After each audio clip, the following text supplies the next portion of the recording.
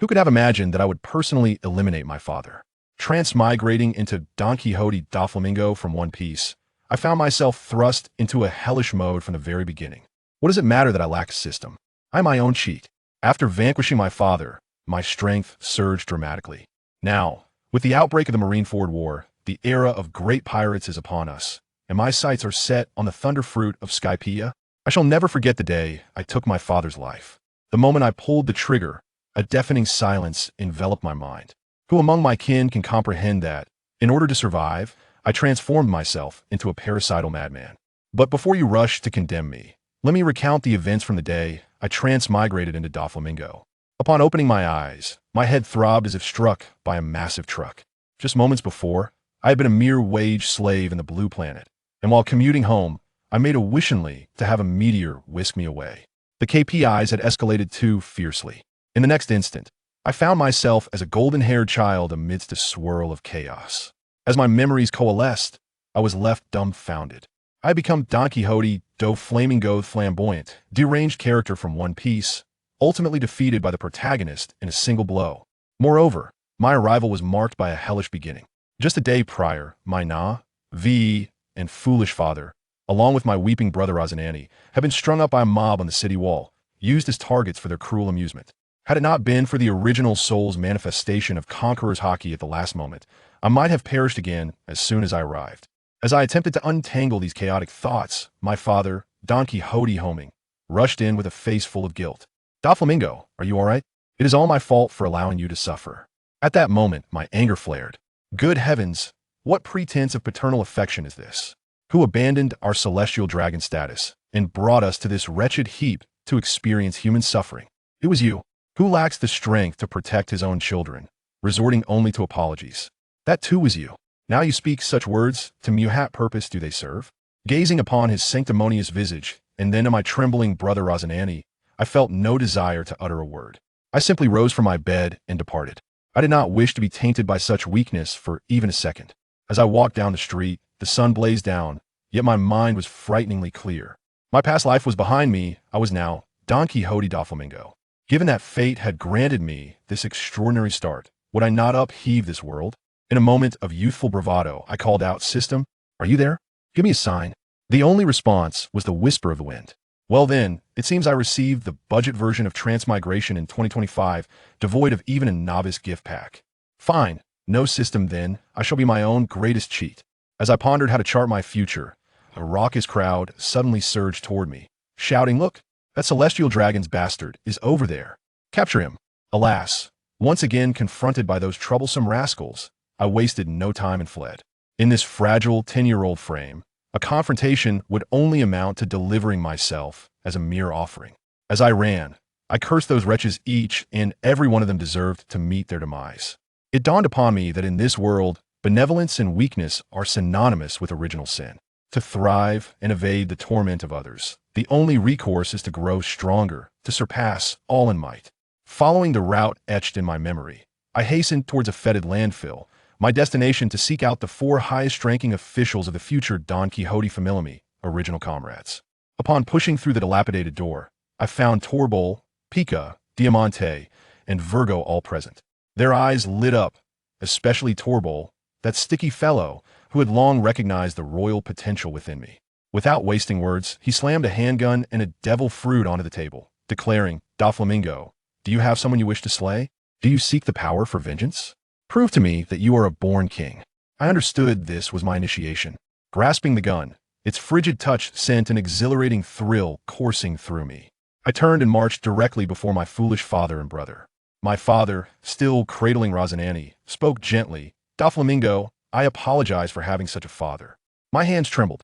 Truth be told, he was my biological father, and in my previous life, I was a law-abiding citizen. The weight of murder bore heavily on my conscience. Just as I hesitated, Torbol and the others emerged behind me like specters, hissing, "Doflamingo, what are you hesitating for?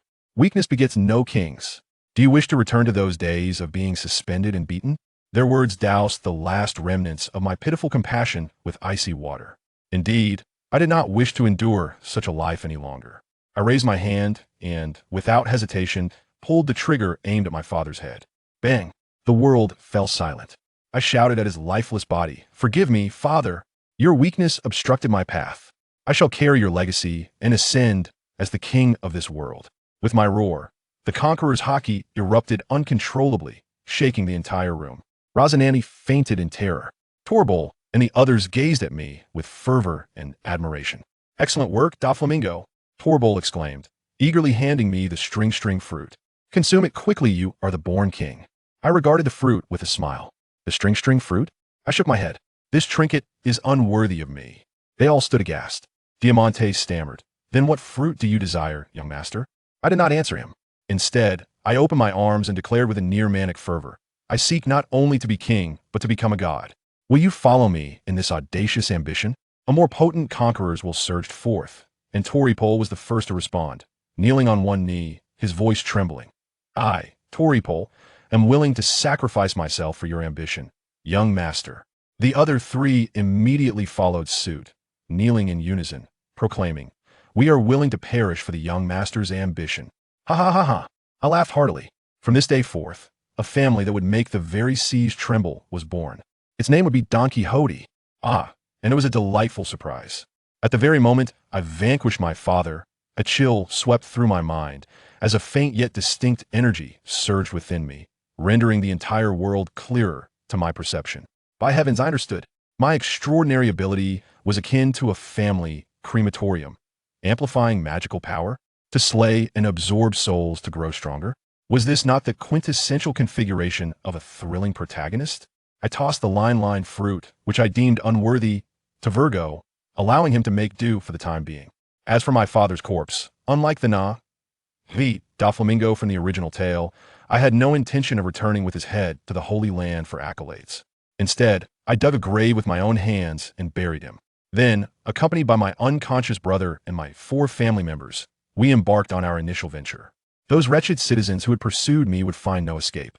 Days later, they captured my brother Rosinante as a hostage, hoping to force me into submission. Armed with a sword, I ventured forth alone. Surrounded by over 100 of them, they jeered at me with bravado. I grinned widely. "You scoundrels, if you seek vengeance, come forth instead of whining like cowards." With that, I plunged into their midst. That day, I became a whirlwind of carnage. Countless blades and swords rained upon me, yet to my eyes, their movements seemed as slow as a film in slow motion. I could discern every flaw, every breath. This was the advantage of heightened soul power. It was not a battle, it was a one-sided massacre. The entire island ran red with blood. My foolish brother Rosinante seized the opportunity to flee amidst the chaos. Later, I learned he was fortunate enough to encounter Admiral Sengoku, who took him in.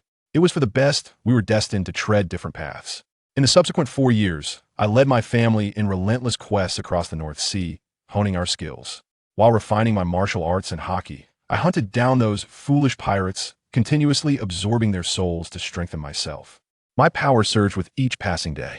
Now I stood as a 14-year-old youth, towering over 3 meters, my physique sculpted with muscle, and with my golden hair and sunglasses, I was strikingly handsome.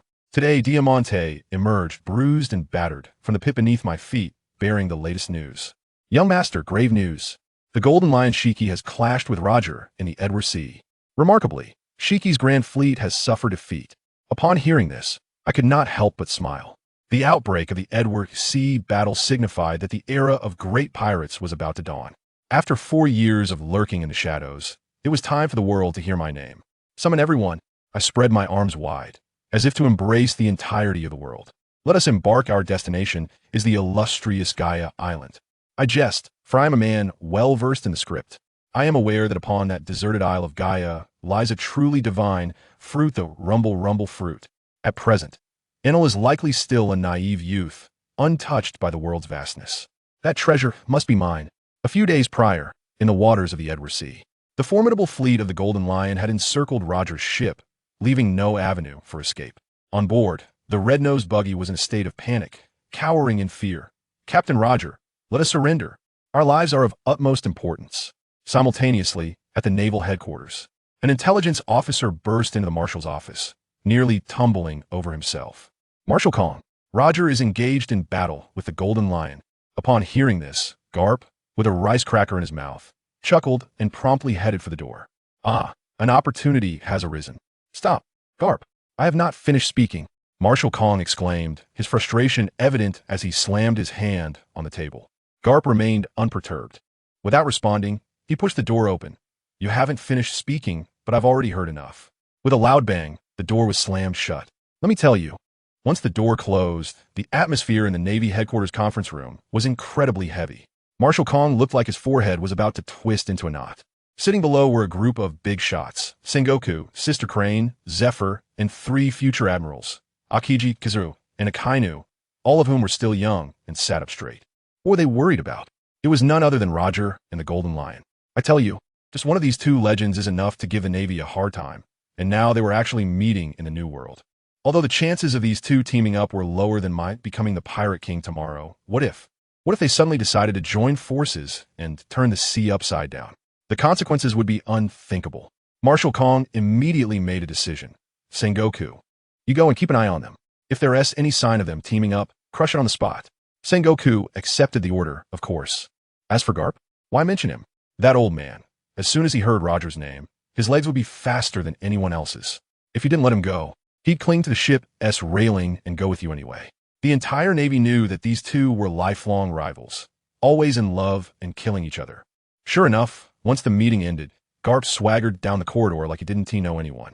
His little fanboy Akiji, who would later become Kizaru, ran overexcitedly. Vice Admiral Garp, did you refuse a promotion again?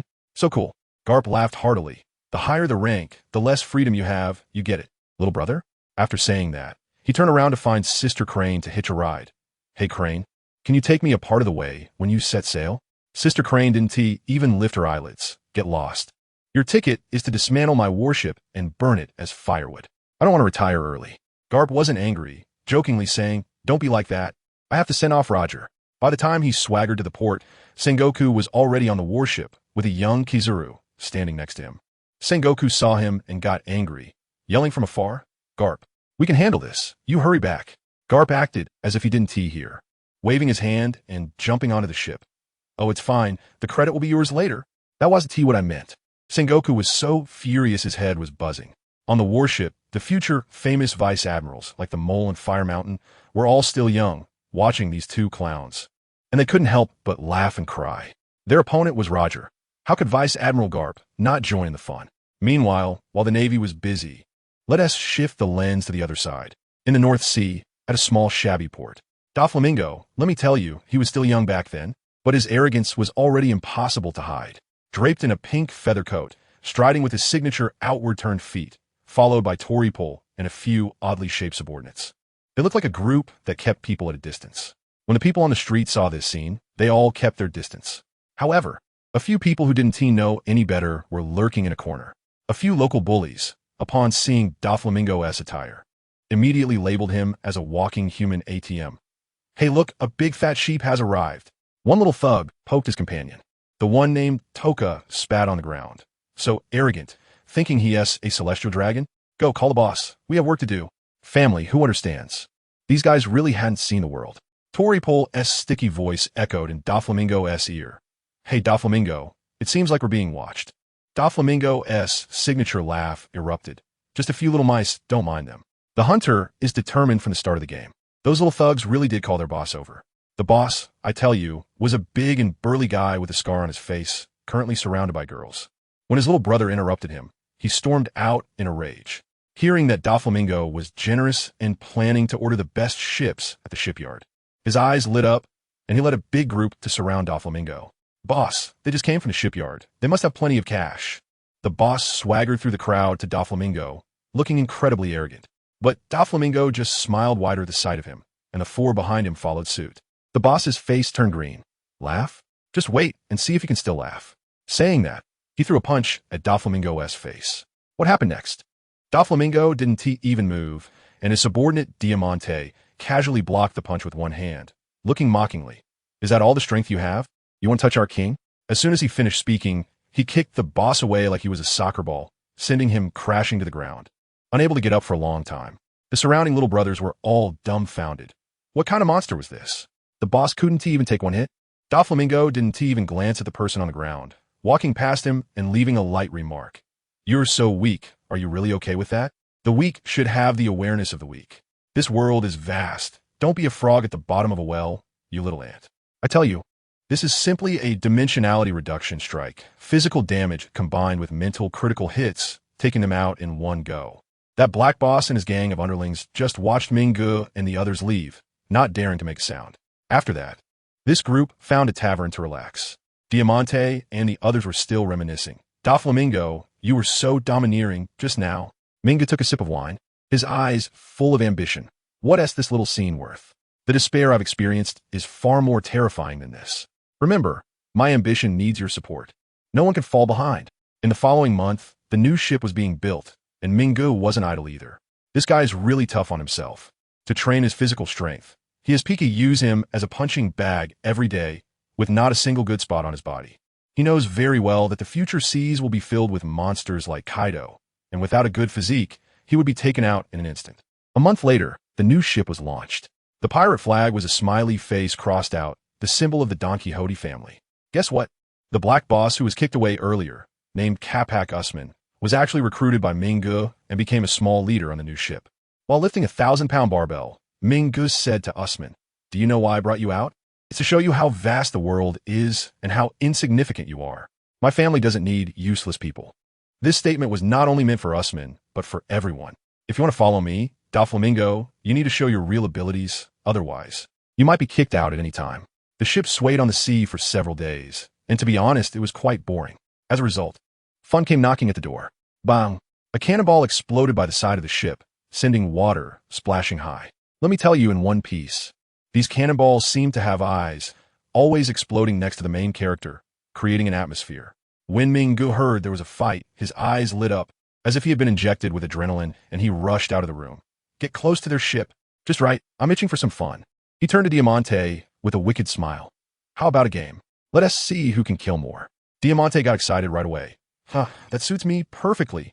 As the two ships got closer, the pirates on the opposite ship looked at Minggu and Diamante rushing over and mocked them. Now even little kids dare to go to sea? Come on, let me see how strong you are. Life on the ship was dull, but with wine, meat, and training. The days passed quickly.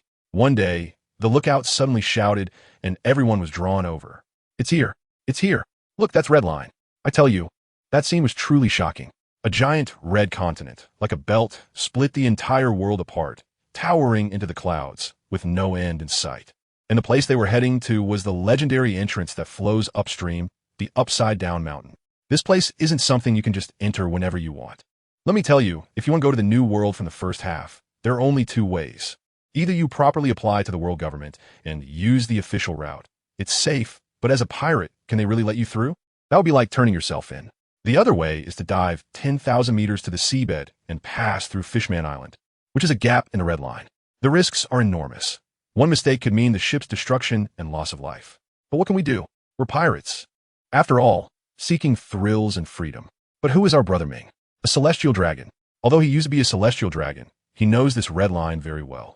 However, even he can't help but marvel at this wall every time he sees it. It's just so damn spectacular.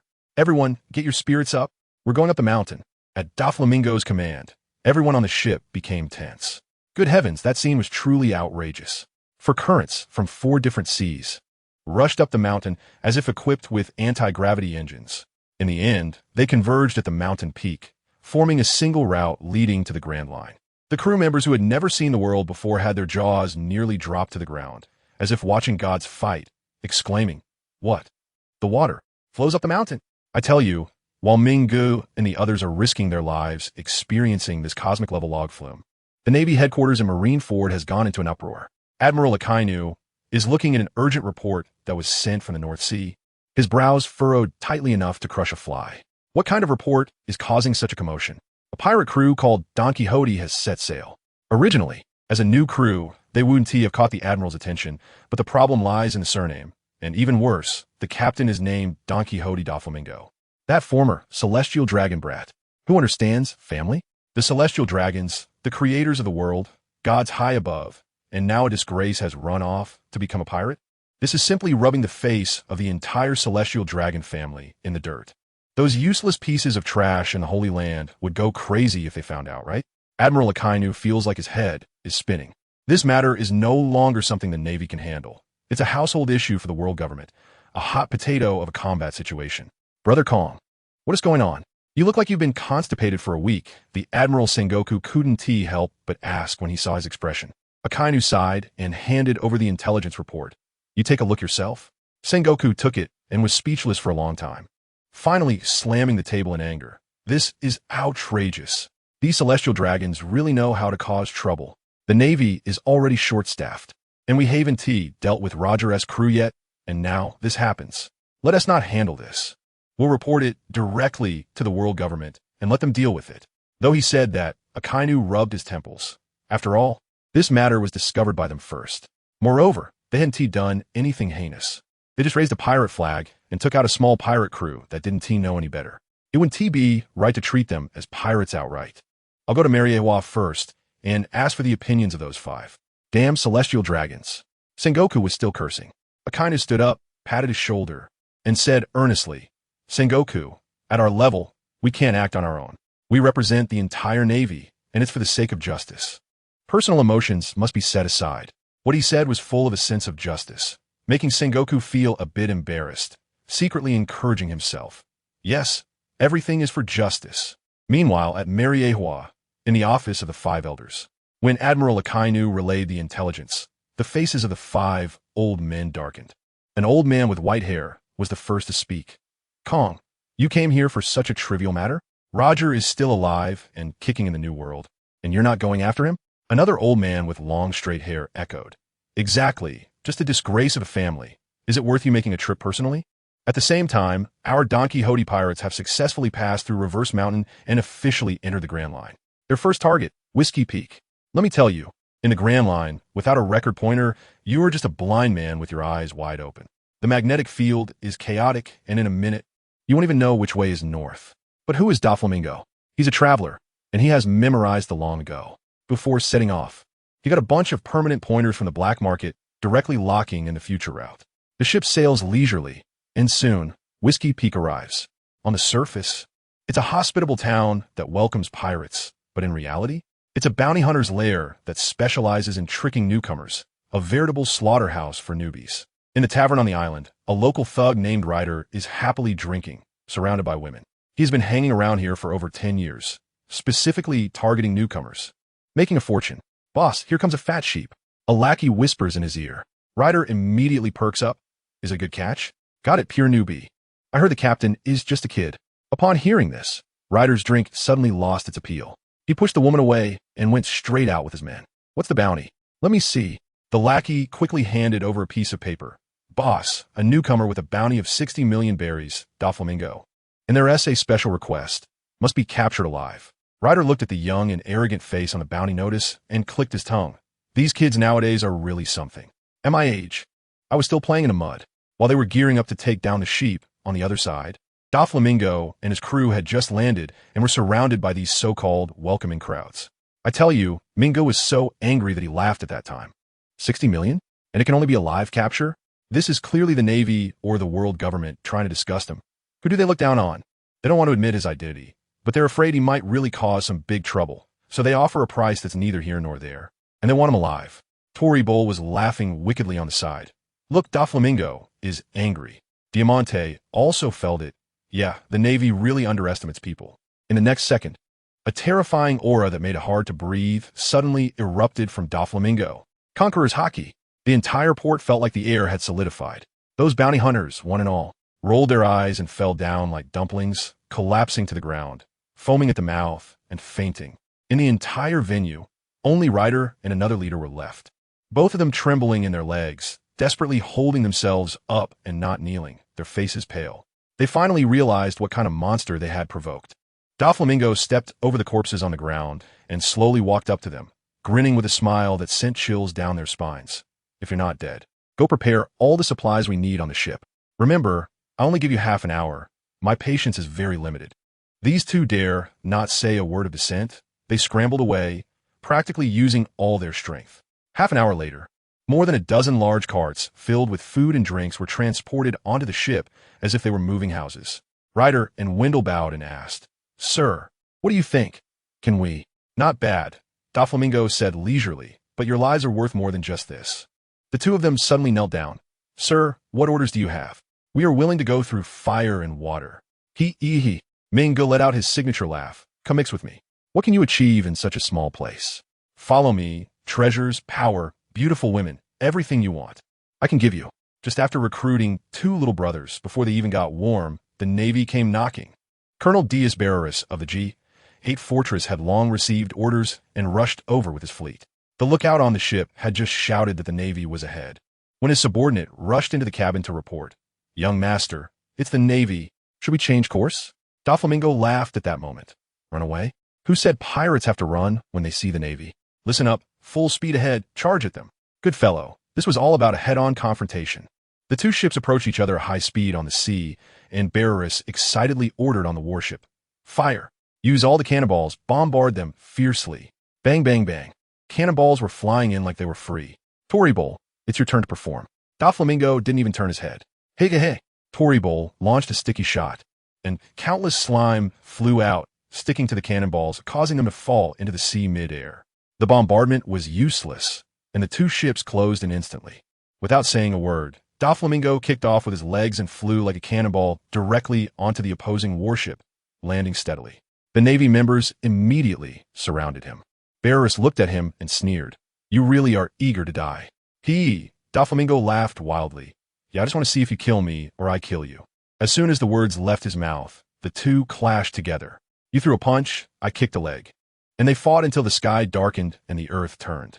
Let me tell you, Barreras is really skilled, having been taught by Black Arm Zephyr. His physical skills are top-notch.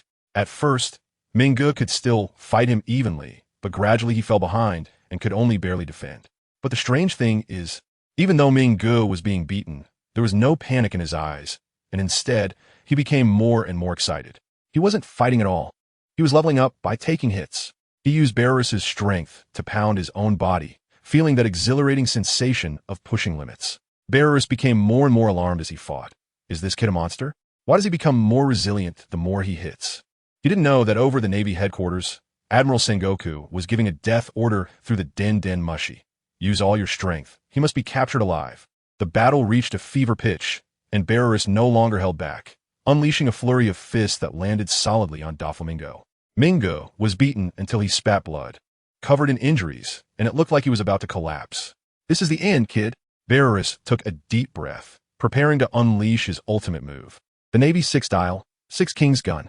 This was a terrifying technique that could directly impact the internal organs through the body, a guaranteed fatal blow.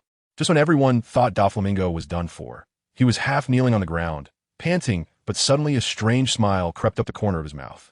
He had been waiting, always feeling. Just now, that torrential barrage of blows had finally broken a certain shackle within his body. A brand new power awakened inside him. Just as Barreras' fist was about to hit him, a dark, shiny aura suddenly erupted from Doflamingo's arm, as hard as iron. With a clang, let me tell you, that sound was just like hitting a steel plate with a hammer. Barreras was stunned, looking at his own fist, probably wondering if he had hit some iron lump. At that moment, I felt incredibly good, a warm current bursting out from my body. Who among my family understands? It felt like I'd been wearing ill-fitting clothes all along, and now I had finally put on my own skin. Every cell in my body was partying. It turns out it wasn't that I lacked talent. It was just that my body hadn't fully harmonized with my powerful soul. After today, wow, it completely opened up my energy channels, uniting my spirit and flesh. The crew under me, seeing me take that punch head on, had admiration in their eyes that was almost igniting me. Diamanti was still foolishly shouting my name, and I was thinking just one word: steady.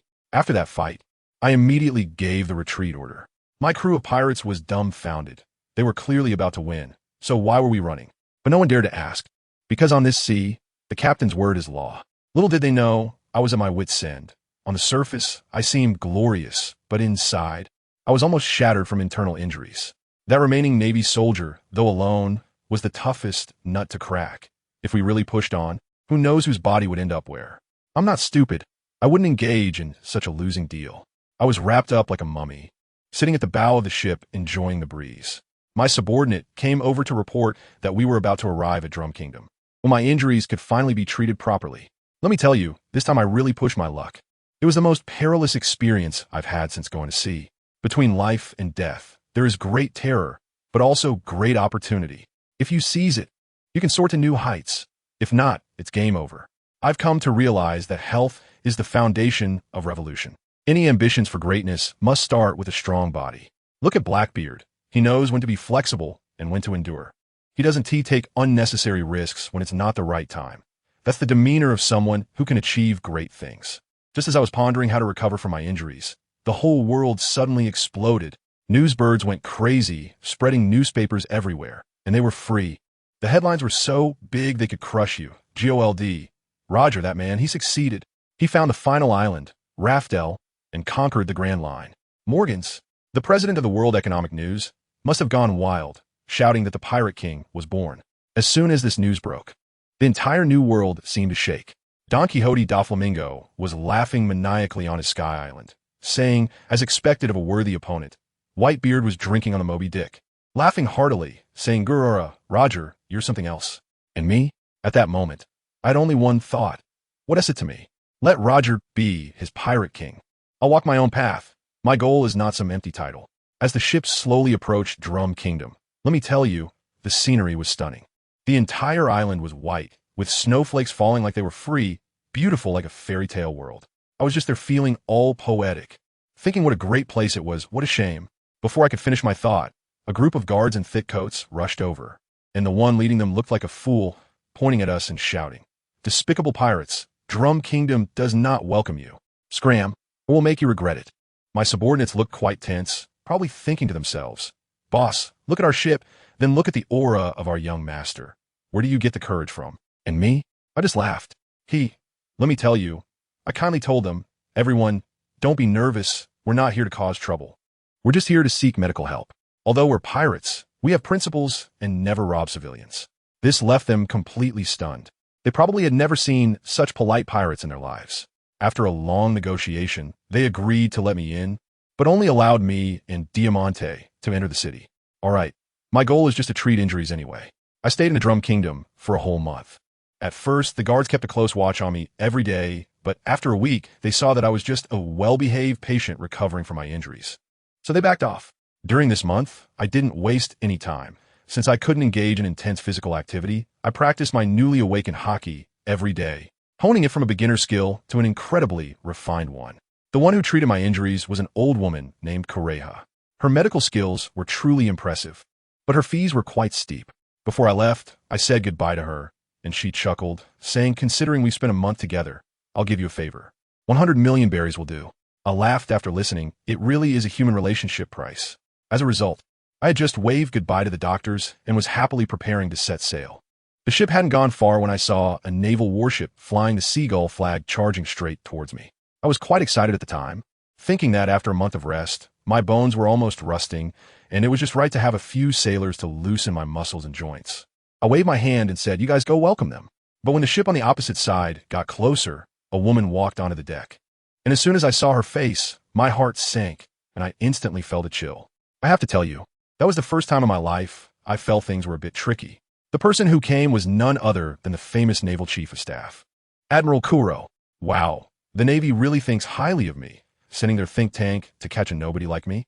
I couldn't lose face, so I shouted at the top of my lungs, Oh, isn't that Admiral Kuro? What an honor to have you personally come out. Admiral Kuro's face was as calm as a lake, and she simply said, Doflamingo, surrender. Then she made her move, charging straight towards my ship. There was no escaping now. The next month was nothing short of a nightmare. I was sailing ahead, while Admiral Kuro relentlessly pursued me from behind. I tell you, that old woman was chronically online, watching me 24/7, and I couldn't shake her off. We were chased from the Drum Kingdom all the way to the vicinity of Alabasta, hiding and fleeing in a desperate situation. Just as our supplies were about to run out, I steeled my heart and decided to head to that place. I shouted to my crew, full speed ahead, destination Jaya Island. Sure enough, as I accelerated, the naval ships behind us started to slow down. The lookout reported that they couldn't see them anymore, but I knew better. That old fox, Kuro, must have guessed that my supplies were running low and that I would inevitably head to the island for resupply. So she was deliberately letting me go, planning to trap me at the next island. Unfortunately, while she guessed my destination correctly, she couldn't see through my thoughts. Did she want to surround me at Jaya Island? Fine, I'll see if her net is strong enough or if I'm slippery enough to escape. I ordered my crew to sail fast towards Gaia Island. That place, let me tell you, is a lawless pirate paradise, a haven for criminals. Legend has it that hundreds of years ago, half of the island was thrust up to a height of 10,000 meters, and on the remaining land, ancient city's gold is scattered everywhere. But that's not my focus right now. I'm telling you, my only goal on Gaia Island is to find the sky current that can propel the ship up to 10,000 meters. The Navy dogs are hot on our heels, and this cursed place is our only way out. As soon as the ship docks, I immediately start mobilizing. Diamante, Usman, you two take some men to find an old man named Wunblan Kulik and get the specific time and location of the sky current. Remember, be polite and don't get into a fight. Pika, you come with me to the most famous bar in town. Places like that have the best information. Torpol, keep an eye on our ship and don't let anyone steal it. Let me tell you, the bar in Magic Valley Town is a real mixed bag, full of shady characters and a smoky atmosphere. As soon as I walked in with Pika, we ran into an obnoxious guy, a bounty of 30 million on his head, called Butcher Sam, who was bragging. He looked at us with disdain and started to insult me. I couldn't be bothered with such a small fry, so I waved my hand and left with Pika. But my subordinates, they don't understand. I have a principle of not allowing any insult to the king. Just after I left, that guy Pika actually stormed back in angrily. That fool Sam thought Pika was an easy target and continued to yap. Well, Pika didn't say a word and punched him flying. Then, in front of everyone in the bar, he grabbed Sam's face with one hand, and with a bang, it was like bursting a watermelon, red and white splattering everywhere. The whole bar went silent instantly, and then it turned into a one-sided slaughter. Pika took out everyone who had mocked me, not leaving a single one behind. By the time Diamante and the others rushed over to see what was happening, they found Pika covered in blood emerging from a pile of corpses. The scene was unbelievable. After hearing the whole story, Diamante didn't blame him at all, but instead shouted, "Well done. No insults to the king." My subordinates really are worth raising. I had no idea what happened at the bar because Diamante and the others were so inefficient that they couldn't find anyone for half a day. In the end, I had to step on myself. Guess what? I actually found that Kulik, and we hit it off really well. He agreed to take us out to sea in 3 days to look for the updraft. When I got back to the ship, Diamante and the others came back looking defeated, telling me they hadn't found anyone. I was furious at that moment. If you can't handle such a small task, what use are you? But I was too lazy to scold them further. So I just told them to reinforce the ship and prepare to risk it all in 3 days. I had no idea that while I was chatting and laughing with Kurik, that old lady Admiral Crane had already laid a trap. The entire area around Gaia Island was surrounded by their warships, just waiting for me, the turtle, to crawl into the jar by myself. 3 days later, just as dawn was breaking, we set sail on time. The ship had barely left Gaia Island when, to my surprise, warships surrounded us from all directions. A colonel named Vimos, probably wanted to take credit before Admiral Crane, led his men to encircle us. I couldn't help but laugh at that moment. Was this naval colonel playing a sacrificial strategy? He let his subordinates charge in like a tide to their deaths, trying to wear us down, while he hid on the main ship hoping to pick up some kills. With Torbol's sticky fruit, Diamante's sword energy, and Pika's fists, the 4 of us were like wolves entering a flock of sheep, killing with such ease. I charged straight towards Vimos's flagship, and those naval cannon fodder surrounded me like flies, driving me crazy. My patience was completely exhausted, so I unleashed a wave of Conqueror's hockey. With a buzzing sound, the surroundings instantly became quiet, and the low-ranking soldiers fell down in droves like cut wheat, frothing at the mouth and losing consciousness. Vimos on the flagship was dumbfounded, his face turning pale. All his plans were shattered by my one move. Trembling, he ordered his aide to call for help from Granny Crane while he steeled himself to charge at me. Seeing his pathetic skills made me want to laugh. He hardened his body with armament hockey and turned into a solid block. But what happened? I threw a punch, and his years of training crumbled like paper. His hands broke while trying to block, and with another punch, I knocked him down, eyes rolled back, spitting blood dead on the spot. Having taken down the commander, I immediately ordered full speed ahead. Granny Crane's fleet was firing like crazy right behind us as we dodged the cannonballs and rushed toward the sea area that Kulik mentioned. The sky changed in an instant. Dark clouds gathered, and a fierce wind blew as a massive, terrifying whirlpool appeared on the sea. It suctioned, feeling as if it could swallow the sky itself. My subordinates were scared out of their wits, asking me what to do. What to do? Hesitation leads to defeat. I stood at the bow of the ship and shouted, "Charge in." Our ship was like a leaf caught in a washing machine, with towering waves dozens of meters high crashing down from the sky, and the torrential rain hitting our eyes so hard we could barely open them. In the center of this devastating storm, that legendary upward ocean current suddenly erupted from the seabed. With a thunderous roar, an unimaginable massive water column lifted our ship straight up into the sky. I tell you, at that moment, whatever navy, whatever revenge, all of it went to the side. We were really flying. The sea beneath us became like a small pond, and the Navy's warships looked as tiny as ants. My subordinates were so excited that they cried and shouted. This feeling of breaking free from all constraints and rushing into the unknown, focusing on poetry and the distance, was simply exhilarating. We passed through thick layers of cumulus clouds, and with a bang, the entire ship landed heavily on a vast expanse of white cloud sea. Here we are, in the legendary realm of 10,000 meters above sea level, Sky Island. I put Kulik down and told him that the land of gold was right here, and that his ancestor's friend was also here, so he could go and fulfill his dream himself. Then I called out Virgo, who had been hiding in the cabin, to let him get some fresh air. As soon as we arrived, a group of winged Sky Island security officers surrounded us, chattering about our illegal entry. Illegal entry. I showed them what real illegality looked like. I quickly dealt with them and captured a captain to act as our guide. My true target wasn't this place called Angel Island, but another legendary Sky Island, Baika. The Thunder Fruit is right there. It would take several days of sailing from Angel Island to Baika. Let me tell you, those days felt like years, and my heart was in turmoil, fearing that something would go wrong with the top-tier Logia fruit. Diamante saw how anxious I was and kept threatening the guard captain, asking him how much longer it would take. As for me, I could only lock myself in the cabin and train like crazy to suppress my inner restlessness. And guess what? Just when I was about to turn myself into a muscle-bound devil, a thought suddenly struck me. Let me tell you, sometimes people just get stuck in their own heads. Why am I so anxious about it? The Thunder Fruit, if it's meant to be in my fate, it will be there. If it's not, there's no need to force it. I've made all the preparations I can, and if I really can't get it, then it's fate. Besides, without this fruit, does that mean Donquixote Doflamingo can't get by? What a joke. I am the answer to the version. I am my own strongest weapon. Thinking this way, I felt instantly refreshed, and my whole perspective opened up. I kicked the training room door open and left behind a declaration that I am the strongest, leaving Diamante, who was still in shock, behind. He must have been bewildered, thinking whether the young master had lost his mind or something. But I didn't care. I strode to the bow of the ship, looking at the vast sea of clouds, feeling like I was back in that fearless state. All right, let's shift the focus to Burka. This place, let me tell you, is a secluded Sky Island, even more exclusive than Angel Island. These winged bird people see themselves as the children of gods and look down on everyone else. And our future god, Enel, is the most unfortunate kid on this island, bar none. Who understands? Family? Just because he was born without wings, Enel was directly labeled a monster, an ominous sign.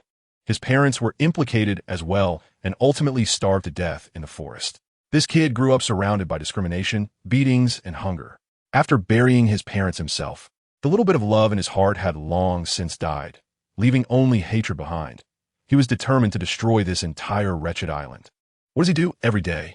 Besides looking for food, he intentionally seeks out fights. You heard me right. He actively looks for fights. Those little punks treat him like a human punching bag. The harder they hit him, the more he enjoys it because he realizes his body can take more punishment. And his hatred grows stronger. He wants to remember this pain, this humiliation. It's all fuel for his future revenge. On the other hand, the folks at the Navy headquarters are still troubled by my escape. Old Granny Tsuru returns to report, full of self-reproach and analysis, saying I must be hiding somewhere, preparing to cause some big trouble. Fleet Admiral Akiji and Sengoku are feeling overwhelmed. In the end, they have no choice but to issue a bounty on me and my subordinates. Haha, this little scene doesn't even register on my radar, because at this moment, my ship has already firmly landed on the land of Burka. As soon as I disembarked, I started pondering, where's the Thunder Fruit? Is it in the forest or in that so-called temple? The island isn't that big, but finding a fruit feels like searching for a needle in a haystack.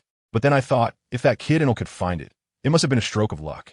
He had been foraging in the forest since he was little, so he likely picked it up in some corner. Forget it. No need to overthink. Just take it step by step. The immediate priority is to find this key person, Enel.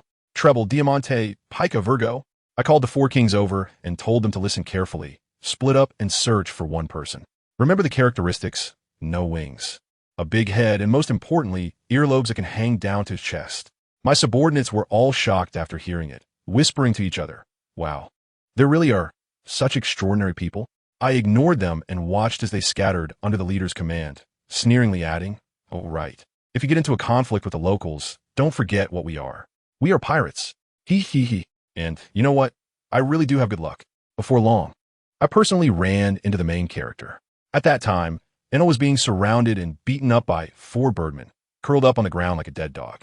I walked straight over, not even glancing at those few punks, and focused on Enel on the ground, asking him, "Hey, do you want revenge? Are you really willing to be a coward?" Enel didn't say anything, but the birdmen were not having it and shouted at me, "Hey, where did you pop up from? Revenge? That's hilarious. Just based on him? Kid, what are you trying to prove, wearing sunglasses, looking for a fight?" With that, the 4 idiots charged at me together. Let me tell you, their punches were as slow as a snail. Enel even struggled to shout, "Get out of the way. Dodge? Do I really need to dodge?" I didn't even move. Just as their fists were about to reach my face, my figure flickered. In the next second, there were 4 muffled thuds, and the 4 birdmen had already flown off in 4 directions, crashing to the ground, unconscious. The whole process was all about elegance. Ainalu was left stunned, his mouth agape like it could fit an apple, mumbling softly, so fast. I didn't see him make a move at all. All right, the flies have been dealt with. I looked back at him from above. Now tell me your answer. This move completely shattered Ainalu's psychological defenses. He looked at me, his eyes filled with struggle and desire. I will not tolerate cowardly behavior. I added fuel to the fire, saying, "If you want revenge, then do it yourself. You coward." "I'm not a coward." Ainalu finally couldn't hold back anymore, tears and snot streaming down his face as he cried out in a roar, "I want revenge. I dream of killing them." Years of grievances and hatred erupted at this moment. After he cried enough and vented his emotions, he looked at me with a glimmer of hope and stood up from the ground. "All right, you've got some guts." I watched him, although he was in a sorry state. The fierce determination in his eyes had emerged. Now, it was going to be interesting. This kid actually wanted to spar with me and test my strength. I found it amusing and directly put my hands behind my back, adopting a stance of invincibility, as if to say, "Go ahead, it's all yours." Well, this really infuriated Ainalu. "You look down on people." He shouted angrily and threw a punch straight at my face. I slipped gently under my feet and easily dodged. He got even angrier, throwing left hooks, right hooks, whip kicks, and low kicks. His moves were extremely fierce, yet he couldn't even touch the corner of my clothes. I was just strolling around, relaxed and carefree. He finally realized something was off, stopped to catch his breath, and asked me, "What is this? Heart technique?" "Heart technique? Oh, you mean observation hockey, right?" I calmly explained that we call it this in Shanghai. "Yaha, I see now." Enel suddenly burst into laughter again, regaining his confidence. "You're strong, but I will definitely be the victor." I almost laughed out loud. This kid is quite arrogant. All right, I'll just stand here and see how much he resembles the past. This time, he learned to be smarter, and his attacks became more systematic. A punch came in, I tilted my head to dodge, and he instinctively transformed his punch into a claw, trying to grab my shoulder. I leaned my body away, and he followed up with a knee strike aimed at my open center. Oh, not bad. I could only push off the ground and retreat forcefully. As a result, he stuck to me like a stubborn plaster, refusing to let me create distance. After a tug of war, we both stopped and exchanged a smile. I pulled him up from the ground and patted his shoulder. "My family, welcome to your new home." Anela's eyes instantly turned red, and he choked out, "I have family again. Hey, you're not going to cry, are you?" I teased him. He quickly turned his head away, stubbornly saying, "You're mistaken. What can you see with those sunglasses on?" I briefly introduced myself to him, saying my name is Doflamingo and that I am a pirate. After hearing this, he was filled with curiosity about the term pirate. I told him that a pirate is someone who does what they want without being bound by anyone. He nodded thoughtfully and then grinned. "A pirate, huh? Sound great. Hee. Ya ha ha." We were laughing happily when the 4 birdmen on the ground woke up, struggled to get up, and pointed at Enel, shouting, "Enel, you traitor! How dare you collude with outsiders?" The smile on Enel's face instantly disappeared, replaced by a bone-chilling coldness. He walked over step by step, his voice low, but each word was like a knife. "Traitor? When did you ever consider me one of your own? All these years, you have beaten me, insulted me, and now you talk about betrayal? Today, I, Enel, am here for revenge. You scum." The birdmen were frightened by his momentum, their bravado faltering as they shouted you.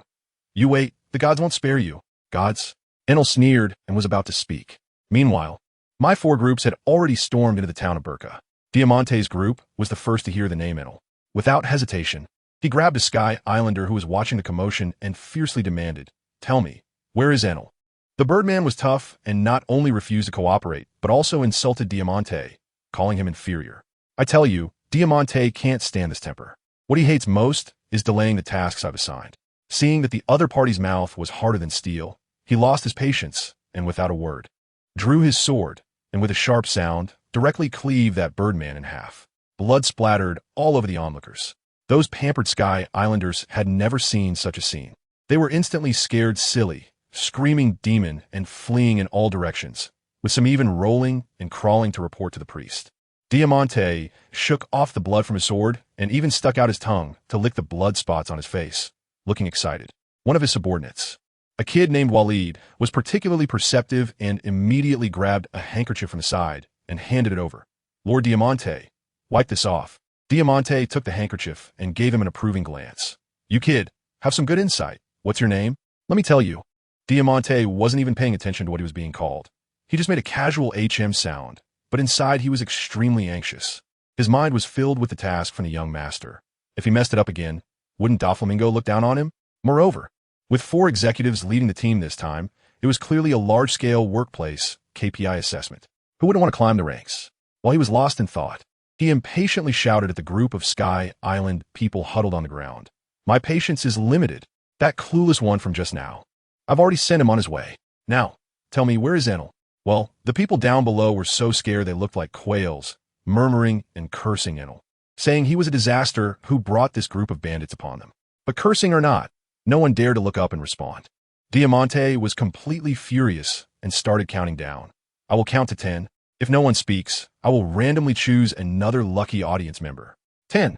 As soon as that number came out, the Sky Island people were so frightened that their souls almost flew away. They all closed their eyes, waiting for death. Diamante swung his sword. And let me tell you, the sword energy felt like it was slicing through the air, causing pain to anyone's face. But guess what happened?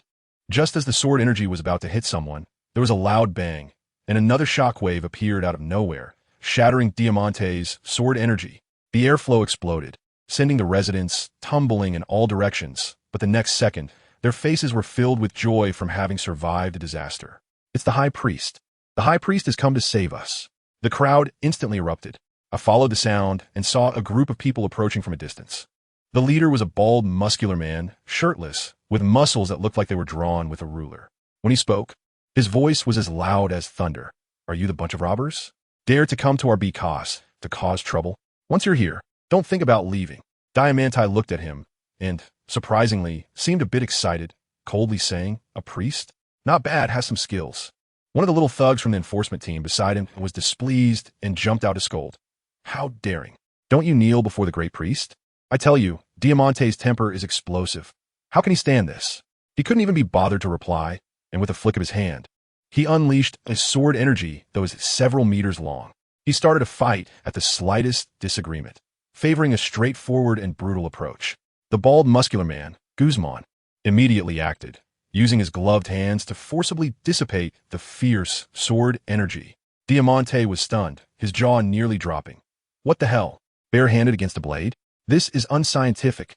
Little did he know, Guzman's Sky Island technology was amazing. The gloves contained impact shells that could absorb shock. To him, it felt like a dimensional strike. Without further ado, Diamante suppressed his shock, drew his sword, and charged forward.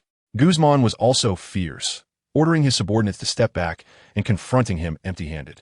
The two instantly became entangled in a fierce battle. Diamante aimed a thrust at Guzman's head, but Guzman sidestepped and countered with a palm strike, intending to return the absorbed sword energy. Diamante sensed danger and quickly retreated, slashing again with a flying strike. As expected, Guzman absorbed this strike once more and sent it back unchanged. The two identical sword energies collided in the air, canceling each other out. At this point, Diamante understood and his heart sank. So that's how it is this guy can absorb my slashes, so long-range attacks are useless. On the other side, Guzman was also feeling the pressure. He was silently lamenting, damn, this guy is too strong, my hands are almost going numb. I can't keep taking it head-on. Both of them were wary of each other, and in the end, they both hesitated to use their ultimate moves, coincidentally opting for close combat. With his long sword, Diamante had the advantage, pushing Guzman into a flustered state with just a few basic sword techniques. A nearby subordinate couldn't take it anymore and shouted, Lord Guzman, Catch the sword. Guzman turned around to catch the sword. But could Diamante let this opportunity slip? With a thrust, his long sword pierced Guzman's arm, and blood gushed out immediately. Meanwhile, in the town of Baika, while the battle was heating up in the forest, Doflamingo and Enel had just dealt with 4 unfortunate birdmen.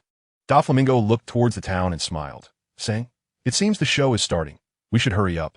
Enel pointed at the 4 unconscious birdmen on the ground and asked, "Doflamingo, what should we do with these guys?" Doflamingo's smile was more villainous than any villain. Killing them would be pointless. Let's play a game, give them hope, then let them despair, torturing them repeatedly. This is the thrill of revenge. Enel's eyes lit up upon hearing this. Yahahaha, you understand. My vision was too narrow. Doflamingo suddenly shifted the conversation and asked, "By the way, Enel, have you seen any strange fruits with spiral patterns around here?" Enel looked confused. "Fruits? There are plenty here. Do you want to eat?" "Not for eating." Doflamingo took a deep breath and began to educate Enel, explaining what devil fruits are, what paramecia and logia types are, speaking grandly while Enel listened with shining eyes, filled with longing. Seeing Enel's greedy look, Doflamingo began to paint a rosy picture. "Don't worry, Enel. You'll have these things in the future. Follow me, and you won't miss out on the benefits." A combination of a big stick and sweet dates kept Enel firmly under his control. Enel understood clearly that Doflamingo had saved him and dared not have any crooked thoughts. "All right, wake these 4 birdmen up and let them scram," Doflamingo ordered. Enel went up and gave each of the 4 birdmen a slap, turning them into pig heads before waking them up. Meanwhile, deep in the temple, a guard was kneeling before a man sitting on a high throne. This man was the god of Baika, quite handsome but with a gloomy face, exuding an aura that warned others to keep their distance. The guard stammered and reported, "God, there are invaders. Lord Zago is seriously injured, and Lord Loida is still fighting hard. The situation is dire. We request your intervention." The god listened without a hint of emotion on his face and coldly said, "Useless. 2 priests have been beaten to our doorstep. Our face is completely lost. We're Guzman and Jeremy." Reporting to the god, they went to quell the unrest in the town. It seems there are many enemies. Lead the way. I will personally meet them." The god finally stood up from the throne. Meanwhile, the 4 birdmen who had just been slapped awake were being forced by Doflamingo and Enel to lead the way. As they entered the northern part of Baika, they were terrified. I tell you, the scene was chaotic, rivers of blood, bodies everywhere, and the air thick with the smell of blood. They had never seen such a scene and immediately leaned against the wall to vomit. Once they recovered, they ran frantically towards the temple, believing that only the god could save them now. The main culprit behind all this chaos, Pika, had just finished venting. His sharp voice made it so that no one dared to laugh anymore. A perceptive subordinate quickly reminded him, "Lord Pika, the young master's mission is urgent." Only then did Pika remember the important matter. Just then, the 4 birdmen crashed right into the encircled area. "Kneel!" The 4 dared not resist and immediately dropped to their knees. Pika, with a strained voice, asked, "Do you know where Enel is?" Before the 4 birdmen could react, the surrounding surviving residents, desperate for their lives, suddenly shouted energetically, "Lord, I know. I'll tell you, please spare my life." On the other side, Doflamingo and Enel had also entered the city. He looked at the magnificent temple in the distance, unable to wait any longer. He was annoyed that Diamante and the others were too slow and directly ordered Pika, "Pika, take a few people, find them, and make them hurry. I'll be waiting for you at the central temple." "Yes, young master." Pika accepted the order and ran east with his men. Meanwhile, in the east, the battle between Diamante and Guzman had reached a fever pitch. Guzman, with an injured arm, was gradually falling behind. After another hard clash, his sword was knocked away. Diamante seized the opportunity and thrust his sword toward Guzman's heart. At that moment, the scene ignited. This guy was also tough. He didn't dodge, but instead charged directly at the sword's edge. With a thud, the long sword pierced through his chest in an instant. But at the last moment, he twisted his body, avoiding the vital point. Diamante thought victory was assured. Just as he let out a sigh of relief, Guzman spat blood right in his face. Taking advantage of Diamante's obstructed vision, he used the last of his strength to press the impact shell tightly against Diamante. Impact. This was simply a mutual destruction tactic. Diamante's pupils shook, cursing the bastard, but his body reacted quickly, instantly releasing the sword hilt and covering himself with armament hockey to withstand it. Boom! With a huge sound, both were blasted away by the tremendous force. Diamante spat blood and fell to the ground, uncertain of his fate. Guzman fared worse. with a sword embedded in his chest. Suffering severe internal injuries from the shockwave, his face pale as paper. The residents of Baika saw this scene and erupted into thunderous cheers. Switching back to the temple, Virgo was using the string fruit to control the priest Loida, making him massacre his own guards. Just then the god arrived. Goodness, upon seeing this scene, the god immediately misunderstood, thinking Loida had betrayed him. Loida, you are very good. How dare you betray me? The god's voice was as cold as ice. Loida was controlled, unable to speak, feeling utterly desperate, and could only shout, God, please stop me. It's not what you think. But this god was also a narcissist, completely ignoring the explanation. Mocking instead, do you think my eyes are blind? Loida's heart was as dead as ashes. He was tired and wished for destruction. Controlled, he dealt the final blow to the guard and then charged at the god with his knife. Good, you dare to strike me. I'll clean up first. The god was enraged, and the two instantly clashed. The god's speed was incredibly fast, and the controlled Loida couldn't keep up at all. The god landed a punch that made Loida spit blood, easily dodging his counterattack, then unleashed several slashes that directly cut Loida's body into pieces. Before his body was torn apart, Loida used his last ounce of strength to shout, beware of the enemy. They are strong. Clap, clap, clap. Applause erupted as Virgo walked out from the shadows, smiling. What a great show you've put on. The drama of self-destruction is indeed a classic that never goes out of style. Just then, a blinding light suddenly erupted from the temple. The newly arrived Doflamingo and others were dazzled and couldn't open their eyes. Doflamingo was startled and quickly activated his observation hockey, seeing Virgo half kneeling on the ground in pain, covering his eyes from the bright light, while the god was preparing to strike him down. "Di blasphema!" the god shouted excitedly, attacking Virgo with both fists. Although Virgo couldn't see, he quickly used a web wall to block based on sound. The god immediately changed tactics, launching slashes from all directions to confuse Virgo, while his real body circled behind him, delivering a heavy punch to his back. Virgo was knocked flying, blood seeping from the corner of his mouth. He endured the excruciating pain, struggling to squint his eyes, only able to see a blurry figure, but that was enough. "Zulfust," Virgo instinctively said. He then saw the god charging at him again, holding some unknown shell in his hand. Let me tell you, that guy really went all out. What he was holding in his hand was called a shock shell, and its power is 10 times that of a regular impact shell. This thing is fierce, but the recoil is so strong that it could cripple his own arm. It's simply a forbidden item that damages the enemy 1,000 while inflicting 800 on oneself. But the god couldn't care less about that. Seeing that Virgo was about to recover, he gritted his teeth and directly aimed this deadly weapon at him, wanting to take Virgo out in one move and eliminate future threats. When Virgo saw that posture, he was so scared that his soul almost flew away and hurriedly spat out threads, stacking who knows how many layers of armor in front of him. But it was useless, folks. The power of that shock shell was simply outrageous, and the web was torn apart like it was made of paper, instantly shattered. The remaining impact hit Virgo squarely in the chest, and he flew backward like a kite with a broken string, blood spraying out like it was free, and he fainted on the spot. Of course, the god didn't fare any better. His entire right arm was a bloody mess, trembling like he had Parkinson's. Clearly half his life was gone, but he still forced a smile and said proudly, "See, this is the outcome of going against a god." Just then, a furious voice rang out. "Virgo, I tell you, reinforcements have finally arrived." That guy Doflamingo rushed over like a gust of wind and caught the barely alive Virgo in one grab. He checked Virgo's heartbeat and found that he was still breathing, which made him breathe a sigh of relief. But the next second, his face darkened to the point of dripping water. Diamante and the others also came over, and when they saw the veins popping out on Doflamingo's forehead, they knew that the young master was truly angry. "Doflamingo, how is Virgo?" Diamante asked anxiously. "He's still breathing. Hurry up and treat him." Doflamingo handed Virgo over to his subordinates and walked step by step towards the so-called god, his eyes frighteningly calm. "It's you, the one who hurt my man?" The god was instantly stunned, thinking to himself, what? I jumped out and caused a ruckus? This script is wrong. But he was still putting on a facade, coldly saying, yes, it was indeed me. Doflamingo suddenly laughed, a laugh filled with extreme disdain. "God, bah, you're at most a frog in a well-plus version. You blasphemer, you're seeking death." Both sides instantly clashed. Let me tell you, the scene was chaotic. Doflamingo chased after the god, while on the other side, Enel was also fighting with a guard, both exchanging trash talk like crazy, with the main focus being a mutual pecking between two weaklings. Enel was already injured, and the guard was well equipped. As they fought, Enel gradually fell into a disadvantage and looked like he was about to be taken down in one go. As for Doflamingo, it was like a cat playing with a mouse.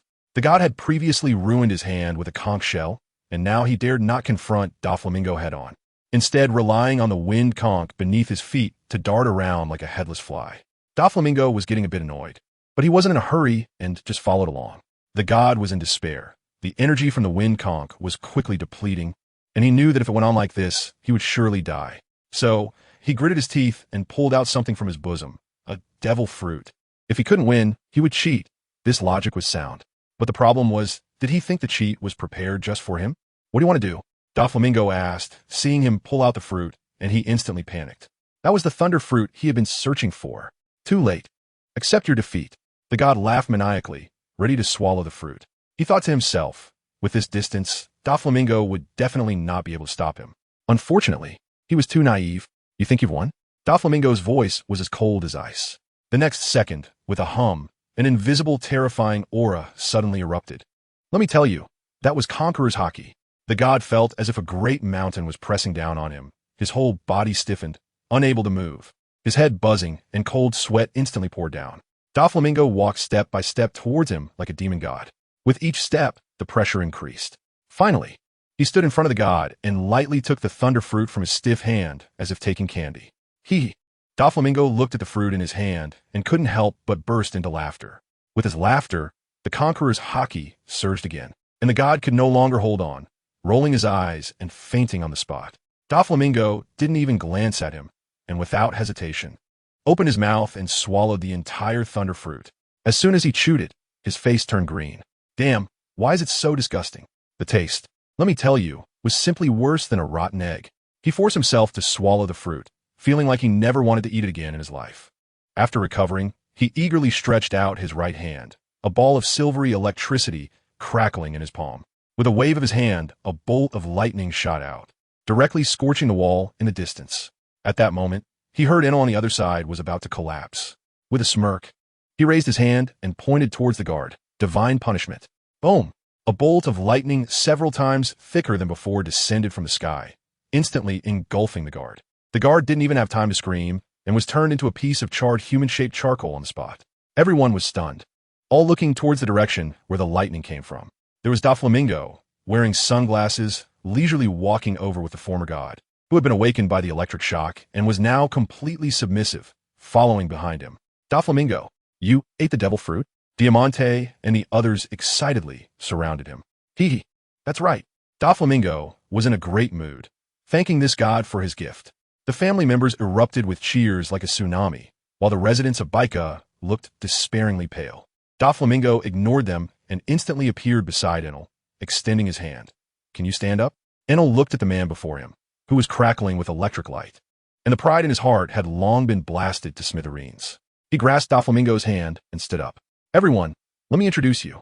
Doflamingo put his arm around Enel's shoulder and announced loudly, This is Enel, and from today onwards, he will be a new member of our family. After occupying Baika, a month passed just like that. During this time, everyone was healing and training. However, something interesting happened to Doflamingo. Diamante, the old driver, insisted that the young master had grown up and needed someone to take care of him. So he brought in a stunning beauty named Ibis. Let me tell you, that girl was gorgeous. Her figure was simply stunning. This move was all about providing attentive service. Doflamingo pretended to say that he never forced anyone, but inside, he was already overjoyed. Diamante was also a talented person. After delivering Ibis, he found a clumsy excuse for his unfinished injury and slipped away. Before leaving, he intercepted Enel, who wanted to ask questions, fearing that this clueless boy would ruin the young master's good fortune. Doflamingo brought Ibis directly into his bedroom, making her both nervous and shy, her little face turning red. In this month, their relationship progressed rapidly, and Ibis became Doflamingo's de facto personal secretary. Very useful. Anyone who used her would know. Of course, Doflamingo wasn't idle either. Besides chatting about life with the beautiful secretary, he spent most of his time developing the thunder fruit. He referenced Enel's previous moves and made rapid progress, but soon hit a bottleneck, with a maximum voltage only reaching 60 million volts, far from Enel's peak of 200 million volts. Just as he was feeling frustrated, Ibis would always gently comfort him like a big sister next door. God, you're already the strongest. Doflamingo, in a good mood, pinched her little face and decided to do something big. To fully unleash the power of the Thunder Fruit, he had to build the legendary Arc Maxim, and making the Arc required a lot of gold. Where's gold most abundant? Angel Island. Thus, the Donquixote pirates set sail once again, heading straight for Angel Island. As soon as the ship reached the waters of Angel Island, a gigantic sea monster ambushed the bow of the ship, scaring Ibis to the point of losing her color. Doflamingo didn't think twice, instantly teleporting to wrap his arms around Ibis's waist, and with a swift motion, unleashed divine punishment, directly turning that monster into roasted meat. Ibis leaned against Doflamingo, her heart racing like a drum, her face so red it seemed like it could bleed. Once the ship docked, Doflamingo led everyone onto the land. They hadn't walked far when they were surrounded by a large group of troops wearing white berets. "See, people, you have committed unforgivable crimes. Surrender immediately," the leading captain shouted with righteous indignation.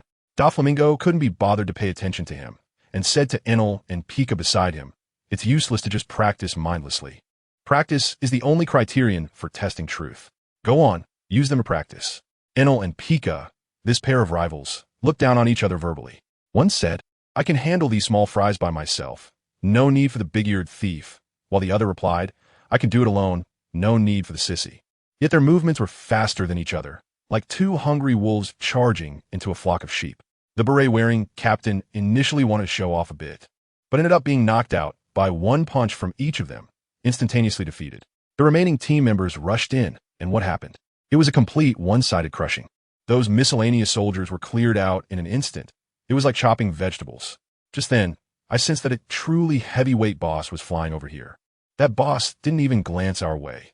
Their full attention was on another battle between deities. Let me tell you, the god of the Sky Island. That old man Gonfuer is riding his bizarre bird that can only transform into a horse, and is fiercely battling with Enel and Pika. Goodness, this old man truly lives up to the title of Sky Knight, taking control of the airspace, jumping around with agility, making it so that Enel and the others are completely helpless. That kid Enel is also cunning. Knowing he can't hit the man, he first targets the bird, delivering a kick aimed at the mount. But who is Gonfuer? An old hand at this, he easily blocks it with his spear. Seeing an opportunity, Pika throws a punch the size of a cooking pot towards the bird's head. And what happens? They've been working together for so many years. They understand each other with just a glance. The bird flaps its wings and flies back up into the sky in an instant, playing the kite strategy. Enel, down below, is furious and curses, saying that running away when you can't win isn't skill at all. At that moment, I thought, this old man really knows what he is doing. He saw that Pika, this big guy, was just a power-type fool with poor agility, so he immediately turned his gun and focused on attacking Pika. The two weapons clashed with sparks flying, a pure contest of strength. Pika was also a rough guy, getting more and more into it, howling for more. Gonfall was also feeling the heat, thinking to himself, how can I, a dignified god, be outdone by a young punk? But he was clear-headed and knew he couldn't go head-to-head. There were too many enemies. He had to conserve his strength. So he immediately changed his tactics, wielding his spear like a dragon, striking at Pika's vital points. Pika, having no experience, couldn't dodge the tricks of this old hand, and after only a few moves, he was already wounded. Inaru, watching from the side, couldn't take it any longer and shouted for that sissy to back down. But Pika didn't appreciate it and told him to shut up and watch. Family, who understands? Just in that moment of distraction, Gonfall found his opportunity. He shook his spear, and it pierced into Pika's left shoulder with a thud. Blood gushed out immediately. Pika was also a tough guy. In pain, he not only didn't retreat, but instead threw away his weapon and grabbed Gonfall's spear tightly, trying to pull him down from the bird. Just as he was about to succeed, the bird, being somewhat sentient, lifted its front hoof to kick. At that critical moment, Pika had no choice but to let go and retreat explosively. Gonfall saw this and thought, opportunity. He immediately rode the bird and chased after him, ready to finish him off. Just then, the late-arriving priests finally arrived with their divine army. When they saw their god displaying his might, their morale instantly surged, and without a word, they surrounded us, shouting for us to surrender. Doflamingo laughed at that, his signature hell after returning, with an expression as if they were teaching him how to do his job. The priest had quite the authority, demanding he drop his weapon. Doflamingo nodded and said, "Sure, but you have to take one of my attacks first." As soon as he finished speaking, he transformed into a flash of lightning and shot up into the sky. Let me tell you, the scene was incredible. Thunder and lightning rained down like a storm. What was that move called? Oh right, divine punishment. Good heavens. This guy was really playing abstract, starting with a big move. The priests were dumbfounded on the spot, unable to dodge in time, and were directly fried, falling down in a cloud of smoke. The surrounding residents were completely stunned, their eyes filled with fear and despair. What is this? This is a true god descending. Doflamingo didn't stop. Seeing that Pika was in danger, he raised his right hand, and another thick beam of lightning, called Nizuma, shot directly at Gonfall. The speed was so fast there was no time to react. Gonfall and the bird were instantly turned to charred remains, falling from the sky. The whole place fell silent. The residents of Angel Island completely collapsed. Each one slumped on the ground, eyes blank. Doflamingo slowly descended from the sky, his hands crackling with lightning, the sound making one's scalp tingle. He surveyed the scene and coldly said 4 words, submit or die. Was there even a choice? The former god Gonfall struggled to get up from the ground, looking at this monster in front of him, and no matter how unwilling he was, he could only resign himself.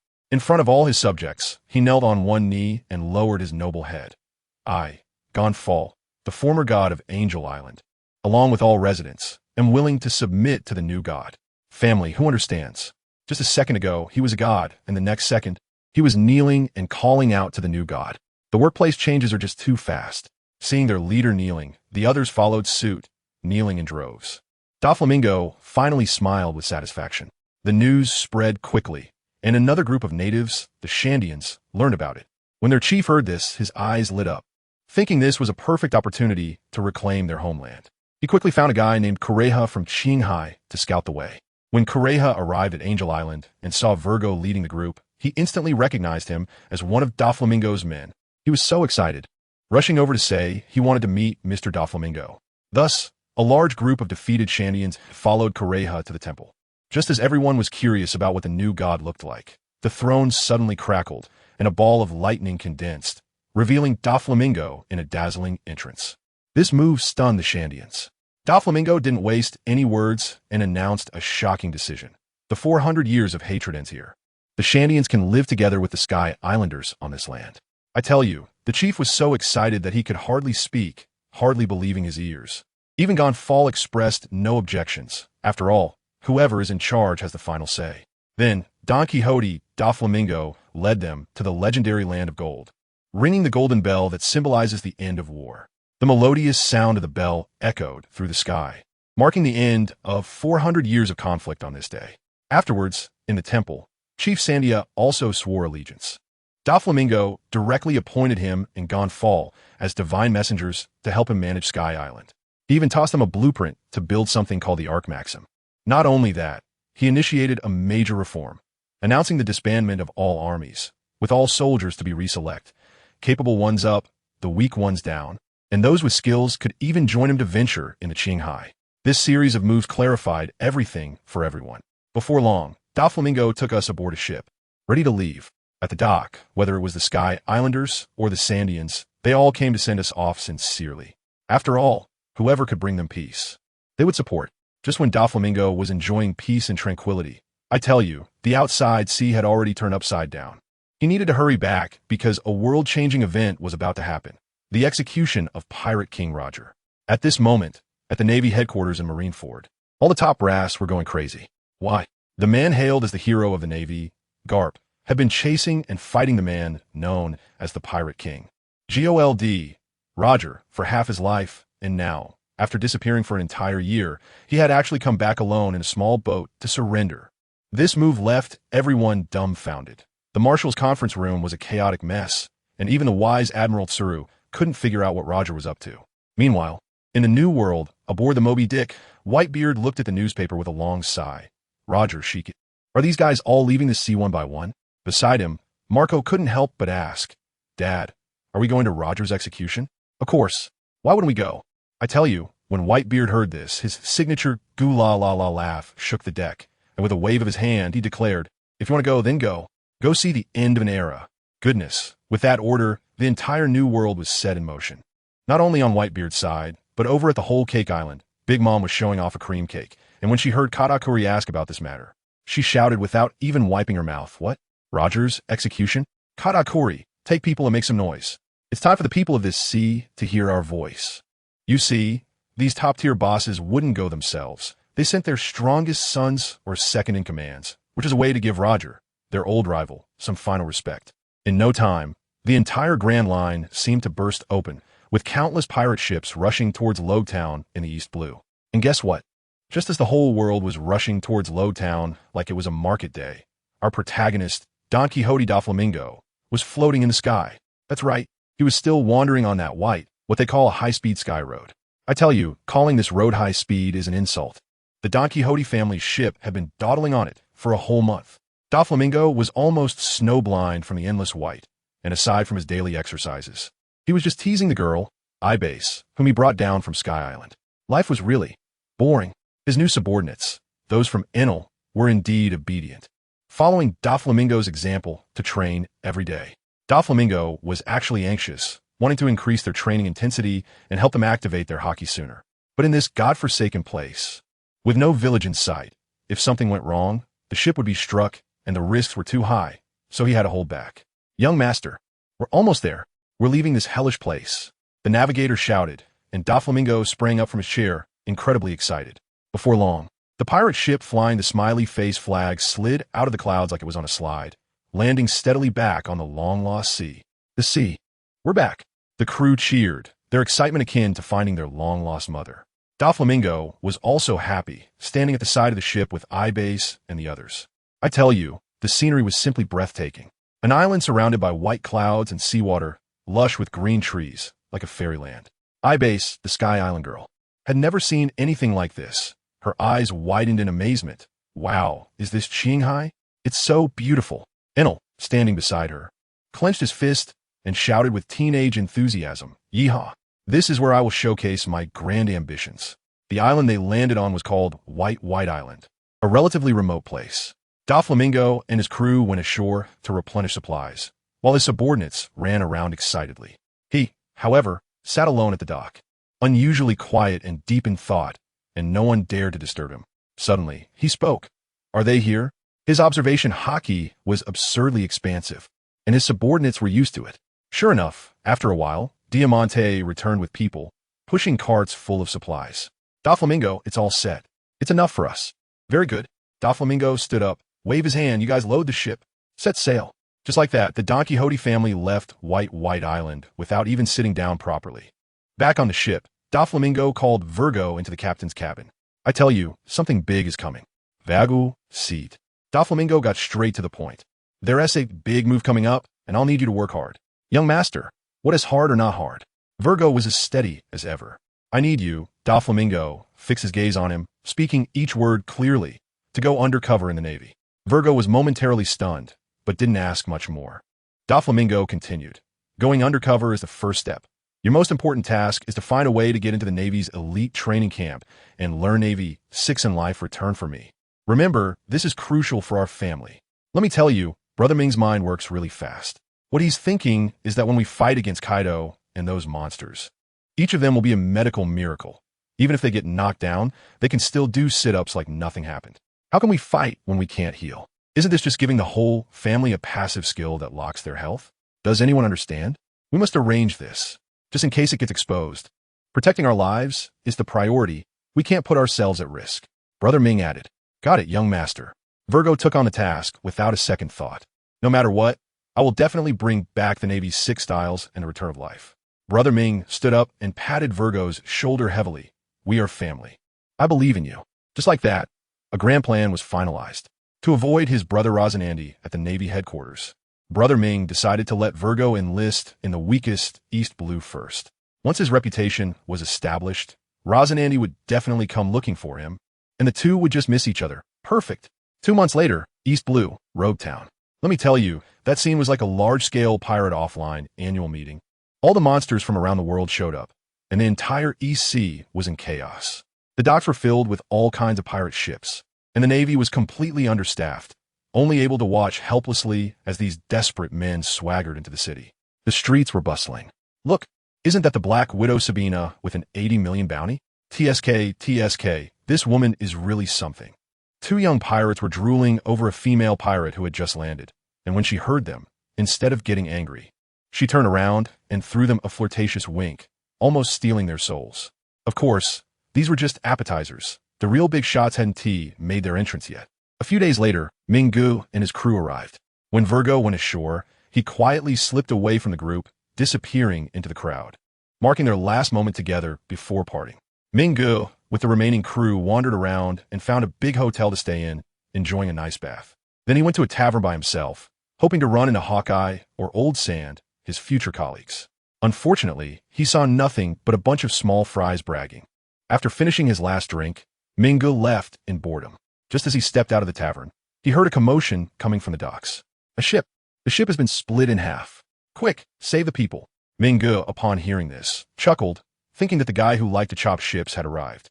He saw a man in a floral shirt, carrying a huge black sword on his back, striding through the crowd with an air of indifference. The crowd automatically parted for him like Moses parting the sea. His eyes were sharp like an eagle, making people feel a chill down their spines. It was Hawkeye. Yes, it was the young version of Dracula Myhawk. Minggu stood there, watching him with great interest. Hawkeye sensed this gaze and turned to look. Let me tell you, in that moment, the air seemed to freeze. The eyes of two top-tier powerhouses collided in the air, although no words were spoken. They understood each other. This guy across from me is strong. Hawkeye took a deep look at Minggu, memorized his appearance, and then walked away. At that moment, a massive Navy warship slowly approached the horizon. The real main character had arrived. Carp and several vice admirals escorted a man wearing shackles, but with a smile on his face down from the warship. That man was Gold. Roger. Let me tell you, his aura, even with handcuffs on, was like an emperor on a parade, and the vice admirals behind him looked like little brothers carrying his bags. The execution was over. Roger's final words blew the world apart. The Great Pirate Era officially began. Roachtown instantly transformed from a celebration to a battlefield, and the Navy began to capture people frantically. Minggu and his crew prepared to retreat. Doflamingo, do you also want to become the Pirate King? Enel suddenly asked. Minggu laughed loudly, arrogantly. Pirate King? That is too small. Whoever wants to play with that petty stuff can do it. What I want to be is the king of the world. As soon as these words came out, Diamante and the others had admiration in their eyes, and even Abyssal looked at him with almost starry eyes. But trouble was also coming. Doflamingo, you are surrounded. A group of Navy blocked their way. Diamante and Enel charged forward without a second thought. Minggu protected Ibisu, preparing to break through quickly. But just as they were nearing the docks, a figure blocked their path. It was the Navy's chief advisor, Vice Admiral Tsuru. How terrifying. A young and beautiful Navy woman. Minggu raised his hands, ready to chat. A young Navy lady beside him was infuriated by his nonchalant attitude and shot a few bullets at him. As a result, the bullets whizzed by, directly passing through Ming-Ji's body. Natural type. The Navy officers were all dumbfounded. Tsuru's expression darkened. No wonder you are so fearless. It turns out you have obtained a natural type fruit. Minggu lowered his hands, tilting his head, imitating Kizaru's classic tone. Vice Admiral Tsuru, have you ever been electrocuted? Before the words fell, he transformed into a bolt of lightning, instantly appearing in front of Tsuru. Speed is weight. Lightning kick. With one kick, he sent Vice Admiral Tsuru flying. But don't underestimate the Navy. Tsuru stabilized herself in midair, completely unharmed, just her hands feeling a bit numb. Oh, well then. Minggu floated in midair, grinning. I'll send you a big gift. Make sure to catch it. Judgment of God. The next second, countless thick bolts of lightning descended from the sky, raining down on the Navy's position like a storm. Cries of agony echoed, and a large number of Navy personnel fell instantly. Doflamingo. Tsuru watched her subordinates being electrocuted and shouted through gritted teeth. How's my big gift? Minggu continued to mock. Save your nonsense for prison. Tsuru roared angrily, using all her strength, wrapping her armed color hockey, and launched a fierce attack towards the airborne Doflamingo. Just as Minggu and Vice Admiral Tsuru were fighting fiercely at the docks, on the other side of Roachtown, in the Navy base, a man wearing a trench coat and sunglasses walked in. Report, sir, a seaman said to Lieutenant Stardust, who was smoking. Someone wants to join the Navy. What kind of riffraff wants to come? What can he do? Stardust said impatiently. He said he is a devil fruit user. Stardust's cigarette dropped with a snap, and he stood up excitedly. Really? Hurry. Take me to see him. In the conference hall, Virgo was quietly waiting. Stardust looked him up and down and asked, What is your name? What is your ability? Report, sir, Virgo replied in a formal tone. My name is Virgo, and I am a line user who has eaten the line fruit. I tell you, as soon as Admiral Starley heard this, his eyes lit up, and he immediately made a decision. Not bad. This young man has a bright future. From today on, you are one of us in the Navy. Well, that Virgo nail easily drove into the heart of the Navy, and the future grand drama of undercover operations was about to unfold. On the other side, the Navy headquarters was also busy. In the Marshal's office, the atmosphere was extremely serious. Marshal Kong, Sengoku, Garp, and Tsuru, the pillars of the Navy, were all gathered together. Sengoku looked troubled, his brows furrowed so tightly that they could squash a fly. He spoke first. Brother Kong, that Doflamingo kid has eaten the devil fruit, making things even harder. Shouldn't we intensify our efforts to capture him? Marshal Kong was also feeling the pressure, sighed, and said, don't mention it. The sea is now full of those reckless young fools that Roger deceived into becoming pirates. We simply don't have enough manpower. Diverting troops to specifically block Doflamingo will be quite a loss. That kid is as slippery as an eel. He is determined to escape, and we can't catch him. Vice Admiral Tsuru nodded in agreement, adding, indeed, Doflamingo is not yet a major threat. The real problem is that the entire sea is turning into a pirate den, and our defensive pressure is too great. I tell you, it's still the warring states period at this moment. One must be clear-headed during critical times. He slammed the table. No way. We absolutely cannot let this go unchecked. The bounty must be raised, and we can't stop targeting him, otherwise, we won't be able to explain ourselves to the world government. As for the manpower issue, Roger has put us in a bind, but don't forget, we have 3 monster-level newcomers in our hands. What is there to be afraid of? Plus, Zephyr S training camp is doing quite well, so we can recruit some good talents from the 4 Seas to expand our team. Carp, who was picking his nose nearby, suddenly burst out laughing. Not bad, old buddy. You got something there. Sengoku exploded on the spot, pointing his finger at Carp. You bastard.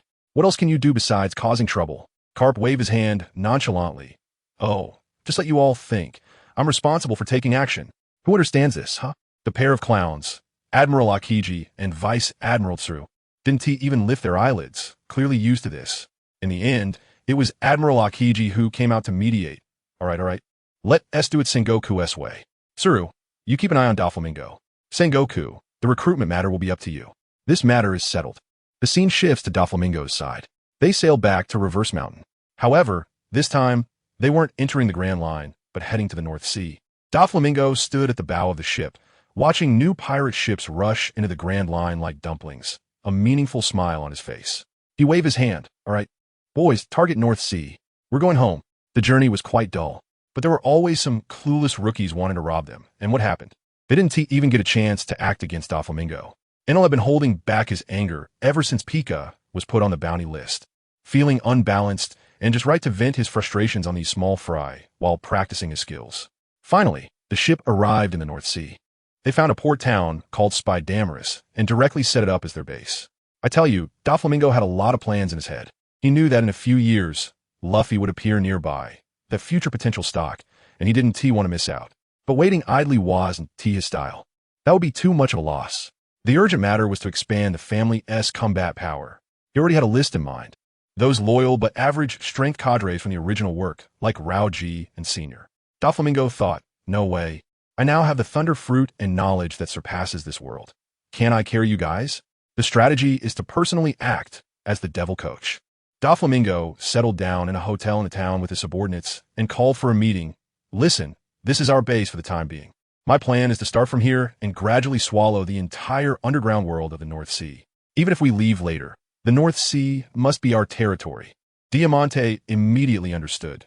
Doflamingo, you want to control the North Sea and then enter the underground world as an arms boss? Exactly. Doflamingo's eyes were full of ambition. No power development can be separated from money. What business is more profitable than arms, drugs, and slaves? The North Sea is just our first step. He paused and threw out a heavy bomb. However, currently, we lack manpower and strength. During this time, I will personally seek out some talents. The expansion in the North Sea will be left to you. I give you 3 to 5 years to take over the entire North Sea. Unless absolutely necessary, I will not take action. Goodness, when these words were spoken, Diamante and the others were stunned. Without hesitation, the next day, Doflamingo's little class officially started on a remote coastline. The first batch of students included Enel, Pika, and Ibase. Doflamingo was concise, pointing at the long coastline. Basic training. Run around here until you can't move anymore. Start. Enel and Pika, neither willing to back down, shot out like arrows. Ibis grit her teeth and followed behind to learn. Doflamingo followed behind like a devil coach, shouting, "Use all your strength. You too, look at your speed. Can't even beat Ibis?" Enel's violent temper couldn't take this. He immediately got fired up and sped up. Pika was not to be outdone, clinging tightly beside him. The two racing neck and neck, neither yielding. Ibis was behind, panting, but the stubbornness in her eyes did not escape Doflamingo's notice. He was quite satisfied. What he wanted was not a vase, but a thorny rose that could protect itself. Watching the three run far away, Doflamingo didn't idle either. He sat cross-legged and began to digest the soul power he absorbed from Roger. I tell you, this thing is simply a cheat. Not only can it enhance soul strength, but it can also pull out Roger's combat experience and training methods from memory fragments. Doflamingo had previously been fumbling around with hockey like a headless fly, but now it was as if he had hired the Pirate King as a private tutor, even if that tutor was already dead. While Doflamingo was running the Devil training camp, Diamante and Treble were also busy making moves in the North Sea. Honestly, after returning from the Grand Line, looking at the gangs in the North Sea felt like childish play. Diamante even felt that the 5 years Doflamingo had given them were a bit too long, feeling a bit overconfident. However, the underground world of the North Sea was in dire straits.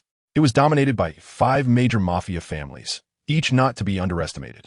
The Foster family dealing in arms, the Lizgai family running casinos, the Lucifagus family dealing in transport and rare woods, the Dantai family monopolizing drugs, and the dirtiest, the Eightfu family dealing in slaves and assassinations. Goodness, their business scope was broader than the internet giants of my previous life. These 5 families held the lifeline of the entire North Sea, and it wouldn't be easy to snatch food from their mouths. Diamante and the others understood that coming in hard wouldn't work. Their strategy was to surround the city from the countryside, starting with the smaller local forces and gradually eating away at the industries of the 5 families. In the blink of an eye, a year and a half had passed. Doflamingo had practically been living in seclusion, and the Navy hadn't found any trace of him. This year and a half of devil training had yielded remarkable results. Ibis, from a weak woman who couldn't even lift a chicken, had been trained into a master of physical techniques, mastering the shave and moonwalk of the 6 styles of the Navy, which was simply absurd. Although her hockey had not yet awakened, her physical foundation was solid. Enel, this kid was simply talented. Not only did he master shave and moonwalk with ease, but under Doflamingo's punching and kicking, he forced out his armed color hockey. On the day of his awakening, he was so proud, flaunting it in front of Pika every day, driving Pika crazy. As for Pika, his talent for armed color hockey was also impressive. Shortly after Enel awakened, he successfully awakened as well. Finally, he could exchange taunts with Enel. Unfortunately, his observation color hockey seemed to be bugged. No matter how hard he tried, he couldn't produce it, leaving Doflamingo helpless, and he could only let him graduate halfway. Enel and Pika, these 2 graduates, had been itching to move for a year and a half. As soon as they were out, they prepared to lead a team to sweep through the North Sea, ready to give these old hands a little shock. Meanwhile, the mad expansion of the Donquixote family finally caught the attention of the 5 major families. These old foxes initially didn't take this group of newcomers seriously, but before they knew it, the newcomers were almost riding on their necks. This was unacceptable. In a certain underground meeting room in Beihai, the heads of the 5 major families, 5 sharply dressed bosses, gathered together for the first time. The arms dealer Foster was the first to speak. You all know about the Donquixote family, right? The casino owner Liziage had a worried look on his face. Their momentum is too strong. What should we do? The assassin family leader Eightfu had a fierce expression. What should we do? Just eliminate them. The pharmaceutical dealer Dante disapproved of his attitude and sarcastically said, easier said than done. Do you know their background? With just those few assassins under you? Use your brain. Who are you calling brainless? Eightfu exploded on the spot, and the two began to argue back and forth. It was finally the shipping tycoon Lucifagus who stepped in to mediate and calm the situation down. Foster shared some intelligence, saying that they only knew the heads of the opposing side were Diamante and Torpol, but their strength was unfathomable. After discussing for a long time, the big shots still couldn't come to a conclusion. While these big shots were still in the meeting, Doflamingo had new plans in motion. He felt that although Ibis was strong enough, her heart was still too soft, and she hadn't seen blood. This wouldn't do, as a pirate. A merciful heart was not acceptable. So he decided to personally take Ibis to witness what true hell looked like. They walked down the street and turned into a deep, dark alley. This place was a completely different world from the hustle and bustle outside, filled with thugs and beggars. the air thick with a sense of despair and filth. Ibis had never seen anything like this before. Her eyes were full of shock. The thugs in the alley saw them, especially the beautiful Ibis. Their eyes lit up, unmistakably predatory. Doflamingo stopped and turned to Ibis, his gaze frighteningly deep. He said in a low voice, "Ibis, from here on, you have to walk alone. At the deepest part of this alley, there are some suffering women and children who need you to save them. Can you do it on your own?" At that moment, my heart skipped a beat. One person? But when I saw Dover's eyes, I immediately nodded. "No problem. Leave it to me." I tell you, those few weaklings I knocked down ran away, crawling and rolling, shouting that this woman is not human. Hilarious. They looked so naive. They huddled together for a discussion and then went to inform their boss. I walked deeper into the alley, and good grief, the further I went, the more wrong it felt. This was no alley. It was simply hell on earth. At the very end was a big dark room, filled with a bunch of hollow-eyed women and children, each looking as if they had lost their souls. I instantly understood. These people were meant to be sold as slaves. And those who couldn't be sold would probably be disposed of. They had completely given up hope, and some had even started helping the traffickers. It was just too tragic. Just then, a few useless ones ran to their boss to take credit, saying they had found a prime specimen, referring to me. When their boss turned around, I couldn't believe it. She was a woman, with long, wine-red hair. She was quite pretty, but unfortunately, she had a scar on her face that ruined her beauty. However, the fierceness radiating from her was undeniable. I later found out that this female boss is also a tough one. She had long seen through this ghostly world. Being good-looking but lacking strength is the original sin. Who understands this, family? In this world, beauty has instead become a death warrant. She crawled out of hell herself, so she simply became an evil spirit, gathering a group of people to specifically engage in the dirty work of human trafficking, serving a family called the Eightfu like a dog. Indeed, the ones who know best how to make things difficult for women are still women. After listening to her subordinate's report, her eyes lit up, and she directly ordered, "Catch her for me. I want to personally train her." I had just walked not far when I ran into that bunch of guys. They called over, a sea of black all around me, instantly surrounding me tightly, not letting a drop of water through. The leader was the one I had beaten up before. Now that there were more of them, he was emboldened and arrogantly said to me, "I really don't know if you're naive or stupid. We were just looking for you, and you've come right to us."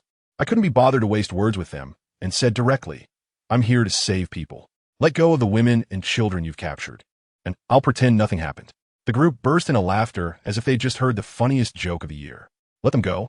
Ha ha ha. Once they come here, they think they can leave? They're money now, you understand? Money." Well, with that said, there was nothing more to discuss. I sighed and said, "Sorry. Then I can only take you down."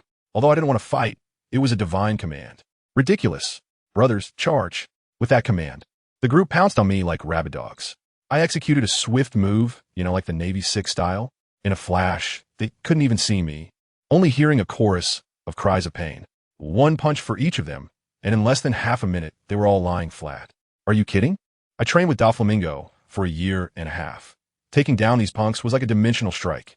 I stepped on a guy who was still groaning on the ground and coldly ordered, "Take me where they keep the prisoners now, immediately."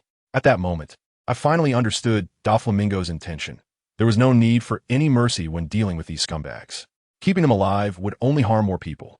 My gaze turned cold as I looked in the direction where the female boss had just left, murmuring to myself, "Let's start with the mastermind." Doflamingo appeared behind me at some point, having heard my words. He reached out and affectionately ruffled my hair, and that feeling was quite complicated. He said softly, "Go ahead, she hasn't run far." I nodded, made up my mind, and took a step to chase after her. Dover stayed behind and said to the bewildered slaves who had been freed, "You are free now," and then he vanished in an instant. He gave them freedom, but whether they could survive was up to them. This world is that cruel. The only one you can rely on is yourself. The female leader was so frightened by Dover that she had already fled far away, trying to find a place to hide. She had her plans, but unfortunately, no matter how fast she ran, she couldn't outrun me. I unleashed all my power and quickly caught up to her. When she heard the noise behind her and turned to see me, her face turned pale, but her feet moved even faster. I was a bit impatient. "Stop wasting your efforts. You can't escape." She completely ignored me and kept running frantically. I was no longer in the mood to play cat and mouse with her, so I instantly flashed in front of her and brought her to a sudden stop. She realized she couldn't get away, and guess what? She suddenly knelt down in front of me, crying like a weeping willow, accusing me of her tragic life story. saying she was also forced into this, and that a weak woman can't survive without doing so.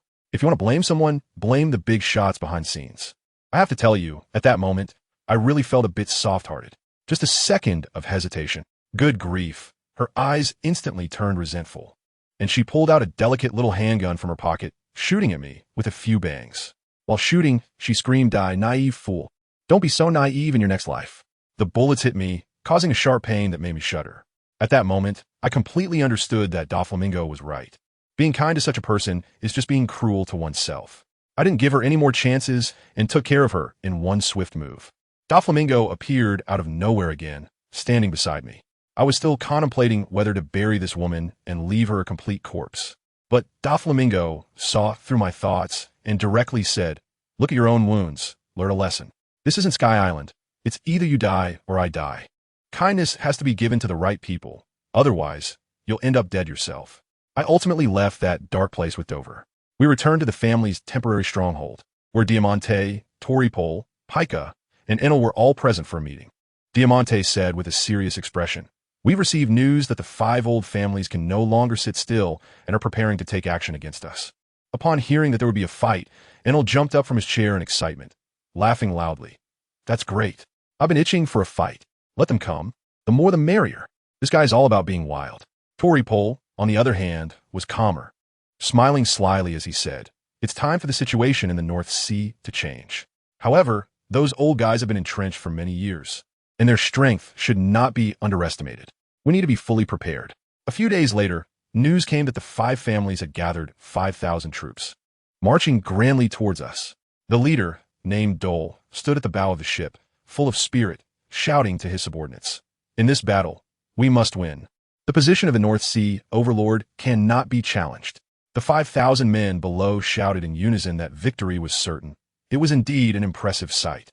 Ironically, the leaders of the other 4 families didn't even show up, leaving all command to Dole, while they pretended to praise him for his hard work. Secretly hoping for Dole's forces to be wiped out, a guard rushed over in a panic to report, "Lord Diamante, it's bad. The allied forces of the 5 great families are coming." Upon hearing this, Enel clenched his fists, making a cracking sound. Just in time. My fist had been itching for a fight. Diamante and the others remained calm and waved the guard away. The battle was about to begin. The 5,000 troops arrived on dozens of ships, swarming in from the sea, ready to land. However, as soon as their feet touched the beach, they were met with a hail of gunfire that we had long prepared for. Bullets and cannonballs flew at them as if they were free. The leader on the opposite side, named Dor, saw his men faltering and shouted in anger, "Charge, you useless fools." But his subordinates had already been scared stiff by our fierce fighters, crying out that we were monsters. Frustrated, Dor pulled out his gun and executed a few who spread pessimism, then shouted with bloodshot eyes, "Anyone who retreats or wavers in morale will be killed without mercy." This forced his men to charge with their weapons drawn. Enel was like a war god descended to earth, fighting with fervor. His observation, Haki, allowing bullets to curve around him. He took down one enemy with each punch, shouting, "Is that it? Can you send someone competent?" Diamante's swordsmanship was also impressive, sweeping through enemies like cutting grass with his sword aura. Treble was more disgusting, using his sticky fruit powers. The enemies didn't even want to touch him. Pika was a giant, tough-skinned and muscular, charging forward under the hail of gunfire with his Haki activated. Although his high-pitched voice made the enemies burst into laughter, it only fueled his anger, making his attacks even more ferocious. I was also caught in the chaos of the crowd, surrounded by 7 or 8 people, feeling immense pressure. But with previous experience, I was much more ruthless this time, striking at vital points with every move. Dole was watching from behind, his face turning pale. He realized that the strongest fighters on our side were the 4 of Ainalu. As long as we took care of them, the rest would be like a scattered sand. So he shouted at the top of his lungs, "Everyone, prioritize taking down those 4. Whoever kills them will get money, power, women, whatever you want." With such a generous reward, those people charged at Ainalu, and the others like they were on adrenaline, shouting wildly. I tell you, this battle lasted from day to night, going on for a whole day. In the end, we achieved a Pyrrhic victory. Ainalu, Pika, and the other 2 were all injured, and I also sustained significant wounds. My body covered in the enemy's blood, all clotted.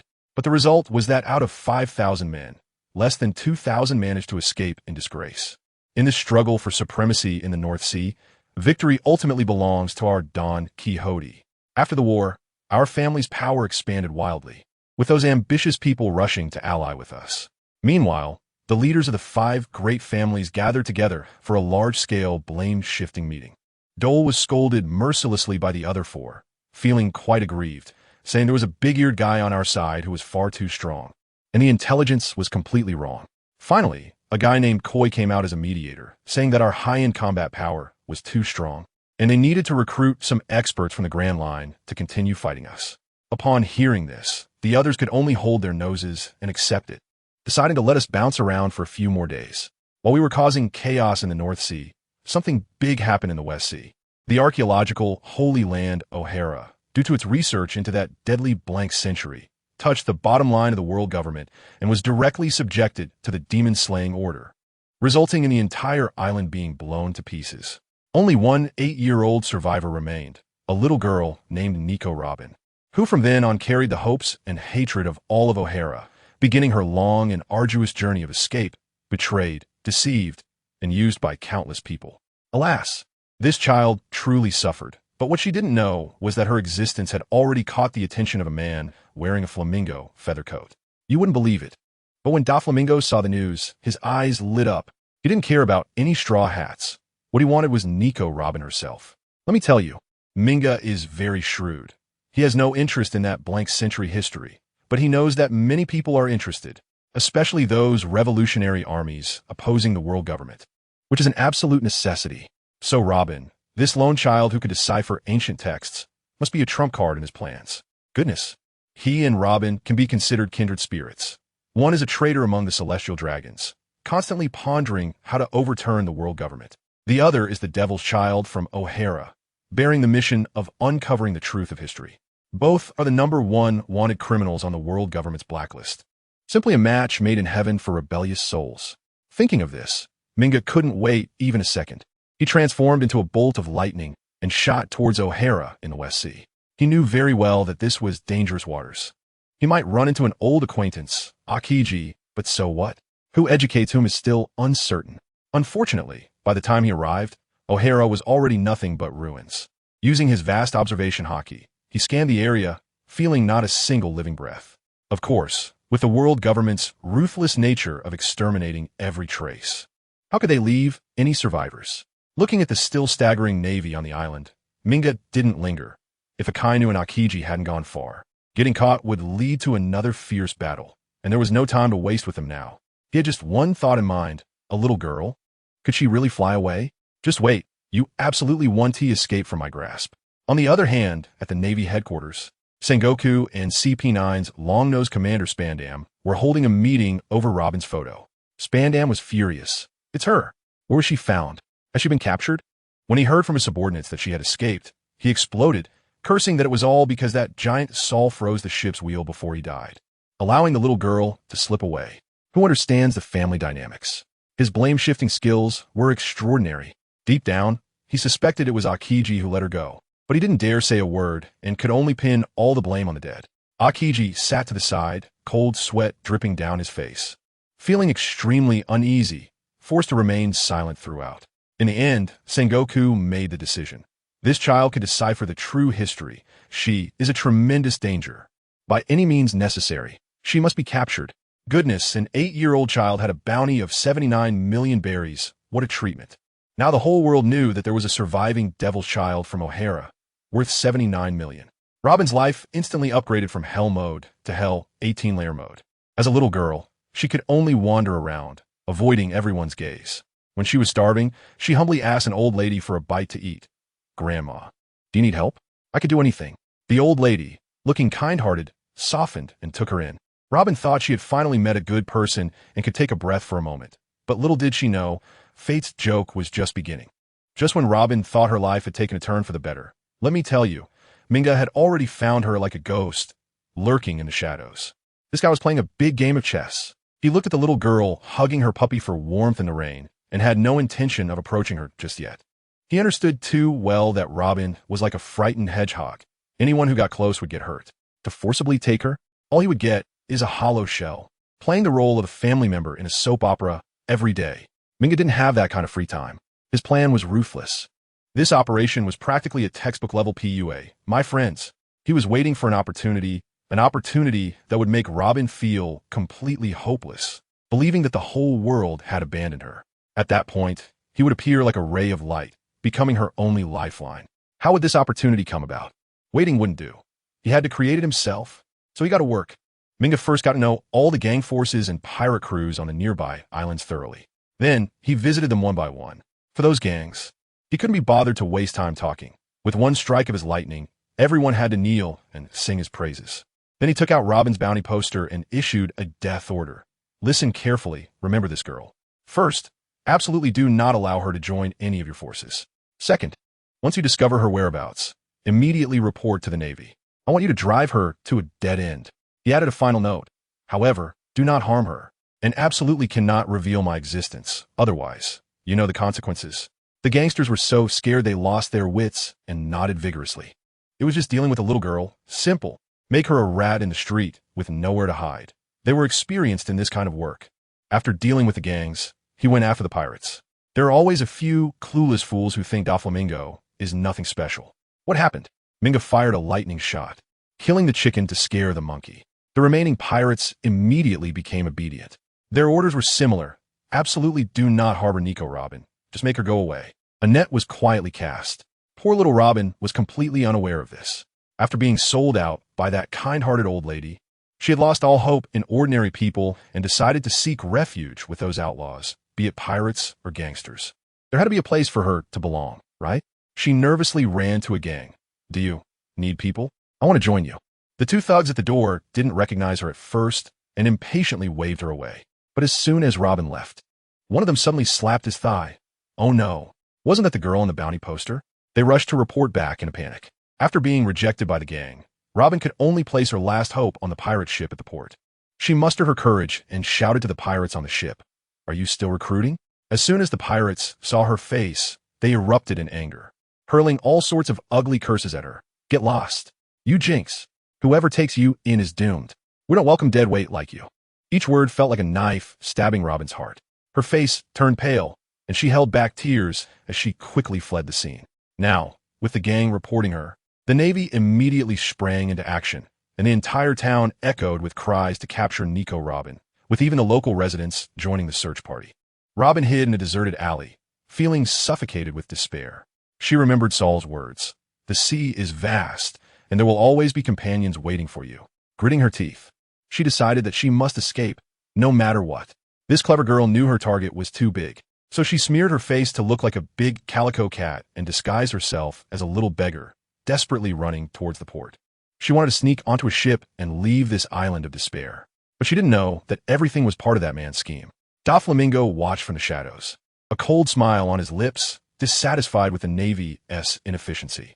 He sent a lackey to inform the Navy. The target is escaping towards the port, disguised as a little beggar. Upon hearing this, the Navy immediately sealed off the entire coastline, allowing no ships in or out and inspecting each one. When Robin reached the port, her heart sank, but her mind raced, and she quickly thought of the only loophole. Pirate ships. Pirates and the Navy were arch-enemies. So they wouldn't heed their orders, would they? Relying on her devil fruit powers and cleverness, she stealthily boarded a ship called the Strongman Pirates and hid inside a barrel. Doflamingo, observing this scene, was furious and amused. What a bunch of fools. I have to do everything myself. So, he issued another command, and his lackey happily ran to inform the Navy. Report, sir. Nico Robin is hiding on the Strongman Pirate ship. The next moment, a large number of Navy personnel surrounded the Strongman Pirate ship completely. A Navy lieutenant shouted through a megaphone, "Listen up, people on the ship.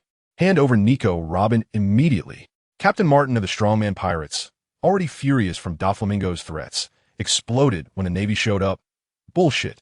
I'll make you useless fools know how many eyes the King of Hell has. Blocking their path was like killing their parents. For the Navy, Robin was a walking merit and bonus, and these pirates dared to obstruct them, making them sworn enemies. Both sides instantly turned red with rage and began a fight. The cries of battle shook the heavens, and the ship turned into chaos. Hiding in the barrel, Robin's heart was in her throat. Her only hope now was to pray that these pirates, who had just insulted her, would win. Trapped in the center of this battle caused by her, her spirit was repeatedly tortured, and she could only leave her fate to chance. As the Navy and pirates fought desperately, Lieutenant Oliver, covered in blood, shouted at the remaining pirates, "Surrender. Your time is up." Martin was a tough guy too. He spat blood and retorted, "Dream on. I'd rather die standing than surrender." But honestly, this guy was just being tough for a moment.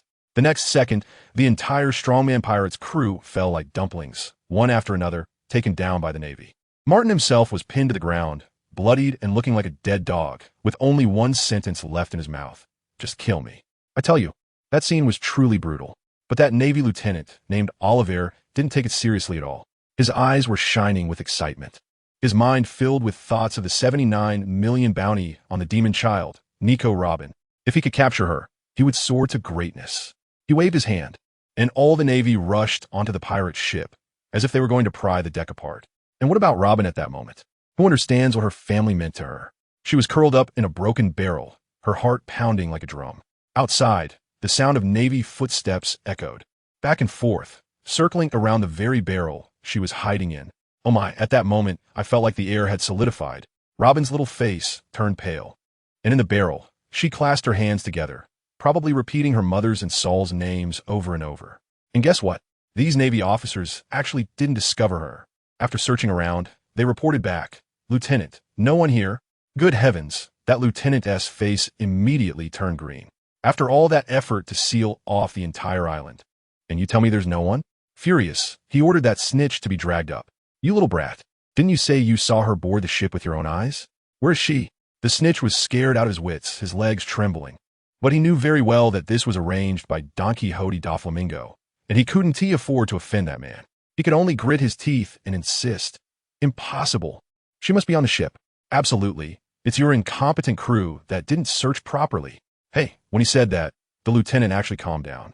Probably thinking his subordinates were unreliable, he went along with it and said, "All right then, you go find her. If you can't find her, just wait to be punished."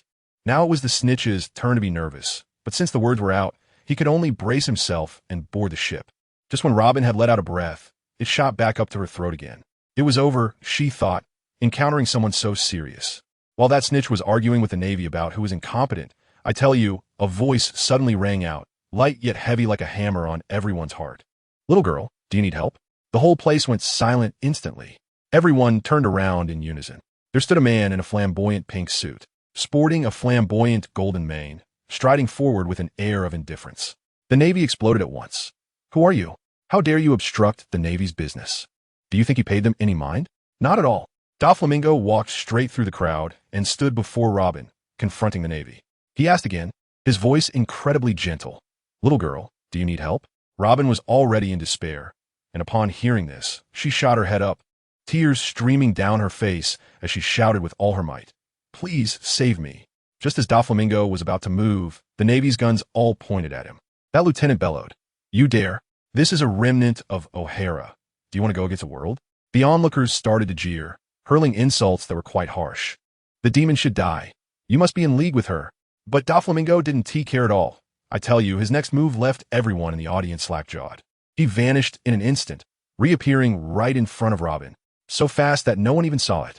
He crouched down, turned his back to the Navy, and gently wiped the tears from Robin's face. The Navy was dumbfounded, thinking, is this speed going to wipe us out? The residents also fell silent, not daring to utter a word. "I ask you one more time, do you need my help?" Doflamingo's voice was so gentle it could almost be squeezed for water. Robin looked at the man before her heart filled with mixed emotions. Just as she was lost in thought, the oblivious lieutenant could no longer hold back and roared, "Attack!" Dozens of swords suddenly slashed towards Doflamingo from behind. Robin screamed, "Be careful!" The next second, without even looking back, Doflamingo coldly spat out a few words. 100 million volts, Thunder Dragon. Boom! I tell you, that scene was something else. A vividly alive Thunder Dragon erupted from him, instantly engulfing the surrounding Navy. They didn't even have time to let out a scream before turning to charcoal. The place fell dead silent. The residents' legs turned to jelly. Some collapsed on the ground, mumbling impossible. At that moment, the capture Martin knelt down with shining eyes. "Sir, I want to follow you." Doflamingo held Robin, not even glancing at him, and coldly asked, "What qualifications do you have?" Martin panicked. I am absolutely loyal." "Loyalty?" Doflamingo laughed. "That's the least valuable thing. How about this? Why don't you kill yourself right now and show me? Good heavens, this left Martin completely at a loss. He wanted to survive, but also wanted to cling to power, and hesitated right then and there. You hesitated. After Doflamingo finished speaking, he turned and left with the unconscious Robin, leaving a mess behind. When Robin next woke up, she was in a hotel bed. Doflamingo brought her hot food. I tell you, that girl Robin probably hadn't eaten anything warm in a long time. She gobbled it down while tears streamed down her face. But just when she was enjoying her food the most, Doflamingo leisurely said, "After you finish eating, take a bath, and you can leave." Robin's movements froze instantly.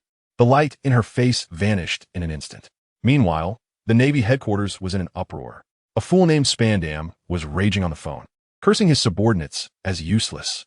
In the end, the matter reached Sengoku, and Akiji, that lazy old man, immediately volunteered to handle it, saying he would take care of it. On the island, Doflamingo kept Robin with him for several days, treating her to good food and drink, being incredibly gentle and considerate. Just when Robin thought she had finally found support, Doflamingo brought it up again at the dinner table. "I'm leaving." Without even thinking, Robin said, "I want to go with you. I won't carry a burden." "I'm not a burden. I'm useful." Robin panicked. Doflamingo's demeanor suddenly changed. Coldly sneering, "I'm a man who crawled up from hell. If you follow me, you will only be harmed. Do you know what hell is?" That murderous aura scared Robin into silence. Then he stood up and left, leaving Robin alone, questioning her life. He truly knew how to play the game of desire and restraint.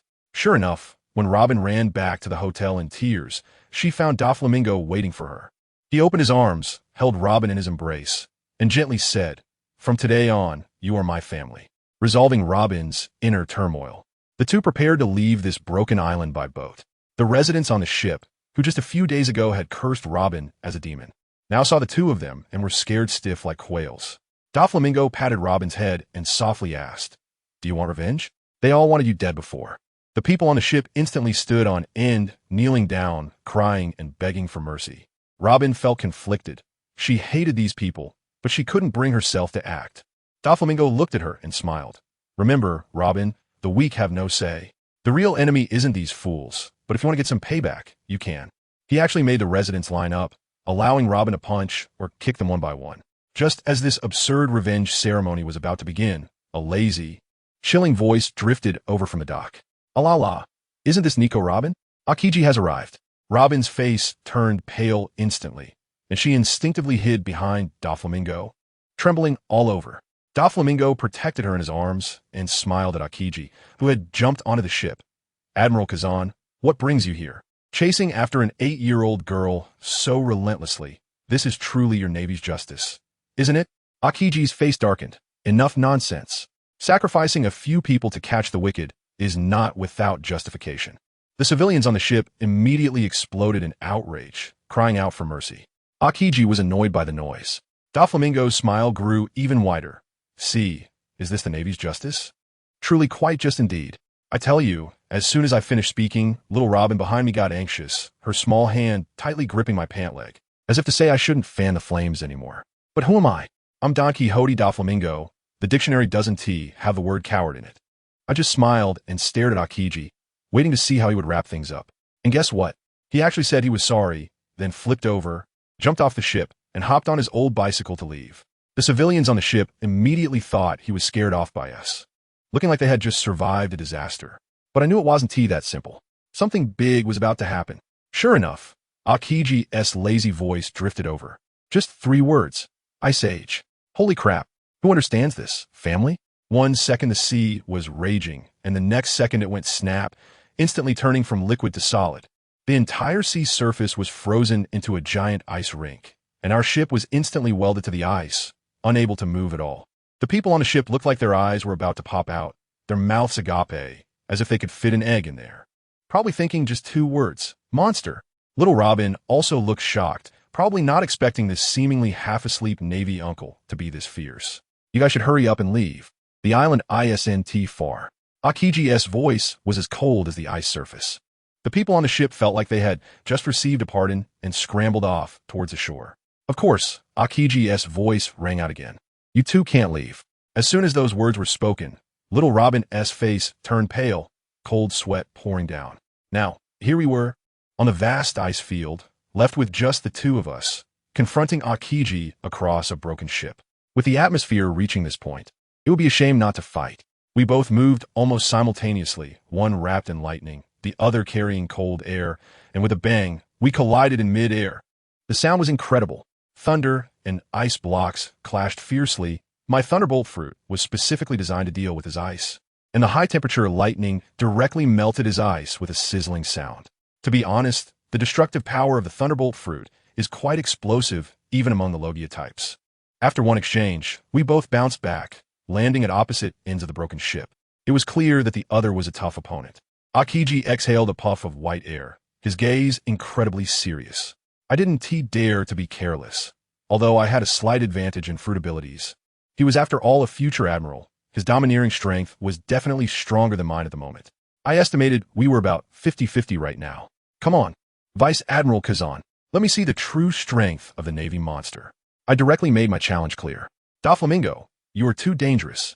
I absolutely cannot let you go this time. Then come and try to catch me.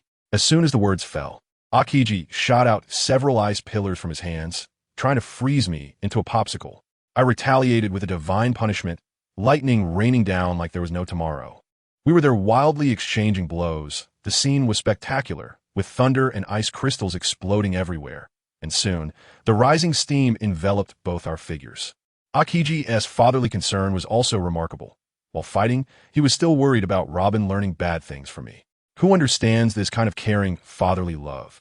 It was almost overflowing from the screen. I thought that continuing like this wouldn't be a good idea. It was just a waste of energy. I directly wrapped my hands in haki, used observation haki to lock onto his position, and I was right in front of his face, landing a punch. Akiji reacted quickly as well, covering his fist with haki and countering my punch. Hey, I have to say his haki is really tough. It made my hand go a little numb. However, the impact of my punch was not to be underestimated, and I sent him flying. He was smart, though, using the force to turn into ice and merge into the ice surface. The next second, a bone-chilling cold surged from all directions, instantly freezing me into a lifelike ice sculpture. Tisk, it's quite cold, I complained from inside the ice. Unfortunately, it was useless. With a flash of lightning all over my body, the ice shattered with a loud crack. Akiji saw he couldn't control it and immediately shot out 2 ice spears, trying to give me a chilling experience. I dodged them and countered with a kick infused with haki. This time, Akiji learned his lesson. He actually elementalized in advance, letting my attack pass through. Wow, this is a high-level match. These two are fighting with a focus on unpredictability, each trying to anticipate the other's predictions. Alright, so it's a contest of observation haki, huh? Then I won't hold back. Relying on my speed, I chased after him, throwing punches and kicks, forcing him to take me head-on. After several exchanges, I understood that my haki strength was indeed a bit lacking compared to these top-tier monsters. A month has passed since that fight. The place where Akiji and I battled has almost become a famous tourist spot in the West Sea. It's said that the weather has changed, with a constant low temperature and sparks of electricity in the air. I estimate that Green Bull will definitely face some consequences when he returns. Sengoku must be pulling his hair out in the office, calling him over for a thorough questioning. Kuzan, you're the future pillar of our Navy. How can you not take down someone like Doflamingo? Green Bull can only helplessly respond. That guy is indeed strong, not much different from me. Upon hearing this, Sengoku feels even more troubled.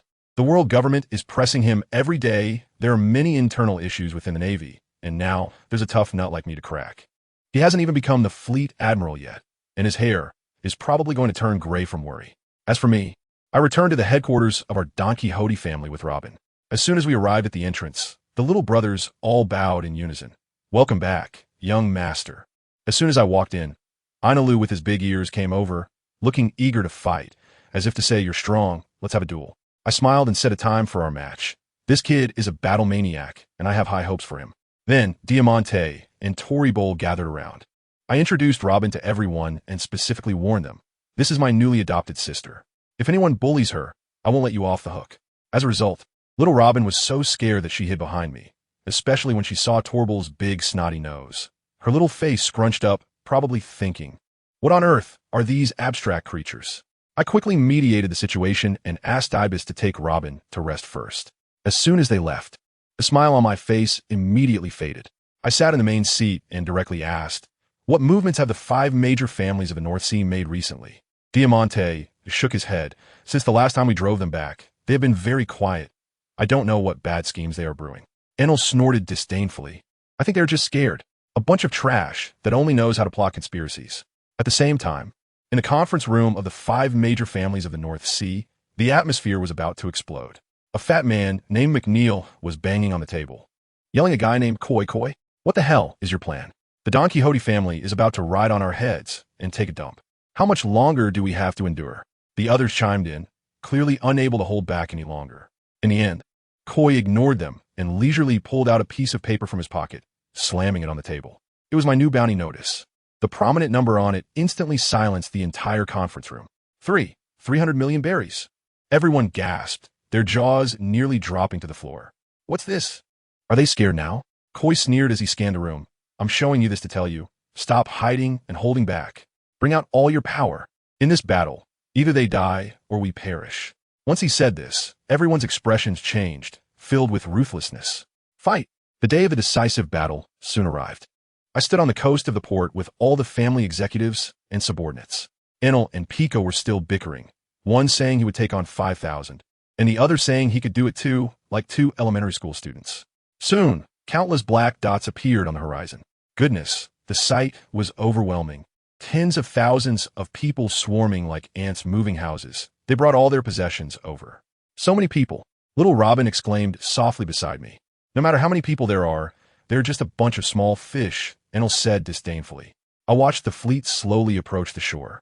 My tone calm, yet carrying an undeniable authority. Get ready for battle. Let those old guys know who the true master of the North Sea is. As the opposing fleet docked, the leader of the 5 great families confronted us with his men. That fat guy named McNeil pointed at me and asked, "Are you Doflamingo?" I couldn't be bothered with him, but Enel spoke up first. If you have something to say, spit it out quickly. Stop dragging it out like a woman. I've been wanting to cut someone down for a long time. What a foul mouth that kid has. I'll tear your mouth apart later. McNeil was infuriated on the spot. The one called Koi patted him and then shouted at me. Doflamingo, today is the funeral of your Donquixote family. Hee, I laughed. Quite a bold claim. But I wonder how capable they really are. I'll wipe you out. That's enough. You guys go for it. Kill. The war erupted instantly. But guess what? On one of the ships of the 5 major families, the atmosphere was completely different. 8 or 9 fierce-looking guys were actually hugging each other and partying in the cabin, drinking and having a good time. These people were mercenaries hired at a high price from the Grand Line by the 5 major families. All pirate captains with bounties approaching 100 million. One of the lackeys ran in to urge them. Gentlemen, it's your turn to take action. One guy, reeking of alcohol, impatiently shouted, "What's the rush? It's just a Donquixote family, right? What kind of cats and dogs dare to dominate the North Sea?" They lazily made their way to the deck, and when McNeil saw them, it was like seeing a savior. He pointed at Enel, who was rampaging through the crowd, and gritted his teeth, shouting, "Captain Henderson, Captain Lima, help me tear that big-eared guy apart. Let me tell you, that bald guy named Cinderson." As soon as he heard this, he got all fired up, pounding his chest loudly, and shouted as he rushed forward, "Watch me." Goodness, as soon as he moved. The remaining pirates who had just returned from the Grand Line were not having it. They weren't stupid. With Doflamingo's bounty of 300 million, it was clear he was a tough opponent. They immediately surrounded the leader of the 5 families and started bidding right there. "Get us drinks and food. We need plenty. The more the better. Money. The bounty must be 10 times higher. And beautiful women. 100 of them. Folks who understands this isn't a fight. It's basically a wish-granting event." The faces of those family leaders turned green, but there was nothing they could do. They had already invited everyone. So they could only grit their teeth and agree. All right, we'll provide plenty. All you can eat." They were still trying to paint a rosy picture. "You guys just take care of Doflamingo's subordinates first. What could he do alone?" I was thinking at the time, you guys are really naive. As soon as those pirates heard the conditions were met, they rushed out shouting. But the one with the highest bounty, a guy named Lima, didn't move. He just squinted his eyes, staring intently at Doflamingo, his gaze like a radar, trying to find a flaw in him. On the other side, Henderson had already confronted Enel. Enel's mouth was venomous. When he saw a big bald head charging towards him, he laughed and opened his mouth to spray. "Hey, bald guy, your head is really shiny. You could use it as a lamp at night, eco-friendly and energy-saving." Henderson exploded on the spot, the veins on his forehead bulging. "You big-eared bastard, looking for death." Enel was also annoyed. "I hate it when people call me big-eared. You fake." These two, One mad about being called big-eared and the other mad about being called shiny-headed, just started fighting for no reason. But the most bizarre one in the whole scene had to be Lima. He hadn't made a move, just watching. He saw that Doflamingo hadn't even done much yet, and a guy named Barajas was already lying on the ground, charred and unseen. Lima understood right away. He realized that Doflamingo was not someone at their level could mess with. This guy was a Logia-type devil fruit user. This guy instantly had second thoughts. Cold sweat pouring down. The benefits promised by the 5 major families were tempting, but if he lost his life, what good would it do? After hesitating for a long time, he still approached the boss, Koi, and whispered, "Koi, how about we withdraw?" Koi's voice cracked when he heard this. "What did you say?" Lima gritted his teeth and repeated, "I said let's withdraw. Continuing to fight is just throwing our lives away. We are not their opponents." Koi's face darkened, and he warned him through gritted teeth. "What do you know? We've already put everything on the line, and you want to run now? Do you think Doflamingo will let us go?" "Lima, don't forget, we're all in the same boat now." The nearby McNeil was also furious.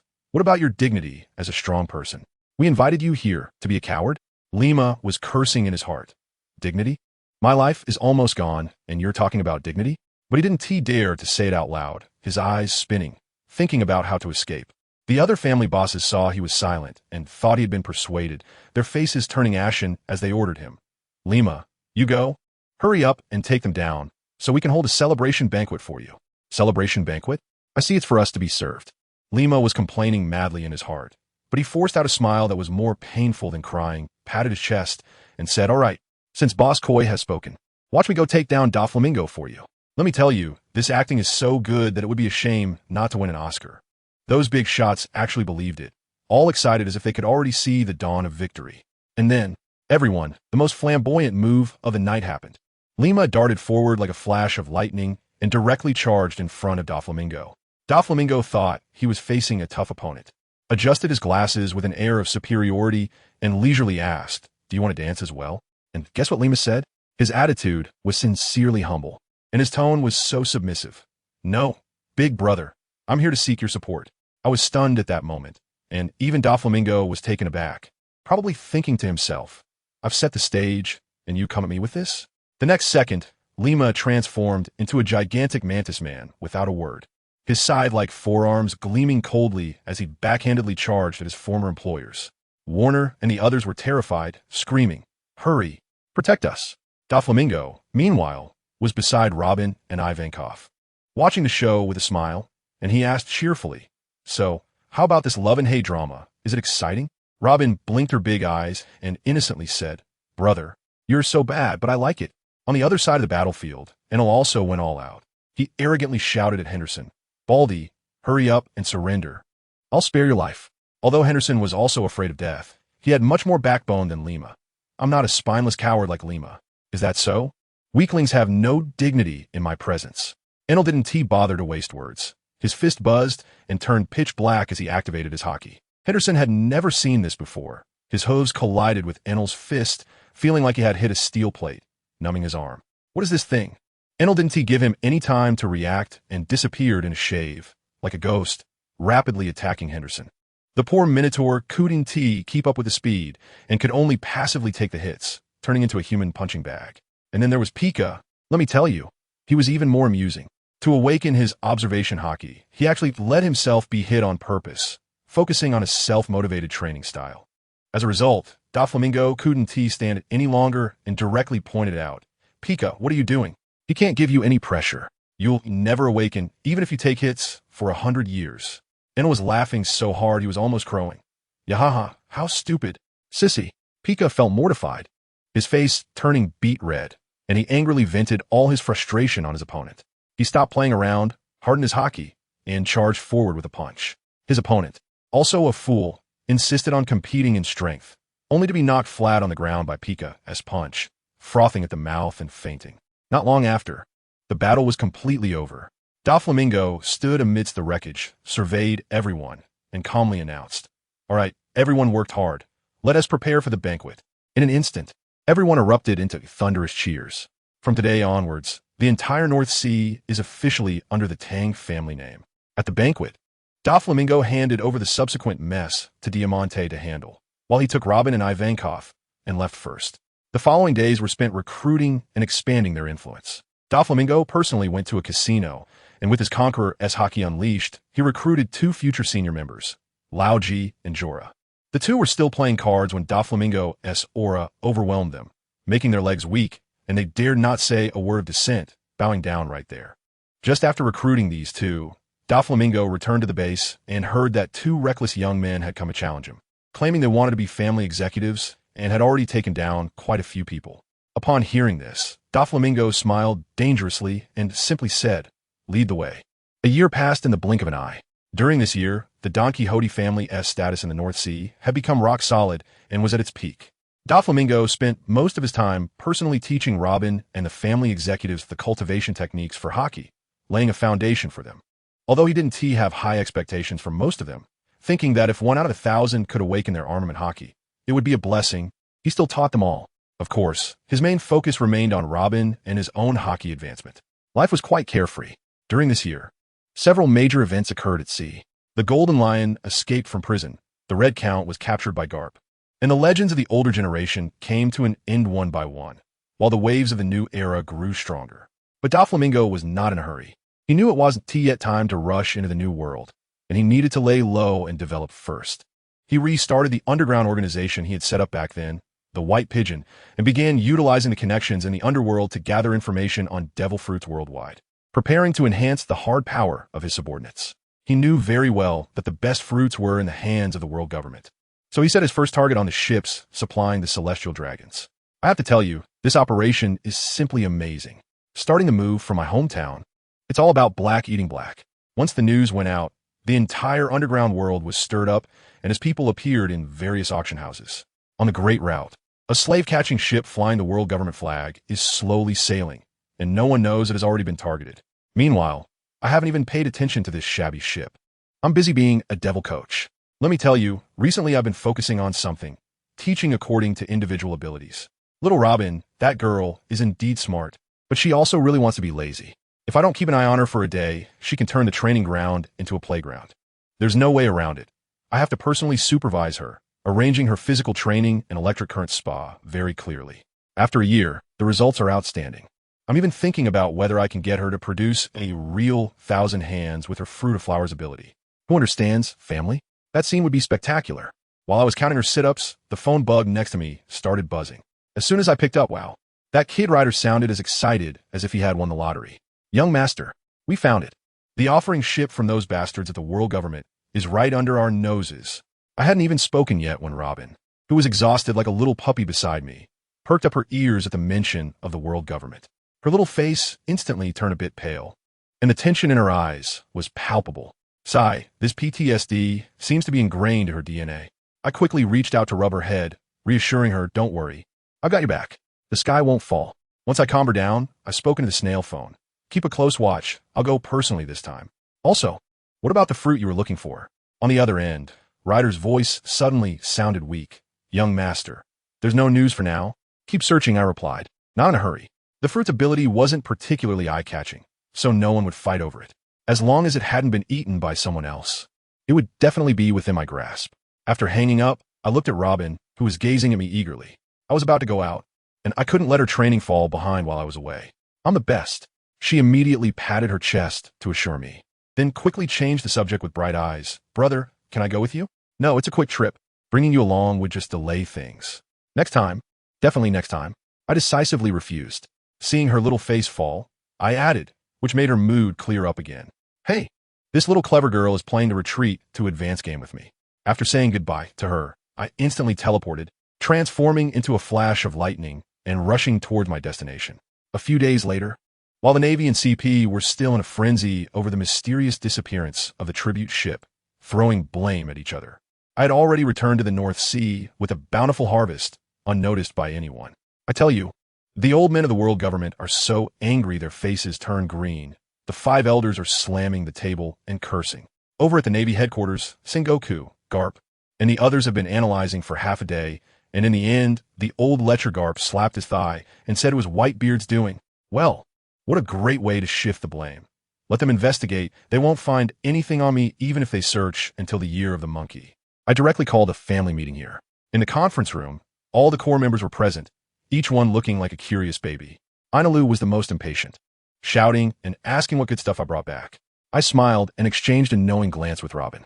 She understood immediately and slammed a large box onto the table. Opening it, wow, 3 devil fruits emitting a strange glow lay quietly inside. The entire conference room instantly erupted. These are really devil fruits. My goodness. The people below widened their eyes, breathing heavily. Do you want them? I looked around at their eager expressions, especially Enel, Pika, and Diamante, who were practically drooling. If you want them, come and get them by your own abilities. You 3, fight it out, and the winner gets to choose first. This just got more interesting. In the square, the 3 of them stood in a triangle formation, the tension palpable. The underlings below chattered about who was stronger. As for me, with nothing else to do, I pulled Robin and Ivankov into a little betting game. We bet on who would win, and the loser would have to do something for the winner, anything at all. Robin, being clever, immediately jumped in. I'm the youngest, I get to choose first. I choose Enel. Well, that grabbed the best option right away. Ivankov thought for a moment and picked Pika. That left Diamante for me, and I saw Robin smirk. Nice. She's already calculating against her brother. After the fight, Enel didn't disappoint and easily won. That night, just as I lay on my bed, took off my glasses, and prepared to enjoy the rare piece, there was a loud knock on the door. Using observation hockey, I scanned and saw, hey, it's little Robin, here to collect her debt. I deliberately dawdled for a while, only putting on my glasses before going to open the door. She zipped in and complained about how slow I was. What's wrong? Had a nightmare and want to sleep with your brother. I teased her with a smile. The little girl's face turned red instantly, and she retorted, of course not. I'm not a kid anymore. As a result, we ended up chatting for a long time, and she got herself all tangled up, completely forgetting what she initially wanted me to do, and was there getting anxious. I found it amusing, and in the end, I could only comfort her, saying we could talk about it when she remembered, since I wouldn't be able to escape anyway. Looking at her pouting little figure, frustrated but unable to do anything about it, I suddenly felt that this feeling was actually quite nice. The next day, I directly called Enel, Diamante, and Pika, who had just eaten the fruits, to the training ground for some online education. First up was Diamante. Let me tell you, this guy was totally mixed up. After getting a float fruit, he forgot he was a swordsman and launched a flurry of flashy attacks at me, even neglecting to use his hockey properly. I got furious and activated my Conqueror's hockey, which bent him over. Diamante, you've been slacking off. Your foundation is the sword. The fruit is just an aid. Did you forget what I told you? Your goal is to become a great swordsman. After a fierce scolding, I finally got his sword spirit back. His eyes sharpened again. Next was Pika. Goodness, he started by merging with the earth, creating a stone giant hundreds of meters tall. The noise was like an earthquake. Is it useful? No. To me, it was just a live target. I immediately teleported near his main body and kicked him out of the stone. Pika. A large size doesn't mean strength. Your hockey is too weak. When facing a real expert, you're just a moving coffin. After this round of criticism, they all became obedient, their eyes filled with awe and rekindled fighting spirit. That's more like it. In my family, there can't be any good-for-nothings who only rely on fruits. Just when things had been quiet for a couple of days, good news came. I was having breakfast when my subordinate came running in excitedly to report that the special fruit I had been searching for so long finally had news. Young master, in a month, there's an auction in the South Sea. As soon as I heard that, I laughed, wiped my mouth with a napkin, and immediately said to Ibis, Ibis, let's go. No sooner had I finished speaking than little Robin, next to me, raised his hand high, his eyes full of stars. What about me? Oni-chan, I want to go too. I'm completely speechless. This little girl, when are we going on the spring outing? Let me tell you, I gave her a lesson right then and there about what it means to get things done, and that real strength is everything. I filled her with a bunch of inspirational talk, and although she pouted and wasn't happy about it, she still obediently went off to train. Kids are like that. A few kind words will do. My mind is entirely focused on the auction in the South China Sea. Ibis, let us go. I called out, and she immediately followed. In the blink of an eye, a month passed, and I arrived at the auction site in the South China Sea with Ibis. Goodness, it was a chaotic scene, full of local gangs and little pirates, and not a single capable person in sight. I looked around and thought to myself that the future superstars of the South China Sea were probably still in their diapers. What a waste of time. The auction quickly began, and the host rambled on, and let me tell you, they opened with a bang. A pair of twin sisters was brought up, and the old perverts in the audience were staring with their eyes wide, saliva almost dripping to the ground. Enough talk, start the bidding, shouted an impatient guy. 10 million, 50 million, 100 million. I dare anyone to compete with me. A fat guy in the front row yelled arrogantly. Well, that settled it. Nobody dared to say a word after that. This bunch has such little ambition. I wasn't interested in the earlier items until the host mysteriously brought out the final highlight. He cleared his throat, used all his skills to build up the atmosphere, and finally, with a dramatic unveiling, shouted, "Animal type Neo fruit telephone bug form." I almost spit out my drink. The whole place was silent for 3 seconds, and then it exploded. What the heck? A phone bug? What's the use of this? Can you get discounts by calling after eating it? Does anyone understand? Why is this the grand finale? Are you testing the leaders with this? Why not say it's the Nika form of the Hito, know me? The host's face turned green, desperately trying to hype it up. Don't underestimate this. It's the strongest zone type. But the crowd got even angrier. Bullshit. Do you think we're idiots?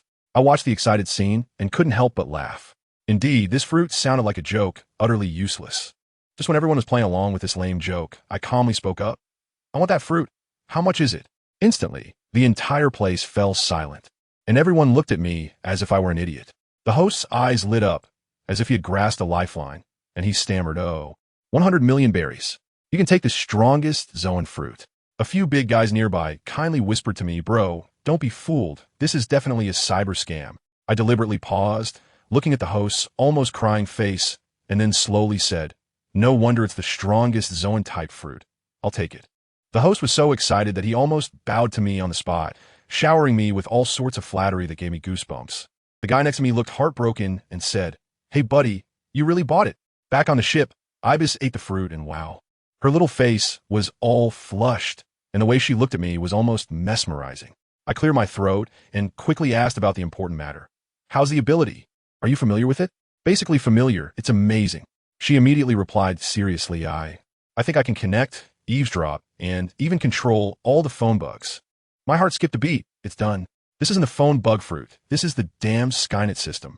The strategic value is off the charts. Come on, let's give it a try. I took out my phone bug and dialed the family base. Once the call connected, I instructed them not to hang up, and then looked at Ibis. To my surprise, 2 little antennae like a snail's extended from her forehead, swaying for a moment, and she excitedly said, it worked. I hung up the phone immediately and looked at her. She placed her pure white little hand against my ear, and I tell you, that feeling was incredible. Like a human Bluetooth headset. Hello, can you hear me? I said to her hand. On the other end of the phone, I heard my subordinate's shocked voice. Yes. Young master, it's crystal clear. All right, hang up. After I gave the order and was about to take her hand down, she playfully pressed it against me. Wait, God, let me show you something fun. When we returned to the family base in Bay High, I was stunned. Our old lair looked like a postmodern kindergarten, with colorful and bizarre graffiti all over the walls. A subordinate ran over with a sorrowful face. Young master, it's Lord Robin and Lady Jorah. They're doing art. As soon as I heard it, I understood that Robin's strange aesthetic combined with Jorah's abstract art was simply a match made in heaven. Seeing that I didn't get angry, one of his subordinates grew a bit bolder and stammered, young master, could you perhaps talk to them and ask them not to use us as canvases anymore? I twitched the corner of my mouth. Good grief. They've started harming their own people. I directly used my observation hockey to locate the 2 of them and instantly appeared behind them. These 2 artists were still there praising each other commercially. Ahem. I cleared my throat. Robin turned around and saw me, immediately rushing over. Oni-chan, you're back. I reached out and touched her head. Then my expression darkened as I said seriously, I heard you guys have been doing art recently. I think you're too idle. So let me see how much progress you've made in the past month. Both of them turned pale upon hearing this. Come on, attack me, I beckoned with my finger. Robin and Cora exchanged glances and could only brace themselves. Robin came in with a 6-petal attack, several arms sprouting from my body, trying to lock me down. I didn't even budge and commented, good move, but your strength is too weak. Cora quickly followed up with 2 artistic powder balls, and I was even more speechless. Dodging to the side, flashy but impractical, Robin was unconvinced and used a 30-petal attack, which was indeed much stronger. I nodded, acknowledging the improvement. Not bad, you've made progress. However, if you want to learn to fight, you must first learn to take a hit. While I was training these 2 troublesome girls, my long-dead younger brother, Rosanandi, was also about to return. To be honest, this kid has had a harder life than I have, but he's as stubborn as a mule. Back in the day, he fell from the pedestal of the celestial dragons, scavenging in garbage heaps, and was beaten by everyone. He went through all of that. Yet he still believes in some nonsense about kindness and justice. After being beaten by the whole world, he still thinks about love and peace. Isn't that ridiculous? He was picked up by that old man from the warring states, brainwashed, and became an honorable Navy officer. This time he returned as an undercover agent, trying to save me for his pitiful sense of justice. Save? Huh. Where was his justice when we were being beaten up by those lowlifes back then? I was the one who saved him, and now he wants to come back and help the Navy kill me. Family, isn't this pure betrayal? Does he think I don't know he ate the silence fruit, and that pretending to be mute would fool me? So Navi, my foolish brother. On a dark and windy night, a passenger ship slowly sailed into the North Sea. Inside the cabin, Rosinante woke up in a cold sweat from a nightmare. What he dreamed of was still the scene of me personally killing our father and the city massacre for revenge. In his eyes, I had long become a demon from hell. He lit a cigarette, his gaze resolute. Brother, this time, I will save you. Not long after, he really appeared on my territory. I looked at this brother in front of me, both familiar and unfamiliar, his face full of smiles as he opened his arms and rushed towards me. My dear brother, long time no see, where have you been? I've been so worried about you. But this little guy just stood there, babbling and gesturing, pretending to be mute. I was overjoyed, thinking, oh, so we're acting, huh? I immediately pulled him tightly into my embrace, while vigorously patting his back and wailing in the most sorrowful tone, my poor brother, what are you saying? I can't understand you. How come you can't even speak anymore? Tell me, who hurt you? I will avenge you. He was being patted so hard that his face was turning green, wanting to struggle, but too scared to do so. He could only stiffen and endure my affection. Meanwhile, my subordinates were particularly in tune with the scene, each one moved to tears, saying, what a touching reunion of brothers, truly a model of brotherly love. I let him go, feeling guilty. Sigh, it's my fault, I forgot you can't speak now. Ross and Andy, you've actually become mute. Well, since you're back, Big Brother will definitely make sure you get the best care. He was anxious to show me a little note, but I ignored it and directly wrapped my arm around his shoulder, enthusiastically introducing my family, saying to myself, Ross and Andy, you must have suffered a lot on this journey. But don't be afraid, with Big Brother here, no one can bully you. I told you, my heart was as clear as a mirror at that time, knowing that this kid was just a traitor, and coming back would definitely bring trouble. But there was no way around it. He was my younger brother, so I had to play along. His little schemes, pretending to care for me and wanting to save me, were simply ridiculous. If I hadn't shot that naive and foolish old man back then, our whole family would have been finished. I killed my own weakness, you understand? It was to show these brothers that following me, the great Don Francisco, is the only way to a future. I brought him into the hall, where our family members had long been waiting. I enthusiastically introduced, come on everyone, let's get to know each other. This is my younger brother, Rosinante, Diamanti, Torpole, Pika. You all know each other. These are the newcomers, Inalu, Robin, and Abeth. Rosinante just stood there nodding, not saying a word, acting quite convincingly. As a result, our Robin, small but sharp, directly asked with a soul-searching question, Oniakan, why isn't Brother Rosinante speaking? At that moment, I was completely overdramatic, covering my face with my hands and speaking with a sobbing tone. Sigh, it's all my fault. It's my fault as his older brother for not taking good care of him, letting him suffer a shock and become mute. Goodness, this immediately silenced the entire crowd, and I could guess they were all thinking, did the young master take the wrong medicine today? I didn't care and even added, from now on, you all have to take good care of him, okay? He is very inconvenient now. I emphasized those last few words, and those who understood got the hint.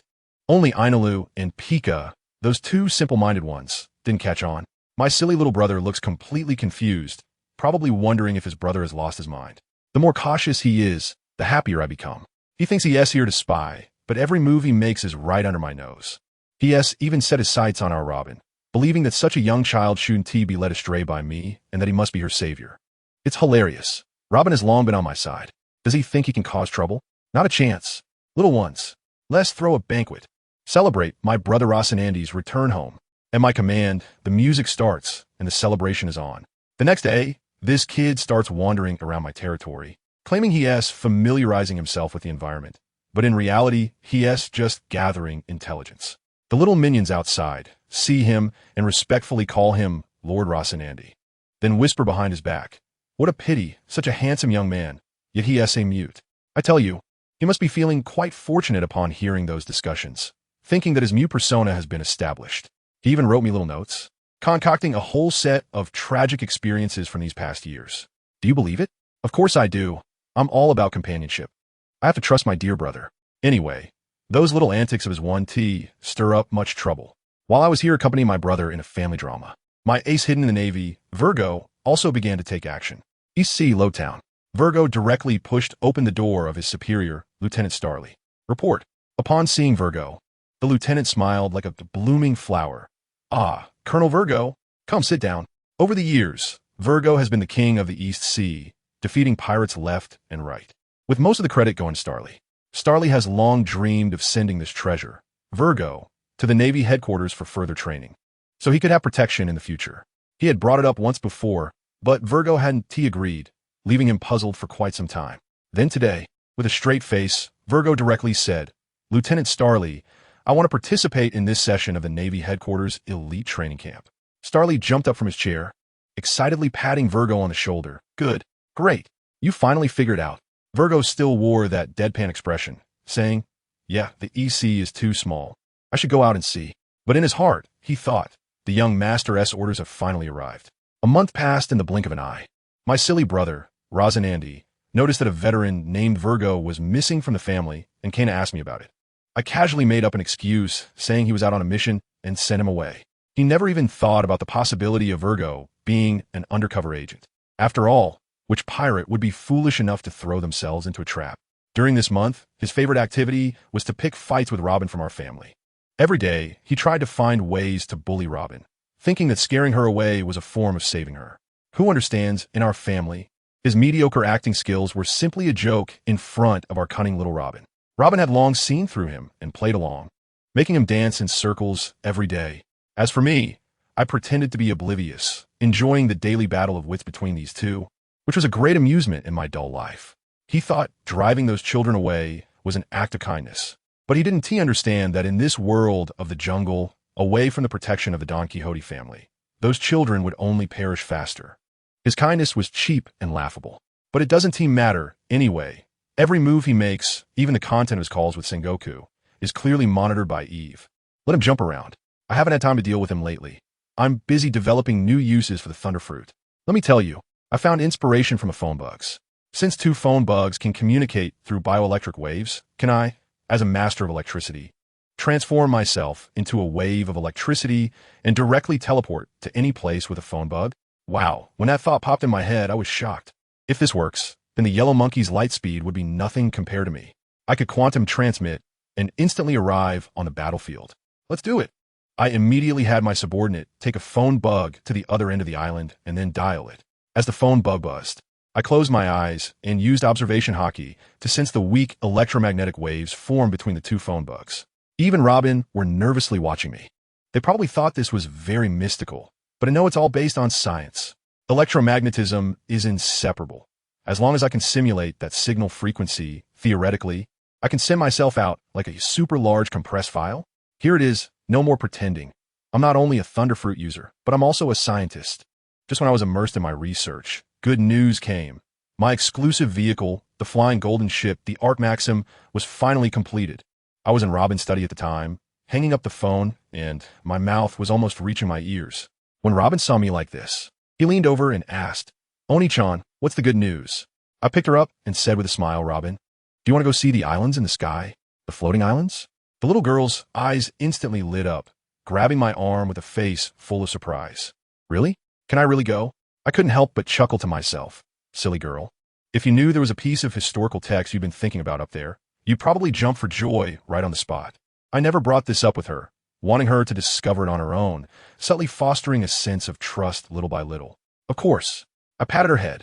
And besides, that place will be our home in the future. Our home? That's right, the entire Sky Island is ours.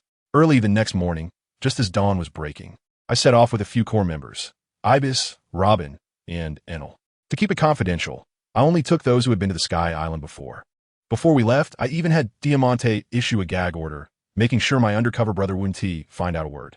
As soon as we left, and Andy immediately sneaked into a little dark room and reported to Sengoku.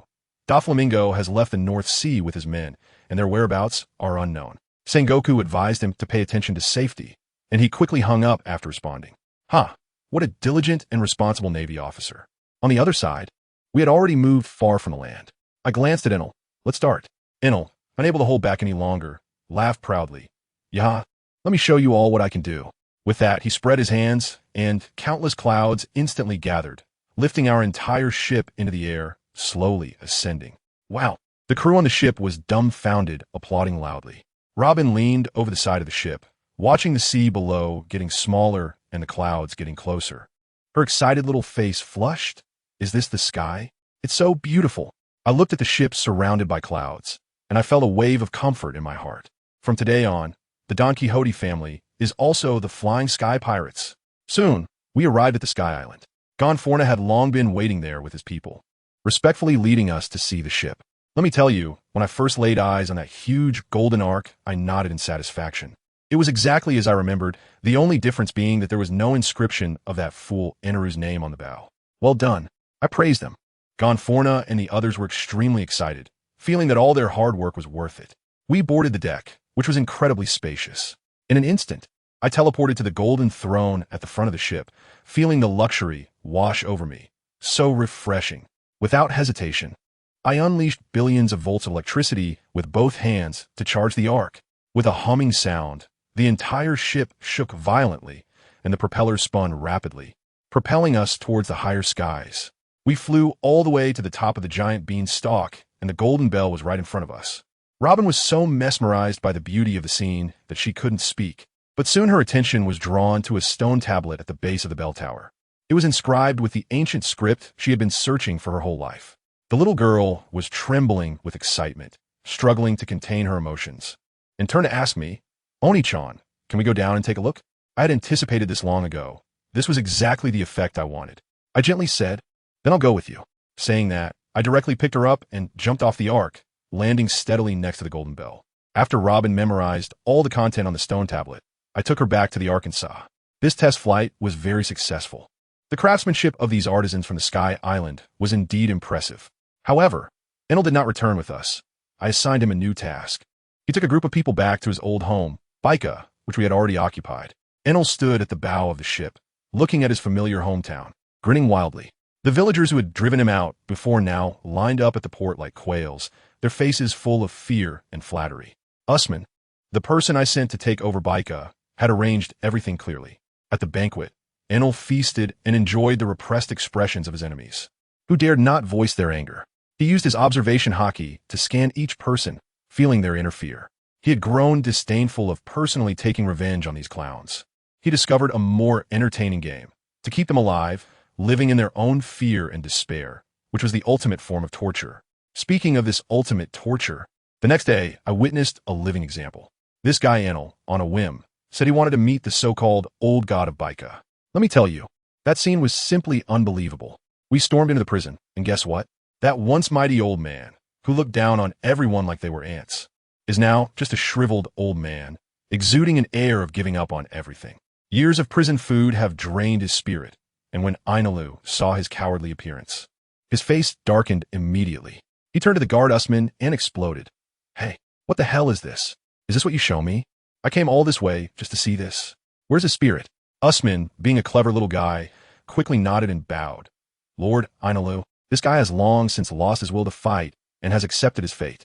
Inalu sneered, looking disgusted. "So boring. What a waste of my trip." Then he waved his hand, telling them to let him go and live well. Who understands, family? This move is even harsher than killing him. He has to live every day under the shadow of being a failure with this pitiful look. When the old man was released from his shackles, his gaze towards Inalu was complex, wanting to say something but unable to. Inalu didn't even spare him a glance, leaving him with a live well before turning to leave. On the way, Usman approached, rubbing his hands, and asked Inalu, "Lord Inalu, when can the young master transfer me from this broken place? I also want to see the sea." Inalu laughed. "Don't worry, Doflamingo definitely remembers you. But with your skills, going to the blue sea might just mean delivering groceries." He first gave him a sweet date and then a slap, leaving Usman confused, before finally showing mercy and saying, All right, I'll mention it to Doflamingo."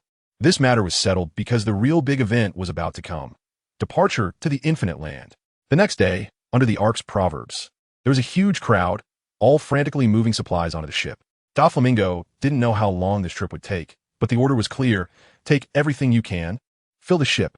Inalu was more anxious than anyone else, acting like a supervisor, constantly urging, "Hurry up, faster."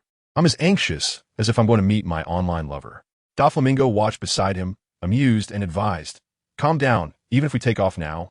It will take months to arrive. Inalu rubbed his hands together, grinning.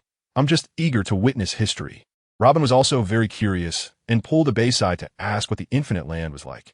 Patricide said it seemed to be the hometown of our Sky Island people. Doflamingo interjected, raising the stakes. You'll know when you get there. The process of exploring the unknown is the most thrilling. Isn't it? Before departure, Doflamingo even called home to Diamante, repeatedly reminding him to keep a close eye on his foolish brother Rosinante and not let him escape.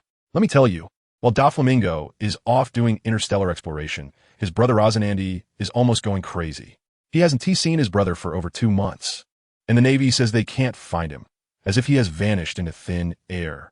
This kid is stubborn, and the more it is like this, the more curious he becomes, determined to wait for Doflamingo to return and uncover his brother's secrets. Everything was ready, and Doflamingo led our core members onto the Arkansas. With his command, set sail, everyone. This golden ship, carrying all our dreams, broke through the clouds and soared towards a higher and farther sky, aiming for the legendary Infinite Land. Let me tell you, that Infinite Land is actually the moon. Once we arrived, the scene was desolate, with craters everywhere. With a command from Dover, everyone began a thorough search. Soon, one of the subordinates shouted, "Young master, we found something." We hurried over and found a bunch of little things in a pit. They looked particularly cute, like little robots, and Robin immediately fell in love. Unfortunately, they were all scrap, with big holes in their chests. Enel was extremely disappointed. Damn, they're completely dead. However, Doflamingo remained calm, took a glance, and said, "These are just robots." Then he activated his observation hockey, and after a while, he said, "Found it, follow me." We followed him and found that the wreckage of these small robots was increasing, scattered all over. Clearly the aftermath of a great battle. At that moment, we heard the sounds of fighting ahead. Doflamingo swept his observation hockey and coldly said, "It seems to be the space pirates. They are fighting." Space pirates? The term left us all stunned. Even Enel looked curious. Robin couldn't help but ask, "Are there pirates in space too?" Doflamingo's explanation was brilliant. The universe is so vast. Is it strange to have pirates? Aren't we pirates ourselves? I really want to thank you. This explanation is no different from no explanation at all. Before we could react, Enel had already exploded. He treats this infinite land as his own backyard. And now there are outsiders causing a ruckus here? He let out a roar and charged up. "Dare to touch my infinite land. Let's see how I deal with you." We leaned over to take a look, and wow, a group of small robots armed with rifles and cannons were engaged in a firefight with a bunch of gigantic beings. But it was a complete one-sided massacre. The small robots were no match at all. Anira got furious on the spot, unleashed his ultimate move, and with a single strike of cloud flow, he instantly submerged the group of cosmic pirates in a cloud, intending to suffocate them. And what happened? With a clang from within the clouds, a knife shot out and knocked down another small robot. Anira was dumbfounded. What is going on? Doflamingo, watching from the side as if it were a show, leisurely reminded him, "Aniru, they might not be human either. Look at the dials on their chests. To put it simply, they're just a bunch of animal-shaped battle robots. We have been on the moon for a long time, turning over all the ruins. But apart from those robots, we found nothing. Half a year had passed, and we were almost out of food." Doflamingo stood on the deck, looking at the distant blue planet, and finally spoke. "It's time to go." Enel, standing next to him, nodded, having fulfilled his wish, now focused entirely on the blue sea. "Thanks, Dof." Doflamingo patted him on the shoulder. "No need to be polite. You're my family." Just that one sentence left Enel stunned. Then he broke into a silly grin. "Yeah, all right. We are family." Doflamingo turned to find Robin, who was buried in the study, researching the history of the ruins. Deeply engrossed, Doflamingo helplessly said, "Miss, we've been here for over half a year. If we don't leave soon, we'll run out of food." Robin pouted, acting cute. "With Oni-chan here, what do I have to fear?" And just like that, our infinite journey on Earth came to an end. On the return ship, we had also collected quite a few small robots, which Doflamingo said could be used to manage the Arkansas. We sat on the lonely ark, drifting through the starry sky, heading home. Meanwhile, back home, Rosinante had been undercover for over a year, his mindset nearly worn down. He had become quite familiar with the new family members, but unfortunately, these people were all peripheral and knew nothing of the core secrets. When we finally returned to the blue sea and docked for a rest, Doflamingo let his subordinates go relax, but encountered something on the street. A well-dressed little girl was kicking another frail little girl, while her noble father kept shouting, "You little beggar, dirtying my daughter's clothes, damn pig." The crowd around watched indifferently, not daring to say a word. The girl being beaten was baby 5. She was covered in bruises, her face streaked with tears, and the noble father was clamoring to take her away for proper compensation. The most absurd thing was that upon hearing she was going to be taken away, baby 5's eyes actually lit up as she stammered, "Am I needed?" The noble father laughed in anger. "Who needs a lowly creature like you? I'm going to take you away and torture you slowly." Doflamingo, unable to watch any longer, felt the remnants of his patriotic blood burning within him. He stepped forward and said to baby 5, "I need you, come with me." Baby 5 looked up in disbelief. The noble father and daughter exploded in anger, pointing at Doflamingo's nose and shouting. Doflamingo couldn't be bothered to respond, muttering to himself with a hint of sarcasm, "It's ironic. This rotten world actually needs a bad guy like me to uphold justice." After saying that, he slowly raised a finger towards the father and daughter. Thunder finger, justice. A flash of lightning struck so quickly it was barely visible, and in an instant, a blood hole appeared in the foreheads of the noble father and daughter, their eyes wide open in death. Murder! The crowd screamed and scattered in panic. Doflamingo took the stunned baby 5 back to the Arkansas. Enel was meditating on the deck, and, seeing the little girl following Doflamingo, curiously asked, "Dof, what is this?" "Picked up a kid with a similar experience to yours." Enel chuckled, "Dof, our family is turning into an orphanage. So what? As long as they join, they're my family," Doflamingo replied firmly. Hearing the word family, baby 5 shivered slightly. Enel put away his joking demeanor and warned baby 5 seriously, "Little girl, if you dare betray the family, you won't need Dof to take action. I'll take care of you myself." Doflamingo took baby 5 to the kitchen and brought out a large bowl of food. The little girl stared at the food, drooling, but cautiously asked, "Is this for me?" After receiving an affirmative answer, she couldn't hold back any longer, grabbing with her hands and stuffing her mouth, eating ravenously. Doflamingo sat beside her, watching her gently. "Eat slowly. No one is competing with you." After she finished eating, Robin happened to return from shopping and called out, "Oni-chan, I heard from Enel that you brought back a little sister." When Robin came over to greet baby 5, the little girl timidly glanced at Doflamingo, as if seeking his approval. Soon after, the family members who had gone out to relax returned in groups, chatting and boasting about how exciting the girl they found was. The conversation was quite cringeworthy. However, this joyful atmosphere instantly vanished when they saw Doflamingo standing on the deck. Everyone immediately straightened up, wiped the smiles off their faces, and respectfully greeted Doflamingo, their eyes filled with respect and admiration. Let me tell you, Donquixote Doflamingo is simply a born PUA master.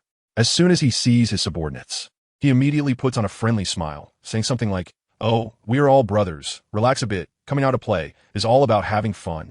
Goodness, just this one sentence moves these people to the point of tears, each one thinking that the young master is so considerate of his subordinates that they can't help but want to bow to him on the spot.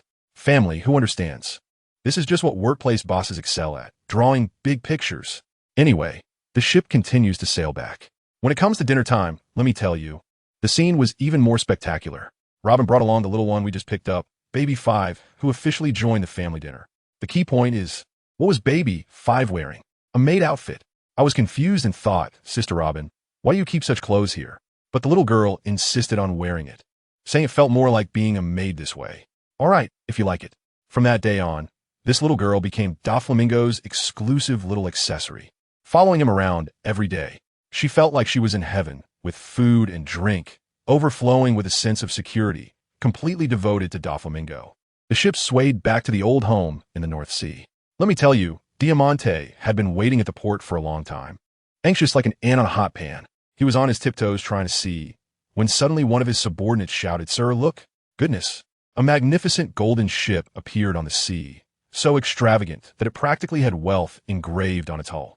Diamante saw it, and knew it was Doflamingo returning. As soon as the ship docked, Doflamingo let us down in grand style.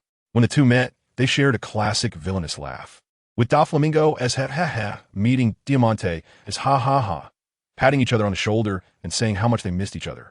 The surrounding subordinates joined in, cheering, "Welcome back, young master." The atmosphere was like a fan meeting at the airport.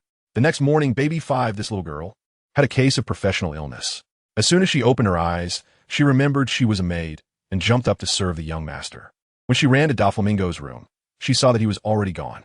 Just as she was feeling disappointed, Doflamingo appeared, and seeing her pitiful look, he gave her a lesson. You think my maid just serves tea and water? Doflamingo's signature laugh came again. Haha, our family doesn't keep idle people. If you really want to help me, you need to become stronger. Let me tell you, this is the ultimate skill of a top boss in managing people. He wasn't saying you were useless, but rather telling you you can become more useful. Baby 5, how could she withstand this? She was immediately fired up and eagerly nodded, saying she would definitely work hard to become the person he needed. Doflamingo patted her head as if petting a cat, and then sent her to find Diamante to practice leveling up. After this set of moves, the little girl was so touched that she was in tears. Just after sending off the little girl, Doflamingo entered the conference room with Toribol to listen to a report. One subordinate stepped up and said, Young master, as per your instructions, we've intercepted all the devil fruits that have come onto the market. Doflamingo didn't even raise an eyebrow. Oh, what do we have? The subordinate listed them off like a menu. 4 paramecia types, 1 logia type. They are the hobby fruit, the swim fruit, the weapon fruit, and the spin fruit, plus a snow fruit. I was listening nearby and was astonished. Wow, isn't this just the fruits of those cadres under him in the original work? This is simply fate's delivery, specifically for the Donquixote family. Even Doflamingo laughed and muttered, It seems I really have a connection with this. Immediately after, Doflamingo asked Toripol, How is that matter coming along? That sticky guy Toripol immediately patted his chest and assured, Don't worry, Doflamingo, it's all arranged. Let me tell you, what these two have done is basically a dark version of Battle Royale. Over a year ago, Doflamingo had Toripol scour the world for orphans and then dump them all on a deserted island. No food, no water, just left them to fend for themselves, fighting against beasts and each other. What is this called? Survival of the fittest, raising venomous creatures. Only the toughest and most resilient have the right to join the family. Then they flew directly to that island. Doflamingo used his observation hockey and, to his surprise, out of the more than 200 people thrown in at the beginning, fewer than 20 were still alive. The death rate was astonishing. Toripol brought the surviving kids over, each looking like little wildlings, ragged and emaciated, but their eyes, let me tell you, were full of wolfish ferocity. Doflamingo looked at this pack of little wolf cubs and began his classic speech. Congratulations, you have passed this trial. From today onwards, you are my family. You will have enough to eat, new clothes to wear, and big beds to sleep in. Upon hearing this, the kids erupted with emotions, some crying, others hugging and jumping around. At that moment, a little chubby boy named Bartolomeo timidly asked, Really? One of the little brothers next to him was about to blow up, but Doflamingo shot him a look that silenced him. Doflamingo looked at Bartolomeo and said word by word, Of course it's true. Everything is what you deserve, won through your own efforts. Then he shifted his tone. However, the family does not support useless individuals. If you want more, you must pledge your loyalty and fight for it with your own hands. Get stronger. As long as you are strong enough, I can give you anything. After this series of moves, painting a rosy picture, affirming their worth, and then raising the stakes, he had these kids' hearts completely in his grasp. He had perfectly understood how to maximize emotional value in 2025. Just like that, these 20 little wildlings became the fresh blood of the family and were directly sent to Old Man Law G for training. But let me tell you, there was a variable in all this, and that was Razanani, also known as Corazon. Upon seeing his brother bringing in a bunch of kids, his maternal instincts kicked in, thinking this was corrupting the flowers of the motherland. So he started his dissuasion plan, looking for trouble and beating up these kids every day. Who is Doflamingo? How could he not know? He directly called these bruised and battered kids over and berated them. I'm truly disappointed. You're just a bunch of cowards. When he hits you, don't you know to hit back? In our family, the one with the strongest fist has the say. No matter if he is my brother. Anyone who bullies you, you hit back with all you've got. After scolding them, he took out a devil fruit, tossing it in his hand, saying, Whoever can knock me down, this thing is yours. Goodness, this move was too ruthless, directly turning internal conflict into motivation for growth. While we were busy with internal team building, a major incident happened in the North Sea.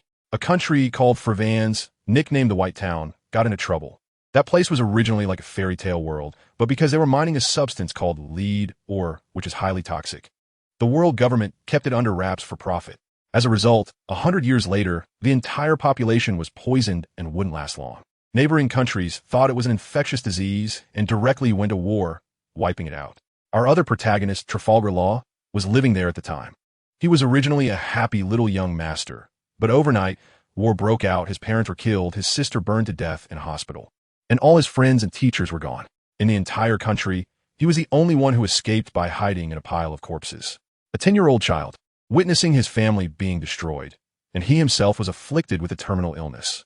At that moment, he had one thought: let it all be destroyed quickly. But before dying, he had to turn this world upside down.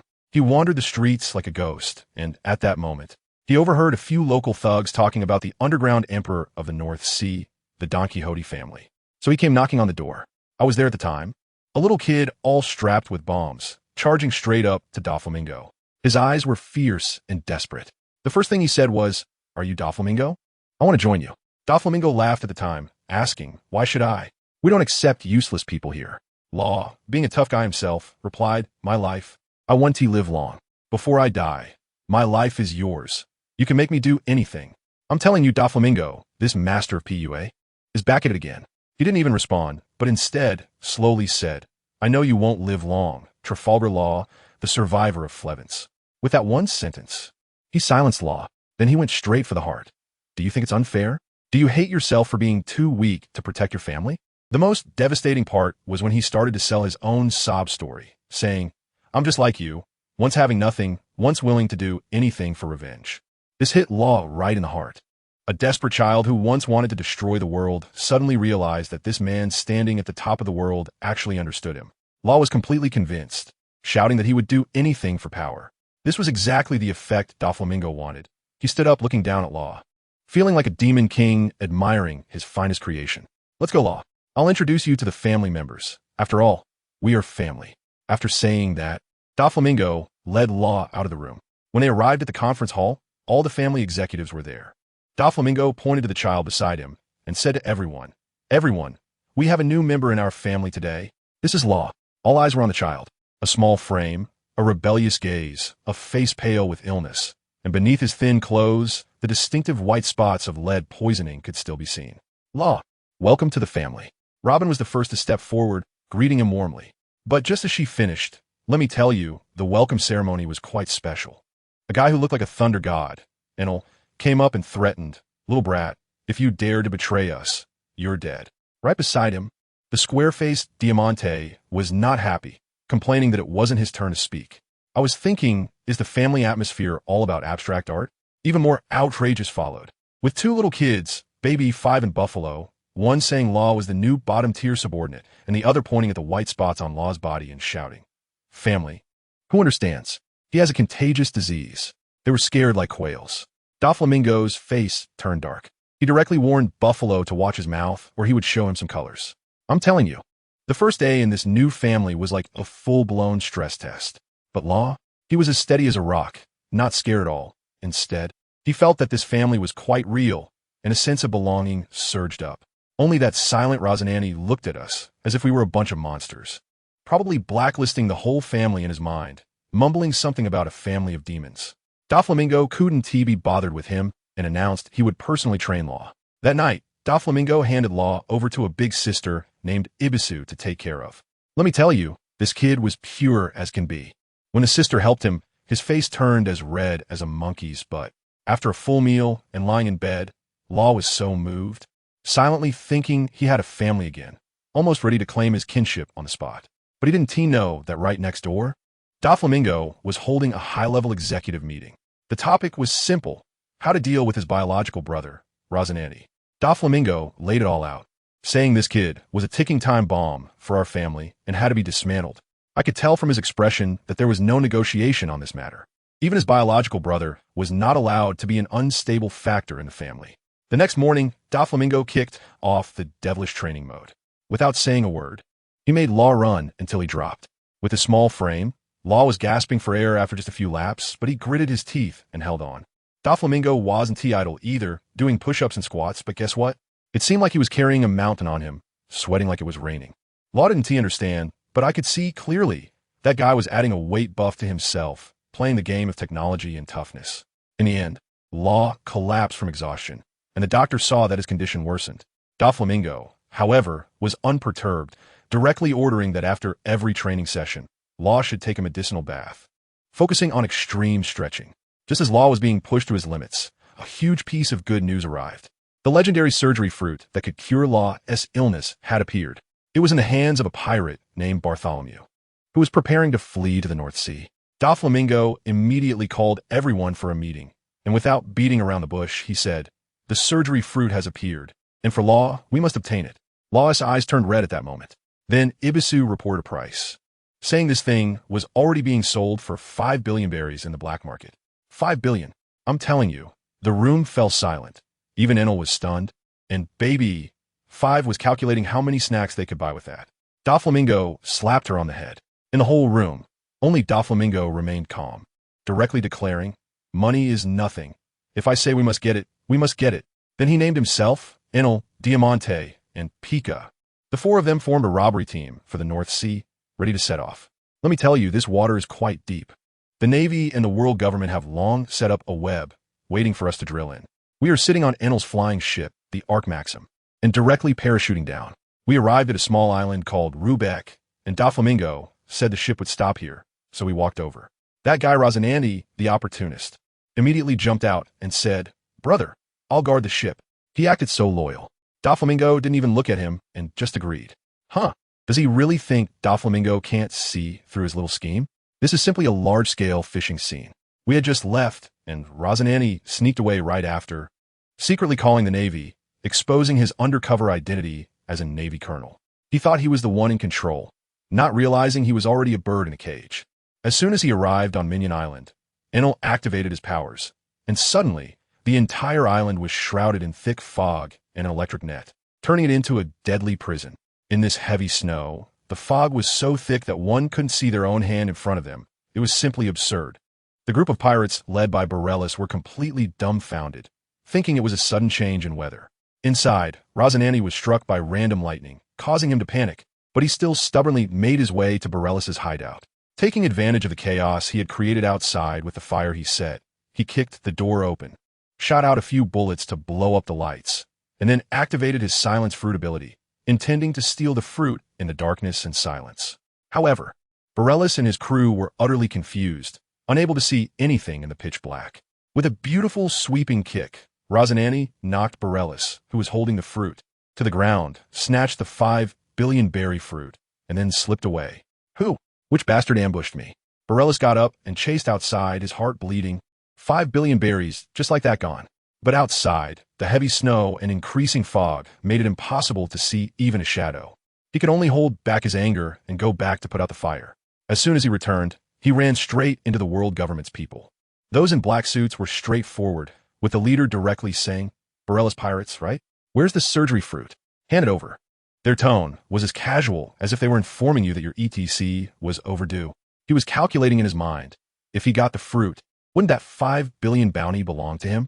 But Borellus's face turned as dark as the bottom of a pot, and he broke down. It's gone. Everything's gone. The fruit was stolen. On the other side, Rosinante, clutching the fruit, was trudging through the snow, the visibility nearly zero due to the heavy snow and fog. He didn't notice that not far ahead, there was a figure sitting on a large rock.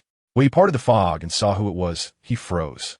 Goodness, it was Donquixote Doflamingo, his brother, waiting there like a hunter for his prey. "You came, my dear brother," Doflamingo said calmly, as if asking if he had eaten.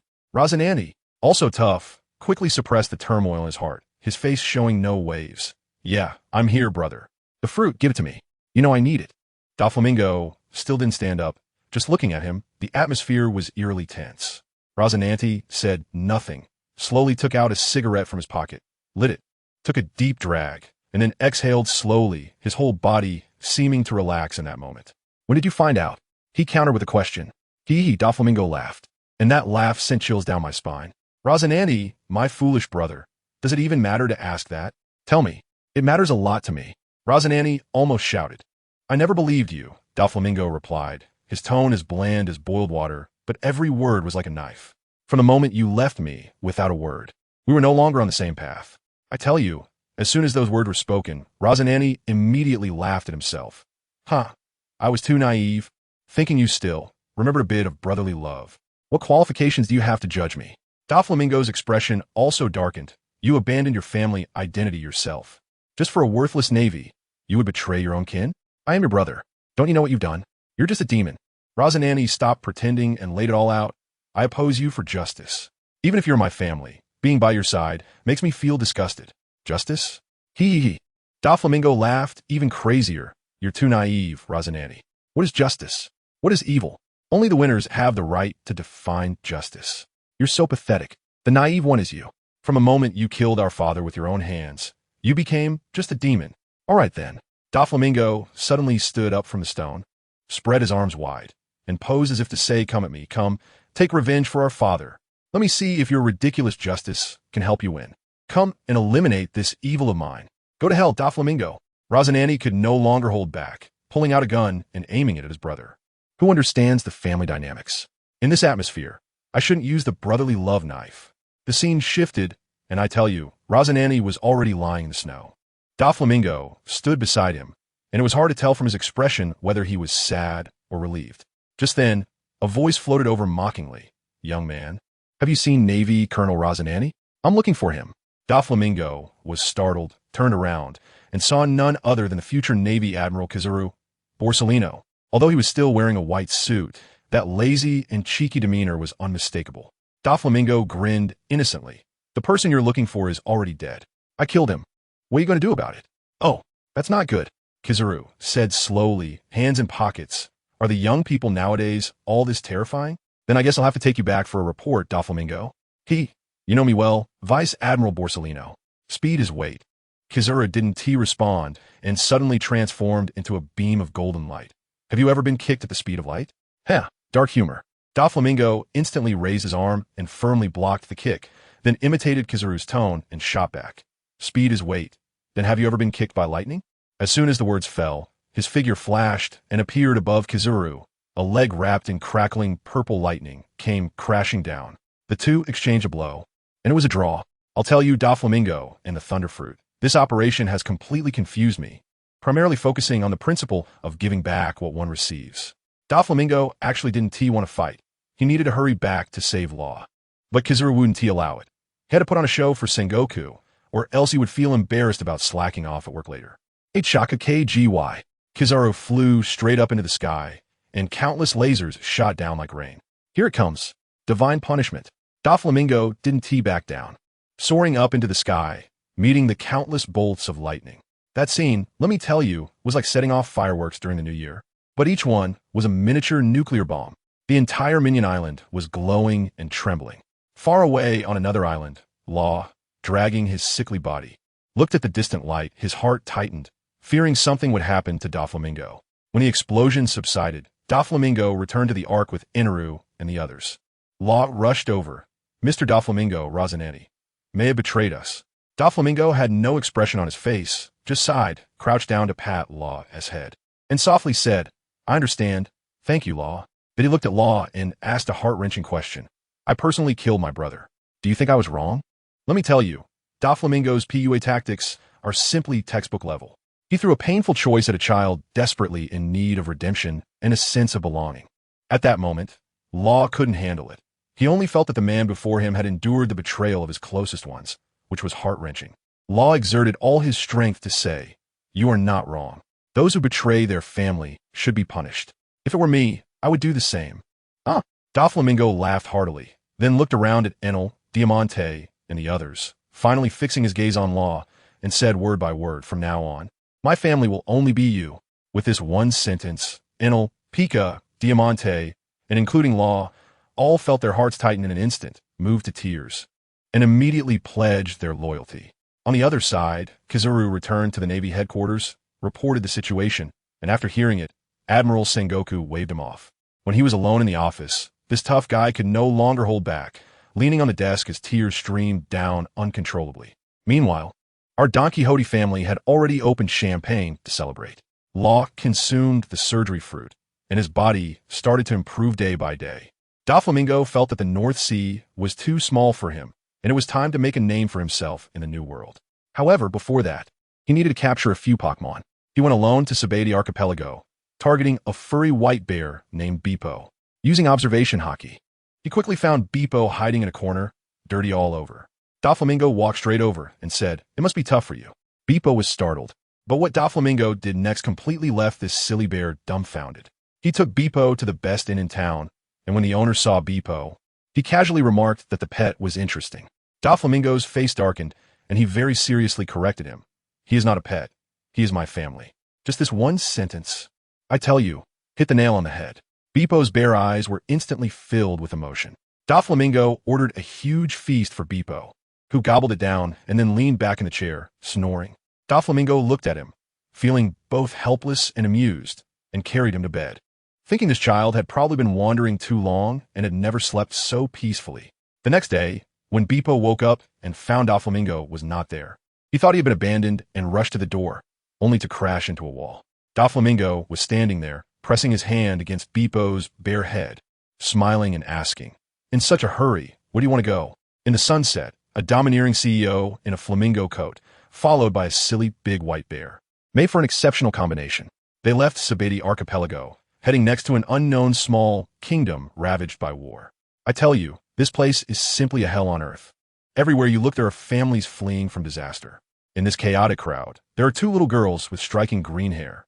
The older sister is named Monet, and the younger sister is called Sugar.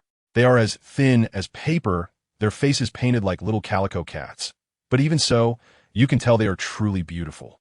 The younger sister, starving, quietly says she wants to eat while holding on her sister's leg. The older sister, Monet, feels heartbroken and can only comfort her by saying that once they get into the city, everything will be fine. Little do they know, this hell on earth has 18 layers. After finally entering a city that looks quite prosperous, bustling with traffic, it seems like a completely different world from the war-torn outside. But what happens? The people in the city look at the refugees with disdain and disgust, as if they were rats in a sewer. Who understand the families? Those people, with their filthy mouths, say things like they can smell the stench from 3 streets away, polluting the air of our beautiful town. Just listening to them makes me want to slap each of them across the face. The younger sister, Sugar, doesn't understand any of this. She just sees the glistening grapes at a roadside stall and craves them desperately. Just because she looked at them a little longer, a big, ugly man nearby comes over and shouts for her to get lost, then kicks at little Sugar. I have to say, Monet's sister really deserves praise. Without even thinking, she tightly held her sister in her arms and took the blow on her own back. With a bang, the two sisters were kicked several meters away. The man was still not satisfied. Seeing Monet struggling to get up with an indomitable smile on her face, he became even more furious, feeling insulted. He rushed over and kicked Monet again, causing her to spit blood and faint on the spot. When they woke up again, they found themselves locked in a dark, shabby shed. The younger sister, Sugar, was terrified and cried while holding her unconscious sister. The first thing Monet did when she woke up was to comfort her sister. Then, like magic, she pulled out a biscuit that she had stolen at some point. With just one biscuit, they shared it equally in that desperate place. While the two sisters were relying on each other in hell, what was my flamboyant big brother doing? He was leisurely strolling through the city with Beepo, that silly big white bear. Beepo, like a naive child, was curious about everything, drinking honey and eating grapes, while Doflamingo laughed and paid for him. The contrast was simply too ironic. However, fate is truly mysterious. When Monet opened her eyes again, what a transformation. They had gone from a dark shed to a luxurious 5-star hotel room. The one who saved them was my big brother, Doflamingo, wearing a flamingo coat. Sister Sugar had already gotten familiar with him, chattering away to her sister that it was the big brother who saved them, and even personally cleaned and bandaged her sister's wounds. When Monet heard this and looked at the man in front of her, wearing sunglasses with a commanding presence, her heart skipped a beat, and her face turned red. Doflamingo didn't say much, just told them to take care and rest. The next few days were undoubtedly the most stable days the sisters had ever experienced in their lives. Until Monet's injuries were almost healed, Doflamingo said he would take them to meet someone. They took the sisters to a small dark room, opened the door, and inside was the scoundrel who had kicked them. As soon as that guy saw them, he started cursing, but then Doflamingo flicked his finger, and a small electric current flashed through, causing the guy to fall to the ground, foaming at the mouth and convulsing. Doflamingo didn't even glance at the trash on the ground and turned to the sisters with interest. The person who harmed you is right here. What do you want to do? Then, it was my brother's time to perform. He casually said he was about to leave this place. And if this person was still alive, the sisters' fate was predictable. As soon as he said this, the two girls panicked and cried out to go with him. Doflamingo asked a profound question. My enemies are very strong, possibly even against the whole world. Do you still want to follow me? Without thinking, the sisters looked at him with unwavering determination. We will follow you. Well, that was exactly what my brother wanted to hear. But he said, I don't need weak people. This statement was like a switch that was instantly flipped. Sister Monet understood immediately. She withdrew her gaze from Doflamingo, walked coldly toward the scum still convulsing on the ground, and began to punch him in the face. Doflamingo wasn't done yet. He turned to Sister Sugar and put extreme pressure on her. While your sister is fighting hard in front, are you just going to hide behind and cry? Are you planning to let your sister protect you forever? I tell you, Sugar's little eyes instantly changed, completely awakened. But what awakened was the killing intent. She picked up a stone nearby and rushed over, stumbling as she aimed at that scumbag's head. Bang, bang, bang. Each hit was harder than the last, directly taking the person out. Doflamingo watched this scene and revealed that signature ha-ha-ha laugh, extremely satisfied. He turned around and walked toward the door, leaving behind a sentence. It's time for us to go home. Just like that, my brother successfully gained 2 new family members. The group walked towards the outskirts of the town, and the townspeople along the way were still pointing and gossiping. Doflamingo didn't pay any attention. Once they completely exited the town, he stopped, looked back, and murmured, What a beautiful town. What a pity. What a pity, you ask. The next moment, he spread his hands. The sky changed color, and thunder and lightning gathered. 100 million volts of lightning fell like a meteor shower. Let me tell you about that scene. Countless bolts of lightning and meteors fell from the sky, completely erasing the entire beautiful town along with all the ugly hearts within it from the map, as if throwing a grand welcome fireworks show for my brother's 2 new sisters. Once the fireworks finished, my brother had completely won over the hearts of his new sisters, Monet and Sugar. I tell you, the way Monet looked at my brother was simply intense, almost as if she was about to perform a driving test on the spot to express her admiration. It was that passionate. As for Sugar, she wore an expression of absolute admiration for my brother, the world's #1 brother-in-law. With new members in tow, we grandly returned to our hometown. It had been over half a year since we came back, and everything at home was the same as before. My brother's status was solid, unshakable. The new additions didn't stir up much of a wave. After all, my brother had brought back many people over the years. However, with more people at home, there was more fun. The new big white bear, Beepo, guess what? He directly became our family's academic genius Robin's personal cushion. Robin now reads every day, leaning against the fluffy Beepo, and also teases our other new sister, Sugar. Sugar also liked Beepo and seeing her bear being taken. She was furious, but she couldn't beat Robin, the little devil, so she could only sulk there every day, stubbornly refusing to complain to us. After a few days of peaceful life, my brother felt it was time, so he called everyone together for a family meeting. Let me tell you, this was a high-level meeting. Not a single person could be absent. When we arrived at the conference room, everyone was already seated except for my brother. The scene was simply a good show. Baby 5 was there whispering to Buffalo, trying to find out what big announcement my brother was going to make. As a result, Monet overheard and cheerfully chimed in. Baby 5, are you feeling jealous? Hey, that really lit the fire. Baby 5's face instantly turned red, and she shot back. I'm not. I'm a master S-maid. Monet wasn't backing down either, immediately retorting, You're a maid, but I'm still the secretary. Goodness. The harem hasn't even been established yet, and they're already vying for attention. This is bound to turn into a scene from Zhen Huanzhuan. Enel was yawning beside them, looking bored as he watched them. Meanwhile, Law, who was even more heavyweight, chimed in. It really is quite boring. He was entirely focused on getting stronger and had no interest in women at all. Now, Baby 5's anger immediately shifted to Law, and she yelled at him. And what kind of person is Law? He shot her a glare that made her retreat behind Buffalo in fright. As a result, Sugar, munching on grapes, mocked her. You're really useless. Baby 5 immediately lost it, her right hand transforming into a handgun aimed at Sugar. Sugar, however, didn't even raise an eyebrow and slowly said, What? Do you want to make a move on me? Be careful, or I'll turn you into a toy. Just as the tension escalated, my brother's voice came through. Baby 5, put it down. How can you raise your hand against family? As soon as he finished speaking, my brother had already teleported to Baby 5's side and grabbed her hand. His tone of education was both strict and gentle. Remember, family is always family. You cannot point a gun at your own people. Baby 5 realized her mistake and obediently apologized. The small commotion passed just like that. Once everyone calmed down, my brother cleared his throat, sat in the main seat, scanned each of us with his gaze, and then dropped a heavy bombshell. He said, During this time, everyone has worked hard. The North Sea is now stable. It's time to embark on our new journey. Before long, my brother had arranged everything regarding the Sky Island, made a call back to the North Sea, and then, in front of everyone, activated his incredible ability, human information transmission. He transformed into a wave of energy and vanished in an instant. Focusing on quantum entanglement, he reappeared right back beside us. Early the next morning, the entire family gathered and boarded our vessel, the Ark Proverb. This time, my brother declared that we wouldn't fly. We would sail across the surface of the sea, heading straight to the New World. He wanted to meet all the strong individuals on this ocean. Set sail, everyone! With my brother's command, the massive Ark slowly departed from the port, heading towards the endless sea under the watchful eyes of Torpole and the others. Life on the ship was vibrant and colorful. Diamante was in charge of training Monet, and Baby 5, Robin, and IBES2 beauties were leisurely sunbathing. Enel and Pico were both cultivating, while Law, the ultimate hard worker, locked himself in the training room every day, practicing relentlessly. After my brother had some free time, he went straight to find Law, saying he wanted to personally check on his growth during this period. Without further ado, the two of them started sparring in the training room. After an unknown amount of time, we finally left the North Sea and arrived once again at the miracle of that world, the Reverse Mountain.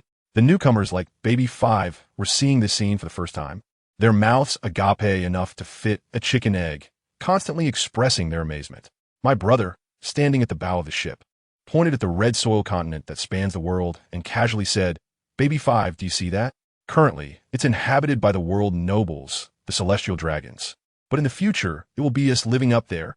Who understands the family dynamics?" This scale left me speechless. Upon hearing this, Enel became excited and laughed, saying, "Then this continent will be our territory." Law's eyes also ignited with the flames of revenge as he said, "The world government has ruled for 800 years. It's time for a change." My brother, upon hearing everyone's grandiose words, let out his signature laugh. He walked over to Robin, noticed her slightly nervous expression upon hearing about the world government, and reached out his big hand to pat her head, saying, "Don't worry, Robin, no matter what happens. This will always be your home, and your family will protect you." At that moment, I tell you, the atmosphere on the entire ship was simply explosive. After passing through Reverse Mountain, we successfully entered the Twin Gorges. As soon as we came out, we saw an enormous whale with an old man on its head. My brother recognized him at a glance and laughed, saying, "Hey, isn't this Dr. Correja, the ship's doctor of Pirate King Roger?" The old man initially wanted to play dumb, but my brother's words made him alert in an instant. On our side, Diamante is a battle maniac. As soon as he heard that he was the ship's doctor of the Pirate King, he got really excited, drew his rapier without a second thought, and rushed over, insisting on having a duel. Correja said he was just a doctor, but his movements were quick, and he was exchanging blows with Diamante. Just as they were fighting fiercely on the head of the whale, a ship came cutting through the waves in the distance, and the man standing at the bow had a straw hat, a missing arm, and a sword at his waist. Oh my God, it was red-haired Shanks. As soon as Correja saw a familiar face, he immediately shouted, "Shanks, you brat, come help me. My old bones are about to fall apart." Shanks initially wanted to make a cool entrance, but he was immediately pulled into the fray. However, he is truly loyal. Without saying a word, he drew his famous sword Griffin, pointed it at us with an imposing demeanor, and said, "Let me have a match with you guys." My brother looked at him and laughed. Great. Just what I wanted. Red hair. I tell you, at that moment, the air froze. A sky demon and a future emperor of the sea faced off across the sea. The next second, both moved at the same time. Their figures were as fast as two lightning bolts, crashing violently in the air.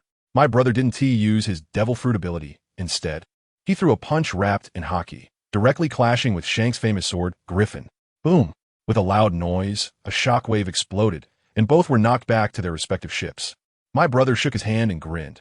"You're really strong, red-haired Shanks." Shanks stood there with his sword, his expression more serious than ever. "You're strong too." "Of course. I told you my blood is boiling. It's been years since I felt this good. The last time was when I sparred with that guy Akiji. On my side of the ship, that little girl Monet is extremely nervous. Young master, are you okay?" I waved my hand, saying it's nothing, just an appetizer. The group with the red-haired guy across from us is about the same. That big guy, Lecru, is too concerned to even nibble on his chicken leg, looking all worried. Who understands family? Just this level of probing has already scared the little brothers below into gasping for air. Especially that kid Luo, his eyes are almost popping out. He is probably thinking to himself, Wow. When Mingji trains me, it's like playing with a baby bus. This is the real deal. I couldn't care less about what they think.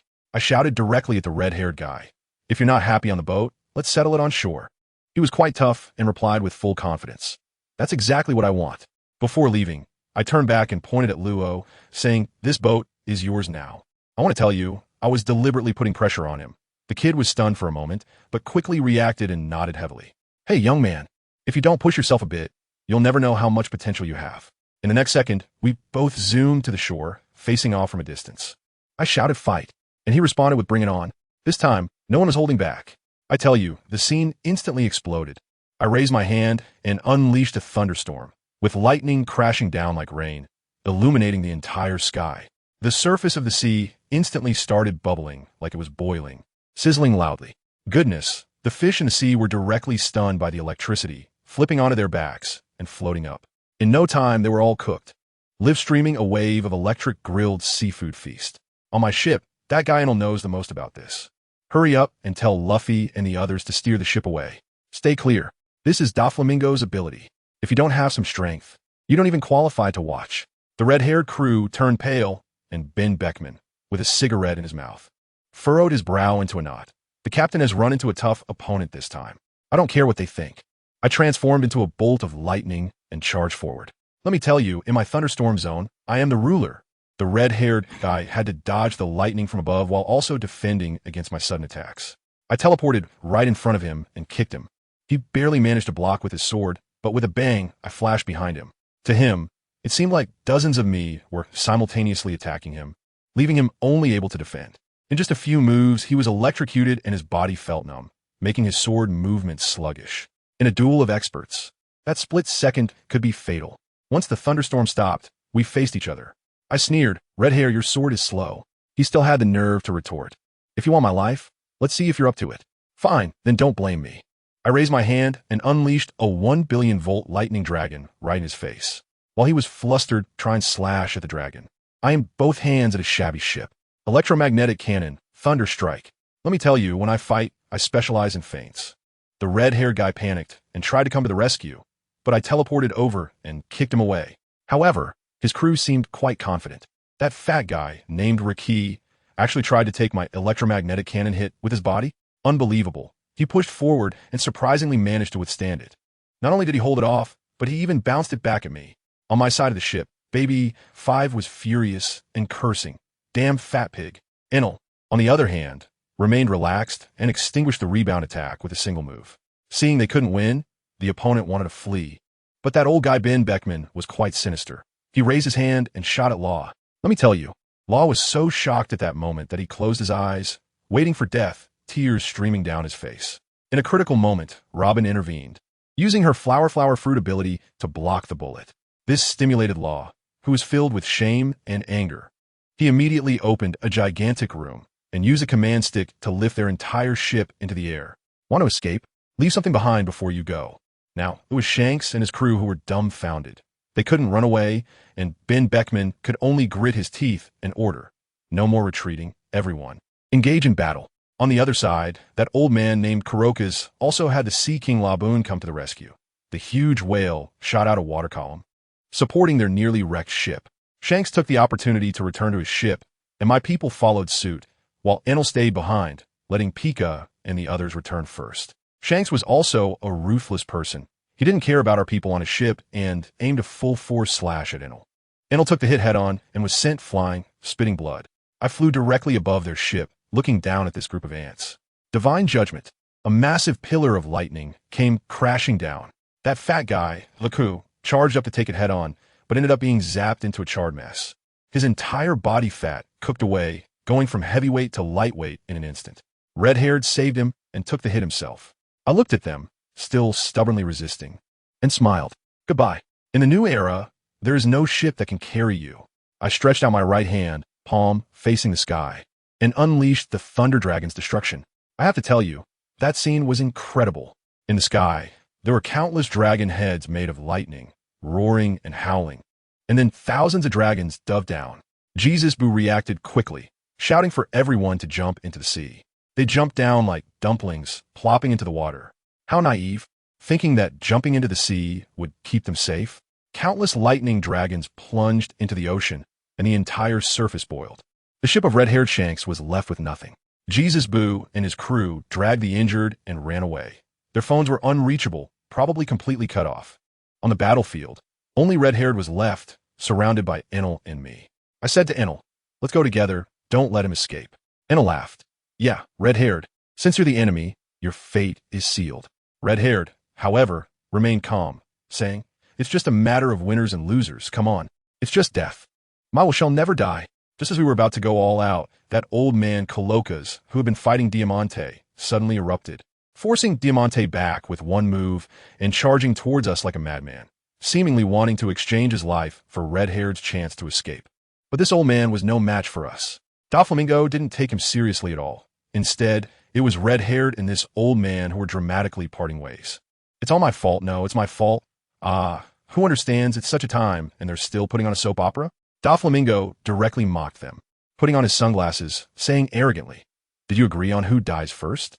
Don't bother here. Anyone who has offended me has only one fate, and that is death. They all die. None can escape."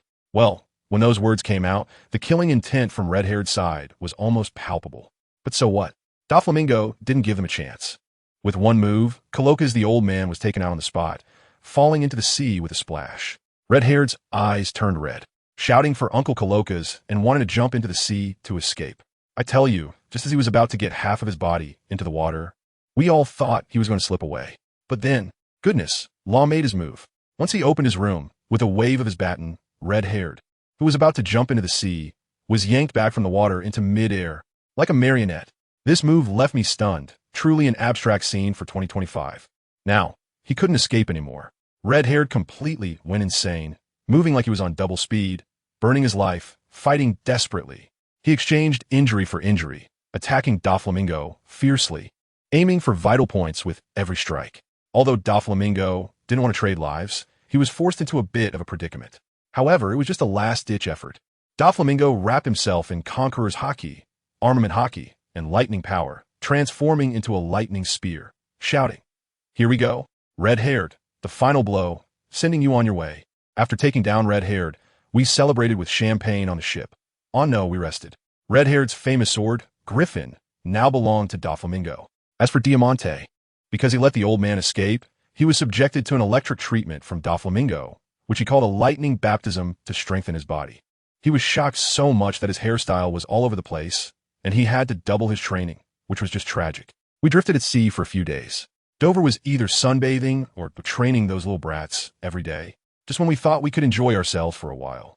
The world government's ship showed up at our door. We all lined up, and Doflamingo sat on the throne, exuding a powerful aura. The official leading the group, named Spandam, came up acting all high and mighty, saying, "The world government has decided to make you a warlord of the sea." Our little brothers were a bit excited upon hearing this.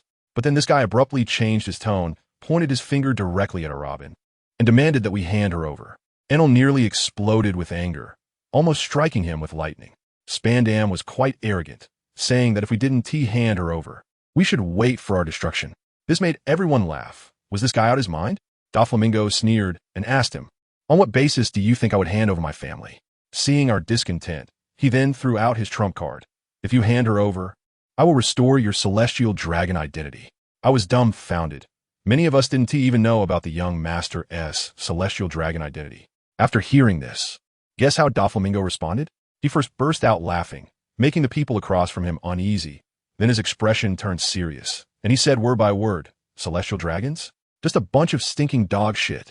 I feel ashamed that I was once a celestial dragon." The scene was incredible. Spandam was left dumbfounded, pointing at Doflamingo, so furious he could barely speak. "You dare insult the celestial dragons." Upon hearing this, Doflamingo just laughed. His expression was as if he had heard the funniest joke of the year, clutching his forehead and shaking with laughter. "Oh, the loyal dog of the celestial dragons? Well, I used to be a celestial dragon too, so what? Shouldn't you be wagging your tail at me?"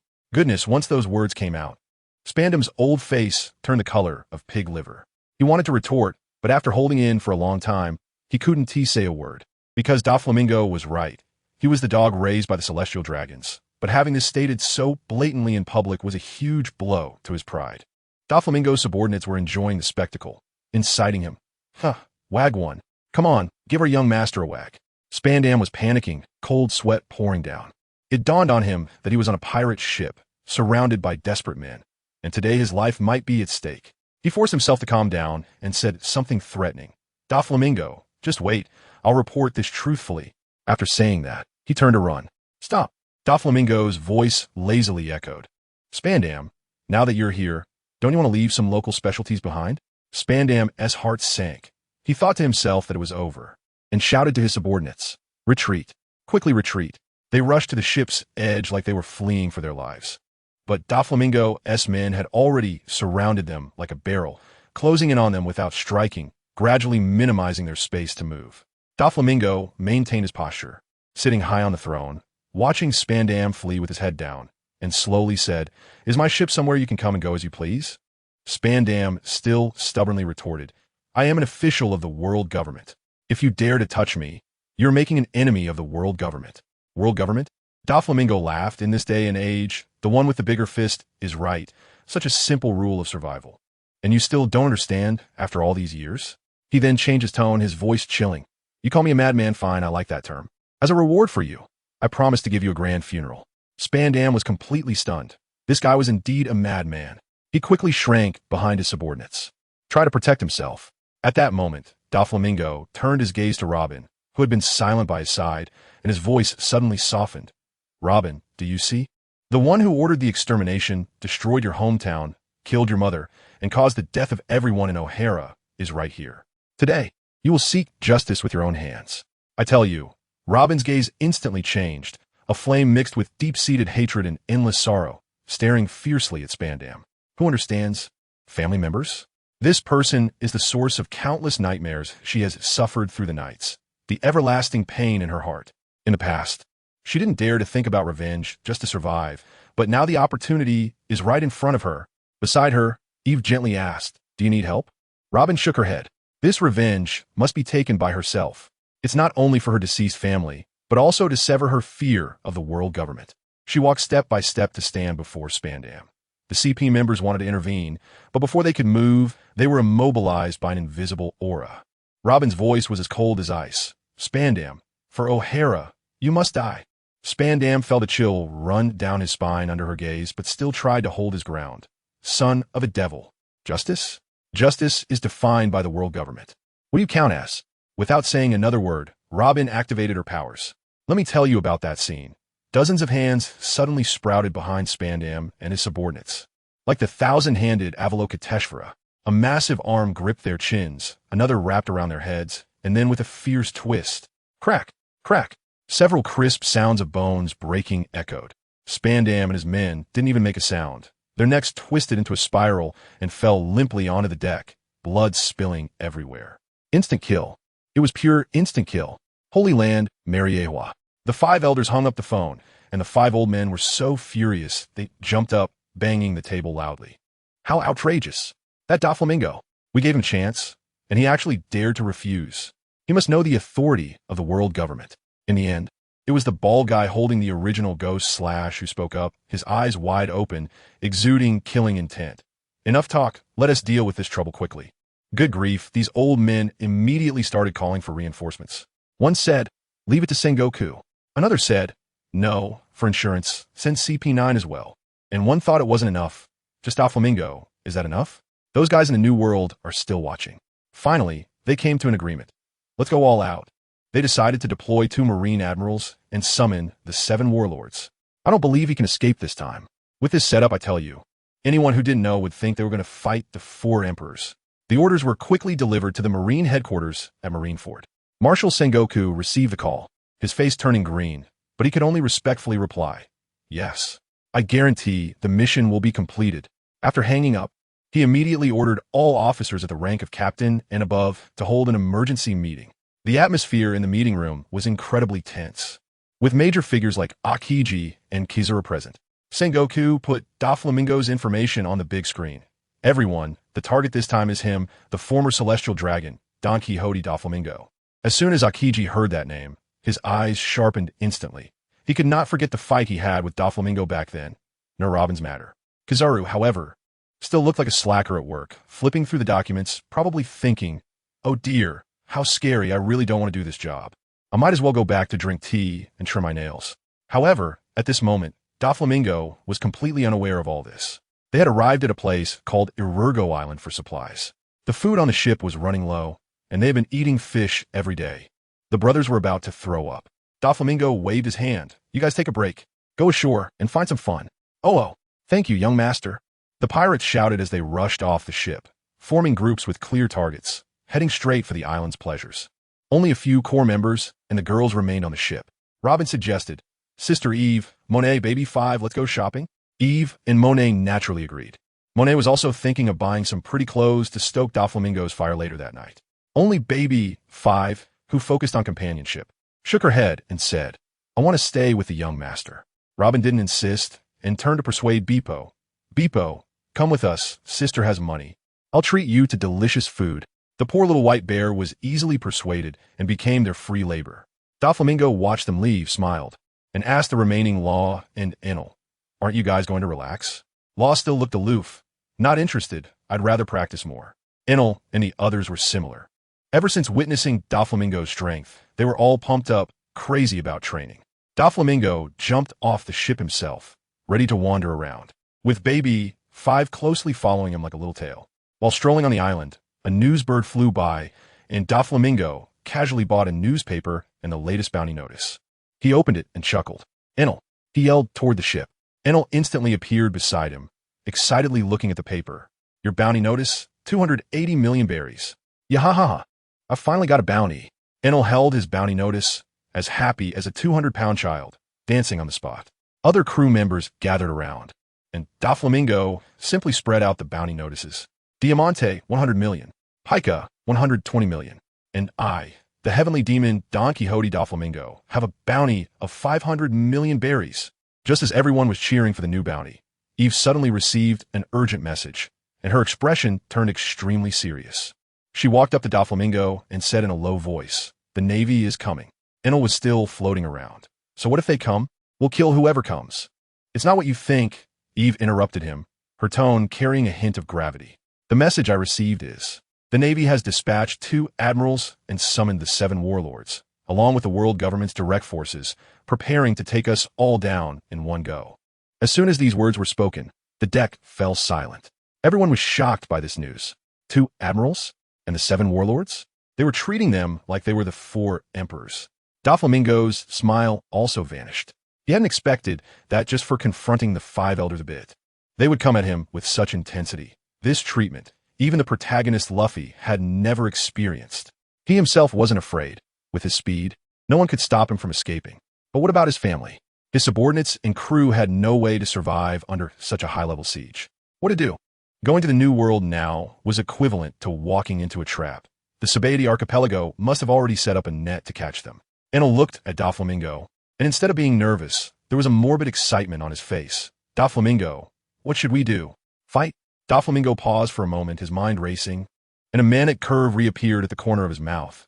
Actually, we are not without a chance. I tell you, the odds are in 2 places. The group of 7 warlords with their own motives, and our flying ark. The Navy thinks the 7 warlords are united? Laughable. Let me break it down for you. That guy, Kuma, from the Revolutionary Army, will definitely come to put on a show, putting in minimal effort. Mihawk will probably come too. After all, I just sent his brotherly friend Shanks away. Won't he come and give me a hard time? As for Crocodile and Hancock, they're both so proud, they don't care about the world government at all. The only one we can count on is Gecko Moria. Ever since he was psychologically scarred by Kaido, he's become a useless plaything, not worth worrying about. So you see, this lineup looks intimidating with 2 admirals, a bunch of vice admirals, plus 3 7 warlords, enough to take on an emperor. But the problem is, they are not united at all. That's our opportunity. The key point is, even if we can't win, we won't lose. My Ark of the Covenant can fly. Who would have thought that the Navy, when the time comes, will just take off, and they can only stare up in disbelief, chasing us with their heads? That said, going head-to-head is still too risky. So I immediately gave an order. Law, Baby 5, Buffalo, you guys need to leave for now. This is not your fight. My family, who understands, all had expressions like the sky was falling. I could only comfort them, saying this is just a rehearsal, something we will face sooner or later. That kid, Buffalo, even foolishly asked me, Since we know it's a trap, why not just avoid it? Good heavens, Enel exploded on the spot, his eyes practically sparking with electricity, almost turning Buffalo into a roast pig. I quickly stopped him and then told everyone, this battle must be fought. Why? It's to show the whole world that our Donquixote family is not a soft persimmon that anyone can squeeze. If you keep avoiding them, they'll think you're easy to bully and will keep coming after you. We must hit them hard once, make them fear us. Strike once to prevent 100 strikes. Do you understand this principle? This battle is our fight to establish our reputation. I know that the kid Rona is feeling the worst inside, hiding in a corner, emo, thinking he is too weak to be of any help. I-Base went over to keep him company and told him that taking care of himself and not distracting me is the biggest help right now. After sorting out the internal mindset, there's still some trivial matters outside. On the eve of the big battle, I was still waiting for Chef Redfoot Japu to return. Finally, he came back, and one of his clueless subordinates named Morris, whose head was filled with thoughts of my golden ship, dared to shout at me, telling me to come down and face death. Let me tell you, I didn't even raise my eyelids, just move my finger, and with a lightning strike, bam, I made a hole in his forehead. The world instantly became quiet. Redfoot Japu is a smart man. Seeing the situation, he immediately backed down and asked me how he could spare them.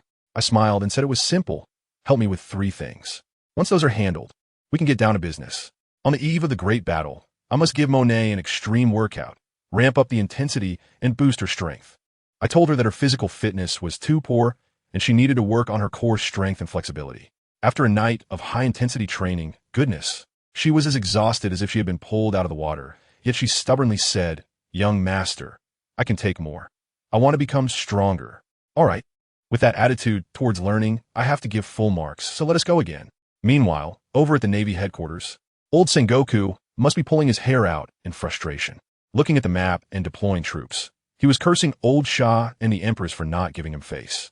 He even thought about sacrificing all the civilians on the island if a battle broke out, then shifting the blame to us. TSK, just listen to that. This is what they call justice. For days passed in the blink of an eye, and our art proverb had already entered the waters of Puffk Island.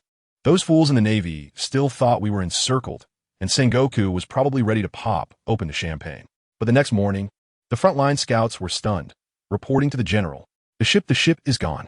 That lazy guy, Akiji, said this joke isn't funny at all, while Kizaru was leisurely trimming his nails, looking confident.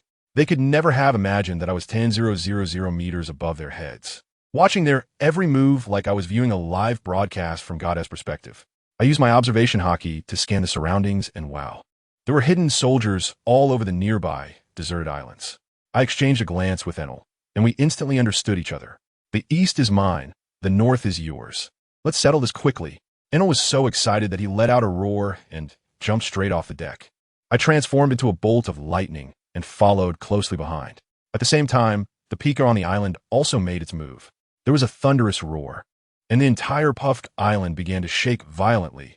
Countless rocks and land gathered together, forcibly rising from the ground to become a towering stone giant. Akiji and Kizaru had just stepped out of the house when they saw a fist bigger than a mountain smashing down, blocking out the sun. Akiji remained calm, too lazy to even take his hand out of his pocket, casually muttering, "Ice Age." Crack!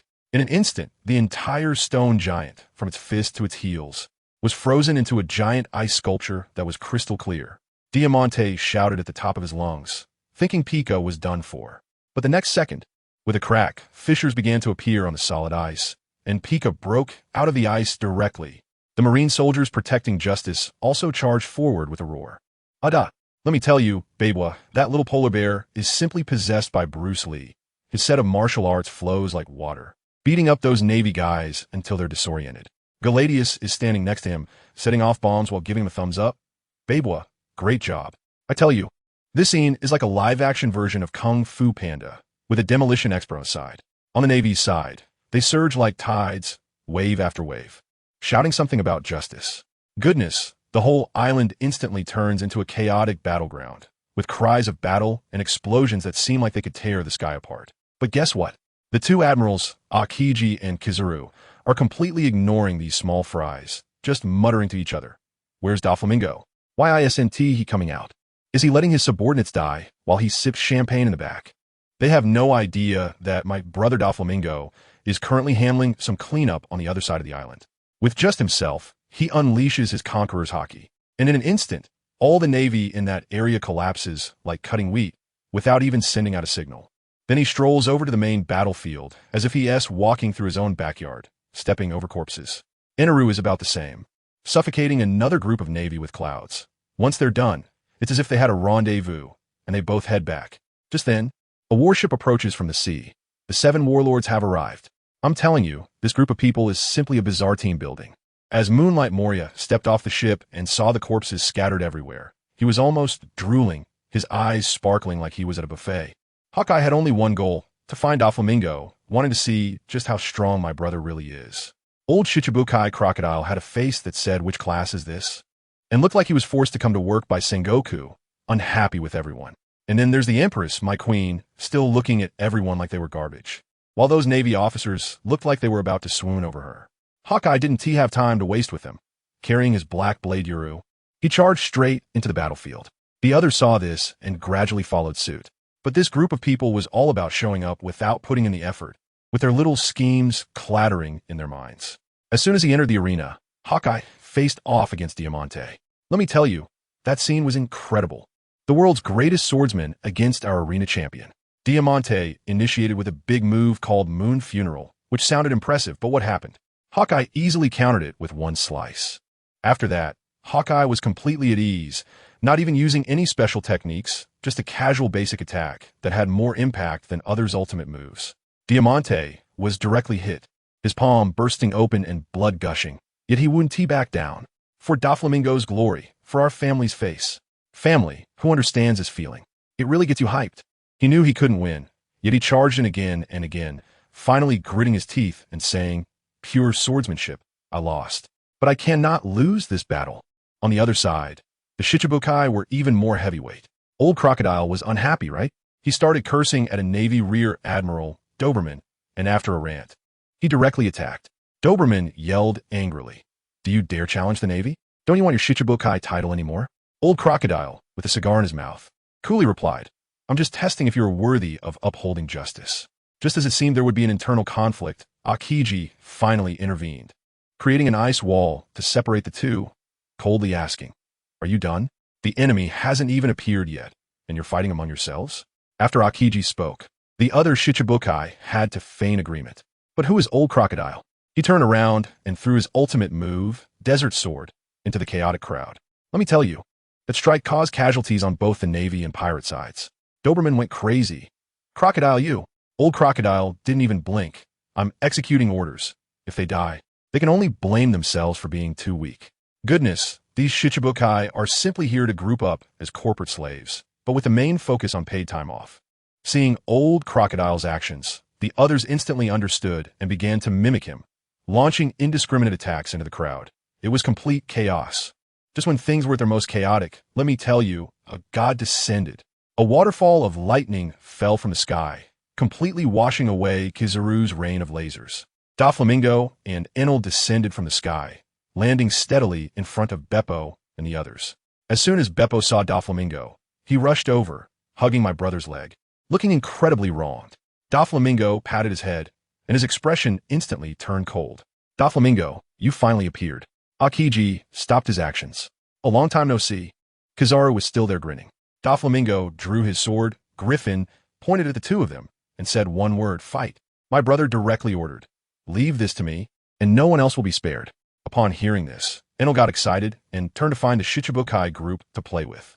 Kizaru, trying to sneak away to ambush our other members, was suddenly cut down by Doflamingo, who smashed his elemental body with one strike. Kizaru's face turned green. He didn't expect Doflamingo to be so fierce.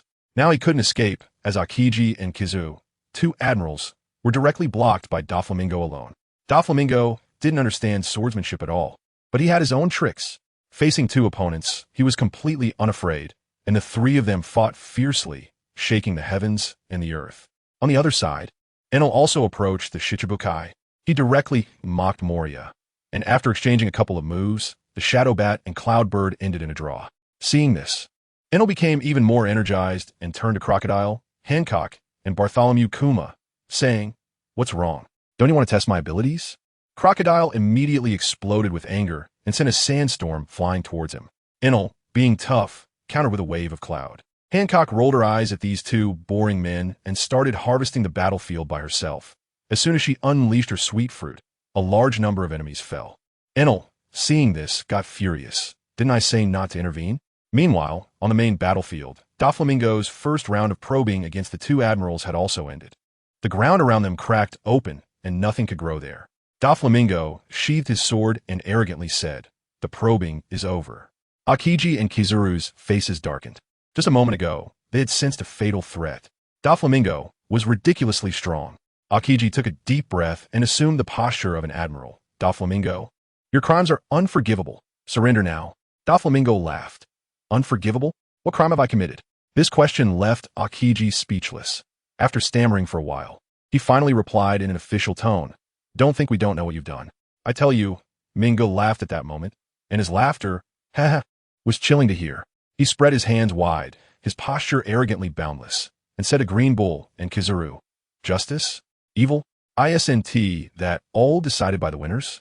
Sorry, but the one who wins today must be me." Goodness, as soon as he said that, even Kizuru, who usually acts nonchalantly, became serious for a moment and said, "Don't be too arrogant, kid." Mingo was completely indifferent, whether it's arrogance or not. "We'll see the truth under my hands. If you have the ability, come and kill me." The next second, I tell you, the three figures disappeared from their spots in an instant, followed by a loud boom. The entire island shook 3 times. That scene was simply unbelievable. Compared to the 3 of them, the battles of the others on the island looked like mere elementary school kids pecking at each other. It was not even on the same dimension. The Navy soldiers below were dumbfounded, each shouting, "My God, is this the power of an admiral? If we get closer, we'd probably be blown away by the wind." On the other side, Ming Ji's family members were also singing his praises, as expected of the young master. 1 against 2, not losing ground to the 2 admirals at all. But I must speak fairly. Who among the family understands? 1 against 2 isn't that easy. Mingo was barely holding on, okay? A slight mistake could lead to disaster. At this time, the warlords were all slacking off and watching the show. Crocodile, that is, Mr. Sand, looked at the battle in the sky, and his expression was terribly ugly. He knew very well that he could handle 1 admiral, but against someone as fierce as Mingo, taking on 2 at the same time was definitely beyond him. The sense of crisis instantly surged. The Empress, too, had stopped fighting, arms crossed, watching the show. Moonlight Moria, on the other hand, was even more interesting. He didn't want to fight at all. He was only interested in the corpses on the ground, thinking that weren't they perfect materials for zombie soldiers? Delicious. And that tyrant Kuma, his eyes were full of drama. Anyway, he wouldn't make a move, just enjoying watching the world government take a beating. As a result, Admiral Sengoku at headquarters was almost furious, roaring through the den mushi, forcing these warlord, slacking off masters to get to work quickly.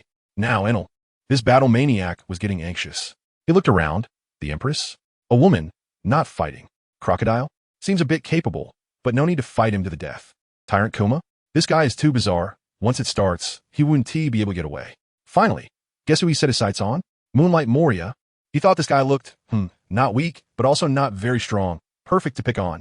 Enel immediately started mocking. "Hey, that big green onion head. Didn't he get enough fighting earlier? How about another round? Big green onion head." I tell you, Moria turned green with anger, breaking down on the spot. "Who are you calling that? Seeking death." Enel also had a bad temper. "I think it's you seeking death." The 2 of them were like firecrackers, igniting instantly. Enel moved quickly, shouting Cloud Dragon. A dragon made of clouds lunged at Moria. Moria wasn't vague either. Using Shadow Gun, his shadow transformed into a long spear that directly bisected the Cloud Dragon. Moria was so pleased, laughing. "Turn to a zombie for me." But Enel remained calm. "Aren't you getting ahead of yourself?" He clenched his fist and casually said 1 word, "Explode." Boom. The severed Cloud Dragon self-destructed, directly blowing away the Shadow Spear. Moria's laughter got stuck in his throat, his face blacker than a pot bottom. Enel's words were truly venomous. "Use whatever tricks you have. I don't look down on the warlords. I simply look down on you." This statement was a heart stabber. Moria, furious, started summoning people, summoning corpses. A pile of corpses stood up, wobbling towards Enel. Enel looked disgusted. A bunch of trash. Can't even rest in peace after dying. With a move of Cloud Stream impact, the clouds surged like a tsunami, knocking down a bunch of zombie soldiers. But in just a few seconds, they stood up again. Moria began to laugh again. My zombie soldiers are immortal. Immortal? Then I'll blow you to bits and see how you move. Enel didn't play by the rules at all. He rubbed his hands together, and countless little white doves made of clouds flew out, each landing on a zombie's shoulder, looking quite cute. Then Enel coldly spat out 2 words, dust explosion. Boom, boom, boom. A series of explosions. All the zombies were blown to dust.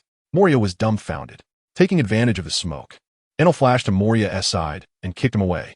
While in the air, Enel added a move, Cloud Spike. Countless sharp spikes made of clouds stab forward. Moria reacted quickly, hurriedly using Shadow Warrior to let his shadow take the hit. Otherwise, he would have been turned into a sieve. Immediately after, he released a bunch of shadow bats, trying to buy some time. But it was useless. The 2 of them transformed into giant forms, clashing in the sky, punches landing on flesh. Moria, relying on the absorbed shadow powers, temporarily fought Enel evenly, becoming pleased again. Did you see? This is my power. Enel looked disdainful. Borrowed power is ultimately false. Watch me blow you up. Moria was completely caught up in the moment, thinking he was doing well, even feeling he could take on Kaido again. I tell you, false power is the easiest to make people lose themselves. Enel couldn't be bothered to talk nonsense. Their big moves collided again, and at the moment of the explosion, a huge cloud fist slammed directly into Moria's face. Bang! This time, Moria was sent flying like a sandbag, dozens of meters away, while Enel stood still. Moria was completely mad, screaming that it was impossible, charging back up. Enel simply said coldly, "From the moment you retreated, you've already lost. How could I lose?" Moria was unwilling. He still wanted to go back and take revenge on Kaido. He began crazily stuffing shadows into his body, completely losing his mind, his body becoming grotesquely bloated. Enel was speechless, truly an irredeemable fool. You want to shed tears until you see the coffin, right? Go die, big green onion head. In the end, Moria gathered all his strength into one punch, filled with mad intent, and slammed towards Enel. The result was predictable. He was directly knocked down, lying on the ground, unable to move. The Navy side was stunned. The warlord, just like that, was defeated. Sengoku, far at headquarters, was cursing in anger at the uselessness. Enel walked towards Moria, preparing to send him off for the last time. Just at this critical moment, a cold voice echoed, "Bear paw impact." Goodness, Tyrant Kuma made his move. A meatball-shaped shockwave directly deflected Enel's attack. Enel was furious. Tyrant Kuma, what do you mean? Want to save him? When did you become so close? Kuma didn't even bother with him, walked up to Moria, and calmly asked, "If you want to travel, where do you want to go?" Moria was about to say something, but was slapped away by Kuma, directly vanishing without a trace. After doing all this, Kuma turned around, expressionless, looking at Enel. A new round of infighting among the warlords began on the spot. On the other side of the battlefield, the fight between Diamante and Mihawk was also reaching its end. Diamante was covered in blood, repeatedly knocked down by Mihawk, but he kept getting up again and again, driven by sheer willpower. Mihawk was moved by him and asked, "What kind of willpower has allowed you to persist until now?" Diamante gasped, "Doflamingo will become the king. I must watch him reach the peak. This is a swordsman's dignity." "Good." Mihawk's eyes were filled with recognition. "I acknowledge your will. As your opponent, I will send you on your way with this world's strongest black sword." After saying that, Mihawk's figure shot past Diamante like a meteor. The entire Donquixote family's battle situation had completely collapsed. Doflamingo was surrounded and attacked by Aokiji, Kizaru, and Mihawk, while the others were all injured, and it seemed they were about to be annihilated. Sengoku was laughing heartily at headquarters, shouting into the Den Mushi, "Kill them all. For justice. Not a single pirate can be spared." Doflamingo was half kneeling on the ground, but still stood up, his conqueror's haki erupting like black lightning. He laughed maniacally. "What a great honor. 3 of you are coming to deal with me." Mihawk, who maintained a cool demeanor, coldly said, "I'm not interested in teaming up. I just want to see if you deserve the sword in your hand." Aokiji didn't care about that. He just wanted to take down Doflamingo quickly.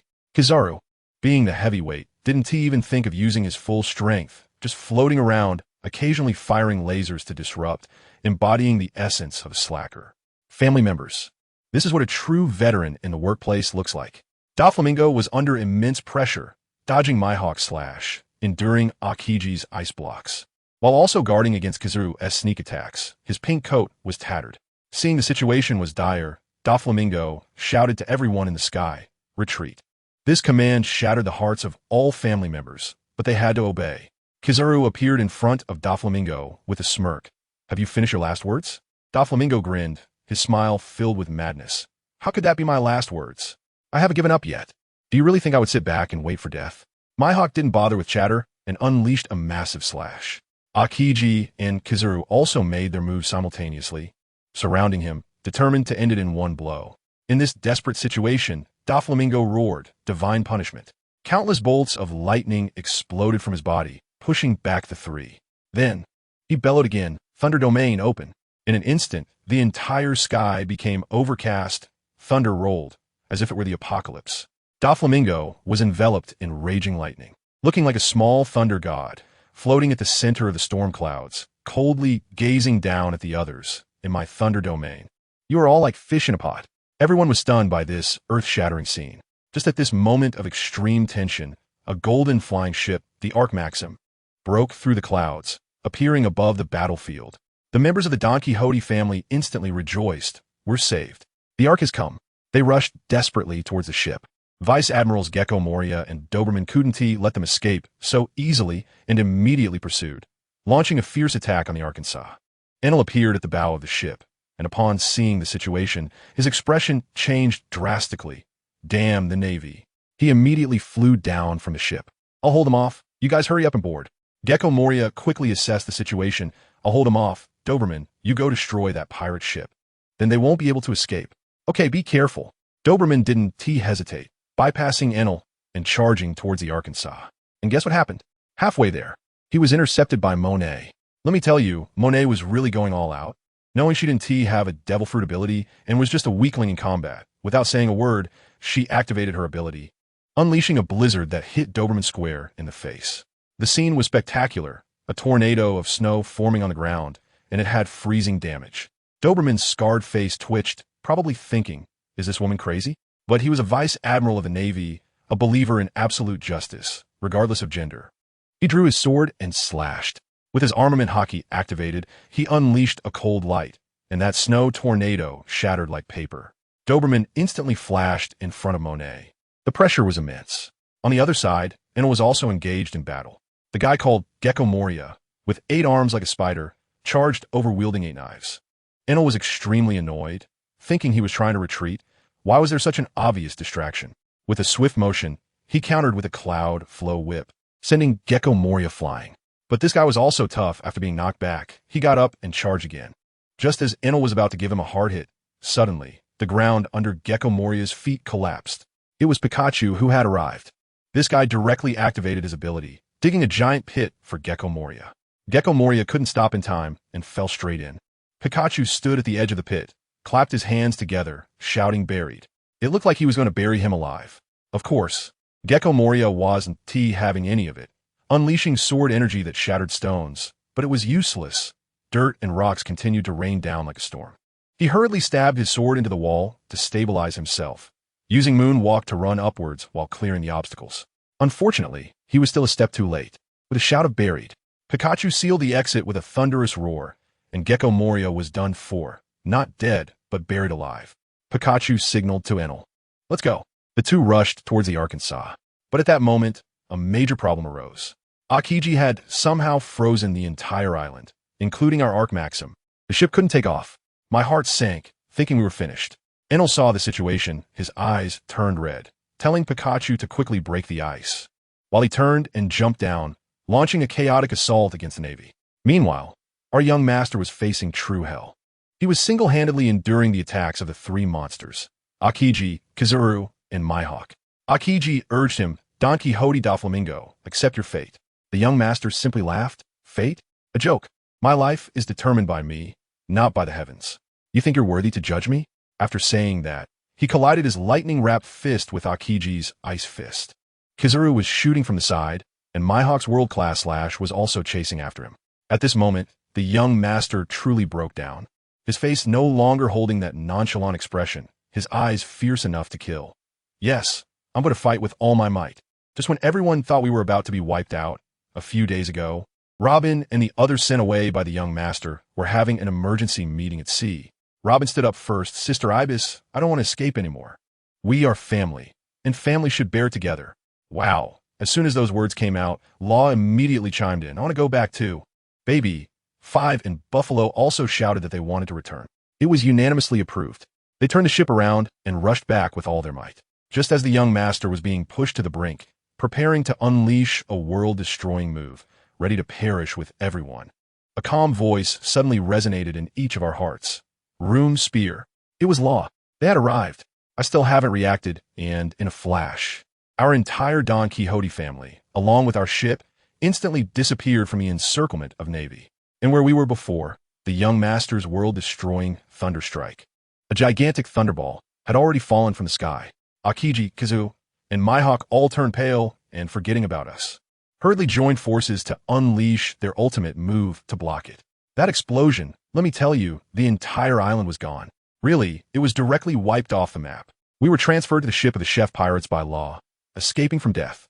The young master also appeared at the bow of our ship, and Enel quickly went over to check on his condition. The young master simply said 2 words, go, retreat. The 2 ships raced away, desperately fleeing. Robin and the others also came over, looking worried. The young master looked at them and said very seriously, thanks to you all. Otherwise, we would have really been done for today. You all did great, thank you. Now it was chaotic on the sea. Newspapers were flying everywhere, saying our young master was a newcomer who could rival Whitebeard.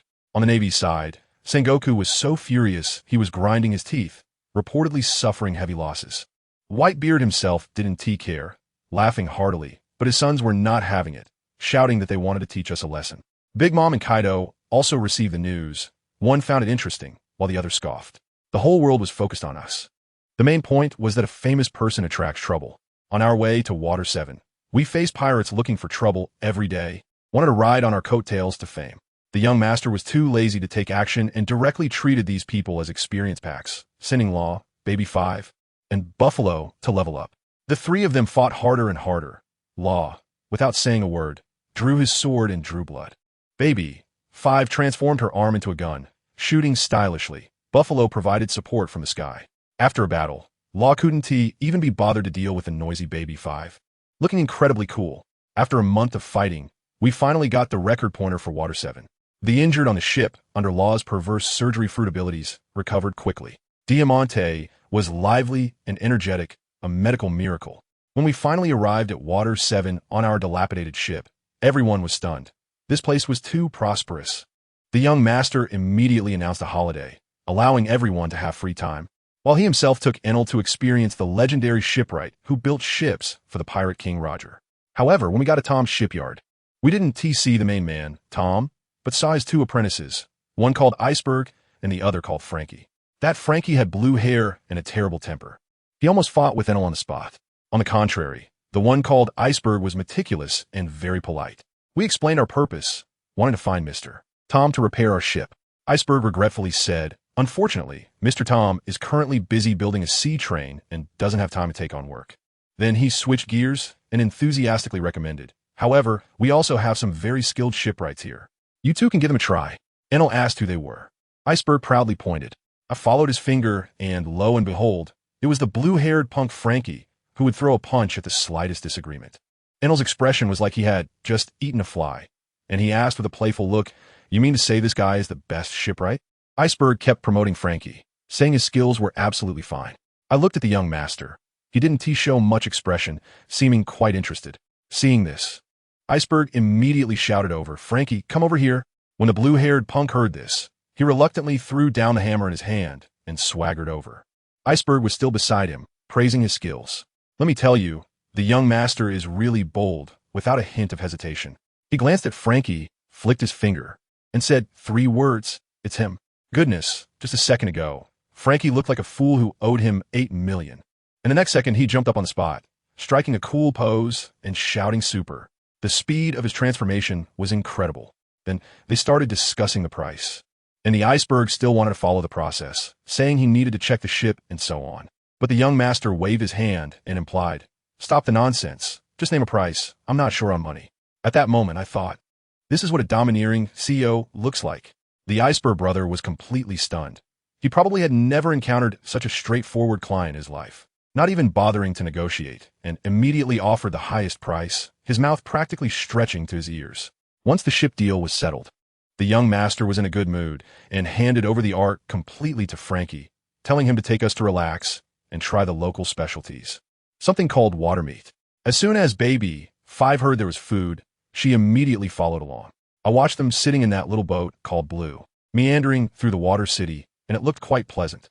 We found the most luxurious restaurant in town, and the waiter was incredibly enthusiastic, calling us honored guests at every turn. The young master knows how to have fun. He pointed at baby 5 and said, "Bring us the best. There's a little friend here who's drooling." Baby 5 was so angry she was stomping her feet over there. After finishing the meal, we happened to run into a naval brigadier general. Let me tell you, that scene was hilarious. The young master didn't even glance at him and just brushed past like it was nothing. As a result, that naval guy looked like he had seen a ghost, sweating profusely, and turned around to run. At that speed, he could probably compete in the Olympics. Family, who understands? This is the deterrent power of a strong person. When one remains still, the enemy becomes disordered.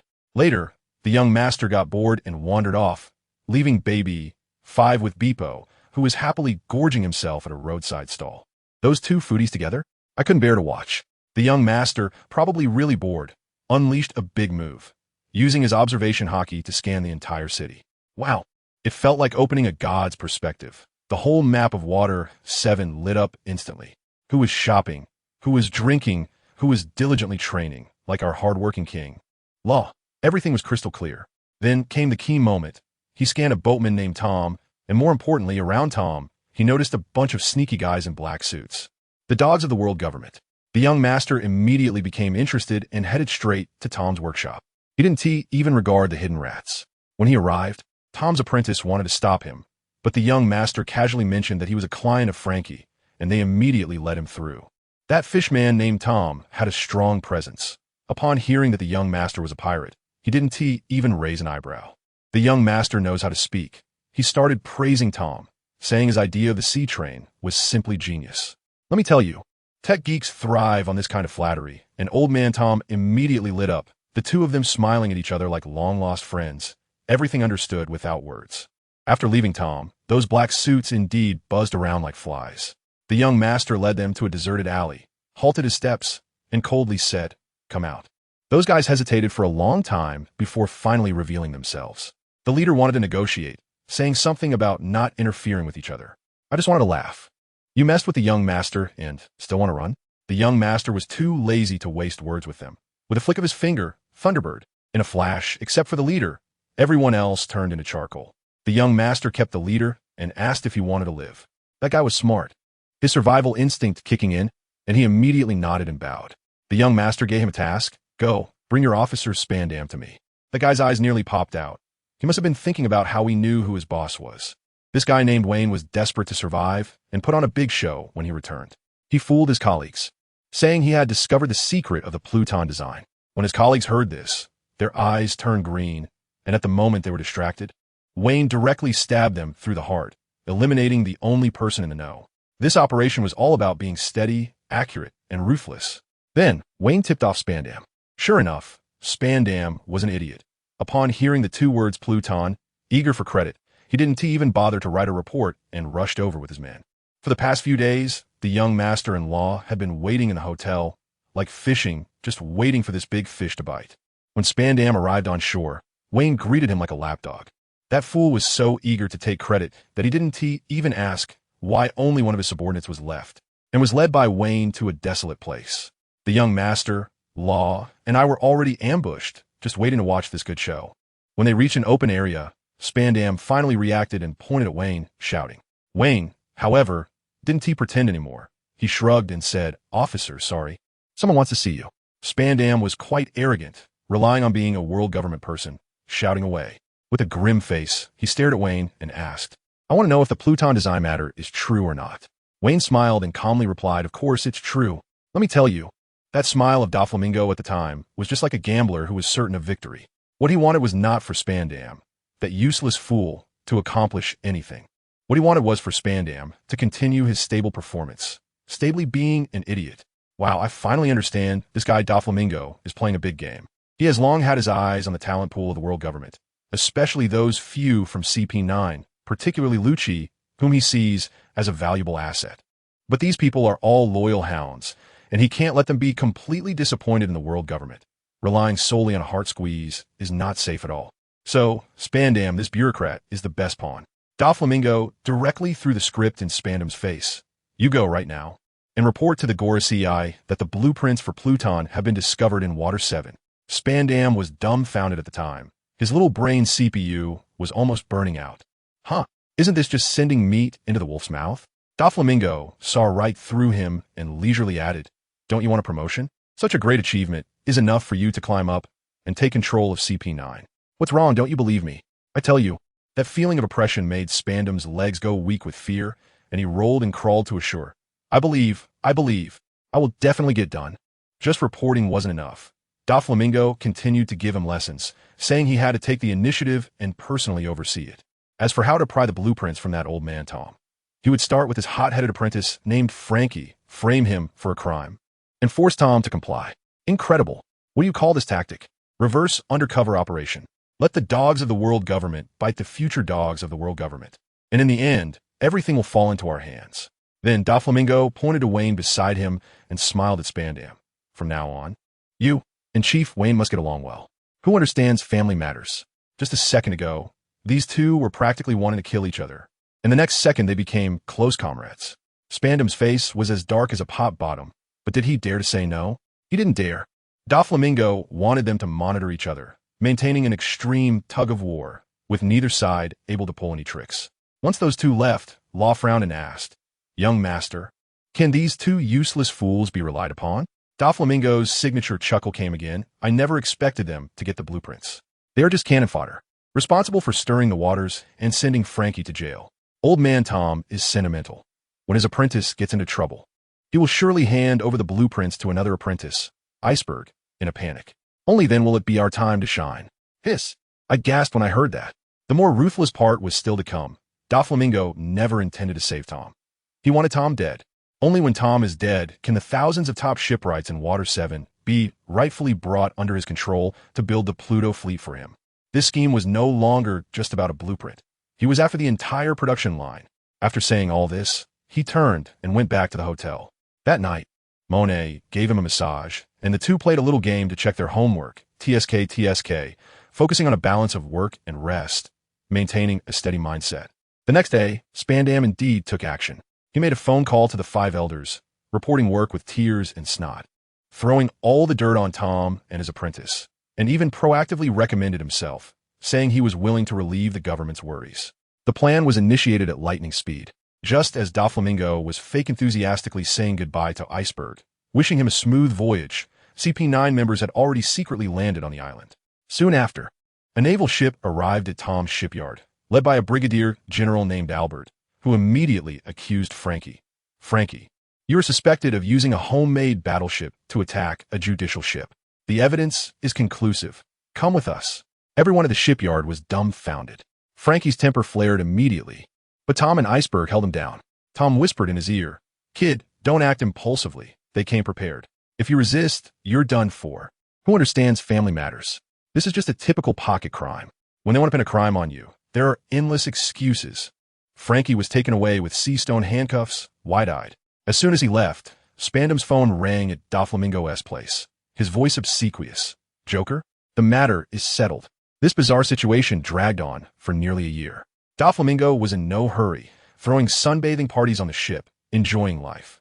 But Tom and Iceberg were burning with anxiety because Frankie was about to be escorted to Judicial Island for trial. Just at this critical moment, an even more audacious move came. Lucci, yes, the future ace of CP9, actually brought Gabra and a few others to Tom's shipyard to apply for an apprenticeship. I tell you, Lucci's acting skills were far ahead of the entire CP9. He calmly told Iceberg, My dream is to become the greatest shipwright. Iceberg was quite moved at the time and patted his shoulder, saying, Good kid, you have ambition. Unfortunately, Mr. Tom is not taking apprentices anymore. Lucci's muscles tensed up, probably thinking, Try patting me again? And so, the undercover plan smoothly unfolded. 3 days later, a notice was delivered to Tom, asking him to meet Brigadier General Albert at the naval base. Tom thought it was a breakthrough in saving his apprentice, but little did he know. He was about to step into a trap meticulously set for him. When he arrived, Brigadier General Albert was waiting for him with a smile. And when he opened the office door, Sitting inside was the small-minded Spandam. I tell you, this guy has the face of a petty person who has gained some power. Sitting there with his legs crossed. As soon as Brigadier General Albert closed the door, the atmosphere in the office dropped to freezing point. Old Tom, however, was quite tough and got straight to the point. Sir, it was me who did that thing with Frankie. It has nothing to do with him. Let him go. Goodness. Spandam just laughed, and that laugh was as contemptuous as it gets. Oh, so you say it has nothing to do with him, and that's it? What are you offering in exchange? Old Tom was also a tough guy and directly said, my life, is that enough? Not enough. That brat Spandam had a big appetite. Tom, don't play dumb with me. That thing in your hand, you can't control it. Hand it over, give it to the world government. And you and your two precious disciples can live. I was thinking at that moment, it's over, the truth is revealed. What he wanted was not some sea train, but the design of the Pluto. Old Tom was sweating profusely, still stubbornly saying, Sir, I don't know what you're talking about. Spandam exploded on the spot, rushing over to grab the old man's collar, their faces almost touching. Old man, don't toast to me and then eat punishment wine. And guess what? Old Tom didn't even lift his eyelids, just calmly looked at him and repeated, I truly don't know what you're talking about. Who understands this top-tier tug of war? Spandam was so angry he started laughing, casually fixing the old man's collar and ominously saying, Fine, you have guts. But your two apprentices, well, that's another story. As soon as these words were spoken, they struck at Old Tom's weak spot. He fell silent, and after a long time, finally compromised. Okay, but I want to ensure they're safe, and the things will only be given to you after the sea train is built. Upon hearing this, Spandam was as happy as a 200-pound child, eagerly agreeing. He thought he had one for sure, but little did he know, Old Tom already had his own plan in mind. He would never hand over that design to the world government. After this conversation, Spandam was all smug, immediately calling Doflamingo to take credit. But Doflamingo scolded him right off the bat. Sea train? How long do you expect me to wait for you? Half a year. I only give you half a year. If you can't do it, then figure out yourself. Once the call ended, Spandam's face turned pale. Meanwhile, Doflamingo, casually embracing Ibisu, began planning the next step. He had me investigate the movements of the Sun Pirates, especially a fishman named Arlong. Let me tell you, Doflamingo plays chess with a view 10 steps ahead. His interest in Arlong is actually to indirectly control the future Fishman Island and change Nami's tragic childhood. Simply amazing. Just like that, half a year passed in a blink. During this half year, Doflamingo and the others were not idle. They treated Water 7 as a novice village, taking Luffy, Monet, and the others out every day to grind and run dungeons, causing nearby pirates to vanish, leaving the Navy dumbfounded.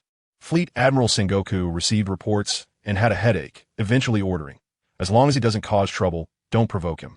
Doflamingo's training for Law was incredibly intense. He had Law expand his operation room to the maximum, covering the entire Water 7, and aside from sleeping, eating, and walking, he had to maintain it. The intensity was enough to make anyone weak in the knees. Doflamingo's approach was all about growth through companionship. As a result, the effect was outstanding. Law managed to cultivate his observation hockey. Then Doflamingo gave him a secret mission, telling him to keep an eye on Tom and stealthily switch the designs during the handover. On the other side, Diamante had been a bit stuck ever since he fought against Mihawk. Doflamingo directly advised him, stop overthinking it. There's a hidden master swordsman in Frost Moon Village in the East Blue. Go visit him. Just then, news came from Pigeon that Arlong and his crew had already arrived in the East Blue and caused a ruckus in Lowtown. Doflamingo's eyes sparkled, saying, let's go Diamante. I'll go with you. As soon as the two arrived in Lowtown, they sensed something was off. The streets were deserted. They randomly asked a passerby and learned that Arlong and his fishmen had just rampaged through, burning, killing, and plundering. After hearing this, Doflamingo confirmed the target's whereabouts and didn't linger, heading straight to Frost Moon Village with Diamante. Upon arriving at the entrance of the One Heart Dojo, they saw a little green-haired kid with 3 swords running out, looking alert and asking, Who are you? Where's my master? As soon as I saw him, I thought, wow, isn't that Zoro? Doflamingo completely ignored him and walked inside by himself. Zoro, on the other hand, was attracted by the famous sword Griffin at Doflamingo's waist, his eyes lighting up. Are you also a swordsman? Doflamingo smiled. I'm not, but I know a little. Saying that, he drew the sword and tossed it to Zoro. Want to give it a try? Zoro caught the sword, unable to put it down, swung it a few times, then returned it neatly, his gaze clear. Good sword. Too bad it's not mine. Then he said firmly, but I will definitely become the world's greatest swordsman in the future. Doflamingo, hearing this, smirked. You have quite the ambition. Let me test your strength. No sooner had he finished speaking than he casually swung his sword. The blade looked ordinary, without any haki. But the pressure it emitted was suffocating. Zoro was forced to retreat instantly, picking up 3 swords from the ground, biting down on Sandai Kitetsu. His eyes fierce like a wolf, and shouted the name of his technique as he charged forward. 3-sword style. Onijairai. With a loud clang, Zoro was knocked back. But he steadied himself, staring intently at Doflamingo, his fighting spirit even higher. You say you're not a swordsman. I'll defeat you. Doflamingo simply sheathed his sword casually. Whether it's a sword or a fist, it's just a way of fighting. My power is far beyond your imagination. But that stubborn kid Zoro, his eyes full of light, replied. A swordsman must have the awareness of a swordsman.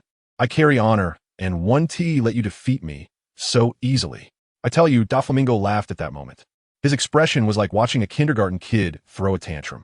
He said, nice gaze, but just having a gaze isn't enough. If you want to realize your wishes, you have to show your true skills. As soon as he finished speaking, that kid Zoro let out a roar and charged up again. Swinging his 3 swords like a fan, it was a tempest. To be fair, for his age, his swordsmanship was already quite explosive. But the problem is, who is he facing? It's Doflamingo. This guy has the experience of top swordsmen like Roger and red-haired Shanks in his head. Even if he himself isn't a pure swordsman, it's still a dimensional suppression.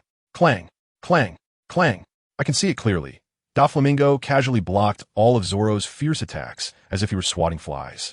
While I was watching Doflamingo train new recruits, the situation on the back mountain was even more exciting. Diamante was having a friendly exchange with the seemingly unassuming dojo master. Gungshiro, let me tell you, Diamante is a battle maniac. As soon as he arrives, he wants to draw his sword and fight, hoping for guidance from master. But Gungshiro simply waved his hand and said, hold on, I'm not here to fight you. Diamante was taken aback and asked, then what are we doing? Without wasting words, Gungshiro posed a philosophical question. What do you think a sword is? Wow, this left Diamante stumped. But he still thought about it and managed to say a sword? Isn't it just a tool for killing? Gungshiro shook his head and began his lesson. That's just the surface level of a sword. Swords were originally created for protection. It's just that now, everyone has forgotten its true purpose and only remembers it as a weapon. He continued to ask, then what is the strongest sword? Without thinking, Diamante replied, to cut through everything is the strongest. Wrong, Gungshiro said with absolute certainty. He told Diamante that the true strongest sword is one that can protect what it wants to protect and cut what it wants to cut. It is the kind of sword that can cut through iron if you wish to, yet cannot even cut a piece of paper if you don't want it to.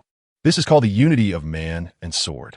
I tell you, these few words were like a lightning bolt, striking directly through Diamante's mind. He was completely stunned, muttering about guarding and the unity of man and sword. Suddenly, he realized that he practiced swordsmanship not to be number one, nor to be brave and reckless, but for Doflamingo, for the entire family. His sword was drawn for the purpose of protection. I understand. I understand. Ha ha ha. Diamante seemed to have an epiphany right there, crying and laughing at the same time. Who understands this among the family? This guy's CPU practically burned out, and then he underwent a complete system upgrade. Once he calmed down, he was extremely respectful, expressing his gratitude to Yasaku. Just then, Doflamingo happened to stroll by and wanted to challenge Yasaku out of impulse. But the master replied casually, what does it matter if you win or lose? Well, at that level, he couldn't fight. Doflamingo, being perceptive, took the transformed Diamante and left. We boarded the ship and left Frost Moon Village, and just as we were holding a master training class on our side, another group of jokers made their appearance over in the EC. The Arlong pirates, those fishmen, were using their racial advantage to bully the locals in the East Sea and robbing money everywhere. The scene shifted, and that guy Arlong was laughing maniacally while holding a pile of gold. Ha ha ha, these humans are indeed rolling in wealth. His underlings were flattering him, saying, boss, you're about to dominate the East Sea. At that moment, I wanted to retort, dude, are you a bit too confident? Do you really think you're the answer to everything? Their next target was set on a place called Cocoa West Village, because they heard the oranges there were particularly profitable. So, while Arlong and his gang of fools were marching towards Cocoa West Village, our passenger ship also leisurely arrived at the same destination. Donquixote Doflamingo was not there for a vacation. He was waiting for that fool named Arlong to take the bait. We found a place to stay in the village, and we stayed there for more than a week. Doflamingo, with his flamboyant flamingo glasses, was patient, acting as if nothing was happening, and even happened to meet a young Nami and her sister Nojiko, along with their super cool adoptive mother Belle-Emery. But he did nothing, just waited quietly. During this time, I also heard something. The Navy's 16th Division's Colonel Mouse had long been keeping an eye on Arlong, but he didn't want to eliminate the pirates. That guy was quite cunning, thinking about collaborating with the pirates to make some dirty money. Let me tell you, this world is dirty. Finally, the inevitable happened. One day, Nami and Nojiko were working in the orange grove with Belle-Emery, and the two girls were chattering about our mysterious foreign guests. The scene was, I tell you, particularly warm and cozy, that kind of tranquility before a storm that makes one uneasy. After finishing their work, the two sisters were about to run over to Doflamingo to hear stories, when suddenly, there was an explosion at the village entrance. Pirates! Pirates are here! The village sheriff, Ajin, shouted at the top of his lungs. Arlong and his fishmen, a dark mass, directly landed. Arlong looked disdainfully at Ajin and ordered him to gather all the villagers. Ajin was also a man, and he stood his ground with a weapon, but what happened? He was simply outmatched. Arlong's subordinate, Karubi, beat him to a pulp in just a few blows, leaving him bloodied and unable to move on the ground. Just as Karubi was about to finish him off, gunshots rang out. Belle-Emery had arrived.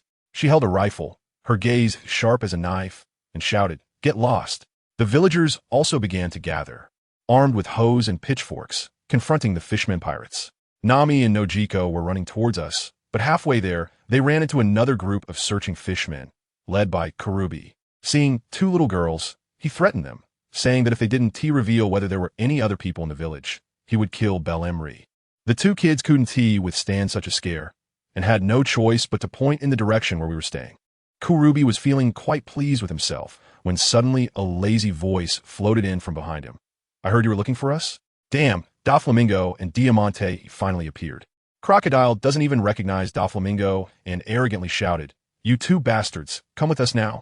Diamante was about to draw his sword at that moment, but Doflamingo stopped him. Doflamingo had that playful smile on his face, nodded, and said, "All right, let's go see the fun." I couldn't help but laugh at that moment.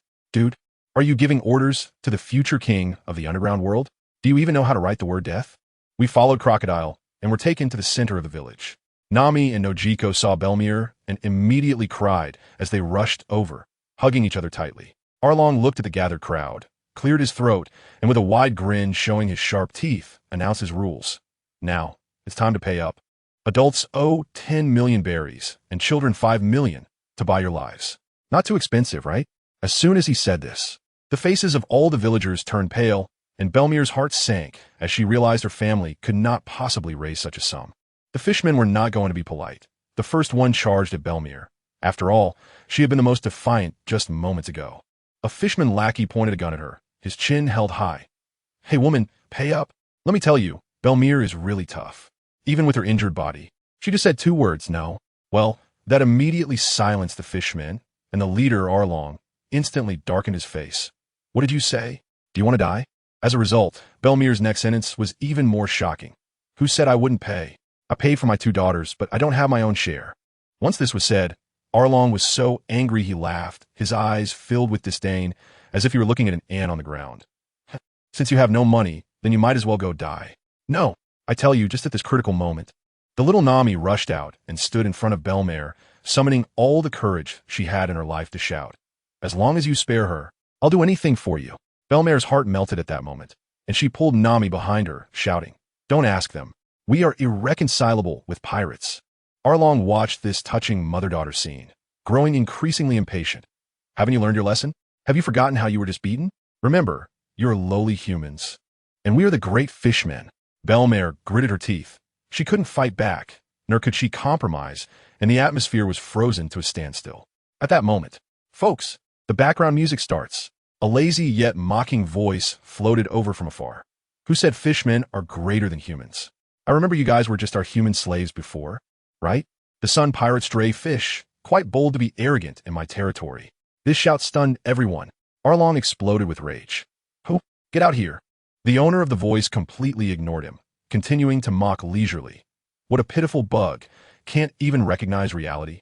Just as the words fell, the villagers automatically parted to make way, and Donquixote Doflamingo, wearing his pink feather coat and flanked by his subordinate Diamante, made a dazzling entrance like a red carpet event. One of Arlong's mindless fishmen got anxious and shouted, charging forward, "Dare to speak ill of our fishmen tribe." And what happened? Let me tell you. He didn't even touch the edge of Doflamingo's coat. With a crisp clang, Diamante had drawn his sword without anyone noticing, and a flash of sword light passed, sending that fishman flying out. At this moment, the entire Kokoshia village was so quiet you could hear a pin drop. Just as the villagers had scared off Arlong and his gang, and hadn't even caught their breath, they heard Doflamingo openly admit he was also a pirate. I tell you, the villagers' faces instantly turned green. Who understands this feeling of just escaping the wolf's den and falling into the tiger's lair? Doflamingo didn't pay them any mind. His eyes were fixed on Nami and Nojiko, wanting to see how these two little girls would react. The villagers were all scared like quails, and Belmare looked tense. But Nami and Nojiko exchanged glances and stepped forward, shouting to everyone, "It was the big brother who saved us. Even if he is a pirate, he is also a good person. I believe in him." They spoke as if holding a press conference. Think about it. With big brother's strength, if he really wanted to do something to us, would he need to live with us for so long? He would have acted long ago. Upon hearing this, the villagers thought, "Hey, that seems reasonable." The wind direction changed instantly, and they began to chatter away, defending Doflamingo. But Belmare, having been in the Navy, fixed her gaze on Doflamingo and coldly said, "But a pirate is still a pirate." The venue fell silent again. Belmare directly addressed Doflamingo. "No matter what your purpose is, please leave now. Our village is too small to accommodate such a great Buddha as you." Nami and Nojiko were so anxious they were about to cry, continuously calling out to Belmare, but she ignored them. After hearing this, Doflamingo sneered. Let me tell you, his next words were a crushing blow. "A pirate is a pirate. That is right. Then tell me, the Navy you trust so much, is it absolutely just? Do you think Arlong and his gang can act recklessly here for so long without the Navy's tacit approval?" Upon hearing this, Belmare was stunned. Doflamingo pressed on. "Then why haven't they come to save you? Instead, it was I, a pirate, who stood here to save you." Boom! The villagers were in an uproar. "Yeah, where's the Navy? What about the taxes we pay? Damn the Navy, are they really colluding with pirates?" Just like that, Doflamingo came lightly, took away all of Arlong's spoils, and casually snatched away the curiosity of the two little girls. 3 days later, aboard Arlong's pirate ship, Doflamingo sat at the bow, enjoying the sea breeze. He had Octopus Cookie bring over the bandaged Arlong. Arlong was quite stubborn, raising his neck and saying, "Doflamingo, what do you want? I admit I'm not your match, but it's not for you to humiliate me." Doflamingo laughed. "Humiliate you? Arlong, you got it wrong. The one who has been deceiving himself all along is you." Let me tell you, Doflamingo's words are simply piercing. Every word strikes at the heart. He said slowly, "Why don't you dare to say that your fishmen are the greatest in the Grand Line? Why must you run to a place like the East Sea to show off? That's not fighting for the rise of the fishmen. That's just bullying weaklings in a beginner village to find self-esteem." Arlong was hit where it hurt and shouted in anger, "What do you know? It's all your kind's fault." Doflamingo interrupted him directly. "Don't shift the blame to others. Isn't all the adversity in the world due to the inadequacy of those involved? If you're weak, you should have the awareness of being weak. If you really want to fight for the fishmen, you should go to the Grand Line and battle the strong, not hide here as a local tyrant." He paused, looked at the speechless Arlong, and continued to strike. "You're just using the pretense of fighting for the rise of the fishmen to satisfy your pathetic self-esteem. Do you think you're a hero of the fishmen? No, you are sinners. It is precisely because of guys like you who are afraid to fight that the fishmen are getting weaker and being sold as slaves by the celestial dragons. Stop it. Don't say any more." Arlong and his fishmen were completely shattered by Doflamingo's words, each one holding their heads and in pain. After dealing with Arlong and his gang, another 7 days passed, and the fleet returned to the Grand Line. As they passed Reverse Mountain again, the whale named Laboon saw Doflamingo at the bow and immediately turned to flee, fearing that this master would cause trouble for him. On the deck, Doflamingo and Diamante stood side by side. Diamante sighed. "Speaking of which, we were just here not long ago, taking down that great enemy, red-haired Shanks." Doflamingo looked at the sea and said, "Yes, red-haired. If we must blame someone, we should blame him for being too weak." Listen to that tone of Versailles. Diamante then asked, "What about the remaining members of the red-haired pirates? Should we take care of them as well?" "Forget it." Doflamingo shook his head. "They're no longer a threat. Our current goal is the New World." "Then, where's your sword?" Diamante noticed that Doflamingo's waist was empty. The famous sword griffin, taken from red-haired, was gone. Doflamingo casually replied, "Oh, I gave it to an interesting little friend. I hope he can surprise me in the future. Just as they were chatting, the lookout suddenly shouted, saying that a slave-catching ship was coming towards them. I tell you, it's true that when you feel sleepy, someone sent a pillow. Just now, after being PUA'd by Doflamingo, Aaron and his gang, who were worried about where to vent their frustration, suddenly felt a surge of battle spirit. Brothers, it's time for revenge. Kill. On the opposite ship, a captain named Sam looked at this excited group of fishmen with a mocking expression and said to his subordinates, "Remember, don't kill them. They're all money." As the two ships drew closer, the slave-capturing crew looked at Aaron and the others with eyes, as if they were looking at a pile of walking gold coins. Commenting, "TSK, TSK, they are just a bit ugly. If only they were mermaids." This remark completely ignited Aaron's fury, and he commanded the fishmen to jump into the sea. Utilizing their racial advantage, they quickly breached the slave ship. Sam was decisive and immediately ordered, "Forget the ship. Board theirs." Soon, the two groups began to fight on Aaron's ship. What was the result? When it really came to a fight, Aaron's group was truly not up to par. Which slave-hunting crew in the Grand Line didn't have some skills? In no time, the fishmen were retreating step by step, and Aaron himself was being overwhelmed by Sam. In the cabin, Doflamingo and Diamante were watching like it was a show, having no intention of intervening. Just as they were about to be completely wiped out, Octopus Xiaoba shouted in desperation, "Mr. Doflamingo, save us." Upon hearing this plea for help, the expressions of Sam's crew changed. A lazy voice came from the cabin. "Since you sincerely asked for help, as a kind person, I will reluctantly save you." As soon as the words fell, Doflamingo and Diamante appeared on the deck. Sam was so frightened that his legs went weak, quickly smiling and saying, "Mr. Doflamingo, we don't interfere with each other. Why do you need to stand up for a bunch of lowly fishmen?" Doflamingo glanced at him and said lightly, "In my eyes, there are no high or low statuses, only the strong and the weak. And you are the weak." Sam broke out in cold sweat and still tried to leverage the world government to pressure him. Doflamingo was too lazy to waste words with him, just smiled. "How about this? I happen to want something from you. I wonder if you'll give it?" Upon hearing that there was a deal, Sam hurriedly said, "I'll give it. Whatever you want." Well then, Doflamingo's smile turned extremely cold. "Diamante, take action." Sam was instantly dumbfounded. "Didn't we agree on this?" Doflamingo looked at him as if he were looking at a dead man. "You agreed yourself. What I want is only your life." You damn pirate." Sam yelled in anger. Diamante's eyes turned cold. "Dare to insult our young master?" A half-month funeral. A massive green sword aura swept out, and the slave traders didn't even have time to scream before completely disappearing into the sea. A week later, Doflamingo returned to Water 7 with Diamante, boarding their own ship, the Ark Maxim. By this time, it was already dark. To avoid disturbing everyone, the two quietly landed on the deck. Doflamingo walked into the cabin, initially intending to go back to his room, but after a moment's thought, he turned around and headed towards Monet's room. He used his observation hockey to sense, and found that Monet was already asleep, so he didn't disturb her. Then, he strolled to the door of Ibis's room and saw light coming through the crack. Doflamingo's lips curled into a mysterious smile. "I'm telling you, in that room, Ibis was wearing a very cool casual nightgown, her curves fully visible, and a pair of long, fair legs were exposed to the air, looking stunning under the moonlight. She was quietly standing by the window, her brows slightly furrowed, as if worried about something. I didn't care about anything at that moment. I quietly approached her from behind and wrapped my arms around her. Wow! Ibis was startled and struggled in my embrace, shouting, "Who are you?" I blew softly in her ear and whispered, "What? Can't even recognize my voice." As soon as she realized it was me, she immediately froze, her flustered expression turning into surprise, and she turned to face me. I couldn't let her have her way, so I held her down and said, "Don't move. Just like this, I like holding you from behind." Her face flushed instantly, and she obediently stopped turning. That perfect curve of her back was simply mesmerizing. We held each other like that, quietly staying for a while, inhaling the fragrance of her hair, feeling all the fatigue fade away. I rested my head on her shoulder and teased her, "Why do I feel like you've gained a bit of weight?" Who understands, right? Women can't stand that.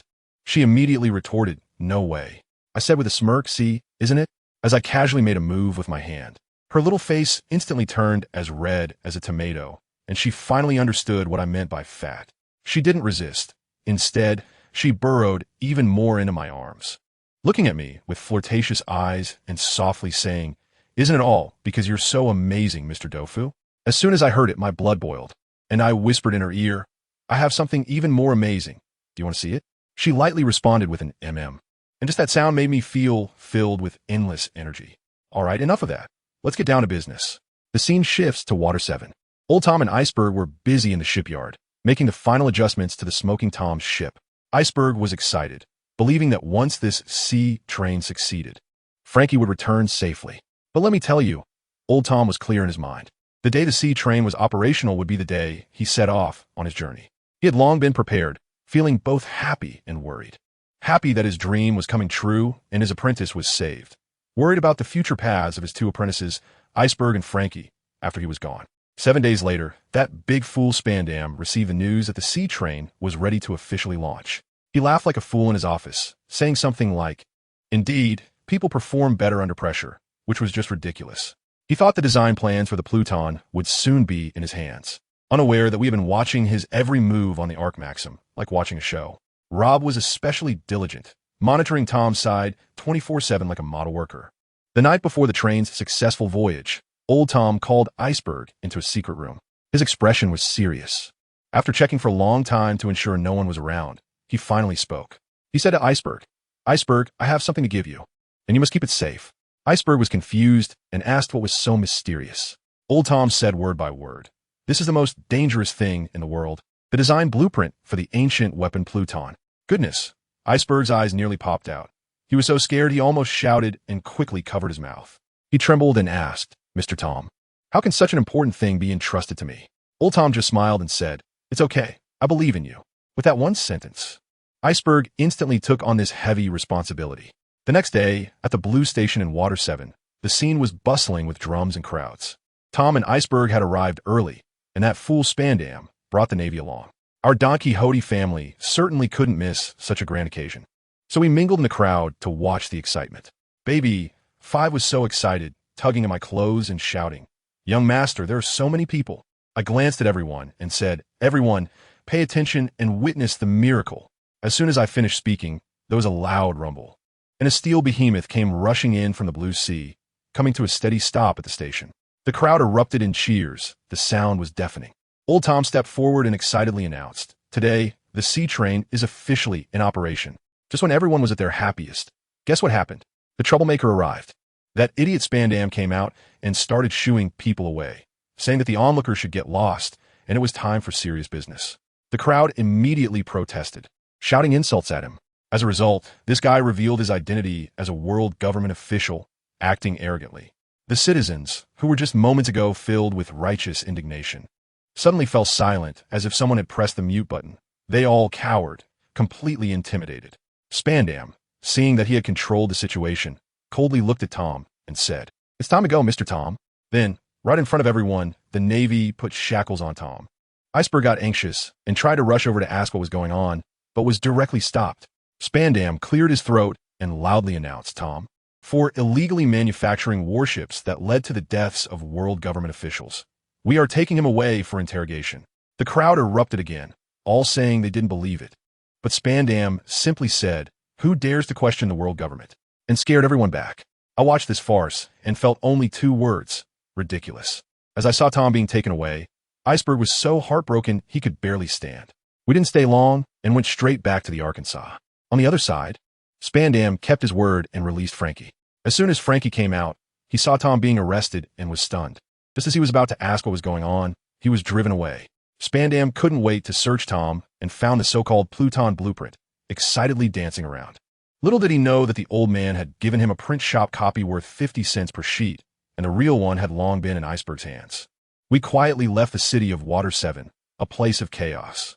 2 days later, Admiral Kazuru arrived and took the fake blueprints from Spandam without looking back. The CP9 members, like Lucci, were also skeptical in their hearts, thinking that Spandam wasn't someone capable of achieving anything, but they had to follow their superiors' orders. Poor Frankie had become the island scapegoat, with the residents blaming him for Tom's fate and cursing at him whenever they saw him. He wanted to save his mentor, but couldn't even get close to where he was imprisoned. In the end, he had no choice but to look for Iceberg. They ended up arguing. Frankie's temper couldn't take it, and he exploded, declaring that no matter what, Mr. Tom absolutely could not die. Iceberg informed him that Tom will be transported to Justice Island in 3 days. Without hesitation, Frankie turned around and went to find his old partner, Yakagawa. planning a big operation to intercept the prisoner transport. Meanwhile, in Mariewa, the Gorosei turned pale upon seeing the blueprints. What is this? A child's drawing? They had Vegapunk verify it, and indeed, it was fake. The Gorosei were furious, nearly having a heart attack, and immediately called Spandam. Spandam, who was eagerly waiting to collect his reward, was met with a barrage of insults. Spandam, you fool. Didn't you realize you were tricked? The blueprints are fake. Spandam was left in shock. These trivial matters had nothing to do with us. We sailed smoothly and soon arrived at the Sabbaty archipelago. I can tell you, I am familiar with this place, having once abused my power here as a celestial dragon in my childhood. Looking back, I was really foolish and naive back then. The most famous thing on this island is the bubbles flying everywhere, formed from the resin secreted by the mangroves. Baby 5 and the other women were extremely curious and had a great time playing with them. Robin mischievously rubbed some resin on Buffalo, making him feel wronged. I assigned Inaru and Robin to handle the ship's coating as we prepared to head to the New World. Then I took Robin, Monet, Ibis, and Baby 5 to explore the island. At the Marine headquarters, Sengoku received the news of our arrival and was worried. If they fought, the celestial dragons nearby could be accidentally harmed. If they didn't fight, it would be a loss of face. Carp, on the other hand, was casually picking his nose, saying, "Let them stir up trouble in the New World. It has nothing to do with us." In the end, Sengoku had no choice but to turn a blind eye for the greater good, but fearing we might bump into the celestial dragons, he quickly sent someone to notify those useless beings to stay indoors recently. Unfortunately, it was too late. While we were exploring, we encountered a procession of celestial dragons. Everyone knelt down immediately, but we stood straight, looking conspicuous. The celestial dragon, sitting on a slave, named Masquerade Saint, looked up and nearly fell off the slave in fright, quickly shouting, "Hurry, protect me." Of course, he was scared. It was this group that had sabotaged our family's attempt to return to Mariewa back in the day. I looked at his terrified expression and smiled, saying, "What's wrong? Are you so scared to see me?" He stammered, "Doflamingo, please don't do anything reckless." It wasn't my fault back then. I leisurely walked up to him and said, "Don't worry, I won't trouble you today."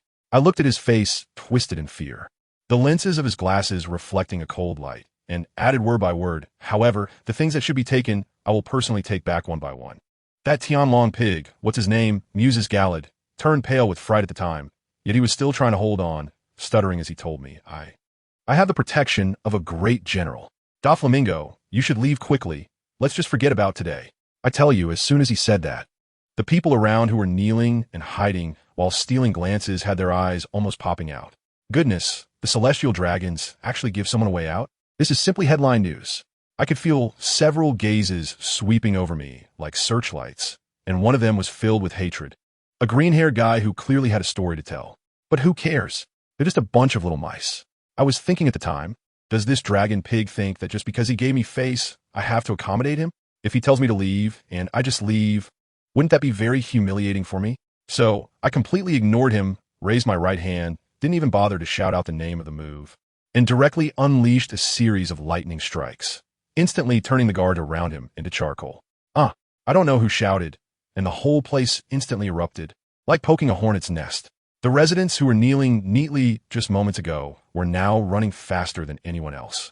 The dragon pig was completely dumbfounded, pointing at me, his voice trembling. You said you wouldn't kill me?"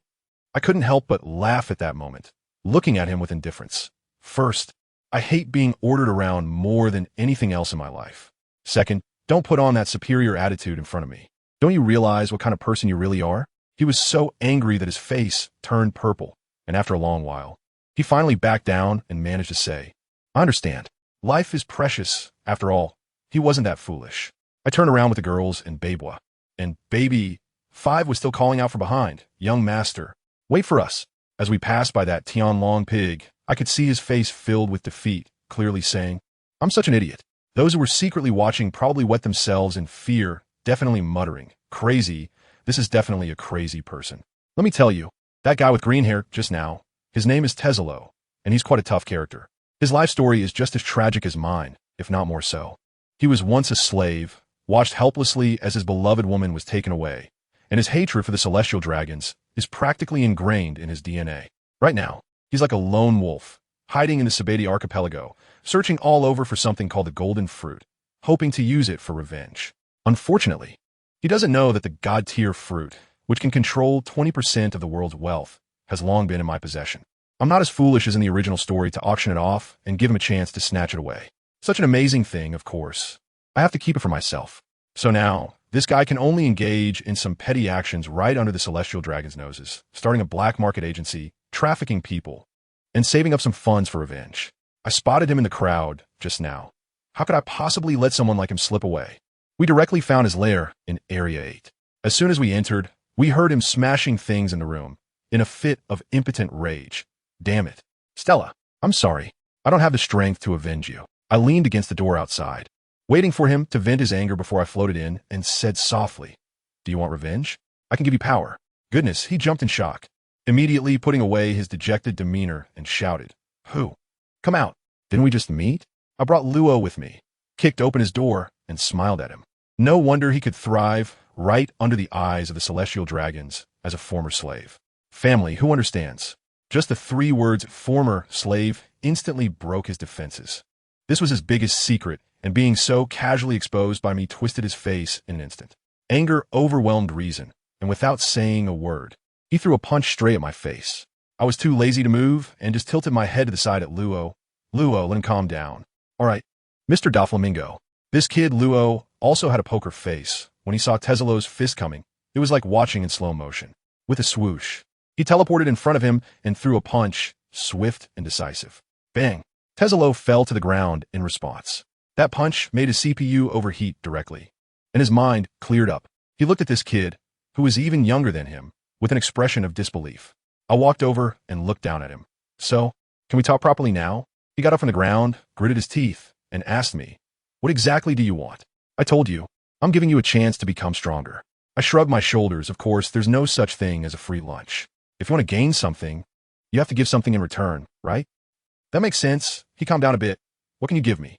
I smiled widely and unleashed my ultimate move, a devil fruit that you have always dreamed of. It can bring you endless wealth and grant you the power to control your own destiny. I saw his breathing was all over the place. "The Jing Jing fruit. Is it with you?" His voice was trembling. I nodded. "That's right, it's in my hands." The next second, he lunged at me like crazy, trying to grab my clothes, shouting, "Give it to me! Give it to me!" Having taken care of this potential asset, it was time for us to leave Chambord. On the way, Luo still had some doubts and asked me, "Mr. Doflamingo, is that guy really reliable?" I patted him on the shoulder and said, "Luo, we are all the same. Only those who have experienced hell will climb up by any means necessary. As long as it brings hope, they would give up their lives." After hearing this, Luo fell silent and then nodded heavily. Meanwhile, on the side of Mary Geos, the dragon pig named Muscarud was almost furious, raging every day and pressuring the Navy, cursing Kizaru for not catching me yet. He looked at his empty mermaid fish tank and felt a heartache that made it hard to breathe, blaming all of this on Fisher Tiger, who had freed the slaves. The chaos here also affected the auction house. An old man, wearing glasses, the Dark King Rayleigh, originally planned to sell himself to get some money, but now the plan was ruined. With a clang, he broke the handcuffs and, under the astonished gaze of the other slaves, strolled away and returned to Shaki's bar. Shaki breathed a sigh of relief when she saw him come back and asked, "Did you see the commotion on the island? Who caused it?" Rayleigh took a sip of his drink. Shaki blew out a smoke ring and said, "Doflamingo." Rayleigh was taken aback for a moment, then burst into laughter, but his eyes were serious. "So it was him. Don't worry. I won't get involved in the affairs of the young ones with this old body of mine. Here, the coding work for the art proverbs has been completed." That huge bubble wrapped around the ship, and the girls, including Baby 5, were so excited that they reached out to touch the beautiful thin film. "All right, everyone, let's set off," I commanded, preparing to sail. Just as the ship was about to dive, suddenly, naval warships surrounded us like dumplings. But it wasn't a big problem. We still successfully submerged into the deep sea. I tell you, the underwater world is truly incredible, with all kinds of glowing fish, gigantic sea kings, and bizarre creatures. Just like watching an IMAX movie. That silly bear, Beepo, saw a small fish swimming by and actually reached out to grab it, almost puncturing the film, but was pulled back by Law. "Beepo, do you want to get us killed?" Law rarely raised his voice like that. "I'm sorry." Beepo immediately drooped his head in disappointment. Law couldn't do anything about him and sighed, saying, "There will be plenty of opportunities to play when we get to Fishman Island." Then Beepo curiously asked, "Are there female bears there?" Everyone on the ship was laughing hysterically. Robin covered her mouth and explained, "Beepo, Fishman Island is full of fishmen and mermaids. Oh, I'm sorry. After settling down, I made a phone call in my room, but no one answered. Probably because it was inconvenient for Virgo. I dialed another number, this time for Toripol in the North Sea. Doflamingo? His sticky voice came through the line. It's me. I'm giving you a direct order to bring the gold fruit to Sabaody and hand it over to someone named Tazolo. After that, come straight to the New World. You've been in that little pond in the North Sea long enough. Hee Doff. Is it finally time? I'm on my way. Toripol sounded extremely excited. After hanging up, we continued to dive. Not long after, the ship shook violently with a loud bang, nearly knocking me and Monet out of bed. What's wrong? Monet asked nervously. Looks like we've encountered some sea creatures. I took her to the deck, where we saw an enormous octopus, the one that later followed Luffy, battling with a scarred, ugly fish. We were caught in the middle of it. The two were having a great fight in the water, but we, as a bunch of landlubbers, couldn't intervene. Leave it to me. I walked to the bow of the ship, looked at the two giants outside, unleashed my conqueror's haki, and coldly asked, "You two beasts, do you want to dance as well?" The pressure of my aura made the two sea creatures immediately back down, stopping their movements and slinking away with their tails between their legs under my icy gaze. Robin laughed and hugged my arm. "Brother, your conqueror's haki is really useful." I smiled and flicked her forehead. "You're so talkative." After resolving the little episode, the ark's proverbs continued to move forward. Finally, after passing through layers of deep sea, a dreamy island appeared before us. Fishman Island had arrived. As soon as our golden ship docked, it instantly became the center of attention on the island. That Kibahaflu was so excited. "Young master, look at those mermaid ladies, they're all looking at us." Annalyn next to him directly retorted, "Maybe they're looking at you, because you look quite creative." Ha ha ha. We all burst out laughing. As soon as we landed, the news quickly spread to Dragon Palace City. King Neptune was anxiously pacing back and forth, while Princess Odoheim comforted him. Meanwhile, in Fishman Street, Arlong also received the news. "Boss Arlong." Octopus Little 8 rushed over to report. "Mr. Doflamingo has landed." Arlong grinned from his throne. A newcomer named Hody Jones next to him asked disdainfully, "Doflamingo? Who's that?" Arlong's expression instantly darkened, warning him, Hody, it's not surprising that you don't know him. But listen well, without him, I, Arlong, might not have made it back alive from impelled down. He is the only human I respect and our great benefactor. Anyone who dares to disrespect him will have to face my wrath." Although Hody was unconvinced, he still nodded. Arlong is someone who remembers his debts. He immediately asked Little 8, "Where are they now?" We agreed to treat them well. As for us, after wandering around the island, we were finally attracted by a place called the Mermaid CAF. Once we entered, wow, there were beautiful mermaid waitresses everywhere, and Enel and the others were mesmerized. We found a spot to sit down and ordered some coffee. Robin, the archaeologist, couldn't help herself and pulled a mermaid waitress over to ask, "I heard that your manager, Mrs. Sharif, can tell fortunes. Is that true?" The mermaid smiled and shook her head. "Sorry, customer, we can't say much about the manager." Robin asked again, "Can I meet her?" "I'm sorry, but the manager is busy right now." After hitting 2 dead ends in a row, Robin felt a bit helpless. Next to her, Ibis asked, "Robin, are you really that curious?" Robin took a sip of her coffee, her eyes sparkling. "Sister Ibis, I'm an archaeologist. Of course, I'm very interested in abilities that only exist in books. Of course I'm very interested." And Sister Ibis also came over to say she's curious too. Goodness. I immediately felt that these two women coming together couldn't mean anything good. Sure enough, we hadn't even finished our coffee when trouble came knocking at our door. I tell you, the atmosphere in that CAF was quite pleasant. And then bang, a group of fishmen pushed their way in, led by a guy with a serrated nose who clearly wasn't friendly. The entire CAF instantly fell silent, and the nearby mermaid ladies turned pale with fear. One of the ladies scrambled in, breathless, shouting, "It's bad. The fishmen from Fishman Street are coming." Another lady in the store turned pale at the news, extremely anxious, and hurried to tell the manager. Baby 5, that naive sweetheart, even asked, "What is Fishman Street?" The lady was almost in tears, telling us, "Guests, you must leave quickly. The fishmen from Fishman Street hate humans. They must be coming for you." And guess what Onel said? He looked relaxed, as if nothing was wrong. "Coming for us? That's great. I'm very welcome." I just wanted to give him a round of applause. He really has a big heart. Robin was even more incredible, grabbing the almost crying mermaid lady's hand and saying, "Don't be afraid. Come on, have a cup of coffee. It's on me." Family, who understands? These people really excel at staying calm in a crisis. That lady was probably thinking, what kind of gods are these? Don't they know how terrifying Fishman Street is? still drinking coffee. Just as they were talking, the fishmen surrounded the CAF. That serrated-nosed guy, Arlong, brought along 2 lackeys, an octopus and a little shark, and directly charged towards Doflamingo. I thought a fight was about to start, but then the situation suddenly changed. When Aaron saw Doflamingo, he surprisingly became polite and said he wanted to extend his hospitality. Doflamingo smiled and asked him, "How did the matter I instructed you to handle go?" Aaron stuttered, and the little bit of pride on his face instantly disappeared. It turned out he was like a downstream worker reporting to an upstream boss. Doflamingo's voice turned serious. "Not completed?" Aaron, like a student who made a mistake, said the situation on Fishman Island was complicated and he hadn't sorted it out yet. Doflamingo, with a strategic mind, smiled and didn't push him.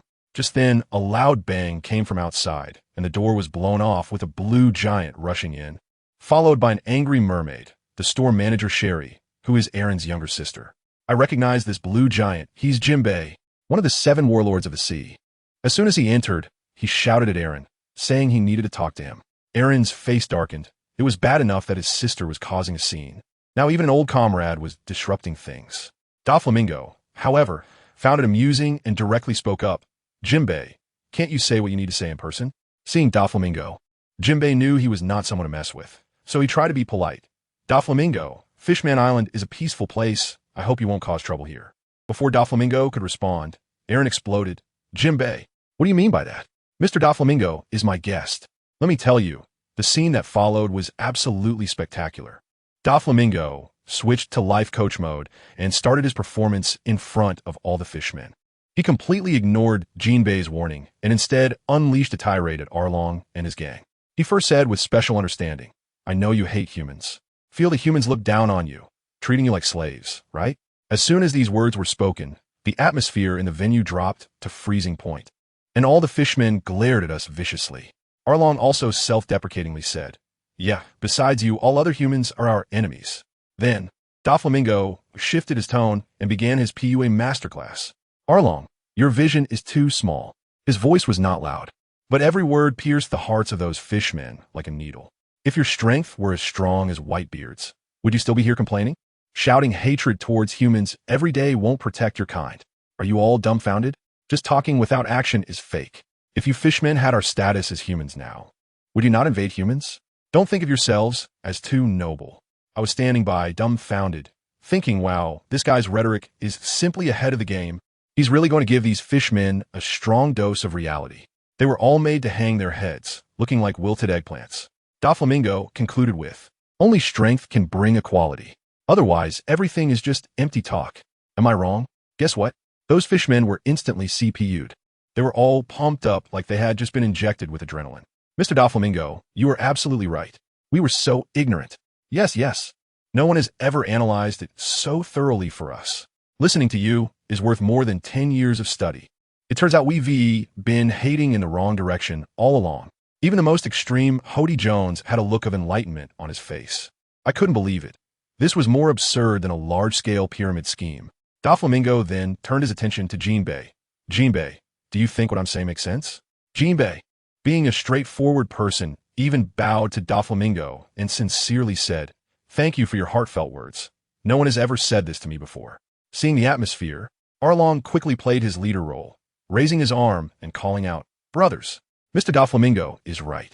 The only way to solve the crisis of Fishman Island is for us to become stronger." Jinbei unusually did not refute this and nodded. As a result, Shirahoshi, Arlong's sister, overflowing with compassion, couldn't help but say, "But if we do that, how many of our fellow countrymen will die?" Arlong immediately got angry. "Woman's kindness. Wars have casualties. Are you here to cause trouble?" The other fishmen began to attack Shirahoshi, accusing her of not supporting the liberation cause of Fishman Island. Shirahoshi was left speechless and felt incredibly wronged. I watched Doflamingo, who was there with great interest, like a director observing a good show. The situation was all stirred up by him. Then, the scene shifted to a public denunciation meeting of Jinbei. Arlong wanted to persuade Jinbei to join forces, but Jinbei refused, saying, "You can't save Fishman Island because you are too weak." This statement ignited the powder keg. Arlong sneered. "Do you think being a warlord of the sea makes you impressive?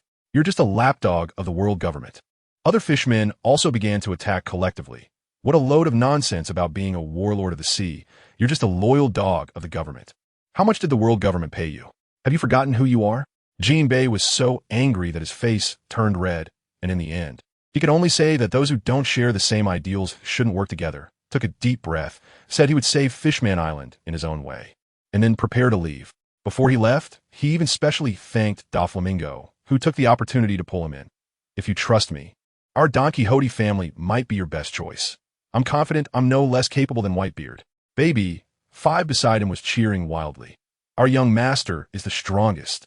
But Jinbei clearly trusted Whitebeard more, simply replying that there would be opportunities in the future, and then he left. Once Jinbei was gone, Arlong didn't want to stay much longer either. He pushed his sister Shirahoshi out and said to Doflamingo, "Mr. Doflamingo, let my sister take care of you for me." Then he pulled Shirahoshi aside, murmuring something that was hard to make out. I felt something was off at that moment. The way Along looked at Dover was quite complicated. Sure enough, once we cleared the place, only Dover, Along, and Shaylee were left in the CF. Along, that guy, actually asked Dover for help directly. Dover laughed at him, saying, "Aren't you supposed to rely on yourself?" Along sincerely replied, "I've come to terms with reality. The enemy is too strong, and I need outside assistance. And why do you think I would help you?" Dover countered. Then came the scene I would never forget for the rest of my life. Along gave his sister, Shaylee, a wink, and Shaylee turned as red as an apple as she walked over to Along's side. Along, as the older brother, actually pushed his own sister into Dover's arms. Who understands family, right? I was dumbfounded by this move. The beauty trap, and it's delivered by the brother. Shaylee gasped and fell into Dover's embrace. And Dover was such a gentleman, naturally holding her. Shaylee, inhaling the masculine scent of Dover, became momentarily infatuated, her face so red it seemed ready to bleed. Her hand resting on Dover's chest like a lovesick girl. Seeing the opportunity, Along seized the moment. "Mr. Dover, what do you think of our cooperation?" Dover must have been overjoyed inside, but he maintained his composure.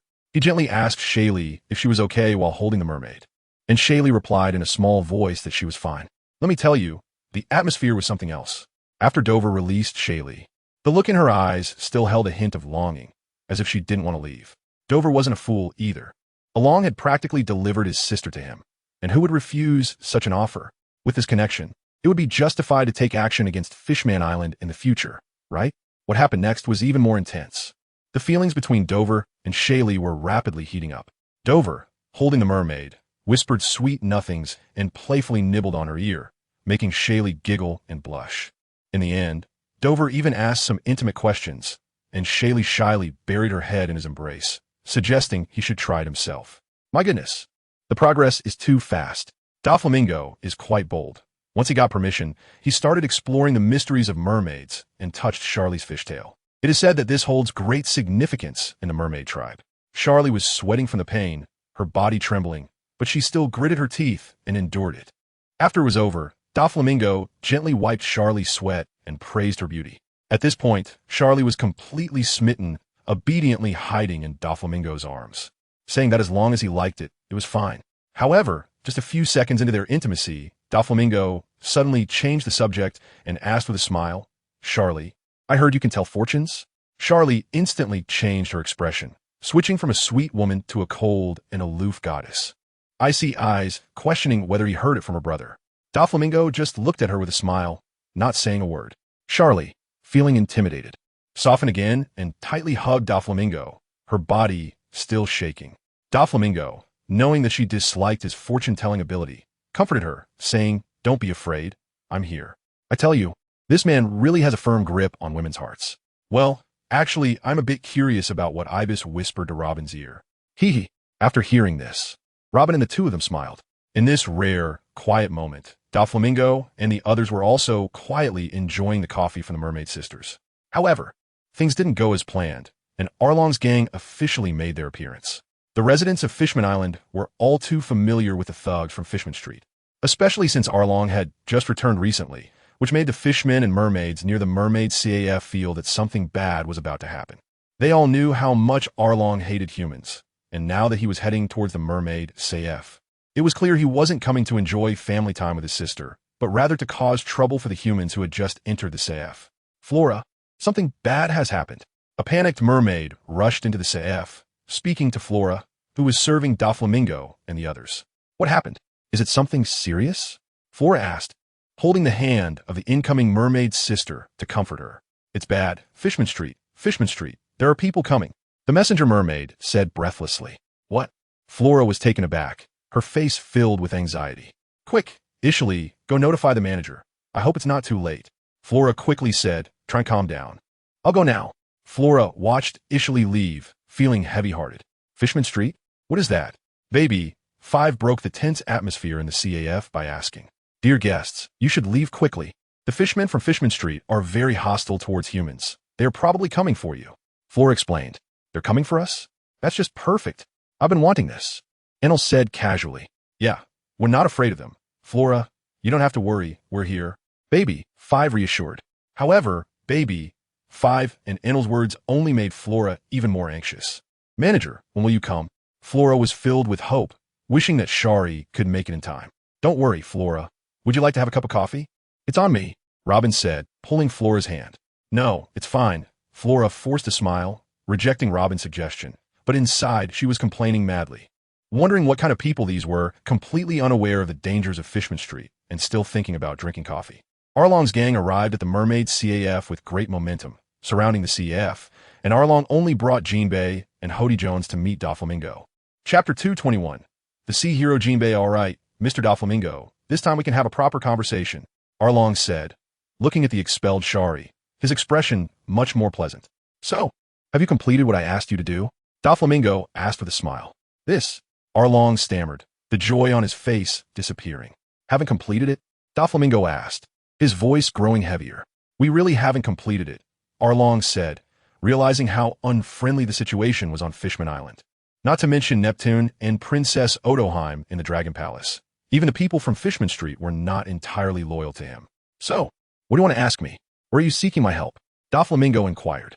"I hadn't thought of that," Arlong said slowly, knowing that it was better to strengthen himself rather than beg for others' charity. Seeing Arlong's demeanor, Doflamingo chuckled. "Mr. Doflamingo, this time I just want to be a good host," Arlong said sincerely. "I understand." Doflamingo nodded. While Doflamingo and Arlong were talking, Shari, who had been kept outside, had a face full of anger, scolding Jinbei and the others. However, since Shari was Arlong's sister, they didn't dare to be too reckless. "Shari, why are you so angry?" Jinbei's voice made Shari stop venting. "Jinbei." Shari turned around to look at Jinbei. "Jinbei, big brother." Jinbei greeted politely. Hody Jones and other fishmen looked at Jinbei with disdain, sneering at him. Jinbei didn't care about their attitudes, as both sides believed their principles were right. "Shari, Arlong, and that Doflamingo are talking inside," Shari informed Jinbei. Upon hearing this, Jinbei's expression changed. He knew what kind of person Doflamingo was, and Arlong's actions were akin to seeking his own death, so he had to prevent this tragedy from happening. Jinbei immediately tried to head into the Mermaid CAF, but was blocked by Hody Jones. "Get out of the way," Jinbei said sternly. "That's not allowed. The boss's orders don't permit you to enter," Hody Jones said rudely, his eyes eager to take on the famous sea hero Jinbei. "Then don't blame me," Jinbei said as he took a stance and threw a punch at Hody Jones. Fishman Karate, 3,000 tile punch. Hody Jones retaliated, but his power was no match for Jinbei's, and he was sent flying. Taking advantage of the gap, Jinbei quickly dashed into the building, and Shari hurriedly followed. "Jinbei!" Hody Jones shouted angrily as he was sent flying. The commotion outside naturally caught the attention of Doflamingo and Arlong, who watched as Jinbei and Shari entered one after the other. "Jinbei, what are you doing here?" Arlong's expression was not good. First his sister caused a disturbance, and now his former crewmate was making trouble, which made him quite unhappy. "Arlong, I have something to say to you." Jinbei noticed Doflamingo and circled around. "I have nothing to say to you," Arlong coldly rejected. "Sea hero Jinbei, what can't you say in person?" Jinbei wanted to say something more, but was interrupted by Doflamingo. "Mr. Doflamingo is my guest. What do you mean by that?" Arlong questioned Jinbei before Doflamingo could speak. Chapter 222. Why has the atmosphere changed? This was a celebration for the fishmen and mermaids. After Doflamingo's instigation, their determination to resist became even stronger. Doflamingo was naturally pleased to see this situation. The more chaotic Fishman Island was, the better it was for him, as it provided him with opportunities to take advantage of the confusion. "Doflamingo, do you really think we have a chance of succeeding?" Jinbei asked hesitantly, though he had some doubts. "Everything has two sides, doesn't it? If you think about failure before even trying to resist, then who will fail if not you?" You should be thinking about how not to fail and increase your chances of success. Doflamingo's words were like a bolt from the blue, opening up a new path for Jinbei. Jinbei was somewhat confused, seemingly grasping Doflamingo's meaning, but he really didn't dare to take that step. He understood that once he did, there would be no turning back. There was only one path to follow, and it involved too much. He didn't dare to gamble. Mr. Doflamingo, your words really have opened our eyes. Arlong also enthusiastically chimed in. Hee, Arlong, and all your brothers, I know you all hate humans, thinking they are self-important, even superior, looking down on you fishmen, oppressing you everywhere, selling you, treating you as the lowest of species. The previously cheerful atmosphere instantly turned cold due to Doflamingo's words, and everyone was glaring at Doflamingo and his fellow humans. Yes, that's true, Mr. Doflamingo. Although I respect you, I only respect you. I don't feel the same about other humans. They're all enemies of us fishmen, Arlong said with self-deprecation. Arlong, your perspective is too narrow. Doflamingo disregarded the expressions of the fishmen and continued speaking. Narrow? Arlong looked at Doflamingo in confusion, not understanding why he said that. Isn't it? Just now. Inaru and Diamante revealed the truth, but you refused to acknowledge it. If your strength were as great as Whitebeard's or any other powerful pirates, would you be unable to protect your own kind? Or are you just here talking about hating humans? If you hate humans, will that protect your fellow fishmen? Doflamingo retorted. The many fishmen present fell into contemplation. It must be said that Doflamingo's words were not wrong and were indeed the truth. What? Are you speechless now? Does expressing hatred towards humans and harboring hostility towards them mean you can save your currently miserable fate? Isn't it true that every year many fishmen and merfolk go missing? If you are powerless, you must blame it on humans. Oh, perhaps you will say that if humans didn't cause trouble, then this wouldn't happen. If you truly think this way, I can only say you are a bunch of fools. Where there are people, there is struggle. This is an unchanging truth since ancient times. If you had humans' current status, would you not invade humans? Don't think too highly of yourselves, and don't think too well of others. Doflamingo ruthlessly criticized everyone, and the fishmen and merfolk present felt somewhat disheartened, lowering their heads. In the end, it all comes down to strength to control one's own destiny. But unfortunately, this is too difficult for Fishman Island. Actually, it's not that hard. As long as Poseidon successfully awakens and can control his powers, he can dictate the fate of Fishman Island. With strength, you can negotiate equality with humans and truly live under the same sky as humans. Otherwise, everything is just empty talk. What? Am I wrong? Doflamingo looked at the dejected fishmen and loudly questioned. No, Mr. Doflamingo, you're absolutely right. You understand so much deeper than we do. Yes, no one has ever analyzed it so profoundly for us. Hearing your words, I realize my ignorance. The hatred and hostility towards humans were actually just illusions. Mr. Doflamingo, you speak so well. We were really too one-sided, just placing all our hatred on humans while ignoring the fundamental issues. The fishmen and merfolk present chimed in, each praising Doflamingo. Even Hody Jones, who had deep-seated hatred for humans, acknowledged Doflamingo's words. Jinbei, do you think my word makes sense? Doflamingo shifted his focus to Jinbei. Everyone present turned to look at Jinbei. Mr. Doflamingo, Jinbei made a polite gesture of respect and then said, Thank you for your heartfelt words. Among the people I have met, no one has ever said such things to me. Perhaps some have thought of it, or perhaps they harbor hostility towards Fishman Island, or they simply don't want to help us and won't clarify things with us. Just recognize it yourself. Don't be so ignorant. And don't think that humans and fishmen can understand each other. Even humans can't understand each other. How can we talk about understanding between humans and fishmen? Doflamingo reminded again. Mr. Doflamingo is right. Humans can't even understand each other, let alone us. We cannot possibly understand humans at all. The only way to solve Fishman Island's crisis is to grow strong ourselves. Only then can our fellow kind avoid being bullied. Arlong again displayed his leadership charm, inspiring the crowd. Yes, only by becoming strong can we stand up. Jinbei also agreed, surprisingly not refuting Arlong's words this time. Although the two of them didn't get along, they had reached a consistent view on this matter. As for how to do it, that would depend on each other. But how many of our fellow kind must die for this? Shirahoshi couldn't help but speak up. Naivety of a woman. In war, there are bound to be casualties. Instead of letting them become slaves, it would be better to contribute to the struggle for Fishman Island. Or do you, Shirahoshi, not want to contribute to Fishman Island? Arlong retorted with a grim face upon hearing Shirahoshi's words. Yes, rather than becoming a slave and living a worse life, it is better to fight for freedom. For Fishman Island, Lady Shirahoshi, are you here to cause trouble? Or have you never thought about contributing to Fishman Island? Under the influence of Doflamingo and Arlong's words. And with two influential figures like Arlong and Jinbei saying so, they naturally did not agree with Shirahoshi's viewpoint, but instead scoffed at her words. Shirahoshi thought her words were for their good, but in fact, they only added fuel to the fire, further igniting the fighting spirit of the fishmen. Shirahoshi was rebutted by many fishmen and was left speechless. Flora and Ishili comforted Shirahoshi by her side. In fact, they were also moved by Doflamingo's words. But out of sisterly loyalty, they found it hard to say much. On the other side, Doflamingo was watching their performance with great interest.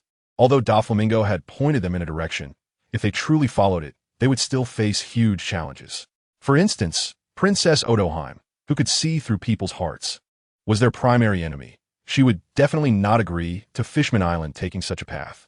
If she disagreed, Neptune would not agree either. So, the best solution would be to have her die. Now that things had come to this point, there was naturally no need for Doflamingo to worry anymore. After all, he had said what needed to be said. Everything would depend on their own development. So, Jinbei, what is your choice? Do you want to join forces with me? Arlong ignored the naive Shirahoshi and instead extended an olive branch to Jinbei. Me? Jinbei was surprised that Arlong would invite him. After a moment of contemplation, Jinbei still refused. Mr. Doflamingo's words are correct, but the future of Fishman Island does not lie in your hands, Jinbei said firmly, clearly not optimistic about Arlong and his group. Jinbei, do you know what you were saying? Hody Jones said bluntly that he originally thought it would be a natural thing for Jinbei to join forces with Arlong. But Jinbei still looked down on them. I know exactly what I said. You can't save Fishman Island because you are too weak. Jinbei sneered, showing no respect for Arlong and the others. Ha ha ha. Jinbei, don't think that just because you've become a Shichibukai, you are superior. Aren't you just a loyal dog of the world government?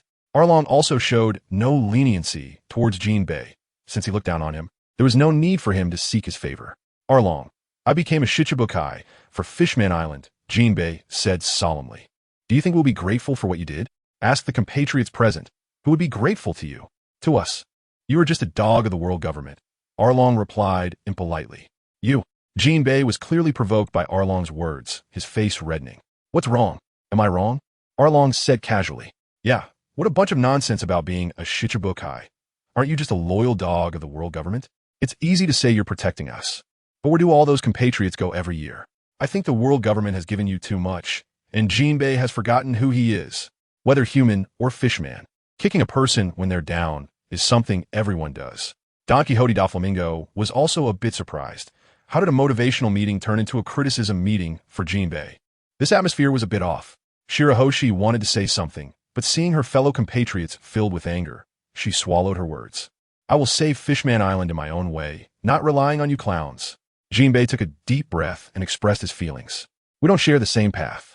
Although both Arlong and Jinbei wanted to save Fishman Island, they looked down on each other. Well then, let's wait and see. I am the one who will save Fishman Island, Arlong. Remember that.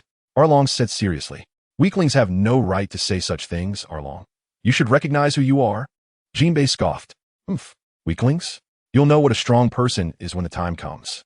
Arlong also said disdainfully. He had received some good things from Hody Jones, and as long as he had these, he was confident that he was not weaker than some human powerhouses. Even if he couldn't win, he could still protect his homeland.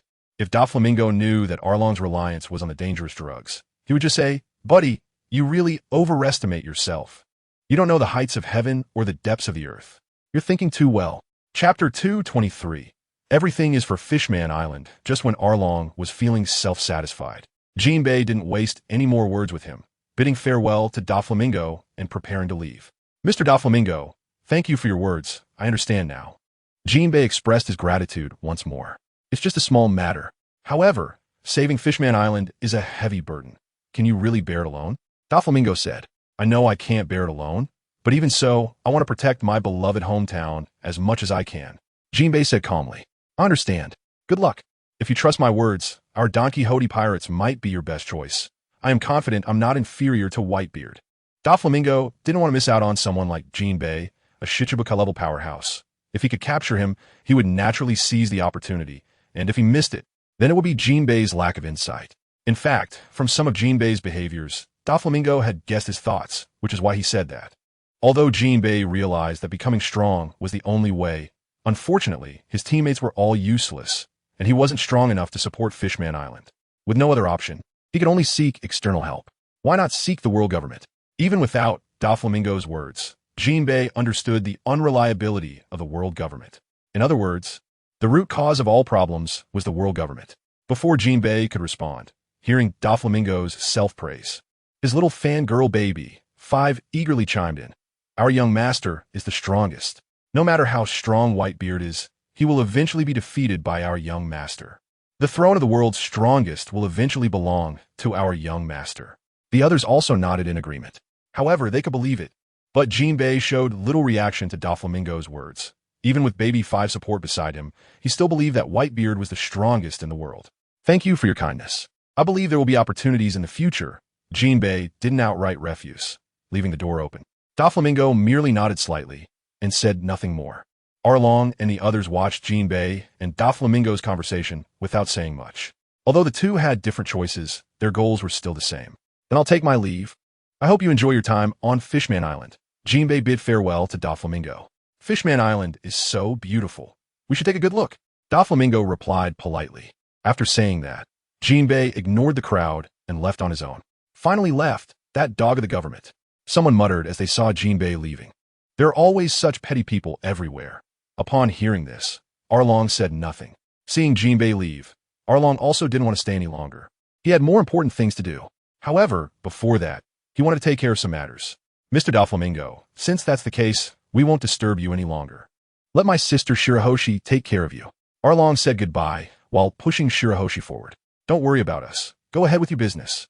Doflamingo casually replied, returning to his seat and continuing to sip his coffee. Shirahoshi, come here for a moment. Arlong, preparing to leave, looked at Shirahoshi, ready to give her some instructions. Shirahoshi thought Arlong was going to say something about taking care of Doflamingo.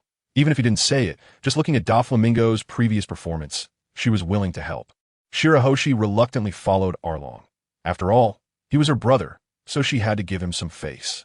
As they left, Arlong also took a special look at Doflamingo. In a place where only the brother and sister were present, Arlong carefully examined Shirahoshi. Seeing Arlong's scrutinizing gaze made Shirahoshi feel a chill, as if goosebumps were rising. It's just taking care of Doflamingo and them. You don't need to tell me. I will do it.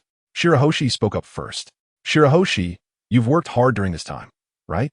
Running this CAF by yourself, you've put in a lot of effort. I'm happy for you. Arlong said emotionally. Stop. Arlong, don't say that. Just tell me what you want to say. Looking at Arlong's affectionate demeanor, Shirahoshi couldn't take it anymore. When did their relationship get so good? And how come she didn't know? Shirahoshi, is this how you talk to your brother? Hearing Shirahoshi's words, Arlong returned to his usual self and said somewhat fiercely, this is you. If you have something to say, hurry up. I'm busy.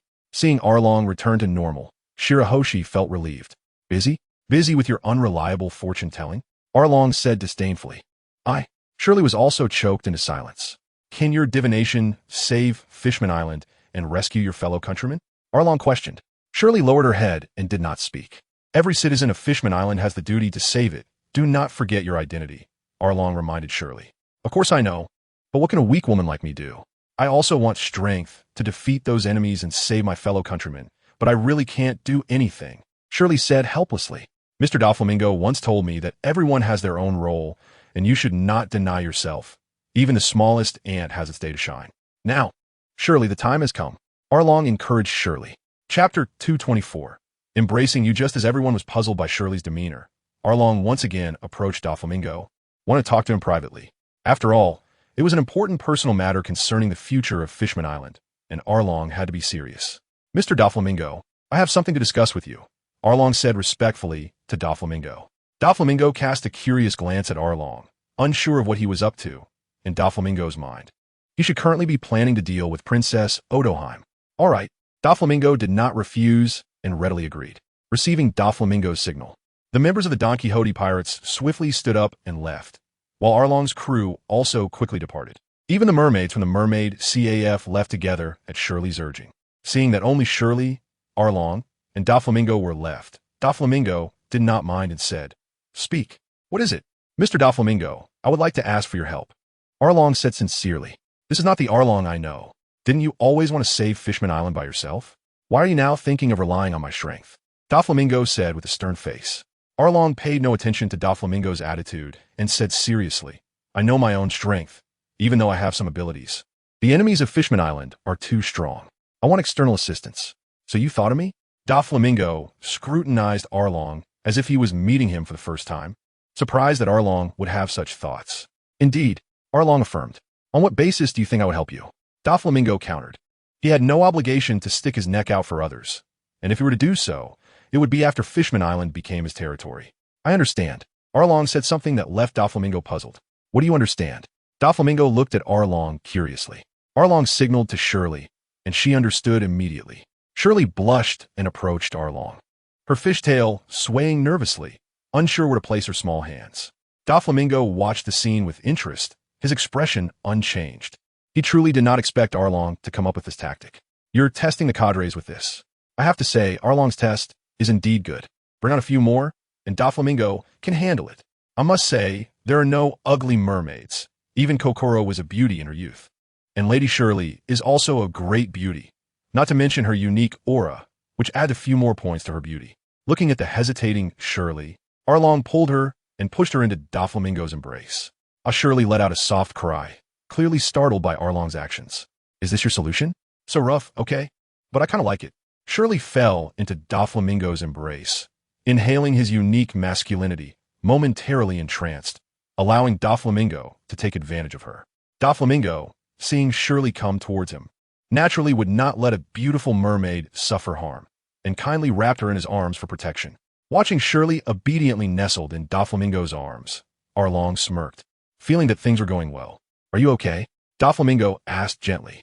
Shirley's delicate hand rested against Doflamingo's chest, feeling his warmth, her face reddening even more. She was indeed a proper young girl.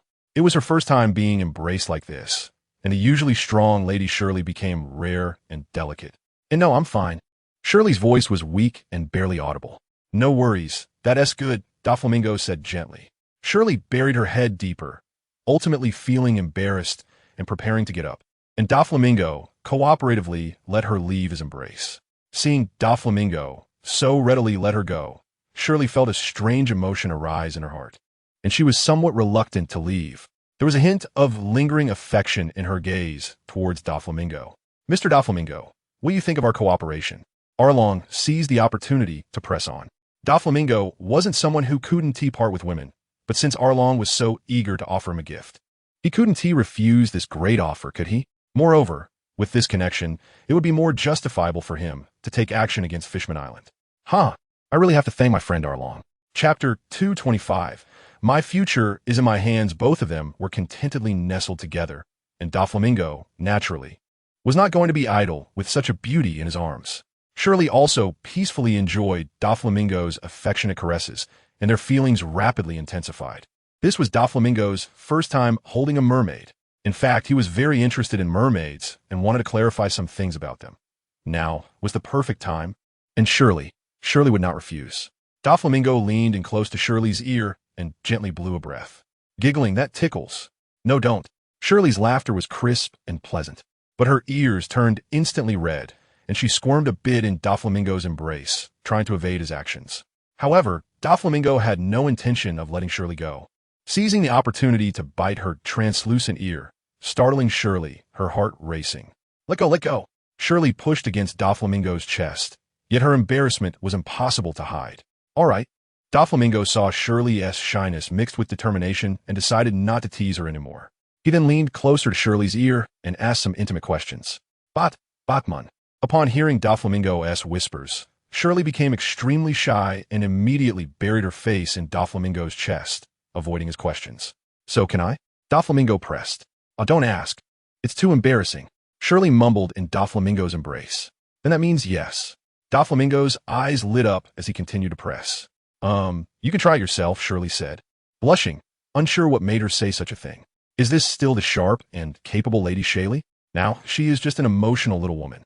After all, Shaylee is very young now, and it's no wonder she has fallen for Doflamingo's gentle captivity.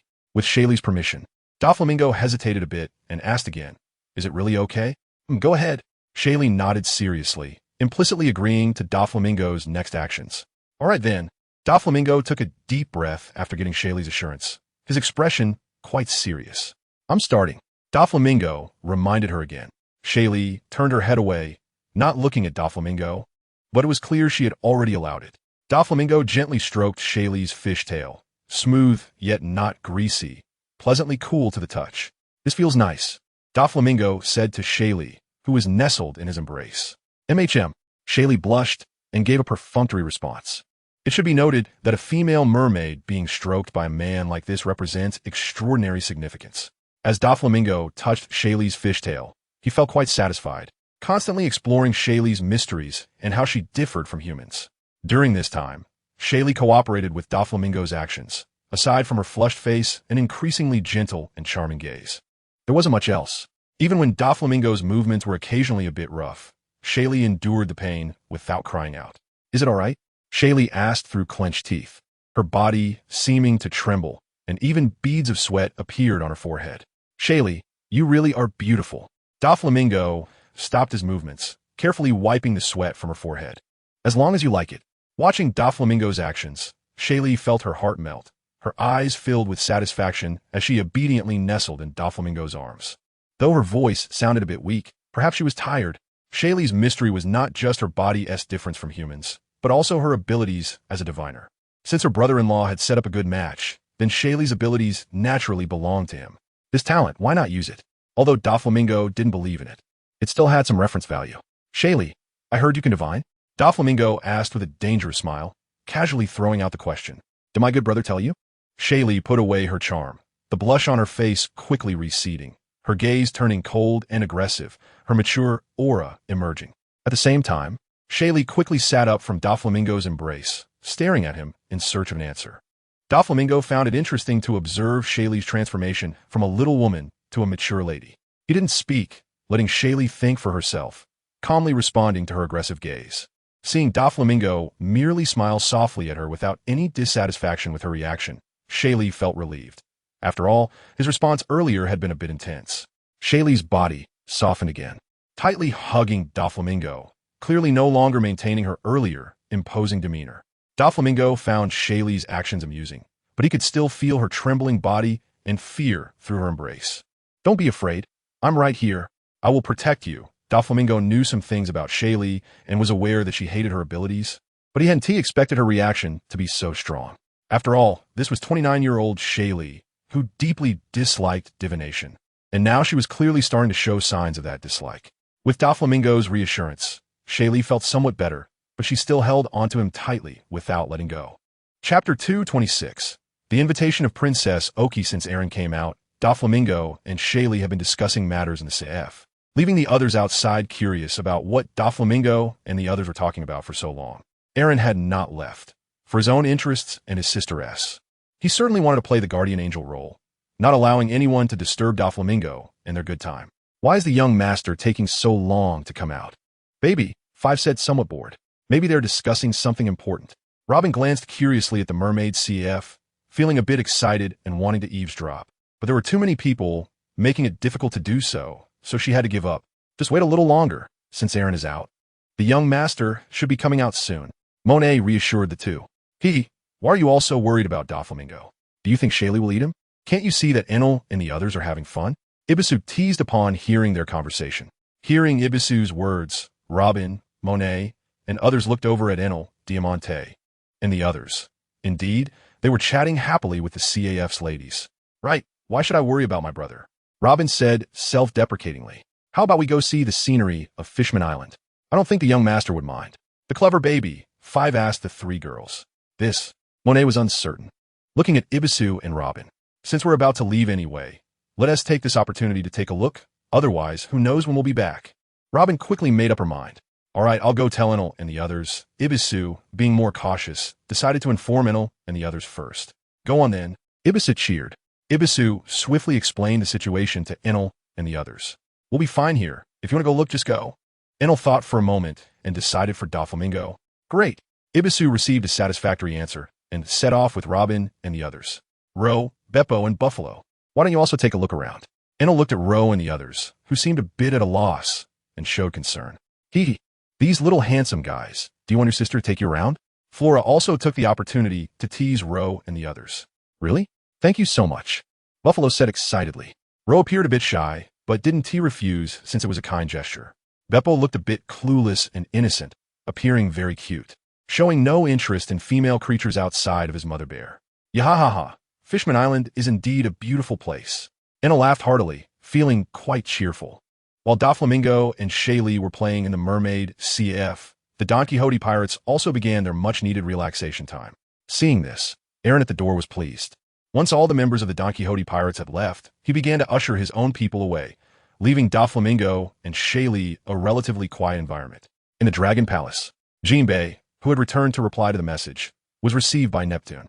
The ever-present Queen Odoheim was also by his side, while the small, adorable Shirahoshi was nestled in Odoheim's arms, relying heavily on her mother. Your Majesty, Your Highness, Princess Shirahoshi, I have met with Donquixote Doflamingo, Jinbei reported respectfully. Quickly, tell me, Neptune asked anxiously, while Queen Odoheim looked at Jinbei curiously. Only Shirahoshi, blissfully ignorant, snuggled in her mother's embrace, greedily inhaling her mother's scent. We can rest assured, Doflamingo does not harbor any hostility towards Fishman Island. On the contrary, his attitude towards fishmen and mermaids is friendlier than that of other humans. He is even willing to offer help to Fishman Island, Jinbei said honestly. The earlier part of his statement was true, and regarding the latter, Jinbei felt that since Doflamingo was willing to help him, he was also willing to help Fishman Island. Really? That's wonderful, Neptune exclaimed with joy. To be close to fishmen and mermaids, treating us humans equally. This is truly fantastic. Queen Odoheim also cried tears of joy upon hearing the news. Mother, why are you crying? Shirahoshi, seeing the tears on her mother's face, asked worriedly. It's nothing, Shirahoshi, I'm just happy. Odoheim wiped her tears and affectionately patted Shirahoshi's head to reassure her. But mother, how can being happy still make you cry? Shirahoshi asked sweetly with a confused voice. Happy tears can happen. It's a sign of joy, Queen Odoheim explained. Oh, Shirahoshi nodded, seemingly understanding, and then fell silent. Chapter 227. The banquet. Queen Odoheim invited Doflamingo mainly because of his ideals. In Doflamingo's view, Queen Odoheim thought she had found a kindred spirit, and she wanted to gain something from him. From Doflamingo's perspective, he had to admit that Odoheim was indeed a good person, but such a person had no real connection to him. Her fate was destined. She must die. Naive people with naive thoughts. How could a world of mutual understanding be so easy? Queen Odoheim was like someone living in a fairy tale, filled with beautiful aspirations for the future, longing for a world of light, love, and peace, where everyone understands each other. Unfortunately, such a world could only exist in imagination. All right, you arrange it. Doflamingo agreed, wanting to see what kind of sparks would fly with such an innocent person as Queen Odoheim. Receiving a satisfactory response, Jinbei also smiled happily.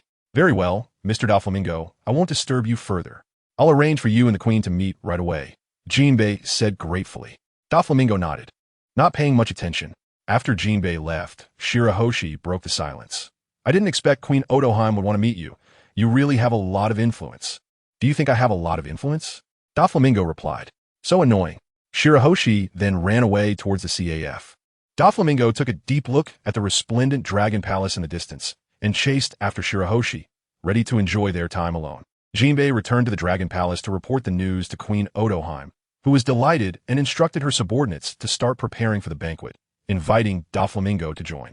The Donquixote pirates were scattered throughout Fishman Island, each finishing their own travels. Robin had originally been with Anibis, Monet, and Baby 5, but upon seeing the historically rich Fishman Island, her archaeological curiosity was piqued. After saying goodbye to Monet and the others, she set off alone to explore the history of Fishman Island with her backpack. At Fishman Island, in the sea forest, there was a piece of historical text. Robin explored and arrived there. Upon seeing the massive historical stone tablet ahead, her heart raced as she hurried closer. Sure enough, she exclaimed, feeling quite satisfied. In the sea forest, there was a large stone tablet featuring a beautiful maiden who had been watching over it alongside colorful corals for a long time. Robin sighed. The tablet only recorded the historical text of the blank 100-year period left by the man Joy Boy, who was unable to fulfill his promise to Fishman Island. Aside from this, Robin found nothing else. It seemed her journey to gain knowledge would be a long one. Soon, Robin collected her emotions, considering today's encounter a pleasant surprise, better than having no gain at all. Time to head back. She glanced at the historical text one last time, feeling no attachment, and walked forward with renewed hope. While Robin was exploring the historical text, Embodies, Monet, and Baby, 5 were shopping around Fishman Island, experiencing its local specialties and scenery. As for Inaru and the others, they were happily playing in the bay with the beautiful mermaids. Although they were all afraid of water since they couldn't swim, the beautiful mermaids were right in front of them, and no one could stop them. With swim rings on, Inaru and the others were quite brave. Indeed, Fishman Island is a paradise. It was truly a rare moment of joy. Inside the Dragon Palace, Doflamingo was specially invited to the gathering under Jinbei's guidance. At that moment, Neptune, Queen Odoheim, and their children were there to warmly welcome Doflamingo's arrival. Wow, they really are big. Doflamingo thought to himself upon seeing Neptune's family, wondering how big Shirahoshi would be in the future.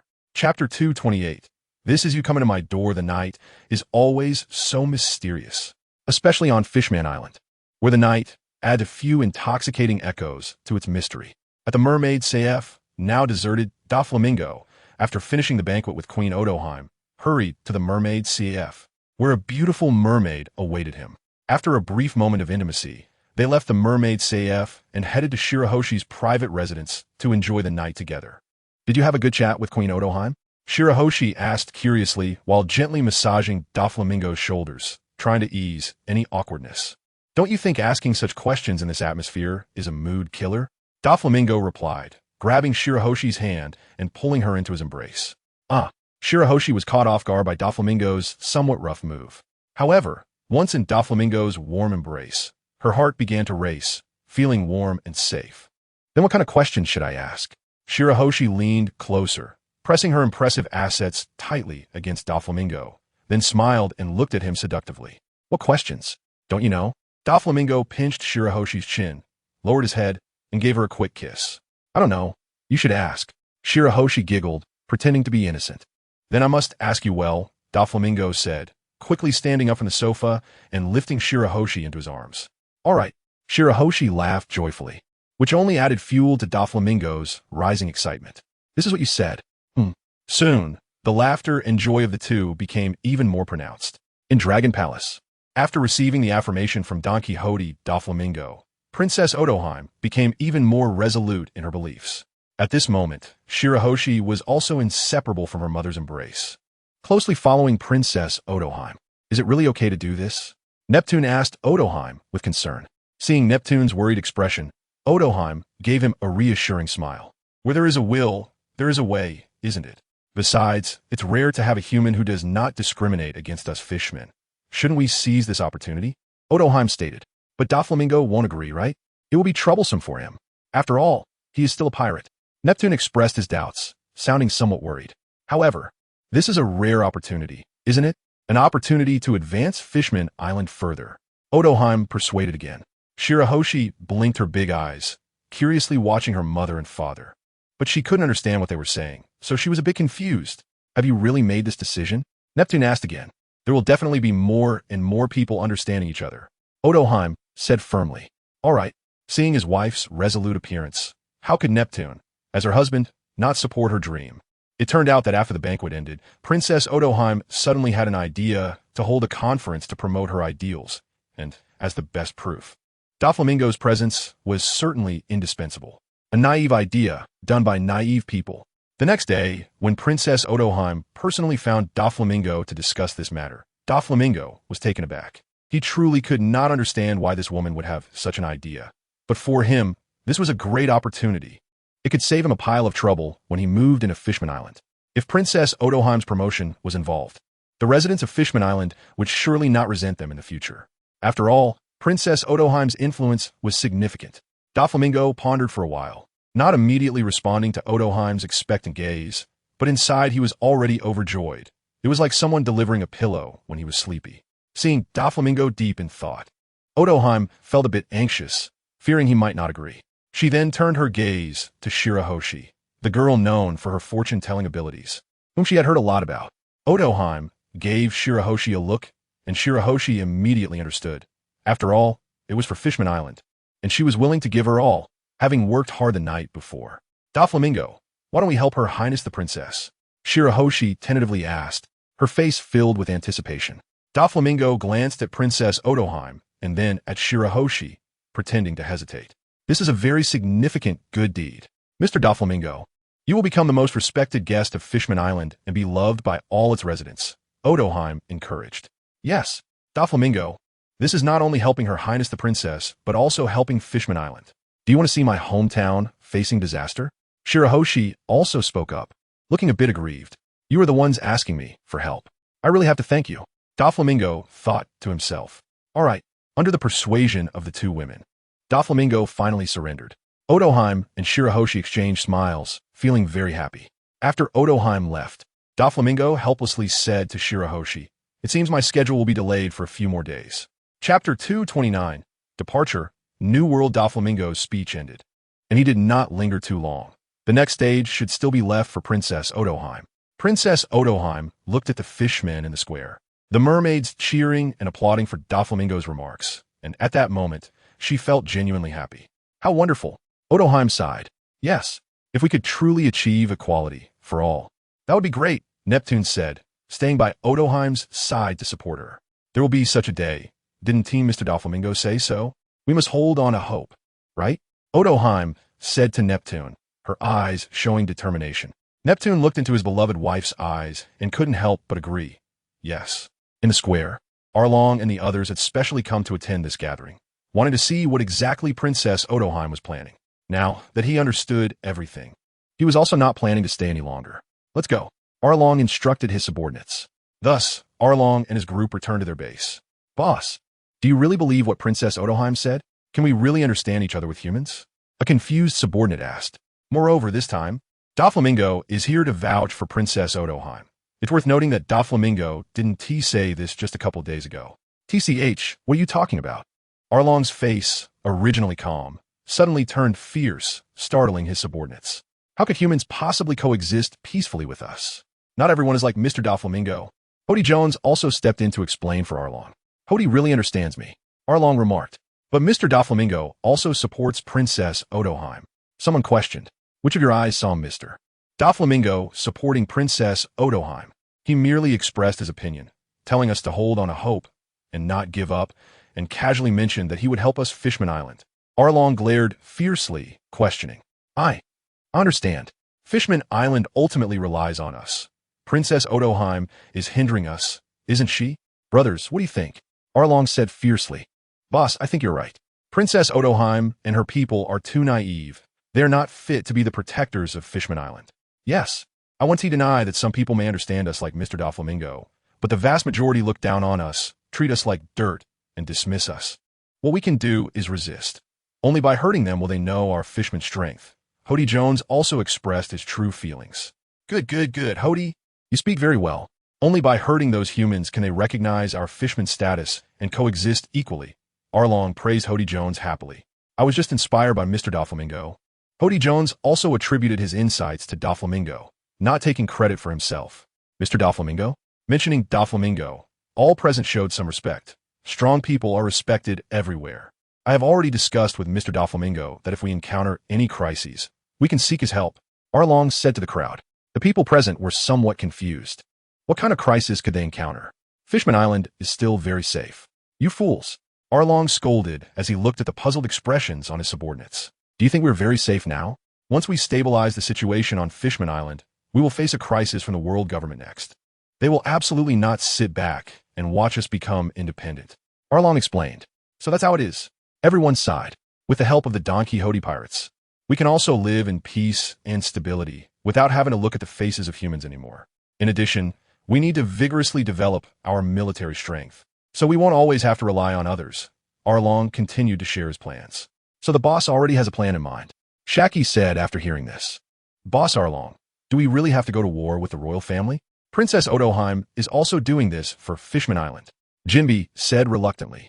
Fool Jinbi, do you think we can protect Fishman Island by relying on them? Living in a fairy tale spun by that woman, in a world of illusions understood by everyone. Arlong said angrily. But Jinbi won't support us either. Jinbi immediately replied. Ha ha ha. Why do I need Jinbi's support? Since they want to block our way, then I won't be polite. Arlong laughed, his face full of ferocity. Yes, anyone who blocks our path, no matter who they are, must be eliminated. Hody Jones echoed, clearly agreeing with Arlong's words. Seeing this, Jinbi said no more, but in his heart, he was not optimistic about Arlong. After all, Jinbi's strength was much greater than theirs. Chapter 230. Dark clouds over the city New World. A huge, resplendent pirate ship was sailing in these waters. It was the Donquixote pirates, who had just left Fishman Island. They had been in the New World for 3 days, but their experiences in these 3 days were not good. The climate in the New World is not like that of paradise. It is unpredictable and elusive, with heavy rain one moment and heavy snow the next, which caused a significant loss for Doflamingo and his crew. The weather was just a minor issue. With Doflamingo's strength, such small difficulties were not a concern for them. The real danger came from the pirates of the New World, who had long set their sights on the pirates coming for paradise, preparing to teach them a lesson. Moreover, the Donquixote pirates, who had already been on everyone's minds, were naturally going to give Doflamingo and his crew a big gift. Although Doflamingo was unaware of the actions of the New World pirates, he had some awareness in his heart. Doflamingo knew his situation since he had come.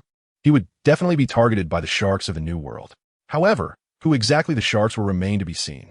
The Ark Maxim was sailing smoothly in the New World, with the weather perfectly cooperating, providing a bright sunny day, allowing Doflamingo and his crew to shake off the gloom caused by the previous bad weather.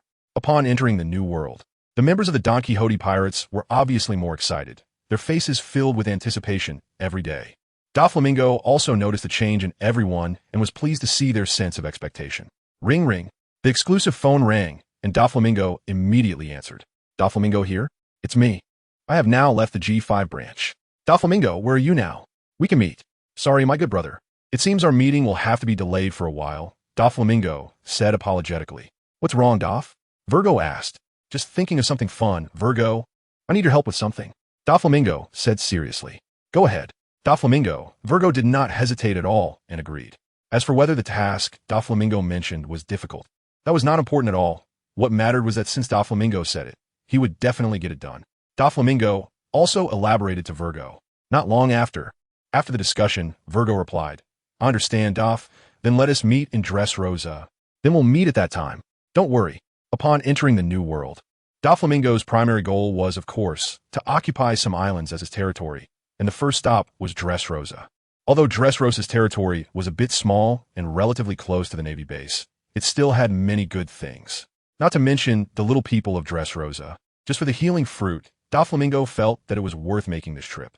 Moreover, Dressrosa originally belonged to the Donquixote family, so Doflamingo coming here could also be seen as reclaiming what was rightfully his. As for using it as a base, Doflamingo did not plan to do so, considering the geographical location and land area were not ideal. After careful consideration, Doflamingo did not intend to set up camp here. However, even so, Doflamingo did not plan to let Dressrosa get away easily. The Tontada tribe on the island was now his biggest enemy. To gain control of Dressrosa and detach it from the world government, he still needed a certain strategy. Moreover, the little people were originally slaves of the Donquixote family, and Doflamingo did not intend to let them go. He must regain control over them. Although Dressrosa was not as prosperous and wealthy as before, it was still acceptable. People lived and worked in peace, and under the rule of King Riku, life was relatively content. However, this kind of life would eventually come to an end. The clouds of conspiracy were once again looming. How would they respond this time? On the Ark, Diamante specifically came to ask Doflamingo what the next step should be. After all, wandering in the vast ocean was quite laborious, and they were not a weak pirate crew. Their ambitions were quite large, and they needed to occupy a territory first. Doflamingo, where should we go next? Diamante looked at Doflamingo with anticipation and asked. Dressrosa, Doflamingo replied nonchalantly. Dressrosa? Diamante murmured, quickly recalling information about Dressrosa in his mind. Doff, isn't Dressrosa a member of the world government? If we make it our territory, won't that be a problem? Moreover, it's south too close to the Navy. Diamante expressed his worries. Chapter 231. Conspiracy of the Donquixote pirates. The atmosphere of conspiracy loomed over Dressrosa, but the residents were unaware, continuing to live their lives peacefully. However, the creators of this conspiracy were about to face their first test in the New World. In the New World, on an unknown small island, some notorious pirate crews were gathered, such as the infamous Donquixote pirates, as well as other well-known New World pirate crews like the Wolf Pirates and the Moonlight Pirates. Their purpose for gathering here was not to fight, but to achieve a common goal. The Donquixote pirates, who had just entered the New World, were immediately informed of their arrival. For the Evil Wolf and the Moonlight pirate crew, the Donquixote pirates are certainly a well-known target, and they naturally want to take a bite of this delicious piece of meat.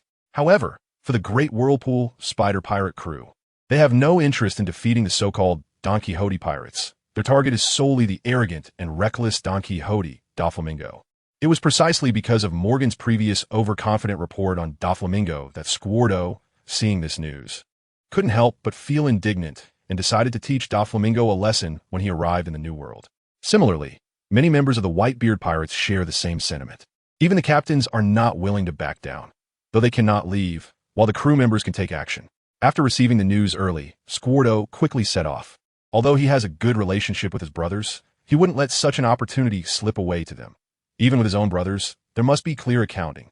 There are also struggles within the Whitebeard Pirates, and the less favored sons naturally receive less attention from Whitebeard. Squardo, are you the only one coming from the Whitebeard Pirates?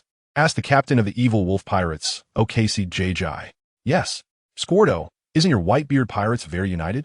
Why are you the only one here for such a good opportunity? Queried Gray, the captain of the Moonlight Pirates, puzzled. Our Whitebeard Pirates are indeed the most united pirate crew. You don't need to say much. As for why I'm the only one here, it's simply because my good brothers are too busy to deal with Doflamingo and have entrusted everything to me, Squardo replied nonchalantly. Seeing this, Gray and O'Casey did not ask further. The Whitebeard Pirates were not something they could provoke. If they weren't worried about being unable to handle the Donquixote Pirates themselves, they wouldn't have united, as most pirate crews in the New World generally fight alone, rarely forming alliances. How much do you know about the Donquixote Pirates? After Squardo finished speaking, he inquired again with Gray and O'Casey. Well, we basically know a lot. Captain Doflamingo, Swordsman Diamante, the Cloud Demon Enel, and the Stone Man Pica are the key combat forces of the Donquixote Pirates. I feel that our combined strength is still a bit lacking, Gray said with some concern. Not to mention Doflamingo's strength. Just look at his bounty. He is currently wanted by the world government for 660 million berries. O'Casey also expressed his worries. Haha, what, are you scared? After all, you are also pirates with bounties over 100 million. Is your courage so small? Squardo dismissed their concerns with disdain. Squardo, you don't have to provoke us like this. We are just stating the truth. Not to mention Doflamingo, just the Cloud Demon Enel, Swordsman Diamante, and the Stone Man Pica are all guys with bounties over 100 million. While we believe we are not worse than them, we can barely hold our ground against just these three. And with Doflamingo, what should we do? Squardo, it would be better to call some of your brothers, or we can call some other pirate crews to increase our chances. Hearing their analysis, Squardo furrowed his brows. He hadn't expected the Donquixote Pirates to be so tricky. The Evil Wolf Pirates and the Moonlight Pirates were naturally who he contacted, as they usually kept in touch. This time, wanting to make a show in front of Whitebeard, he had thought of this, but unfortunately, in all his calculations, he overlooked some assessments of Doflamingo's strength. Although Squardo is concerned about Doflamingo, he scoffs at him in his heart. After all, his starting point is too high. He is the son of the world's strongest, Whitebeard, and this identity allows him to walk boldly in the New World. Even Big Mom and Kaido would give him some face. It is precisely because of this psychological underestimation that it led to the current awkwardness. It's my fault. I didn't expect the Donquixote Pirates to be so troublesome, Squardo admitted generously. Yes, just troublesome. In Squardo's heart, Whitebeard is number one in the world, and Doflamingo's strength is nothing to be concerned about. So, Squardo, you see Gray and O'Casey looking at him expectantly. All right, I will notify some good brothers, Squardo said impatiently. Chapter 232. Newcomers, prepare for education. Doflamingo had no foreknowledge of Squardo's impending ambush. Right now, he was focused on how to quickly reach Dressrosa and secure a territory. 3 days later, the Donquixote pirates were gradually approaching Dressrosa, and on the other side, Squardo and his crew finally awaited their brothers and sisters. On the sea, dozens of pirate ships appeared in an orderly fashion. Surprisingly, all their ships were flying the flag of the Whitebeard Pirates. Those who passed by this fleet immediately avoided it. As soon as they saw it was Whitebeard's fleet, they did not want to be the unlucky ones. After all, Whitebeard's influence in the New World is too strong, and no pirate crew dares to easily provoke them. Even now in their prime, Big Mom and Kaido would give Whitebeard some face and would not allow their subordinates to meddle in Whitebeard's affairs. Of course, The sea is never short of ambitious individuals. And there are many who challenge Whitebeard, but no one has ever been seen who could shake Whitebeard's position as the world's strongest. Doflamingo, naturally, did not expect that his first battle after entering the New World would be against the Whitebeard pirates. To be honest, with the current strength of his entire pirate crew, they were still lacking compared to Whitebeard, Big Mom, and Kaido. But if it really came to a fight, Doflamingo would not back down. They're all pirates. And it's time to change the power dynamics in the New World. On a deserted island, this was the temporary meeting place for Squardo and his crew. They waited on this island for 3 days and finally welcomed their brothers and sisters. Haha, big sister, Doma, Guy, and the Dick Albin brothers, you finally made it. I've been waiting for you all for a long time. Squardo welcomed his brothers and sisters on the shore. Hee, Squardo, you guy. I see you didn't plan to inform me from the beginning. Squardo's warm welcome was met with a barrage of questions from Whitey Bay. Well, big sister. How could that be? I can't forget you. Squardo didn't expect Whitey Bay to flip out as soon as they met. But they've been good brothers for a long time, so he knew Whitey Bay was just venting her dissatisfaction and didn't take it seriously. Then why did you first inform Doma? Is it because big sister hold a lower position in your heart than him? Whitey Bay looked at him with a cold smile. A clear stranger, keep-out expression. Doma and the others quietly watched Squardo and Whitey Bay's interaction, showing no intention of intervening. Doma even directly ignored the signal Squardo was sending him. An angry woman is not to be trifled with. This is a valuable experience they summarized after being with Whitey Bay for so long. Brother, help me out. In a dire situation, Squard noticed that Doma ignored his plea for help, signaling to his other good brothers for assistance. But they were too busy protecting themselves and didn't want to get involved, only giving Squard a look of self-preservation. Well, so you all choose to watch me die, right? Squard felt extremely frustrated and finally looked at Whitebeard with a pleading gaze, hoping the ice which would give him a break. All right, we're all brothers here. Do you really need to look at me like that? If Dad finds out, he'll think I'm bullying you. Whitebeard saw the situation and did not push too hard. Haha, thank you, big sister. Squard's mood instantly lifted, and he regained his spirit. So these are the 2 pirate crews you invited? Whitebeard ignored Squard and instead focused on the 2 men behind him, seeing Whitebeard addressing them. Gray and Okisi quickly stepped forward to greet the captains of the Whitebeard pirates. I am Gray, captain of the Evil Wolf Pirates. Hello to everyone in the Whitebeard Pirates. I am Okisi, captain of the Moonlight Pirates. Hello to everyone in the Whitebeard Pirates. All right, let us get straight to business. Whitebeard did not pay attention to their greetings. In her heart, she believed these 2 were only looking to join the Whitebeard Pirates and want to take advantage of the situation. Noticing Whitebeard's indifference, Gray and Okisi forced smiles on their faces, flattering her since the situation was more favorable for Whitebeard. They wanted to be associated with Whitebeard's big banner, but they knew they were not valued. Despite feeling humiliated, they had to maintain appearances, but they wouldn't miss any chance to take advantage of Whitebeard and his crew. When it came to kicking someone when they were down, they were professionals. Yes, Captain Whitebeard is right. Let us get to the main topic. Gray said with a forced smile. Fine, the Donquixote pirates are about to enter our territory. We just need to wait for them. Squard quickly took the lead in speaking. Squard, honestly, how confident are we about this? Makugai was relatively steady and cautious, although they didn't think a newcomer had much strength. He always felt a dangerous aura surrounding him. Originally, I could only go 50-50 with Doflamingo, but with you and the big sister, we will definitely succeed. And it will surely surprise Dad. Squard told Makugai this with a slight lie. However, I heard that Doflamingo's strength is not weak. Although I believe in our brother's strength, we can't let ourselves get caught by the 2 admirals. Doma calmly analyzed, not completely trusting Squard's words. If they didn't have complete confidence, what if they messed up? It would not only be their loss of face, but also a loss of face for Whitebeard. Just Morgan's bragging. The news is all exaggerated. It's the first time in years I've seen a newcomer daring to challenge our Whitebeard pirates. Isn't that insulting to Dad? Can you all tolerate that? Squard stirred the emotions of his brothers and sisters, appearing very angry. Whitebeard, Doma exchanged glances, both showing signs of anger. After all, Whitebeard was their supreme existence, and no random person could provoke him. Since Dad couldn't act personally, they as his sons and daughters naturally had to worry for him. Squard, you're right. Dad's honor cannot be easily tarnished. Whether it's Doflamingo or Morgan, we will handle both of them. Whitebeard's face was cold, befitting the ice witch, with a heavy killing intent. Big sister, I love what you said. Doflamingo, Morgan, in front of our Whitebeard pirates, are nothing to worry about. Daikaben excitedly said, clearly agreeing with Squard and Whitebeard. Since we're here, We can't let Doflamingo and the others off easily. Doma also rallied everyone, no longer hesitating for Whitebeard's honor. Seeing his brother speaking up, Squard looked at Makugai. Of course, I'm with you. Noticing the gazes from Squard and the other brothers, Makugai immediately declared his determination. Good.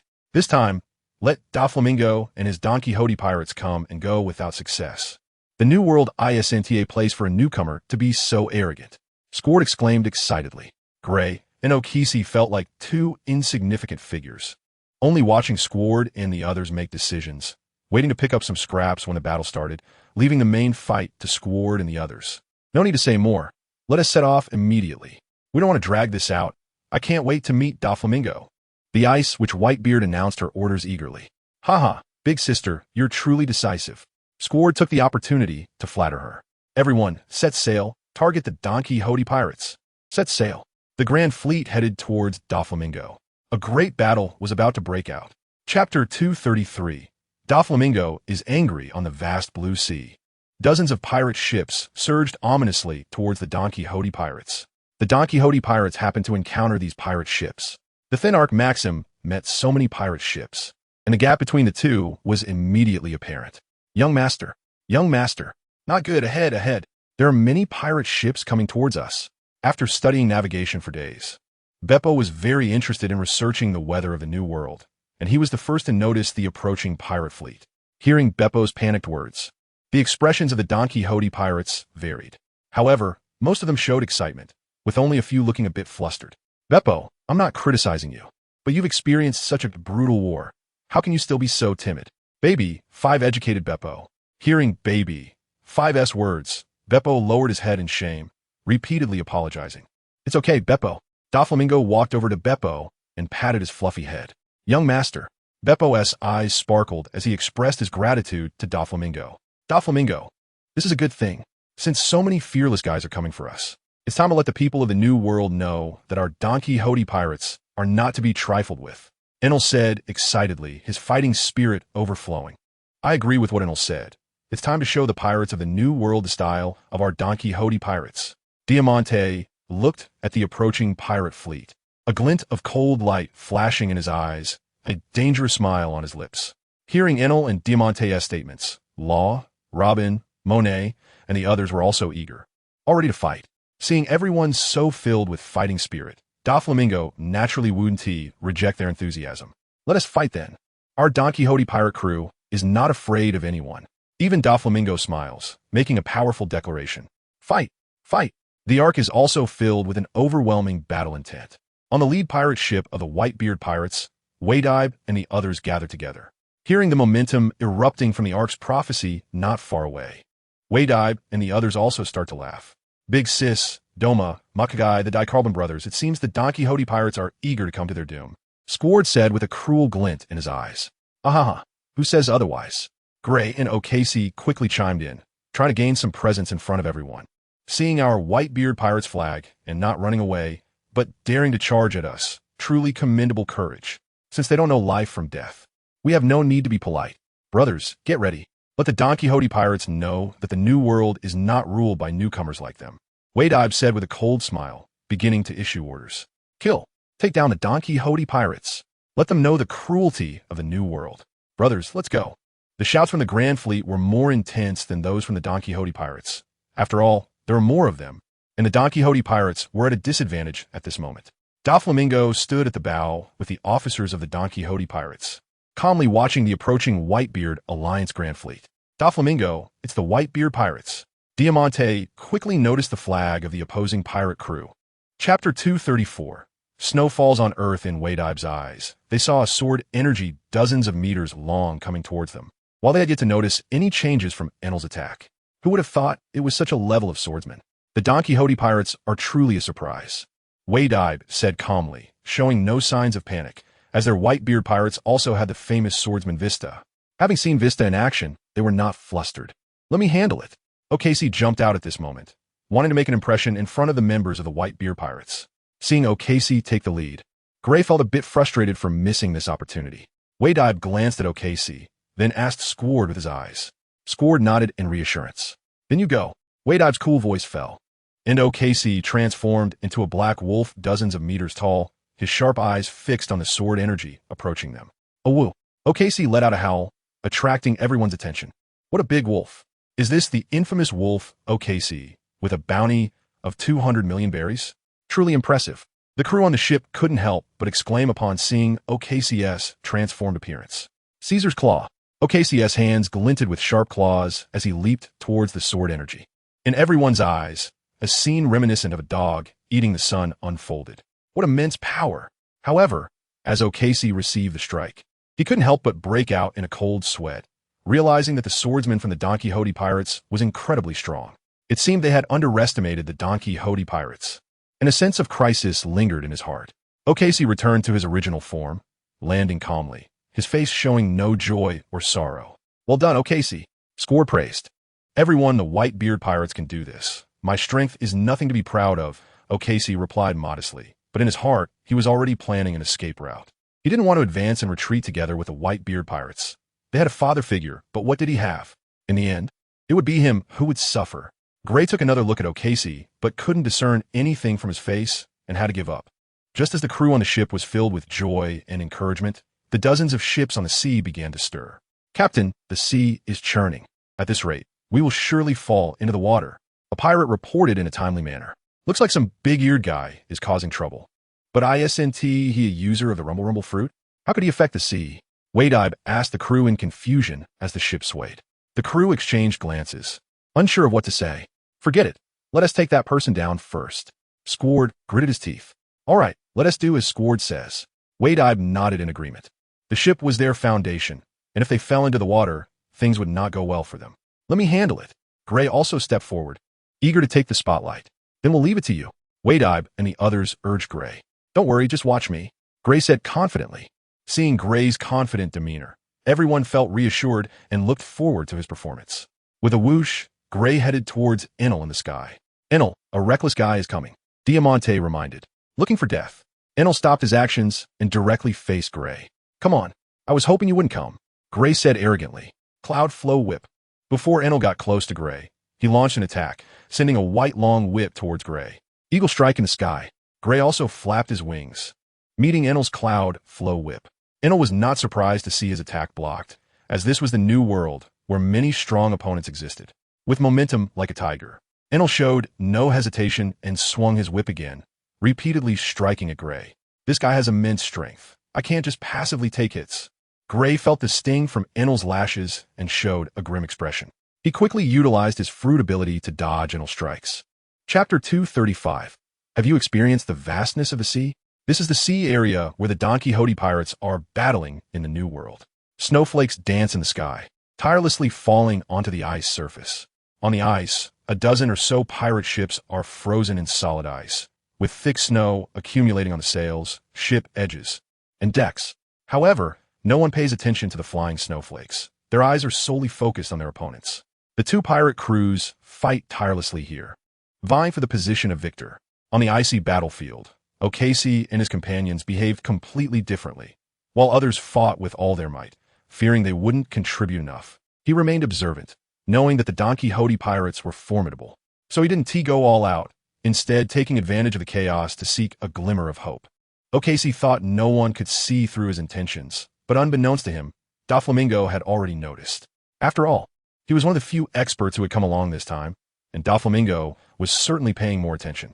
The moment OKC made his move, he was already on Doflamingo's radar.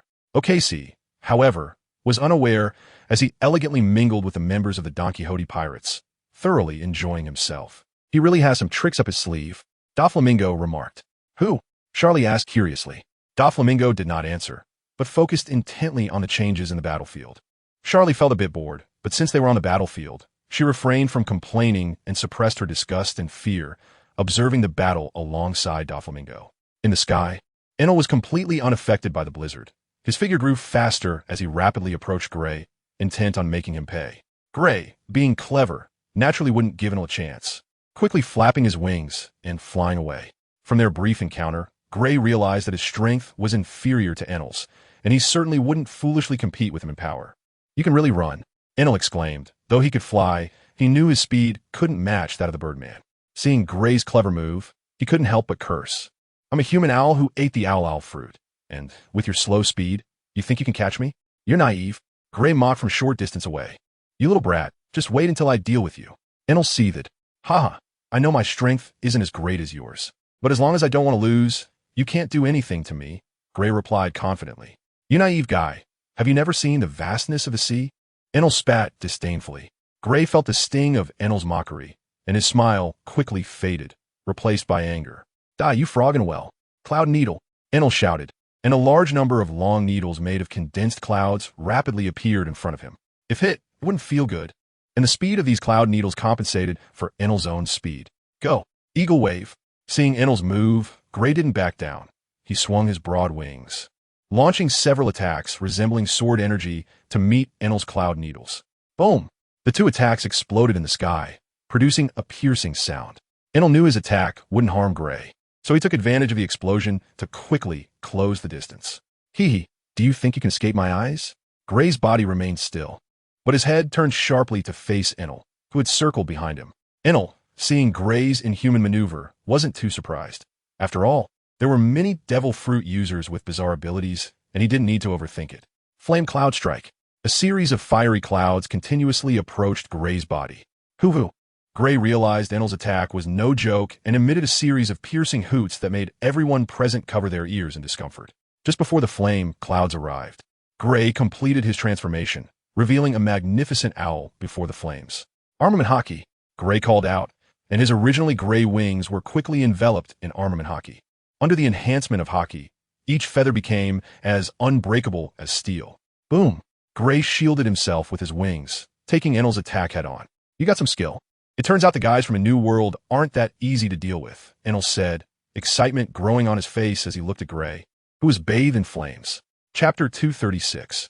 Born to be king, the battle on Enel's side seemed to be drawing to a close. Anyone with eyes could see that Gray's defeat was only a matter of time. If no one came to help, Gray would undoubtedly perish. The battle on the icy surface was also heating up, with everyone finding their opponents. Squard swung his large sword at Pika, but given Pika's strength, Squard was not having an easy time. With Pika's abilities, he could easily deal with so many small fry with just one hand. But unfortunately, there were no buts. This was the sea, and without Monet's abilities, they wouldn't even have a place to stand. The Knight Doma confronted Gladiolus, and their attacks were equally fierce, sparking explosions that left nearby pirates either dead or injured. Makagayan was naturally taken over by Monet. He wouldn't underestimate her. The heavy snowfall and the icy surface beneath them made it clear that she was not to be trifled with. As for the D-Carbon brothers, they were held back by Bellow Brick and Inebeth, while Roe, Baby 5, and Buffalo were free to harvest the lives of pirates on the battlefield. Gray's agonizing screams were heard by them, and their previously soaring morale was dampened, leaving them feeling somewhat disheveled. Useless. The members of the Whitebeard pirates silently cursed. Their moods soured, and they wielded their weapons with even more ferocity. You guys get your spirits up? Remember, we're the Whitebeard pirates, so kill. Squard shouted as he used all his strength to repel Pika, calling out to the pirates around him. Squard's rallying cry indeed had an effect. The previously dispirited morale quickly warmed up, putting pressure on the Donquixote pirates. Just after Squard finished speaking, Pika's attack arrived, and Squard narrowly dodged the large sword swung by Pika. Looking for death, Squard glared at Pika, his eyes blazing with anger. Pika chose not to respond to his words. Instead of wasting breath with the enemy, it was better to quickly take him down, a lesson Pika had learned over the years. The two brutes swung their large swords at each other. Clang! Until both of them grew somewhat exhausted. There was still no clear winner, though both of their swords had been dulled from the clashes. The Donquixote pirates are surprisingly strong. It seems I've kicked a metal plate, Squard, having vented some anger. Calmed down as he looked at the robust man opposite him. His sense of gravity increased. After all, this was a cadre of the Donquixote pirates. If Doflamingo personally intervened, they would truly be in dire straits. Realizing his recklessness, Squard felt a pang of regret, but there was no turning back now. He could only grit his teeth and continue fighting. He still had some confidence. After all, Doflamingo surely wouldn't kill them for this. Squard shouted, bolstering his spirit, clearing his inner cowardice as he faced Pika's attack. Armament Hockey. With both of their large swords rendered useless, they could only fight barehanded. The two began a thrilling brawl, their fists wrapped in armament hockey. The battles among the cadres were evenly matched. After all, they belonged to the Whitebeard pirates and had some skills. The Donquixote pirates. Aside from the top-tier Enel, Pika, and Diamante, might not necessarily win against the pirate captains under Whitebeard's banner. Doflamingo looked down on the battlefield with satisfaction. Although they couldn't immediately eliminate these people, the potential of the officers of the Don Quixote pirates was much stronger than these guys. Doflamingo believed that after this battle, their strength would be further enhanced. Surely, are you going to kill? Doflamingo glanced at the battlefield with satisfaction and then turned his gaze to Shirley, posing the question to her. Me? Shirley asked in surprise. Doflamingo fixed his gaze on her, making her feel uneasy. Do I have to do that too? Shirley trembled as she asked, clearly frightened. We're pirates. Aren't you one of us? Doflamingo said, roughly grabbing Shirley's delicate wrist, speaking aggressively. I. Shirley's heart was in turmoil, unable to articulate her words. Think about it well. Doflamingo calmly released Shirley's hand and did not say anything more. However, Shirley's heart was in a state of anxiety, her emotions swirling as she watched everything on the battlefield, feeling very uncomfortable. With a clang, Diamante and Wade-Eye's swords clashed and separated without much entanglement. As expected of a member of the Whitebeard pirates, Diamante said to Wade-Eye in front of him, You're strong too. The Don Quixote pirates are truly hiding talents. Wade-Eye replied coldly, showing no sign of being flattered by Diamante's praise. After all, the pride of the Whitebeard pirates was deeply ingrained in each of their hearts. The Whitebeard pirates were the strongest. Wasn't that natural? Our Don Quixote pirates will be the strongest. Even you Whitebeard pirates can't match us, Diamante said, calmly uttering the most arrogant words. The strongest? Ha, what did I just hear? Wade-Eye's cold face revealed a charming smile, as if the ice which had transformed into an ice goddess, exuding charm. Diamante remained steadfast, unaffected by Wade-Eye's allure, and calmly observed her performance. I believe in Doflamingo. Even if it's Whitebeard in front of us, I believe he can defeat Diamante, she declared firmly. Her eyes filled with faith in Doflamingo. Dad is the strongest. No one can rival him. Wade-Eye's previously smiling face turned cold, her gaze icy. Chapter 237. Lord Enel. Be more elegant. Enel's extremely arrogant demeanor drew the displeasure of the members of the Whitebeard Pirates Grand Fleet, their expressions quite vivid.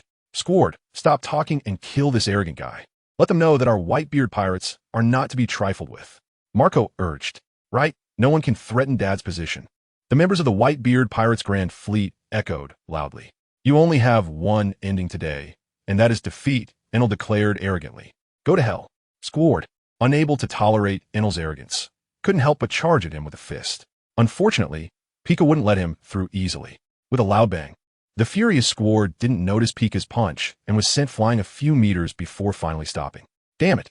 Squard, having stopped, glared at Pika, no longer focusing on Enel, cursing himself for his foolishness, forgetting that there was a formidable enemy nearby and easily falling for the enemy's provocation. I need to deal with you quickly. Pika's sharp voice reached Squard's ears, but Squard didn't laugh. His heart was filled with anger, ignoring the amusing tone. After Pika finished speaking, he charged at Squard again, and the two engaged in another fierce fight. Due to Enel's sudden interference, the originally lively battlefield quieted down a bit. However, with the fierce battle between Pika and Squard, the battlefield returned to a heated state as everyone began to fight with all their might. I'll join the fun too. Enel lazily scratched his ear, speaking with a playful attitude. Everyone be careful. He's coming. The pirates from the Whitebeard pirates warned about Enel's entrance. Cloud flow, explosive dust. Enel casually waved his hand, and several clouds appeared quickly among the pirates of the Whitebeard pirates like water masses. Be careful. Seeing Enel's attack, the pirates cautiously reminded each other, as they didn't believe Enel would be so boring as to play with seemingly harmless clouds. Useless. Too late. Explode. Enel saw that these pirates were cautiously observing from the edges, unaware that the moment the cloud masses landed near them, they had already linked themselves to death.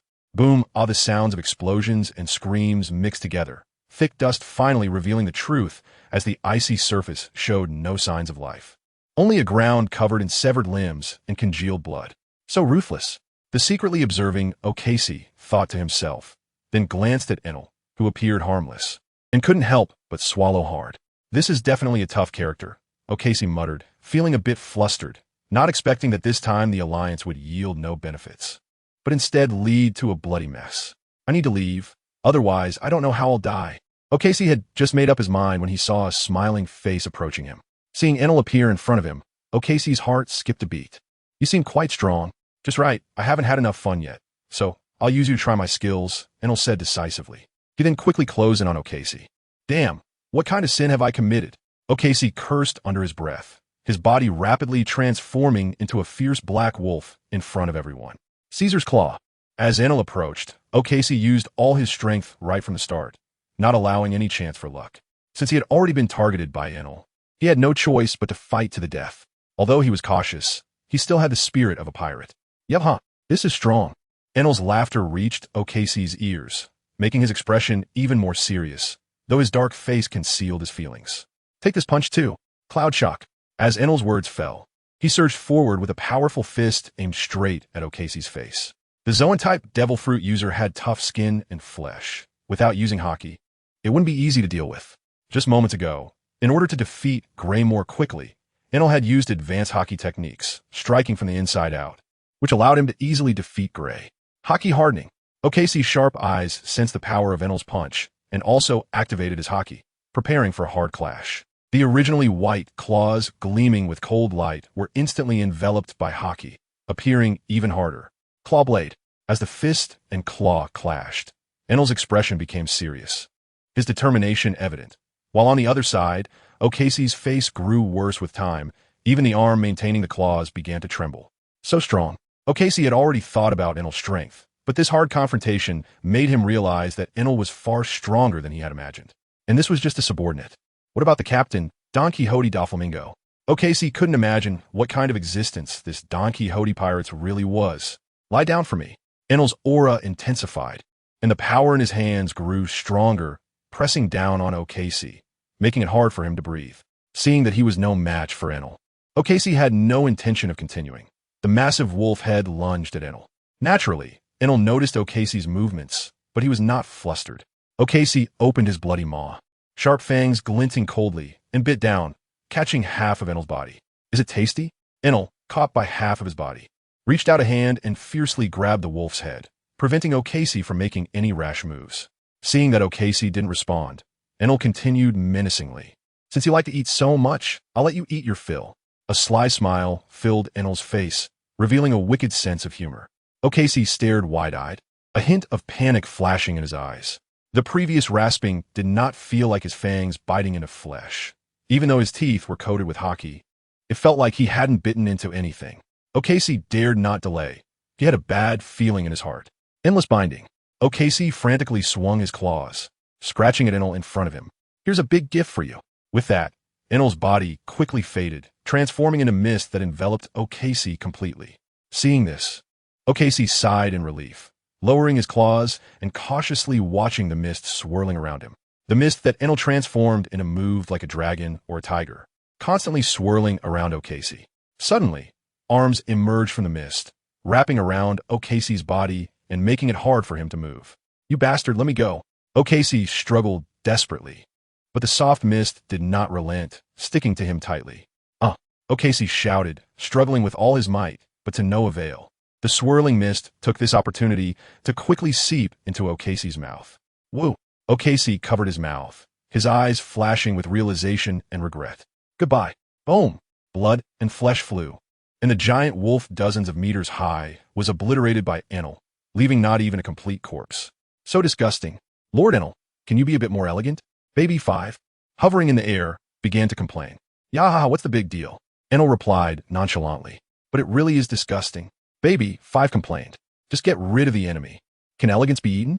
Enel scoffed. Lord Enel, I have nothing more to say to you. Buffalo, let's go. Baby 5 said one last thing before urging Buffalo to leave. This little girl. Enel shook his head helplessly. Then, his gaze returned to the battlefield. Who would die next? P.S. Happy Dragon Boat Festival. Chapter 238. The dawn of victory blooms, it's over. Captain Gray and Captain O'Casey are dead. That devil is looking at us again. Run. The crew, who were only there to fill numbers, wavered in morale after the deaths of Gray and O'Casey and decided to flee without hesitation. Damn it. You guys want to run now? Squard glared at the fleeing allies, his teeth gritted in anger. You're distracted. As Pika's words fell, Squard was met with a heavy slap from Pika. Squard was sent flying, rolling several times before getting up in a disheveled manner. The bright red handprint on his face made Squard feel a sharp pain. This is not something you should worry about. Don't underestimate me. Pika said angrily. Damn, why is this so difficult? Squard cursed. Pika would not let him off easily, raising his hand again, determined to give Squard a taste of balance. Squard became increasingly helpless, growing weaker under Pika's onslaught. Squard roared, blood at the corner of his mouth, clearly feeling the pressure from Pika. Trash. I'll send you to the afterlife with one punch. Pika scoffed. Pika assumed a fighting stance, ready to deal with him. Pika, spare him. Donquixote Doflamingo, who was watching the entire battlefield, noticed Squard's desperate situation. However, now is not the time to fight the Whitebeard pirates. Who knows what kind of madness Whitebeard would unleash if he found out his sons were dead. If Whitebeard got involved, Doflamingo could forget about his development. Although he wasn't afraid of Whitebeard, having such an enemy, watching him meant he couldn't have peace. Moreover, Squard was a very important character. He couldn't just let him die like this. The Marineford War was still waiting for him to shine. Receiving Doflamingo's message, Pika gradually reduced his strength, fearing that he might accidentally kill Squard. Bang! Squard fell onto the ice, spitting blood, staining the clean ice red. You lost, Pika said expressionlessly. Come on, kill me. Dad will avenge me, Squard said with wide eyes, unwilling to accept defeat. Hee. Pika chuckled and then delivered a punch to Squard, knocking him out cold. Squard, the brothers, who had a bond like family, saw Squard's defeat. They could ignore the deaths of Gray and the others, but Squard was different. He was their brother, Whitebeard's good son. You guys better be ready to face Dad's wrath. Makagayan threatened. Big sister. Just as Makagayan finished threatening, something happened to Wadaibe on the other side. Clang Wadaibe and Diamante's figures crossed, standing back to back. Wadaibe's sword fell limply, clattering against the ice, and blood dripped from Wadaibe's arm onto the ice. You won, but Dad is the strongest, Wadaibe said before collapsing weakly. Stubborn like a dead duck. Doflamingo is the strongest. What is Whitebeard? Diamante glanced at Wadaibe, spitting in disdain. The brothers behind Wadaibe, seeing their big sister fall, were filled with grief. They thought Wadaibe was dead, their eyes turning red. Likewise, at the last moment, Diamante, who received Doflamingo's message, held back and did not take her life. But none of this was known to Wadaibe's brothers. They went mad, wanting revenge. Avenge Big Sister and Squard. Makagayan's eyes were filled with tears, and his movements became increasingly fierce. Even if they died here, they would make the Donquixote pirates pay a price. They had gone mad. Charlie, who stood beside Doflamingo, also covered her mouth and said fearfully, he really is crazy. His beloved siblings are about to die. How can he not be insane? If my loved one died, I would go mad too. Doflamingo stared at Charlie and said, words spoken without intent can be taken to heart. Especially since Doflamingo already harbors malicious intent, Charlie has also fallen for it. Charlie walked up to Doflamingo, hugged him, and firmly said, it won't be like that. Doff, you are the strongest. I won't become your weakness. Chapter 239. Conversation with Whitebeard. The wind howled even more fiercely, and the snowflakes danced, blurring everyone's vision. The battle on the ice finally came to a close. Doflamingo and the others who were watching did not help those still fighting. It was their own battle, and if it didn't threaten their lives, Doflamingo and the others would absolutely not intervene. The endless ice surface was littered with thousands of corpses, and blood had also frozen in this icy environment, not running amok. It's over. Doflamingo, standing on the ark, looked at the few living people on the ice and sighed. Soon, Monet and the captains of the Whitebeard pirates returned to the ark, discarding their spoils like garbage on the deck. Thud! The sound of bodies hitting the deck was crisp, and Marco and the others glared at the victors in front of them. What's wrong? Are you not convinced? Seeing the defiant looks on Marco and the others' faces, Enel scolded angrily. Doflamingo, you won. Just give us a quick end. Marco said firmly. Hee, you still have some backbone. Doflamingo praised. However, this sounded extremely harsh in Marco and the others' ears. Don't worry, I won't kill you. Noticing Marco and the others' displeasure, Doflamingo reassured them. Haha, Doflamingo. So you're afraid of old man. Well, it's normal to be afraid of the old man's reputation. Squardo, who had regained his senses, heard Doflamingo comforting the captives, laughed arrogantly, now feeling no tension or panic at all. TSK, you think that's funny? Diamante said with a twisted expression, extremely displeased. He quickly walked up to Squardo and kicked him heavily several times. Squardo, heavily injured, coughed up blood from Diamante's kicks. Huh, kid, remember this. You have no bargaining chips, Diamante said disdainfully. Squardo glared wide-eyed at Diamante, defiantly saying, if you have the guts, kill your grandpa. I bet you 1T dare. You're just afraid of the old man's power. Ha ha ha. I'm so scared, defeated to call for daddy. Do you think this is just a game? I wonder how you have the nerve to call him daddy. Diamante mocked. You. Squardo was so furious that he spat out blood and fainted. Coward. Seeing Squardo faint, Diamante said unhappily, Squardo. Seeing their brother faint again, Marco and the others worriedly called out. Hey. Stop calling, he just fainted. He's not dead. It's like crying over nothing. Enel said, digging his ears, looking displeased. Doflamingo, what do you really want? Just say it. What will it take for you to let us go? Huidi Bay, who had woken up with a pale face, asked weakly. What do I want? I didn't provoke you. You came to me voluntarily. Doflamingo laughed at Huidi Bay and the others. Huidi Bay, upon hearing Doflamingo's words, was at a loss for words, as they were indeed in the wrong. I'm not interested in you small fries, don't worry. I'm actually looking forward to how Whitebeard will react to your embarrassing performance, Doflamingo mocked. You bastard. Huidi Bay, who had felt slightly guilty, suddenly lost that feeling upon hearing Doflamingo's words and glared at him angrily. You arrogant guy, wait for the old man's wrath. Hee. I'm waiting for Whitebeard's grand arrival. I'm really looking forward to it. Doflamingo laughed. Doflamingo, I admit you're strong, but if you want to fight the old man, I would still advise you to give up on that unrealistic thought. Just let us go, and we pursue the matter. Let us pretend we never met. How about it? Huidi Bay, calming down, tried to persuade Doflamingo. Foolish guy. The loser must have the awareness of a loser. You think it's too late to play tricks with me now? Doflamingo said coldly. You. Huidi Bay trembled as he pointed his finger, clearly angered by Doflamingo's words. Chapter 240. Sea Storm. Whitebeard and Doflamingo were communicating over the phone, chatting happily like old friends, but to the eavesdroppers it felt quite different. Then it settled. Whitebeard. Kid, are you so eager for my head? Who would want the head of the world as strongest? Arrogant little brat. Old man, it's time to step aside. This is now our world. Gurara, if you want my head, then come and get it. In the new era, there is no ship that can carry you, Whitebeard said. Whether there is or not, it's not for you to decide. With a snap, Doflamingo decisively hung up the phone, no longer wanting to waste time with Whitebeard. On a Moby Dick, Whitebeard felt quite displeased.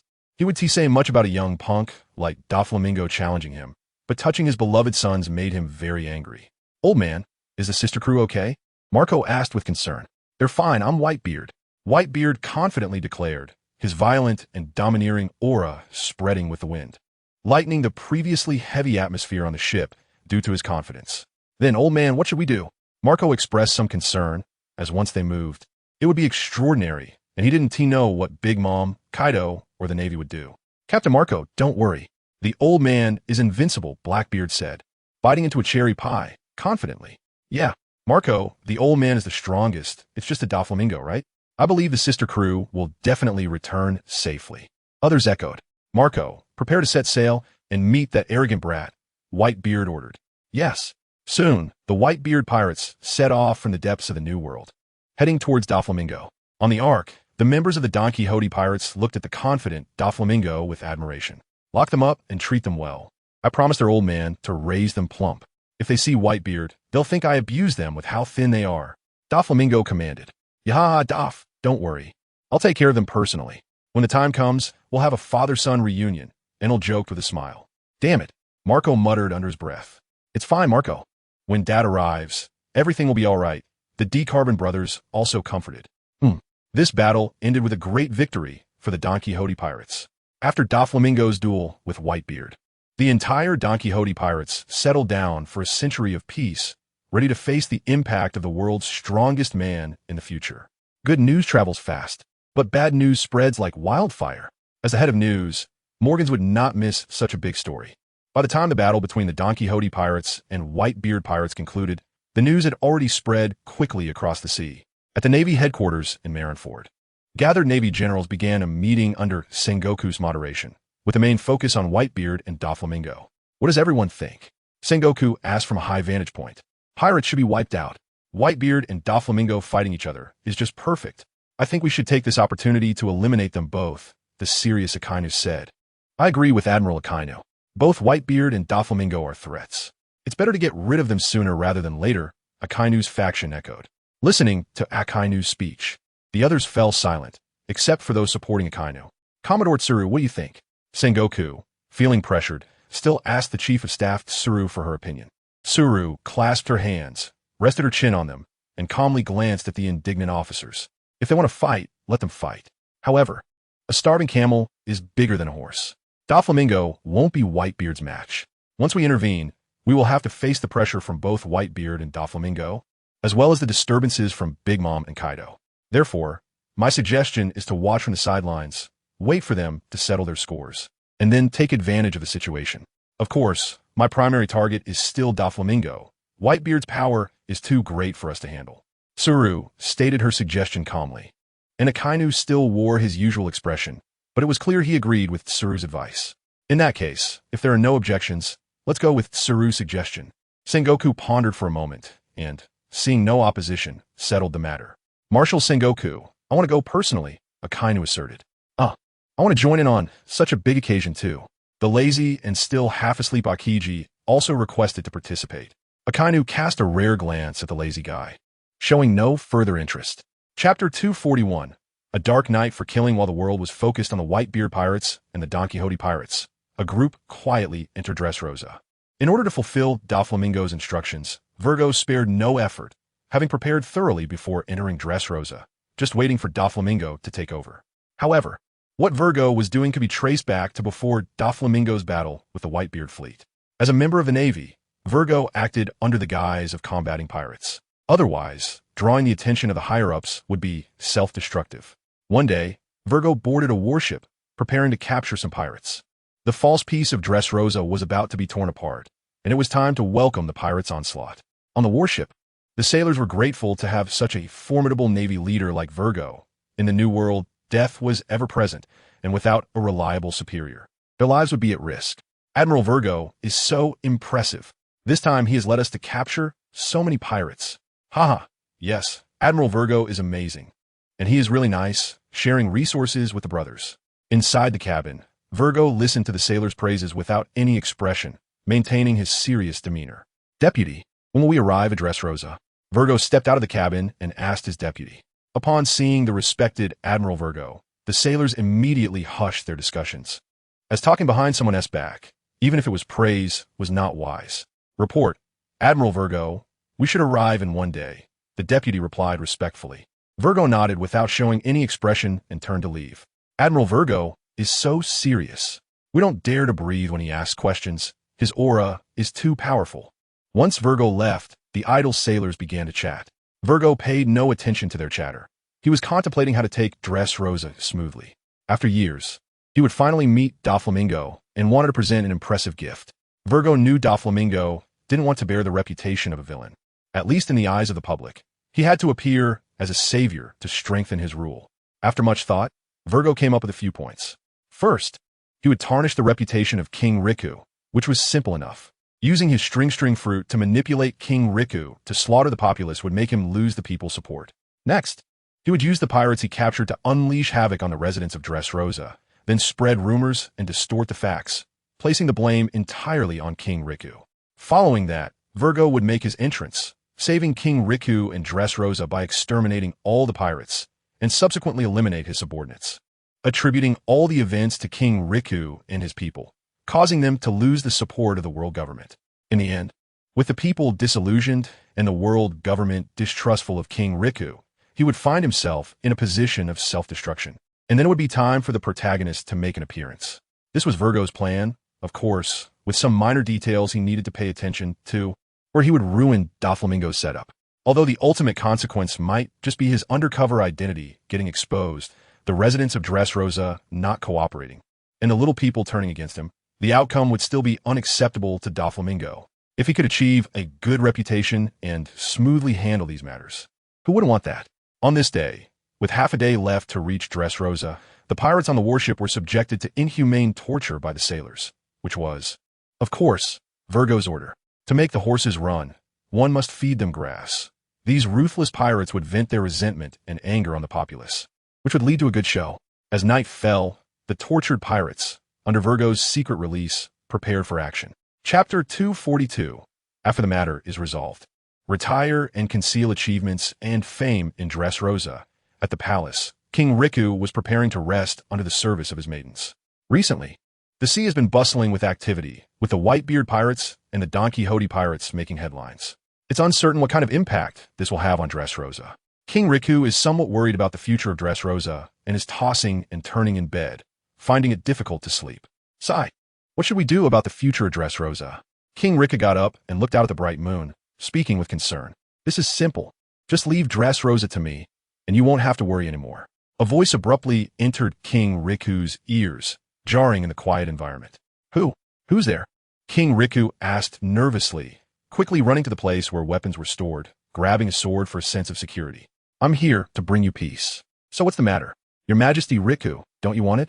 Virgo's voice was distant and erratic. Bastard, come out. Stop playing tricks. King Riku shouted, gripping the sword in his hand. Foolish man, parasite line, Virgo said coldly. Your Majesty, what's wrong? The maids and guards heard the commotion and hurriedly rushed in to protect him. Nothing. Just as King Riku was about to say he was fine, he realized he couldn't move at all. The guards and maids came before King Riku and, seeing him in one piece, quietly relaxed. With a sudden stab, blood flowed. This scene stunned the guards, who never expected King Riku would act this way. Your Majesty, what's wrong with you? The guards and maids were at a loss for words. It was just one guard who died, yet they could only feel anger without the courage to voice it, instead worrying for his safety. Run! King Riku trembled as he shouted at them. Before they could react, the sword in King Riku's hand was merciless, slicing down repeatedly, resulting in more deaths. The piercing screams shattered the calm of the night, making it even more interesting. Your Majesty Riku has gone mad. Under Virgo's deliberate restraint, a few small cats escaped King Riku's grasp. The palace began to stir with activity. Covered in blood, King Riku wielded his sword, illuminated by the moonlight.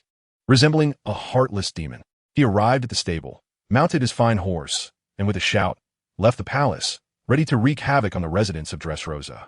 The previously quiet night was disturbed by the sudden events at the palace, causing the common people to wake up and gather in the streets to witness the commotion.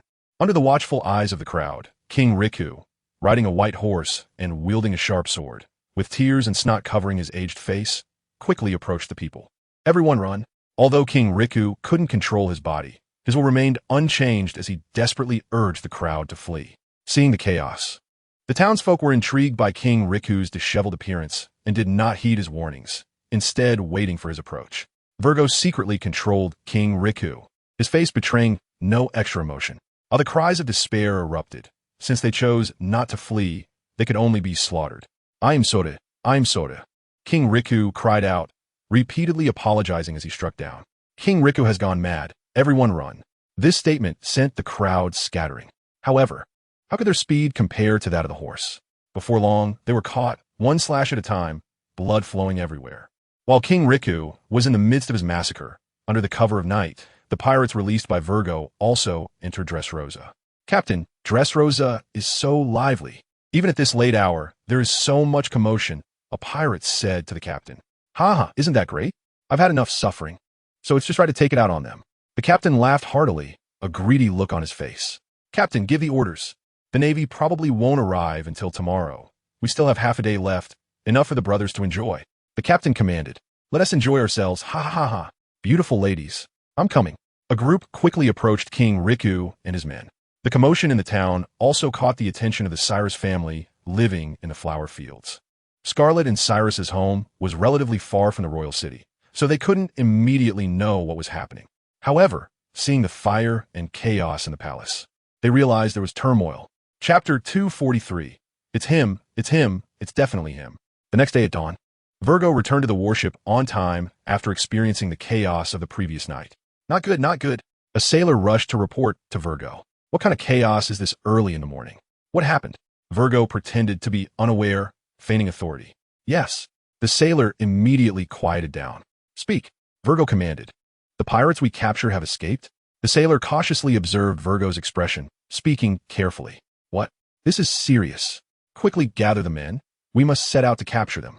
They can't have gone far. We're very close to Dressrosa, and I believe they're still here. Virgo feigned surprise. Yes. The sailor hurriedly conveyed the orders. In less than half a day, Virgo's warship leisurely arrived at the docks of Dressrosa. However, unlike the usual lively Dressrosa, it was now filled with the atmosphere of cannon fire and slaughter. Is this really Dressrosa? A sailor looked in disbelief at everything before him. A sailor swallowed hard and nodded, saying, This is Dressrosa. It seems those escaped pirates are causing trouble here. Virgo said to the group. Quick, protect the safety of the residents. A group set off in full force towards where King Riku and the others were. Residents hiding in the shadows saw the arrival of the Navy and rushed out crying for help. Naval officers, save us, save us. King Riku has gone mad. King Riku has gone mad. What happened? Virgo kindly helped a resident to his feet, patiently asking. Sir, King Riku has allied with the pirates to slaughter us. He's gone mad. A terrified resident trembled as he spoke. All right, I understand. Don't worry. We the Navy are here, and we won't let them escape. Virgo reassured the crowd. That's great. We're saved. The fleeing residents looked at the Navy with relief, hoping they could resolve the trouble. When Virgo and his men arrived before King Riku, only a few pirates remained, around 8 or 9. The captain and Cyrus had fought all night and into the morning. With the help of his subordinates, the captain was evenly matched with Cyrus, but as his subordinates fell and his injuries mounted, he gradually found himself in a passive position. After a long battle, the two exhausted fighters stood facing each other with swords drawn, beginning a verbal exchange. You have some skill. How about joining us? You damn pirates, I won't let you go. Look at this devastation. It's all caused by you. Cyrus gripped his sword tightly, his eyes filled with fierce hatred. Bullshit. What about that old man? He's no different from us. He's killed just as many. The captain dodged Cyrus's strike and cursed. It's all your damn pirates' fault. King Liku is not that kind of person. Cyrus firmly believed in King Liku's character and absolutely disagreed that he was a cruel man. You can know a person has face, but not their heart. How do you know he has not just pretending? I think that is his true nature. I see you have some talent. How about becoming pirates with us? The good life is just within reach. Women, treasure, anything you want. The captain urged again. Go to hell. Damn pirates. Cyrus was unmoved and charged forward again with his sword. Damn it, if that's the case, then you can die too. The captain, seeing that Cyrus was unaffected, became furious. The two engaged in another fierce struggle. On the other side, ever since losing control over Virgo, King Liku appeared disheveled and kept mumbling apologies to the air. Violet, who had been watching from the side, took the risk to approach King Liku after seeing her brother had dealt with most of the pirates. Father. Violet shook the limp body of King Liku, trying to wake him. It's me, Violet. Wake up. Father, please wake up. Violet called out anxiously. At her call, King Liku finally regained a bit of clarity and, upon seeing his daughter, began to cry. I'm sorry, Violet. It's all my fault. I killed them. I should die, he said, attempting to pick up the sword beside him to end his life. Father, no. Violet, seeing King Liku's action, anxiously grabbed his arm to stop him. This is not your fault. Someone must have set us up. We have to find the real culprit. Violet comforted. Real culprit? Hearing these words, King Liku's eyes regained some light, and he nodded firmly. Yes, I must find the real culprit. Seeing King Liku regain his fighting spirit, Violet also nodded heavily. And the two then turned their attention to Cyrus, who was still fighting. Clang! The swords made a crisp sound as Cyrus and the captain exchanged positions. Cyrus was a champion of the bullfighting arena, while the captain was a pirate with a bounty over 100 million. The two were evenly matched, and for a time, there was no clear winner. Ha, refreshing. Bring it on. The captain laughed arrogantly, completely unconcerned about his injuries. Cyrus thrust his sword toward the captain's face. Is my brother going to be okay? Violet asked King Liku worriedly. I can only trust Cyrus now, King Liku replied, still with tear-streaked cheeks, but regaining the demeanor of a king. Yes, Violet nodded. The once bustling street had become a wasteland due to King Liku's actions. When Virgo led the Navy to surround the area, the battle between Cyrus and the captain was nearing its end. Captain, the Navy is here, the remaining pirates warned. Damn, those persistent ghosts. The captain cursed, then struck hard against Cyrus's sword. Pirates, surrender immediately. You are surrounded, the Navy announced, brandishing their long guns with authority. Go to hell. Navy. The tormented pirates would not accept such an ending and rose against them. Fire. Virgo commanded. Chapter 244. Conspiracies abound. King Liku looked at Virgo in the smoke, nearly mad with rage. To prevent King Liku from going further into madness, Cyrus quickly stepped in front of him. Your Majesty, it's time to stop, Cyrus urged, trying to calm the struggling king. Cyrus, didn't you hear what I said? That guy is the real killer, King Liku said with hatred. Before Cyrus could respond, the surrounding crowd could no longer hold back. They felt that King Liku was just putting on an act, trying to shift all blame onto others. King Liku, you butcher. After everything that's happened, you still think of ways to wash away your guilt? You don't deserve to be our king. I will never forget the massacre you inflicted on us last night. And now, you could dare to argue? King Liku, you really have some nerve. Go die, King Liku. The crowd shouted, none of them believing King Liku, all hurling insults at him. Hee, why don't you believe us? What I say is the truth. King Liku retorted, stepping back as the people's words struck him. It was only when Violet steadied his swaying body that he managed to stop. Violet, do you also believe that father is the murderer? The disheartened King Liku sought solace from his own kin. Of course, I will always believe in father. Violet replied with a smile, firmly supporting her old man. Ha, good. King Liku laughed sadly. Kill him. Kill this murderer. The crowd grew more fervent. And even when the royal guard arrived, they were unsure how to act. Should they protect King Liku or not? Top. The fallen Virgo feigned distress as he walked to the front of the crowd and coldly said, King Liku, I never expected you to be such a king. You do not deserve to be the king of Dressrosa. I will report everything to the world government, and measures will be taken against you. For now, take care of yourself. Without waiting for a response, Virgo led the navy away. The soldiers also shot King Liku a cold glance before following Virgo's lead. What a hypocrite. King Liku glared at Virgo. After that series of events, King Liku had calmed down significantly. The damage was done. And now, the most important thing was to regain the people's trust and stabilize public sentiment. Commander, don't go. If you leave, we will definitely suffer inhuman torment from King Liku. Yes, that beast King Liku will not let us go. He has colluded with the pirates. What else wouldn't he do? We cannot stay here.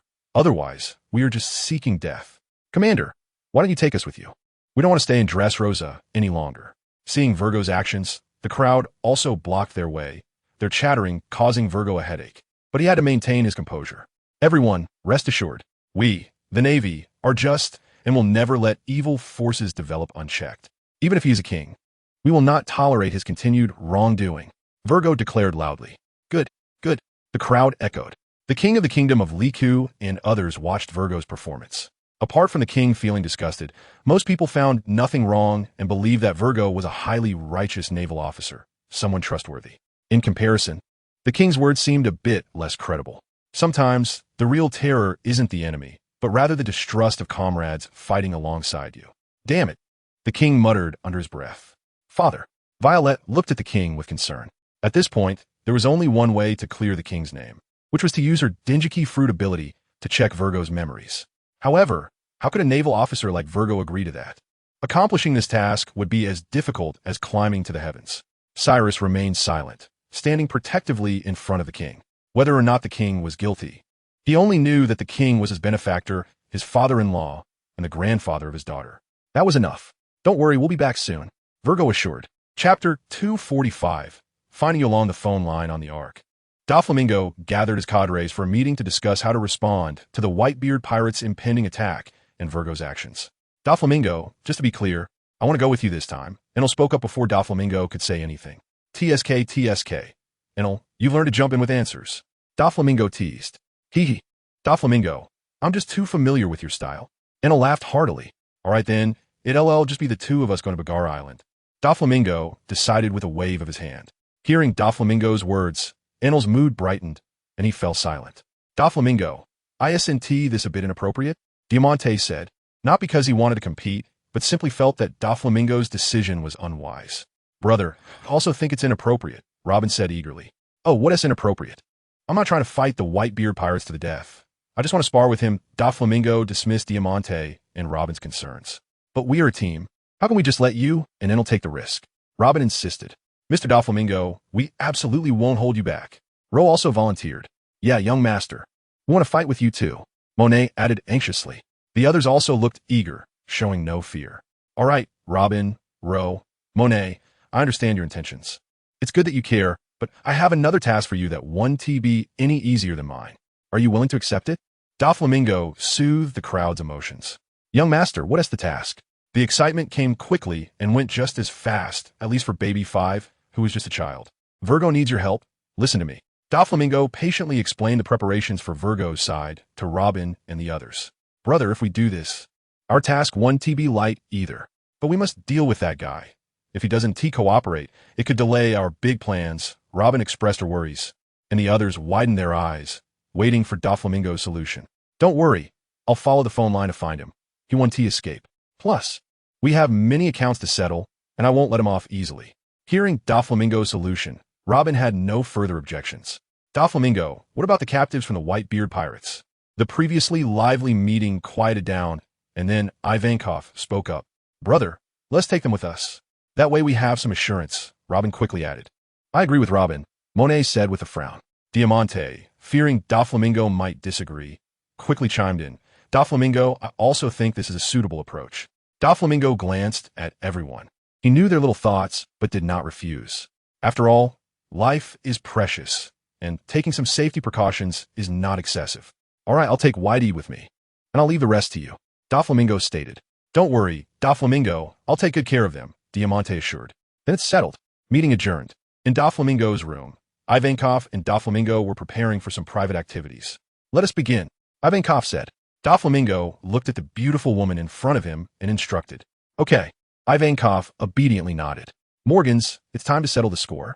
Seeing Ivankov's actions, Doflamingo sneered. The phone rang, echoing in the office of the World Economic News Agency. Morgans.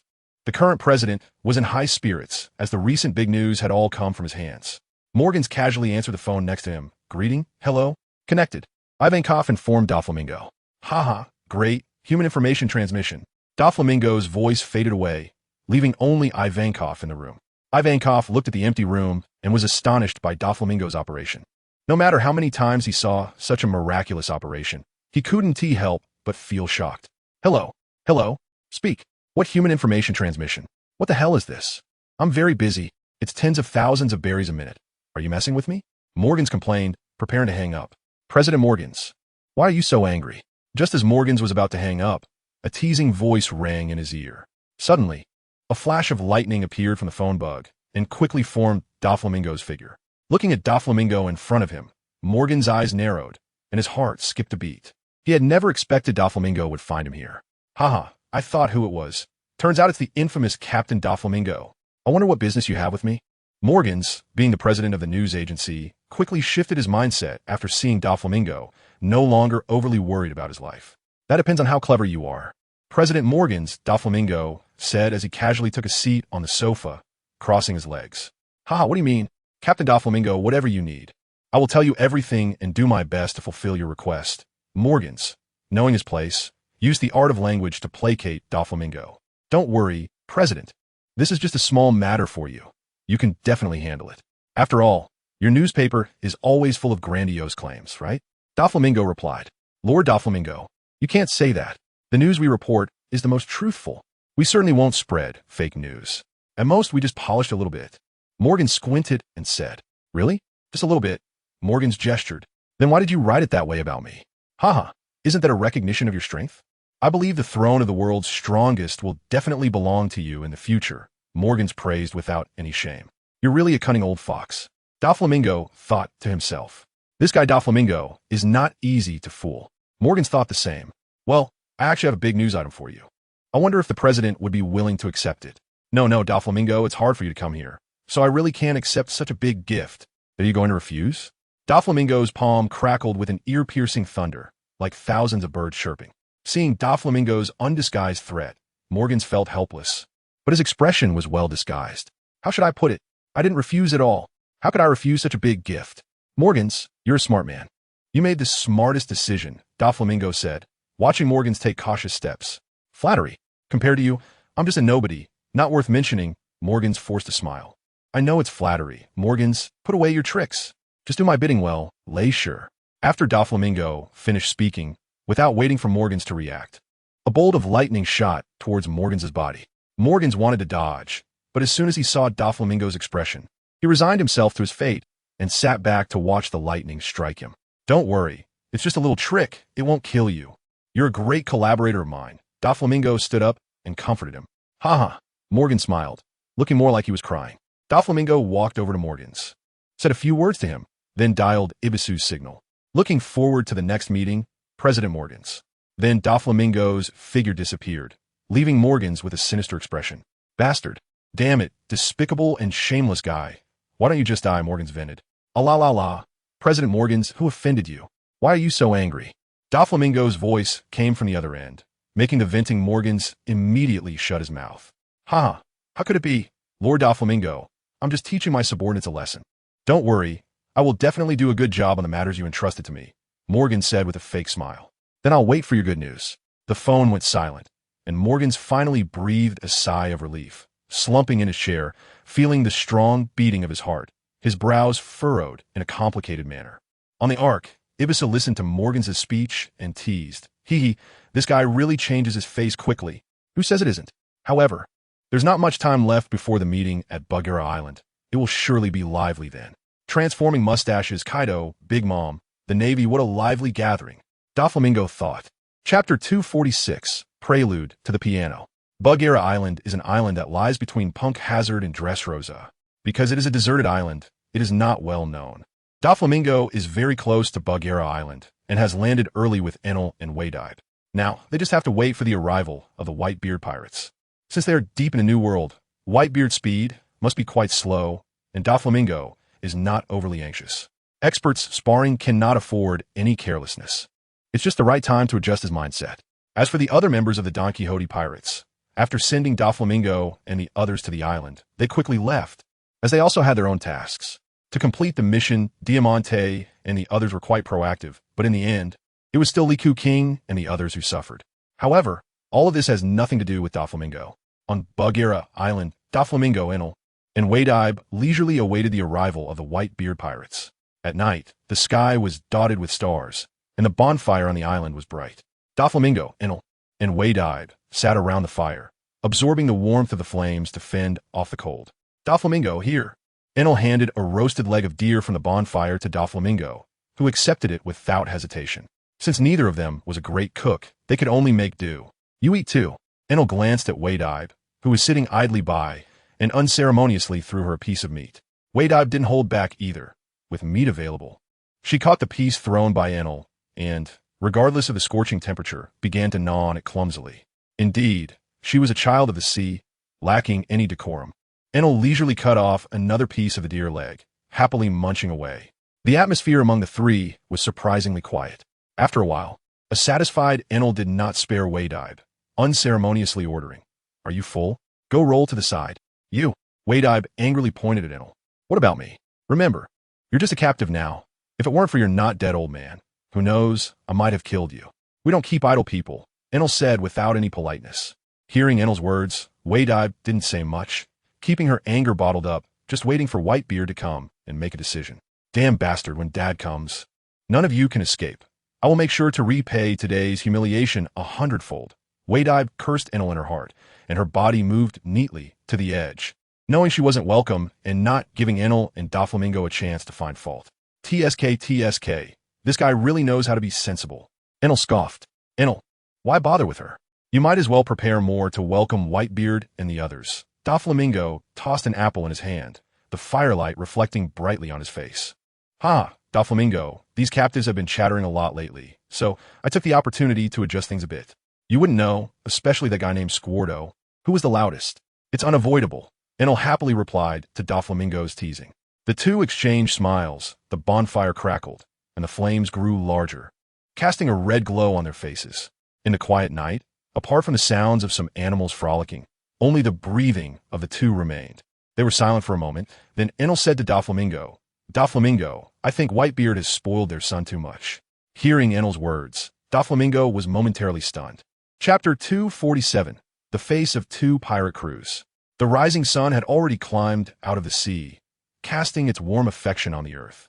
Old Man Whitebeard and the others were also quickly approaching Gabra Island under the bright sunshine. After a night of nothing, Doflamingo and Enel woke up early and began to deal with their hunger. Feeling annoyed, Enel took a bite of the apple in his hand and glanced at Doflamingo, who was sitting cross-legged and already in a meditative state. Soon, he became bored and decided to check on that woman. Since the first day on the island, after providing Waydibe with food and drink, he had ignored her. Waydibe was not a delicate person. In such a vast forest, could she really starve? When Enel reached Waydibe's side, he saw her skillfully roasting food and eating elegantly. Eating barbecued meat early in the morning. "Aren't you afraid of getting sick?" Enel remarked sarcastically. "Mind your own business. Get lost." Waydibe retorted rudely upon seeing him. "Remember your identity. You are our captive, and your belongings are mine." Enel, unfazed, calmly took the leftover food from the grill and began to savor it. "Damn it, Waydibe muttered under her breath, but did not dare to explode in anger, allowing Enel to feast freely. Not but. The next food will be your responsibility, Enel commented after finishing his meal, casually passing the task to her. Damn bastard. I'm not a babysitter, Waydibe thought angrily, but her face remained calm. Seeing that Waydibe did not retaliate, Enel also lost interest, tossing aside the food scraps and leaving calmly. Once Enel was gone, Waydibe stopped pretending, extinguished the fire, and went to the seaside to clean herself up while waiting for the arrival of the Whitebeard pirates. As the sun set in the west, it was another lonely night. Whitebeard's speed was just not fast enough. While Doflamingo was quietly waiting, the officers of the Donquixote pirates began to make their move. Although the Whitebeard pirates had not yet arrived, some nearby pirates had already been lurking around, becoming targets for the Donquixote pirates. How many is this? Diamante, the spokesperson, casually knocked out a pirate and asked Law, who was nearby. This is the third pirate crew. Law replied calmly. Law, have you handled it properly? Diamante inquired. Lord Diamante, don't worry, I've got every pirate's heart in my hands. They dare not refuse, Law said, tossing the heart in his hand with a hint of pride. Very good. Law, your contribution to this mission is significant, Diamante praised. As long as it helps the family. That's good. Haha, Doflamingo will be pleased with your growth. Diamante, do we need to continue capturing more? Baby 5 approached the two and asked. Diamante pondered for a moment and then said, let's capture a few more pirate crews. Since we're playing, let's make it a big one. Otherwise, we'll seem too petty. I agree with Lord Diamante's opinion. Monet, after handling the small fry around her, also came to their side and agreed with Diamante's words. In that case, let's capture a few more. With Law here, we won't have any trouble. Robin quietly descended from the sky and also agreed with Diamante's decision. Then let's hurry up. We need to finish this before Doflamingo is done, Diamante said, glancing at the descending Robin. Okay, everyone replied. Immediately, the Donquixote pirates vanished from sight, leaving the defeated pirate crews to await orders as they headed towards Dressrosa. After a few days of living like wild men in the mountains and forests, Doflamingo and the others finally welcomed the Whitebeard flag in the morning light. Dad is here. Waydibe, washing up by the sea, saw the long-awaited Whitebeard flag and became excited. Dad, I'm here. Waydibe shouted towards the not-so-distant Whitebeard pirates, her voice filled with enthusiasm and excitement. On the Moby Dick, Marco had already received Waydibe's voice early on, and seeing her safe made him feel relieved. Dad, it's the big sister. Marco said happily. Gurura, it's good to be safe, Whitebeard said cheerfully, holding his bicento, standing at the bow of the ship, ready to welcome his children home. The commotion on the island naturally did not escape Doflamingo and Enel's notice, and they heard Waydibe's loud call. Doflamingo, sitting cross-legged, opened his eyes and exchanged a glance with Enel, both understanding each other's thoughts. Finally here, Doflamingo said calmly. Yaha, we've been waiting a long time for this. Watch me give them a show, Enel said excitedly. Then his figure blurred and quickly appeared in the sky above. Chapter 48. Enel's full force on Bagara Island. As the morning sun began to rise, Enel had already engaged Marco in battle. With the upper hand, Enel certainly would not miss such a rare opportunity to face the world's strongest. Whether one calls Enel arrogant or self-important, the path to becoming stronger is always like this. Only by continually challenging the strong can one become stronger. Doflamingo understood Enel's ambition. Such a once-in-a-lifetime opportunity had to be seized. Let me see the gap between me and the world's strongest.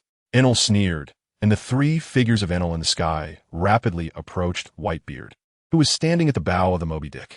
Whitebeard was not in a hurry. He calmly watched Enel's attacks. Marco, on the other hand, wanted to do something. Having just saved face for Law, he naturally wanted to reclaim it. However, Whitebeard gave him a glance, and Marco understood, refraining from rushing to regain face. When the three Enel's attacks were about to reach Whitebeard, he finally moved unhurriedly. With his left hand clenched into a fist, he struck the air with force, causing the space to shatter like a broken mirror. Boom! The originally unremarkable Whitebeard suddenly unleashed a powerful aura, and the power of the Tremor fruit transmitted through the space to the rushing Enel. Boom! Boom! The sound of explosions rang out. It turned out that Enel's clones, affected by Whitebeard's power, could not withstand it and exploded like shadow clones. Enel, being the first to bear the brunt, felt the strongest force. He did not dare to be careless. His long, straight punches changed moves, and he crossed his arms, reinforced by Busashoka Haki, to protect his body and withstand Whitebeard's shockwave. On Gabra Island, Doflamingo watched Whitebeard's ability to strike the air and shatter space with envy, secretly thinking that Whitebeard's fruit must have awakened. Otherwise, he would not be able to hit from a distance. Truly the strongest paramecia fruit, the tremor fruit, is indeed violent. After a moment of contemplation, Doflamingo turned his attention back to the clash between Enel and Whitebeard. He saw Enel being pushed back dozens of meters by Whitebeard's long-range attack, and could not help but feel that it was normal for the world's strongest to possess such strength. As expected of Whitebeard, Enel stopped his body that was being propelled by the tremendous force, looking at the calm Whitebeard, and couldn't help but praise.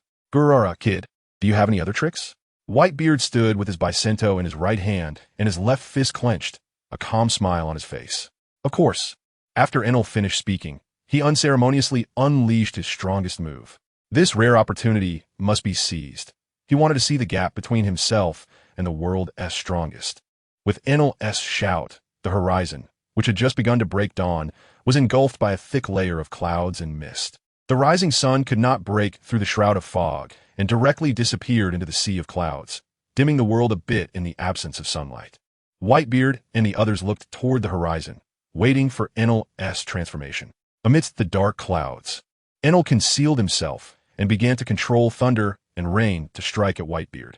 Seeing this, Whitebeard did not hold back. He half-squatted, exerted force in his right arm, and swung his sword, the tornado, which gathered the power of the tremor fruit, directly towards Enel's attack. The difference in their power was evident.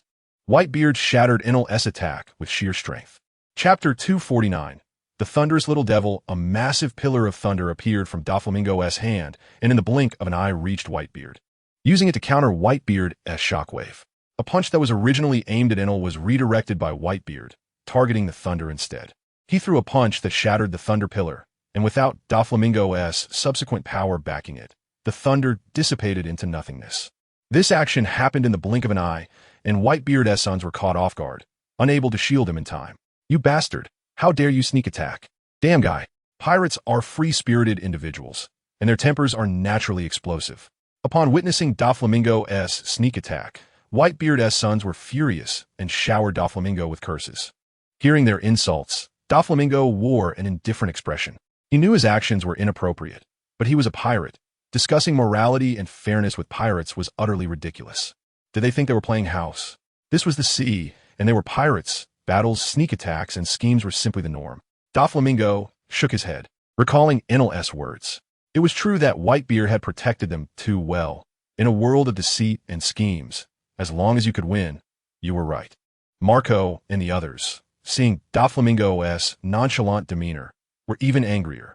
However, Blackbeard in the crowd glanced at Doflamingo. He felt that Doflamingo's actions aligned perfectly with his own definition. Pirates should fight this way. Why bother with fair fights? Isn't it more enjoyable to gang up on someone? Doflamingo, bringing Enel along, naturally had no fear of being ganged up on by Whitebeard. Leaving aside Whitebeard's temperament that wouldn't allow it, Doflamingo was confident in his ability to escape from Whitebeard's grasp. Whitebeard looked at his indignant sons, feeling a sense of comfort, and then turned his gaze to Doflamingo, his eyes sharpening. Although he was unharmed, being sneak attacked left him feeling displeased. "Thunderous little devil, what? Do you want to give it a try too?" Whitebeard said coldly. "Just what I wanted." As soon as he spoke, Whitebeard abandoned the half-suspended Enel and exerted force with his feet, charging toward Doflamingo. The immense power even caused the Moby Dick to sway slightly. Doflamingo's accumulated momentum erupted, his fighting spirit soaring to new heights, and his conqueror's haki radiated outwards, the dark red lightning flickering around him. Conqueror's haki, just like Dad's conqueror's haki. Marco and the others, watching Doflamingo, saw the momentum around him swell without wind. Although Doflamingo didn't fully unleash this momentum upon them, even a trace of it was enough to leave them in shock. "Gurura, Conqueror's haki not bad. Thunderous little devil." Whitebeard, holding the tornado, recognized the familiar power and couldn't help but smile. At the same time, his own momentum surged without wind. A force even stronger than Doflamingo's pressed down toward him. Truly Whitebeard, feeling the Conqueror's haki that was even stronger than his own. Doflamingo couldn't help but exclaim, but he didn't feel ashamed. After all, Conqueror's haki couldn't be trained like armament haki or observation haki. Not being as strong as Whitebeard now didn't mean he wouldn't surpass him in the future. Whitebeard, take this punch. Doflamingo concentrated most of his power into his right fist and charged at Whitebeard. Whitebeard's expression was neither joyful nor sad. He simply swung the tornado rapidly towards Doflamingo's fist. Boom! Doflamingo's fist collided with the edge of the tornado, and the Conqueror's hockey between the two began to clash. The clash of Conqueror's hockey, Marco exclaimed, and many of his brothers stared intently at the confrontation between Whitebeard and Doflamingo. In the crowd, Waydibe felt very complex. She hadn't expected the Donquixote pirates, whom she had looked down upon, to be so strong. From the earlier clash between Enel and Marco, she already knew that Enel was certainly not much weaker than Marco, and now, with Doflamingo emerging, her mental state was crumbling. Doflamingo's fist was thus locked in a stalemate with Whitebeard's tornado. Due to the influence of their momentum, sand and stones flew around them. The island's animals were frightened and fled in panic. The sea surged even more violently, pushing the Moby Dick closer and closer. However, what was even more terrifying was above in the sky. An incomprehensible rift split the sky in half, and the birds seemed to be frightened, lingering beneath this chasm, not daring to move forward, and then frantically fleeing. Marco, Bista, look up. Something's wrong in the sky. The sky is splitting. So terrifying. Chapter 250. Being tough on oneself is truly tough. The second round of battle between Whitebeard and Doflamingo officially began. 200 million volts, Thunder Dragon. Doflamingo took the initiative to strike first. Since he possessed the Thunder fruit, he naturally would not miss out on his advantage, especially when fighting against a powerhouse like Whitebeard. He had to bring out his strongest aspects. A lifelike Thunder Dragon was born before Doflamingo, with the power of thunder reaching the current limits of what he could unleash. Go! Doflamingo waved his hand, and the Thunder Dragon shot towards Whitebeard at lightning speed. Seeing Doflamingo's action, Whitebeard's face turned serious. He raised his tornado and aimed it at the lightning-tinged Thunder Dragon, intending to disperse it into the heavens and the earth. The blade of the tornado was wrapped in the power of the Tremor fruit. In Whitebeard's eyes, to resist Doflamingo's thunderous power, he could only either counter with equal force or possess some special immunity, such as the Nika fruit.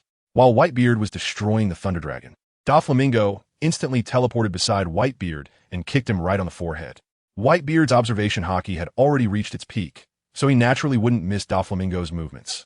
He raised his left arm to block Doflamingo's lightning kick. Whitebeard successfully defended against Doflamingo's attack, but Doflamingo swiftly retreated, preparing for his next strike. Whitebeard felt helpless about this. After all, his speed was far inferior to Doflamingo's. If he tried to chase, he would only expose more vulnerabilities for Doflamingo to exploit.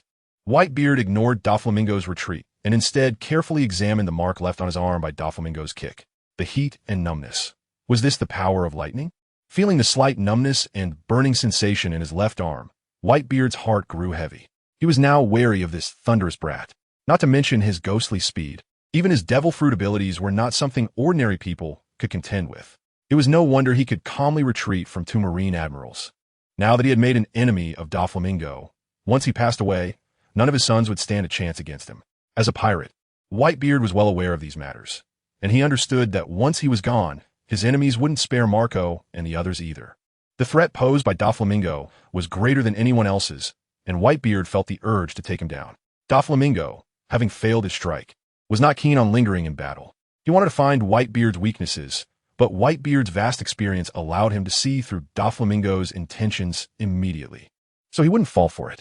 Doflamingo, who had been closely watching Whitebeard, noticed the change in his expression and realized that Whitebeard was now intent on killing him. Of course, this was great news for Doflamingo.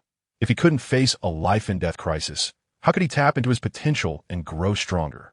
Between life and death, great terror also brings great opportunity. Doflamingo understood this principle and was not afraid of Whitebeard. Are you finally going to get serious? Doflamingo's voice reached Whitebeard's ears, prompting a relaxed smile from him. This thunderous brat. I must say, you really are something, Whitebeard said with a smile. Then I should be happy, after all. That's the praise from the world's strongest. Let me properly repay your compliment. As soon as he finished speaking, Doflamingo's figure appeared in front of Whitebeard in an instant. His lightning-infused fist radiating a dangerous aura, closing into within half a meter of Whitebeard. Grrrr, thunderous brat. You're still far from it. Whitebeard exclaimed as he transformed his hand into a claw and grabbed Doflamingo's rushing fist. Doflamingo's expression changed. He thought to himself that this was bad. He had calculated everything, yet he never expected Whitebeard to catch him. In Doflamingo's mind, he was confident that with his speed and future-sensing observation hockey, he would remain unscathed. But he faced a setback. Seeing Doflamingo's face turn pale, akin to a pig's liver, Whitebeard maintained a calm expression. He then released his grip on Doflamingo's fist and prepared to deliver a powerful counterattack. Although Doflamingo's face was grim, he didn't panic too much and immediately retaliated, kicking fiercely towards Whitebeard's head. Whitebeard calmly dodged Doflamingo's kick, and his fist, infused with the power of the Gura, No Mi, and armament hockey, landed heavily on Doflamingo's abdomen. Good. As expected of Dad. Dad is the strongest. Seeing Doflamingo take damage, the crew aboard the Moby Dick erupted in cheers, thrilled by Whitebeard's display of power. Doflamingo, Enel, who had been watching anxiously, shouted upon seeing Doflamingo injured and spitting blood. Doflamingo, despite the heavy hit from Whitebeard, had managed to coat his abdomen with armament hockey just in time, otherwise the injury would have been more severe. Damn it, Doflamingo cursed under his breath. Whitebeard continued his assault, preparing to deliver another heavy blow to Doflamingo. He held on to Doflamingo's fist without letting go, not allowing him to escape easily. Whitebeard understood that once Doflamingo got away, it would be far more difficult to catch him again. This time, he had taken advantage of Doflamingo's arrogance to seize the opportunity. That's right, it was Doflamingo's arrogance that led to the current situation. He thought his observation hockey and speed were unmatched, but he didn't realize that Whitebeard's observation hockey was superior. Using this gap, Whitebeard had managed to catch Doflamingo. Chapter 251, Eruption, the Final Battle, Father. A shocking cry resounded on Gobber Island. No one expected the battle between Whitebeard and Doflamingo to be so astonishing and bloody. The scene shifted back to Doflamingo and Whitebeard. Just moments ago, after Doflamingo's reckless attack, Whitebeard had calmly blocked his moves and relaxed his guard, thinking Doflamingo wouldn't act so excessively again. Unfortunately, Whitebeard had underestimated Doflamingo's ruthlessness, willing to sacrifice an arm to inflict a heavy blow on him. Doflamingo was not in a good state either. Sacrificing an arm had caused significant blood loss, leaving him feeling weak. Seizing this opportunity, Doflamingo was determined to make Whitebeard suffer the same pain. Doflamingo's blood obscured Whitebeard's vision, and amidst this chaos, Doflamingo seized the chance to drive a lightning strike directly into Whitebeard's chest.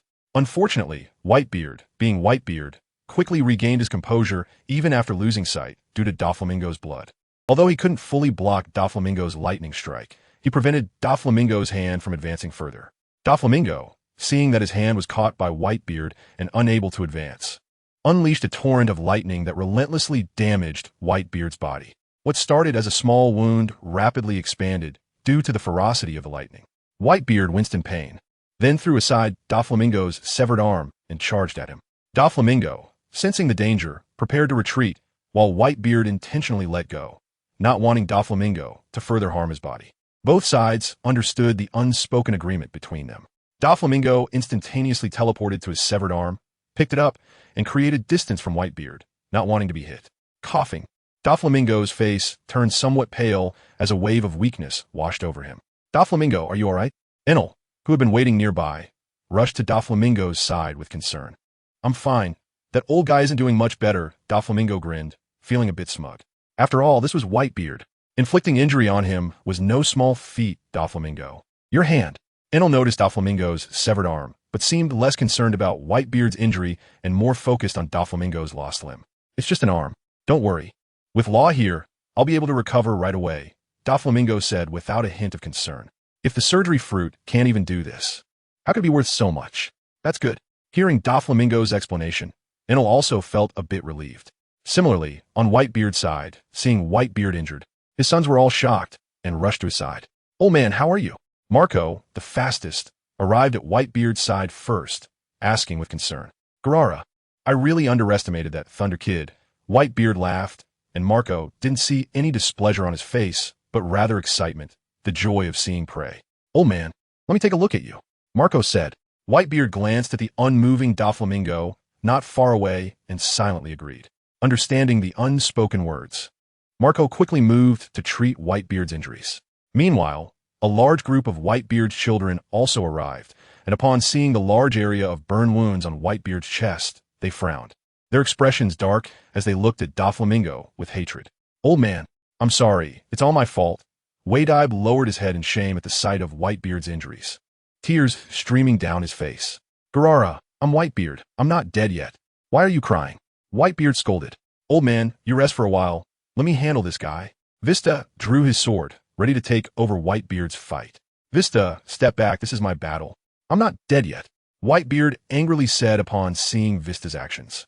However, Vista's steps froze under Whitebeard's reprimand. Chapter 252. This is how you greet each other. Gabora Island, once a complete island, was now in ruins due to the destruction caused by Doflamingo and Whitebeard. The dense vegetation had become barren, and countless animals were dead or injured. The battle between the two had been going on for a day and a night. Both had suffered previous losses, so in this third battle, they were more cautious and focused. The members of the Whitebeard pirates watching were somewhat numb. They had never expected Doflamingo to be such a tough opponent for their father. The last person who seemed to challenge him was Roger, wasn't it?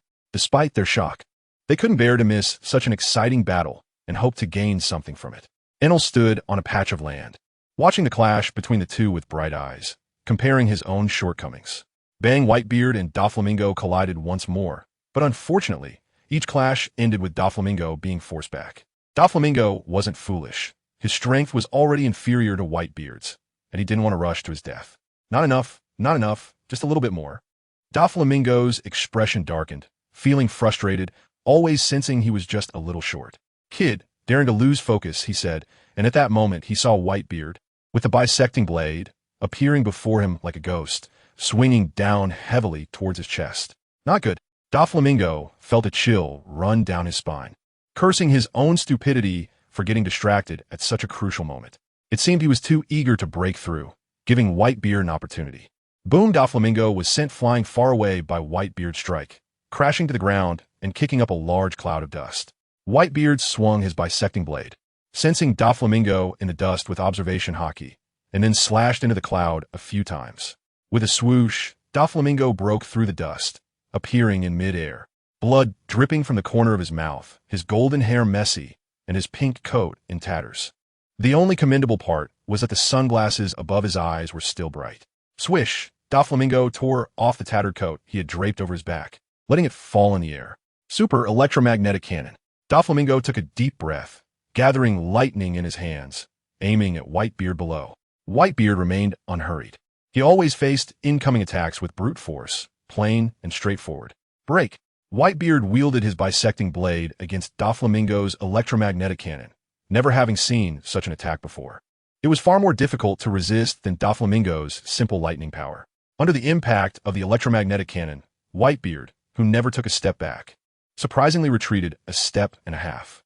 "I am Whitebeard, break for me." Whitebeard, feeling this change, was quite displeased and increased the strength in his hands, successfully knocking Doflamingo's attack away. Seeing this change, Doflamingo was not very surprised. After all, Whitebeard's strength was not to be underestimated. Suspended in midair, Doflamingo began to think about what to do next. From this long exchange, he realized many of his shortcomings.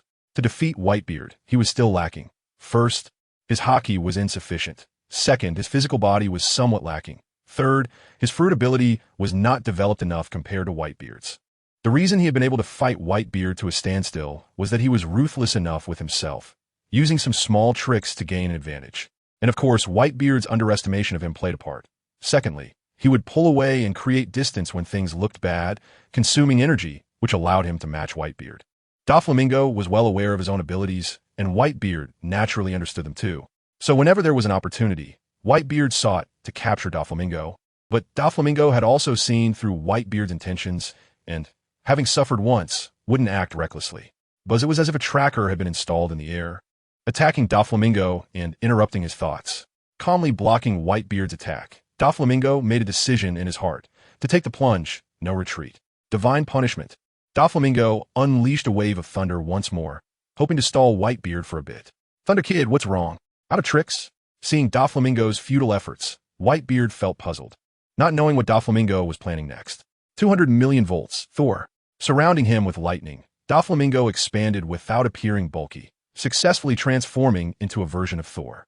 This time, His version of Thor, although not as tall and imposing as before, was more condensed in power, faster in speed, and brought a stronger sense of danger. Whitebeard, cutting down the lightning with a few slashes, noticed Doflamingo's transformation and realized that Doflamingo was preparing to risk it all. Come on. Whitebeard declared war against Doflamingo in the air. As you wish, Chapter 253. The drums of War Gabura Island finally became lively. Kaido of the 100 Beasts and Big Mom arrived simultaneously, launching their attacks at the same moment, inadvertently providing assistance to the fallen Donquixote Doflamingo.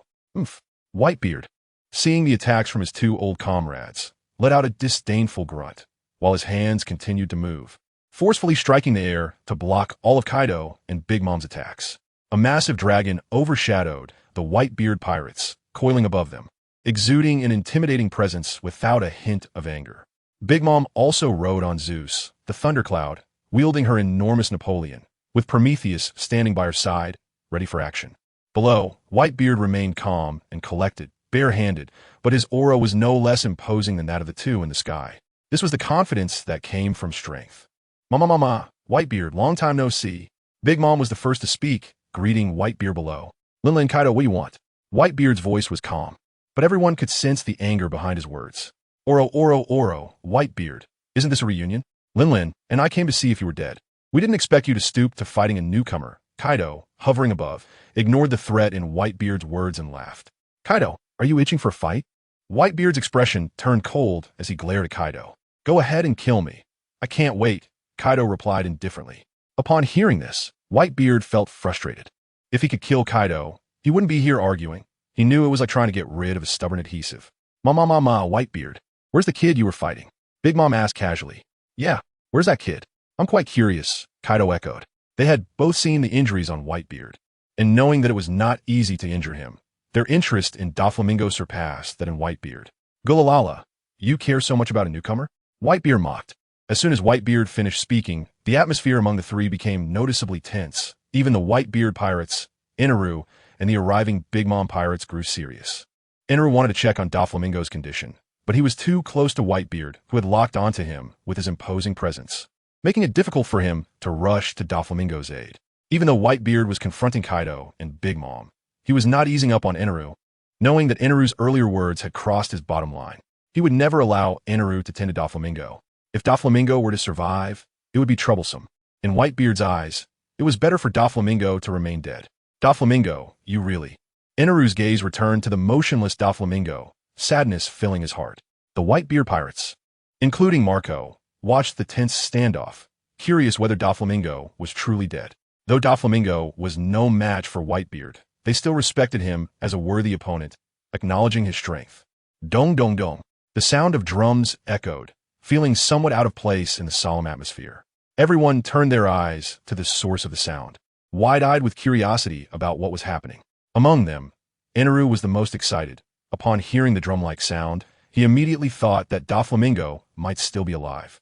Yaha, Doflamingo, you really won't disappoint me. Inaru shouted with joy. Hearing Inaru's exuberance, Whitebeard, along with the strange sounds coming from Doflamingo's body, realized something was amiss and decided not to trouble his two old comrades. He raised his hand, preparing to deal with the troublesome Doflamingo. Even if it meant tarnishing his reputation, Whitebeard didn't care. After all, a pirate is a pirate, and one should do whatever it takes for victory. Seeing Whitebeard's actions, Kaido and Big Mom exchanged glances, both understanding each other's intentions. Chapter 254. The thunderstorm becomes the sea. The Milky Way falls from the sky with a crack. Lightning suddenly appeared in the sky, breaking the eerie atmosphere.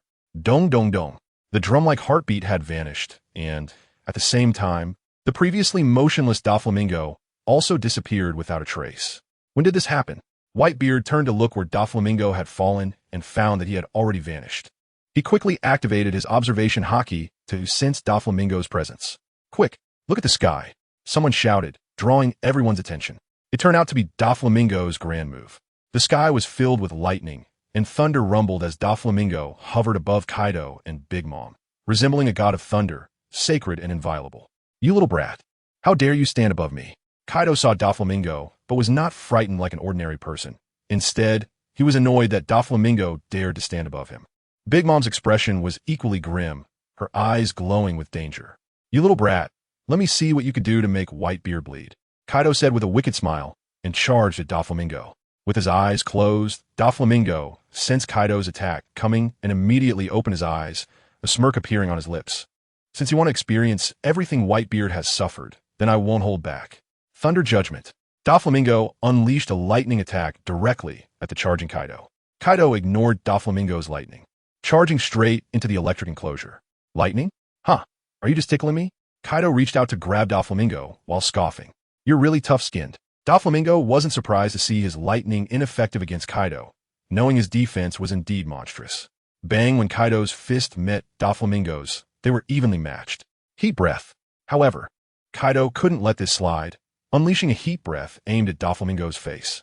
Damn it, is this never-ending? Doflamingo dodged Kaido's heat breath quickly, feeling a bit irritated. You little brat. Kaido was equally displeased. Thus, the two exchanged blows once more. Boom, the violent aura exploded outward, causing the previously calm sea to churn, and the lightning in the sky grew even more furious. Zeus. Yes, Mama. Emperor's sword. Just as Doflamingo was engaged in a fierce battle with Kaido, Big Mom intervened. Thunder. Doflamingo casually grabbed the lightning and struck at Big Mom's Napoleon. What's wrong, Big Mom? Are you trying to save your old partner? Doflamingo mocked as he looked at Big Mom. You little brat, I'll tear that mouth of yours. Big Mom angrily retorted. Lin, step aside. He is my Kaido, Kaido said, somewhat irritated, but he let Big Mom move aside first, so she wouldn't interfere. Kaido, the one who should step aside is you, Big Mom scolded Kaido, who was not in a good mood either. Seeing that his words couldn't make Big Mom quiet down, Kaido also became rude and launched an attack directly. Prometheus here, Mom. Big Mom was equally unrelenting and started fighting Kaido fiercely. Well, at this point, Doflamingo didn't need to intervene anymore and became a spectator, watching Kaido and Big Mom unleash their might. The likes of Perospero and others were worried seeing Big Mom in such a state. With nothing to do, Doflamingo decided to take back a bit of face from Whitebeard. Thunder go. Doflamingo waved his hand, and the flashing lightning behind him fell towards Whitebeard below. Whitebeard quickly picked up his Tsonyan saber and slashed at the falling lightning one after another. Doflamingo knew this wouldn't affect Whitebeard, but he didn't intend to engage in close combat with him. His hockey and physical abilities were clearly inferior to Whitebeard's. Going in would only be asking for trouble. He vividly remembered the experience of just escaping death and wouldn't act unwisely. The lightning struck down by Whitebeard didn't disappear immediately. Instead, it landed on the ground and surged up. Chapter 255, Come with me to impel down, flying in the sky. Doflamingo felt a dull pain in his chest, with blood occasionally spilling from the corner of his mouth, indicating that he wasn't in good condition. Over at Gobber Island, Whitebeard saw Doflamingo successfully escape and did not pursue him. 1. He couldn't keep up with Doflamingo's speed, and 2.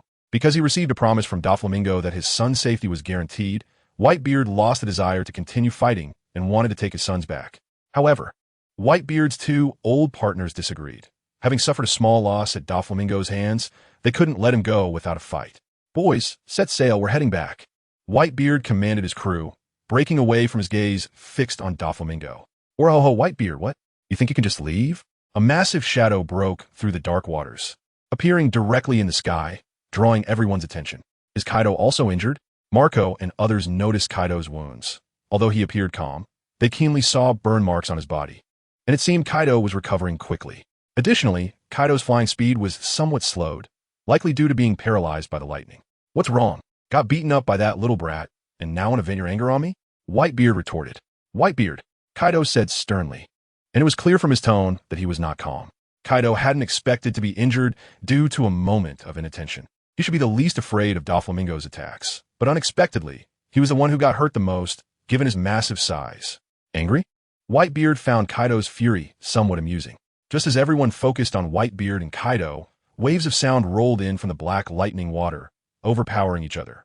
Those familiar with Big Mom knew this was her soul-shattering scream, loud enough to rupture eardrums, influence people's movements, and even cause substantial harm to objects. Mom's fine. Hearing the familiar strange roar, Big Mom's children felt relieved, as they were worried after Doflamingo's attack, fearing something unexpected had happened to her. Lin? Kaido turned to look at the black water, where Big Mom was draped with Prometheus, dragging a battered Zeus in one hand and holding Napoleon in the other. Her body slightly reddened, with liquid lightning continuously dripping from her. Meanwhile, Big Mom was roaring into the sky, venting her dissatisfaction. Hearing Big Mom's strange sound, Whitebeard frowned. After all, her scream was not something ordinary people could withstand, and his sons were still around. Earthquake! Whitebeard struck out, aiming a slash at Big Mom to stop her unreasonable behavior. Heat breath. Kaido also attacked Big Mom without holding back. Napoleon, Prometheus, here. Mom. Fire from the sky. Imperial sword, break blade. Big Mom retaliated fiercely against Kaido and Whitebeard. Bad wind. After unleashing his heat breath, Kaido also launched a bad wind attack at Whitebeard. In his eyes, there was no distinction between the two. Naturally, Whitebeard countered Kaido without holding back. Thus, a three-way melee began. Gobber Island, already in shambles, was about to be completely destroyed. It seemed Whitebeard, Kaido, and Big Mom would not stop until they were finished. The two pirate crews watching from a distance kept as far away as possible, fearing to be caught in the crossfire, as Whitebeard, Kaido, and Big Mom were the top three in this sea. The power of their attacks was extraordinary. Since Doflamingo left, the three of them continued fighting for 3 days and nights before reluctantly parting ways to recuperate, bringing a rare calm to the sea. From this battle, it seemed Doflamingo was the ultimate beneficiary. Although he did not win, his strength had once again risen after this encounter. Doflamingo swiftly crossed the sea surface, suddenly feeling a sense of crisis. Great fire. It turned out to be the Navy, those self-righteous guys. Chapter 256. Thunder in the northern abyss. This sea is so beautiful. I don't want to go to some ghostly impel down with you. Doflamingo retorted. Great fire. Akainu and Aokiji didn't waste any more words and directly attacked. 60 million volts. Thunderbird. 2 Thunderbirds appeared in Doflamingo's hands and flew towards Akainu and Aokiji. Taking advantage of the Thunderbird's distraction, Doflamingo immediately retreated, preparing to leave. Only a fool would want to fight them. Where do you think you're going, Doflamingo? Akainu shouted, relentlessly pursuing him. Frozen time capsule. An incredibly cold air directly surged towards Doflamingo, its speed far surpassing Akainu's. Damn it. Seeing the two relentless in their pursuit, Doflamingo couldn't help but curse inwardly. The cold air was blocked, and Donquixote Doflamingo had no choice but to brace himself and take it on. With a wave of his hand, Doflamingo unleashed a massive amount of lightning. The lightning collided with each other, generating intense heat and causing large flames to erupt into space, effectively blocking Aokiji's cold air. Seeing his attack easily countered, Aokiji was momentarily stunned. Could lightning really be used like this? Doubts crept into Aokiji's mind. The high temperature associated with lightning was already his ice's nemesis, and now with flames joining in, he felt even more suppressed. Water can extinguish fire, and fire can evaporate water. The outcome depends on the strength of their respective masters. Aokiji suppressed his shock and once again engaged Doflamingo. Akainu had already caught up with Doflamingo when his cold air was intercepted, delivering a powerful punch. Doflamingo found himself surrounded by the two again, making it difficult to escape. Although he could teleport quickly, the distance was limited, and he couldn't create too much space immediately. Moreover, Doflamingo was already injured and exhausted, causing his speed to drop. With Akainu and Aokiji resting while waiting for him, they could quickly catch up and stick to him. Unless Doflamingo continuously teleported, he could quickly break free. However, being a stubborn man, Doflamingo wanted to retaliate after being beaten for so long. At the very least, he wanted to show Akainu and Aokiji some color. Of course, Akainu and Aokiji understood that Doflamingo's speed was an advantage, so they were very cautious, not giving him the chance to escape. They had already rested and waited. If they let Doflamingo run away, they would lose face. Unfortunately, if Doflamingo wanted to leave, no one could stop him. Perhaps Kizaru or Fujitora could, but they were not present. Hey, can you not be so aggressive? Let me go, it won't cost you a piece of flesh, Doflamingo said casually. Save those words for when we reach Impel Down. Akainu replied, closing in. Stubborn red dog, lazy Aokiji, Doflamingo thought to himself as he noticed Akainu's fist growing larger. Doflamingo also threw a heavy punch, colliding with Akainu's fist, creating a loud explosion in the air. At the same time, Aokiji approached Doflamingo with his cold air, aiming to freeze him. I'm not that easy to catch, Doflamingo said, forcefully throwing himself away, dodging Aokiji's cold air and delivering a kick to him. Aokiji fell into the sea, and as he hit the water, ice quickly formed around him, creating a massive ice surface. Aokiji emerged from the ice without any injuries.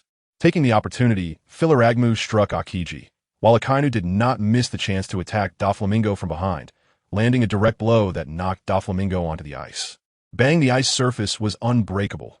Even Doflamingo, falling from a height, found it hard to break. Spitting out a mouthful of blood and seeing the severe burn marks on his abdomen, Doflamingo felt quite displeased. Meteor volcano. Akainu's attacks came in waves, effectively utilizing the strategy of taking advantage of a foe's weakness. Is it never-ending? Doflamingo thought as he saw large amounts of magma falling from the sky towards him, feeling quite irritable. Ice Age. At the same time, Aokiji unleashed his ultimate move towards Doflamingo. Thunderous North Sea Pool. Chapter 257. It's really you, Aokiji. Seeing Doflamingo's determination, Aokiji and Akainu both revealed serious expressions on their faces while continuing their attacks, each using their strongest moves to try to destroy Doflamingo's sky-covering technique. Meteor volcano. Ice Age. North Sea Pool. The clash of fire, ice, and thunder created an overwhelming atmosphere, sending chills down the spines of the onlookers. Such a force was beyond what they could bear. Zzz, the ice collided with the liquid lightning, evaporating instantly into steam from the extreme heat. Meanwhile, the lava, which was supposed to be all-consuming, met its match as the temperature of the lightning was much higher, forcing the lava to retreat step by step. Neither of their attacks could successfully land a blow on Doflamingo, as his means of attack had become more unpredictable and varied, making them feel increasingly challenged.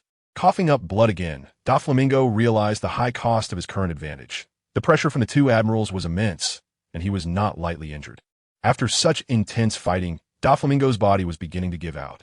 Hearing Doflamingo cough, and recalling how he had unleashed such powerful strength upon arrival, Akainu and Aokiji immediately understood that Doflamingo's condition was precarious. Perhaps they could really capture him this time. Doflamingo, your injuries seem serious. It's better to surrender, Aokiji advised, though his cold air continued to clash with Doflamingo. Aokiji, for a vice admiral, how can you be so naive? Do you really think a pirate would surrender? Doflamingo retorted. Well, Doflamingo, if you refuse to cooperate, don't blame me. I thought we had built some rapport after our encounters. Aokiji replied lazily, showing no concern for Akainu's stance. Aokiji, I must say, the Navy has buried your talent. Ever thought about becoming a pirate?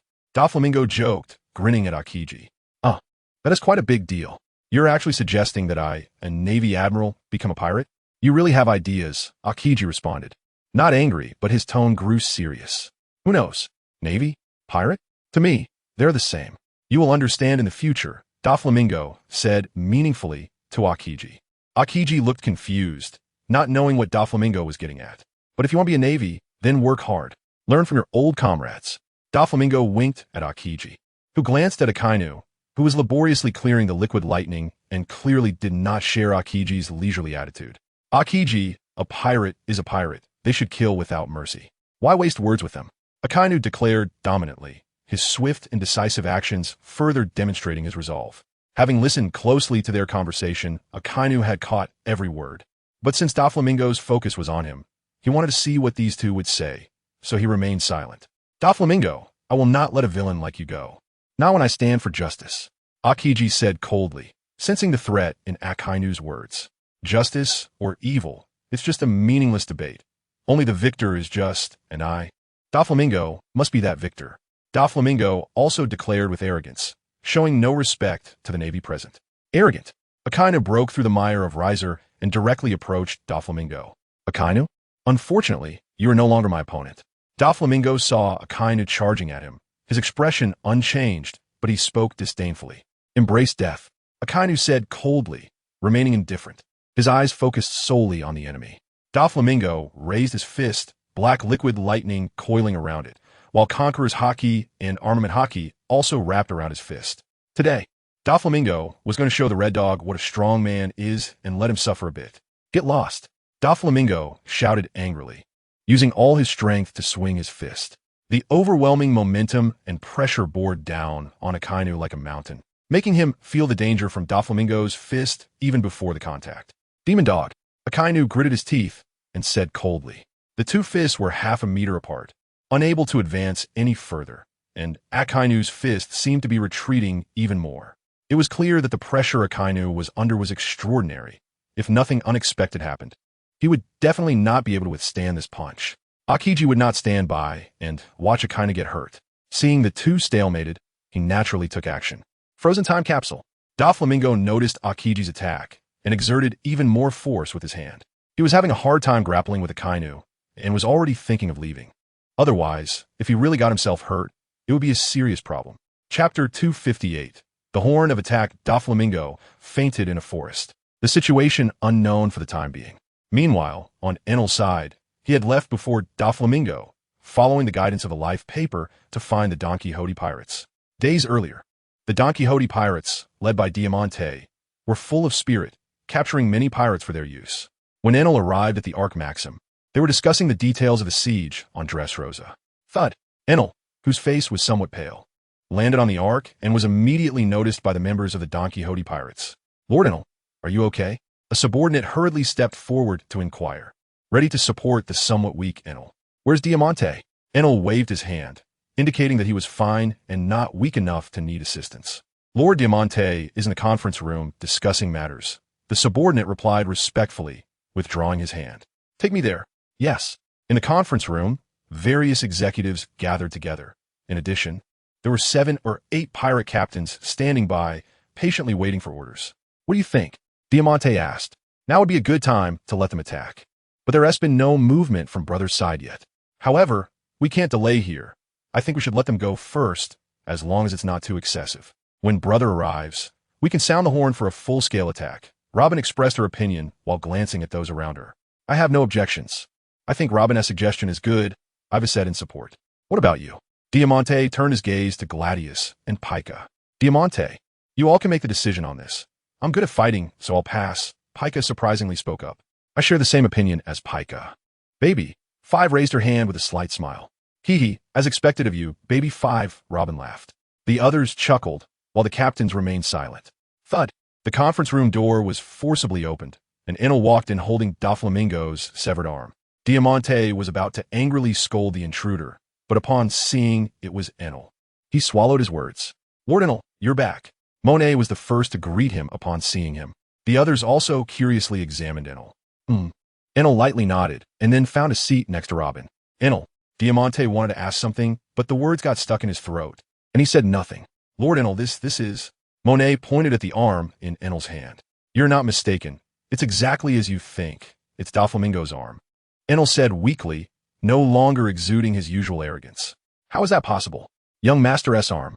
Baby 5 covered her mouth, her big eyes blinking in disbelief. Lord Enel, please tell us what happened. Robin urged. Enel looked around at the executives present. Each face showed concern, which greatly reassured him. Yes. Enel, what exactly happened? How could Doflamingo's arm be severed? Doflamingo also asked. Doflamingo broke it himself. Enel said calmly. Gasp. Everyone inhaled sharply. What could have happened to make Doflamingo sever his own arm to survive? What about Doflamingo? Is he okay? Iva asked. Doflamingo told me to leave first. He should have escaped from Whitebeard by now. I checked his life card before. He is not in any danger, Enel explained. That's good. Everyone breathed a sigh of relief upon hearing Doflamingo was safe. Chapter 259. A cloud of sadness in the room. Diamante and Virgo talked a lot, sharing interesting stories from the years they had known each other. Their bond, already deep, grew even stronger. Consequently, Virgo settled on the Ark. While his warship had long been dealt with by pirates sent by Diamante, with Virgo as assistance, and they had also dumped the dirty water on the likes of Liku King. Virgo reported his experiences to the Navy, but he claimed he was injured and temporarily unable to return to the G5 branch, while also telling the Navy commanders that he was currently in Dressrosa, wanting to stop Liku King's conspiracy and hoping for assistance from the Navy. Naval Headquarters, Marineford. Bang! A fist slammed onto the table, sending newspapers and teacups flying. It was evident that the master here was very angry. Damn organs, damn Liku King. Sengoku cursed angrily, his face full of rage. The Navy led by Virgo had been ambushed outside the Dressrosa waters, and apart from Virgo, who barely escaped, none survived. Furthermore, the newspapers stated that these pirates were sent by Liku King, and even more infuriating was that Morgans pointed fingers at the world government member nations, undoubtedly causing a loss of face for the world government. Everyone knew what kind of style the world government had, especially since Liku King's actions were tantamount to courting death, directly challenging the world government's authority. Since they have angered the world government, King Riku and the others will inevitably have to pay the price. They no longer care whether Dressrosa is truly as Morgan said. However, things do not happen without reason, and even Rear Admiral Virgo personally reported the facts. Therefore, there is no way King Riku and the others were wronged.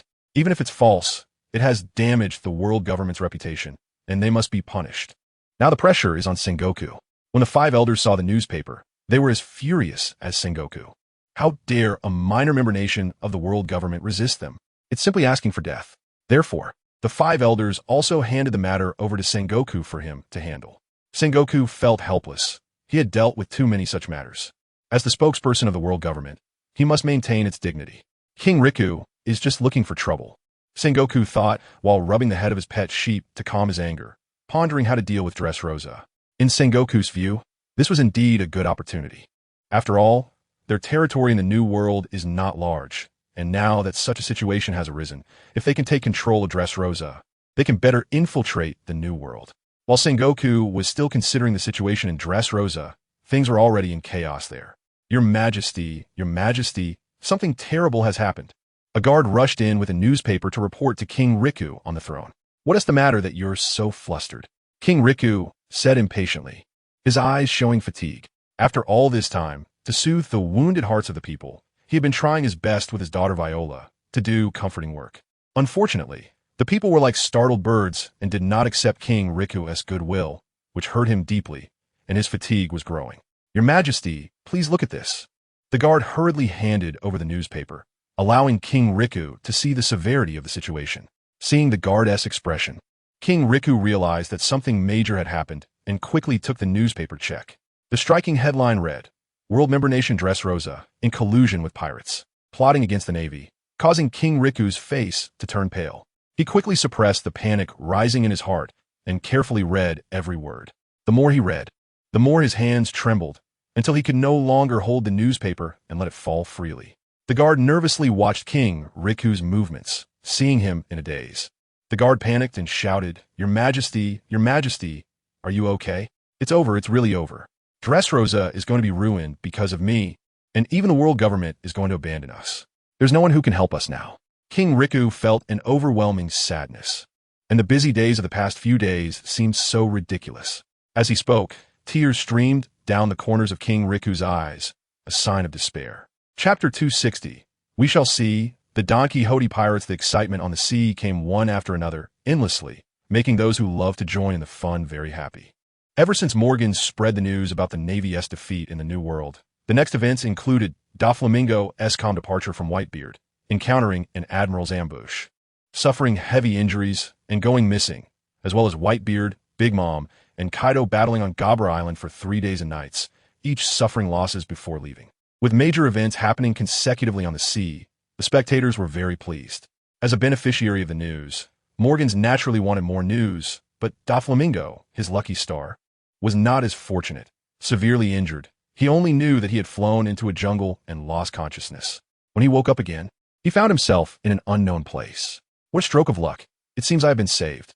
Lying on the sickbed, Doflamingo opened his eyes for the first time, surveying his surroundings and feeling grateful.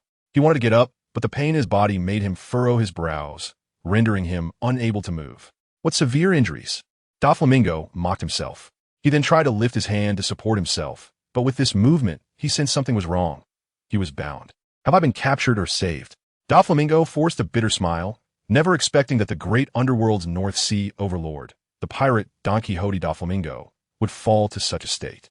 If people found out, they would surely laugh to death. As long as I'm alive. After struggling for a while, Doflamingo decided not to exert any more effort. Lying back down, he felt a flicker of hope in his heart, just waiting for someone to come. If it was them, he could rest easy. On the Arc Maxim, Diamante and the others were also reading the recent newspaper. Although the paper reported that Doflamingo was severely injured and missing, they were not too worried about his situation. Early on in their journey through the Grand Line, Doflamingo had prepared life papers for the family's executives. According to the feedback from the life papers, Doflamingo's life was not in danger, so the members of the Donquixote pirates felt much more at ease. Otherwise, they would have already caused an uproar instead of calmly planning here. Diamante, when are we setting off? Enel asked, as he couldn't stand not causing trouble. Doflamingo hasn't returned yet. Diamante sighed. The young master will be fine. The life paper shows he is safe. Monet said anxiously. I know that. I'm just thinking that without Doflamingo back, our plans can't progress. Diamante sighed. Exactly. Doflamingo is the savior of Dressrosa. How can we do without him? Enel agreed. So, we should wait for the young master to return, Baby 5 interjected. Hearing Baby 5's interjection, everyone reluctantly agreed with her viewpoint. However, the Dressrosa eradication plan had already begun. Those pirate crews had probably arrived by now. Once the chaos starts, we won't be able to stop it. If we wait for the brother to come back to clean up, we don't know what Dressrosa will become, Robin pondered. Robin was right, but we also don't know where the young master is. However, it's just a small Dressrosa. If we don't let them experience despair, how will they seek our help? Let them experience more despair. That way, we can accept things more smoothly, can't we? Monet said coldly. In her eyes, nothing was more important than Doflamingo. It didn't matter how many people died in Dressrosa. Even if everyone died, it was none of her business. Her heart was small, only big enough to hold Doflamingo and sugar. The rest were just collateral. Robin and Monet both made valid points. Hearing their opinions, Diamante replied, while the others quietly listened, not voicing their opinions.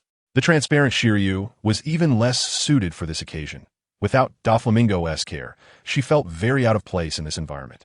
So, Diamante, what do you plan to do? Enel rolled his eyes and asked Diamante this. Seeing Enel's eye roll, Diamante also felt a bit awkward. Lord Diamante, isn't there a location for Mr. Donquixote Doflamingo on the life paper? Can we go look for Law first? Upon hearing Law's words, Diamante suddenly woke up as if enlightened. The others also had bright eyes. The Donquixote pirates without Doflamingo were certainly different from those with him. After all, Doflamingo was the soul of the Donquixote pirates, an indispensable presence. Diamante solemnly took out Doflamingo's life paper and placed it on the table, letting it move. Everyone nervously stared at the trajectory of the life paper's movement. Chapter 261. Every heart holds a hero. Dressrosa, a tropical island with a vacation vibe, known for its love, passion, and a land of toys. However, the current Dressrosa no longer had the glory of the past. The local customs that were once everywhere were now rarely seen. The streets were devoid of the bustling crowd, and everyone was on edge. It was evident that this island had lost its vitality and future. After the massacre of civilians by King Riku, his authority was shattered. This time, King Riku was backstabbed by the government again, and the residents of Dressrosa had completely lost faith in the kingdom. They even considered leaving Dressrosa merely to survive. King Riku was in despair, overwhelmed, but with the support of his eldest daughter, Scarlet, and Cavendish, he planned to confront the conspirators behind this. To save the desperate Dressrosa, King Riku, along with Cavendish, his daughter, and some loyalists, began a counterattack. According to King Riku's intelligence, Scarlet and the others also identified the murderer, Virgo. However, after their analysis, they believed Virgo was merely a pawn, and the real big boss was the world government. King Riku and his team did not understand why the world government had their sights set on Dressrosa, nor why they would act this way, especially since they were already part of the world government. They had also considered whether the murderer was someone else, but a Marine Brigadier General was not so easily infiltrated. The likelihood of others persecuting them was too low, and King Riku's group did not believe such a thing. Now, King Riku's goal was to extricate themselves from the world government's conspiracy and secure safety for Dressrosa. Unfortunately, before good things could happen, misfortune struck one after another. Amidst the panic and disarray, 8 or 9 pirate ships successfully docked and landed on this beautiful island. During the day in Dressrosa, there were only sparse pedestrians on the streets. When the residents saw unfamiliar people arriving, they became alert. They had read the newspapers and knew the awkward position Dressrosa was in, feeling neglected and abandoned. Now, with people landing on Dressrosa, aside from the Marines, it was pirates. Everyone run! It's pirates! A shout broke the silence, interrupting everyone's thoughts. Pirates were brutal people. They were not easy to deal with. Hee, is it too late to think about running now? A pirate said with a grin. Then, he swiftly approached the person who had just shouted. Spare me, spare me. The once defiant man now begged for mercy as the pirate stood before him. Ha ha, look at this. This is Dressrosa, truly a softy? The pirate taunted as he looked at the man kneeling before him. Softy, softy. I'm a softy, please spare my life. The man pleaded. TSK, a guy like you doesn't interest me. Get lost? The pirate said disdainfully. All right, thank you, sir. The man felt invigorated and prepared to leave immediately. Daddy. In the distance, a beautiful woman and a girl approached. The girl, seeing her father alive, joyfully exclaimed. Hearing his daughter's call, the man felt a bit ashamed. but everything was worth it. Regaining his composure, the man hurried to reunite with his wife and daughter. If he could survive, who wouldn't want to? Moreover, he had a wife and daughter to protect. I'm sorry, Daddy is useless. The man crouched down to hug his daughter, self-deprecatingly saying, I don't blame you, Daddy. It's really great that you're alive. If you died, who would protect me and Mommy? The daughter comforted her sad father. Thank you, sweetheart. The man hugged his daughter tightly, and his wife joined in, creating a warm family reunion. TSK, what a warm family. Just as the family was about to leave, the pirate who had just let the man go returned. The man immediately shielded his wife and daughter behind him. At that moment, he was no longer weak, for he knew he must stand in front. This was a man's responsibility and bravery. Seeing the man's defensive posture, the pirate mocked, What's this? Want to fight me? You overestimate yourself. As soon as he finished speaking, the man was sent flying. Next, it was the turn of the man's wife and daughter. They were never good people, and now, with the Donquixote pirates backing them, these pirates became even more rampant. The pirate grabbed the woman's hand, ready to comfort her wounded heart, eyeing her panicked expression with a lick of his lips, feeling hungry. Let go, my mom. The little girl bravely kicked and hit the pirate's pant leg, firmly resisting the villain. Chapter 262. Doflamingo and Greenbit. When King Riku and Cavendish arrived on the street, it had already been ravaged by the pirates. Beasts. Looking at the scattered corpses, King Riku cursed in anger, also hating his own powerlessness. Quickly check if there are any survivors. Cavendish ordered the soldiers. Yes. The soldiers hurriedly searched but found nothing. Report, there are no survivors. Upon hearing the soldiers' report, King Riku's face darkened, his sorrow like the sea. Ha. You have no idea what the situation was like. The pirate's voice reached King Riku and the others' ears, and upon seeing their enemy, their eyes burned with rage. Cavendish rushed forward with his sword drawn and quickly dealt with the pirate, avenging the dead citizens. When King Riku reached Cavendish's side, he frantically stabbed the pirate's corpse with his sword. Your Majesty. Seeing King Riku's insane demeanor, the soldiers wanted to advise him, but were stopped by Cavendish.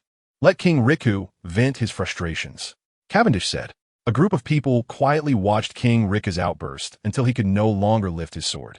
I'm truly a failure. I'm sorry to my people. King Riku threw down his sword and cried out, Your Majesty, now is not the time to be discouraged or to escape. Dressrosa needs you. Your people need you. Don't you think this is a once-in-a-lifetime opportunity? As long as we drive back the pirates, your trust will be restored, and then we can face the world government's attack with peace of mind, Cyrus encouraged. Hearing Cyrus's words of comfort, King Riku's eyes brightened, and he immediately felt invigorated.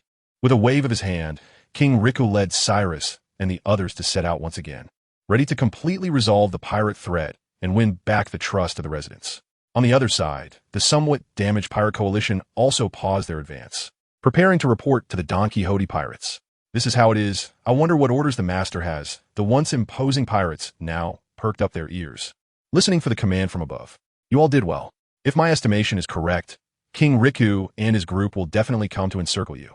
At that time, you can throw the dirty water back at them. How you say it is up to you. But in short, make Dressrosa even more chaotic and desperate. Robin's voice came from the transponder snail, like a devil's whisper. Yes, master, rest assured. However, about what you promised us, the pirates held their breath and asked. Rest assured, you won't be treated poorly. But remember your mission. If anyone dares to betray the Donquixote pirates, they will meet a terrible fate, Robin threatened. We wouldn't dare. We will remember the master's orders. Just remember. After that, the transponder snail fell silent. On the side of the Donquixote pirates, the Ark was approaching Dressrosa with the group, but they did not recklessly get close. They only sent a few people ashore to scout secretly. This task was assigned by Diamante to the still childlike Leo, Baby 5, and Buffalo, while the others remained on standby. When they found Doflamingo, it would be time for a full assault. Gribbet, a seemingly deserted island, was covered in tall plants, resembling a primitive forest. However, deep underground in this forest lay a hidden kingdom, the Dondada Little People Kingdom.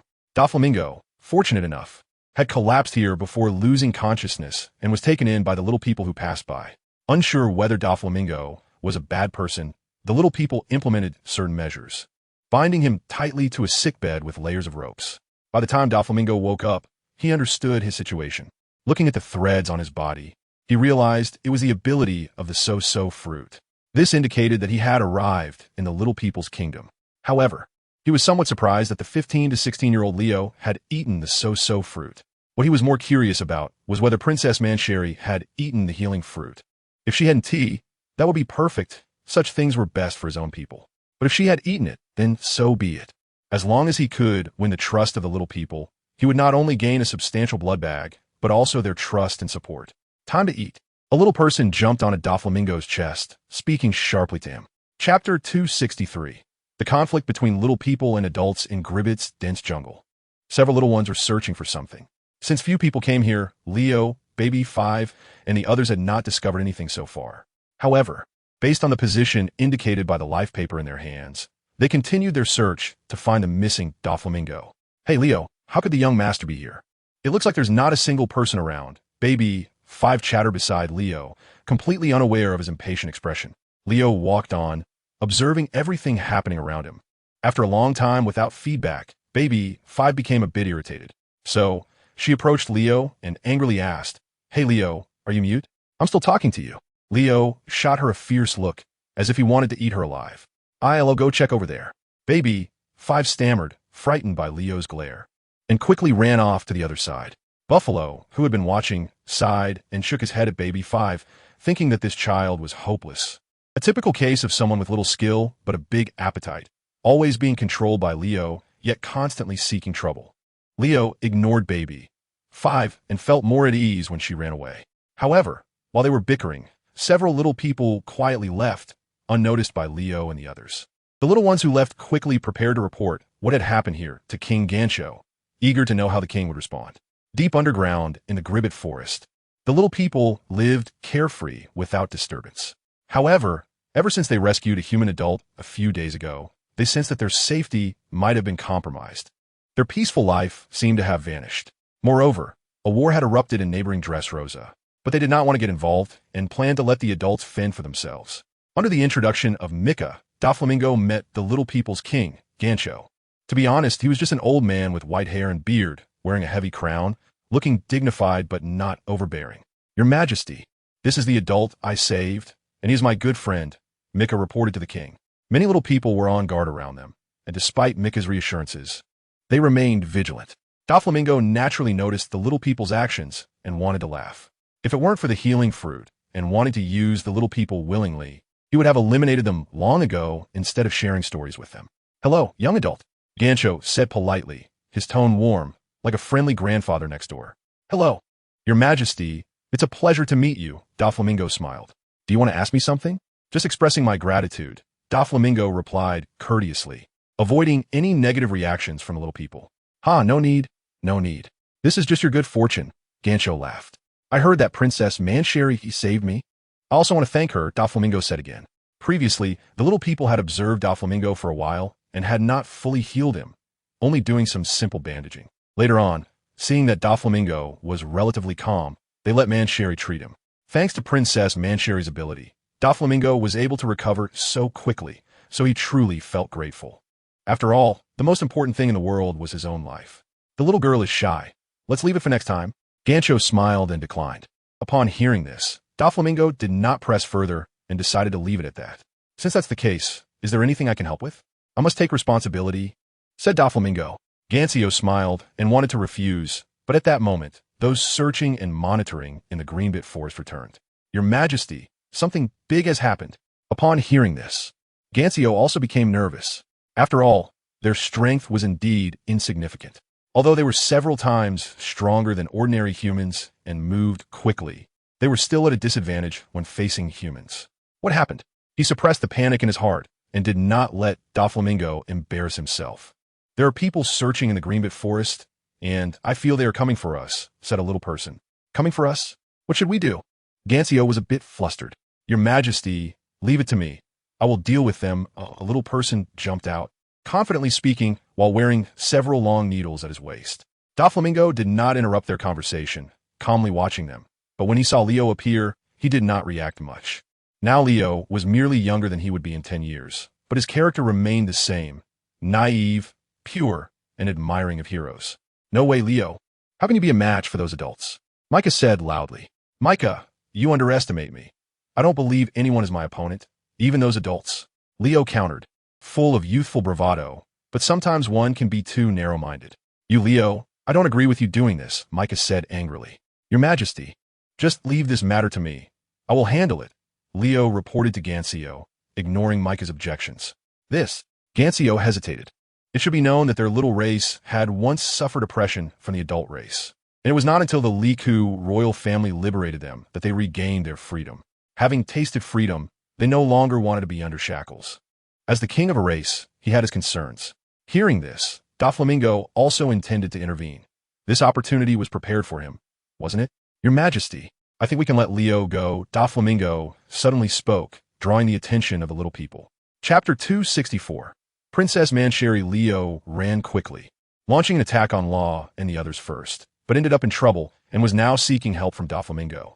Doflamingo had already locked onto Leo's situation with his observation hockey, and upon realizing he was one of his own, he remained unhurried. Doflamingo, hurry up. We're calling for help. Leo thought to himself. He must be in danger. Micah said anxiously from Doflamingo's shoulder. It's fine, Micah, don't worry, Doflamingo reassured, then increased his speed. The wind howled past, rushing into Micah's open mouth as she tried to speak, leaving her stuffed. In the forest, Law, who had captured Leo, felt a bit awkward, not knowing whether to hit or release him, thinking Leo was a hot potato. Hey, little guy, stop shouting. We won't hurt you. We know the person you mentioned. He is our young master. Can you take us to see him? Baby, Five said patiently. I don't believe you. You big bad guys. When Doflamingo arrives, you won't get away. Leo struggled. They actually believed Leo's words. With Doflamingo's strength, dealing with them would be like child's play. Kid, stop messing around. We really know him, Law said sternly. If you let me go, I'll believe you, Leo proposed. Who knows if you'll take this opportunity to run away. You're so inconspicuous that we can't find you, Baharo said. Law also agreed, saying that this little guy was incredibly fast and small. If not for the surgery fruit, it would be hard to catch him. You, Leo glared angrily at Baharo. Law, let Leo go. A familiar voice came, causing Law, Baby Five, and Baharo to freeze for a moment before looking towards the sound. It's the young master. Baby Five confirmed. Young master, I missed you. Baby Five dashed into Doflamingo's arms, who caught her easily. Mr. Doflamingo, it's so good that you're okay, Law said excitedly. Young master, Baharo respectfully called out. Are you all well? Doflamingo asked. Well, hey, Baby Five, why'd you turn into a big calico cat? Doflamingo heard her sobbing and straightened her up, seeing her crying messily. I didn't, Baby Five retorted. Hee little girl. Doflamingo happily ruffled Baby Five's head, causing her to roll her eyes. Doflamingo, you know each other? Micah, who was on his shoulder, asked as she saw their joyful interaction. Micah, they're all my family, Doflamingo said solemnly. I see. Micah nodded thoughtfully, then looked at Leo in Law's hands and scolded. Leo, have you learned your lesson this time? Micah, you don't need to say. I know, Leo said, his face flushed, sincerely correcting himself. Seeing Leo's embarrassed look, Micah let out a light laugh. Seeing this, Law also released his hold on Leo, allowing him to leave freely. In Law's palm, Leo looked at Doflamingo with sparkling eyes. Doflamingo, your family is so strong. How strong must you be? Of course, our young master is the strongest, Doflamingo proudly said, showcasing Baby Five. Quick, tell me, Leo asked eagerly. Chapter 265. The 6 powers of the Navy and life return after leaving Greenbit. Doflamingo quickly led Law and the others back to the place where the Ark was docked. Upon Doflamingo's appearance on the Ark, all the members of the Donquixote pirates erupted in excitement, as Doflamingo, being the spiritual leader of the crew, had to have a proper reception. Young master, you're finally back. Monet looked at Doflamingo with affectionate eyes, stepping forward to express her longing first. Doflamingo, it's so good that you're fine, Enel said, relieved to see Doflamingo unharmed. Brother, young master, everyone was worried, but Doflamingo assured them, I'm doing well. He glanced at everyone, giving them a reassuring look and comforted their emotions. Seeing the atmosphere was right, Diamante also spoke up to welcome Doflamingo's return. Let's hold a banquet. After saying this, Diamante looked at Doflamingo, seeking his opinion. Doflamingo did not oppose and agreed with Diamante's suggestion. Seeing that the young master agreed, the members of the Donquixote pirates cheered happily. A banquet. Welcome back, young master. As night falls, the sky is dotted with stars, and the Noah is bustling with activity. Doflamingo, too, is rarely relaxed, releasing the pressure he has been under lately. While there is joy and laughter on the Noah, The other side of Dressrosa is engulfed in darkness, filled with sounds of fighting and cannon fire, creating a stark contrast. On the ship, Doflamingo watches his subordinates reveling, a faint smile on his lips. Soon, he leaves behind Monet, Baby 5, and others, walking alone into the cabin. Doflamingo? A voice comes from inside the room. It's Virgo, who has been there for a few days. It's me. Doflamingo replies. Virgo opens the door, inviting Doflamingo in. Inside the room, Doflamingo and Virgo sit across from each other, chatting amiably. All these years, you've worked hard, my brother. Doflamingo expresses his gratitude. Virgo maintains his usual expression, as cold as ancient ice that never melts. But there's a slight change on his face upon hearing Doflamingo's thanks. Doflamingo, we are family. No need for more words. Do you want to come back? Virgo asks, looking at Doflamingo calmly. Come back. Virgo is a bit surprised, but after a moment, he responds, it's not time for me to return yet, although I really want to. Then it will be hard on you, Doflamingo emphasizes. I understand, Doflamingo, don't worry, Virgo solemnly assures him. Doflamingo pours a glass of red wine for both himself and Virgo, raising his glass in a toast. Virgo quickly understands and raises his glass to clink with Doflamingo's. They share a knowing glance and drink in unison. As their reminiscing comes to an end, Doflamingo shifts to discuss serious matters. Virgo, the items have been transferred, right? Doflamingo asks seriously. Mission accomplished, Doflamingo. Following your instructions. I haven't neglected the 6 forms over the years, and I've also fortunately awakened my abilities, Virgo reminisces. Virgo, I knew I didn't misjudge you, Doflamingo praises. Standing up happily. Doflamingo, do you need me to hand it over now? Virgo asks Doflamingo, who appears a bit excited. Doflamingo calms his excitement, approaches Virgo, pats him on the shoulder, and says, take a good rest. There is still time, we can make it. After saying this, without waiting for Virgo to respond, Doflamingo opens the door and leaves. In a long night, several beautiful ladies are waiting for his comfort. He doesn't have time to linger here, and practicing at night might tire his mind. So, Doflamingo heads towards the locations of a few lovely ladies. And what happens next is the emotional exchange and spiritual comfort between men and women, which will not be elaborated on here. Just imagine it. In the morning, the Donquixote pirates, who had partied all night, returned to their usual state, and Doflamingo's return gave them motivation. The situation in Dressrosa was monitored by Robin and Diamante, and Doflamingo didn't want to interfere, directly leaving it to them. He and Virgo then went to an uninhabited island, where they prepared to train. Chapter 266. Stand Up Fruit Awakening? Virgo asks curiously, recalling the knowledge Zephyr taught him, but finding no information about awakening. That's right, the awakening of fruit abilities, Doflamingo confirms. What is fruit ability awakening? Virgo inquires. It can make you stronger. Stronger? Exactly. This is a higher level of the devil fruit's abilities. The awakening of paramecia can affect things outside of the user. The awakening of Zoan can greatly enhance recovery and combat ability. But failure in awakening can lead to side effects.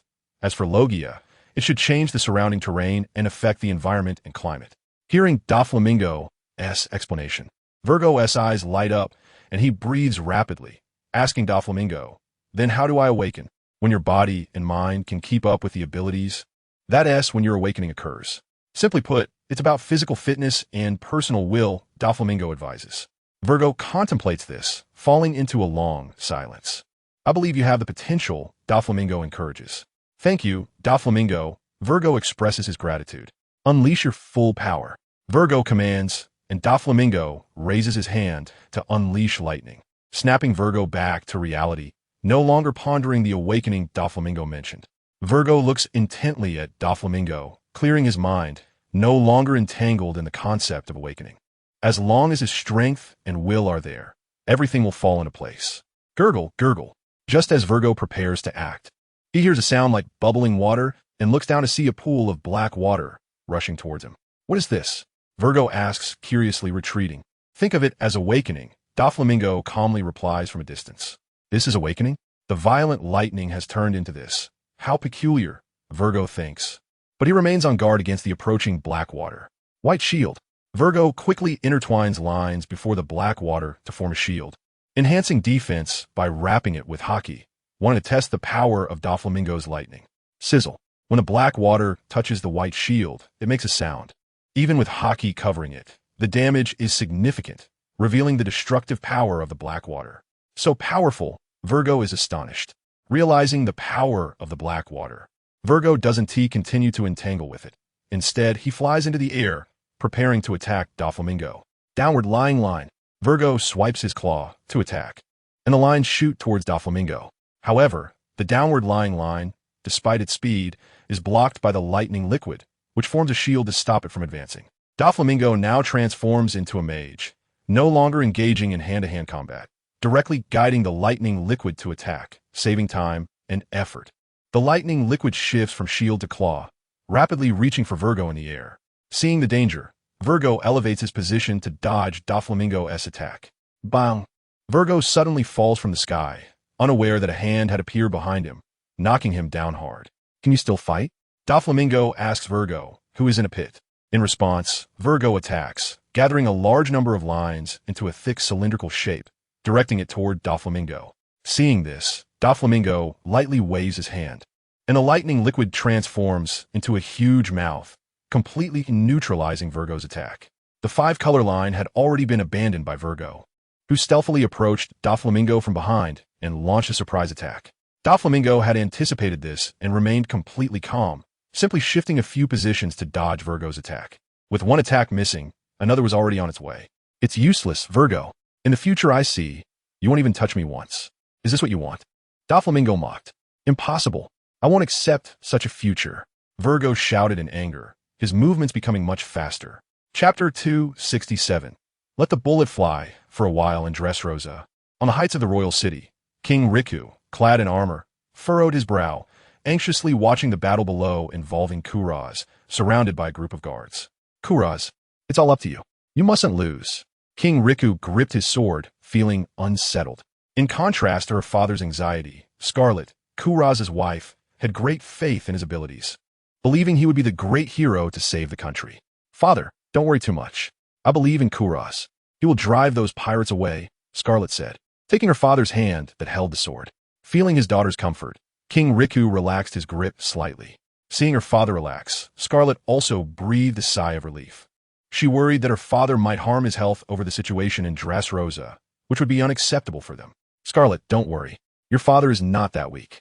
I won't fall until I've saved my country. King Riku forced a smile for Scarlet, expressing his vow. Father, I will stay by your side, Scarlet said, looking deeply at King Riku and voicing her feelings.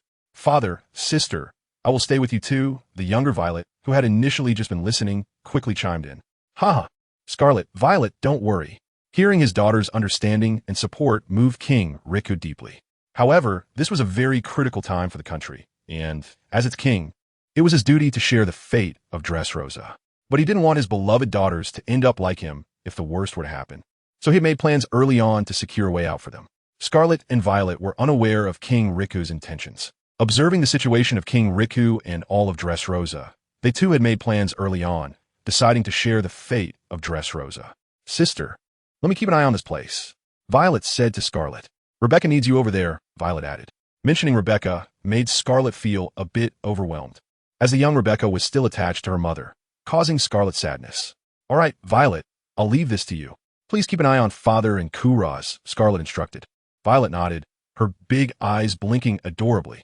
The scene shifted to beneath the royal city, where Kuraz, wielding a large sword, was fighting alongside a group of people willing to battle for Dressrosa against the pirates. Although Kuraz was quite skilled, the pirates were no pushovers. After all, they were seasoned fighters from the sea. Even if Kuraz was strong, it wouldn't be easy to defeat the opponents without paying a price. With a tearing sound, Kuraz showcased his unpretentious swordsmanship in front of the pirates, inflicting significant damage, but his teammates suffered, with 3 or 4 of them often perishing alongside one pirate. Overall, the situation was relatively clear for Kuraz, as they had more people on their side than the pirates. Hey, I say big guy, why are you fighting so hard? Is it really worth it? A pirate captain taunted Kuraz, who stood like a god of death with his sword. You despicable pirates. Get out of Dressrosa. Kuraz raised his sword, pointing it at the pirates. Ha ha, this is too funny. The pirate captain laughed, and the other pirates joined in, laughing recklessly.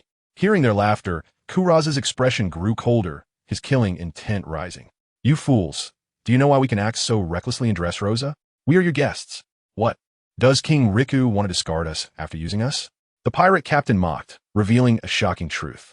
Impossible. They were actually invited by King Riku. No way. That can't be true. King Riku wouldn't be so foolish. The pirate captain's words stirred distrust among Kuraz's group, which had already been skeptical of King Riku. It drained even the little trust that had just begun to form. Kuraz furrowed his brow, but refused to believe it, thinking it was merely a pirate scheme. To counter the pirates' plot, Kuraz spoke up. Everyone, don't believe the pirates. Do we not know what kind of people they are? Wouldn't it be better to trust King Riku than to believe them? Chapter 268.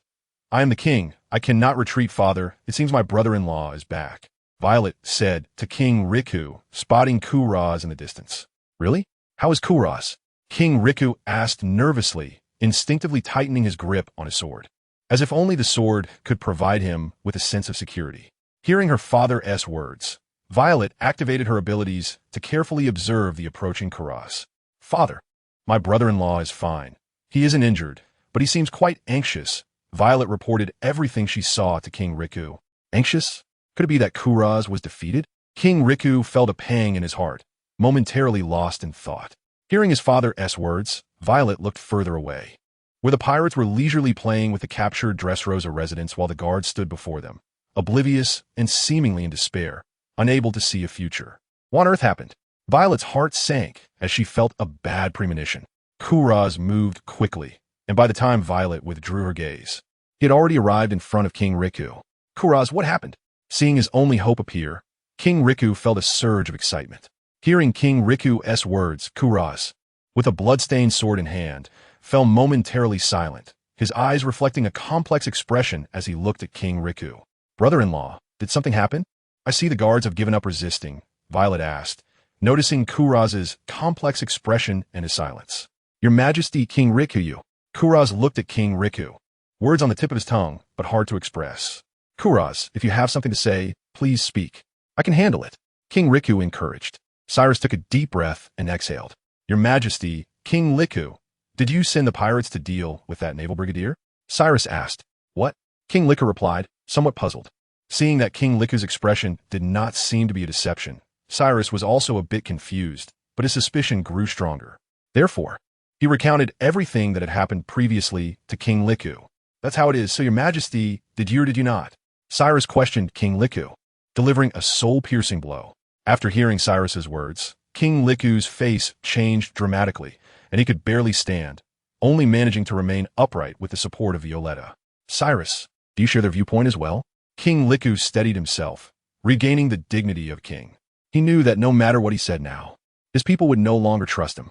After all, his personal massacre of his citizens was too heinous. It was hard for anyone to accept him. Your Majesty, Cyrus looked at King Riku, who had regained his royal demeanor, feeling immense pressure, as if he had a thorn in his throat, unsure of how to begin. I understand your concerns, Cyrus. You are stronger than I am. I hope you could take good care of Scarlight and Rebecca. King Riku had already made his decision in his heart. Seeing Cyrus, who was already wavering, he did not try to persuade him further. Just a father's advice to his son-in-law. Your Majesty, Cyrus naturally understood King Riku's words and felt the sadness and resolution in them. No need to say more, I understand.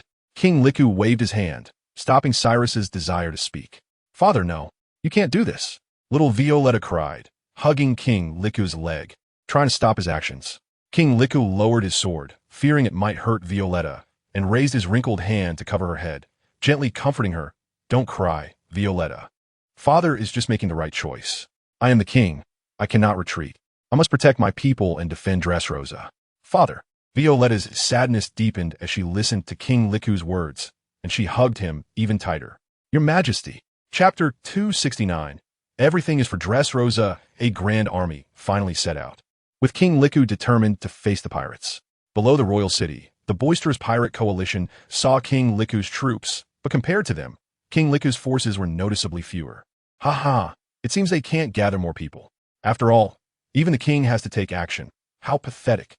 Hearing the pirates' mockery, King Riku's expression did not change, but his subordinates were furious. Shut up. Pirate leader Monroe stopped the laughter of the many pirates. Upon hearing this, the pirates immediately suppressed their smiles, as Monroe was not only their captain, but also the leader of this operation. Monroe looked at King Riku, who was approaching, and his mind began to plot. Didn't the Donquixote pirates say they wanted to make King Riku despair? Then let's add fuel to the fire. making King Liku a figure of scorn for life, unable to turn things around. Your Majesty, it's been a long time. We executed our previous agreement quite well, but now that we come to your place, this is how you treat us? Monroe questioned, sounding as if they had known each other for years. Pirate, I don't know you, nor do I have any dealings with you. I only know you are invading my country, and for the sake of my country, I must drive you out. King Liku replied with an unwavering expression, speaking with righteous indignation. TSK, TSK, TSK. King Liku, you really are a hypocrite.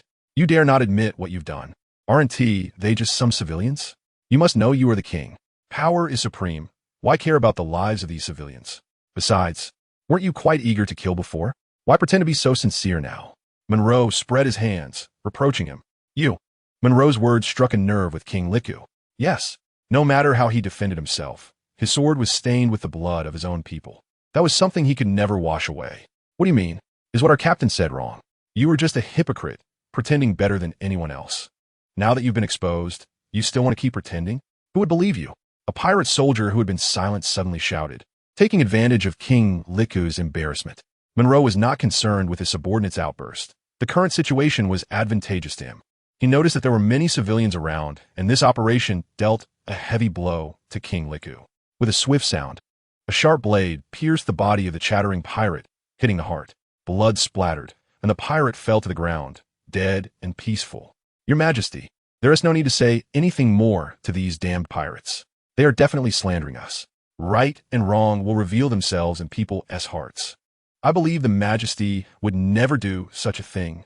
Cyrus calmly walked to the pirate he had just killed, drawing his bloodied sword and staring directly at the pirate leader, his aura unwavering.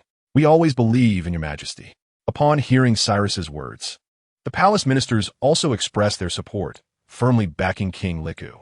King Liku felt a surge of emotion, but he also knew that feeling moved was useless. The most important thing now was to drive these damned pirates away and investigate why they insisted he had sent them to attack the navy. Filled with conspiracy, King Liku's mind was in turmoil, and he still could not come up with anything. The more he thought, the more powerless he felt. For now, all he needed to do was to get these pirates to retreat. As King Liku pondered, Cyrus and the pirate leader faced each other, neither willing to back down, both ready to start a battle at any moment. The tension was palpable, yet neither side moved immediately, as if waiting for their respective leaders' commands. Kill! King Liku broke the silence. As his voice fell, the troops behind him charged towards the pirates. Boys, let them see what pirates are. Kill! Monroe also issued the command to attack. Charge! Take Dressrosa and make it our territory. Dream on. As long as I'm here, you want to take a step forward. Cyrus retorted, raising his sword to strike at Monroe. The battlefield erupted in chaos, and the residents, watching from the shadows, were not particularly interested in who would win this battle.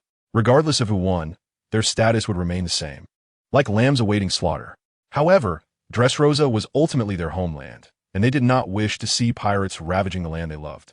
Clang Chapter 270. The imminent threat, just as the situation seemed to be settling on King Liku's side, Violetta, who had come alone to Greenbit, was finally discovered by a patrolling tribe of little people.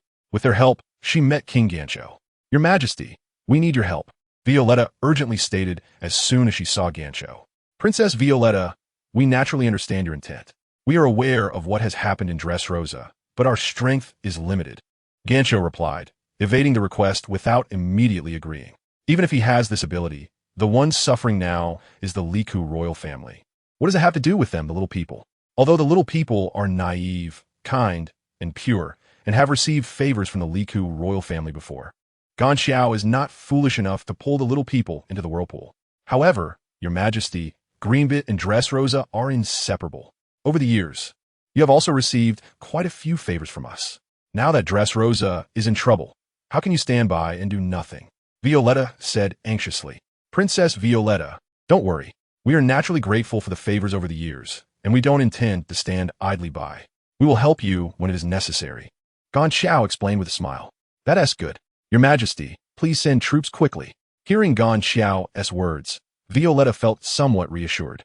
Princess Violetta, to be honest, I'm not optimistic about this war in Dressrosa. Even if we, the little people, put in our efforts, we are definitely not a match for those pirates. Ganxiao said calmly. How is that possible? ISNT the strength of the little people several times that of ordinary humans? You are fairies. Violetta's tone was somewhat astonished and confused. Yes, it is important to have self-awareness. Our strength as little people is indeed stronger than that of ordinary humans. But those pirates are not ordinary people. They're all-powerful pirates with bounties over 100 million. Even Curacao might not be their opponent. Gunjio analyzed. How is that possible? Violetta knew how powerful Curacao was, and now hearing Gonxiao's words, she became somewhat flustered. After all, she was still a little girl and had not yet developed the calm maturity of her future self, easily falling into Gonxiao's rhythm. The population of the little people is small, and every member is very important. Gonxiao did not want his people to die in vain. Even though they had received favors from the Liku royal family, he did not want to put his tribe in danger. Gonxiao's straightforwardness naturally had his own considerations. Coincidentally, they had unexpectedly saved Donquixote Doflamingo before, so he had set his sights on Doflamingo, planning to use this favor to repay the Liku royal family. After Doflamingo left, Gonxiao also had his people gather information about the pirates at sea. He was shocked to discover what kind of person he had saved. If they could get Doflamingo to help, the current predicament of Dressrosa could be resolved immediately. However, Gonxiao was also uncertain whether the Liku royal family would accept the help of a pirate. Moreover, this was a pirate with the surname Donquixote, and now that Gonxiao knew Doflamingo's surname, he felt a bit wary. After all, he had not forgotten the grievances between the Donquixote family and the little people. But he did not voice it. Leo, Micah, and the others still admired Doflamingo, and from Doflamingo's behavior, it seemed he did not harbor any malice toward them. That is why he did not speak out about Doflamingo. Additionally, there were other reasons. One was that Doflamingo was a pirate, and they had no conflict of interest with him. Although he bore the Donquixote surname, he had already distanced himself from that group. The second reason was that Leo and the others got along very well with Doflamingo, and Gonxiao was willing to establish a good relationship with Doflamingo as a backup. Violetta, of course, was unaware of Gonxiao's cautious schemes. She only wanted to solve the predicament of Dressrosa. The fact is, even if we intervene, I think it might not change the course of the battle. It might even plunge Dressrosa into a greater crisis, Gonxiao said calmly, laying the groundwork for his next words. Then what should I do, Your Majesty? How can I save Dressrosa? Violetta asked with a choked voice. Princess Violetta, don't worry. I have someone here who can help us resolve the current predicament. Even those pirates would be like ants in front of him, Gonxiao comforted. Violetta was overjoyed to hear that someone could help and immediately looked at Gonxiao, asking, Who is it? Is he also a pirate? Gonxiao said somewhat awkwardly. A pirate? That one do. My father will definitely not agree. Violetta shook her head like a rattle drum, opposing Gonxiao's suggestion. In that case, I have no other way. However, I will send someone to help you. Just don't hold out too much hope, Gonxiao said, making his stance clear. All right, fine. Violetta fell into confusion, feeling both scared and tempted by Gonxiao's earlier suggestion. Since Gonxiao could bring this pirate to help, it showed that this pirate should be trustworthy, but she couldn't make the decision. This matter still needed to be discussed with King Liku and her brother. Going back with a glimmer of hope, she was only met with even heavier despair. Violetta had done everything she could. Can I ask who he is? Before leaving, Violetta finally asked the question that had been lingering in her heart. Donquixote Doflamingo, captain of the Donquixote pirates, our friend from the little people, Gonxiao said proudly, embellishing his words. Donquixote Doflamingo, Violetta murmured the name, and a group of little people hurried back to Dressrosa. When Violetta returned to Dressrosa, she saw the two sides confronting each other in the street. As expected, the Liku royal family was the true loser, having lost all dignity and face. Every face was marked with defeat, resentment, and helplessness. Ha ha ha. Wouldn't it have been better to be so sensible earlier? You made me kill you all without leaving a trace. To be honest, you are all a bunch of worthless bones. You won't shed tears until you see the coffin. Chapter 271. A pirate is a pirate inside the palace. A group of losers gathered, discussing the next countermeasures. 1 billion berries, neither too much nor too little, but now it was an amount the financially strained Liku royal family could not produce. As Dressrosa had long lost its previous prosperity, and the royal family's finances were in deficit. Father, do we really have to give 1 billion berries to those pirates? Violetta asked, frowning at King Liku. King Liku was momentarily speechless. He did not want to give this money to pirates, but what could he do now? Without the identity of a member state of the world government, and being hated by the world government, He wanted to seek help but had no opportunity to do so. Your Majesty, we absolutely cannot give that money. Walker spoke up. Everyone turned to Walker, wanting to hear his reasoning. Seeing this, Walker was unafraid and quickly voiced his thoughts. Your Majesty, I believe these pirates definitely do not have good intentions. If we give them 1 billion berries this time, then what about next time? We can't ensure that they will retreat this time and not come back next time. If they come back again, what should we do? Hearing Walker's words, Simmons also chimed in.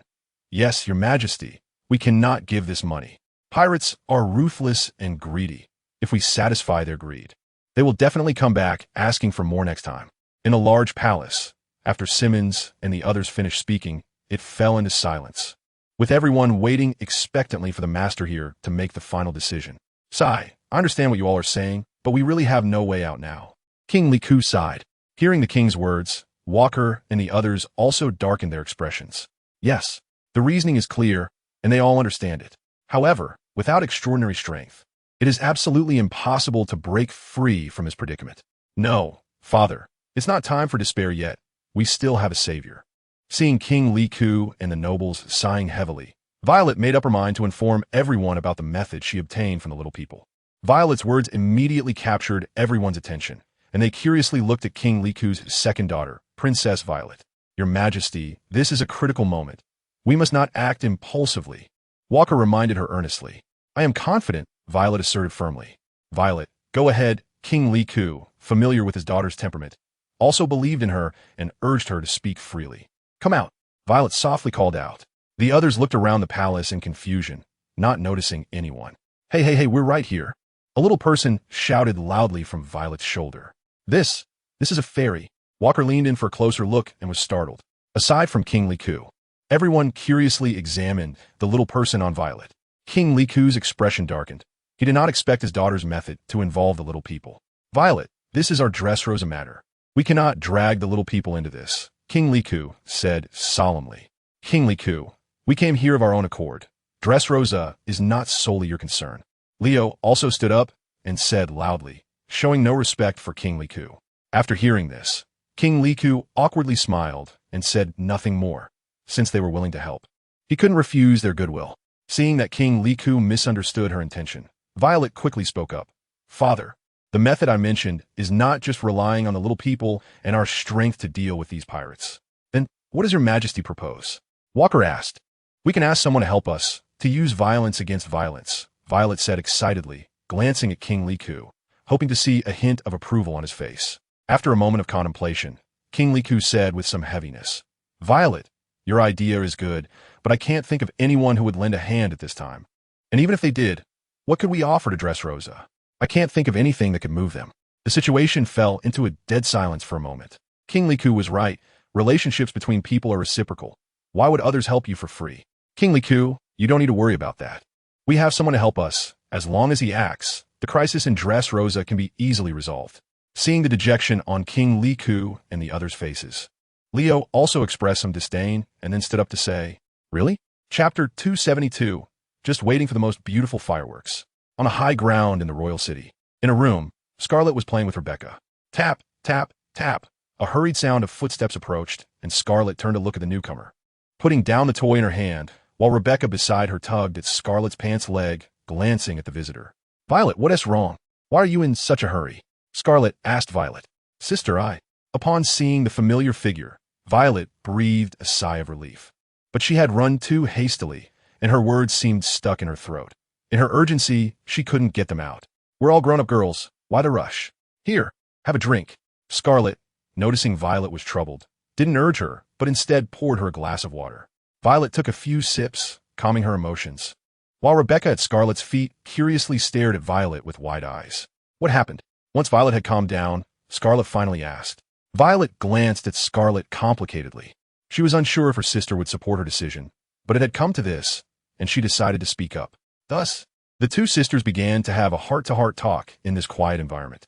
So, Father rejected your proposal? Scarlet asked while holding Rebecca. Yes. Violet nodded, somewhat dejected. Sister, do you also think what Father said is correct? Violet looked into Scarlet's eyes, hoping to find something useful in them. Scarlet remained silent for a moment, with Rebecca quietly nestled in her mother's arms, not playing around. Father has his own considerations. He is not wrong. Pirates are indeed hard to trust for us, Scarlet said calmly. But he's invited by the little people, and they also guaranteed it. Violet exclaimed eagerly. Calm down, Violet. The little people are just the little people. That person only received benefits from them. But he has nothing to do with us, Scarlet pointed out mercilessly. Yes, he is ultimately just a friend of the little people. Not ours, Violet said somewhat dejectedly.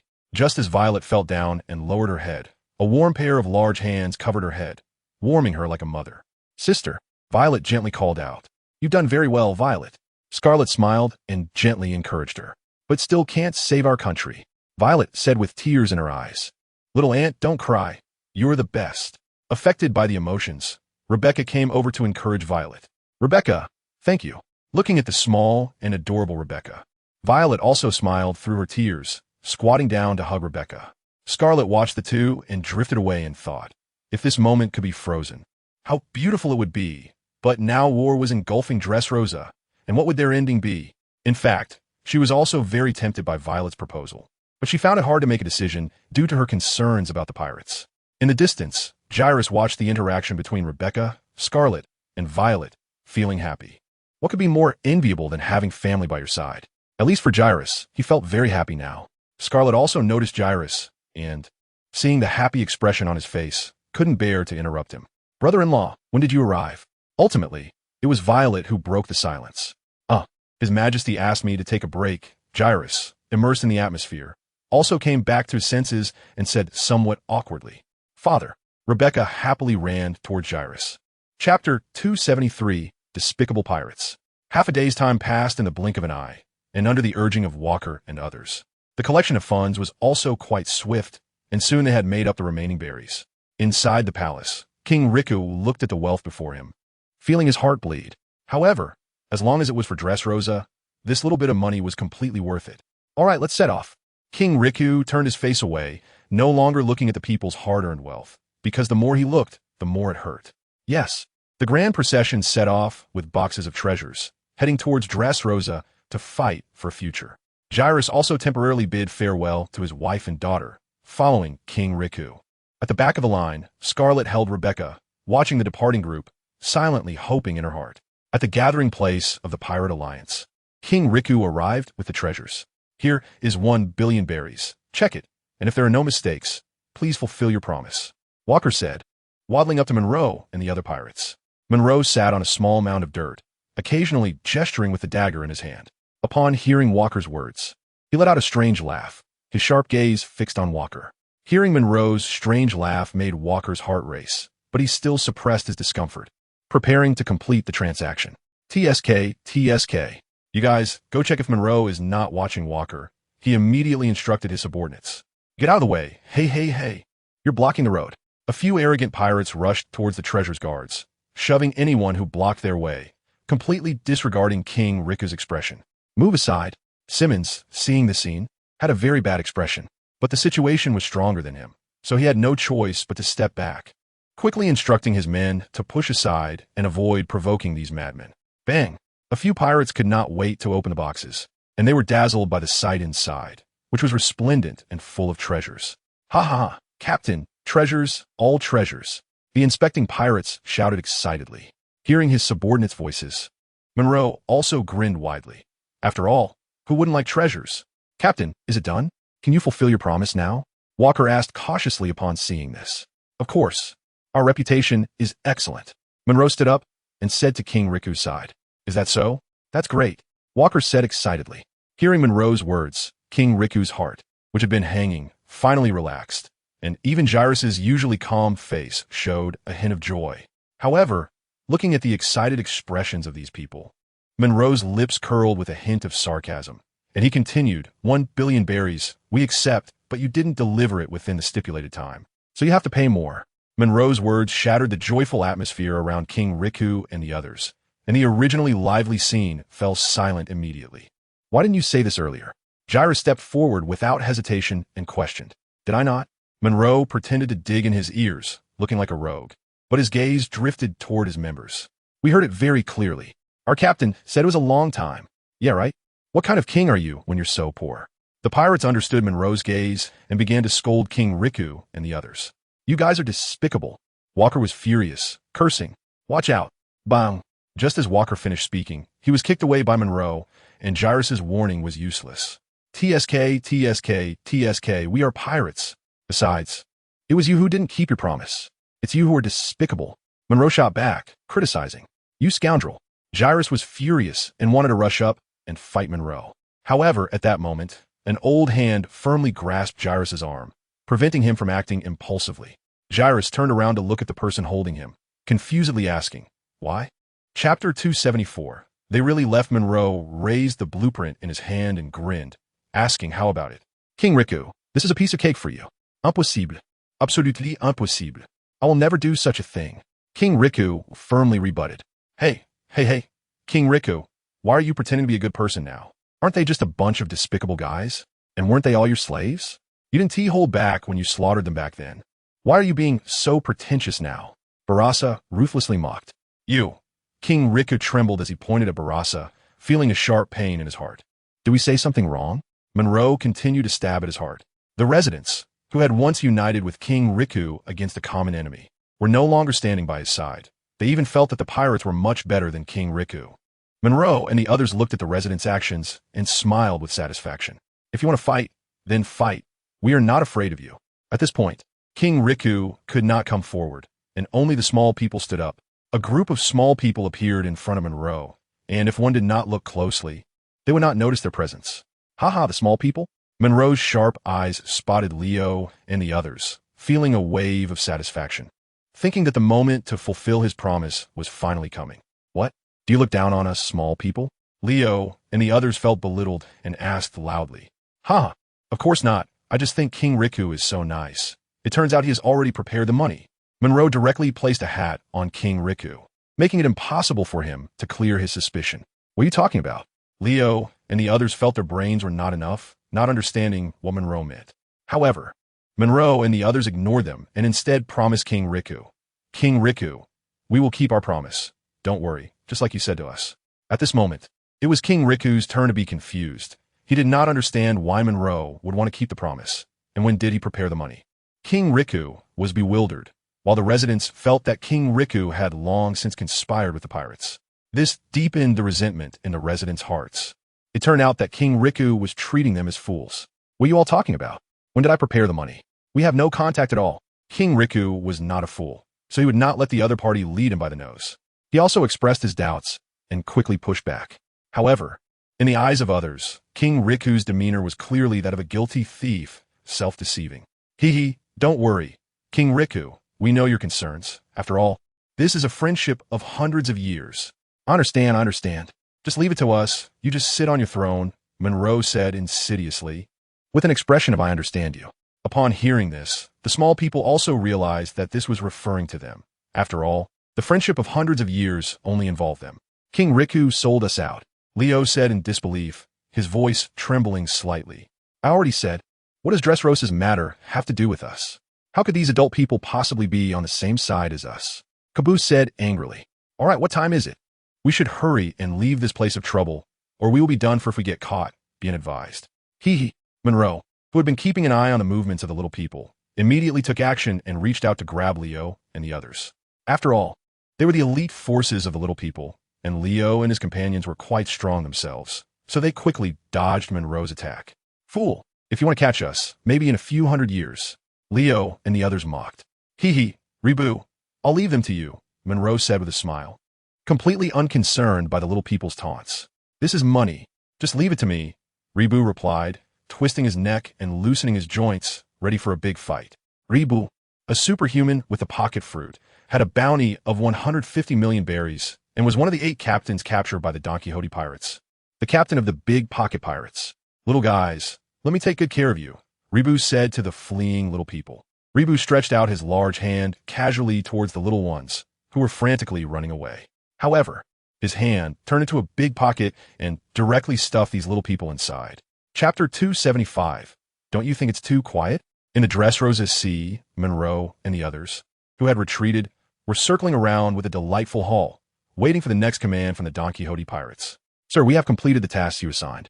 Monroe and the others looked at the transponder snail with hopeful eyes, hoping to hear what they wanted to hear. You did well. Now wait for our orders. The voice on the other end was emotionless, with no significant fluctuations in feeling. Yes, not hearing what they wanted made Monroe and the others somewhat disappointed. But what could they do? Their lives were in the hands of others, and they had to obey. Those treasures will be given to you. Oh, Monroe and the others were somewhat surprised, but soon their brains were filled with joy. Thank you, sir. This is what you deserve. As long as you do your job well for us, we will certainly give you what you are owed. Yes, yes, yes. That's it. After speaking, the phone returned to silence, leaving only the joyous Monroe and the others. 1 billion berries. It was the first time they had seen so much wealth. How could they not be overjoyed? On the Arc Maxim, Donquixote Doflamingo had recently been working hard for the awakening of life return, delegating all the big and small matters on the ship to others. Heart and mind unite. Will and energy unite. Energy and strength unite. Shoulder and hip unite. Elbow and knee unite. Hand and foot unite. This is the internal and external three unions. Gaining knowledge about life return from Virgo, combined with Doflamingo's own theories left by his ancestors. His crude understanding of life return was that heart and will must be united, spirit and energy must be united. From within to outside, ruling everything from the heart. In simple terms, Doflamingo's spiritual power and consciousness now far exceeded his physical body, so he could easily awaken what was very difficult for others. Of course, it was just a simple awakening. To reach a higher level, he needed long-term effort, and this required painstaking work, so impatience would not do. The human body is a treasure, but very few can dig it out. Since he had come to such a magical world, Doflamingo naturally hoped to realize what his ancestors had said. Although he couldn't fly like in the world of cultivation or achieve immortality, digging into the treasures of his own body was still achievable for Doflamingo. Doflamingo had another hope. When he could fully control every cell in his body, how powerful would he be then? Would he be able to regrow limbs? Or truly achieve immortality without relying on the surgery fruit? All these mysteries were so alluring that Doflamingo wanted to explore them clearly. However, he was still just at the beginning, like Virgo, only able to control his hair, and even using his hair to fight was very difficult, let alone regrow limbs. He was still far from that. The bigger the heart, the bigger the stage, the power of the mind. Isn't fruit ability development just like this? The broader the imagination, the greater the power. So don't underestimate the power of the heart. This has been Doflamingo's realization during this time. Knock, knock, knock. The sound of knocking interrupted Doflamingo's contemplation.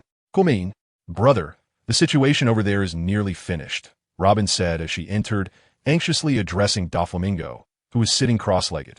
I see. Thank you for your hard work, Robin. Doflamingo's hair moved without wind, swirling like wild snakes, attracting Robin's attention. She paid no mind to Doflamingo's gratitude. Is this life return? Robin asked curiously. Doflamingo's playful side emerged, and his golden hair suddenly became agitated, wrapping around Robin's body like a frenzied snake. Robin curiously observed, unafraid, believing that Doflamingo would not harm her.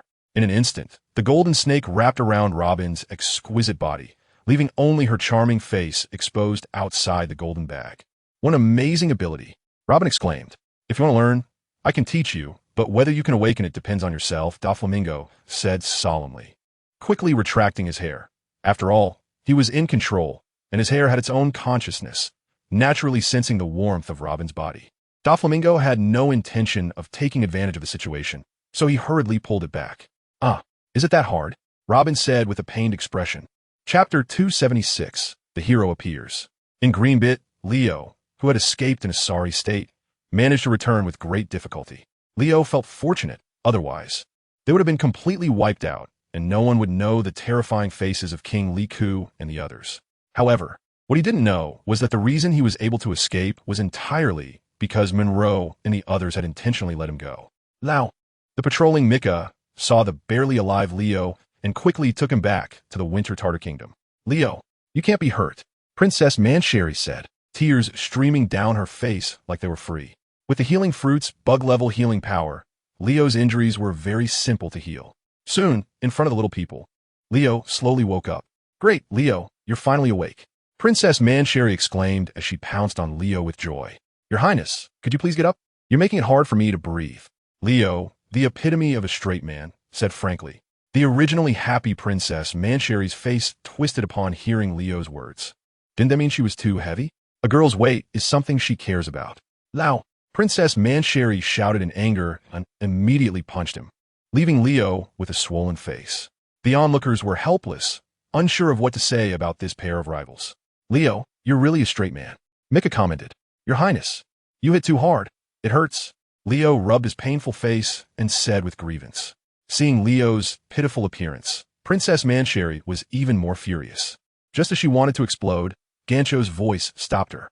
"Leo, what exactly happened? Where are the others? Why is it only you who came back?" "Boo-hoo, Your Majesty, they have all been captured, and it was the Liku king who betrayed us." We were all deceived," Leo said sadly. "How is that possible? The Liku royal family has had a relationship with our clan for hundreds of years." Gan Xiao said, his heart sinking in disbelief. "It's true. Those pirates demanded 10 billion berries from the Liku king, and when he couldn't provide it, the pirates demanded that we, the little people, pay the debt. Everyone except me was captured. We came specifically to help the Liku king, but he was indifferent and allowed the pirates to capture us. Moreover, I learned from the pirates that this was a scam from the beginning. The Liku king colluded with the pirates just to capture us little people," Leo said, heartbroken. Gan Xiao found it hard to believe. He had once held hope for the Liku royal family, but now it was all shattered. "Father, what should we do? We absolutely cannot just sit here and wait for death. If this has happened once, it can happen again. The Liku royal family cannot be trusted, and we must rescue our compatriots," Princess Mancheri said angrily. Hearing Leo's words, she too felt deep hatred for the Liku king and others. Even the kind-hearted Princess Mancheri was this way, which showed the anger of other little people. "Yes, we must rescue our compatriots." With Princess Mancheri leading, the others began to rally. "Your Majesty, give the order. I will definitely rescue Cab and the others," Leo said earnestly, his eyes fixed on Gan Xiao. "No," Gan Xiao refused. "Why?" Leo asked. "We're too weak. Sending you out again would be like seeking death," Gan Xiao said calmly. Hearing the king's words, the little people also calmed their restless hearts. Yes, if even Leo and the others are not a match, how can they deal with those pirates? At this moment, Wycat tentatively suggested, "Why don't we ask Doflamingo for help?" Doflamingo? Gan Xiao actually didn't want to have much to do with Doflamingo. Otherwise, he wouldn't have entrusted this favor to Violet. He had his concerns. Now that even the Liku king was untrustworthy, could Doflamingo really be trusted? The other little people were unaware of the complexities involved and were excited at Wyca's words, believing a savior had come. "Yes, we still have Doflamingo. He will definitely be the hero we expect and will surely save us." Unlike the cheers of the entire little people, Gan Xiao's face showed another kind of worry. Princess Mancheri noticed the change in her father's expression and asked, "Father, is there something we don't know?" "Sai, do you know what Doflamingo's last name is?" "Ganjiao Siket." "What is it?" Leo and the others asked curiously. "Donquixote, the Donquixote family that enslaved our little people 900 years ago. He is from that family," Gan Xiao said calmly. Chapter 277. The actors are ready. The curtain rises a few days ago in Marineford. The troubled Admiral Sengoku ultimately complied with the world government's orders and prepared to send an admiral to deal with Dressrosa. Long before the news exposed the world government's disgrace, the Navy felt they had lost face, and Sengoku had already made plans. However, at that time, Akiji and Akainu were pursuing Doflamingo in the New World, and Kizuru, who was at the Navy headquarters, could not easily depart. Otherwise, who would protect the celestial dragons? So it was shelved. Now that Doflamingo was temporarily missing, they searched in vain and had to give up. Additionally, Akiji and Akainu were not heavily injured, and they just happened to be in the New World. So they could also take the opportunity to deal with Dressrosa, which had gone against the world government's wishes. Akainu, who received Sengoku's orders, had no expression on his face. He was a man of iron and blood and would never defy his superior's orders. As for the innocent civilians in Dressrosa, to him, they were no different from pirates. Death was their fate, nothing more. Sengoku did not assign this task to Akiji. He understood Akiji too well. Although Akiji was his favorite successor, it was better to let Akainu handle such matters. Sometimes, a boring sense of compassion could lead to mistakes. It wasn't that Sengoku didn't trust Akiji, but Akiji was cold on the outside and warm on the inside. If he were to feel pity later, what would happen to the face of the world government and the Navy? In contrast, there would be no such worries if it were given to Akainu. Thus, after receiving the order, Akainu parted ways with Akiji. One headed towards Dressrosa, while the other prepared to return to the Navy headquarters. Days of non-stop sailing had caused even this iron-blooded man, Akainu, to struggle a bit. They had pursued Doflamingo tirelessly before, hardly resting, and now receiving Sengoku's orders. They immediately headed towards Dressrosa, ready to complete the mission and settle accounts with Doflamingo. Admiral Akainu, we are about to reach Dressrosa, a Marine reported respectfully on the warship. Akainu crossed his arms and looked far ahead at the island, his imposing demeanor restrained, and it was unclear what he was thinking. Full speed ahead. Since the Admiral wants me to issue the extermination order for Dressrosa, then Dressrosa has no reason to exist. Akainu said coldly. Yes. The Marine did not dare to complain. Although he was exhausted now, seeing that his superior had said nothing, he did not dare to grumble. As the warship advanced, Akainu and the others also discovered the pirate fleet anchored near Dressrosa. Akainu, who had never had a good expression towards pirates, could no longer hide his murderous intent. So he instructed his subordinates to quickly approach these pirates, preparing to capture them one by one. Monroe and the others, who were still enjoying the joy of sharing treasure, temporarily anchored here after receiving Doflamingo's orders, waiting for further instructions. They had been living quite happily these days and had relaxed their vigilance towards their surroundings. Unexpectedly, today, a Navy admiral personally came to find them, ready to deal with them. At first, Monroe and the others, who had let their guard down, did not take the approaching warship seriously. After all, they had 7 or 8 pirate ships and were numerous. How much of a threat could a small warship pose? However, as the warship drew closer, they saw who was standing at the bow, Admiral Akainu, which shocked them greatly. Monroe, what should we do? Shouldn't we escape? Barasa knew his own limitations. Facing the vengeful Akainu, they would definitely not have a good ending.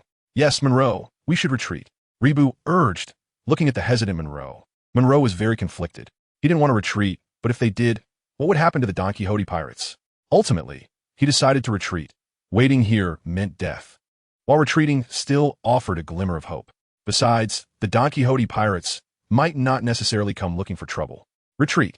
Everyone, retreat to Dressrosa, Monroe decisively ordered. Thus, the 7 or 8 pirate ships hurriedly turned their bows towards Dressrosa, completely losing their earlier arrogance. Not far away, Akainu, seeing the pirates fleeing without a fight, furrowed his brows, feeling somewhat impatient. Want to escape? Did you ask me first? Meteor volcano. Akainu wrapped his hands around the magma and quickly hurled it into the air, resembling falling meteors. The magma fists headed towards Monroe and the others who were trying to escape. Seeing the threat behind them, Monroe and the others were terrified and no longer hid their abilities, using their best skills to resist the falling meteors. As the scorching magma fell into the sea, it instantly produced a large amount of steam, and the sea even made bubbling sounds, demonstrating the power of Akainu's attack. Akainu's meteor volcano was only partially blocked by Monroe and his group. Some fell into the sea, while others landed on the pirate ship. The magma ignited a fierce fire upon contact with the ship, burning it to the ground. The pirates on the ship reacted decisively and jumped into the water to survive. Hurry and set sail, Monroe shouted. The situation was not good for them. They originally had 7 or 8 ships, but now only 3 or 4 remained, and many were injured, though there were no fatalities as the sea was relatively friendly to them. Faster, Barasa and Reeb shouted with red eyes. They didn't want to die, as they had many lives to enjoy. Yes, yes, yes, the helmsman replied hurriedly. After Akainu made his move, he did not continue attacking, partly because the distance was a bit far, and his speed was not fast enough to catch up without it being a thankless task, and partly because the direction the pirates were fleeing was exactly where they wanted to destroy, making it convenient to deal with them all at once. Fire the cannons. We can't let the pirates escape, Akainu commanded. Yes, the Marine soldiers quickly loaded the cannons, aiming at the pirate ships. Boom, boom, boom. Chapter 278. Meteor volcano opens the heavenly gate. 4K words. Before they could even enjoy a stable day, Dressrosa was met with bad news once again. It turned out that the pirates who had retreated had returned, causing King Riku, who had previously harbored some hope, to lose his composure and faint, falling ill. All the heavy burdens now fell on Viola's shoulders, as Scarlet had already married and thus had no claim to the throne. Now Walker, Simmons, and the others had placed all their hopes on Viola. Viola had never done this before. The sudden responsibility caught her off guard, but fortunately, everyone supported her, which prevented Dressrosa from falling into greater panic. Compared to King Riku, the public's perception of Viola was slightly better, allowing her, as a temporary ruler, to avoid humiliation. However, the rumors among the public continued to grow, which the royal family had no way of resolving. Just as one wave settled, another arose. Originally, King Riku wanted to rally and regain the public's trust while addressing the rumors, but the simultaneous arrival of the navy and pirates caught the royal family off guard. Inside the palace, Viola, Cyrus, and others gathered together to discuss countermeasures. Your Highness, according to the news we received, those pirates were forced to dress Rosa by the navy, Walker said, feeling somewhat relieved that the pirates weren't reneging on their retreat. Has the navy arrived? Hearing that the navy was coming, Viola felt a bit happy. As in her impression, the navy was the side of justice and would surely protect them. Seeing Viola's excitement, Simmons had to pour a bucket of cold water on her. Your Highness, don't forget that Dressrosa has already been disqualified by the world government. Now that the navy has arrived, they have no good intentions, Simmons said earnestly. Viola's face, which had been smiling, instantly turned serious, filled with worry. What should we do? Viola asked helplessly. Let the pirates and the navy kill each other. It has nothing to do with us, Walker suggested. That's a good idea, but they are not fools. How could they die without a fight? Moreover, we are not clear about the navy's true intentions. Their arrival in Dressrosa could bring disaster. Scarlet, who had been silent, finally spoke up. I agree with Princess Scarlet's words. But regardless, we must defend Dressrosa, Simmons declared firmly. After going back and forth, they still had no solution, and Viola felt overwhelmed, understanding the pressure that King Riku had been under. Ultimately, the decision-making power rested with her. Whether to fight or retreat depended on her. Fight to the death. We will defend Dressrosa. Viola stood up, raised her arm, and spoke with authority and solemnity. No matter if it's pirates or the navy, Dressrosa must not suffer any loss. For the sake of Dressrosa, for the generations of people living here, for this land we cannot bear to part with. I have made up my mind to coexist or perish with Dressrosa. At that moment, she was the supreme empress, and a kingly aura surged from her. Fight to the death. For Dressrosa, Simmons, Walker, and Cyrus shouted, and even Scarlet looked at the dignified Viola with emotion. At that moment, Scarlet truly felt that Viola had grown up. She was no longer the little girl who used to follow her around calling her sister. Now, gather all the available troops and prepare to fight against the navy and the pirates. Viola issued orders methodically. Yes, those who needed to leave had already left, and Viola finally set aside her authority, returning to the innocent demeanor of a girl. Thank you, Viola. This was originally my responsibility. Scarlet stepped forward and hugged Viola, saying with some concern, while Cyrus, seeing this, wisely left to avoid interrupting the sisters' heart-to-heart. It's nothing. At this moment, I finally understand how difficult it is for father. But whatever the cost, I must protect Dressrosa. Looking at the determination on Viola's face, Scarlet felt a pang of pain in her heart and even more shame. The two sisters embraced in silence for a while, forgetting their worries and enjoying the warmth of their familial bond. Sister, I have decided. Viola looked up at Scarlet and said, What? Scarlet was a bit puzzled, but then as if she thought of something, she hurriedly said, Do you really want to do this? Viola nodded firmly, without a hint of doubt.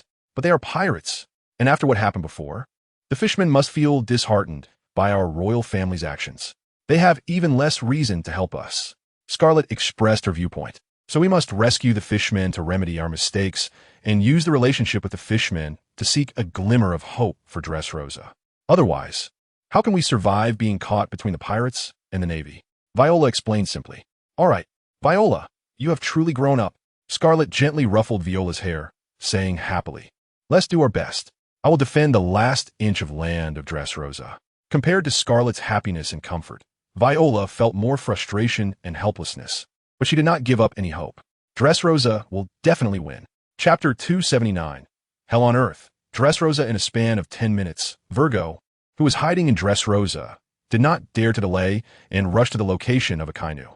When Akainu saw Virgo, there was a hint of satisfaction on his serious face. Akainu wouldn't greet Virgo, and naturally, Virgo wouldn't be so oblivious, so he greeted Akainu directly. Admiral Akainu, Brigadier General Virgo of the G5 Marine Branch reporting. Virgo saluted respectfully. Good. Next, complete the mission with me, Akainu said calmly. Yes. Thus, the moment to eliminate Dressrosa had arrived. Splendid fireworks appeared in the sky, exploding over this small island. The signal of destruction had come, and everyone's attention was drawn to the meteors falling from the sky. Boom, the meteor landed, exploding with a deafening sound, and the standing houses were inevitably engulfed in flames. Those who did not escape perished in the fireworks. Clang Curiel drew his sword and struck down a falling meteor, protecting his sister-in-law. The scene was like the end of the world, and Violet could only watch helplessly as her people were slaughtered by the Marines. Your Highness, hurry and leave. The Marines' attack has begun. It seems those pirates were right. The Marines are going to launch a demon-slaying order against us. Curiel warned as he stood in front of Violet. Brother-in-law, it's useless. We can't stop the Marines, Violet said dejectedly. Violet, don't worry. I will stand in front of you. You hurry back and take Scarlet and Rebecca to leave. King Riku has already arranged everything, Curiel said, dropping his formal title and advising Violet like a family member. I want to leave. I am the Princess of Dressrosa, and I will share its fate, Violet insisted. Brother-in-law, you hurry and take my sister and Rebecca away. This is not your obligation.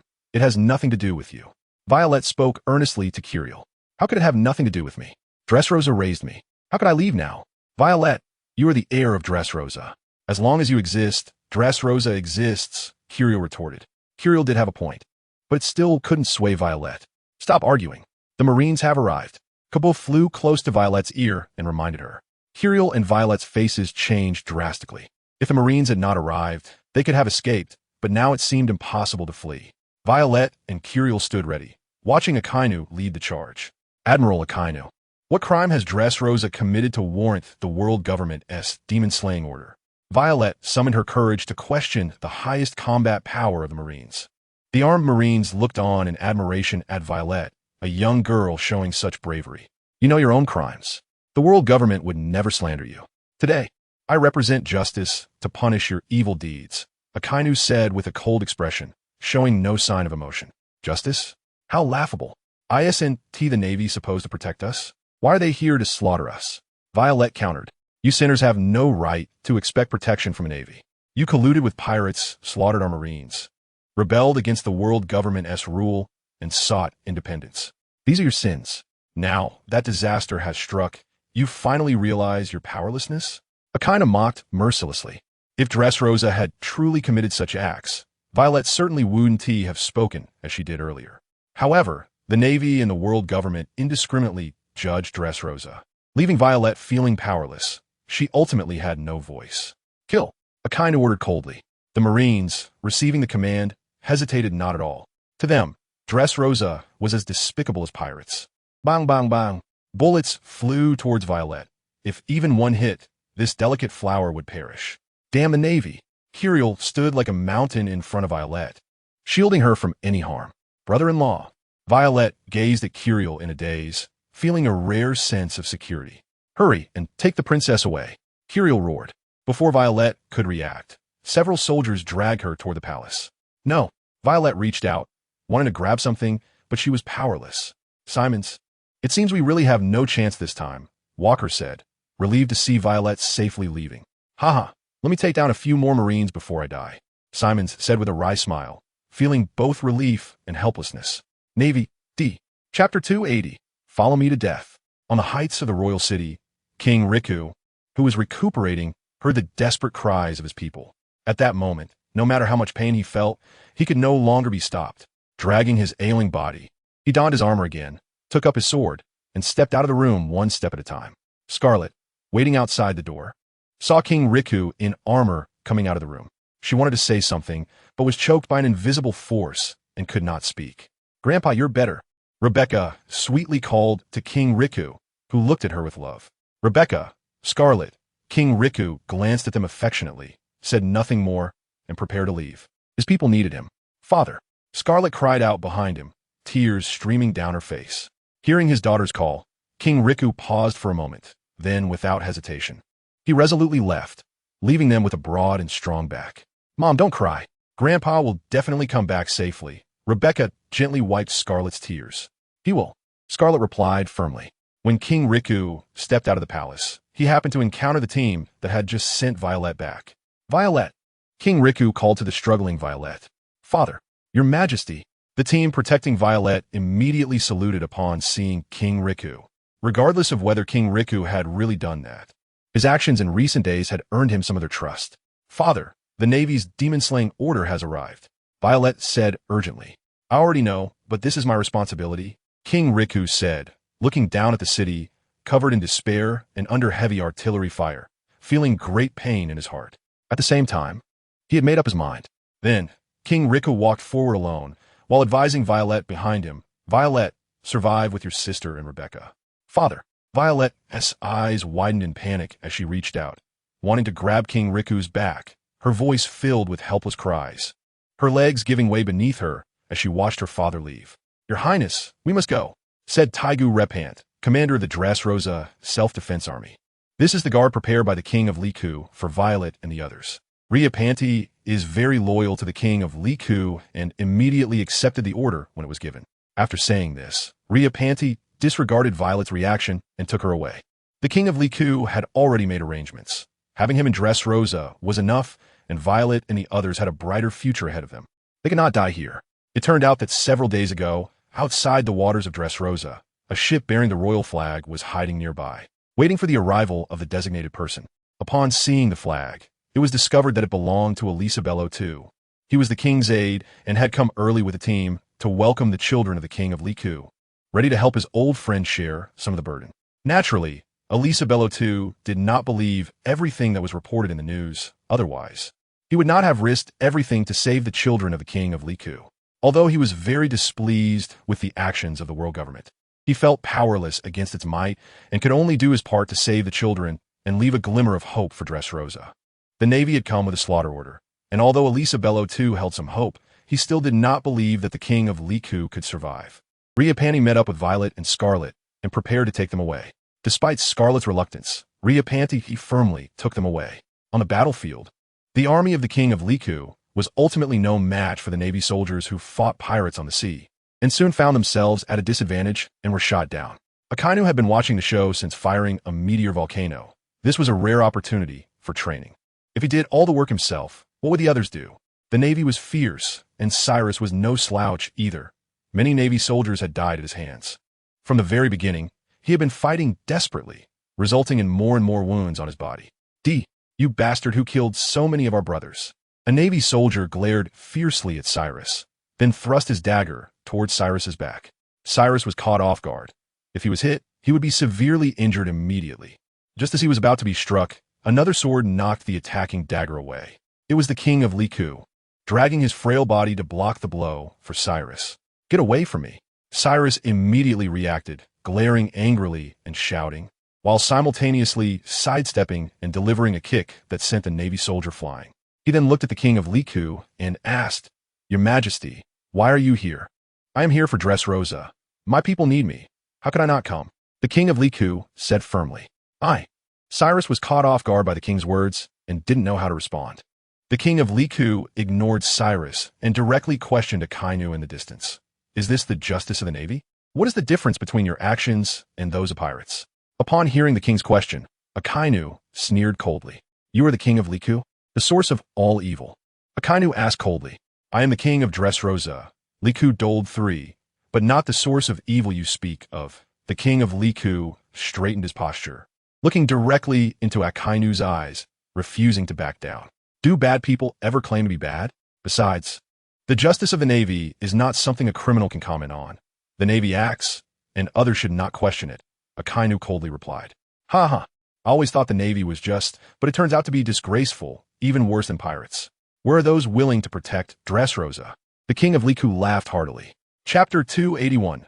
Thunder sounds, weaklings retreat, blood and smoke shrouded the sky, and the entire Dressrosa was filled with the atmosphere of war and despair. The defeat of the King of Liku was inevitable. Compared to the Navy, they seemed so weak. The fleeing residents witnessed everything. They wanted to escape, but where could they go? Despair filled their bodies and minds, and they even thought that if they were to perish along with Dressrosa, it might not be unacceptable, as at least they could be buried with their homeland. Akainu looked coldly at the King of Liku lying on the ground and said, Don't worry, when you die, your sins will be washed away. What is justice? What is evil? I think I understand now, the King of Liku said flatly. At this point, he had already lost hope. Even the truth he had once longed for was no longer something he craved. Kill him. Akainu ordered the soldiers restraining the King of Liku. The soldiers, upon receiving the command, decisively raised their blades, preparing to strike the King of Liku. The King of Liku closed his eyes, ready to accept death. His only last attachment was his 2 daughters, and he felt no guilt towards Dressrosa. At that moment, thunder roared, and a blinding lightning bolt broke through the thick fog, striking the dagger in the hand of the Navy soldier. The soldier preparing to execute the king was paralyzed by the electricity, collapsing to the ground and twitching. The sudden abnormality also caught Akainu's attention, and he immediately thought of the newcomer. "Doflamingo, get out here!" Akainu shouted angrily. The small figure in the shadows was delighted to hear Doflamingo's name, eagerly anticipating his appearance. In the distance, Violet and the others, escorted by Ria Panti onto Elisabello II's ship, also heard Akainu's furious shout. Violet suddenly felt hope had arrived. At this moment, she didn't want to leave. Admiral Akainu, why so angry?" Doflamingo's voice reached the ears of every living person on the battlefield, giving them a glimmer of hope, pulling them out of despair. The king of Liku, who had been waiting for death with closed eyes, opened them to search for Doflamingo's figure. Akainu was furious. The last time Doflamingo had escaped, he felt extremely embarrassed and was determined to regain his face this time. The thick smoke dispersed with the wind, revealing the figures of the Donquixote pirates. Not far away, Doflamingo, draped in a pink coat and dressed casually, stood at the forefront, flanked by Robin and Ibase, while Enel and Diamante brought the elite cadres of the Donquixote pirates, forming a protective circle around their king, Doflamingo. Good-looking men and women, the entrance of the Donquixote pirates seemed very ordinary, but in the eyes of the desperate people, they were the brightest stars, carrying their hopes. "Donquixote pirates, very well, so you are here. Today, none of you will escape," Akainu declared, marking the death sentence of the Donquixote pirates. "Arrogant, Navy Admiral, I'm so scared," Enel scoffed, digging in his ears. In response to Enel's words was only Akainu's fiery breath. Just as Enel was cursing Akainu for his lack of martial ethics and taking advantage of others, Monet's voice appeared in Enel's ear. "Lord Enel, leave it to me, Blizzard." Monet's tall figure directly leaped over Enel, confronting Akainu's attack. Snow fruit? Ice fruit? I don't care about either. Get away." Akainu disdainfully shouted, his fist aimed at Monet. "To disturb our king is not so easy. First defeat me." As snow drifts through the world, Monet said, and immediately unleashed her ultimate move. She knew she was not a match for Akainu. This test was merely to see her own strength, and how far she still had to go before she could help the young master. Snowflakes danced and swirled, filling the air with beauty. The lovely snow made people unconsciously want to reach out and touch it. Just a little trick. "You're no match for Akiji. Get lost." Akainu paid no mind to the swirling snowflakes and charged directly at Monet. In front of Monet, the dancing snowflakes quickly gathered and formed a snowman, which, under Monet's command, rapidly collided with Akainu's fist. Doflamingo and the others watched as Monet and Akainu battled. The snowman that could have held off for a while was destroyed instantly under Akainu's magma. Chapter 282. Akainu's compromise. The clash of 2 supreme masters was something ordinary people could not intervene in. Just the aftermath of such a battle was beyond the capabilities of most. Akainu carefully assessed Doflamingo, feeling quite cautious. In this meeting with Doflamingo, not only had he fully recovered from his injuries, but even his severed arm had been reattached. While this did not significantly affect Doflamingo's strength, as he had eaten a Logia-type fruit, no one wanted to be missing limbs. Akainu initially thought that Doflamingo's severe injuries would take at least 10 days or half a month to heal, which gave him confidence in facing Doflamingo alone. However, based on their recent sparring, Doflamingo did not seem like an injured person at all. Doflamingo had no such thoughts as Akainu. He simply wanted Akainu to leave. This was his territory, and he could not let Akainu run rampant. In other words, Dressrosa was under his protection, so Akainu should crawl away. When the city gates catch fire, the fish in the moat suffer. While Akainu dealt with Doflamingo, the other Marines were naturally targeted by the Donquixote pirates. Although the two were temporarily at a standoff without striking, others could no longer hold back. The first to act was Enel, who felt a bit frustrated after his earlier fight with Whitebeard and now intended to take it out on the Navy. Virgo also stepped forward. Though he did not want to fight his own people, at such a moment, standing at the forefront would undoubtedly win him some goodwill. Thus, Virgo stepped forward without hesitation. Enel was frustrated. Seeing that it was Enel who struck first, he found it hard to decide whether to fight or not, making their encounter somewhat peculiar. Super Whip, Cloud Flow Whip. The two exchanged probing attacks, unable to gain the upper hand. "Pirates, Navy, you're the one who will die." Their movements were flamboyant, and they fought without any hesitation, leaving the spectators feeling refreshed. As their battle intensified, boasting inevitably followed. "Navy not bad. With my little strength." You can consider it a compliment, Enel praised. "Heh, damn pirates, your strength is decent too, but you should save such words for impel down," Virgo retorted coldly. After that, the two resumed their clash. Akainu, who was secretly observing Virgo, was quite satisfied, feeling that Virgo had not tarnished the Navy's reputation. However, with one action came another. As Enel made his move, the other members of the Donquixote pirates could no longer refrain from attacking the Marines.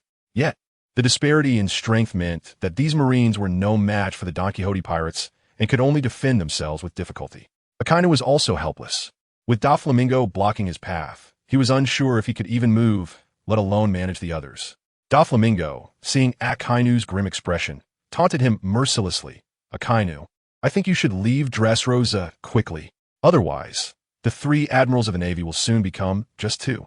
Before Akainu could respond, Doflamingo took advantage of the moment, instantly teleporting in front of Akainu and delivering a swift lightning kick aimed directly at Akainu's face. Akainu coldly watched Doflamingo's leg crackling with lightning. As Doflamingo's leg swept past him, Akainu had already elementalized and dodged, transforming into a mass of scalding magma. After a momentary transformation, Akainu returned to his original state, completely unharmed, as expected of an admiral. While it cannot be said that Akainu's strength was at its peak, his keen eyesight and experience truly shone through as he calmly evaded Doflamingo's kick. Truly an admiral. 100 million volts, Thunder Drag ago. Doflamingo praised verbally, while his hands continued to move. Hellhound. In response to Doflamingo's praise was Akainu's even more ferocious attack. Boom! They were evenly matched, neither side gaining an advantage. Doflamingo was strong, but Akainu was no pushover. At Doflamingo's current strength, it would take at least 3 days and nights to determine a winner. However, if it came to that, Dressrosa would suffer, potentially becoming the second punk hazard, something Doflamingo did not want. Therefore, he continued to hold back, avoiding a direct confrontation with Akainu. Akainu was not stubborn either. Even though he despised pirates, he would consider retreating when faced with an impossible situation. Chapter 283. The King's Fist, ready to strike. The commotion in Dressrosa was significant, and the grand battle between Akainu and Doflamingo made Violet and her companions, who had not intended to leave, even less inclined to depart. However, when Violet expressed her desire to disembark to King Riku, she was met with refusal. Given the huge disturbances on the island, even with guards sent by King Riku felt they would gain nothing by returning and might instead put themselves in danger. For the sake of his old friend, King Riku could not let Violet and the others leave, especially since he did not have faith in the so-called savior from King Riku's side. After all, that was Admiral Akainu, known for his iron-fisted ruthlessness. "Uncle Riku, can't you really let us leave?" Violet pleaded, clinging to King Riku's arm. Looking at Violet's pitiful gaze, King Riku too steeled himself and directly refused. "Niece, it's not that I don't want to let you go, but you must understand the situation in Dressrosa. It's not easy to come out, and going back would be seeking death. Uncle Riku, but Doflamingo has come. He will definitely save our country," Violet insisted, holding onto King Riku's arm firmly. "Doflamingo?" King Riku furrowed his brow, feeling an ominous premonition. Doflamingo's name was now well known across the seas, especially in the New World, where pirates ran rampant. Such a notorious pirate was taken seriously. Yes, it's Doflamingo, the hottest pirate on the seas lately, with a bounty of 24 billion berries. Violet thought King Riku, might not know Doflamingo, so she patiently introduced him. 24 billion belly, Elizabello gasped. He was also the first to hear about the latest bounty on Doflamingo. Although he had some prior knowledge, he hadn't really paid much attention to the details. The Navy's decision to place a bounty on Doflamingo was based on comprehensive considerations. While Doflamingo had clashed with the 3 kings of the New World, the Navy was unaware of the specific circumstances and could not clearly ascertain Doflamingo's strength. However, escaping from Whitebeard's grasp had already proven Doflamingo's capabilities. What was even more surprising was that afterward, Whitebeard did not seek to settle accounts with Doflamingo. Although this was partly due to the battle with Big Mom and Kaido, Doflamingo's own abilities were not to be underestimated. Later, Doflamingo, despite his serious injuries, fought against 2 admirals, although he managed to escape by luck. It must be said that, given Doflamingo's current abilities, he had a high chance of winning against any admiral. Perhaps Kizaru could match Doflamingo equally due to his speed, while the other 2 admirals would likely struggle, with Doflamingo having an 80 chance of winning against each of them. Fleet Admiral Sengoku was quite troubled by Doflamingo. He knew the Thunder fruit was troublesome, and he hadn't expected it to be this difficult. However, he did not believe Doflamingo's strength was on par with Kaido or Big Mom. Whether during this recent encirclement by the two admirals or the previous one, Sengoku believed Doflamingo relied on the fruit's peculiarities and his actual strength was lacking. Sengoku had overestimated Doflamingo. It should be noted that Doflamingo's bounty was now the highest outside of Big Mom, Kaido, and Whitebeard. As for the well-known vice admirals, like Jin, Marco, and Katakuri, their bounties were somewhat lower, but not far from Doflamingo's. Although a bounty cannot fully represent a person's strength, it still carries significant meaning. Elizabello, too, was somewhat surprised that Doflamingo would come to help, but being distrustful of pirates, he was more worried. Most pirates are only motivated by profit. Elizabello, too, was anxious, but seeing Violet so happy and excited, he found it hard to voice his concerns. After hesitating for a moment, he ultimately felt it was his responsibility as a friend of Riku King to express his worries to Violet. Violet, how did you manage to invite Doflamingo? He is a notorious pirate. He has fought against the Whitebeard pirates before. How could someone like him come to help you for no reason? Violet sensed the worry in Elizabello II's words, but she was all in on Doflamingo as their last hope. Uncle Elizabello, I know pirates are untrustworthy, but Doflamingo is a friend of the little people. There is no turning back for Dressrosa now. Doflamingo is our only savior. Violet blinked her eyes, waiting for Elizabello II's response. Hearing Violet's reply, Elizabello II fell silent for a moment, feeling somewhat disheartened. Although he was a friend of Riku King, he felt his own abilities could not help him. I understand, but right now Dressrosa is engulfed in war, and it's too dangerous for you to go there now. It will be better to wait until the fighting subsides, Elizabello II suggested. Chapter 284, A Desperate Cry. Fighting for love. This was a peaceful world, devoid of the sounds of war or despair, only filled with his own happy memories. Cyrus reminisced about his life, enjoying the happy moments in his memory. When Cyrus reached out to touch those memory bubbles, they shattered like illusory flowers and moons. Cyrus deprived, trying to stop the collapse of the world, but unfortunately, the illusion was ultimately just that, an illusion, and reality had to be faced. Rebecca, Scarlet. Cyrus opened his tightly shut eyes, reaching out to grasp the mother and daughter, but they were as ephemeral as dreams. The clamor, the decaying atmosphere, the intense pain in his body quickly brought Cyrus back to reality. When he saw that Riku King was still alive, he felt a sense of relief. Cyrus propped himself up, wanting to rise and continue his fight. By the time he grasped his sword again, only one enemy remained. Soon, under Cyrus's witness, Doflamingo repelled Hakunu, who took the opportunity to leave and no longer troubled Dressrosa. Wonderful. Cyrus felt invigorated and hurried to Riku King's side to help him up. Your Majesty, are you all right? Cyrus asked with concern. I'm not dead. The Navy has finally left, Riku King said, feeling somewhat relieved, but still filled with worry, as Doflamingo and the pirates had not left yet. The victory belonged to Doflamingo, not Riku King. The survivors were all cheering, thanking Doflamingo and the Donquixote pirates, in which Riku King had little part. Although Riku King's performance at the end was not bad, those who had long since lost hope in him had already placed their hopes on Doflamingo. This was also what Doflamingo hoped for, just waiting for a good fuse to let Riku King say goodbye to the throne. The little people were quick, seeing Akainu retreat. They immediately came to congratulate. Doflamingo, thank you for driving away the Navy and saving Dressrosa. You are our great hero. Leo and the others jumped onto Doflamingo's shoulders, thanking him in unison. It's just a small effort. We are friends. No need to be so polite, Doflamingo said courteously, watching the little people's excited expressions. The crowd of survivors, seeing the danger had passed, also spontaneously gathered around, as they wanted to express their gratitude to their savior. However, faster than these people were Riku King and the others. With Cyrus's help, Riku King, dragging his injured body, came before Doflamingo to express his gratitude. Captain Doflamingo, thank you for saving Dressrosa. Riku King bowed deeply, giving Doflamingo a big gesture of thanks. Riku King's gratitude was sincere, and Doflamingo could feel it. But just because you are sincere doesn't mean I won't deal with you. For Doflamingo, anyone who stands in his way must be cleared. Cyrus also bowed to Doflamingo. The crowd that had gathered stopped in their tracks upon seeing this scene. They didn't want to be associated with Riku King, as it would make them feel disgusted. Before Doflamingo could speak, the little people on his shoulder began to mock. Riku King, stop pretending here. Doflamingo doesn't need your thanks. Riku King stood up, looking at the little people's flushed faces, angrily speaking, feeling ashamed, and saying no more. What? You acted deaf when you sold us out, and now you come with this? Kabuto angrily questioned. With a thud, Riku King knelt before Doflamingo, lowering his head in atonement. I'm sorry, it's all my fault. I let you punish me. Riku King said in a low voice. Your Majesty. Cyrus tried to help Riku King up, but was rejected.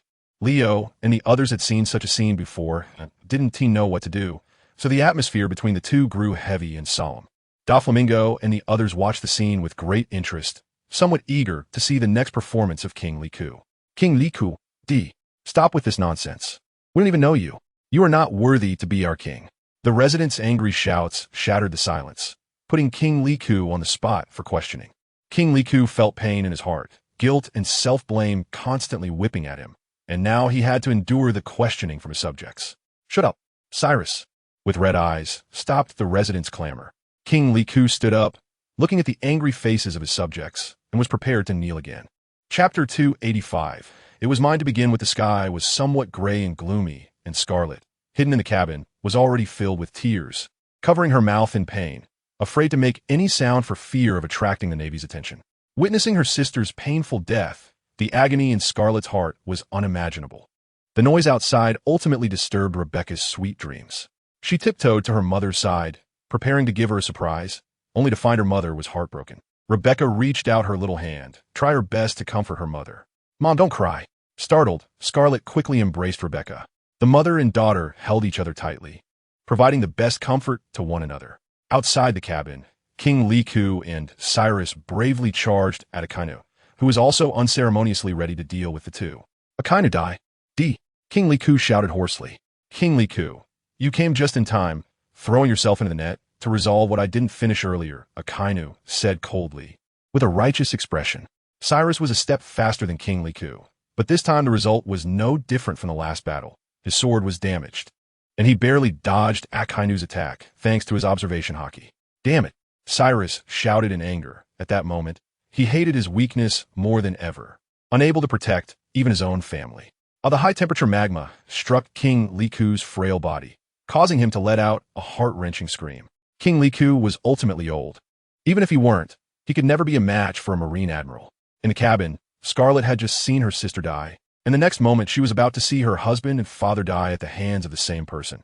Yet she was powerless, with no way to help. The only thought in her mind was to survive. Even if she couldn't, Rebecca must live.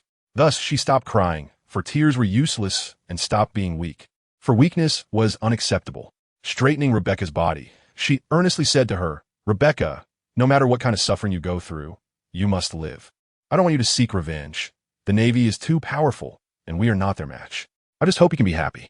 Rebecca nodded, somewhat understanding, and looking at her mother's serious expression, she also memorized it very earnestly, but it was indeed a lot to ask of a 4 or 5-year-old girl. If someone comes later, you stay in this box, and don't move, no matter what happens, Scarlet said, bringing Rebecca to the side of a box, instructing her. I understand. Mom, Rebecca replied seriously. That's good. I'm going to close the lid on you now. Remember, don't be afraid. Mom will always be by your side. Scarlet held back her tears as she instructed. Mom, you have to come back quickly to take me away. Rebecca's tender voice struck Scarlet's heart, which made her resolutely close the box, while also making a few holes for Rebecca to breathe, or else it would be a joke if she suffocated. Of course, the box was not locked tightly. Scarlet considered everything thoroughly, hiding Rebecca to help her evade this crisis. As for herself, Akainu would definitely not let her go. She stepped out only to cover for Rebecca. With tear stains on her face, Scarlet boldly walked out of the cabin, attracting the attention of the outside Navy. On the other side, King Liku was hit by Akainu and was already close to collapse. Now he had not died, relying solely on a breath of life. Cyrus was also severely injured, thrown aside. Chapter 286. Clever plan. Akainu. Soul lost Cyrus the blue sea and sky. The ship carrying Akainu had already left Dressrosa. For Akainu, this outing was a disgrace, and he would definitely seek revenge in the next confrontation. A day later, Rebecca, hiding in a box, could no longer bear the hunger and was finally discovered by the Marines. However, the Navy did not recognize Rebecca, seeing such a cute and naive little girl. They had no ill intentions. Thus, the Marines took Rebecca to meet Admiral Akainu. Although Rebecca was small, She had seen her grandfather and father defeated by him. Filled with hatred, yet she was ultimately a child. Now, being so close to Akainu, she was instantly frightened by his serious and fierce demeanor, which allowed her to escape a calamity. Otherwise, she would undoubtedly be dead. Get her out of here, find out what's going on, and report back, Akainu said, his head throbbing from Rebecca's cries. He hadn't even spoken yet, and he was already scared like this. Was Akainu really that frightening? Akainu fell into deep suspicion. The Marines dared not delay, so they quickly left. After a while of comforting, they finally calmed Rebecca down. Uncle, I'm hungry, Rebecca said cutely. Hungry? There's plenty of food. Under the care of the Marines, Rebecca was doing quite well. Eventually, after failing to get any information from Rebecca, the Marines brought her to identify her family. Elizabello II was not dead. After all, he was the king of a world government member state, and he still had some protection. When he saw Rebecca, Elizabello II's mood improved significantly. After all, his old friend had passed away, and this was his only heir, whom he had to protect. Quick, give me back my daughter. Elizabello II shouted at the Marines. Oh, how come we didn't know you had a daughter? The Marines joked. Get lost.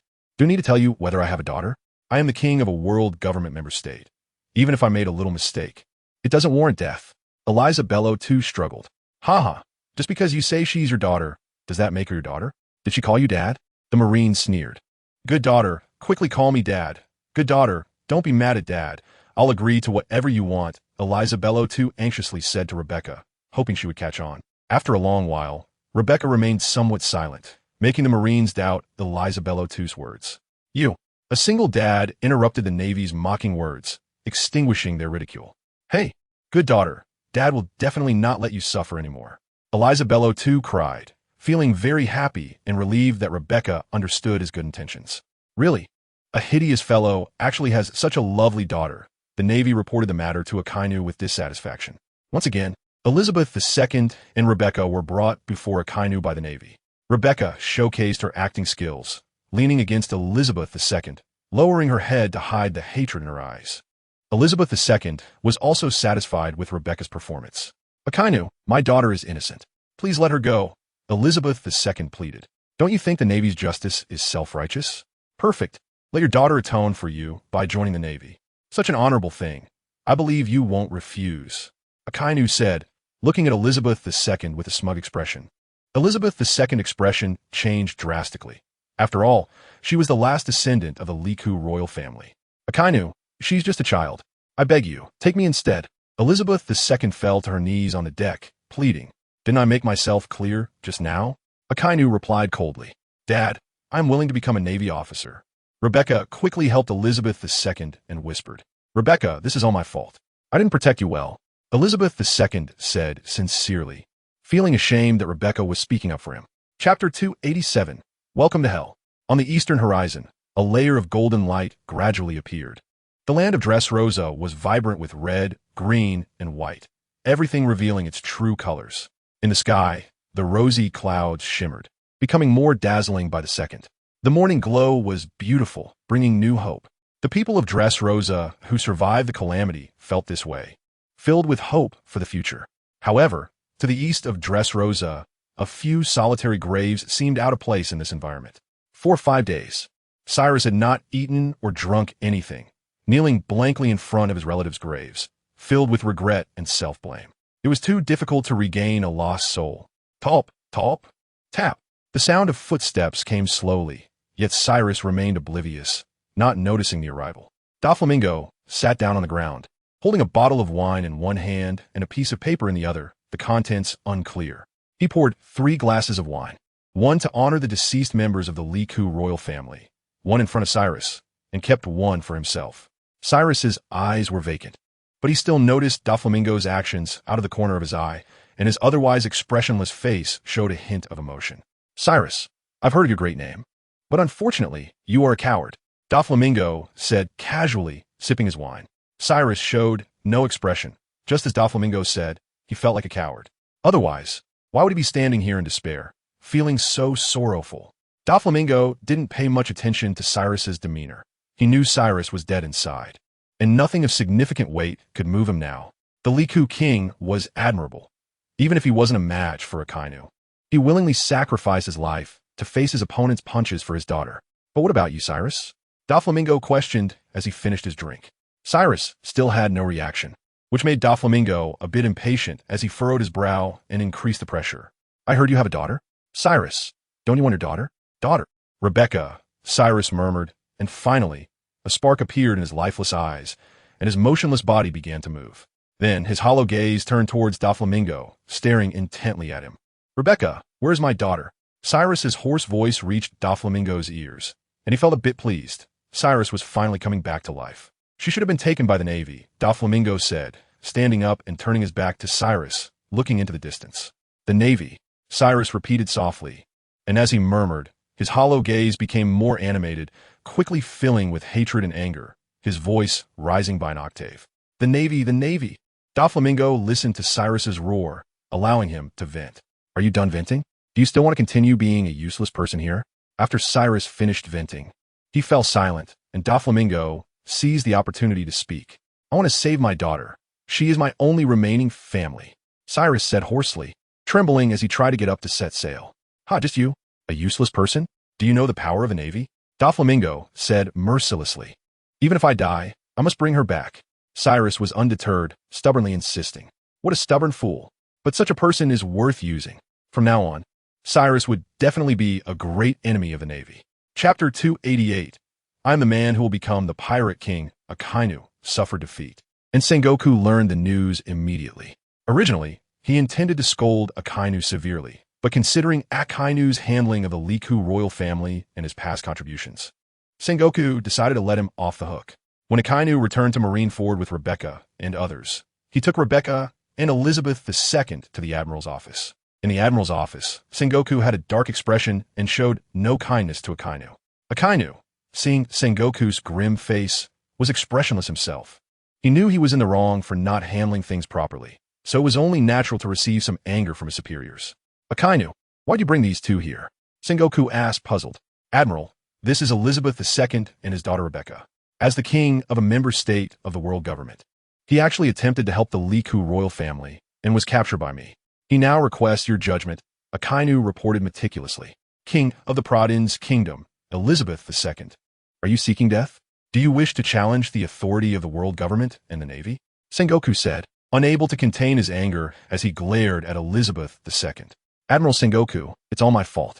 I will accept the Navy's judgment, as long as it spares my daughter. Elizabeth II suddenly knelt down and begged Sengoku. Sengoku had no intention of harming the daughter, but Elizabeth's dramatic display caught him off guard. Seeing Sengoku's reluctance to harm Elizabeth II, Akainu, fearing he might agree to Elizabeth's plea, directly stated his thoughts. Admiral, since Elizabeth II is a member of the world government, he has offended the authority of the world government and the Navy and should be punished. However, if we deal with him, the Pradin's kingdom might fall into turmoil, which would be unfavorable for us. For safety's sake, I strongly propose that his daughter join the Navy and contribute to our efforts, Akainu said with righteous indignation. After listening to the conversation, Sengoku's eyes lit up. He realized that he was thinking more than Akainu, as there were too many unruly kingdoms on the sea. If they could catch a few of them off guard, the Navy would have fewer headaches. However, accomplishing this was not easy. It would be foolish for an heir of a kingdom to become a Navy officer, and to succeed, they would need a child like Rebecca, around 4 or 5 years old. Admiral Akainu, everything is directed at me. My daughter is still young.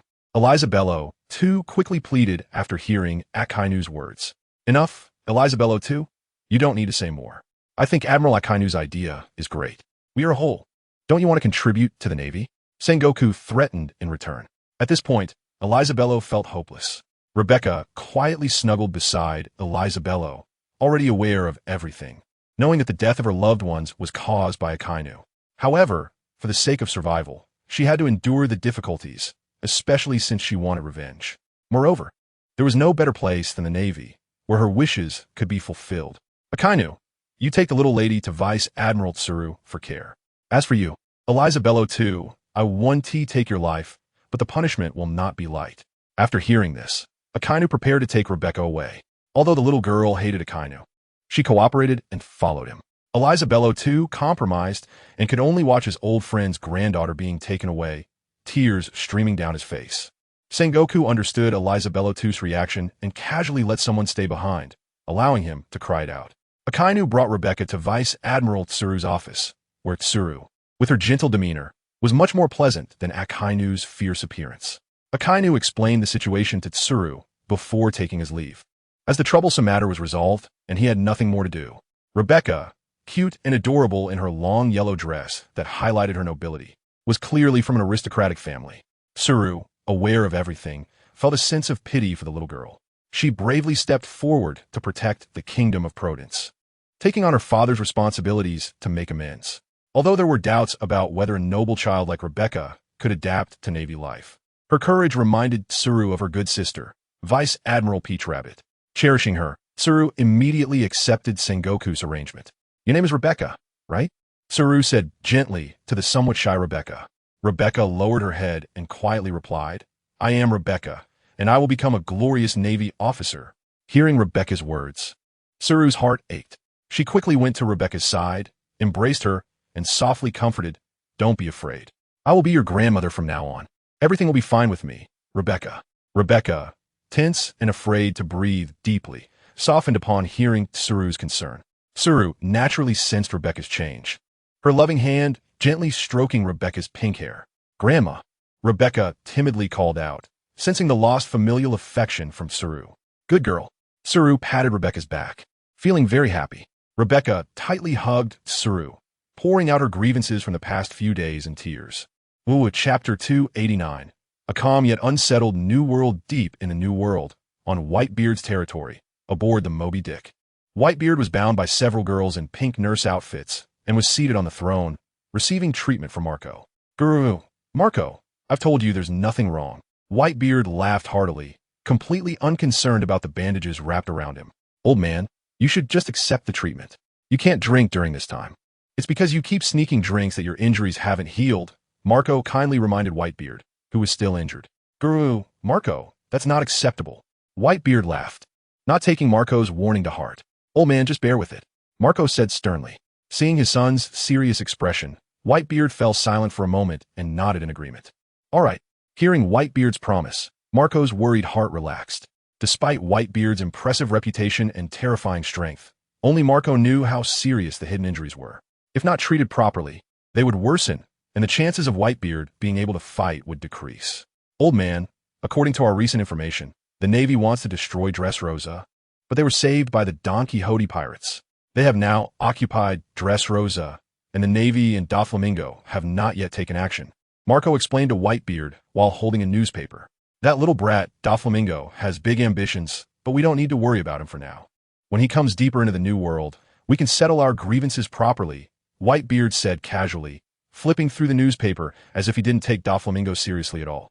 "Ha! The Navy really is a bunch of useless fools." Blackbeard, eating a cherry pie, listened to Whitebeard and Marco's conversation and mockingly ridiculed the Navy. "Teach, after all these years, you still don't know what the Navy is like. They're just bullies." Sachi laughed. The others on the ship agreed with a chuckle. Whitebeard had his own pride, and his sons had unwavering confidence in him. Although Doflamingo was strong, Whitebeard, at his peak, was not afraid of him. In fact, Whitebeard felt he was not afraid of anyone. He was confident he could protect his sons. He had not yet considered successor, but as more monsters appeared on the sea and his peak began to fade, his thoughts would eventually turn to finding a successor. And that would be the time for his successor, Ace, to make his appearance. After Whitebeard's minor clash with Big Mom and Kaido, he had sustained significant injuries, but the other two had also suffered damage. The three were familiar with each other. Although they had clashed, it was not to the death. A captain with extraordinary strength is the backbone of a pirate crew. Although Big Mom and Kaido were injured, they were not in serious trouble. Kaido was honestly committing suicide worldwide, while Big Mom was preparing to hold a tea party. The turmoil on the sea had nothing to do with them and could not affect them. Without the Navy's interference and no reckless pirates, Dressrosa enjoyed a rare period of calm.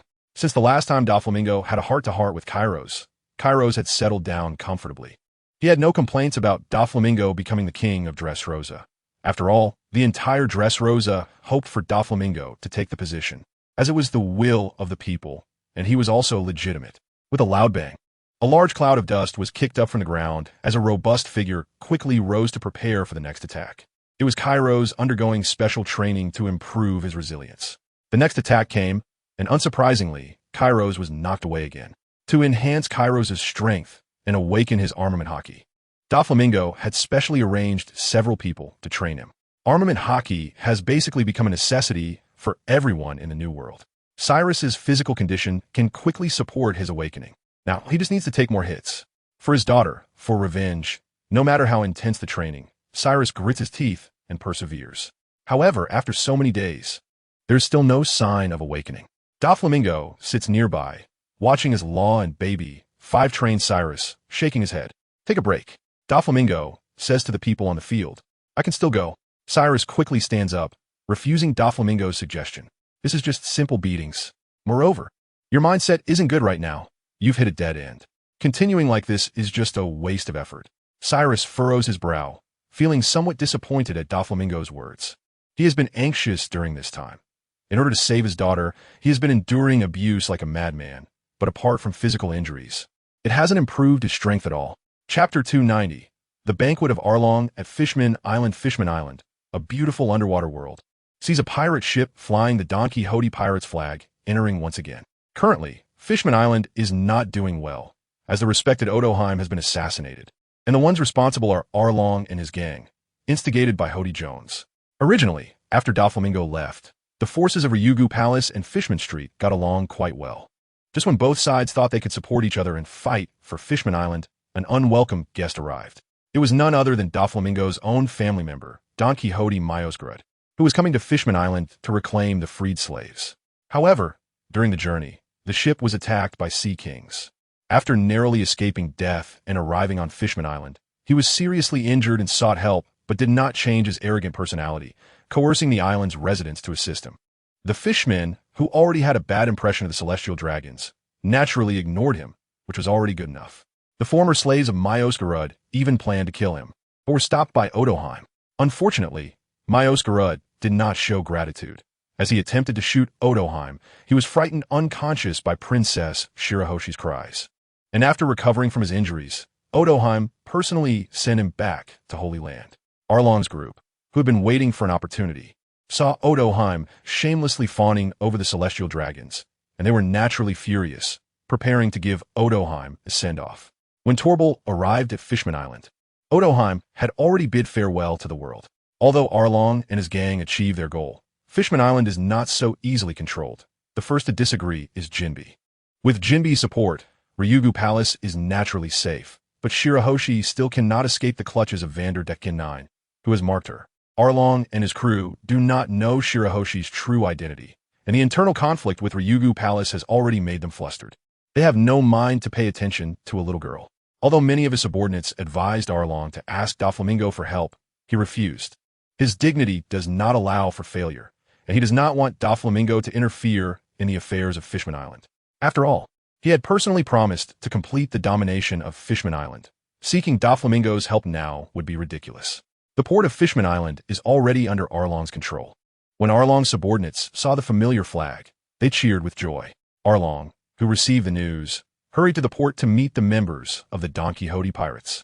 Arlong looked at the few people disembarking from the pirate ship, frowning, especially at the lead, snotty-nosed guy, feeling quite displeased. Are you from the Donquixote Pirates? Arlong asked patiently. Are you Arlong? I've heard Doflamingo mention you, Torbil replied. So you really are from the Donquixote Pirates? Arlong, who initially didn't believe it, now accepted it. Of course. We are genuine members of the Donquixote Pirates. I don't think anyone would dare impersonate us. Ji Lao posed proudly. Who doesn't know the name of the Donquixote Pirates? I suppose Arlong is flattering us, he said. Ha! The few got along quite pleasantly, although Torbil's snot was indeed disgusting. Since you're from the Donquixote Pirates, then welcome. Let's have a banquet. Let us have a banquet. Welcome the cadres of the Donquixote Pirates. Torbil and the others did not decline and returned to Fishman Street under Arlong's escort, preparing to celebrate. While Torbil and the others were celebrating, a pirate ship from the New World was gradually approaching from the deep sea. Glasses clinked and cups exchanged. Torbil and Arlong got along quite happily. Although Arlong did not plan to seek help from the Donquixote Pirates, his subordinates had ideas and were preparing to seek Torbil's assistance. Lord Torbil, I toast you. Hody Jones raised his glass and toasted to Torbil. I won't refuse. Torbil accepted gladly. Recently, the Donquixote Pirates have been in the spotlight. Captain Doflamingo's strength is extraordinary, truly terrifying. Of course, the young master is the strongest. Chapter 291. Kaku takes action at the banquet in Fishman Street. The members of the Donquixote Pirates had a great time. With the current backing of the Donquixote Pirates, no one would dare to act recklessly. They were basically all there to curry favor. Torbol enjoyed the feeling of being flattered, feeling as if he was floating in the clouds, euphoric. But when faced with tricky situations, he would be plunged into the depths, completely losing that sense of enjoyment. Torbol was very clear about his own standing. Otherwise, he wouldn't have invested in Doflamingo at such a young age. His current high status is entirely due to Doflamingo, although he could not fulfill Hody Jones's request.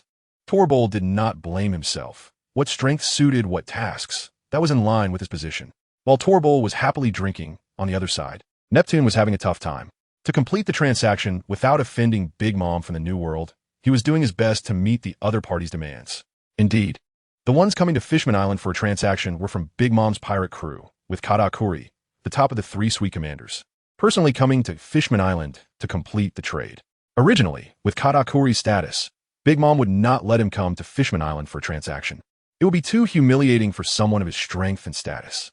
However, since Big Mom's tea party was about to be held, and the desserts from Fishman Island were her favorite, plus she planned to invite Doflamingo, who has been making waves recently on the sea, she had no choice but to send out the heavyweight Katakuri.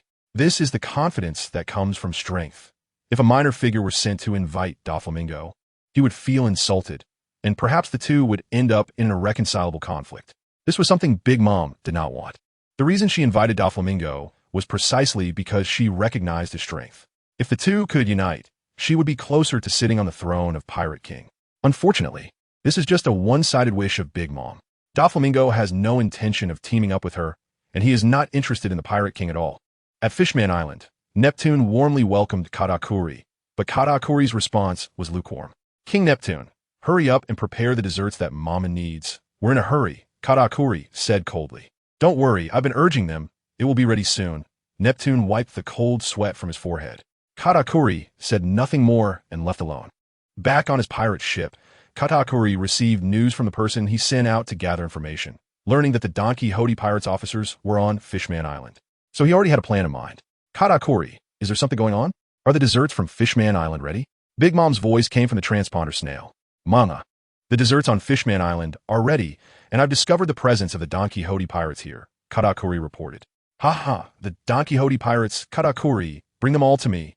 Big Mom laughed heartily and immediately gave the order. Mama, that's exactly what I was thinking. Ha ha, great. Katakuri, hurry back. I want to eat the desserts from Fishman Island soon. If only Fishman Island were mine, Big Mom said, her mood turning sour as she spoke, showing hints of anger, which made those around her too afraid to breathe. Mama, I will return as soon as possible. After saying that, Katakuri quickly hung up the phone, filled with an unstoppable momentum as he prepared to head to Fishman Street. A day and night of feasting, forgetting worries, and relaxing oneself. When Katakuri arrived at Fishman Street, he saw nothing but a group of people lying around, posing no threat at all. Buzz, a terrifying conqueror's haki emanated from Katakuri, directly waking the sleeping people, while the weak ones fell into a stupor, unable to wake up. The first to awaken, Toripol, looked at the newcomer seriously, his heart racing. This friend, what brings you here? I am Toripol, an officer of the Donquixote Pirates, Toripol said politely. Come with me, I won't harm you. Katakuri replied coldly. You want us to go with you? That's impossible, G said. Chapter 292. Invitation to the tea party Fishman Street, which was bustling yesterday, felt somewhat desolate today, not only because Katakuri had crushed their pride with a single blow, but also because the guests they invited were taken away by someone else, which made Arlong and the others feel very embarrassed. Therefore, Arlong, disregarding his pride, called Doflamingo to inform him of the news, but for the sake of caution, he first told his good sister, Shirahoshi. When Shirahoshi relayed the news to Doflamingo, he appeared very calm on the surface, but inside he was furious, not expecting that although he had not provoked Big Mom, she had already set her sights on him. Good, let's see what kind of trick Big Mom is playing. Doflamingo, are you all right? Shirahoshi asked nervously, feeling somewhat guilty about what her brother was doing. Doflamingo pinched Shirahoshi's cheek and smiled. It's fine, you don't need to feel guilty. This isn't Arlong and the others' fault. It's all aimed at me, so don't worry. Shirahoshi did not refuse Doflamingo's teasing and felt relieved seeing that Doflamingo was not blaming her brother. What should we do? Shirahoshi asked nervously, as this incident was also caused by Arlong and the others, and she was quite concerned. You don't need to worry about it. I believe someone will contact me soon. Doflamingo replied, releasing his grip on Shirahoshi's face and gesturing for her not to concern herself. Oh, Shirahoshi sighed, knowing that she couldn't help much. Sure enough, as Doflamingo had predicted, it wasn't long before the phone rang. Doflamingo, it's me, Torpal's weak voice came through. Hee, Toripol, let Katakuri speak to me. Doflamingo smiled, not questioning Toripol. Even if he needed to hold someone accountable, he would save them all first. Doflamingo, you already know, Toripol said, his face turning pale and feeling somewhat ashamed. Doflamingo did not reply. He was waiting for Katakuri's response. This is Katakuri. Doflamingo, Mama invites you to attend her tea party. Katakuri's voice broke the silence. Hee, is this how you invite someone? You dare to kidnap my people. Katakuri, you have some guts. Doflamingo reproached aggressively as soon as he opened his mouth. I apologize, what I did was indeed disgraceful, but to get you to attend Mama's tea party, I had no choice, Katakuri said unabashedly. Just as expected from the top of Big Mom's 3 sweet commanders, I recognize your boldness. Doflamingo's anger softened a bit upon hearing Katakuri's straightforward words. Then I will await your arrival at Cake Island, Katakuri said plainly, showing no change in attitude despite Doflamingo's compliment. You better be prepared. This debt, I will collect it personally. After all, they are my dear family. Family? Hearing the word family, Katakuri felt somewhat moved. As his reverse scale was also family, he understood Doflamingo's feelings, but he had no regrets. He had already done it. The few people bound by the Machi fruit's ability felt deeply touched by Doflamingo's words over the phone, but they also felt somewhat ashamed, thinking they had embarrassed Doflamingo. The brief exchange between the two ended just like that. After all, it was only a phone conversation. If it were face-to-face, Doflamingo guaranteed he would let the other party experience why flowers are red.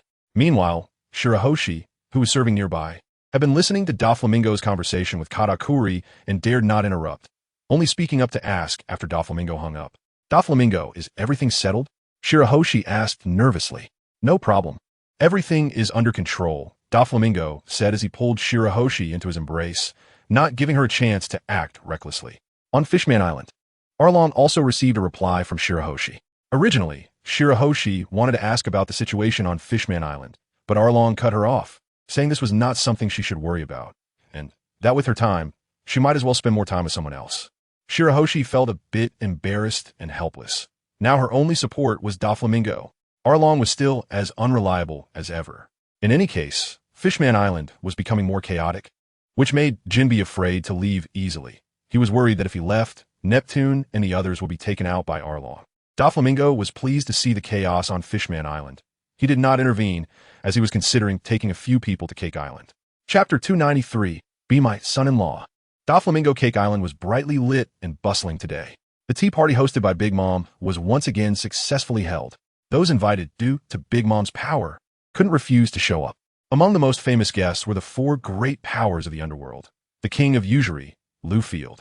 The King of Shipping, Amit. The President of the Economic Newspaper, Morgans. And the World Government CPE-0 undercover agent, the Queen of Happy Street, Stussy.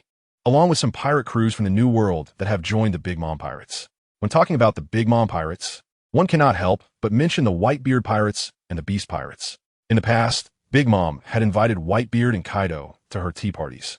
But neither of them ever showed her any respect, and Big Mom, being sensible, no longer invited them to join the fun. As long as she enjoyed herself, that was enough. After all, this tea party was primarily a feast to satisfy her own appetite. However, today there was a special guest arriving, and to prevent any trouble, Katakuri was well prepared. The sweet commanders had also arrived early, waiting for the esteemed guest. Big Mom was indifferent, enjoying her food and drinks, feeling very happy. Although Doflamingo was strong, she believed she was stronger. On Cake Island, guests came and went, and under the care of various homies, they were quite comfortable, provided Big Mom didn't go on a rampage. A flamboyant ship, the Flamingo, finally sailed into the area of Cake Island. Katakuri, who had been paying attention to the sea, noticed Doflamingo's arrival. Katakuri's slight movement did not escape the notice of Bruley beside him. Brother, what is wrong? Bruley asked. It's nothing. The guest of honor has arrived. Go tell Mom, Katakuri instructed Bruley. Oh, got it. I'll go tell Mom right away, Bruley said, and Katakuri didn't pay much attention to her leaving. He prepared to personally welcome Doflamingo.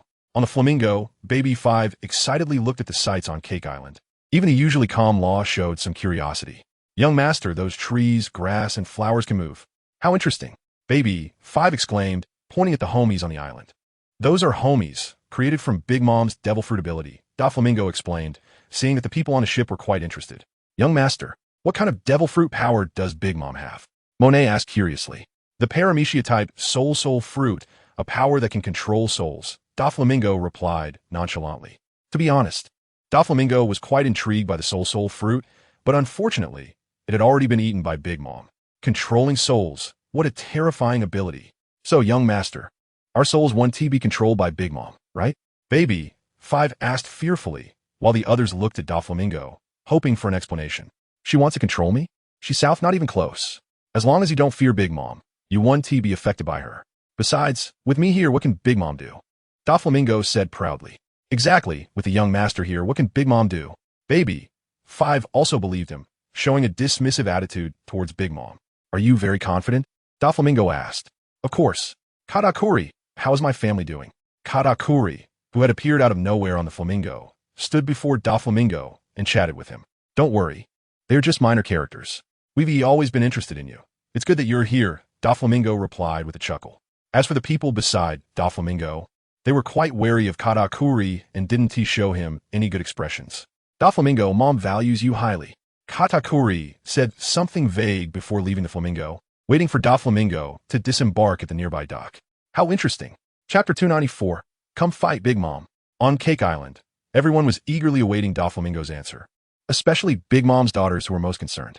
Monet, beside Doflamingo, shot a disdainful glance at Big Mom's daughters. In her view, they were all superficial and unworthy of Doflamingo's attention, but there were some beautiful ones among them, which made her somewhat worried. Monet clenched her hands tightly, her face pale, lips pressed firmly together, looking very grim as she stared at Doflamingo, hoping he wouldn't agree. Diamante and Law were thinking more deeply, pondering the implications of Big Mom's actions, waiting for Doflamingo's instructions. Baby 5's behavior was simpler. She was at the dining table eating desserts. The 4 kings of the underworld were also watching Doflamingo with great interest, hoping to glean something from his expression. Big Mom, do you want to marry one of your daughters to me? Doflamingo finally spoke, but he neither agreed nor refused. He just reiterated Big Mom's question. Of course, Doflamingo. You can marry whichever of my daughters you fancy.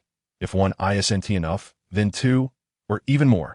Big Mom thought Doflamingo showed some interest and was eager to promote her daughters, believing that if she could gain a powerful ally in return, it would be a great deal for her. In contrast to Big Mom's excitement, Katakuri frowned deeply. He didn't think highly of Doflamingo accepting Mom's proposal, and he also didn't want his sisters to marry the same man.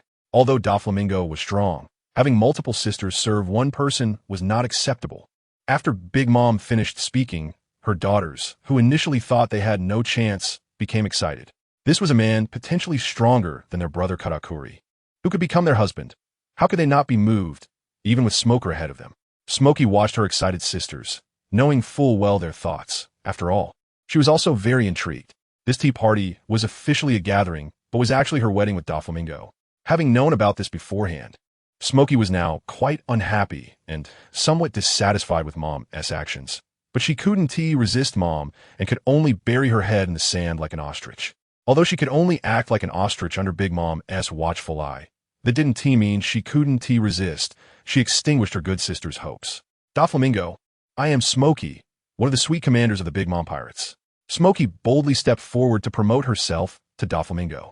Seeing Smokey's performance, the other sisters hesitated, looking at Smokey with fear, but some brave ones still stepped up to present themselves to Doflamingo. For example, the strikingly beautiful Charlotte Galette. But let us not mention the others. Doflamingo looked with great interest at the long-legged beauty before him. Although she was not weak, he had no interest. Even if Big Mom offered all her beautiful daughters to him, he would not agree. What a joke. The great Tinyasha, the overlord of the North Sea, and the future ruler of the world, would marry you? What do you think? Doflamingo, marrying Smoker will definitely not tarnish you, of course. Charlotte can also watch Doflamingo with a smile, waiting for his decision. Katakuri and the others also watched Doflamingo warily. The 2 daughters pointed out by Big Mom also had their beautiful eyes fixed on Doflamingo, finding him a perfect match. Monet was a bit nervous, wanting to speak several times, but didn't dare to, so she could only stare at Doflamingo's back. If I agree, will today's tea party turn into my wedding? Doflamingo said with a smile, not minding the somewhat strange atmosphere at the scene. This is originally a wedding prepared for you, Doflamingo. Have you made your decision? Which of my daughters will you marry, or will you marry both? Big Mom happily asked. When did I say I wanted to marry? Doflamingo tilted his head, teasing Big Mom, completely unaware of the darkening expressions of those present due to his words. Monet was extremely happy. She felt that Doflamingo still valued her. Diamante and Rosinante tensed up after Doflamingo finished speaking, as they could already sense the murderous intent in the air. Mama, Doflamingo, are you messing with me? Big Mom's expression darkened as she questioned Doflamingo. Chapter 295, Divine Avoidance You Don't Avoid? Big Mom's terrifying figure loomed over Doflamingo like a mountain, creating a huge contrast between Doflamingo's small figure and Big Mom in the eyes of everyone. They say her fists are like sandbags, but Big Mom's fists are like small mountains hammering down on Doflamingo's body. Doflamingo wanted to test just how powerful Big Mom's monstrous strength was. He had heard that she killed a bear with a single punch at the age of 5 and broke several ribs of a giant soldier just by swatting away mosquitoes. Everyone thought Doflamingo would dodge Big Mom's attack, but he fearlessly took action and met it head-on. Doflamingo also used all his strength in a single blow, without using any hockey or other powers, just pure physical strength. He wanted to see the gap between himself and a natural monster like Big Mom. In the astonished gaze of everyone, their fists collided. Bang, the immense force distorted the space, and the air let out a loud boom. How is this possible? Mom is incredibly strong, exclaimed the eldest son, Charlotte Perispero, with a bewildered tone. Like Perispero, others were also surprised. They did not expect Doflamingo to not be immediately knocked away by Big Mom. The onlookers were curious why Doflamingo hadn't been sent flying. But the person involved was feeling quite uncomfortable. Big Mom's monstrous strength was not easy to withstand. A tremendous force struck Doflamingo, contorting his face, and his fist was being pushed back step by step, soon facing defeat. Truly a gift from heaven, Doflamingo secretly admired Big Mom's strength. Unlike Doflamingo, who admired Big Mom's talent, Big Mom felt somewhat embarrassed that she couldn't take Doflamingo down in one hit, so she increased her power. Bang with the added force. Doflamingo was still punched away by Big Mom. Big Mom's side rejoiced, eager to see Doflamingo's embarrassing state. But what they saw from a distance was Doflamingo hovering at a spot where the ground cracked in all directions, standing calmly at the center of the fissures, showing no signs of distress. It's not to mention Doflamingo's calm demeanor. Just looking at the extent of the ground's cracking, they knew just how immense Big Mom's power was. So strong, Katakuri thought while looking at the distant, quietly impressive Doflamingo. He could only think of those two words. Though he hadn't seen more of Doflamingo's abilities, this calmness alone was impressive. Napoleon, Zeus, Prometheus are here, Mama X3. Big Mom saw Doflamingo's calm demeanor as a slap to her face, and naturally, she couldn't tolerate it. Thus, her 3 strongest homies began to transform, shedding their cute appearances for a more arrogant look. Big Mom sat atop the raging storm clouds of Zeus, her head wrapped in fierce flames, wielding the massive and fierce sword Napoleon. This was her most powerful form. Linlin is really angry, Stussy, hiding not far away, said to her companions while watching Big Mom's performance. This is great news. Morgans, however, didn't care about Big Mom's anger. All he saw was the news, and he didn't think Doflamingo would simply be defeated. After all, he was a fierce person, and the outcome of their clash was still uncertain. The other 2 giants sighed. They did not share Morgan's excitement and lacked Stussy's confidence backed by the world government. They appeared cautious, as if walking on thin ice. Chapter 296, The Intense Battle.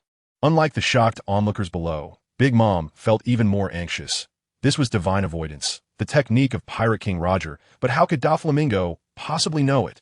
Feeling her body numb, although she hadn't sustained any injuries, Big Mom was still shocked. Even her hand holding Napoleon trembled slightly.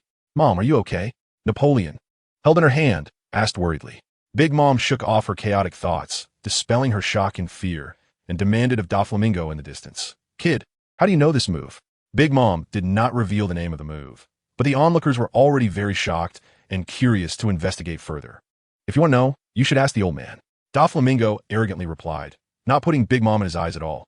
Mama, kid, do you think we, the great pirates entrenched deep in a new world, can be so easily defeated? You're too arrogant. Even if Whitebeard came, he couldn't guarantee a victory over me. Big Mom boasted, trying to bolster herself. However, Doflamingo didn't believe her words at all. What do you mean Whitebeard can't guarantee a win? It's not like you two have a bit of a relationship. Whitebeard wouldn't go all out against you. And your little brother, Kaido, definitely wouldn't let anything happen to you.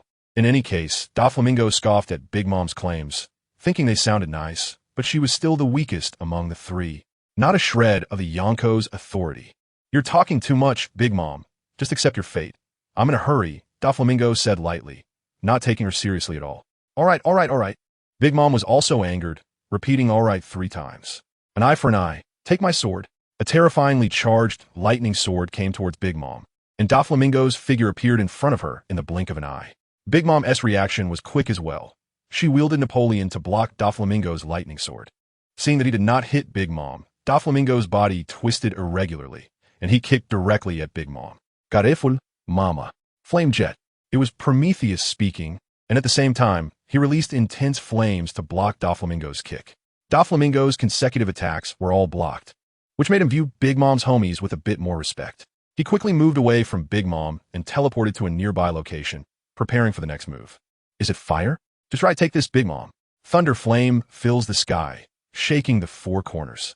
Doflamingo, retreating, saw Prometheus and felt playful, wanted to see whose flames were stronger. The fire in the sky quickly covered the area, brightening the previously dim sky. The bright and scorching flames of Prometheus and the dark and violent, yet equally hot thunder flame each occupied half of the sky. Stalemated for a moment without an immediate victor, Big Mom and Doflamingo provocatively stared at each other as the intensity of their flames increased. You're too weak, Big Mom. Get lost. With a thunderous roar, Doflamingo insulted Big Mom. Mamma mia, kid, you're so arrogant. Gordy, even a mud doll has its temper, let alone a big pirate like Big Mom. The flames that were in a stalemate began to change within the sea of fire. The dark thunder flame finally launched a full offensive. Prometheus's flames were still insufficient, lacking in both explosive power and endurance compared to Doflamingo. This was normal. After all, he was just a homie. How could he possibly be Doflamingo's opponent? The flames surged towards Big Mom, and Prometheus had completely fallen into a disadvantage, unable to resist. Scattered flames fell to the ground, causing those hit to immediately scream in agony, showcasing the power of the 2 flames. Ultimately, it was Katakuri who stepped in and extinguished all the scattered flames. However, compared to the relief of others who survived, Katakuri's worries were greater at that moment. He felt that Mama was no longer invincible. How could Mama possibly lose? Katakuri shook his head, shaking off unreliable thoughts, and refocused on the battle between the 2 in the sky. Big Mom, is this all you've got? Didn't you say you wanted to become the Pirate King? How can you become the Pirate King like this? Doflamingo said, looking at the giant engulfed in flames, pressing the attack. Chapter 297, Accept the Baptism. Nuclear Explosion. While everyone's attention was on Big Mom and Doflamingo, Baby 5 quietly slipped away. She had long received Doflamingo's orders, bearing the heavy responsibility of saving Treble and the others. With the guidance of a life paper, Baby 5 found it easy to follow along, as long as she followed the direction indicated by the life paper. Just as Baby 5 stealthily made her way to rescue Treble and the others, Doflamingo had also dealt with Katakuri's attack. The dangerous gazes between Doflamingo and Big Mom intertwined once again, preparing to continue the fierce battle. Seeing that Big Mom did not scold Katakuri, BRLE and the others let out a sigh of relief, following Big Mom's gaze to look at the formidable enemy, Doflamingo. Among Big Mom's many children, most were filled with hostility towards Doflamingo, but only Katakuri, Smoothie, and Galette had different feelings towards him. Katakuri's feelings towards Doflamingo were somewhat complex. For the sake of family and with his exceptional strength, he admired Doflamingo, but he was also an enemy who had injured Mama, rejected Mama's advice, and hurt the hearts of 2 younger sisters, making Katakuri want to tear Doflamingo apart. As for Smoothie and Galette, their feelings were much simpler, filled with admiration for a strong individual, but they also resented Doflamingo for being so outright in his refusals. How could he reject them so bluntly? Did they not look beautiful? Doflamingo did not expect that there were a few people in the audience with such complex feelings towards him. But now it was Big Mom's turn to attack, and he had no time to think about others' matters. Monster Strength Fist. Big Mom's fist was wrapped in armament hockey. Although her body was quite heavy, her speed was not slow at all as she aimed directly at Doflamingo's face, wanting to destroy his handsome face. Doflamingo was shocked, cursing in his heart. This old hag has ill intentions. wanting to ruin my handsome face. Immediately, the Thunder Fist, also coated in armament hockey, collided with Big Mom's monster strength fist. The space where the two clashed rippled outwards. If one punch doesn't work, then another punch. Their tempers flared as they exchanged blows in the air. On the other side, Baby 5 had stealthily mixed into the area where Treble and the others were imprisoned. This place also had Big Mom's arranged personnel. Treble was imprisoned in the book world by Big Mom's 19th son, Charlotte Mondor. Mondor, needing to watch over these important prisoners, had not attended the banquet. As a user of the book fruit, Big Mom's 19th child, Charlotte Mondor, was responsible for overseeing Treble. Baby 5 looked at the person in front of her and thought of what Doflamingo had said about Big Mom's pirate crew. You're Charlotte Mondor, right? Quickly released Treble and the others. Do you know who I am? Otherwise, you'll regret it. Baby 5, influenced by Doflamingo, was trying to act tough. Where did this sharp-tongued little brat come from? Get lost. Mondor's face turned a shade of liver color as he listened to Baby 5's audacious words, feeling very displeased. Ignorant fool. Baby 5 shook her head, looking as if she felt sorry that Mondor did not heed her warning. Gordy, you little brat. Baby 5's demeanor made Mondor very unhappy. So he directly attacked her. Why is it that when a young master teaches others, he always has a humble demeanor, but it doesn't work here? Baby 5 calmly dodged Mondor's attack, comparing Doflamingo's teaching style in her mind to find her own shortcomings. TSK, you're not that great either. Baby 5's pleasant voice rang out behind Mondor, embarrassing him greatly. Mondor's face twisted in anger. He did not expect this little brat to be so foul-mouthed. Chapter 298. The proud Baby 5. The enormous commotion and that world-shocking mushroom cloud were hard to ignore. Even Big Mom and Doflamingo, who were in a standoff, curiously looked towards the site of the incident. Doflamingo naturally knew that it was caused by Baby 5, but the others did not know. Katakuri's face darkened as he scanned the area with his observation hockey, and his heart skipped a beat when he realized that the adorable little girl had vanished right under their noses. Who would expect such a cute girl to have such great abilities?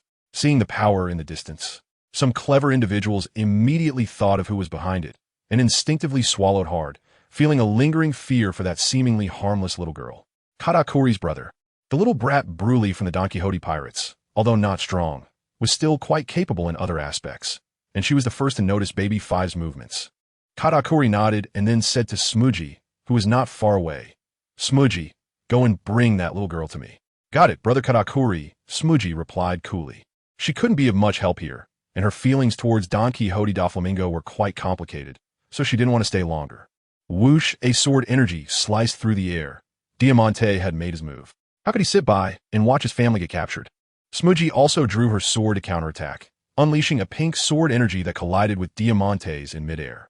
Finally can't hold back, huh? You Donquixote pirates. Diamante sneered. Hey, how could I let you capture my beloved family?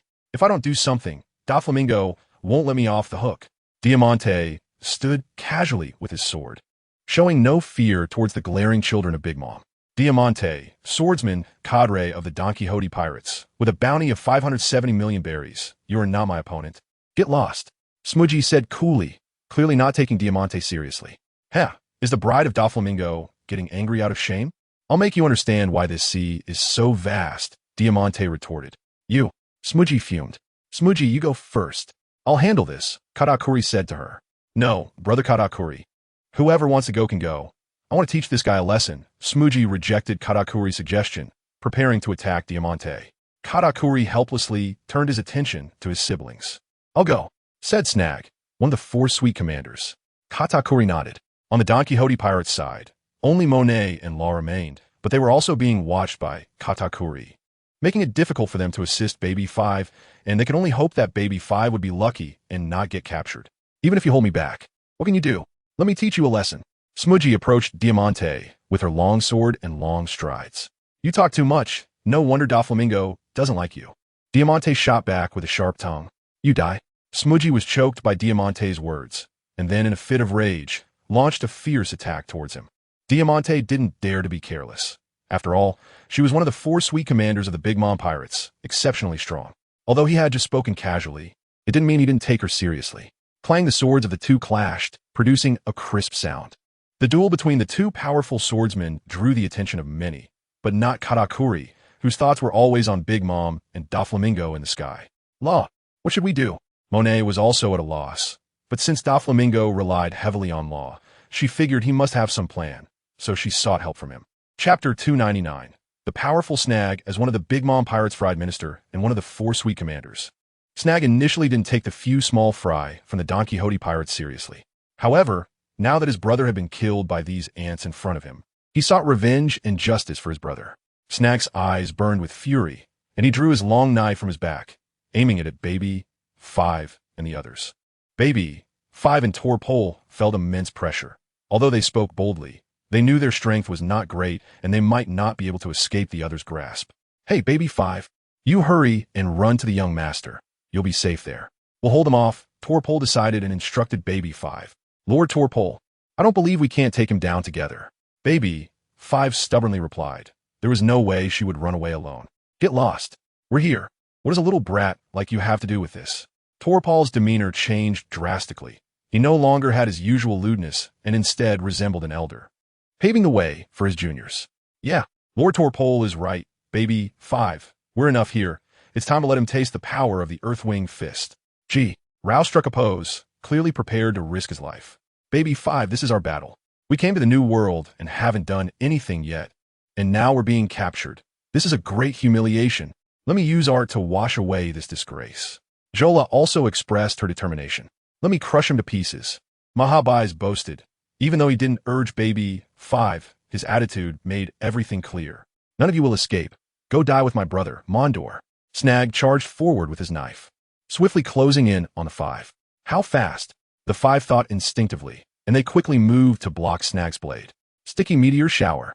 Torpole initiated the counterattack, launching sticky liquid toward Snag without holding back. Snag swung his sword to block Torpole's attack. Although he didn't have much slime on him, the blade was coated with a lot of it, making Snag feel disgusted. Seeing Snag's changing expression, Torpole knew his fruit ability had grossed him out. Hith. Sticky Hell Journey. A large amount of slime oozed from Torpole, rapidly covering the ground between Snag and Torpole. Lord Torpole, your ability is really disgusting. Baby 5 remarked. Looking at the ocean of slime, she felt a bit nauseous, thinking that if she accidentally fell in, it would be terrible. Little girl, what do you know? Why don't you hurry and leave? Torpole rolled his eyes at Baby 5, urging her to leave quickly. Sticky Cannon.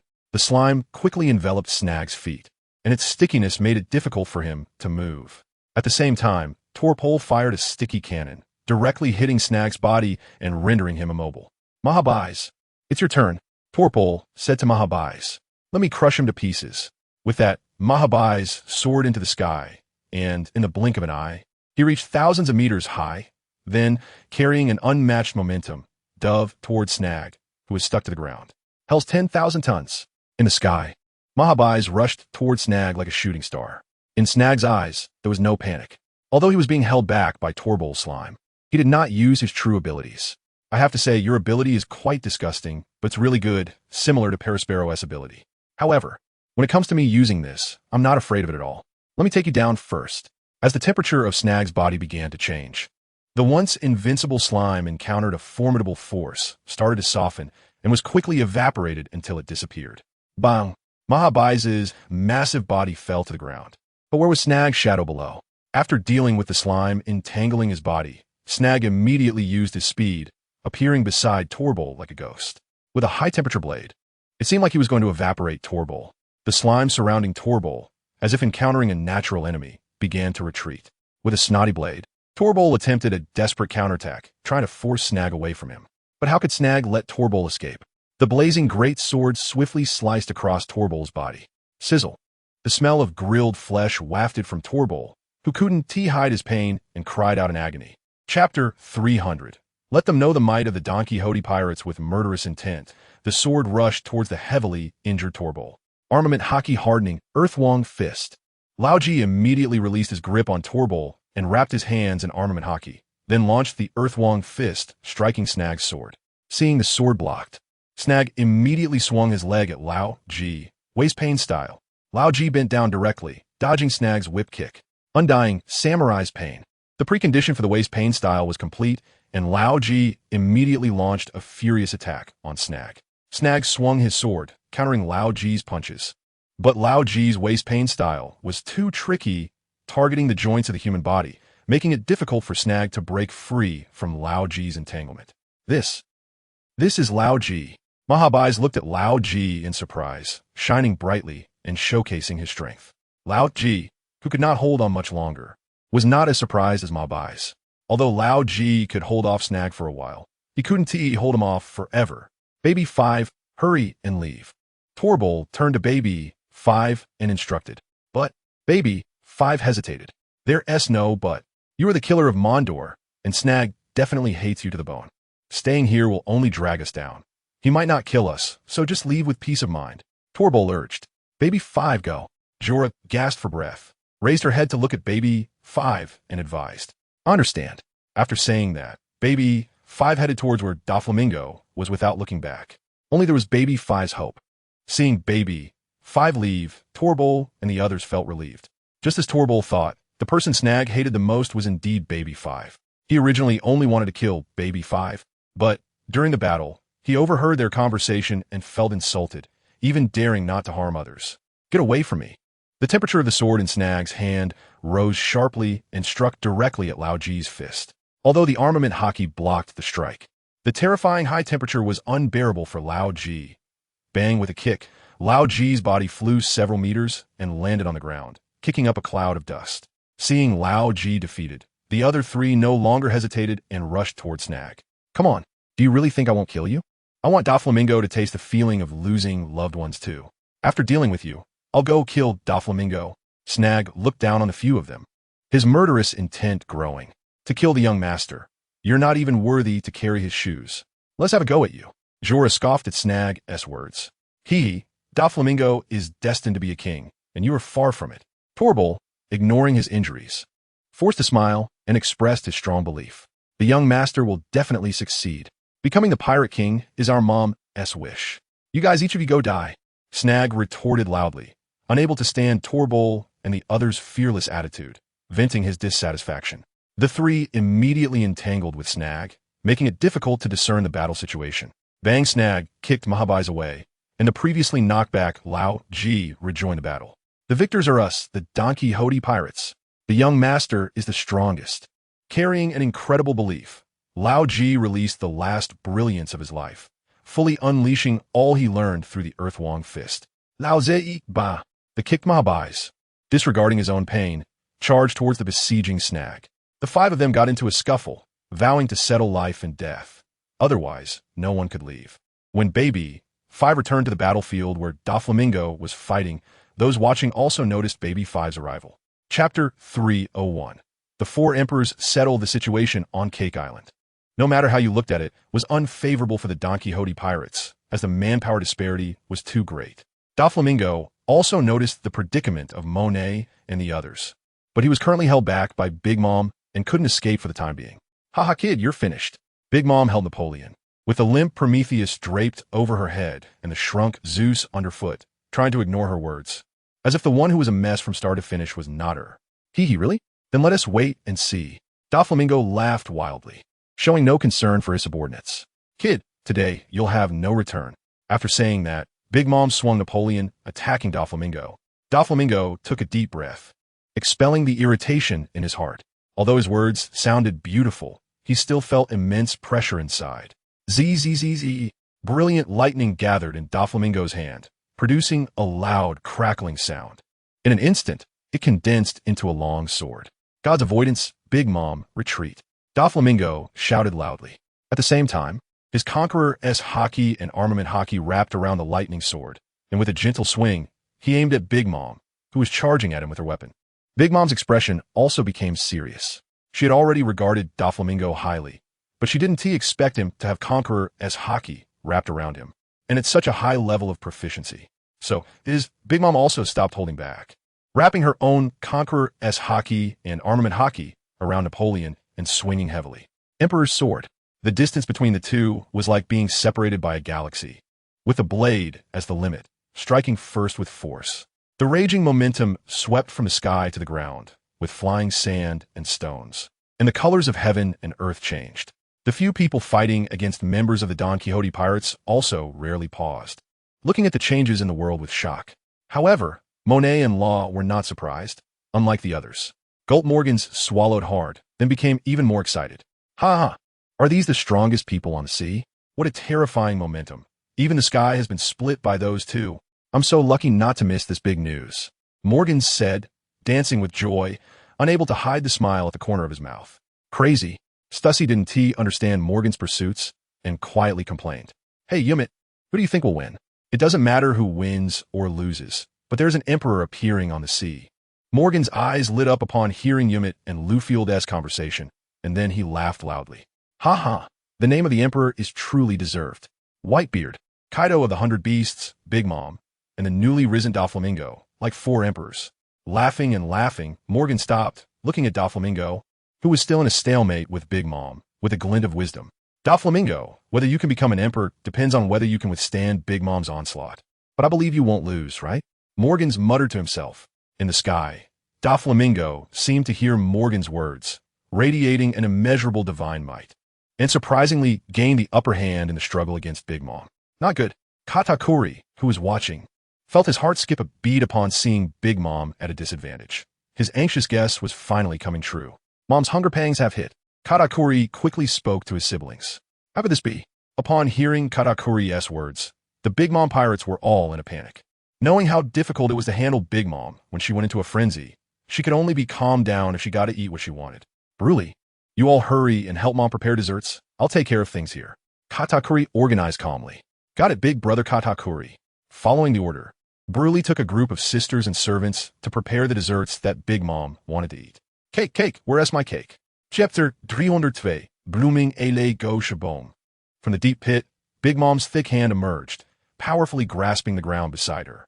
Then, with a forceful slap, Big Mom's disheveled body reappeared before everyone. Unlike the joy of many of Big Mom's children, Doflamingo watched Big Mom with great interest. She, who was suffering from hunger pangs, was a most dangerous presence on the scene, a veritable killing machine driven solely to get her beloved desserts. Cake, where's my cake? Like a demon whispering, Big Mom's words sent chills down the spines of her children, a deeper sense of crisis washing over them. Quickly bring me my cake. With a wave of her massive hand, Big Mom smashed toward the rice cake house where Katakuri was. Hurry and get away, Katakuri shouted to his younger siblings. Bang! The rice cake house crumbled in response. It had withstood Doflamingo's lightning strikes, but was unexpectedly shattered so easily by Big Mom. Of course, this wasn't because Doflamingo was weaker than Big Mom, but because the rice cake house was simply a rice cake house, lacking any defense. My cake, with red eyes. Big Mom cared nothing for family. Wherever she went, nothing was left standing, all for the sake of her beloved little cake. Mom, the children of Big Mom, not far away, saw their mother, who looked like a god or demon, and were so frightened they went weak in the knees, frozen in place, trembling as they called out for her. Unfortunately, the irrational Big Mom wouldn't care about them, casually slapping down. It's you hid my cake, isn't it? The wallpaper rice cake. Katakuri took action. He wanted to restrain Big Mom, or else she would kill many people without recognizing anyone. Run. Chaos erupted on Cake Island, and people were fleeing everywhere. However, the battles in several places continued to rage on, completely unaffected by Doflamingo and Big Mom. Doflamingo hovered in midair, not making another move. He came here not just to rescue Treble and the others, but had other purposes as well. Now, taking advantage of this window of opportunity, he needed to carefully observe the situation before making plans. Not far from the rampaging Big Mom, Smoker and Diamante were engaged in a serious fight. To Doflamingo's surprise, Diamante was actually holding his own against Smoker. Ha ha, Smoker, Big Mom is no match for our captain. You should surrender early. Diamante sliced through Smoker, who was entangled with him, creating distance, and began his verbal assault. Nonsense. Mom won T lose. Even Doflamingo can't defeat her. Smoker retorted, not believing Diamante's words at all. Big Mom's defeat is a foregone conclusion. It's just a matter of stubborn resistance. Only our captain is the one true king, Diamante said without a change in expression, as he trusted Doflamingo more than Doflamingo trusted himself. I will defeat you. You'll see the power of the Big Mom pirates, Smoker said stubbornly. Ever since my defeat against Hawkeye, I've told myself that I will never lose so easily again. Doflamingo is meant to be a godlike existence, to avoid dragging him down. I must fight with all my might. For Doflamingo, for the Donquixote family, today you cannot defeat me, Diamante said, holding his sword and reminiscing. Is this your resolve? I can feel it. However, I will be the one to win. Water sword. Have you ever seen slaughter under a full moon? Moon burial. Both carried the hopes of their respective pirate crews, and neither could afford to fail. Strong sword energy sliced through the air around them, leaving deep scars on the grass. The two of them didn't pause for a moment as they crossed swords again. In an instant, the clash of blades created a dazzling display, making it hard to see their figures. Serpent's kill. Diamante's sword was as elusive and varied as a spirit snake, catching Smoker off guard and inevitably causing her to sustain injuries. Smoker wiped the blood flowing from her body, her beautiful eyes filled with killing intent, not uttering a word. Giantization. Smoker completed her giantization, and Diamante, sensing the giant before him, became cautious, gripping his long sword tightly. This might be a battle on par with Hawkeye. The giant Smoker did not lose any speed, her sword appearing before Diamante's face like a ghost. Diamante quickly swung his sword to block, but the immense force from the blade sent him flying, and unfortunately, his left hand accidentally brushed against Smoker. As expected of one of the four commanders, the flying Diamante thought to himself, secretly praising her, while keeping his focus on the approaching Smoker. Chapter 303. Thunder welcomes the destruction of Cake Island. When Donquixote Doflamingo's observation hockey covered Cake Island, he also scanned the battlefield where Snack and Toripole were fighting. Compared to Monet and the others, Toripole and his group were certainly not as fortunate. They were fighting desperately, as their opponent was the all-star Snack, and they had to fight for their lives. With no other helpers and bearing the glory of the Donquixote family, they died honorably, worthy of Doflamingo, but unfortunately, they could not witness Doflamingo ascend to the throne. By the time Doflamingo's hockey swept over this area, the four of them had already been defeated, with clear sword wounds resembling holes in their hearts. Doflamingo was furious and immediately vanished from the scene. Katakuri and some others noticed Doflamingo's disappearance, but they were powerless. Big Mom was still rampaging. They couldn't leave, so it was naturally not a good time to trouble Doflamingo. 1, 2, 3, 4, a little ghost. Once I kill her, Brother Mondor can rest in peace, Snack muttered to himself, then approached to retrieve the sword that was embedded in Toripole. With only a breath left, Toripole suddenly opened his eyes and tightly gripped Snack's sword. Old ghost, even like this, you're still not willing to die? Snack said with wide eyes, feeling somewhat helpless. Doflamingo will be the only king. With that, Torpole's head tilted, and he breathed his last. Snack did not take Torpole's words to heart, and prepared to retrieve the sword embedded in Toripole. However, just as he was about to grasp the hilt, a chill surged through his heart, and cold sweat poured from his back and forehead, making his trembling hand struggle to hold onto the sword. Snack swallowed hard and cautiously looked back. An enraged face appeared before him, and Doflamingo's fury magnified in his eyes. Doflamingo! Bang! Doflamingo kicked out fiercely, sending Snack flying in pain. Not satisfied, Doflamingo quickly closed in, grabbing Snack's leg and throwing him into the sky. With a clenched fist, Doflamingo summoned lightning, charging up, and struck Snack's abdomen as he fell. Wow! Snack spat out a mouthful of blood, the immense force overwhelming him, and his abdomen was left in disarray by the lightning. Snack was not one to sit idly by. He grabbed Doflamingo's arm tightly with both hands, unleashing the power of his devil fruit on Doflamingo. How is this possible? Snack's eyes widened as he looked at Doflamingo's arm, which was enveloped in powerful armament hockey, his heart sinking. Doflamingo would not give Snack time to think. He swung Snack's body, unleashing a torrent of terrifying lightning towards the flying Snack. Snack was struck painfully by the powerful lightning, his heart racing. Thud! Snack fell weakly to the ground, smoke rising from his body, his hair frizzed. Doflamingo approached, looking down at the half-dead Snack. Snack struggled to open his eyes and managed to smile. Brother Mondor, I've come to find you. Goodbye, Mom, my dear brothers and sisters. Chapter 304. Katakuri's resolve with a soft shout from Doflamingo. The thunderous sun in the sky slowly descended in everyone's sight. Damn it!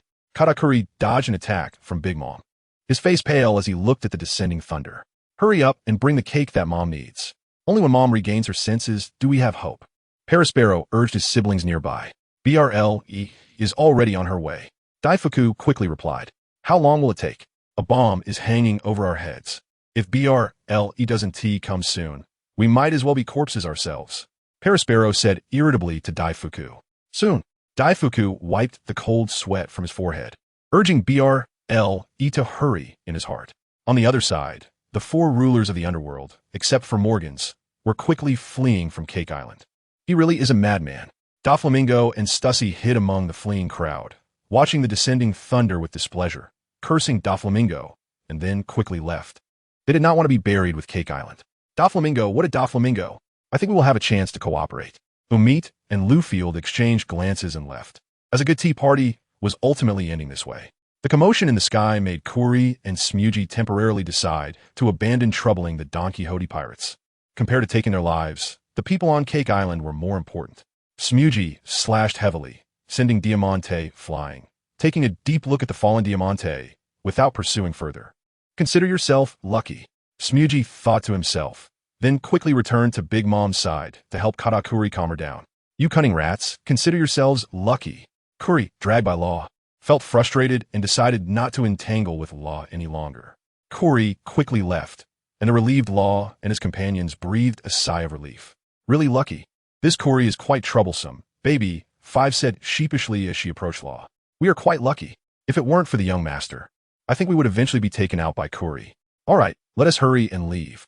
The young master's attack is about to fall, Monet said as she joined the two. Mifine. Let's get out of here while it's chaotic. Law replied coolly. That's good. Diamante, who had appeared beside the three, felt relieved upon hearing Law's words. By the way, where's that guy, Cyrus? Baby, Five asked, looking around. Ahem, I'm right here not far away. Cyrus, who had already regained consciousness, blushed, not expecting to have been knocked out by a single blow. The four were relieved to see Cyrus still breathing. The five reunited. Get ready, we're leaving. Law reminded everyone, opening the operating space and covering it over the Flamingo ship. In the next moment, they appeared on the Flamingo ship. Hurry and set sail. Diamante shouted at the remaining crew on the ship as soon as he landed. Yes, the speed of the descending thunder was increasing, and in no time, it had fallen a significant distance. On the Flamingo ship, which was getting farther from Cake Island, everyone was puzzled, not understanding why Doflamingo would use such a powerful technique, seemingly intent on not giving up on Cake Island. Baby Five, what about Tori Pole and the others? Diamante, who was finally able to breathe, asked Baby Five. I don't know. Lord Tori Pole told me to leave first. They left a few people behind to deal with Snag, and Baby Five said with a guilty face. Could it be? Luo had a bad feeling in his heart. Baby Five quickly checked the life paper of Tori Pole and the others. Diamante urged. Oh. Baby Five fumbled to take out the life paper from her bosom, but after a search, it was empty. I always kept it here, it can't be wrong. Why is it missing? In the expectant gazes of the others, Baby Five's face grew increasingly ugly. No need to search. Monet looked at Baby Five, who was searching everywhere, and stopped her movements. They all understood everything. Diamante's face was indescribably ugly, filled with frustration. After all, he had the deepest feelings for Tori Pole. Even Doflamingo couldn't compare. A former friend had left, and at this moment, Diamante's heart was filled with sorrow and indescribable pain. Luo and the others looked at Diamante's expression, unsure of how to comfort him. Under the gaze of the group, Diamante ultimately remained strong, giving everyone a smile that was more difficult to bear than tears. I'm fine. I'm sure Tori Pole and the others are very happy. They're all great. They didn't lose the dignity of the Donquixote family. We will complete the things they couldn't finish. We will see the scenery they haven't seen. Chapter 305. Kidnapping Bruley. A brilliant lightning chased after Big Mom's figure in the eyes of the crowd. But its target wasn't Big Mom, but the cake brought by Bruley. Damn it. Some people could no longer bear to watch and close their eyes in pain. At this critical moment, Katakuri flew directly in front of Inazuma, having set off before Doflamingo launched his attack, which led to this moment of brilliance. Brother Katakuri. The crowd rejoiced, excitedly looking at Katakuri, who seemed like a celestial being. Get back. Katakuri's hands were wrapped in armament haki, blocking Inazuma. Has his future sight awakened? Doflamingo pondered. Otherwise, Katakuri wouldn't have been able to stop his attack so quickly. With his lightning speed, ordinary people would have no way to stop him unless they predicted his move in advance. As expected of Katakuri, forget it. Not wanting to destroy the cake Big Mom wanted to eat, Doflamingo also stopped hesitating. He had more important matters to attend to, kidnapping little Bruley. With a swish, Doflamingo disappeared from everyone's sight. After blocking Doflamingo's attack, Katakuri began to search for Doflamingo's whereabouts, but he couldn't find him. The lightning was getting closer to the ground, and Katakuri and the others had no time to look for Doflamingo anymore. The urgent matter was to let Big Mom eat the cake she longed for and destroy Doflamingo's attack together. In a patch of homies jungle, the little girl who fell was crying until her tears ran dry. Although a few homies were accompanying Bruley, her mood was not good. "Miss Bruley, hurry up. I'll take you away," Rabian urged. However, Bruley seemed not to hear and just stood there, motionless. Top, top, top, footsteps sounded, attracting the attention of Bruley and the two homies. "Poor little girl, what happened?" Doflamingo greeted with a gentle smile. "Who are you?" Jelly Nitaro looked warily at Doflamingo. I'm just someone who can't bear to see a little girl cry," Doflamingo said with a smile, looking at the three. Bruley and the two homies had been hiding in the house before the incident and had never seen Doflamingo. They wouldn't have come out if it weren't for the commotion outside. Bruley, who was already somewhat reclusive and fearful of interacting with her family, felt visible malice as soon as she stepped outside, and with Doflamingo's terrifying threat, she felt even more abandoned. Bruley stopped crying, feeling a bit wary and scared. "Little girl, your eyes are very beautiful." Doflamingo knew that Bruley cared most about her three eyes, immediately trying to disarm her guard. If not for her childhood experiences that twisted her personality, Doflamingo wouldn't have taken advantage of a situation like this. "Really?" Bruley asked excitedly, looking nervously at Doflamingo, hoping he was telling the truth. "Of course it's true. It's the first time I've seen such beautiful eyes." Doflamingo suddenly teleported in front of Bruley, gently stroking her somewhat dirty face. "When did you?" The two homies were startled, not knowing when Doflamingo had come over. Bruley's face turned a bit red, and she looked at Doflamingo shyly. "They really are beautiful. Your family must really like you." Doflamingo continued to attack her heart. Bruley's blush quickly faded, replaced by a look of sadness. "What's wrong?" Doflamingo asked knowingly. "Mom doesn't tea like me. Everyone doesn't tea like me." Bruley couldn't hold back her tears, complaining to Doflamingo with grievances. The more Bruley cried, the more agitated she became. Originally a bit afraid of Doflamingo, she now completely let go. "Does everyone hate me?" Bruley looked at Doflamingo with teary eyes, pitifully. Chapter 306. The name of the four emperors high in the sky. Morgans transformed into a bird, wore a smile, clearly excited. "Doflamingo is truly my lucky star, huh? This is a shocking news for the world. I need to hurry back and tell everyone on the sea." Morgan spread his wings and flew away. The flamingo ship was being pushed forward by the surging waves, already far from the territory of Cake Island. With a thud, Doflamingo landed steadily on the deck, immediately attracting the attention of Monet and others. "Young master, what is this?" Monet curiously looked at Bruley in Doflamingo's arms. "A little girl who cries a lot," Doflamingo said vaguely.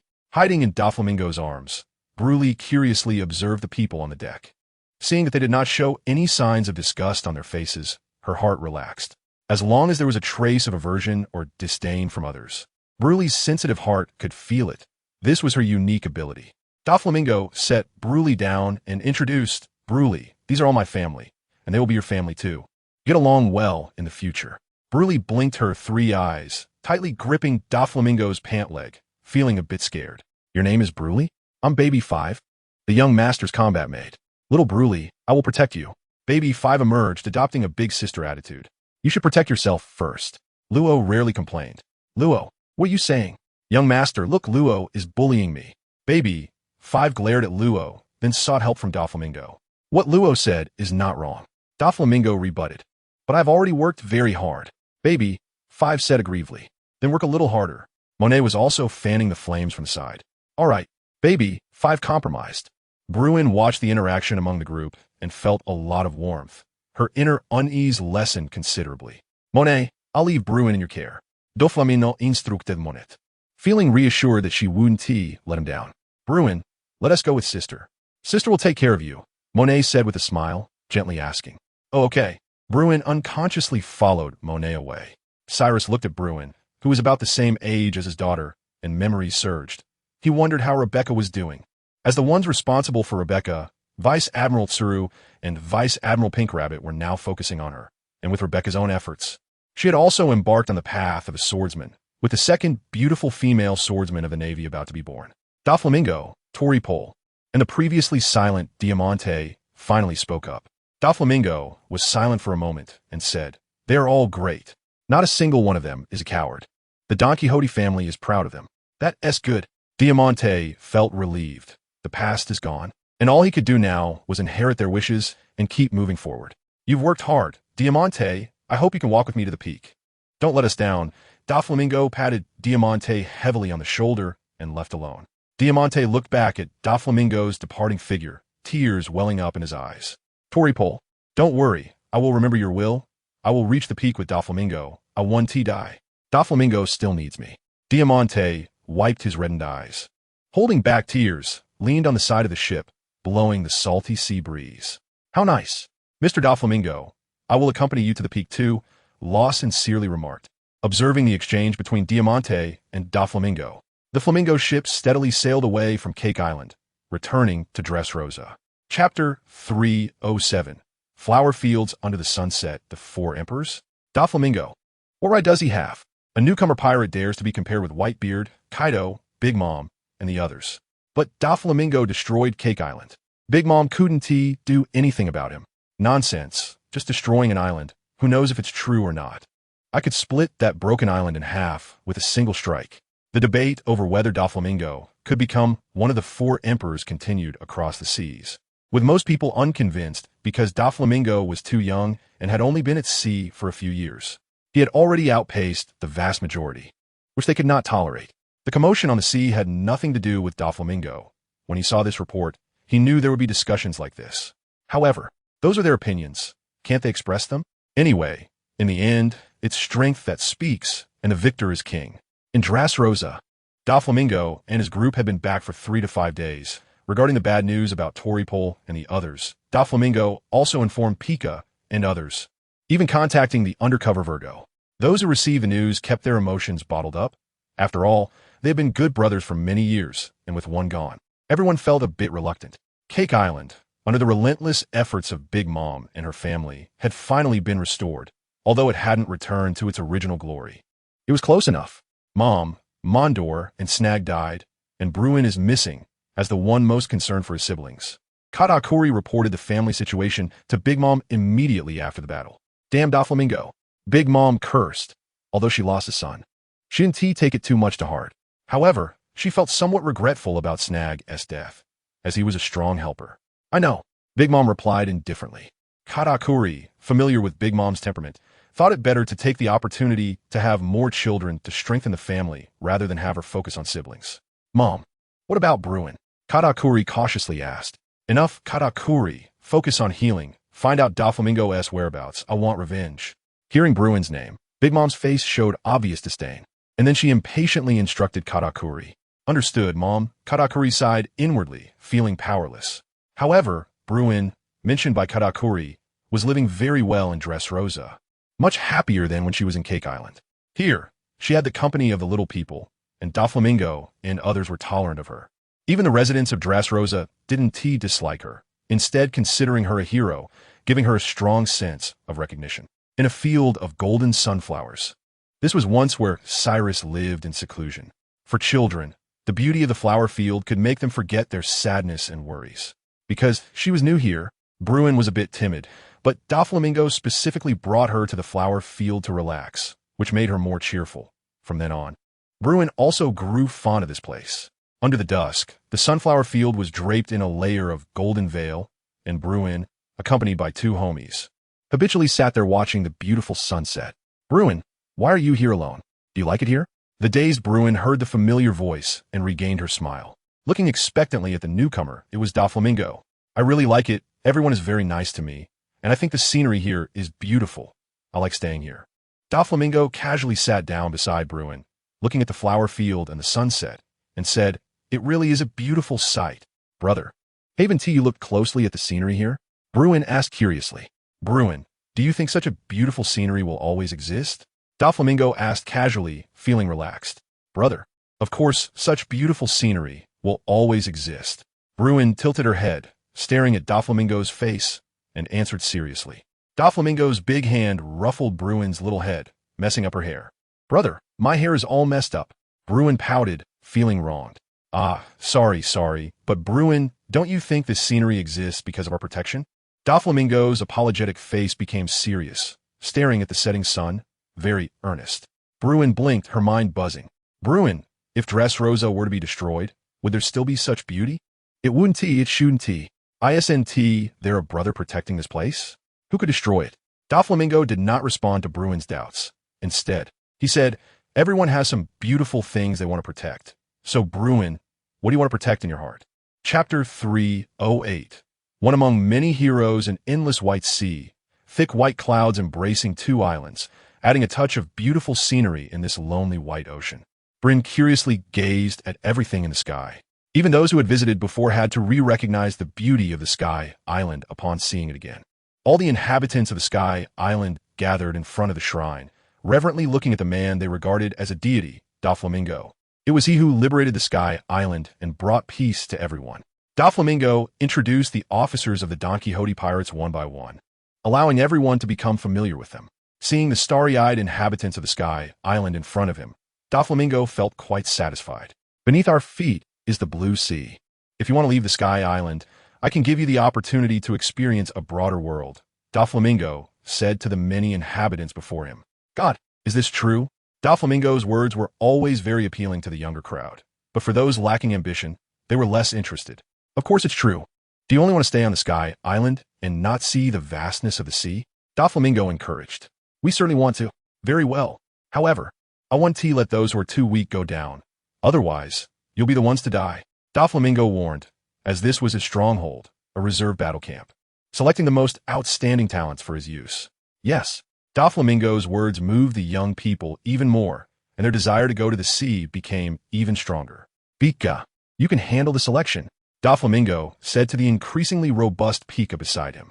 Pika nodded silently, loyally handling every task Doflamingo assigned. Under Doflamingo's orders, the selection began in full swing, and even Doflamingo's pet, the Sky Lord Nolan, came to join in the excitement, almost scaring Bryn and Sugar, causing a bit of a mix-up. "Sugar, why are you so timid? You've been on the Sky Island for so long, and you haven't seen this guy?" Enel joked with a smile. "Lord Enel, who wouldn't be afraid of such a big snake? Besides, I'm just a kid, I don't go out." Sugar gestured with a pained expression. Watching Sugar argue with Enel, everyone couldn't help but smile in understanding. The Sky Lord Nolan, Doflamingo's pet, was left behind to guard the shrine. While he showed off in front of others, he was exceptionally obedient to Doflamingo, completely subdued. Thanks to Nolan's presence, the two kids, Sugar and Bryn, became familiar with each other and often played together. Both of their fruit abilities were quite abnormal, but their strength was still lacking, making it very difficult to meet Doflamingo's expectations. The selection quickly ended, consisting mostly of people Doflamingo was somewhat familiar with, such as the fighting demon Weber and the praying mantis Braum. But Doflamingo did not find Urki among the crowd, which left him quite frustrated. As Urki's strength was not low, he was capable of defeating Snag, and Doflamingo wanted him under his command. Afterwards, Doflamingo specifically asked Usman, who managed Pika, if there was anyone named Urki, but ended up with nothing. "Gaining is my fortune, losing is my fate." Doflamingo didn't dwell on it. After all, they would meet sooner or later. Chapter 309. Doflamingo's intentions, young master. "Isn't this too risky?" Monet looked worriedly at the composed Doflamingo, feeling a bit anxious. "Don't worry, Monet. There aren't many people in this world who can take my life, aside from a few guys who are momentarily not my match. The number of people doesn't make much difference to me," Doflamingo reassured, patting Monet's hand. "All right, young master, please be careful," as Monet looked on with reluctance. Doflamingo took the lead and embarked on the journey to Tisan Island.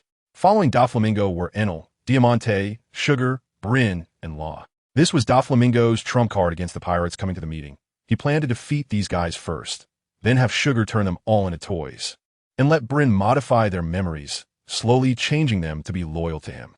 Of course, for those deemed unnecessary, Law could just harvest their hearts, achieving the same effect. Poor pirates who came to the meeting thought Doflamingo truly wanted to debate swordsmanship with them, completely unaware that this was a conspiracy to lead them to their doom and reshape them. The members of the Donquixote pirates would not feel sympathy for them.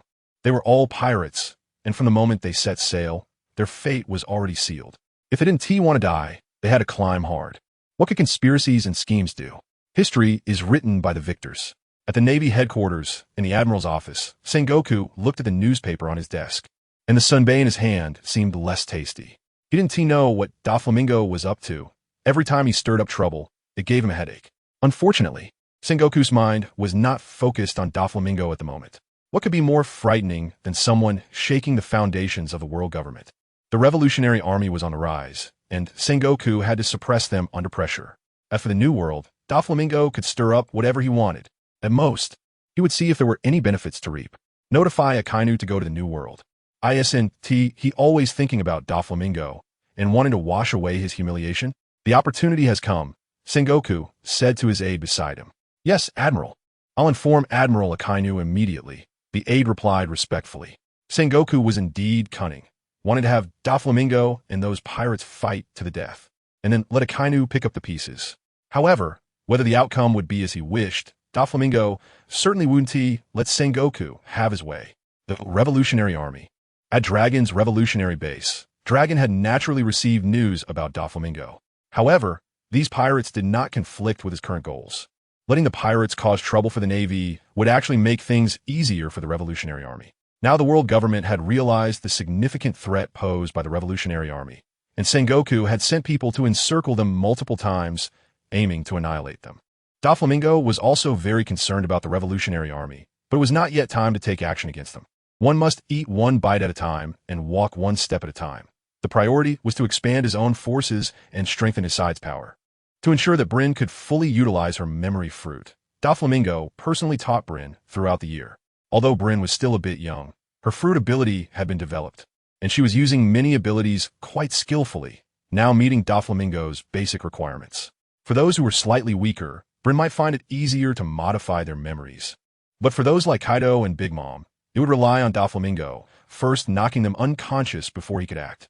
However, there was still the abnormal sugar, turning those pirates into toys and gradually training them. And when Bryn calms down, restoring the toys to human form to slowly modify them.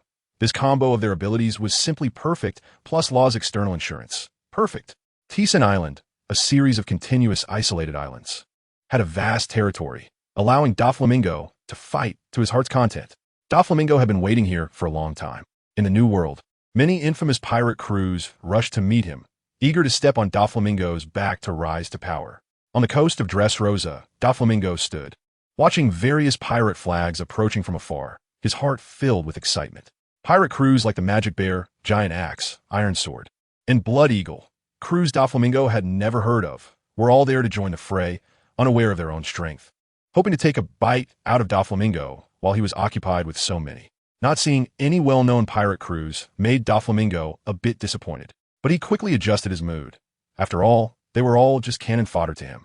If there were strong ones, that would be better, but he wouldn't be disappointed if there weren't. Chapter 310. Accepting the punishment of Memory. Doflamingo stood above the crowd of pirates, looking down at their ridiculous performances. Accept the punishment of the gods. Divine punishment. In the eyes of the crowd, Doflamingo transformed into a dazzling bolt of lightning, while countless lightning orbs descended upon the crowd below. Come on, Doflamingo, don't think we're afraid of you. Watch how I chop you up. It had been a long time since it had been this lively. Doflamingo, do you think you can take us all on alone? Au, being pirates of the New World. They were no strangers to powerful abilities. To block Doflamingo's attack, these pirates showed off some of their skills. Bang, bang, bang. The lightning orbs continuously struck the crowd below, raising dust that engulfed the entire pirate crew, obscuring their visibility. After a wave of divine punishment cleared the area, it was about time, and Doflamingo stopped the meaningless large-scale slaughter. After all, these people would be his subordinates in the future, and he had to cherish them. Puff, puff, puff. A strong wind blew, revealing the surviving pirates on the ground. Although they had not suffered serious injuries, they were choking on dust and sand, constantly clearing their mouths. Damn, Doflamingo, are you firing cannons? Raising so much dust just to make us eat dirt? Indeed, not a single hair of mine was harmed. The surviving pirates didn't spare any harsh words for Doflamingo, but in fact, they had learned some of Doflamingo's strength from this encounter, and their wariness had significantly increased. Strategically underestimating the enemy, but tactically taking them seriously. That was the mood of these pirates right now. Although they hated Doflamingo, they were also amazed by his strength. Are all of you so tough with your words? Doflamingo listened to their foul language and rarely retorted, I don't accept your challenge. Why should a young brat like you sit on the throne of the four emperors? One pirate said indignantly. Since when did the sea start ranking by seniority? Isn't it all about whose fist is bigger? Doflamingo sneered, looking down on them. You're just not good enough. Doflamingo, if you have the guts, defeat me. Whether I acknowledge you or not is none of your business. I'm here just to see if you can kill me, or if I'll kill all of you. Doflamingo said disdainfully. What a big mouth. Since you want to fight, let us have a good fight. Doflamingo, today is your last day. Annoying. After Doflamingo finished speaking, he rushed into the crowd and began to sweep through the elite pirates. Not far from Dressrosa, Doflamingo's backup personnel had already entered the scene. Doflamingo is as swift and decisive as ever, Diamante exclaimed. Ah, what a pity. I want to join in on this exciting scene. Enel sighed. Diamante patted Enel's shoulder, winking. Are you afraid of not having a chance to fight? There are plenty of people who want to make a name for themselves. Enel touched his head wrapped in a scarf and laughed. Yeah, Diamante, you're right. Now they were just waiting for Doflamingo's signal. This time, their manpower would be significantly increased. Diamante felt excited about Doflamingo's plan. After all, where could you find genuine loyalty in those who change sides according to the wind? For this whole setup, Doflamingo must be tired, but the most important thing was whether Bruley could reliably demonstrate her abilities. Thinking of this, both Diamante and Enel subconsciously looked at Bruley, who was quietly staying with Sugar. Chapter 311, You're So Idle. On Dressrosa, Doflamingo's battle had already ended. Cleaning up some bean sprouts was, for Doflamingo's current strength, an incredibly easy task. Now the battlefield was left to Sugar and Bruley, allowing them to start reaping the loyalty of the subordinates. Under the watchful eyes of a few, Bruley handled things very carefully, weaving the items Doflamingo had given her into a little story, editing it, and then reinserting it back into the pirates' minds. Few Bruley exhaled, wiping the sweat from her forehead. How is it going, Bruley? Sugar inched closer, looking at Bruley with anticipation. The others also looked serious. Now they would see if the modified memories of the pirates had really been successfully transformed. It should be successful. I did everything according to what my brother taught me, Bruley said, her small hands fidgeting, her confidence seemingly lacking. Doflamingo approached Bruley, gently patting her head, encouraging her. It's okay if you fail once, but I believe you can succeed this time. Bruley looked up, excitedly gazing at Doflamingo, her heart touched. This was the first time she felt so trusted by someone, and she had to say it felt really good. Seeing Bruley's grateful eyes, Doflamingo simply smiled gently, continuing to comfort her fragile, wounded heart. All right, now it's time to see the results. Let us wake him up. Everyone's attention turned to the pirate in front of them. Doflamingo extended a thumb, sending a weak current towards the sleeping male pirate.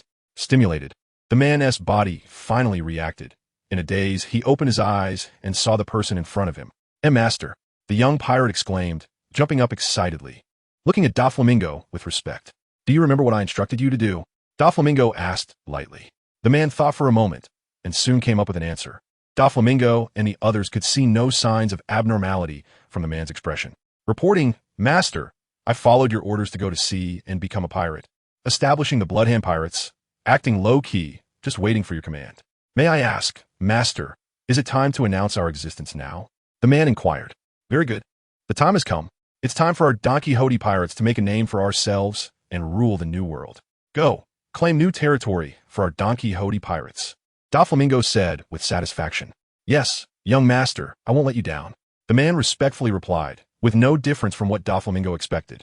Although he had only brainwashed a pirate captain, it was enough. As long as he controlled the captain, his subordinates would have to obey. After receiving Doflamingo's orders, the man hurriedly left to wake up the pirates who had been knocked unconscious by Doflamingo, beginning his journey of working for his boss. Although the unconscious pirates were a bit confused, they dared not refuse upon seeing their captain's attitude. After all, their captain had now become a fervent believer of Doflamingo. Even if they had objections, they did not dare to rebel or have doubts, thinking that their captain was completely convinced by Doflamingo. With the first success, the heavy stone in Bryn's heart was finally set down. Great job, Bryn, you succeeded. Sugar eagerly shared her joy with Bryn. Bryn lightly nodded, but her gaze was still more on Doflamingo. Chapter 312. All swords returned to their source, facing Big Mom's fists and aggressive words. Doflamingo naturally wouldn't sit idly by. He clenched his fists, aligned his waist and legs, and suddenly launched a heavy punch at the incoming Big Mom. Big Mom, you think you could teach me a lesson? You're too full of yourself. It's been so long. You should come down from your pedestal.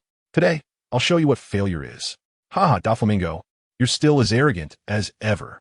However, I will never be the one to fail. I will definitely become the Pirate King. Pirate King? You're dreaming. The two powerful fists collided, and their verbal sparring was just as fierce. However, in the end, Doflamingo's quick wit gave him an advantage, making Big Mom a bit flustered. Doflamingo's feet were deeply sunk in the mud, and Big Mom's pressure continued to come, showing no signs of letting up. With a cold smile on her face, Big Mom watched to see how Doflamingo would escape from her grasp. Would Doflamingo be trapped? Absolutely not. Although Big Mom's strength was great this time. Taking advantage of gravity from above, Doflamingo felt no pressure at all. Even if he was stuck in the mud, it was only temporary. Understanding the cold smile on Big Mom's face, Doflamingo responded in kind. Suddenly, Doflamingo's entire body began to glow brightly, like a shining star in the night. 500 million volts. Discharge. Crackling lightning shot out rapidly from Doflamingo's body, and Big Mom's initially happy expression changed. To avoid being hit by Doflamingo's lightning, Big Mom quickly distanced herself. Doflamingo's strength was already slightly less than Big Mom's, so there was no need for him to clash with her directly. With a slight advantage, he didn't plan to let Big Mom benefit. Zeus, Prometheus, Napoleon. Avoiding the range of Doflamingo's discharge, Big Mom began calling for her proud homies. Yes, Mama. X3 The three homies fiercely stared at Doflamingo, looking as if they wanted to devour him whole. They still clearly remembered the battle from over a year ago. The fire homie was burned by fire, the thunder homie was struck by lightning, and the knife homie narrowly escaped. This was their great humiliation, and they dreamed of revenge. However, without Big Mom's support, they were powerless. Seeing the looks in the eyes of the homies, Doflamingo smiled and threatened. Do you still want to be struck or burned by me? Doflamingo, last time we were careless. This time, we absolutely won't let you succeed. Prometheus replied fiercely. Napoleon remained calm, without speaking, while Zeus, although appearing fierce, revealed a hint of fear in his eyes upon closer inspection. Very good. You belong to me now, Doflamingo announced grandly, having set his sights on these homies. Without their help, Big Mom's strength would surely diminish considerably. Doflamingo. Big Mom was furious. This was a blatant attempt to snatch food from her mouth. However, who told Big Mom that she had so many good things in her hands? Anyway, using them herself was a waste, so it was better to take them for herself. Doflamingo's plan was loud and clear. Big Mom retaliated violently. Die for me. Emperor's Sword. Flame, Thunderbreak. Napoleon, infused with the powers of Prometheus and Zeus along with Big Mom's hockey, struck with a fierce blow. Doflamingo sensed Big Mom's approaching force and boldly countered. God's Judgment. Doflamingo gathered his hands, unleashing a torrent of lightning from his palms to meet Big Mom's Emperor's Sword. Big Mom's figure holding the sword was blocked by Doflamingo's God's Judgment, struggling to advance. Impossible. Get back. Big Mom roared in frustration. Chapter 313. The Stubborn Two Under the Blazing Sun. However, the sky above Tequila Island was obscured by a dense rain of lightning swords. With a vast storm of swords continuously falling towards Big Mom. Puff, puff, puff. Doflamingo watched his attack with satisfaction, although it wouldn't cause Big Mom any harm. How could he not like such a cool, stylish, and flashy move?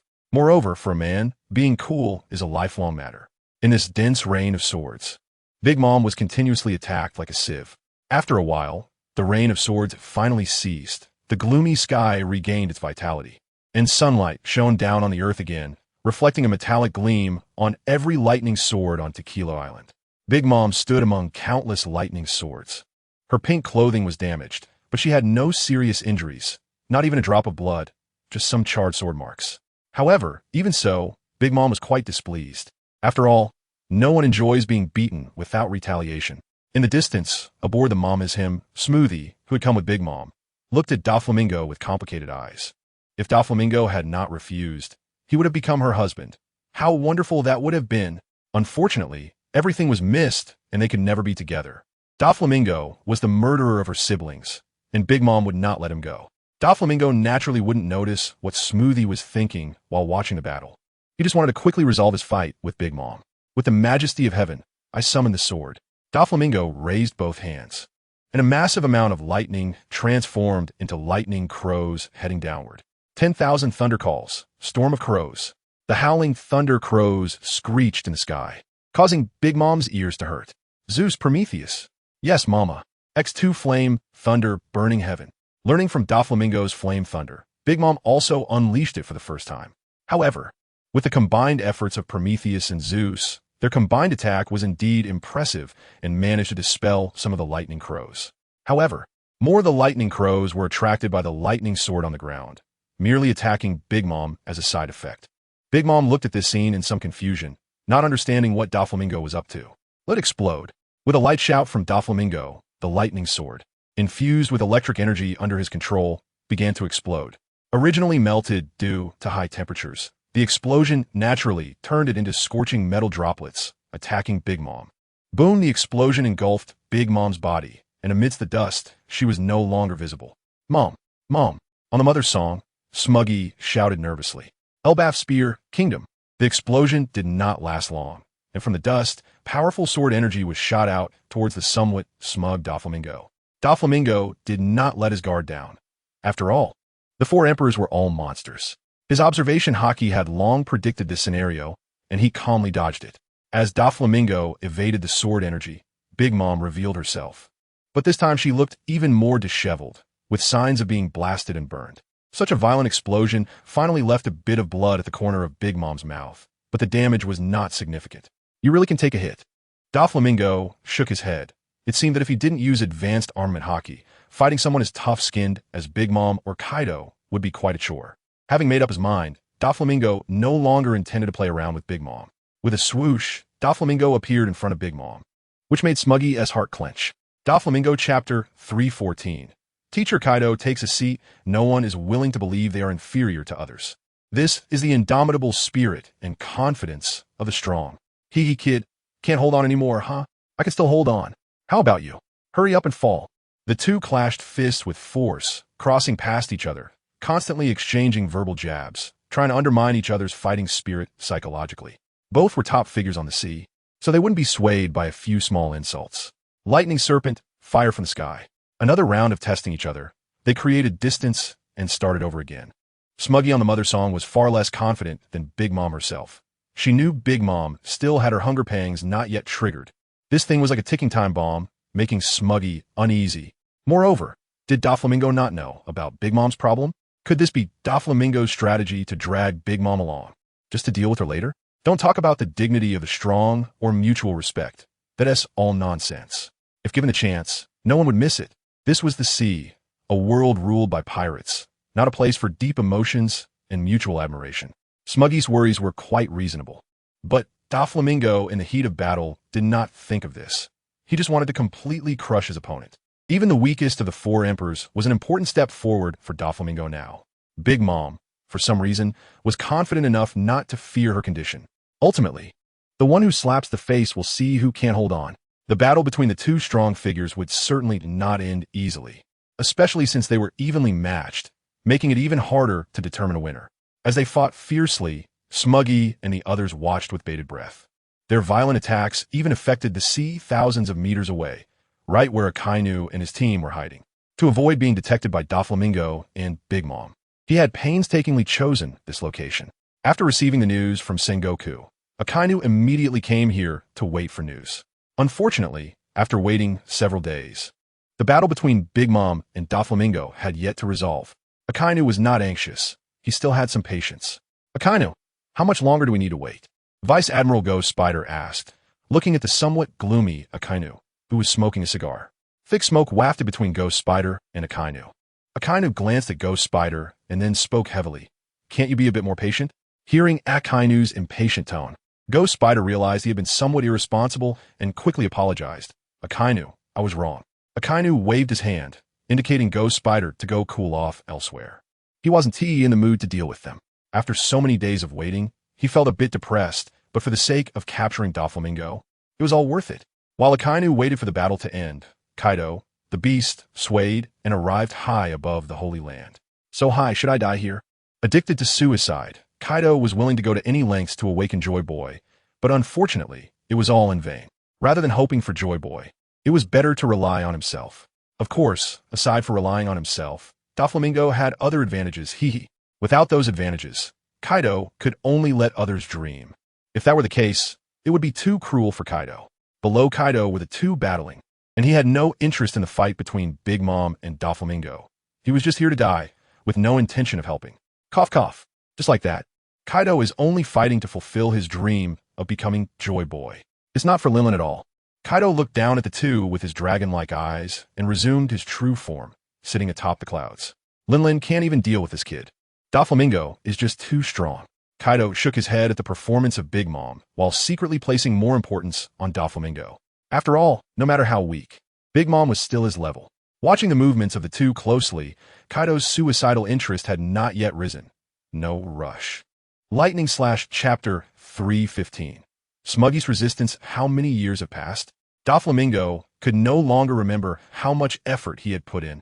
Year after year, persistent training was all for reaching the pinnacle of this world. Finally, today, Doflamingo shattered a myth and successfully became a legend himself. The fans of Big Mom at the scene were somewhat stunned, unable to believe what was happening before them. Yet they had no choice but to accept that it was real. On the mother's song, Smuggy rubbed her eyes, opened them again, and still saw the same scene. Big Mom lying on the ground, momentarily silent, with three homies beside her, constantly calling out to wake her consciousness. "Mom, how could this happen?" Smuggy whispered, afraid of disturbing Doflamingo, who was reveling in his victory. Doflamingo looked at the fallen Big Mom, which not only confirmed his own immense strength, but also represented the success earned from years of persistence and effort. "Mom, wake up." X3, the three homies called out to Big Mom in unison. Doflamingo finally took a step forward, preparing to advance. Every move of Doflamingo entangled the hearts of the fan club members. When Smuggy and the others saw Doflamingo make a move, their hearts tightened, and they prepared to act. No matter what, Big Mom absolutely cannot be harmed. Smuggy unsheathed the long sword she carried on her back, tightened her grip on the hilt, and made a decision in her heart. "I'll hold off Doflamingo. You all quickly take Mama away," Smuggy instructed her subordinates.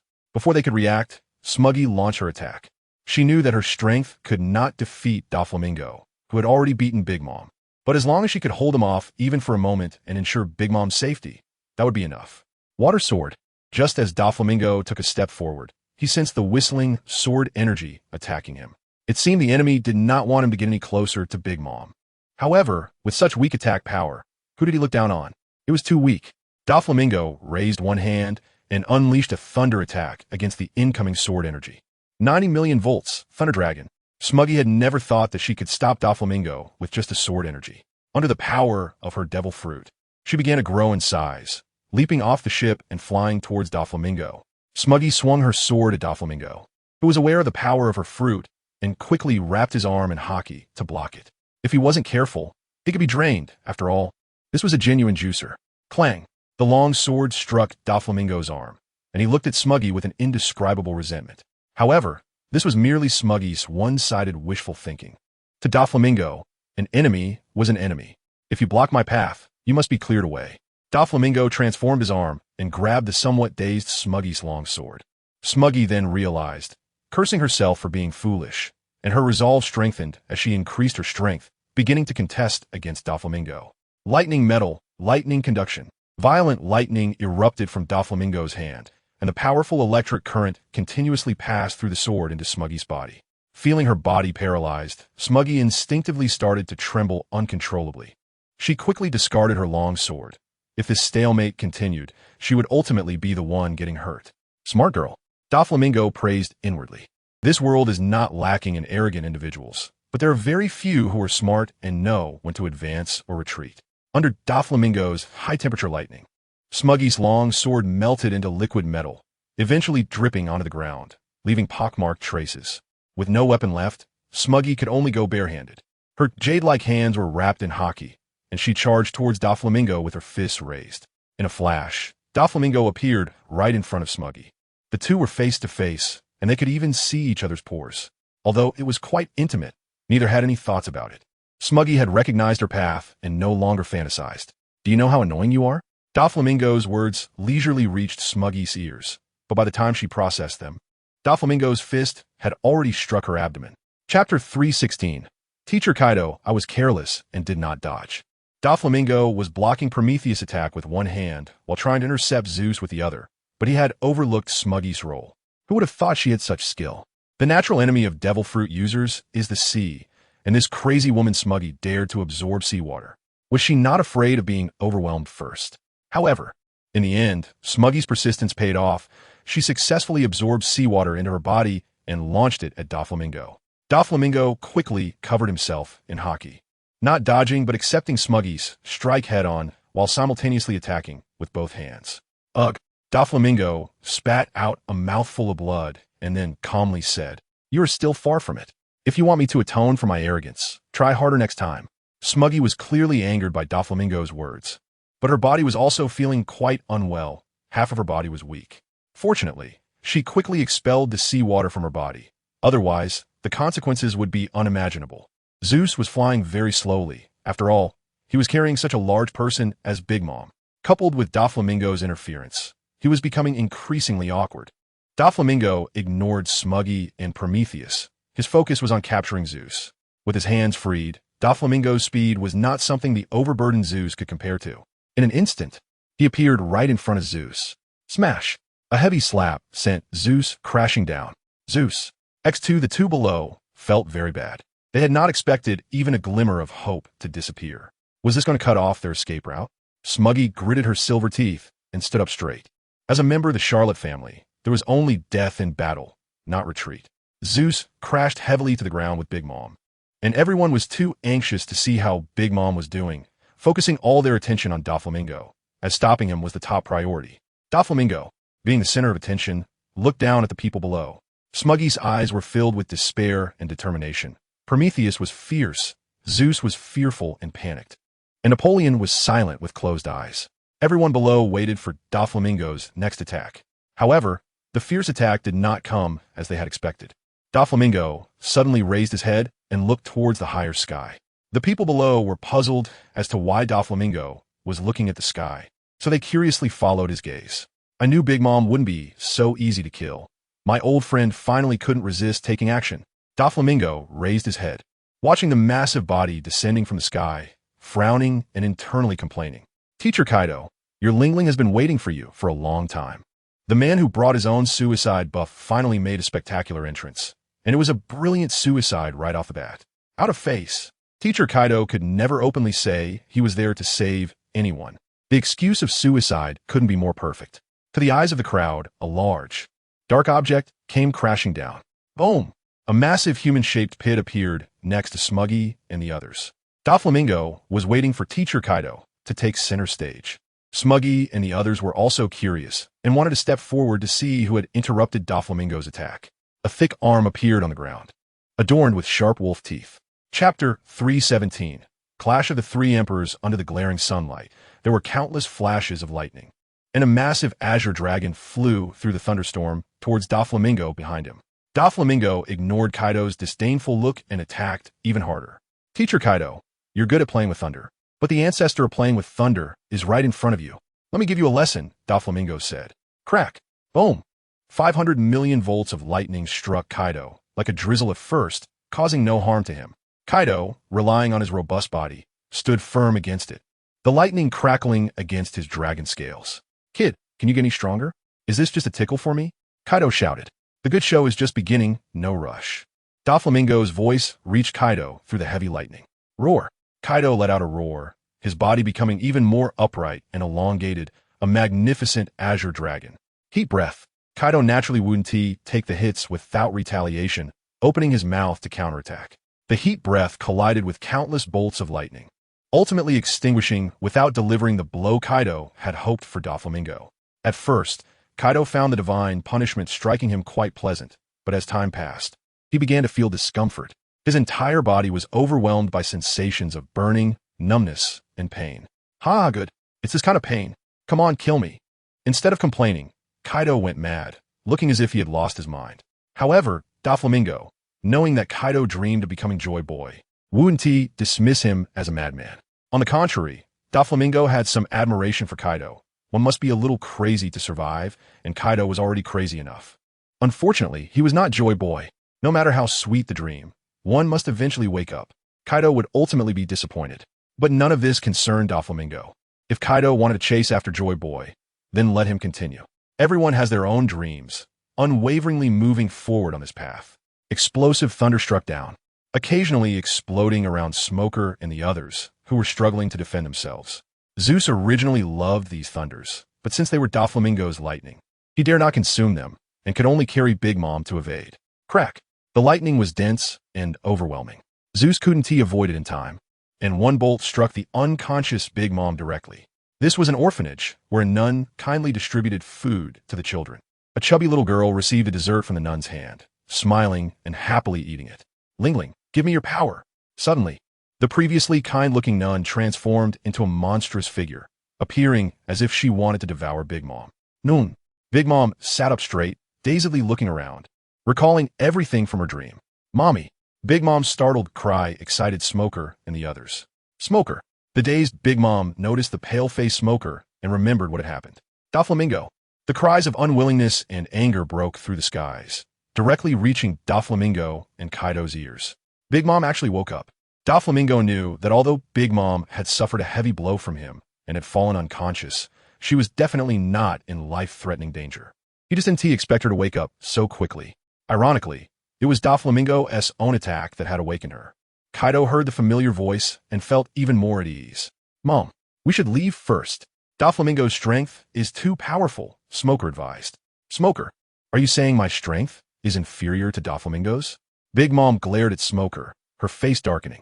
Mom, you're already gravely injured, and Doflamingo is not doing well either. We don't need to make it easy for others. Smoker firmly replied. Chapter 318. The chaotic battle, the sky-darkening lightning sword rapidly approached Kaido and Big Mom. They both looked at the overwhelming lightning sword, feeling the chill emanating from it, and became cautious. Kaido, Big Mom, now seriously injured, felt somewhat unable to withstand Doflamingo's powerful attack, so she called out to Kaido. Kaido seemed to understand Big Mom's intention and instinctively nodded. He quickly moved closer to Big Mom, partially transforming into his dragon form, standing side by side with her. Dominating Sea. Kaido and Big Mom launched their attacks simultaneously. Although Kaido was weaponless and slightly weaker, he used his hands as weapons, producing a Dominating Sea that was equally formidable. Dominating Sea? Doflamingo, seeing their combined technique, instinctively thought of its power. Thus, he quickly controlled the dispersed lightning swords to gather as one, heading toward the Dominating Sea. Combine. So what if it's the Dominating Sea? Break for me, Doflamingo said defiantly. The powerful and swift shockwave collided with Doflamingo's massive lightning sword, creating a stalemate in midair. Hold on. Doflamingo extended his hands, controlling the lightning sword to prevent it from retreating. True to their combined technique, the power was immense. Even as Doflamingo strained to resist, he had to pay a price. The massive lightning sword could no longer hold up, beginning to be compressed by the shockwave from the Dominating Sea, growing smaller and smaller until it condensed into a square. Since it had come to this, Doflamingo did not insist further. After all, it was a combined attack from two people, and now that he was injured, it was normal that he couldn't withstand it. There was no need to dwell on it. Explode. Doflamingo said softly, and the condensed lightning liquid exploded, once again halting the advance of the shockwave. Boom! A beautiful fireworks display erupted in the sky. But the parties involved had no mood to appreciate such a scene. The threat of the Dominating Sea was eliminated, and the three watched each other. In the next moment, Doflamingo vanished from his previous position and instantly appeared in front of Kaido. Doflamingo thought simply. First kick Kaido out of the trouble circle, then quickly deal with Big Mom. Lingling, I told you this kid is my opponent. Kaido raised his arm to block Doflamingo's powerful kick. Bastard Kaido. Damn Doflamingo, do you look down on me? Hearing Kaido's words, Big Mom felt insulted, looking at Kaido and Doflamingo with eyes filled with fury. Kaido, get out of my way. Big Mom, without distinguishing right from wrong, directly tied up Doflamingo to deal with Kaido. Seeing this opportunity, Doflamingo secretly praised Big Mom for her good work. Crazy old woman. Kaido was also somewhat irritated. After all, they had some relationship. Moreover, he had come to help. How could they team up with Doflamingo to suppress him? Doflamingo directly condensed a lightning sword in his hand, infused with haki, and slashed at Kaido. Divine avoidance. Kaido was busy fending off Big Mom's relentless assault and somewhat neglected Doflamingo. When Kaido turned around to defend against Doflamingo's attack, Doflamingo struck heavily on Kaido's hard body, sending him crashing down from the sky. Kaido. Big Mom, seeing this, became anxious and hurriedly called Kaido's name. They truly were a pair of love-hate adversaries. Big Mom no longer cared about Kaido. She knew he would be fine. With Napoleon in hand, Big Mom once again swung at Doflamingo. Chapter 319. Snatching Zeus and running away. Elbaf's gun, Kingdom Tornado. Without waiting for Doflamingo below to act, Big Mom and Kaido instinctively launched their attacks. 1 billion volts, electrocution. A massive amount of lightning surrounded Doflamingo, and the scorching, Violent electricity created a sense of distortion in the space. Both Kaido and Big Mom had a hint of caution in their eyes, as they knew this kind of attack could definitely injure them. The three attacks collided, exploding above the sea and creating waves thousands of meters high, causing the Mama's song to be pushed back by their combined power. Seizing the opportunity, Doflamingo unleashed all his strength and instantly teleported to a farther location. Not wanting to be intercepted by the two, this is troublesome. Both Kaido and Big Mom flashed expressions of frustration. Doflamingo was just like that yellow-skinned monkey in the Navy, unable to be defeated and capable of running away, yet they couldn't catch him. With a certain distance from the two, Doflamingo took a moment to catch his breath. The two superpowers' resistance had him running for his life, although teleportation kept him in an invincible position. Overusing it would deplete his stamina even more. Exhaling a breath of turbid air, Doflamingo refocused on the two, calculating how to separate them to achieve his goals. After all, Kaido and Big Mom were old pals. They could understand each other's intentions with just a glance. To prevent Doflamingo from creating distance again, they also planned to exhaust his stamina. Bad wind, tornado. The area was filled with raging winds, thunderstorms, and thunderous flames, making the three appear very small. What the hell? Doflamingo didn't understand their plans, but he wasn't afraid. Wasn't it just a fight? Then let us fight. 500 million volts, crow storm. A large number of thunder crows howled in, engulfing the area. The powerful lightning struck Kaido and Big Mom, who were covered in hockey armor, seemingly causing no harm. Their resistance was already high, and with an additional layer of protection, breaking their defenses became even harder. A large amount of water vapor rose above the sea, creating a dreamlike, white mist resembling a fairyland. The three played hide and seek within it, and with observation hockey, they wouldn't be blind. In Doflamingo's observation hockey, he quickly sensed Big Mom's position. Without giving her time to react, he teleported and threw a heavy punch aimed at her face. Big Mom exclaimed in surprise, and her powerful fist collided with Doflamingo's. Boom! The sound of their punches echoed in the sky, and Kaido also sensed Doflamingo's position, launching a heat wave towards him. Doflamingo once again teleported away, avoiding entanglement with Big Mom. From the recent exchanges, Doflamingo realized the mist created by the rising sea vapor was actually beneficial to him. With observation hockey stronger than both Kaido and Big Mom, he could find the two faster, launch attacks, and escape quickly using his powers. A warrior had completely transformed into an assassin. Since that's the case, let us make this mist even murkier. Divine punishment. Countless bolts of lightning surged towards the sea, stirring up massive waves, while the high temperature evaporated a large amount of water vapor, forming a dense mist over the surface. Kaido and Big Mom sensed Doflamingo's movements and realized their disadvantageous position. Trying to confuse him, Kaido responded with his own tornado to blow away the mist. I am truly foolish. Watching the environment being cleared by the tornado, Doflamingo cursed himself for being stupid and doing useless work. Since that's the case, Doflamingo could only exhaust himself a bit more, using his speed advantage to create distance. 500 million volts, Thunder Dragon go. Doflamingo created a Thunder Dragon that charged towards Kaido, while he instantly appeared in front of Big Mom. He chuckled, Big Mom, I have to say against you too, I really am not your match, but you are much weaker than Kaido. Doflamingo threw a punch while wearing a faint smile, mocking Big Mom. I'm weaker than Kaido. A strange expression appeared on Big Mom's face, followed by deep anger. I am the one who will become the Pirate King. At that moment, Kaido, having dealt with the Thunder Dragon, charged at Doflamingo again. However, Big Mom blocked Kaido's attack meant for Doflamingo. Chapter 320. The Deceived Akainu. The intense battle finally came to an end, and in a rather comical manner. No one expected Doflamingo to profit and run away. During the fight, Doflamingo was domineering, powerful, and aggressive, but when he fled, he was completely decisive, without any dignity of fighting to the death for the sake of face.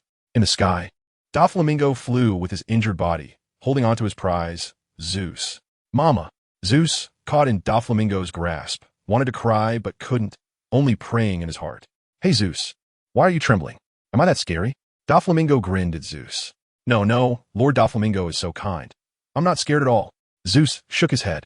Hee hee. Doflamingo chuckled, deciding not to tease Zeus anymore, so as not to frighten him. After all, Zeus was quite useful to him. At the battlefield, Big Mom rebored the Mama's song, her face dark and intimidating. Kaido shook his head in annoyance at Doflamingo's behavior, no longer caring about Big Mom, and broke through the clouds, flying away. Back to Cake Island. Big Mom ordered. Yes, Mama. Smoochie, having received the order, instructed his subordinates to set sail. Hurrying back to Cake Island, fearing that Big Mom's old habits would resurface, making it impossible for him to stop. The sounds of battle quickly ceased, and Akainu, who had been on standby, realized the rare opportunity and prepared to take advantage of it, heading towards Doflamingo's location. Doflamingo, flying in the air, suddenly stopped in the puzzled gaze of Zeus. Zeus was very confused, wondering if Doflamingo had a change of heart and wanted to let him go. If Doflamingo knew what Zeus was thinking, he would only say, "Get lost. Work for me for a lifetime."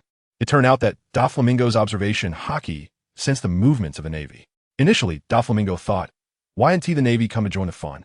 Were they afraid of the three emperors? Didn't he expect them to be waiting on the path he had to take, ready to ambush him and benefit as a fisherman? Akainu, what a narrow road for enemies, cough, cough, cough. As Doflamingo spoke, he couldn't help but cough up blood. Although it seems that Doflamingo is enjoying great success by defeating 2 of the 4 emperors, only he knows the pressure he is under. He cannot afford to make a single mistake, or the only one who gets hurt will be himself. However, even so, the wounds on Doflamingo are not much lighter than those of Big Mom. He is just holding on. Moreover, Doflamingo's defenses cannot compare to those 2 monsters. Big Mom and Kaido are like immortal warriors in the front line, becoming more ferocious with each battle. Doflamingo, on the other hand, is like a delicate assassin in the mid lane, with slightly lower attack and defense than the 2 of them. Wiping the blood from the corner of his mouth and ignoring Zeus's strange expression, Doflamingo began to handle his own affairs. Zzz. The sound of thunder echoed, and under Zeus's watchful gaze, Doflamingo began to secrete thunder liquid, which fell to the side. And then a person who looked exactly like Doflamingo appeared. Thunder Clone. Zeus was stunned by Doflamingo's maneuver. If it weren't for the one in his hand, he really couldn't tell which was real and which was fake. It's up to you. The Thunder Clone Doflamingo nodded, and then headed towards Akainu's location.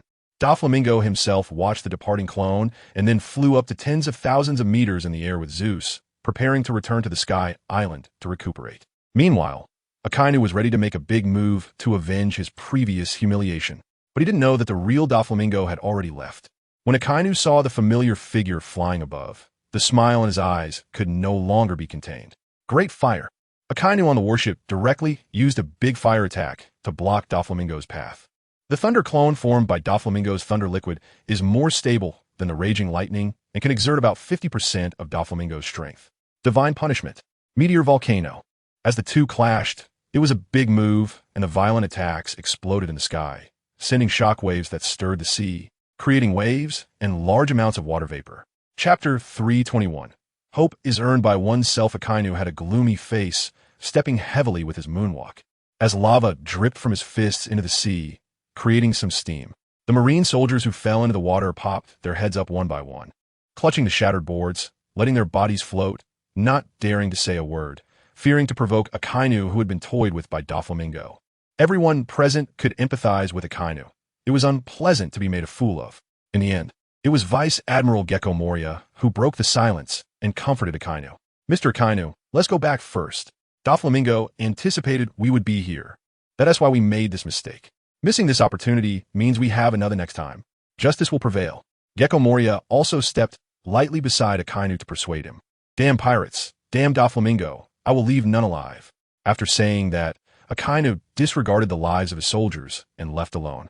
Gecko Moria watched Akainu's departing figure and sighed, his resentment towards Doflamingo deepening a bit. He then followed Akainu, leaving the remaining soldiers to fend for themselves.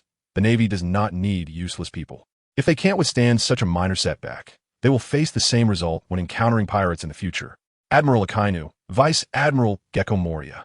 The soldiers floating in the sea looked at each other, wanting to use their words to attract the attention of their 2 leaders. But all they received in response was silence. The young soldiers felt somewhat dejected, as if they had been abandoned by the whole world. "Don't pray for anyone to help us anymore. We can only rely on ourselves. If we can't survive now, we'll die the same way when we meet pirates in the future." The young soldiers urged themselves to live on. "I'm leaving now." Among the remaining soldiers was Akainu's lieutenant, who was familiar with Akainu's temperament, but he did not resent Akainu. Just as Akainu had taught him, he too would now teach these young soldiers. The lieutenant had a wooden board beneath him and was vigorously paddling through the sea towards the Navy base in the New World. The young soldiers, who had almost given up hope, saw the lieutenant's example and understood what they could do now. Survive, for then there would be hope. Thus, a group of soldiers in the New World struggled to paddle and fight for their survival, not knowing how long they had been in the water. The young soldier Ryan looked at his already pale fingers, gazing out at the endless sea, unsure of how much further they had to go. Looking at his companions who were still persevering, he showed no signs of giving up, gritting his teeth and continuing to swim forward. The unpredictable weather of the New World means that those who dare to swim here are either true strongmen or reckless fools. Along the way, the young soldiers encountered waves, changing weather, and even attacks from sea creatures. While some were unfortunate, others persevered and successfully caught a glimpse of hope. Everyone, hurry up. There's a ship ahead. The lieutenant leading the group, with purple lips and pale fingers, encouraged the young soldiers. Finally, there's hope. Hurry, everyone, catch up. The disheveled group let out a few excited shouts, but then started coughing after choking on seawater. Akainu and Gecko Moria stood at the bow of the pirate ship. Watching the performance of these soldiers and the gloomy expressions on their faces finally revealed a hint of satisfaction. Go and get them, Akainu said to Gecko Moria, while he himself entered the cabin. He had no intention of being a nice guy, and didn't he care how others viewed him. Having Gecko Moria retrieve these soldiers was merely a matter of business, as they had passed his test. Gecko Moria threw a rope down to the soldiers in the water. Grab the rope, Gecko Moria reminded everyone in the water. It's Vice Admiral Gecko Moria. Great, hurry. Gecko Moria quickly threw down several ropes to help the soldiers aboard the ship. A group of people finally boarded the ship, collapsing on the deck and trying their best to breathe in the fresh air of this world. Tap, tap, tap. The sound of Akainu's footsteps approached, and the people still lying on the deck jumped up instinctively, maintaining military posture. Chapter 322. The pancake for Leo. Under Leo's guidance, Doflamingo met Princess Mancherry once again. Your Highness, Your Highness. Doflamingo is injured. Come quickly, Leo shouted, completely disregarding Princess Mancherry's royal status. After all, he was her beloved, so it didn't matter. Now, stop shouting. The flying Kaboo scolded Leo. However, Leo ignored Kaboo and jumped off Doflamingo's shoulder, rushing to find Princess Mancherry, with Kaboo following closely behind. Doflamingo just waited. And before long, Leo came back holding Princess Mancherry, who was dressed in a pure white dress. Slow down, Leo, and Kaboo reminded him from behind. Leo moved quickly, completely unaware that he was holding a somewhat shy Princess Mancherry, who wore a face of happiness and enjoyment. No matter how beautiful the journey, it must come to an end. Mancherry opened her eyes and, under Leo's expectant gaze, began to heal Doflamingo's injuries. Princess Mancherry's small hand rested on Doflamingo's hand, soothing the pain caused by the battle. Doflamingo patiently accepted the treatment. Before long, his wounds disappeared, and the pallor on his face was covered by a rosy glow. Princess Mancherry released her small hand and, together with Leo and the others, watched the now healthy Doflamingo. Doflamingo stretched his body, feeling light, healthy, and full of explosive power. His familiar strength had returned.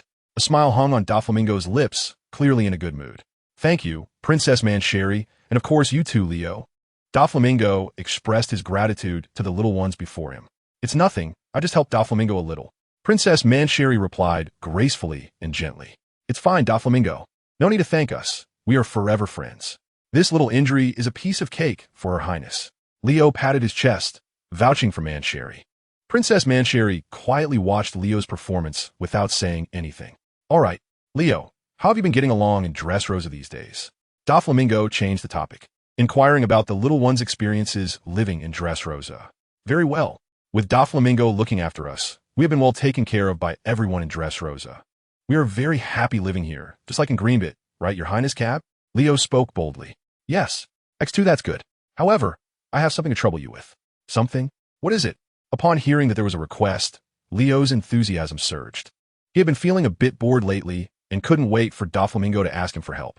Doflamingo knew that his breakthrough point lay with Leo. If he could bind Leo, Princess Mancherry would also be in his grasp. Although he could seek Princess Mancherry's help through his relationship with the little people, overusing such favors could lead to annoyance. Moreover, Doflamingo sought sustainable development rather than merely oppressing others. Leo, you know I'm a pirate, and now I've become the guardian of Dressrosa. However, I can't stay here forever, so I hope you and the others can lend a hand to help me protect our shared homeland. Doflamingo's words were very moving and resonated well.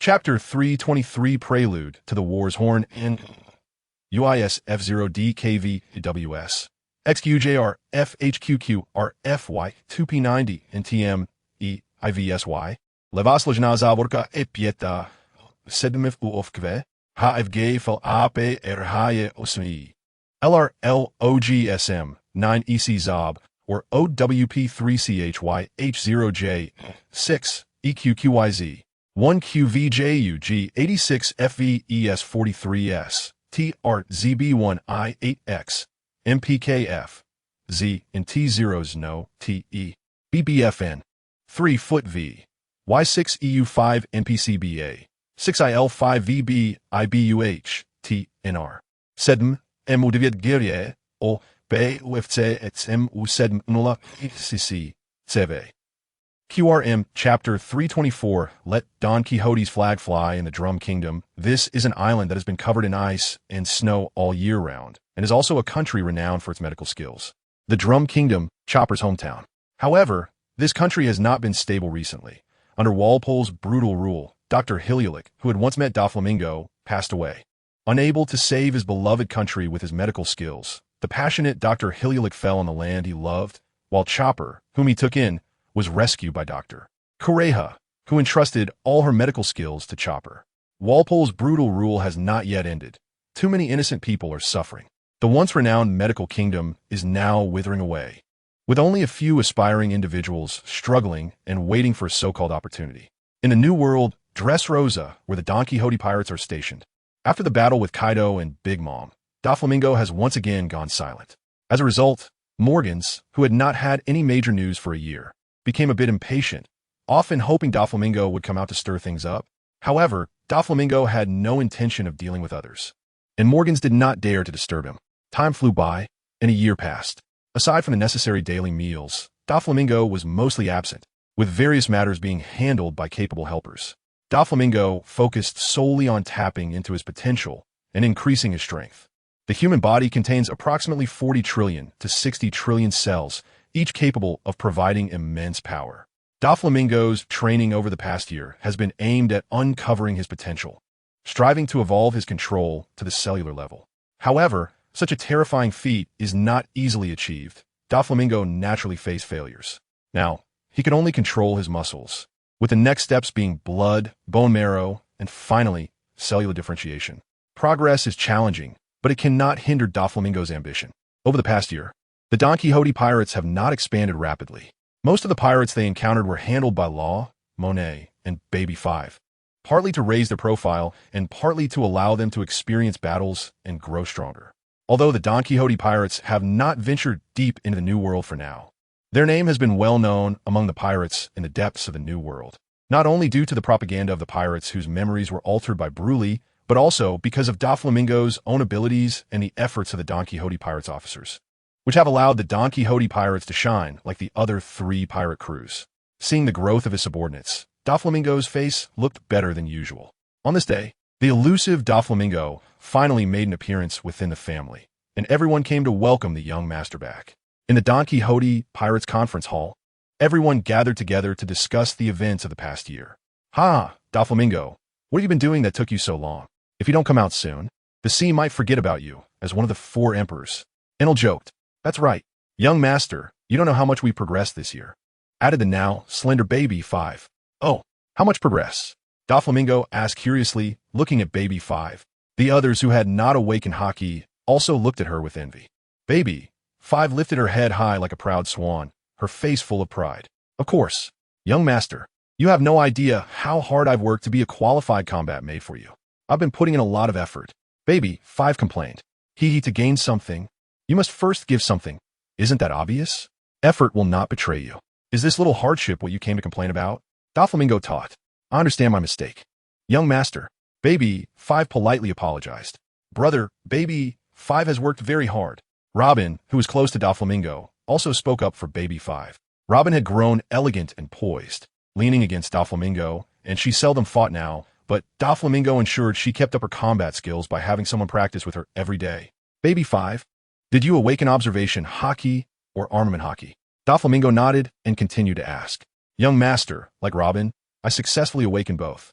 Baby Five's words surprised Doflamingo. He had thought she would prioritize awakening armament hockey, but it was an unexpected delight. At 18, Baby Five's combat power was quite impressive now. Good. Doflamingo praised Baby Five appropriately, and then turned his gaze to Monet, Robin, and Ibisu, hoping they also had surprises for him. Brother, I'm only at a half-baked level. But thanks to sparring with Sister Ibisu and Monet, I've also naturally awakened. Robin said, sitting cross-legged with her hands crossed, quietly showing off. What a natural progression. Although Ibisu was busy, she still kept up with her basic training, and Monet often fought on the seas, so both naturally awakened as well. In the New World, it's embarrassing not to have hockey. Armament hockey is a standard for everyone. Even the seemingly invincible Logia fruits in the New World are no longer unbeatable. The truly invincible force is personal strength, not the enhancements from external powers. As for Gladius and Law, there's nothing more to say. Their strength is certainly not lacking. However, Buffalo lagged behind and failed to awaken observation hockey. Bruley and Dorinji were too young to comment on. Overall, the development trend of the Donquixote pirates was quite good. Everyone is doing great. Keep it up. Ibisu, have there been any recent developments in the Four Seas or the underground world? Ibisu thought for a moment and replied, Doflamingo, our Donquixote family is still the dominant force in the North Sea. As for the other 3 seas, there haven't been any major changes. But the number of pirates in the 4 seas has been increasing, and the situation is becoming more complex. The pressure on the Navy has also intensified. There are many more stationed in the 4 seas and the Paradise. As for the underground world, it remains the same, but there is a group of buyers that you might be interested in who want to contact us. Buyers I'm interested in? Doflamingo's eyes lit up after pondering for a moment. It seems they need a large amount of war supplies. We can give them some conveniences and establish a channel with them. I understand. Ibisu nodded. Is there any other news? Doflamingo looked at Ibisu, waiting for a follow-up. Well, Doflamingo, a few days ago, someone called looking for you. Who? Dr. Correja. Is something wrong with the Drum Kingdom? Doflamingo asked calmly. He had previously left a den mushy with Correja, hoping she would call, but he had not confirmed if she would. However, since she called, he had to pay a visit. Yes, I heard that the quack doctor Hiliulik has died, and now the Drum Kingdom is ruled by Wapol, leaving the people living in dire straits. Dr. Correja hopes you can go in person. Ibisu informed Doflamingo word for word. Doflamingo stood up and said, all right, it's time to plant our flag on that land. The Drum Kingdom belongs to us now. Ha ha, let the pirates of paradise welcome the arrival of the Donquixote pirates. Enel said excitedly, but be careful not to scare those little kids. Ha ha ha. The entire conference hall was filled with laughter and joy. Chapter 325, The Common People Chopper in the Drum Kingdom. Wapol's tyranny continued. Originally, Dr. Correja just wanted to fulfill her friend's last wish, take care of Chopper, and pass on her skills to him, without concerning herself with the destruction caused by Wapol. She knew she lacked the strength to fight against Wapol while also fulfilling her friend's request, so she could only hide her sorrow. Unfortunately, things did not go as planned. Wapol's destruction of the Drum Kingdom was too severe. Dr. Correja could ignore it, but deeply influenced by Hiliulik, Chopper, even knowing his limited power, wanted to protect the land he loved for Hiliulik. The reckless Chopper was ultimately stopped by Dalton, who could not bear to see Chopper get hurt. After a long conversation, Chopper temporarily set aside his vengeful anger, hiding it in his heart. Among the pirates that Hiliulik told Chopper about, he held the Donquixote pirates, led by Doflamingo, in high regard and trusted Doflamingo. Just as Hiliulik said, a man who bets his life on that skull flag can accomplish anything. He encouraged Chopper, hoping he could sail freely on the sea like Doflamingo, experiencing the vastness of the ocean. Chopper was deeply impressed by Doflamingo, the pirate Hiliulik spoke of, and often murmured about him in Correja's ear. It was precisely because of Correja's love for Chopper and her unwillingness to see the disaster in the Drum Kingdom that she wanted to do something, so she took out the den mushy left by Doflamingo. Under Chopper's eager gaze, she nervously called Doflamingo. I wonder if, after all these years, that kid Doflamingo still remembers me. Correja thought anxiously. The call went through, but it wasn't Doflamingo's voice, it was Ivankov. Although Ivankov had never met Correja, he had Doflamingo's private telephone snail, so their relationship was not simple. After a good conversation between the two, Correja, who heard that Doflamingo was temporarily unavailable, had to give up for now, hoping that Doflamingo would return soon. In Drum Kingdom, it was another busy day for Chopper. Every day, steadily learning medical knowledge had become his hobby, and waiting for the phone's response had also become Chopper's homework. Dr. Correja, Do you think there will be a response today? Chopper asked, guarding the phone. He took good care of the telephone snail because it held his hope. Kureha sighed in her heart. She naturally knew about the hatred in Chopper's heart. However, the greater the hope, the greater the disappointment. Over the years, she had encountered too many things. Who knew if Doflamingo had forgotten about her old woman? Chopper, did you remember everything I taught you today? Kureha asked. Dr. Dolly, I remember it clearly. Chopper assured. Kureha wanted to say something more, but at that moment, the long-awaited phone rang. Dr. Dolly, it's the phone. It's the phone. Chopper excitedly rushed to Kureha's side, his big, cute eyes looking at her. Got it, Chopper. Kureha felt a little relieved. At least she didn't let Chopper down. It seems that I still have some influence. Doflamingo is a good kid. This time, I'll pass on my secret to eternal youth to him. Kureha thought to herself, and then promptly answered the call. Is this Dr. Kureha? Doflamingo's voice came through the telephone snail, and a hint of joy appeared on Kureha's face. Over the years, Doflamingo's name had echoed across the seas. Solving her troubles would be a piece of cake for Doflamingo. It's me, that little brat, Doflamingo. I have a problem I want you to help me with. Kureha asked casually. No problem. Doflamingo responded decisively. All right, when are you coming?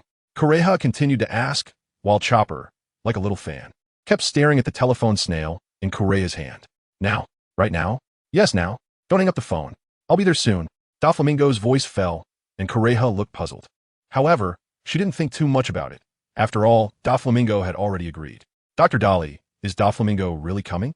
Chopper asked eagerly. Yes, he's coming in person. I didn't expect that after so many years, this brat has become so powerful, Kureha reminisced.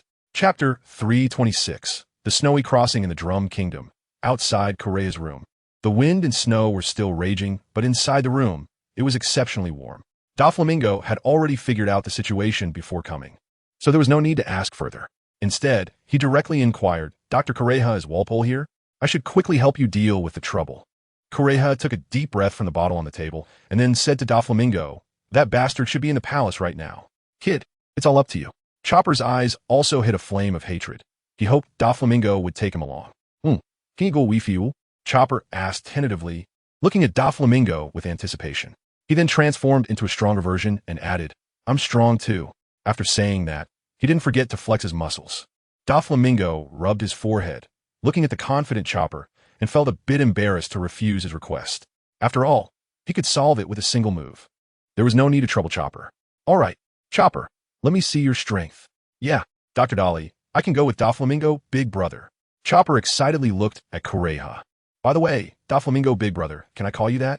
Chopper scratched his head, feeling a little shy as if he remembered something. Of course. You're so cute. I'd be happy to. Doflamingo replied with a smile. I'm cute. Doflamingo, big brother said I'm cute. No, I'm definitely not happy. Chopper twisted his body, extremely happy. Doflamingo knew Chopper's personality was like this, but isn't it more fun this way? Outside, the wind and snow howled, and Doflamingo opened the door first, stepping onto the pristine land. Creek, the familiar smell, the familiar place. Doflamingo looked at the snow-covered kingdom and sighed. It's nice to be back in the old place. Kureha walked to Doflamingo's side and patted his shoulder. Chopper followed them closely, not speaking. Outside, he wasn't accepted by everyone, so it was better to be silent. It's pretty nice, but this snow is a bit dirty. Doflamingo reached out to pinch a snowflake, which was crystal clear and beautifully shaped, but it quickly disappeared in his warm palm, leaving a few drops of water. Yeah, it is a bit dirty. Kureha also raised the bottle in her other hand and took a swig to warm herself. It'll be clean soon. I'll protect this place from now on. So you can rest assured, Doflamingo said, looking up at the palace on the mountain, a smile on his lips. Then I'll leave it to you. The three of them walked forward together, admiring the beautiful snowy scenery of the Drum Kingdom. Unfortunately, during the day, there were very few people to be seen in the Drum Kingdom. Perhaps they had endured too much in such a violent snowstorm. It was only right not to go out. Once he finished dealing with it, he would return peace to this place. Doflamingo put away his wandering gaze and walked seriously. After a while, the snow had covered the footprints left by the three in the snow, and they finally arrived at the palace entrance. The grand palace looked impressive, but it was a facade hiding decay within. A few guards at the entrance quickly approached Doflamingo and the others as they noticed someone approaching. Hey, I say, you guys, hurry up and leave. Are you looking for death? If you get caught by King Walpole, you definitely won't have a good end. While the king hasn't noticed, you better get out of here. Captain Dalton has already been locked up by the king. Don't be foolish anymore. The guard team members urged Doflamingo and the others, hoping they would leave quickly. Doflamingo listened to their words, feeling somewhat emotional. The biggest villain in the Drum Kingdom was indeed Walpole. The others were rather kind-hearted. And now even a small guard team member couldn't stand the king's behavior, showing how cruel Walpole was. Don't worry, you go call Walpole out. I'll take care of him for you. Doflamingo waved his hand, stopping the guards who were still trying to persuade them. Are you looking for death? Hurry up and shut up. We could pretend we didn't hear anything. The guards were in a panic, quickly looking around like thieves, making sure there was no one else before feeling relieved. Goodness, when did I, Donquixote Doflamingo, become so insignificant? A mere guard actually advised me not to seek death. Doflamingo felt extremely speechless. When did his name no longer intimidate these little guys? Enough nonsense. I am Donquixote Doflamingo, captain of the Donquixote Pirates, with a bounty of 596 billion berries. I will take the life of your king Walpole. Doflamingo said lightly, completely unconcerned whether the people present believed him or not. Chopper and Dr. Kureha believed him, but they were also shocked by the bounty Doflamingo mentioned. Ha, kid, you really surprised me. You're actually worth so much. Dr. Kureha laughed. Chopper, on the other hand, had no concept of money and didn't understand how large that sum was. He just felt it sounded impressive. Later, when he hears that his own bounty is only 10 berries, he will realize the vast difference compared to Doflamingo. Stop bragging. Doflamingo wouldn't come here. By the way, kid, aren't you cold-dressed like that? The guard was completely unconvinced, thinking Doflamingo was just boasting. Their attention was fully on Doflamingo, looking at him in his slippers, open-chest shirt, crop pants, and a flamboyant pink plush coat. Ha ha ha, kid, it's surprising to see such a prominent figure like you getting humiliated here. Dr. Kureha laughed disdainfully. Hee hee, the world is so big. Not everyone knows me. I won't bother with them. The matter is urgent. Doflamingo smiled to ease the awkwardness, not intending to pay attention to the guard. The smile on Doflamingo's face gradually faded, replaced by seriousness. His powerful observation haki quickly spread out, covering the palace before him. Goodness, this is quite enjoyable. Walpole is indeed Walpole. In Doflamingo's observation haki, Walpole was enjoying the offerings from his subordinates, posing like a master. It's you. Walpole, go.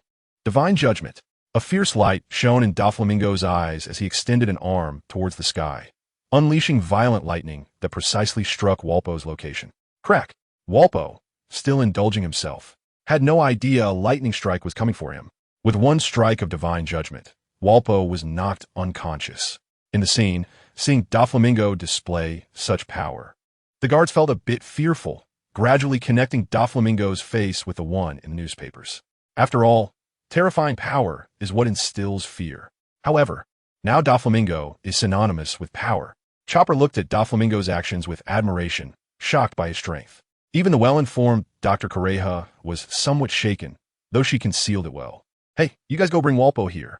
He has already been knocked out by me, Doflamingo said casually to the guards. Oh, okay, we will go right away. The guards didn't want to stay longer. Being around such a super terrifying person made them feel a lot of pressure. That's it? Dr. Kureha asked. What do you think? Don't think too highly of Walpole, and don't think too lowly of me. I was ignorant. A hint of shame crossed Dr. Kureha's face. No, you were the one in the medical field. I just happen to be a little stronger. Seeing Dr. Kureha's humble demeanor, Doflamingo found it somewhat hard to accept and quickly stopped her. Ha, kid, you have good insight. Speak, what do you need help with? Nothing much. I have a kid who is also very interested in medicine. He wants to learn a thing or two from you, Doflamingo asked tentatively. Doctor. Kureha pondered for a moment and then relaxed. Fine, let him come, but if he doesn't learn well, he can get lost. Dr. Kureha was still as domineering as ever. Chopper looked at Dr. Kureha's assertive demeanor and thought that Dr. Dolier was quite impressive as well. Chapter 327, Walpole's Abdication. Upon hearing Doflamingo's instructions, the guards entered the palace and immediately saw the huge hole in the palace, with black smoke rising from it. The guards instinctively swallowed hard at the sight of the black hole and quickened their pace toward the inner palace. They needed to bring Walpole before Doflamingo. This was the only way to liberate the Drum Kingdom and save the citizens from danger. However, now they had provoked the even more powerful Doflamingo. What would their future hold? Sigh, we'll take it one step at a time. The guards felt heavy-hearted, their steps weighed down. When they entered the palace, Walpole's loyal followers were calling for doctors to treat him. Although Walpole had driven away all the doctors on the island, he still kept some excellent doctors by his side. Dr. 20, how is it? How was His Majesty the King doing? Advisor Jess asked. Nothing serious, just knocked out by lightning. The Dr. 20 team informed Jess after a series of examinations. That's good. Jess also felt relieved. At this time, the guards came in with their guns drawn. Seeing the scene before them, they understood what had happened, and their shock at Doflamingo's strength grew even more. Walpo and his people were just insignificant compared to Doflamingo. Hey, you there, what are you doing?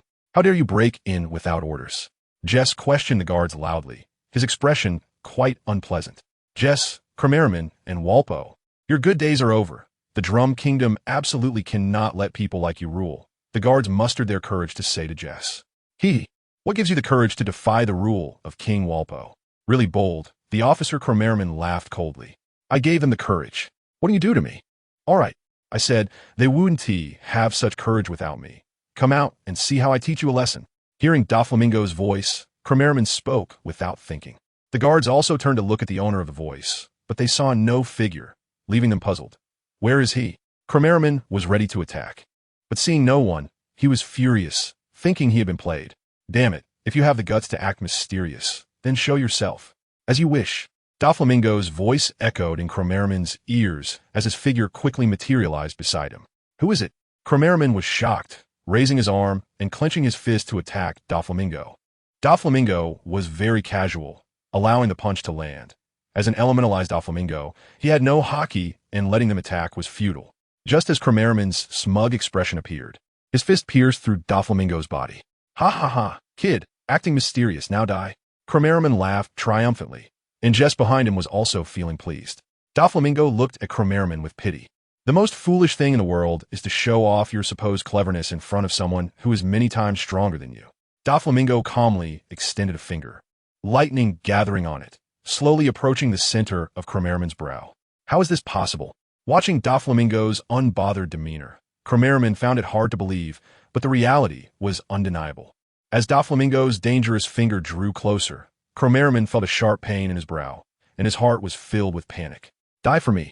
Cromeraman frantically attacked Doflamingo, but he couldn't stop Doflamingo's finger from getting closer. Cromeraman! Jess shouted, quickly making a move, but unfortunately, having one more person didn't change anything. No! Seeing the lightning finger getting nearer, Cromeraman's heart collapsed. Electrocute!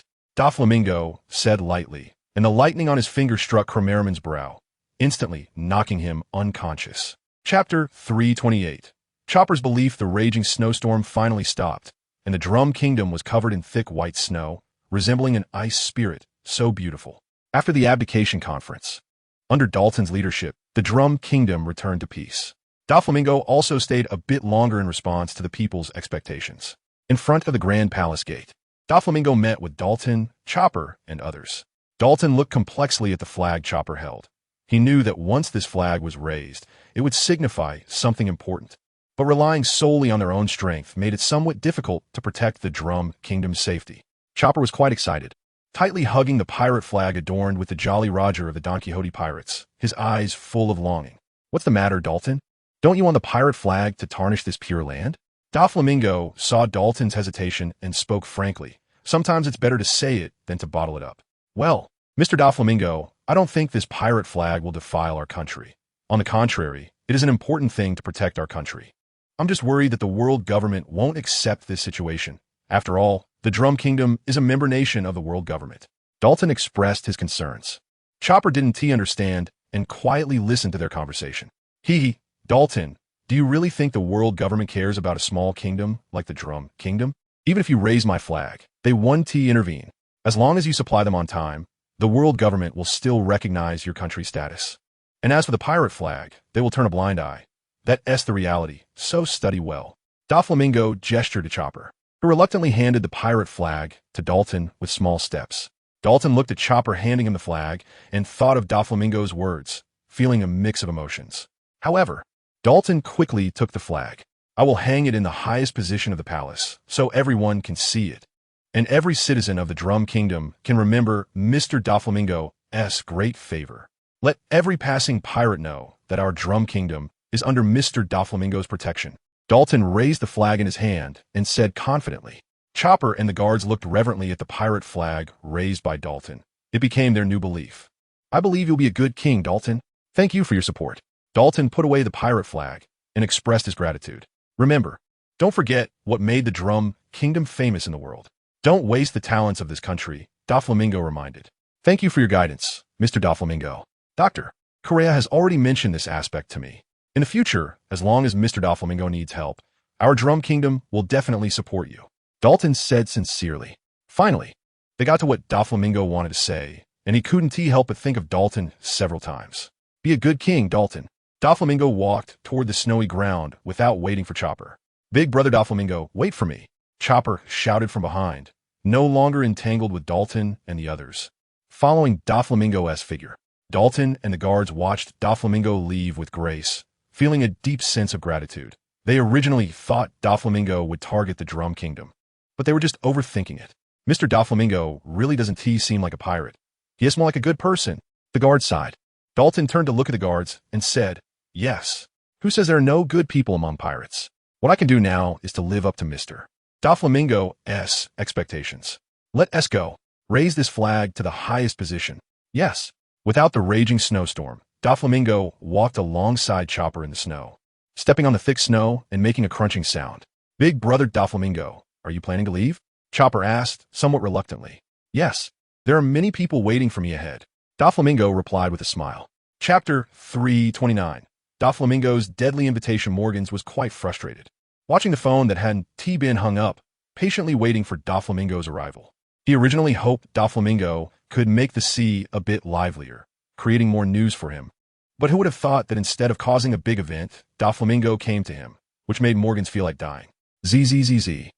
A buzzing sound of electricity came from the phone, and upon hearing this noise, Morgans, who had been slumped, straightened up and waited for Doflamingo's arrival with peace of mind. Just like their last meeting, dazzling lightning filled the eyes, and Doflamingo's figure gradually took shape. Oh, isn't this our news agency, President Morgans? Long time no see. Doflamingo casually sat on the sofa, teasing Morgans, who was sitting upright in his office chair. Hee, your title as one of the 4 emperors is much greater. I'm just a small news agency president. Morgans chuckled awkwardly. This has a lot to do with Morgans' efforts. Doflamingo sighed. Not at all. I just lightly touched the pen. Morgans quickly deflected, not daring to take credit. Morgans really didn't know what Doflamingo's attitude was, so he had to carefully go along with the flow. Your contribution is significant. How can it be so easily brushed aside? Doflamingo played with his fingers, lightning crackling, making Morgans break out in a cold sweat. Mr. Doflamingo, whatever you command, I will definitely accomplish. Morgans had to lower his head, no longer having the cunning demeanor from before. Doflamingo looked deeply at Morgans, then withdrew the lightning from his hand. Help me arrange a meeting. I want to see the kings of your underground world. Doflamingo finally stated his purpose, which relieved Morgans. You want to meet the kings of the underground world? Morgans asked seriously. What's the matter? Is there a problem? Doflamingo raised his voice, his tone somewhat cold. No, how could that be? I'll arrange it right away, Morgans said with a smile, being very considerate. Very good, Morgans. I've always had high hopes for you. I hope you won't disappoint me. Remember, that woman Stussy must come over. It doesn't matter if the others come or not. Doflamingo said seriously. Stussy? Morgans looked at Doflamingo with some curiosity, pondering Doflamingo's intentions. Did that first meeting make Doflamingo take a liking to that woman? As he thought about it, he really felt it was possible. After all, Stussy was indeed very beautiful. It was normal for some men to be unable to resist and hard to forget her. What a pity, Doflamingo. You don't even know how old that woman Stussy is. Who would have thought? The 4 emperors Doflamingo actually likes an old madam. Ha. Morgans secretly laughed with pride in his heart. He didn't dare to reveal his thoughts. Doflamingo's thoughts were naturally not for others to know. Even if he noticed Morgans' strange gaze, he remained indifferent. Since Morgans had misunderstood, let him think that way. Besides, Stussy was indeed a good beauty, but unfortunately, she was thorny and uncontrollable. However, being able to hold onto this thorny rose was also quite good. Don't worry, Lord Doflamingo. I will definitely take care of your matters well, Morgans assured. Then I'll wait for your news. Doflamingo was about to leave when he was stopped by Morgans. Lord Doflamingo, I was thinking, why don't you hold a gathering similar to a tea party for the ladies? That way, I can invite them over. After all, my face doesn't carry as much weight as yours. After pondering for a moment, Doflamingo replied, No need, just hand them my invitation directly. I believe they will be happy to come. As for the venue, Let's do it in Dressrosa. Give them 5 days. With Doflamingo's complete instructions. Morgan's was now full of confidence. Understood. After finishing, Doflamingo didn't linger and left directly. Morgan's then seriously executed the task left to him by Doflamingo. The first person Morgan's invited was Stussy. To be honest, Morgan's had a heavy sense of vigilance towards this woman. However, since Doflamingo had his eyes on her, she probably wouldn't stir up too much trouble. No matter how big the conspiracy, it was useless in the face of absolute strength. Hey, I was wondering who it was. Morgan's, what do you want from me? I don't remember any big news from Happiness Street. Are you thinking of coming to enjoy yourself? Stussy chattered away, taking control of the conversation. Ahem, hold on. I'm not thinking that way. Keep your good sisters for yourself. Morgan's quickly stopped Stussy from continuing to chatter. Oh, what big news does our newsman want to talk to me about? Are you looking for some gossip about our sisters? Stussy teased with a smile. Ahem, that's not it. I was entrusted to invite you, the Queen of Happiness Street, to a gathering. Morgan's quickly changed the subject, dismissing Stussy's probing. What big shot could possibly contact you to persuade us? Stussy's eyes rolled as she thought about who it could be and what her relationship with Morgan's was. I don't have such a great status. It's just that someone sees potential in my position and believes I can handle it. So they gave me this task. You don't know, I'm being pressured too. Morgan's laughed, not letting others see his connection with Doflamingo. Stussy didn't believe Morgan's words. As an old hand in the game, she knew to discern the truth from the false. So which big shot has taken notice of our newsman? Stussy asked with concern. The 4 Emperor Doflamingo. His name is quite big, right? Morgan said with a smile. Stussy's heart skipped a beat. She instinctively felt that Doflamingo contacting them was not for anything good. That's very big, but I'm just a small woman. For such a big figure as the 4 Emperor to invite me, a small woman, makes me quite anxious. Stussy pretended to be anxious. Morgan's wore a mocking smile. He didn't believe it. You're mistaken. We have many old friends. Doflamingo isn't just inviting you alone. Don't think your status as the Queen of Happiness Street is that great. We still have to give face to the 4 Emperor, don't you think? Morgan's words contained a hidden threat. Stussy understood Morgan's message. She dared not easily refuse. This was a tremendous opportunity to get close to Doflamingo, and CP0 would probably agree with her actions. Feeling reassured, Stussy thought that since there were so many old friends, she wouldn't be flustered. She would meet Doflamingo properly. A young 4 Emperor, quite enticing. Stussy licked her lips, displaying a charming demeanor. Since that's the case, how could I not agree? What time and place? I will definitely come as promised. Stussy replied. That's the spirit. 5 days later, in Dressrosa, Stussy, we'll see each other then. Morgan's laughed. Then we'll meet at that time. I still have others to notify. The two hung up the phone simultaneously, cursing inwardly. Old silver coin. Soon, Morgan's notified the others one by one. Except for not receiving a response from Queen and Joker, the others all agreed. What are Queen and Joker up to? Why don't they respond? Morgan's felt puzzled. Hello, Morgan's. I hear you were looking for me? Hearing Doflamingo's voice, Morgan's was puzzled. Lord Doflamingo, what did I look for you? Morgan's asked in confusion. Queen is my woman. After saying that, Doflamingo hung up, leaving a somewhat bewildered Morgan's in silence. Goodness, when did Doflamingo quietly become the king of the underground world? Chapter 330. Meeting of the underground world, King the Best Day, begins with waking up in the embrace of Monet or Stussy. After exercising in the morning, Doflamingo stretched lazily. Monet personally helped Doflamingo get dressed, and the two headed to the family restaurant to replenish the energy lost from exercising. In the restaurant, Doflamingo elegantly enjoyed his breakfast, while the maids stood by, waiting for Doflamingo and the members of the Donquixote Pirates to give instructions. Family members only ate together for the necessary dinner at night. At this moment, only Doflamingo, Monet, and some serving maids were present in the restaurant. Monet, seeing Doflamingo seriously drinking the meat soup made from sea kings, reminded him, Young master, today is already the 5th day. Doflamingo put down his soup spoon, removed the napkin from around his neck, wiped his mouth, and replied, Oh, time flies. They should be arriving soon. Yes. However, young master, I heard that the Queen of Happy Street is very beautiful. Doflamingo looked at Monet's green eyes, and he could tell what emotions were reflected in them. She is indeed quite beautiful. But Monet, you are even more beautiful. After saying that, Doflamingo did not linger, pulled out a chair, and left. In the restaurant, only Monet, whose face was flushed with shyness, and the maids cleaning up the tableware were left. The maids carried on with their duties like nothing was amiss, although they also hoped to be appreciated by their master. However, such matters were relatively low on the priority list. Monet felt a bit weak, her face red, repeatedly recalling Doflamingo's charming words in her mind. Even after all the maids had left, she remained oblivious. Doflamingo arrived at the palace hall, where all the family members who were supposed to be there were gathered, as it was considered a small gathering. As executives of the Donquixote pirates, they were all required to attend. Doflamingo, I just received news from Morgans. According to them, they should arrive around noon. Ibase explained the situation as she approached Doflamingo. Got it. When they arrive, the banquet will officially begin. We have to give them an unforgettable memory, right? Doflamingo wore a dangerous smile. To unfamiliar people, it might seem creepy, but to those who knew him, it was charming. Hee, their courage is indeed admirable. Unfortunately, this time they're no longer the rulers of the underworld, just fish on the chopping block.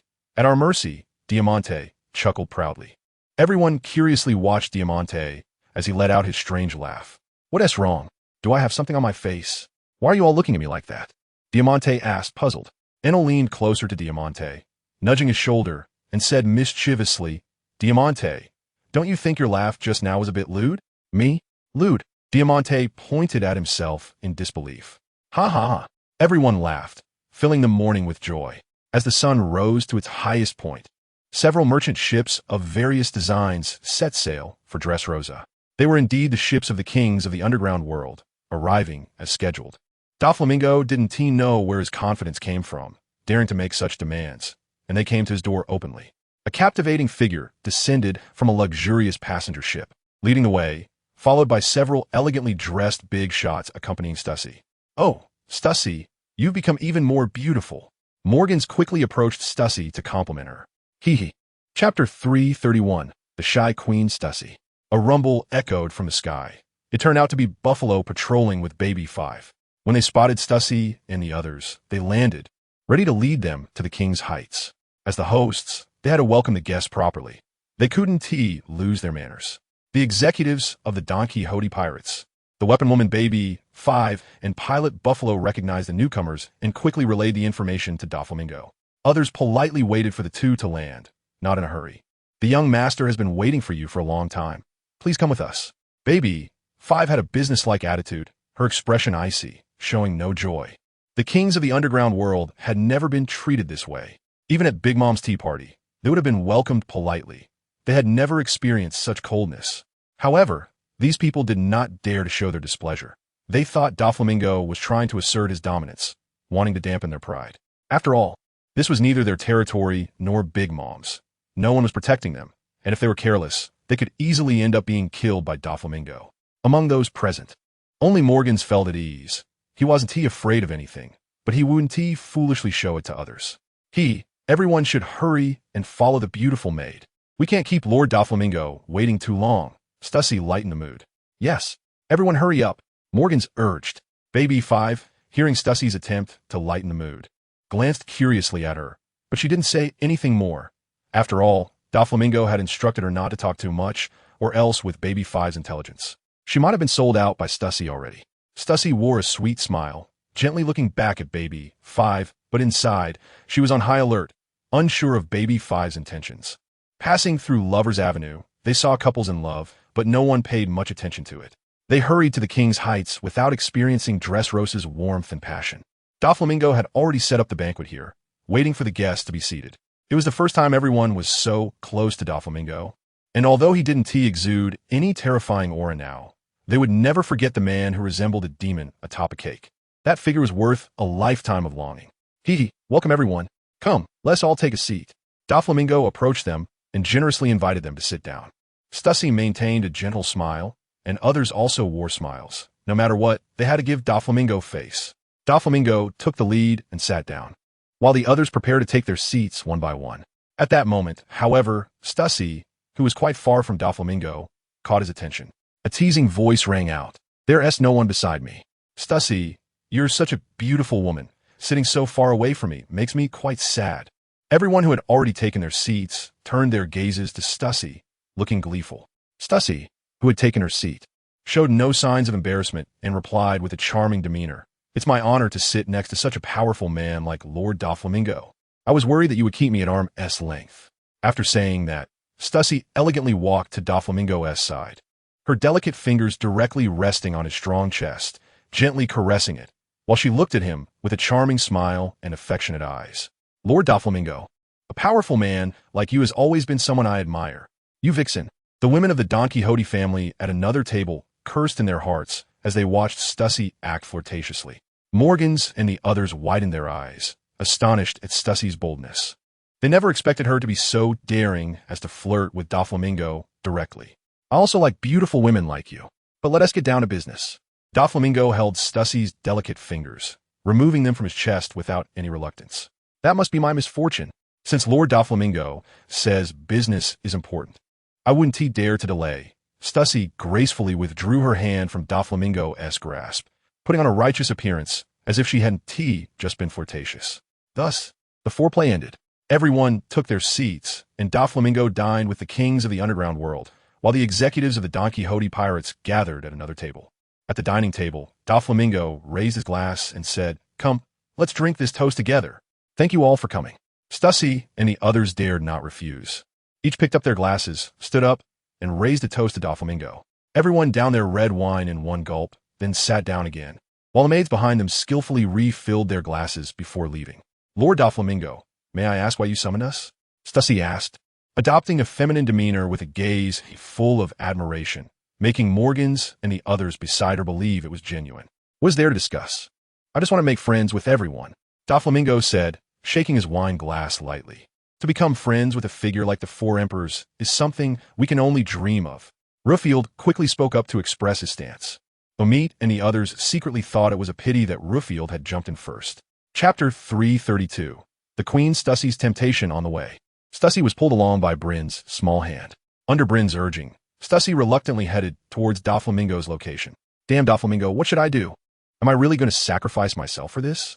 Stussy felt gloomy inside. Each step forward was a struggle, only moving forward thanks to Bryn's pulling. "Sister, hurry up.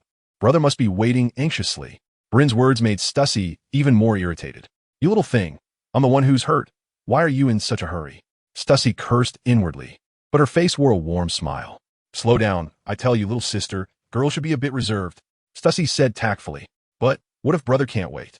Bryn asked innocently. "He won't. The process of waiting is also a kind of enjoyment." Stussy deceived her. "But hurry up. I don't want brother to wait too long," Bryn said, going off script, leaving Stussy somewhat helpless. "All right, let's hurry a bit." Stussy resumed in normal pace, having made her peace with it. "Haven't I been prepared for this?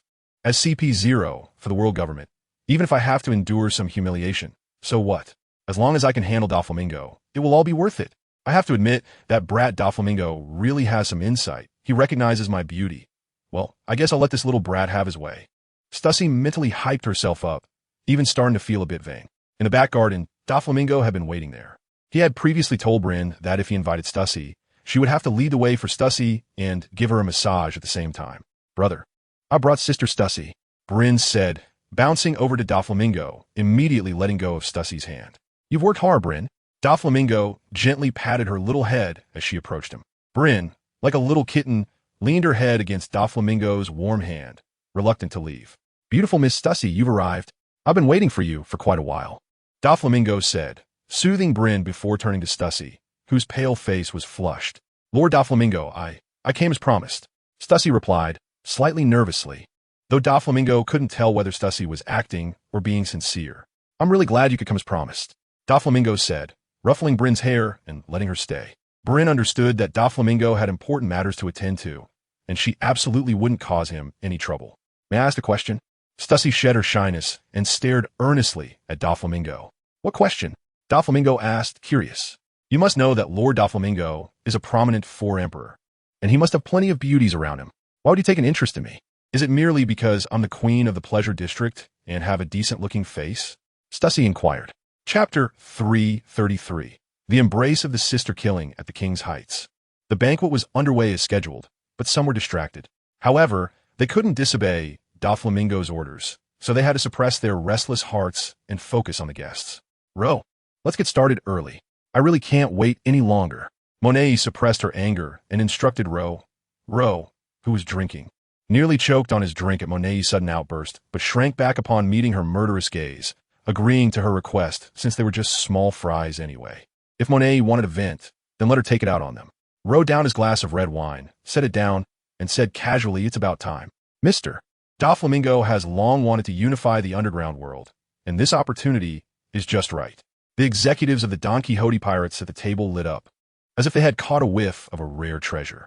However, the kings nearby, except for Morgans, were on edge, feeling quite uneasy. Although Doflamingo seemed to have done nothing to them, they still felt anxious. "Morgans, we should make our exit quickly. We really can't afford to offend Doflamingo." Umit whispered to Morgans. "Umit, what are you afraid of? Doflamingo won't eat you.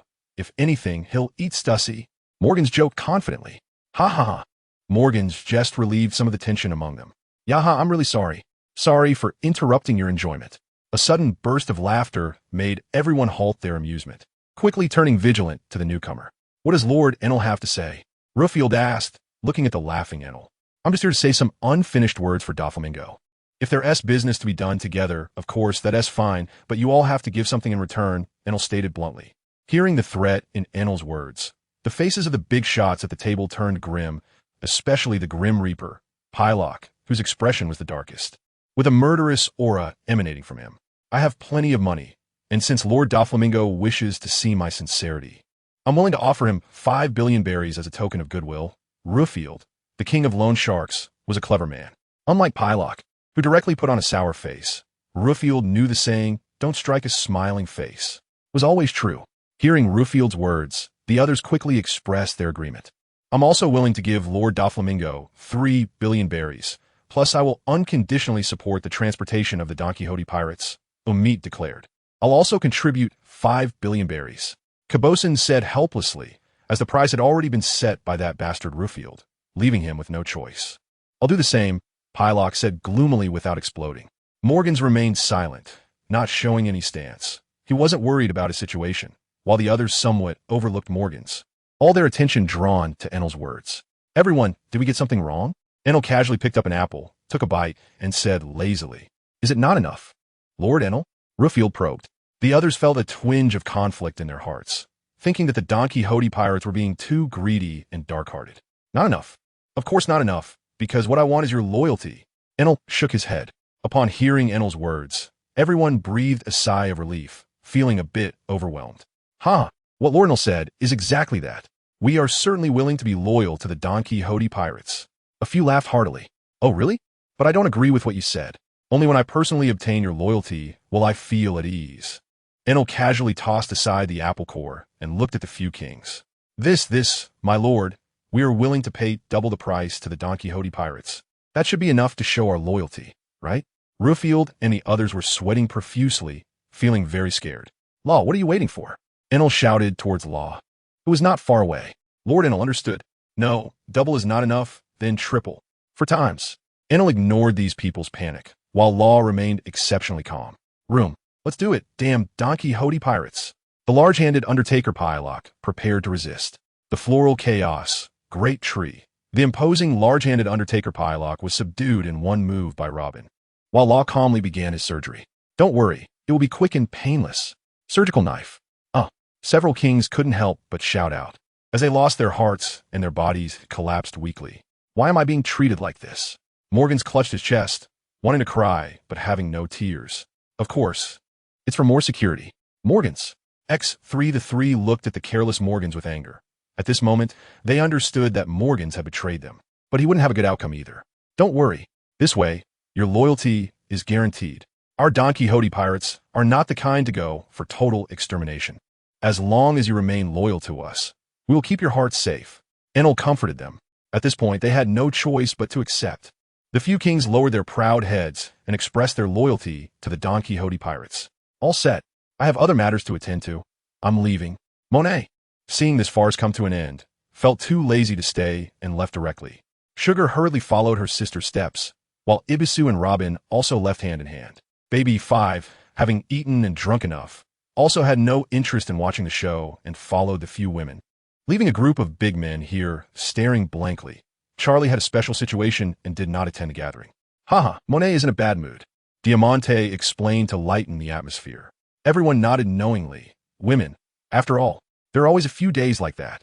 In the back garden, Stussy, who was held by Doflamingo, began to struggle, wanted to leave Doflamingo's embrace. No matter how sweetly Doflamingo spoke, no matter how moving his past words were to her heart. She was still firmly loyal to the world government, especially since she didn't think Doflamingo had the power to clash with the world government. Your actions told me the answer, Doflamingo said gently. When did you notice my secret? Stussy no longer struggled. The earlier struggle was just instinctive. After all, she was in the hands of a Yonko, and she could never escape. Doflamingo remained silent, looking at Stussy without speaking. What is wrong, Lord Doflamingo? Are you afraid of a weak woman like me? Can I even die with clarity? Stussy asked unwillingly. Stussy thought to herself that she had been flawless for so many years, and no one could see any flaws. I certainly won't tell you that I can foresee the future. Doflamingo rolled his eyes. You think you're flawless? But there are no walls that don't let the wind through, Doflamingo said casually. Stussy recalled and finally confirmed that she had to use the Navy's 6 powers to escape from Cake Island, unexpectedly being seen by Doflamingo. I didn't expect that I exposed myself, but at that time, you were fighting and could still pay attention to me. Lord Doflamingo, you are quite free. Stussy relaxed and joked. What the hell? Doflamingo was confused, not expecting Stussy to come up with her own story. Since she made up her own story, it perfectly provided him with an excuse. What a pity, such a beautiful girl. I wonder how much voltage you can handle. Doflamingo sighed. Doflamingo, stop pretending, just do it. Stussy also showed a look of relief. It's such a pity for such a beautiful person to die like this. After saying that, in the astonished gaze of Stussy, Doflamingo tightened his embrace around her, and a gentle voice rang in her ear. Feel the pleasure from the thunder and lightning. 100 million volts. Discharge. Doflamingo held Stussy, and a strong light burst forth from their bodies, fake hugging while killing. Chapter 334. Bryn, this is my masterpiece. Listening to Doflamingo's words, Stussy's shocked expression seemed to relax, and she also tightly embraced Doflamingo in return. She wanted to live for herself one last time in this final moment. What a pity, I didn't team-meet you earlier. Otherwise, it might have been a different result. Stussy's voice echoed in Doflamingo's ear. Sleep well. When you wake up, you will have a different life. Intense lightning erupted from Doflamingo's body, quickly surging into Stussy's seemingly fragile body. Stussy trembled violently, but her hands clutched Doflamingo tightly. It was unclear how many minutes or seconds passed, but when Doflamingo sensed that Stussy had indeed fainted and lost consciousness, he stopped discharging. To avoid Stussy being uncooperative, Doflamingo's actions were understandable. Stussy's soft and boneless body did not collapse due to Doflamingo's presence, but she had become somewhat charred, no longer fair-skinned. Sensing Stussy's faint life force, Doflamingo knew it was time to act. Bryn, it's up to you, Doflamingo said to Bryn, who was somewhat dazed beside him. Okay, brother, I'm coming. Bryn regained her composure and bounced over to Doflamingo's side. Doflamingo laid Stussy's body flat on the ground, making it easier for Bryn to operate. Bryn was about to move forward to operate when Doflamingo reminded her.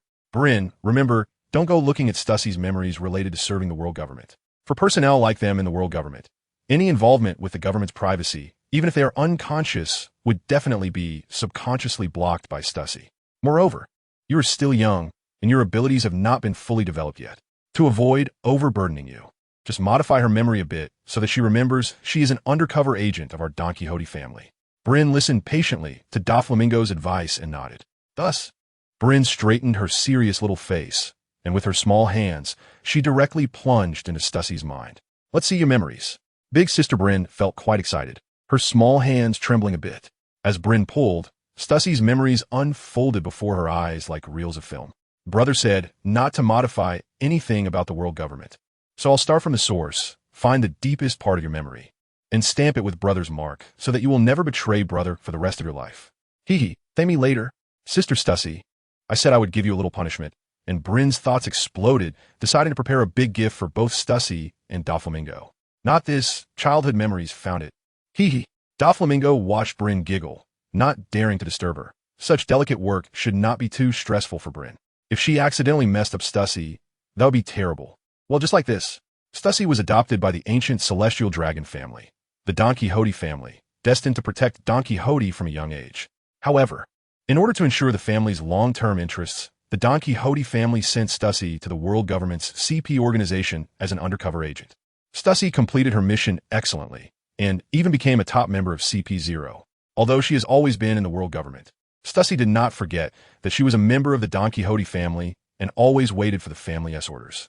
However, all the members of the Donquixote family who adopted her except for Doflamingo, had died. Until this time, when she met Doflamingo and felt a stirring in her heart. As her vague memories overlapped with Doflamingo's figure, Stussy understood her feelings. Doflamingo was the person she had always wanted to protect. Oh dear, just like this. For now, I can only make it up like this, but big sister, you have so many secrets. I almost got backfired by you. Bryn returned the memory reels to Stussy's mind, her body swaying a bit from exhaustion. Doflamingo immediately supported Bryn, allowing her to rest in his arms. Bryn, you've worked hard. Doflamingo gently wiped the sweat from her forehead. Brother, it's not hard, but big sister really has a lot of secrets inside her heart. I really want to see them, Bryn said playfully. Doflamingo lightly tapped Bryn's forehead and smiled, saying, with you like this, you should exercise well. Otherwise, you'll get tired before you even see the memories. All right, I will definitely strengthen my training, Bryn pouted, weakly nodding. Chapter 335. Target. Scientist Stussy now felt an indescribable sense of comfort, as if she were nestled in her mother's embrace. After an unknown amount of time, that warm feeling finally disappeared, taking with it the pain in her body and the ache in her mind. Stussy wanted to open her eyes, but there was always someone by her ear telling her to rest well and sleep peacefully. Thus, under the reassuring words, Stussy fell into a deep sleep until the next day when Doflamingo came to her side to wake her up, and she felt a bit dazed. The banquet of the Donquixote pirates had already ended, and several kings had to accept the situation of the Donquixote pirates being the boss and work hard for Doflamingo. Lufield and others concealed their inner anger and frustration, leaving Dressrosa with reluctance. Surprisingly, Morgans did not leave. He wanted to find Doflamingo to probe for information. I heard you were looking for me. Doflamingo appeared directly in front of Morgans, startling him. I said, Lord Doflamingo, can you not be so scary? I will pay attention next time. So what is the matter? Doflamingo said lightly. Well, I just want to redeem my heart, Morgans said somewhat awkwardly. Morgans, have you had too much to drink? Are you still not sober? Doflamingo looked at Morgans in surprise, not believing that such a shrewd person would make such a request. This is indeed my need, Morgans affirmed. Impossible. Doflamingo insisted. Lord Doflamingo, I really only have this need. Morgans looked straight at Doflamingo, his tone very serious. Doflamingo looked deeply at Morgans, understanding his concerns. Although his heart had long been implanted with lightning, at least it was still in his possession. Now, without even a heart, he could not tolerate that. It's not impossible. Morgans, you can rest assured about our relationship. I will take good care of your heart. As long as you fulfill my needs, I will definitely return it to you. Doflamingo relented. Morgans felt a sigh of relief in his heart. Being able to have it returned was good. Originally, he just came to test the waters. He didn't want to be permanently countered by Doflamingo. You say, what can I do? I will definitely accomplish it, Morgans said eagerly. Rest assured, this matter is a piece of cake for you. You are the boss of the news agency. What do you mean? Morgans asked tentatively. I want to let you create fake news. Seeing Morgans' expression, Doflamingo understood perfectly. That's good. Since your news channel is so extensive, then, by the way, help our Donquixote pirates convey messages. Doflamingo said. Just like that? Just like that. All right. I understand, Lord Doflamingo. Please take good care of my heart. Morgans said reluctantly before leaving. I will. Remember, hurry up and find Caesar at Germis 66 for me. Doflamingo instructed. I will mobilize my subordinates to search for their whereabouts as soon as I get back. Morgans, filled with reluctance, left his heart in Dressrosa, returned to his lair, and began mobilizing manpower to find the movements of Germis 66 and Caesar. Doflamingo wanted to find the world's top genius scientist Vegapunk, but unfortunately, he couldn't find him. It wasn't that he didn't trust Morgan's ability. It was just that the world government's confidentiality work was too good, and outsiders had no information about Vegapunk at all. However, Caesar and Judge also had very good scientific abilities. Finding them could also elevate the strength of the ordinary members of the Donquixote pirates. Doflamingo didn't know if this madman Caesar was still keen on developing the bloodline factors of devil fruits. Knowing how capable Caesar was, Doflamingo certainly didn't expect him to develop any good artificial devil fruits. The only somewhat impressive artificial fruit was eaten by Momonosuke, which was not Caesar's achievement. However, Caesar was indeed a talent. Kaido is currently focused on gathering Zoan fruit users to join his pirate crew, aiming to create a true country of beasts. Big Mom is busy having children and collecting all races to build her own nation. Whitebeard is enjoying family life, looking for someone to entrust with his Whitebeard pirates. Doflamingo is also solidifying his foundation, and although he hasn't yet ventured deeper into the new world, Many pirate crews operating under the Donquixote flag have already established a vast territory, with the entire New World divided into 4 pieces, truly living up to the title of 4 emperors. Doflamingo watches Morgans leave, hoping he brings good news. His subordinates are constantly searching for the whereabouts of these people, but they seem to be hiding very well. After such a long time, Doflamingo has not received any news. Caesar is still with Vegapunk at Punk Hazard and hasn't rebelled, so Doflamingo can't find him. As for Germa 66, they're always on the move, making it hard to detect them. Doflamingo's mind is not on Caesar and the others, so he forgets that Caesar and Vegapunk are very close to Dressrosa. Monet quietly comes to Doflamingo's side, staying silently. What's wrong? Doflamingo asks, noticing Monet's silence. Young master, is Stussy really that important? Monet can't help but ask. Doflamingo nods and replies without hesitation, very important. Upon hearing the answer, Monet's face brightens with a smile. As long as everything is beneficial to the young master, she accepts it. After all, her love for Doflamingo has reached an obsessive level, deeply ingrained and unchanging. A woman willing to believe in Doflamingo as king until death. How could Doflamingo not understand Monet's feelings? Doflamingo raises his hand and gently strokes Monet's snow-white skin, saying, "Fool, you are also very important to me. Stussy is a person of the world government. I need her to bear our mark." Monet, listening to Doflamingo's words, flushes with a rosy hue, feeling very satisfied. As for Stussy being a person of the world government, she doesn't care at all. All right, let's rest. We can talk more tomorrow, Doflamingo suggests. Monet softly replies, following Doflamingo deeper into the palace. The night is starry, and the palace is filled with beautiful melodies. As dawn breaks, Doflamingo wakes from Monet's embrace, glancing at her snow-white body, suppressing his impulses, and pulls away from her grasp to get up and leave. Young master? Monet is also awakened by Doflamingo's movements, asking in confusion. It's nothing, sleep a bit longer. I have things to do. I understand. Monet nods, obediently following Doflamingo's words. Doflamingo appears early at the place where Stussy is sleeping. He wants to verify her condition to see if she has indeed been altered, as Brle said. Time to wake up, little sleepyhead. Doflamingo whispers sweet nothings in Stussy's ear like a lover. Stussy, groggy, hears the familiar voice, blinks her eyelashes, and then opens her eyes, seeing the man before her, just like the figure in her deep memories. Stussy instinctively reaches out her hand to touch the man in front of her. Doflamingo smiles and allows Stussy to come closer. Looks like Brle's memory alteration has had some effect. He thinks of more stimulating tests to confirm it. Chapter 337. Advancing into the depths of the new world, Doflamingo agrees to Stussy's request, and their relationship warms quickly. Over the following time, Doflamingo deliberately sets aside a lot of time for Stussy to give her a sense of home and keep her thinking about this place.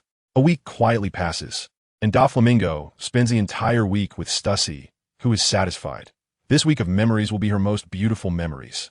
Even if she faces misfortune in the future, she will not regret it, as this is her own choice for Doflamingo and for herself. On the shores of Dressrosa, Doflamingo watches the ship carrying Stussy depart, and he also puts away his indulgent heart. Young master, they are gone, Monet says somewhat jealously. Doflamingo smiles and pulls Monet into his embrace, teasingly saying, "What's wrong? Are you jealous?" Monet straightforwardly nods in agreement. Ha! Doflamingo laughs happily, pinching Monet's jealous face. Young master, Monet vains reluctantly. Ha! They're gone. It's time to venture deeper into the new world. Monet's eyes light up, and she is full of excitement. On the King's Heights, the Donquixote pirates gather, waiting for Doflamingo's arrival. How has everyone been during this time?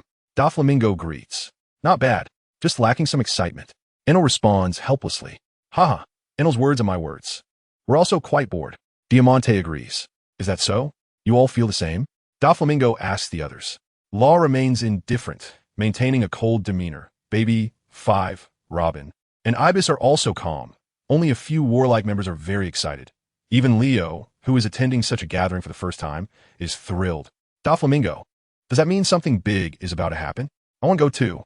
Leo exclaims loudly, causing laughter among the crowd. Leo Princess Mancheri doesn't want Leo to go, but she can't stop his dreams. She can only follow him and provide the best treatment. I understand everyone's thoughts. We have indeed stayed in Dressrosa for too long. It's time to properly see the beauty of the new world. Doflamingo gives everyone an answer. Yeah, haha, it's time to find some fun. Enel shouts excitedly. It's time to spill blood. I will carve a bloody path for Doflamingo with my sword. Diamante reaches for the hilt of his sword, his eyes gleaming with sharpness. I'm still too weak and far from Mr. Doflamingo's expectations. I need to become stronger and stronger. Law has the most steadfast belief under his cold exterior. Are we going to witness more history? It's been too long. What is the world government trying to hide? I will expose everything. Robin is very determined. She wants to uncover all hidden truths. For Doflamingo, for the Donquixote family, my stone will show no mercy. I will protect everything and fulfill the wishes of my companions. Pika silently thinks, doing the most basic things. Wherever the young master is, I will be. Monet thinks so in her heart. Finally, we can see more fun and beautiful things. BRLE, Sugar, and Baby, 5 think the same. Blast a bloody path. Anyone who dares to block the way. I will crush them all. For the young master, everyone has different beliefs in their hearts. Doflamingo is not clear about their thoughts. But with his current mastery of observation hockey, even without awakening the ability to read minds, he can still vaguely sense their emotions. Doflamingo is quite satisfied with the attitude of these people. It seems that the rest he took during this time has not loosened his standards for himself. The future belongs to the young, and Doflamingo intends to take Law, Baby, 5, Monet, and others with him to give them more opportunities for growth and training. Chapter 338. The Four Corners in motion. The next morning, the Donquixote pirates, fully equipped and ready to set sail, officially embarked on their journey. Before setting out, the news that the Donquixote pirates will be leaving Dressrosa reached the ears of the residents, leading them to petition Doflamingo not to leave, fearing that no one would protect them, although they knew this request was somewhat unreasonable for the sake of their lives and safety. Such a slightly excessive request was not too much to ask. Doflamingo also made some promises to the people, saying that even if he was only temporarily leaving, there were still his men to guard Dressrosa, and nothing serious would happen. The residents' lives would not change much. With this assurance, the people's unease was quelled, and they left satisfied to continue their lives. On the ship, the Noah, Doflamingo stood at the edge with the officers of the Donquixote pirates, bidding farewell to the residents on the coastline. Doflamingo, your subjects are really enthusiastic, Enel said, looking at the crowd on the shore, still waving goodbye. Oh, Enel, is that really what you think? Doflamingo asked. Doflamingo, what do you mean? Enel sensed that Doflamingo's words had deeper meanings, but he did not yet grasp their implications and could only wait for Doflamingo's explanation. I am their king. It would be strange if they weren't enthusiastic. I guaranteed their safety and gave them happiness. Doflamingo said lightly, without any proud expression on his face. Then, they should be more grateful to us. Enel said, yes, they should indeed be more grateful to us. But this is only temporary. Anyone can replace our position. People's hearts are like this. Give them some favors. And they forget about the previous ruler, Li Ku. They're always focused on their own interests. Don't pay too much attention to them. We just need to keep growing stronger. When you are strong enough, you will have the conditions to bestow favors, and they will naturally come to you, Doflamingo explained. Enel was a bit confused and didn't fully understand. The others were only half listening, but they did grasp the most important point. That strength is fundamental. All right, let's continue sailing deeper. No need to worry about what they think. Doflamingo urged everyone to accelerate their progress. Back at sea, everyone was somewhat excited. However, the most excited was still Leo. After all, he had fulfilled his wish and successfully set sail. Two little ones stood at the edge of the ship, watching the waves churn as the Noah sailed. Your Highness, look, this is the sea, Leo excitedly said to Princess Mancheri, reaching out his little hand to touch the splashing waves, wanting to feel the reality of the ocean. Leo, be careful. Don't fall into the sea. We are devil fruit users. Princess Mancheri reminded him. Don't worry, Your Highness. I'm always careful, Leo replied casually, not comprehending Mancheri's concern. Ah, how beautiful. The sea. Leo was immersed in the grandeur of the ocean, filled with passion. As for the other members of the Donquixote pirates, after a brief excitement, they quieted down. They were seasoned veterans and didn't need to be overly excited. Chapter 339. Silver Axe Pirates? The Noah sailed day after day on the ocean, but it was rather dull as most pirate crews, upon seeing the flag of the Donquixote pirates, fled in fear without a fight. This quickly extinguished the fighting spirit that had ignited within Enel and the others. On the Noah, Enel complained to Diamante, ugh, how boring. I didn't expect that this time out, not a single one dared to fight. Enel sighed. Haha, I told you, Enel, you're just too impatient. Pirates aren't cowardly. They just have self-awareness. They understand the gap between us, so they won't easily provoke us. If they had our strength, their courage would be sky high. Diamante comforted him. You're right, Diamante. In that case, they're all smart people.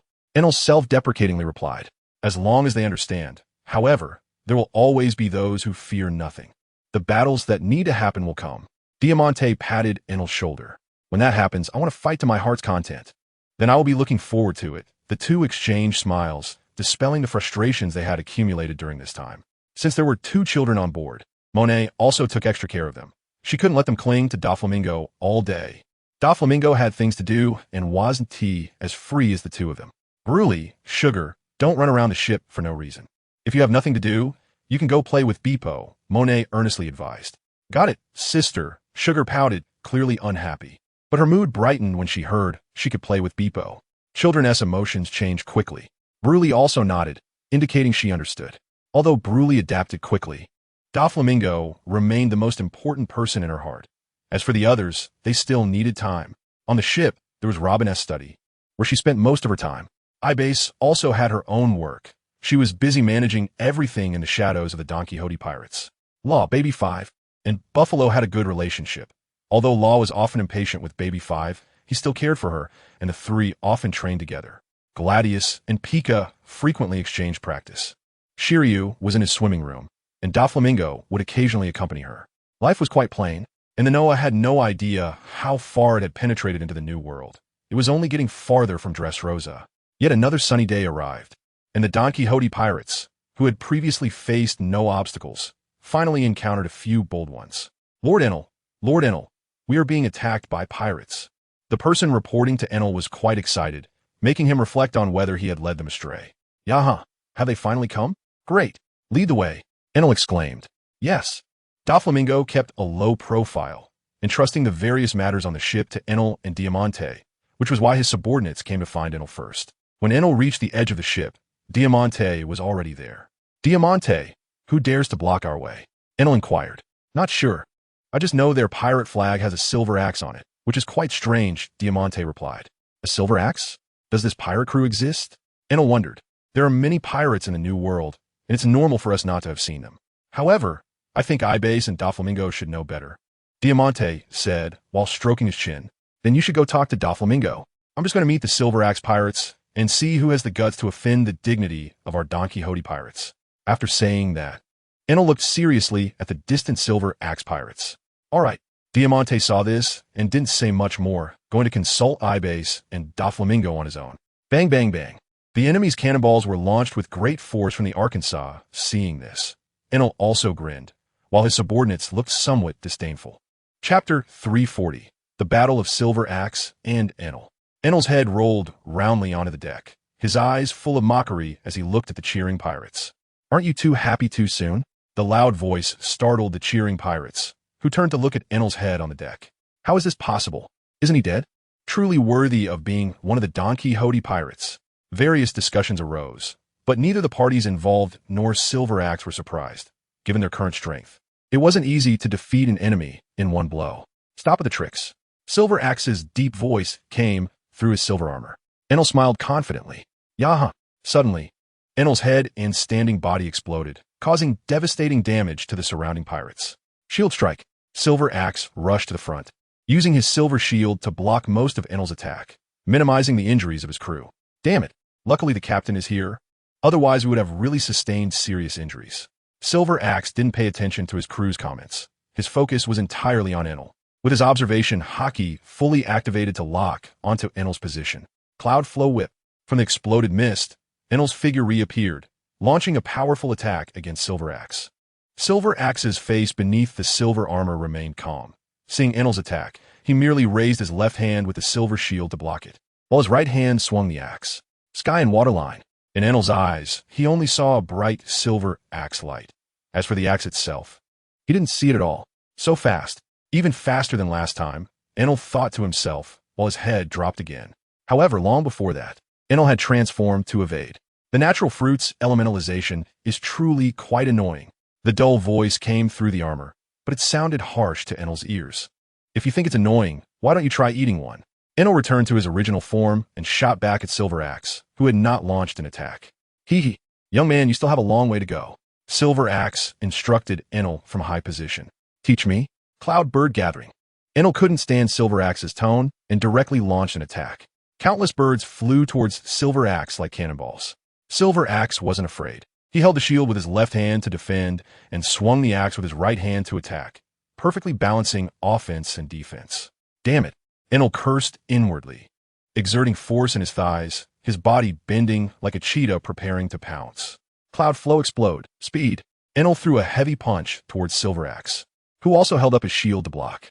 Clang, the fist hit the shield, producing a crisp sound, and despite receiving such a heavy blow from Enel, the shield didn't even deform.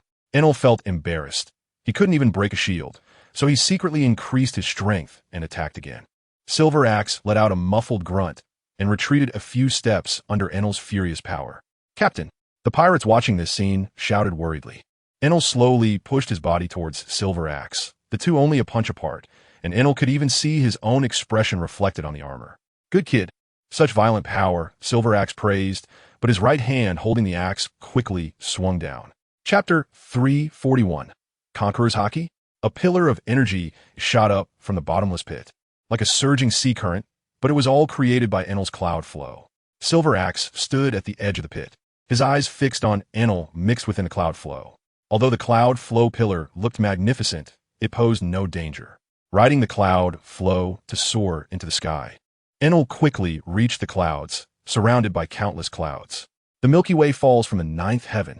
Enel's voice, neither too loud nor too soft, clearly reached Silver Axe's ears. The eyes hidden beneath Silver Axe's silver armor narrowed, a glimmer of sharpness hidden deep within. With a roar like a flood breaching a dam, water poured towards the Silver Axe ship. Damn it, is this kid trying to destroy my ship? Silver Axe cursed while putting down his ever-present left-hand shield. Gripping the axe with both hands, his gaze resolute. The Milky Way? Then let me chop it down, severing rivers and streams. Silver Axe exerted force with both hands, his muscles bulging exaggeratedly. The Silver Axe was also covered in armament hockey, and then a bright Silver Axe light appeared before the Milky Way, blocking the unstoppable torrent. Those watching nearby were overwhelmed by the violent momentum of the two, failing to notice the grand scene caused by their attacks. However, from a distance, Doflamingo and the others clearly saw a beautiful picture unfold. The water fell 3,000 feet, but it was halted by an axe light, forcibly preventing it from continuing. Is it really that exaggerated? Diamante said in surprise. This is understandable. When have they ever seen someone capable of splitting rivers and streams with brute force? What kind of power must that take?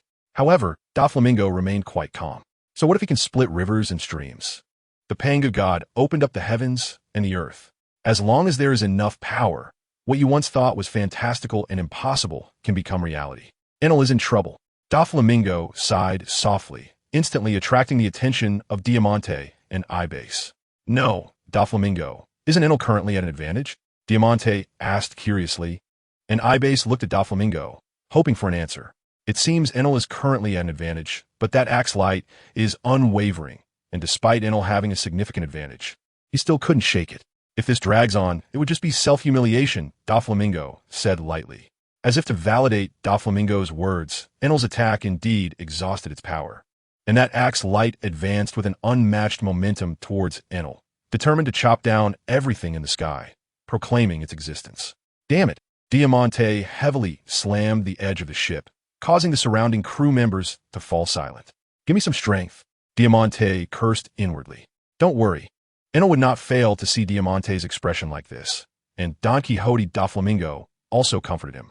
Sorry, Doflamingo, I was too anxious. Diamante apologized. There's no need to blame yourself. Trust your companions. Trust your family. Doflamingo admonished. Diamante felt a bit ashamed. He didn't expect that he actually doubted Enel's strength in his heart. They had been companions all along, and at such a time, he should trust him even more. The commotion at sea was intense, causing the cadres in the cabin to peek out. As soon as they reached the ship's edge, they saw the fierce battle between Enel and Silver Axe. Lord Enel is fighting against someone. Their attacks are so ferocious. Baby, Five squinted, watching Enel and Silver Axe collide from the sky. Monet stood beside Sugar and Brilliant, consciously waiting by Doflamingo's side. Robin also watched Enel's battle with great interest, listening to Baby Five's words, her heart filled with dark amusement. Oh dear, I hope they don't fall into the sea and feed the fish. Robin joked as she observed the two suspended in midair, distancing themselves from Silver Axe's relentless attacks. Hey, Robin, how could that happen? Baby, Five insisted, while Brilliant and Sugar widened their eyes, leaning over the ship's edge to see if the two would fall into the sea, as Robin said. The others just smiled, treating it as a joke to lighten the mood. Idiot, there's no saving you. Law covered his face, helpless about Baby Five's behavior. Buffalo beside him was also speechless, feeling anxious about Baby Five's intelligence. Chapter 342. Speculations about Silver Axe's identity in the sky. Silver Axe was in a panga-like stance, aiming a powerful chop at Enel. Long before Enel and Silver Axe collided, Doflamingo had noticed that Silver Axe was hiding Conqueror's Haki, and then unexpectedly launched an attack that severely injured Enel. At this point, Doflamingo had no choice but to intervene. He was very curious about Silver Axe. With such skills, how could he remain obscure?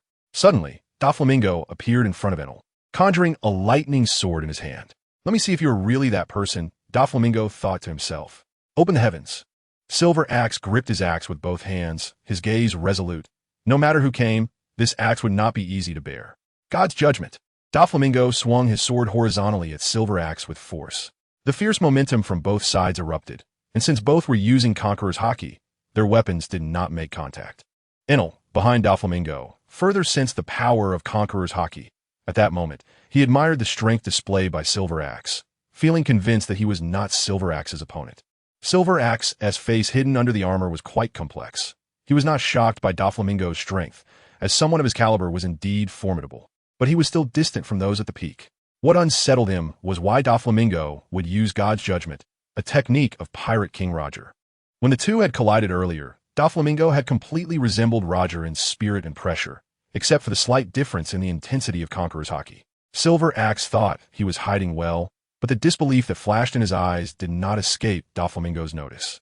At that moment, he finally confirmed that the person before him was not Silver Axe of the Rocks Pirates, but rather Spock Jabba, the right-hand man of the Pirate King.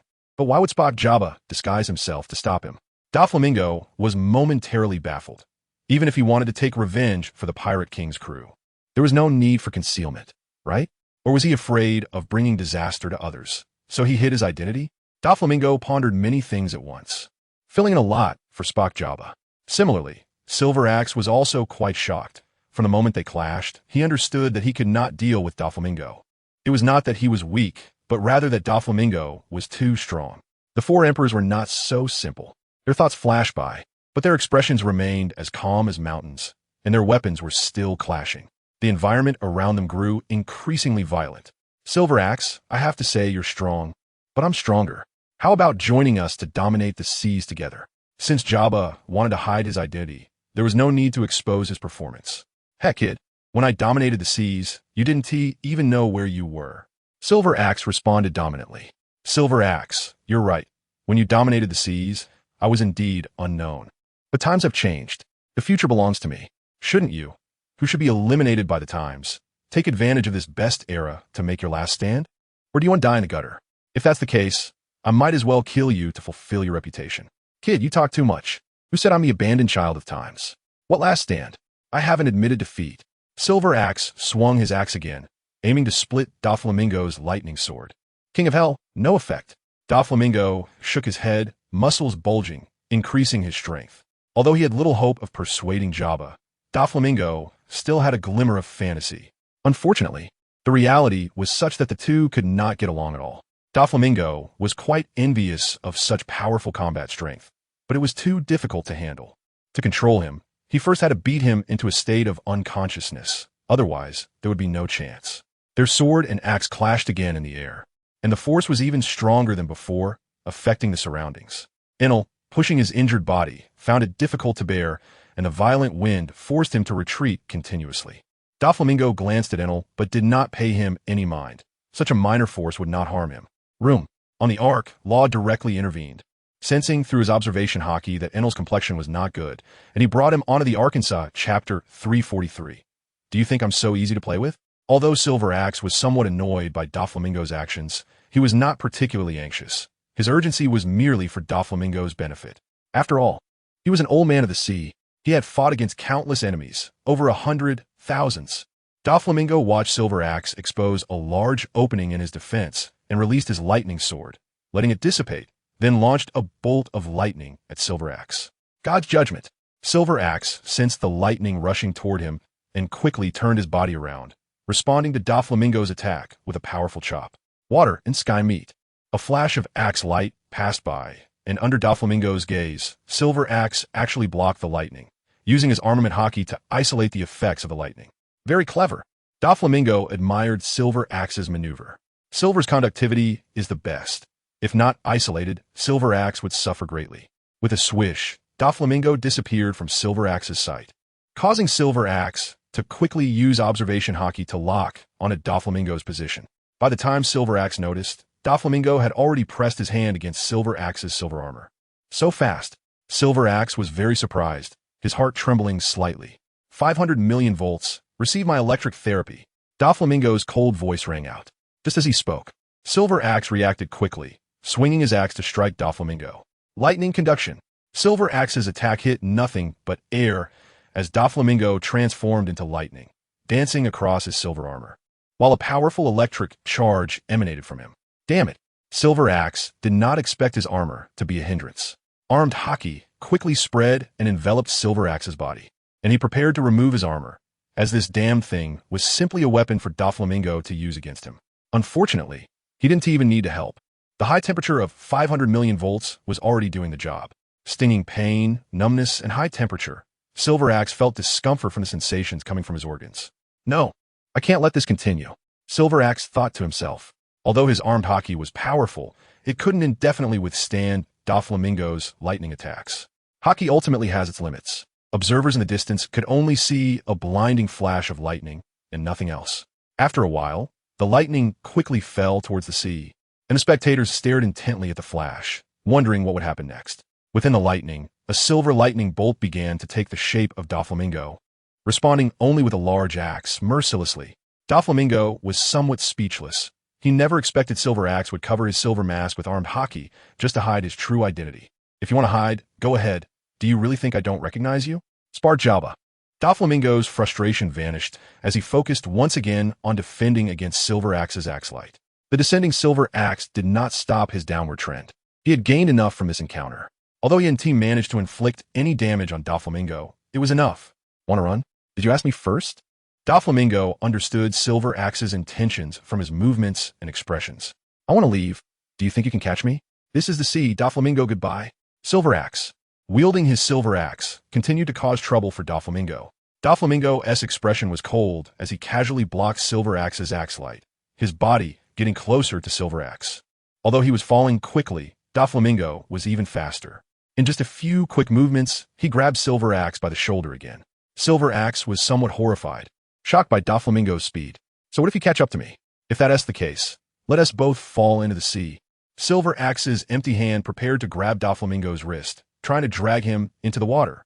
One must admit, for a devil fruit user, the sea was the best means of combat. Doflamingo would never allow himself to be restrained again, since being held down by Whitebeard. He had resolved never to give anyone a chance. Silver Axe's attempt to grab was in vain, but he felt no regret. His goal had always been to escape. Chapter 344. Spark Jabba. Suddenly, a thunderous roar echoed in Silver Axe's ears as he hid in the deep sea, feeling the danger closing in from behind. Silver Axe's eyes narrowed, and he exerted himself to dive deeper into the sea. However, the speed of the lightning that had already entered the water was much faster than Silver Axe. In no time, Silver Axe felt the sting. Had it not been for the armed haki wrapped around him, the damage would have been much worse. Even so, the paralysis of the lightning took effect.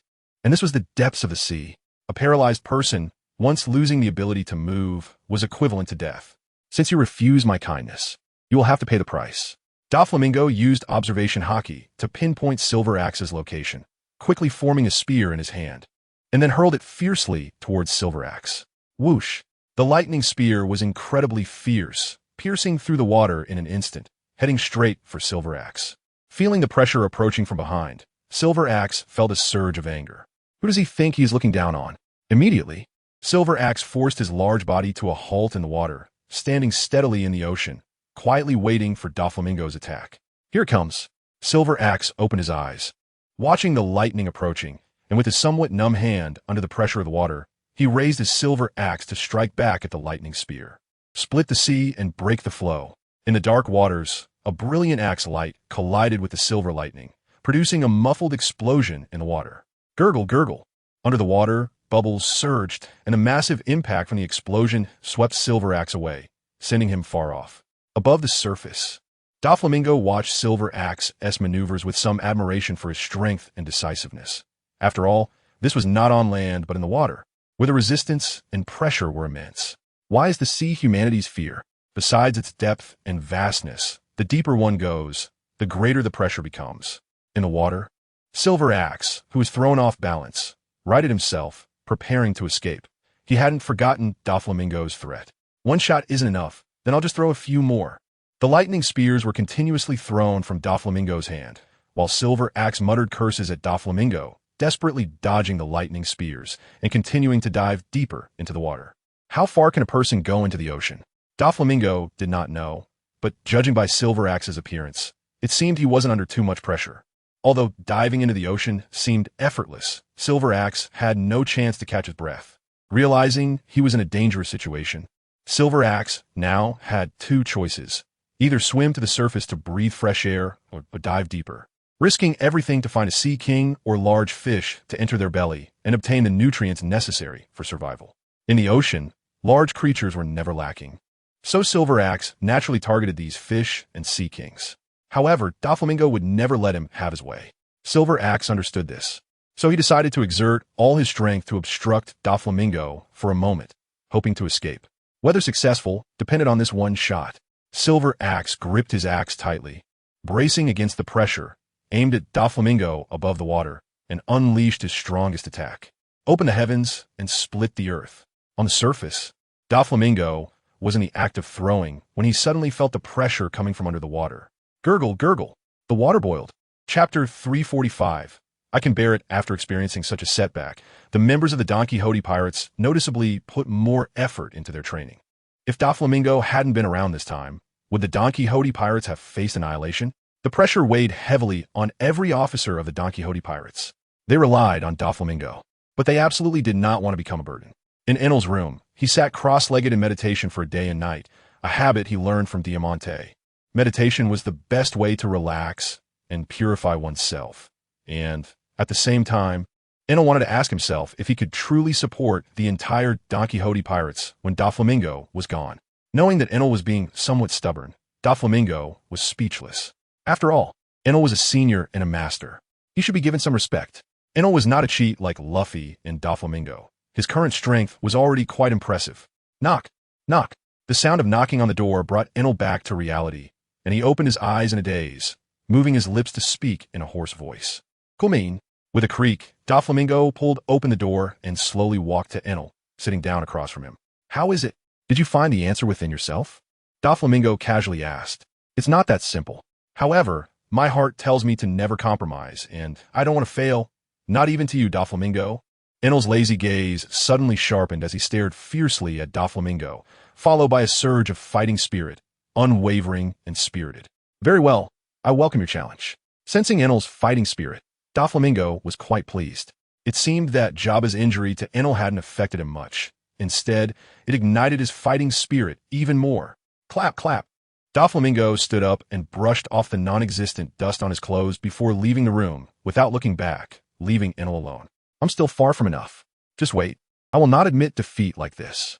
Enel clenched his fists, his nails digging into his skin, not even noticing the blood soaking his palms. There were many who felt unwilling, certainly more than just Enel. The longer they followed Doflamingo, the more uncomfortable they felt. They didn't want to hold him back. Diamante swung his sword more frequently, while Monet, Ibis, and Robin spent less time with Doflamingo. Robin remained as diligent as ever, but even more so. Doflamingo felt gratified watching everyone work so hard. However, as time went on, he sensed something was off. The atmosphere on the ship had evidently become a bit oppressive. Although most did not feel anything unusual, Doflamingo sensed that it was not right.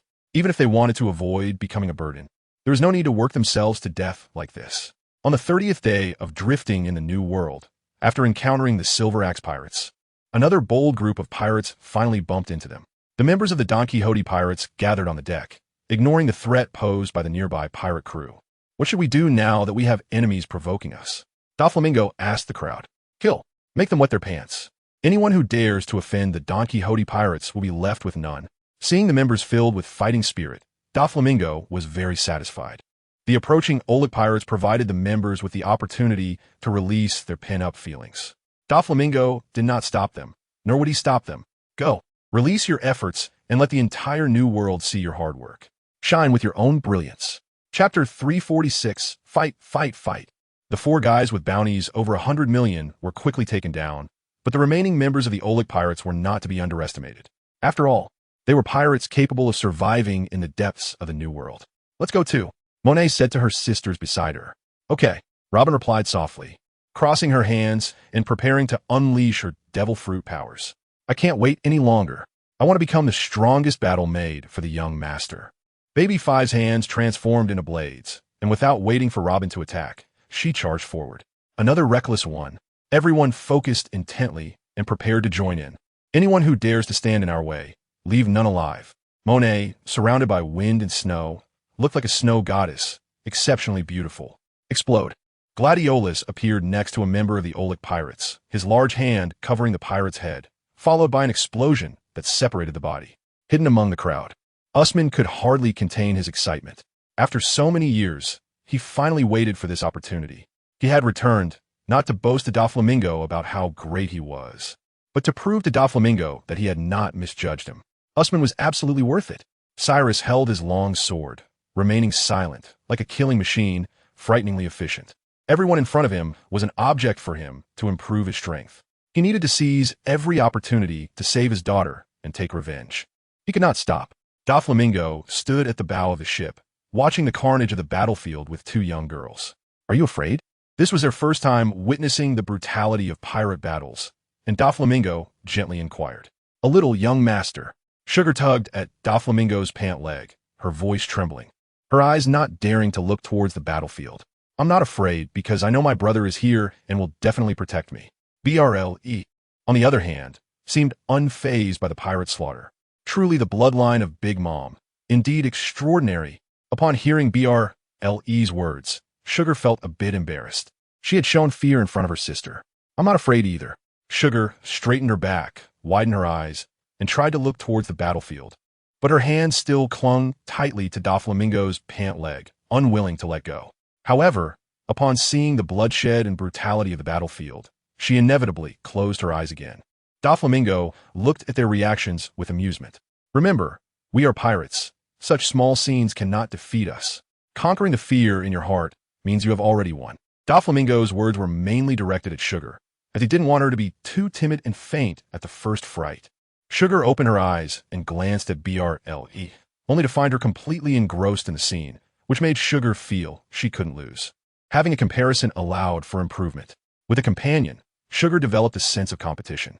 Thus, Sugar slowly loosened her grip on Doflamingo's pant leg, and her closed eyes gradually opened. Since I can't refuse, then I will face it directly and defeat it. It's nothing. I can do this, Sugar silently told herself. And her vision of the world became clearer. Blood splattered, cannon fire roared, and everything was present on the battlefield. Sugar watched all of this with a calm heart, not feeling particularly scared, but the twisting in her stomach made her feel nauseous. Hold it in. I can't let myself embarrass Sugar, thought firmly. Doflamingo calmly observed the performance of the two and was somewhat satisfied. With one hand on each, Doflamingo gently stroked their heads, smoothing their hair. Sugar held back her nausea from watching and glanced at Doflamingo, thinking, the young master is the most gentle. Bryn had a smile on her face. Her 3 eyes curved into crescent moons, thinking, brother is the best. The 3 of them quietly watched everything. On the battlefield, the difference between the Donquixote pirates and the Auric pirates was evident. After 4 pirates with bounties over $1 billion were held back, the others were unable to inflict any damage on the Donquixote pirates. Especially Monet, Robin, Gladius, and Baby Five, they were like reapers on the battlefield. And Cyrus was not slow either, but he did not feel enough pressure. Not enough, still not enough. I need more pressure. Otherwise, how can I take my revenge? Cyrus shouted, wielding his bloodied greatsword. You bastard, die. You've killed so many of our crew. Finally, a heavyweight character appeared, the navigator of the Auric pirates, Raphael. a Zoan fruit user with a bird fruit, white falcon form. Although not bounty yet at over 1 billion, his strength was undoubtedly in that tier. D. Raphael began to transform, his feet becoming powerful claws, his hands turning into wings, and then with a flap, he quickly appeared in front of Cyrus. Cyrus felt no fear. The moment his wife died, he had lost the word retreat from his heart. Clang, the long sword clashed with the sharp claws, sparks flying from the sword. Raphael's strong legs, enhanced by his wings, gave Cyrus an overwhelming force. Let us see how you dodge. Raphael hooked Cyrus' long sword with one foot, while the other foot aimed for Cyrus' face. The glinting claws would hurt if they scratched. Dodge or not dodge? Cyrus struggled in his heart. Enough, I've dodged enough. Cyrus roared, venting his dissatisfaction. Raphael didn't care about Cyrus' roar. He only saw him as merely resisting stubbornly. D. Raphael's eyes sparkled with excitement. D issue.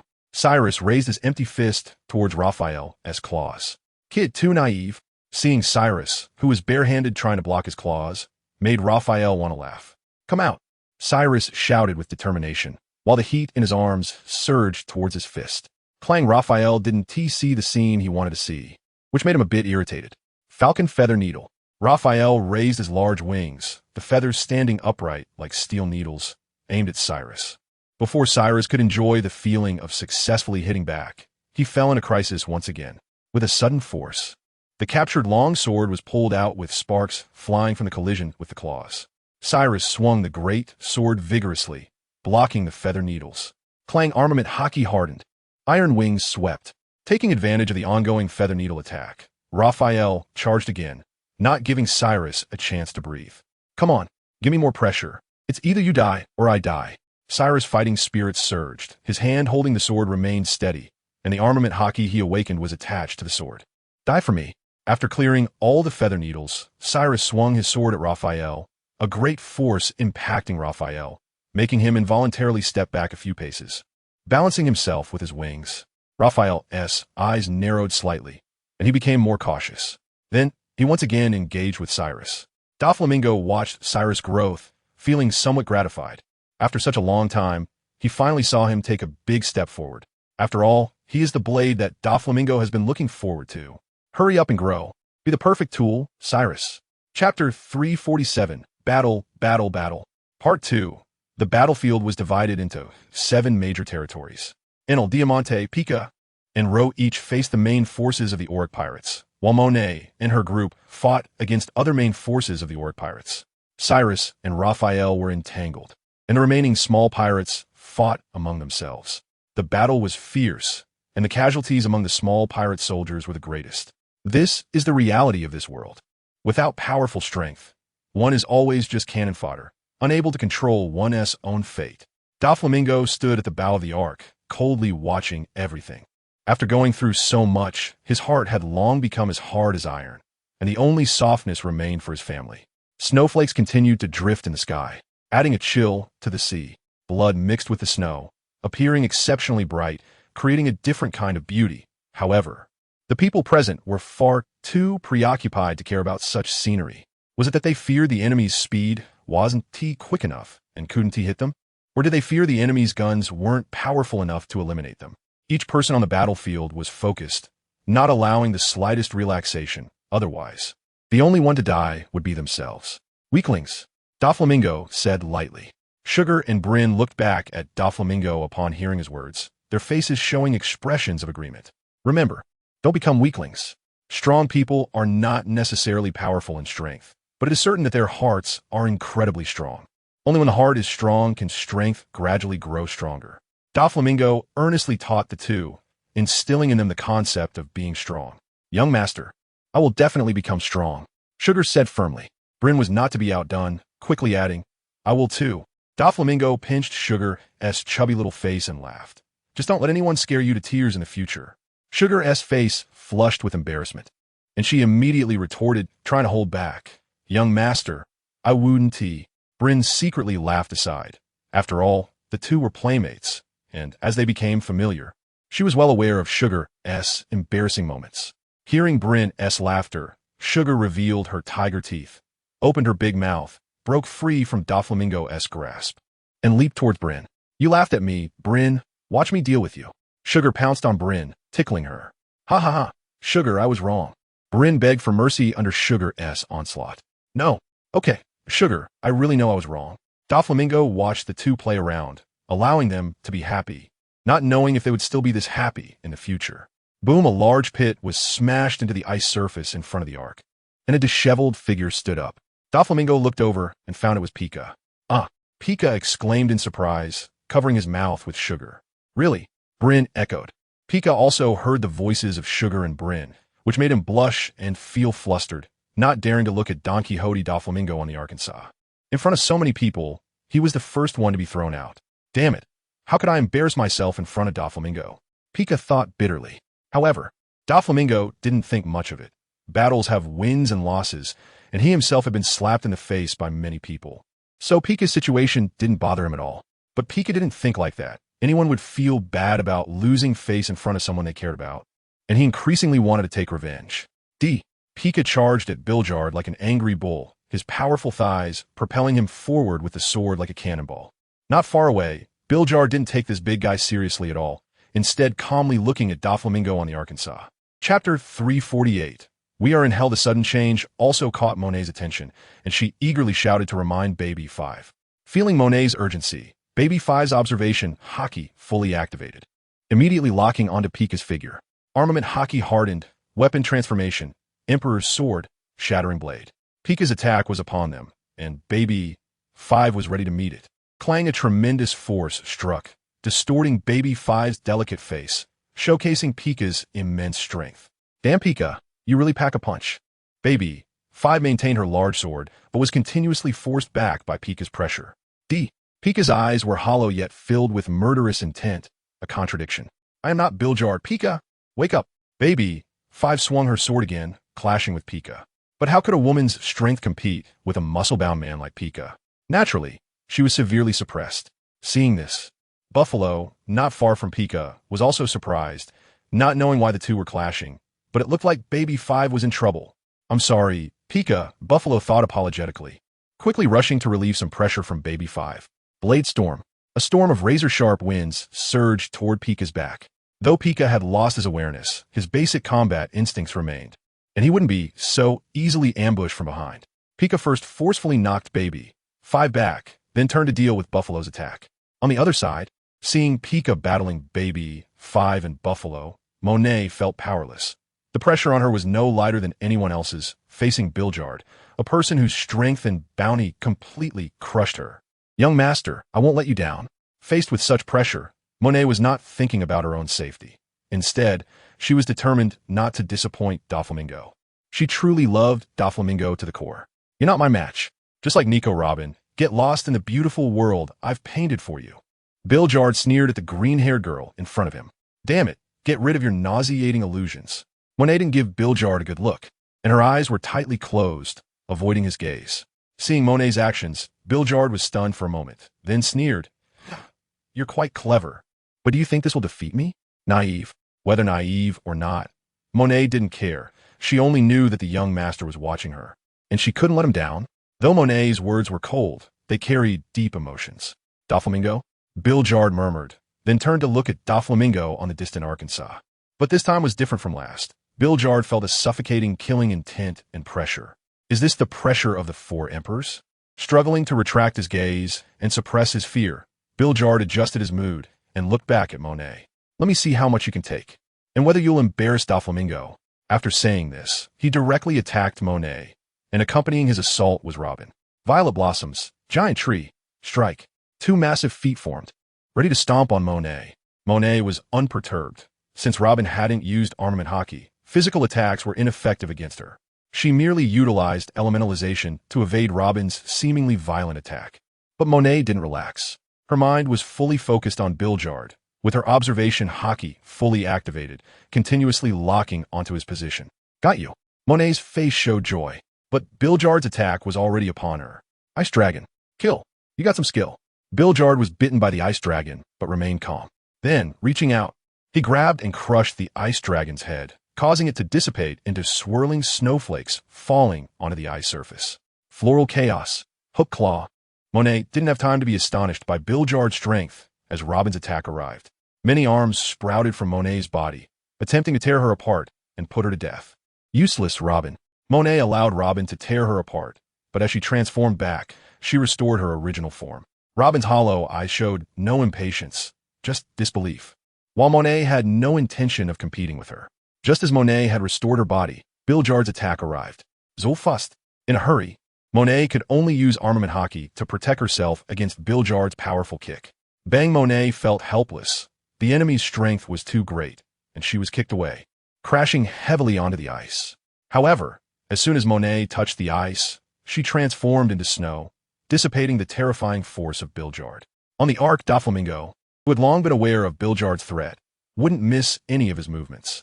As long as he made any dangerous move, Doflamingo wouldn't hesitate to send him to his grave, drowning in the sea. Sister, Sugar shouted anxiously when she saw Monet being kicked away. She only relaxed when Monet stood up unharmed. Yet, she continued to curse Bilgeard with resentment. Damn guy, I'll turn him into a toy to avenge my sister. Bryn, seeing this, tugged on Sugar's little hand. Doflamingo placed his warm hand on Sugar's head, giving her a reassuring pat, telling her not to worry. He would handle everything. Yes, and the young master.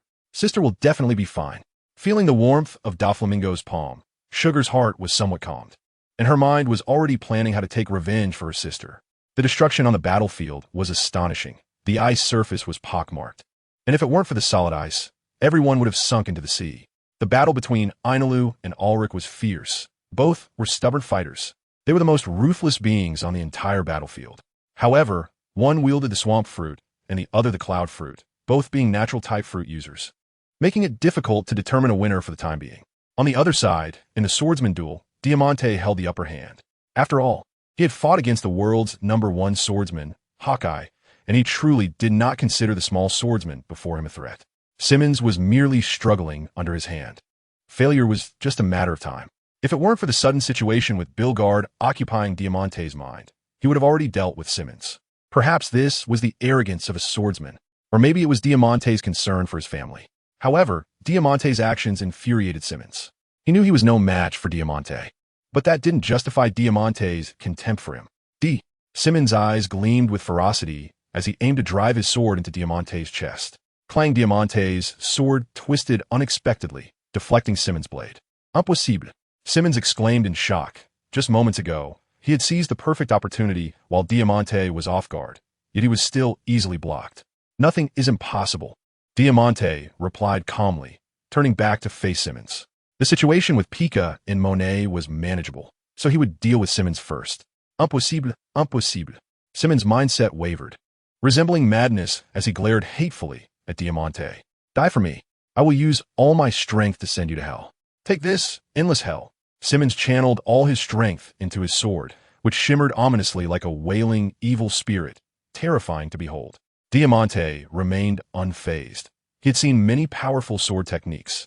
So what if it was endless hell? Only one sword. Break it. Diamante also exerted all his strength, focusing intently on the charging Simmons. Endless hell. What hell? We have always been in hell. Perish. Silver Moon Burial. The two converged at the end of a straight line, crossing paths, and the surrounding pirates were also affected by the invisible shockwave, injured by their sword energies. The wind howled as the snow fell. The two swordsmen ultimately determined a victor. Bang! Simmons crashed heavily to the ground, a face full of unwillingness. Diamante sheathed his sword, not sparing a glance at the fallen Simmons, merely stating, just a frog in a well. The world is far away. Be smarter in your next life. The still-breathing Simmons rolled his eyes upon hearing this. And under Diamante's heavy blow, he was finished. Blood soaked the accumulated snow, but Diamante had no intention of cleaning the battlefield and headed straight for Bilgeard. Bilgeard was the only pressing issue for the Donquixote pirates at the moment.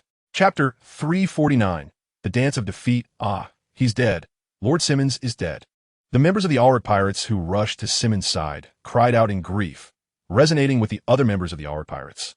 The atmosphere of death surrounded everyone. No one wished for their own demise. At that moment, the members of the Ulrich pirates felt they had received a pre-death buff from Simmons. Each member fought with increasingly wild ferocity. Death was his fate. Simmons had done well, and all we can do is avenge him. One member of the Ulrich pirates approached Simmons' body and paid his respects.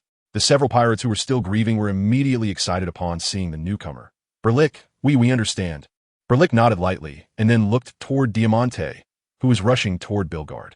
We can't let you disturb that guy Bilgard's feast. Thorns arise, block him, Berlick said calmly. And a multitude of thorns suddenly appeared around Diamante, attempting to ensnare him. Not far away, the rushing Diamante suddenly sensed something was wrong and immediately halted in midair, drawing his sword. One sword style, Iato. Diamante landed after dispatching the thorns surrounding him and began searching for the enemy. He didn't expect such a powerful presence among his foes. Who could it be? Creak.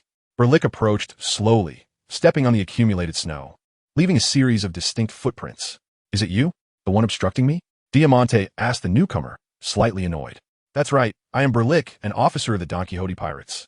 You just killed Simmons, and as a member of the Ulrich Pirates, I cannot remain indifferent. Berlick acknowledged, then issued a challenge to Diamante. Avenge him? Fine. Diamante nodded in acknowledgement, stating that revenge was a matter of course, and it depended on whose methods were tougher. Ha! Berlick looked artily, appréciating Diamante's attitude. Diamante appeared indifferent, yet he was quite serious in his heart. At the start, Ibes hadn't mentioned that the Ulrich Pirates had such a character, but Diamante didn't dwell on it. They couldn't know all the enemy's information. In battles between masters, often victory or defeat is determined in an instant, and attacks reach their targets quickly. Diamante, observing the thorns at his feet, understood that his opponent was a devil fruit user. But just because one was a devil fruit user didn't mean they could do whatever they wanted. Who wasn't one? Half Moon Burial. Diamante unleashed a wave of sword energy, sweeping away the encroaching thorns. Not so simple. Thorn entanglement. Thorns sprang into being, rapidly winding toward Diamante's body. Diamante had seen enough to know better than to let himself be ensnared, just as the thorns were about to wrap around him. A crescent-shaped protective sword energy emanated from Diamante's sword, obliterating the thorns. It didn't matter if it was thorn entanglement or blue-silver entanglement. It was all useless. You got some skills. Berlick remained calm, knowing that the one who killed Simmons surely had some capabilities.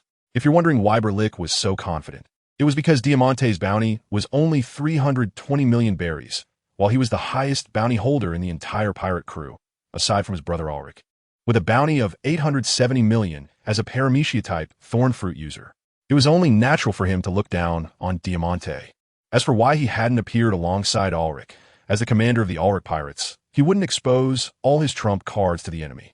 Diamante observed the calm demeanor of the man before him, knowing he must have some confidence, but he, Diamante, would not be looked down upon so easily. You will pay for your arrogance, Diamante silently vowed, then glanced at Manet, who was grappling with Bilgard, and at the distant Doflamingo, letting go of his unease and focusing entirely on battling his current opponent. Diamante pointed his sword at Berlick, confidently stating, no matter how high your bounty is, my current goal is to defeat you. Haha, chapter 350. Do you feel my heat? Berlick's face was darker than anyone else's. He originally thought capturing Diamante would be an easy task, but the development of events was beyond his expectations. Berlick felt a bit dazed, and inside he was roaring. My Thorn Princess, has she been defeated just like that? However, Diamante would not give Berlick any chance. Taking advantage of his moment of weakness, Berlick was now in a daze, which was a great opportunity for him. With a sudden burst of strength in his thighs, he charged at Berlick with his sword. Did it hit? Diamante looked at the sword that had pierced Berlick's body, feeling a bit incredulous. He couldn't believe Berlick was such an easy opponent, otherwise. The high bounty would be for nothing. As expected, the sword that pierced Berlick's body was now turned against him, with thorns wrapping around the sword, trying to ensnare Diamante. If only I had fire. Diamante lamented inwardly, realizing that dealing with this plant-type enemy was much cleaner with fire. Although the sword's attack was fierce, it was not as swift as fire when faced with a large amount of entangling thorns. Diamante immediately tried to withdraw his sword, but Berlick would not let him off so easily. The thorns became even more ferocious, entangling the sword and making it hard to escape. At the same time, Berlick's transformed hand, covered in thorny spikes, was about to strike Diamante down. With a gritted jaw, Diamante hardened his armed color and freed his left hand to counter Berlick's thorny attack, while simultaneously trying to pull out his sword with his right hand. I promised to let you feel the embrace of thorns. How could I go back on my word? The killing intent on Berlick's face grew, dispelling his earlier doubts about life. Diamante didn't waste any words. With his strength, it was better to break free as soon as possible. Seeing Diamante unperturbed, Berlick launched a fierce attack. Berlick's body became entirely plant-like, with thorns of all sizes lunging at Diamante, determined to wrap him up completely. "You want to surround me?" Diamante struggled to pull out his sword, but it was still stuck, leaving him feeling helpless. He then let go and slapped the ground. The ground rolled, and a giant snake made of ice collided with the ethereal snake made of thorns, transforming the giant snake into a sky full of ice shards. Returning to the ice surface, Diamante remained calm, retrieving his sword and facing the wildly flying thorns again. Amidst the thorns, Berlick's face appeared, mocking the somewhat disheveled Diamante. Berlick shouted viciously, swinging thick thorny vines like arms, covered in spikes that would surely inflict serious injuries if they struck. Diamante looked at the incoming thorns calmly. At this moment, he was not thinking about how to defeat his opponent, but rather about Hawkeye, the world's greatest swordsman. What will Hawkeye do? Diamante pondered. Naturally, with one sword, he would break through. As if he received an answer from Hawkeye, Diamante's gaze became more resolute, and his grip on the sword relaxed a bit, unlike before when it was tightly clenched. Then Diamante stopped looking at the arrogant thorns before him, slowly closed his eyes, adjusted his breathing, and felt the rhythm of the sword, sensing his inner persistence towards the sword. Is he just waiting to die? Haha. Seeing Diamante close his eyes, Berlick laughed arrogantly. The commotion naturally attracted the attention of the Donquixote pirates. Seeing Diamante seemingly waiting for death with his eyes closed, they all shouted anxiously, "Lord Diamante, hurry up and move." Doflamingo, who was controlling the battlefield, along with the two clever kids, also noticed Diamante's strange behavior. "What is Lord Diamante doing?" Sugar asked, feeling uncertain. She couldn't believe Diamante would just wait for death. Bruley also waited curiously for Doflamingo's answer. "He is finding his path." Path? The two clever kids looked on. Not one of the Donquixote pirates feared death. The two clever kids looked at Diamante with anticipation. Diamante, with his eyes closed, ignored everyone's words. He was reminiscing about his journey with the sword from the moment he picked it up and learned to use it, to breaking through the iron-cutting realm and becoming a sword master, then losing his heart for the sword, and later finding inspiration from Doflamingo, stepping back onto the path of the sword, constantly honing his skills to find the opportunity to break through to the great swordmaster level in order to help Doflamingo. The deeper the memories went, the more Diamante understood the meaning of wielding his sword. His sword was not for himself, but for the Donquixote family, for Doflamingo. Diamante opened his eyes, a glint of determination shooting from them. Then, Diamante's body moved towards Berlick amidst the thorns. "Are you eager to die? Even if I am in hell, I will protect everything. My heart is as hot as flames. Feel my sword intent." With a leap, Diamante soared into the air, his observation hockey locking on a Berlick who was hidden among the thorns. From the ice surface, more thorns erupted, all converging towards Diamante. However, Diamante paid no mind to Berlick's tricks. His eyes were only on Berlick's true form.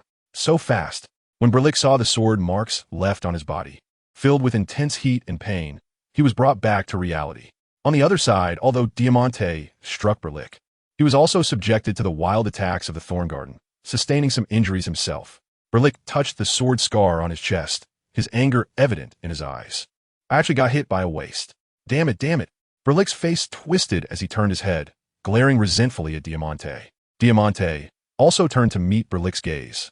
But unlike Berlick, Diamante's eyes were calm. He knew that Berlick was just one person, and in the future, there would be many who were stronger than him. He must become stronger. Even if he couldn't break through to the realm of the great sword master, it didn't matter. He had found his persistence in his heart. And now he would continue to move forward, wildly growing. The thorns came to strangle Diamante. The thorns that once seemed troublesome to Diamante were no longer a headache.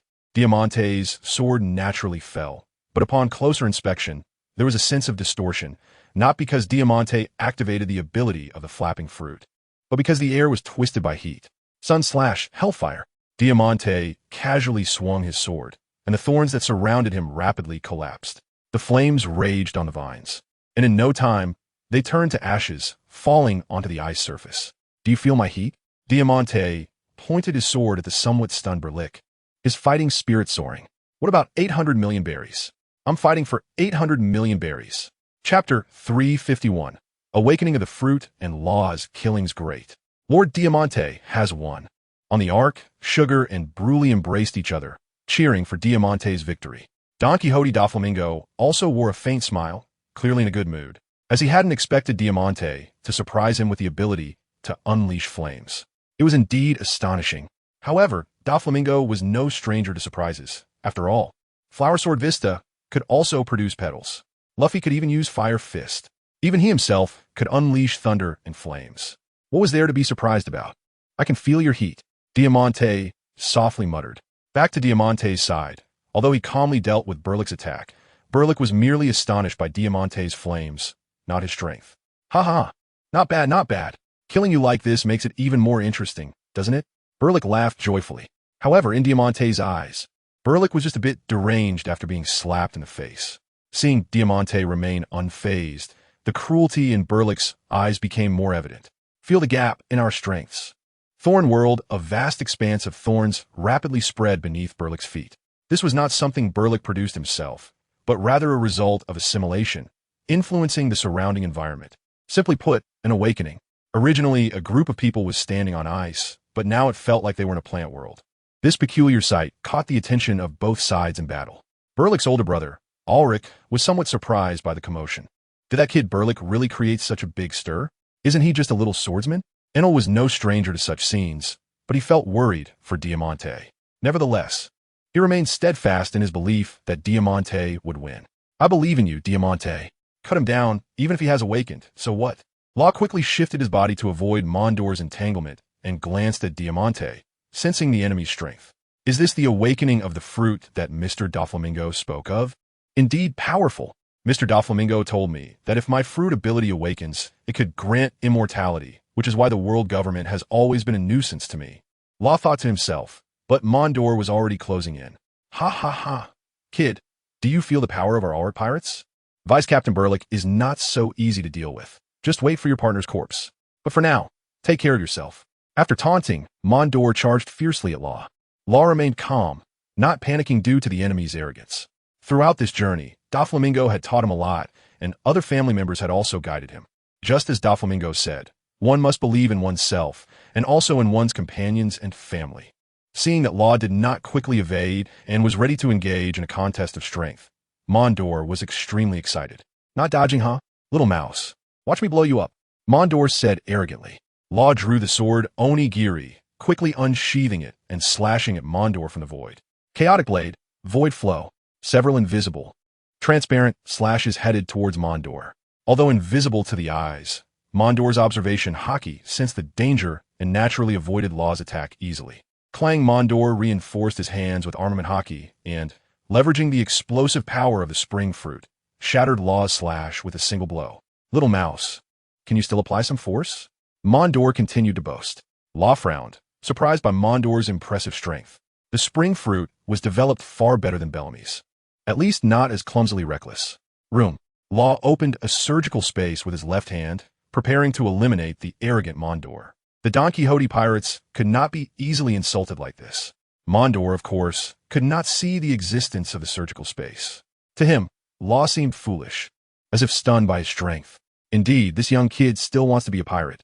Too naive. Mondor excitedly looked at Law, who appeared like a corpse in his eyes, and without mercy, aimed to strike Law with both fists. At that moment, Law moved. Just as Mondor's fists were about to hit him, Law slipped past him. Deathblade. Mondor screamed, staring at his body split in half, unable to believe it. How is this possible? Your Haki can't be stronger than mine, Mondor shouted, unable to accept that a young kid's Haki could surpass his. Law turned calmly, looking at Mondor's bisected body on the ice, showing no joy of victory, as if he had done something incredibly simple. I didn't come here to play house with you. You're too weak. Losers must accept their defeat. And by the way, do you know how annoying you are? Law approached Mondor, looking down from above. You little beast. Mondor had never experienced such humiliation and cursed angrily. Law did not give Mondor another chance, raising Onigiri to stab at Mondor's heart. Gamma Blade, channeling a set amount of gamma rays from his hand and concentrating them on the blade of Onigiri, Law decisively lunged at Mondor.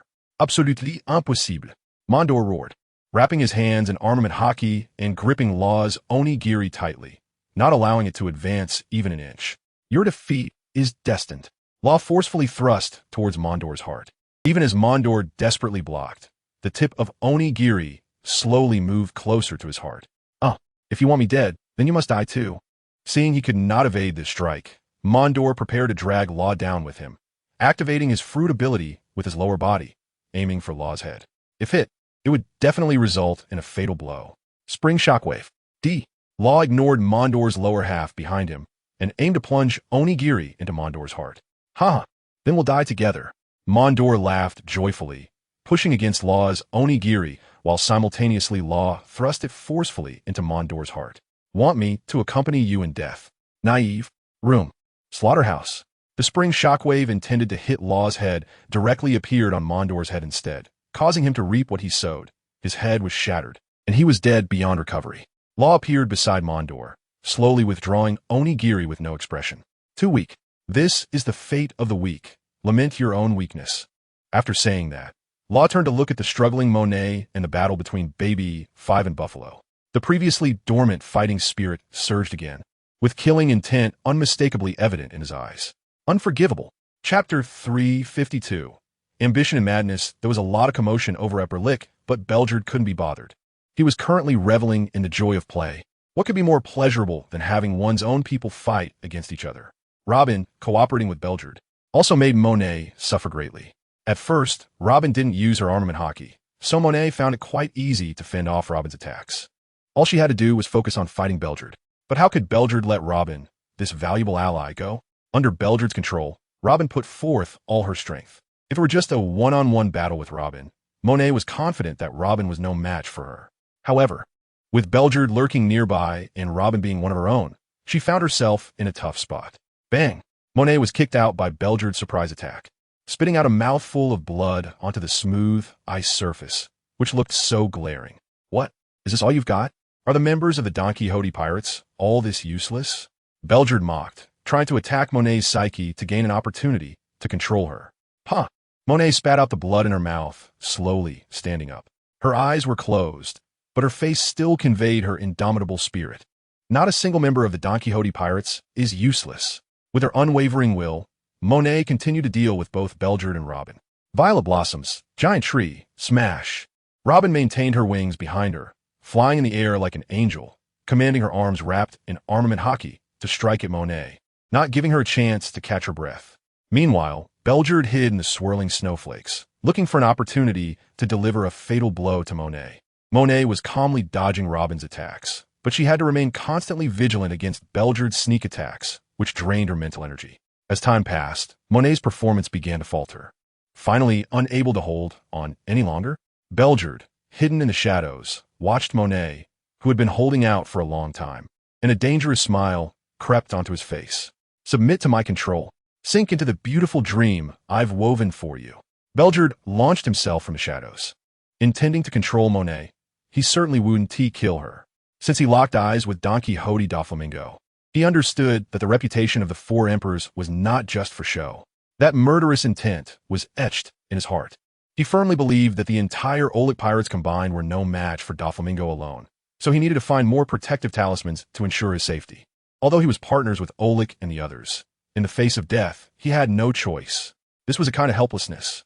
If it were possible, he would want to fight alongside Oleg and the others, but reality wouldn't allow it. He had lived enough yet. How could he die here? At the same time, he felt that Oleg and the others seeking out Doflamingo was unwise. Although he and thought much of it at the time, he regretted it now, and naturally, the responsibility fell to Captain Oleg. However, Belgerd harbored an even crazier thought. He wanted to control Doflamingo. If he succeeded, he would be the hidden Four Emperor, so it was essential to control Monet and the other crew members. Doflamingo was unaware of Belgerd's thoughts, and even if he knew, he wouldn't take it to heart. In terms of mental strength, Doflamingo wouldn't be afraid. He wouldn't allow anyone to claim they were better than him. Monet also heard Belgerd's voice coming from behind, but she still had to fend off Robin's attacks in front of her, leaving her unable to escape. Now, she had no choice but to brace herself against Belgerd's attack. Armament hockey was already covering Monet's back, ready to welcome Belgerd's assault. Belgerd's eyes gleamed with excitement, as if he was about to control Doflamingo. Swish! Belgerd's attack missed, and Monet's figure vanished right in front of him. Damn! Who? Belgerd cursed, then turned around to search for Monet's figure. Thanks, Robin. At that moment, To save Monet expressed her gratitude to Robin. We're family. No need for thanks. What happened? What's going on? Robin coolly responded. Belgerd is a terrifying person. He can cast illusions on us, making us forever trapped in a dream and controlling us to fight for him. However, the Mera no Mi, while fearsome, also has weaknesses. At least for now, as long as I keep my eyes shut, he cannot cast illusions on me. Monet quickly informed Robin of crucial information. Before Robin could respond, Belgerd spotted the two of them. Are reinforcements here? Belgerd's voice made Robin want to turn back and look. Close your eyes, Monet shouted, causing Robin to abruptly stop, turning her head, her eyes quickly shutting. Damn it. This made Belgerd's expression darken. He expected the weakness of his fruit to be revealed so easily. With his current strength, he couldn't break through the need to cast illusions through sight. If he could awaken, the Mera no Mi would be unbeatable. At that point, only someone with stronger mental power than him could stand against him. Robin sensed the presence of someone appearing before her through her Kinbunchika haki and felt a faint, dangerous aura emanating from this person, indeed much stronger than Mondor. That useless Mondor was easily dealt with by you? He too weak. I don't know if you're this weak. Robin smirked. Haha, little brat. How dare you look down on me? Once I control you, you'll thank me. Belgerd laughed instead of getting angry. Robin, don't let her guard down. Monet reminded her. Yeah, I know. Leave this to me. You go deal with Robin. Robin told Monet. Let me do it. Monet hesitated.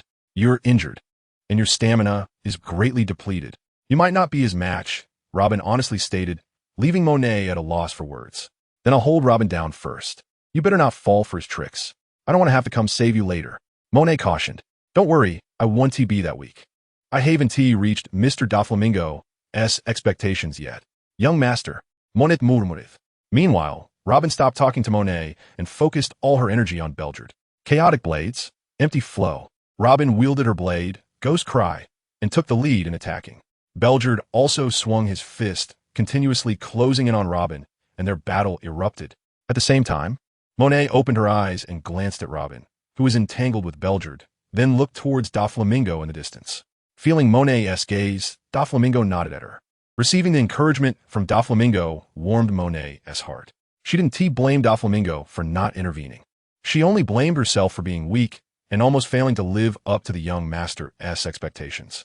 Then, carrying Doflamingo's hopes, Monet redirected her gaze to the noble angel in midair. It's time to wake up, our noble angel of the family.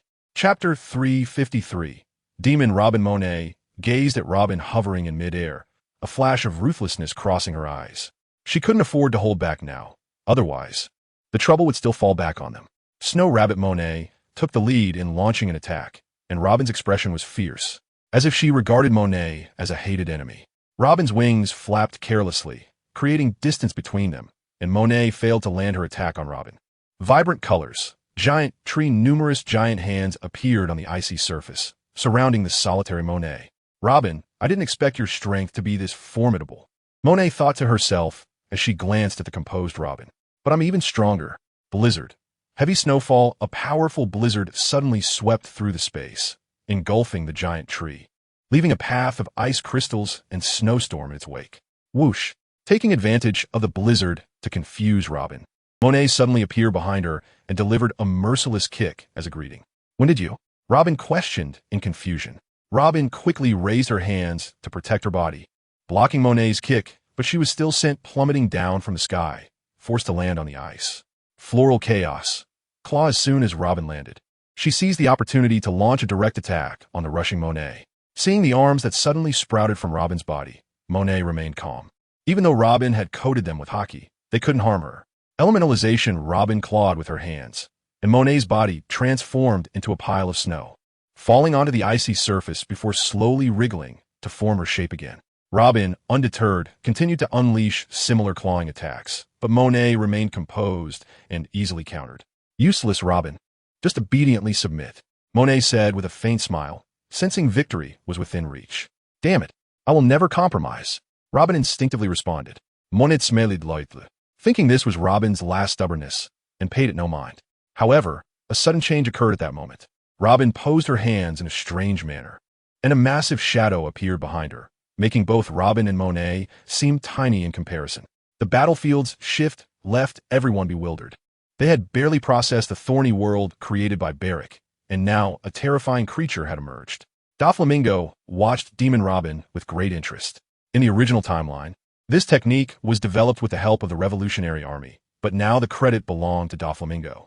Only he knew the extent of Robin's abilities. Although Robin hadn't put much effort into training, Doflamingo treated her exceptionally well, and her strength was a result of his hands-on guidance.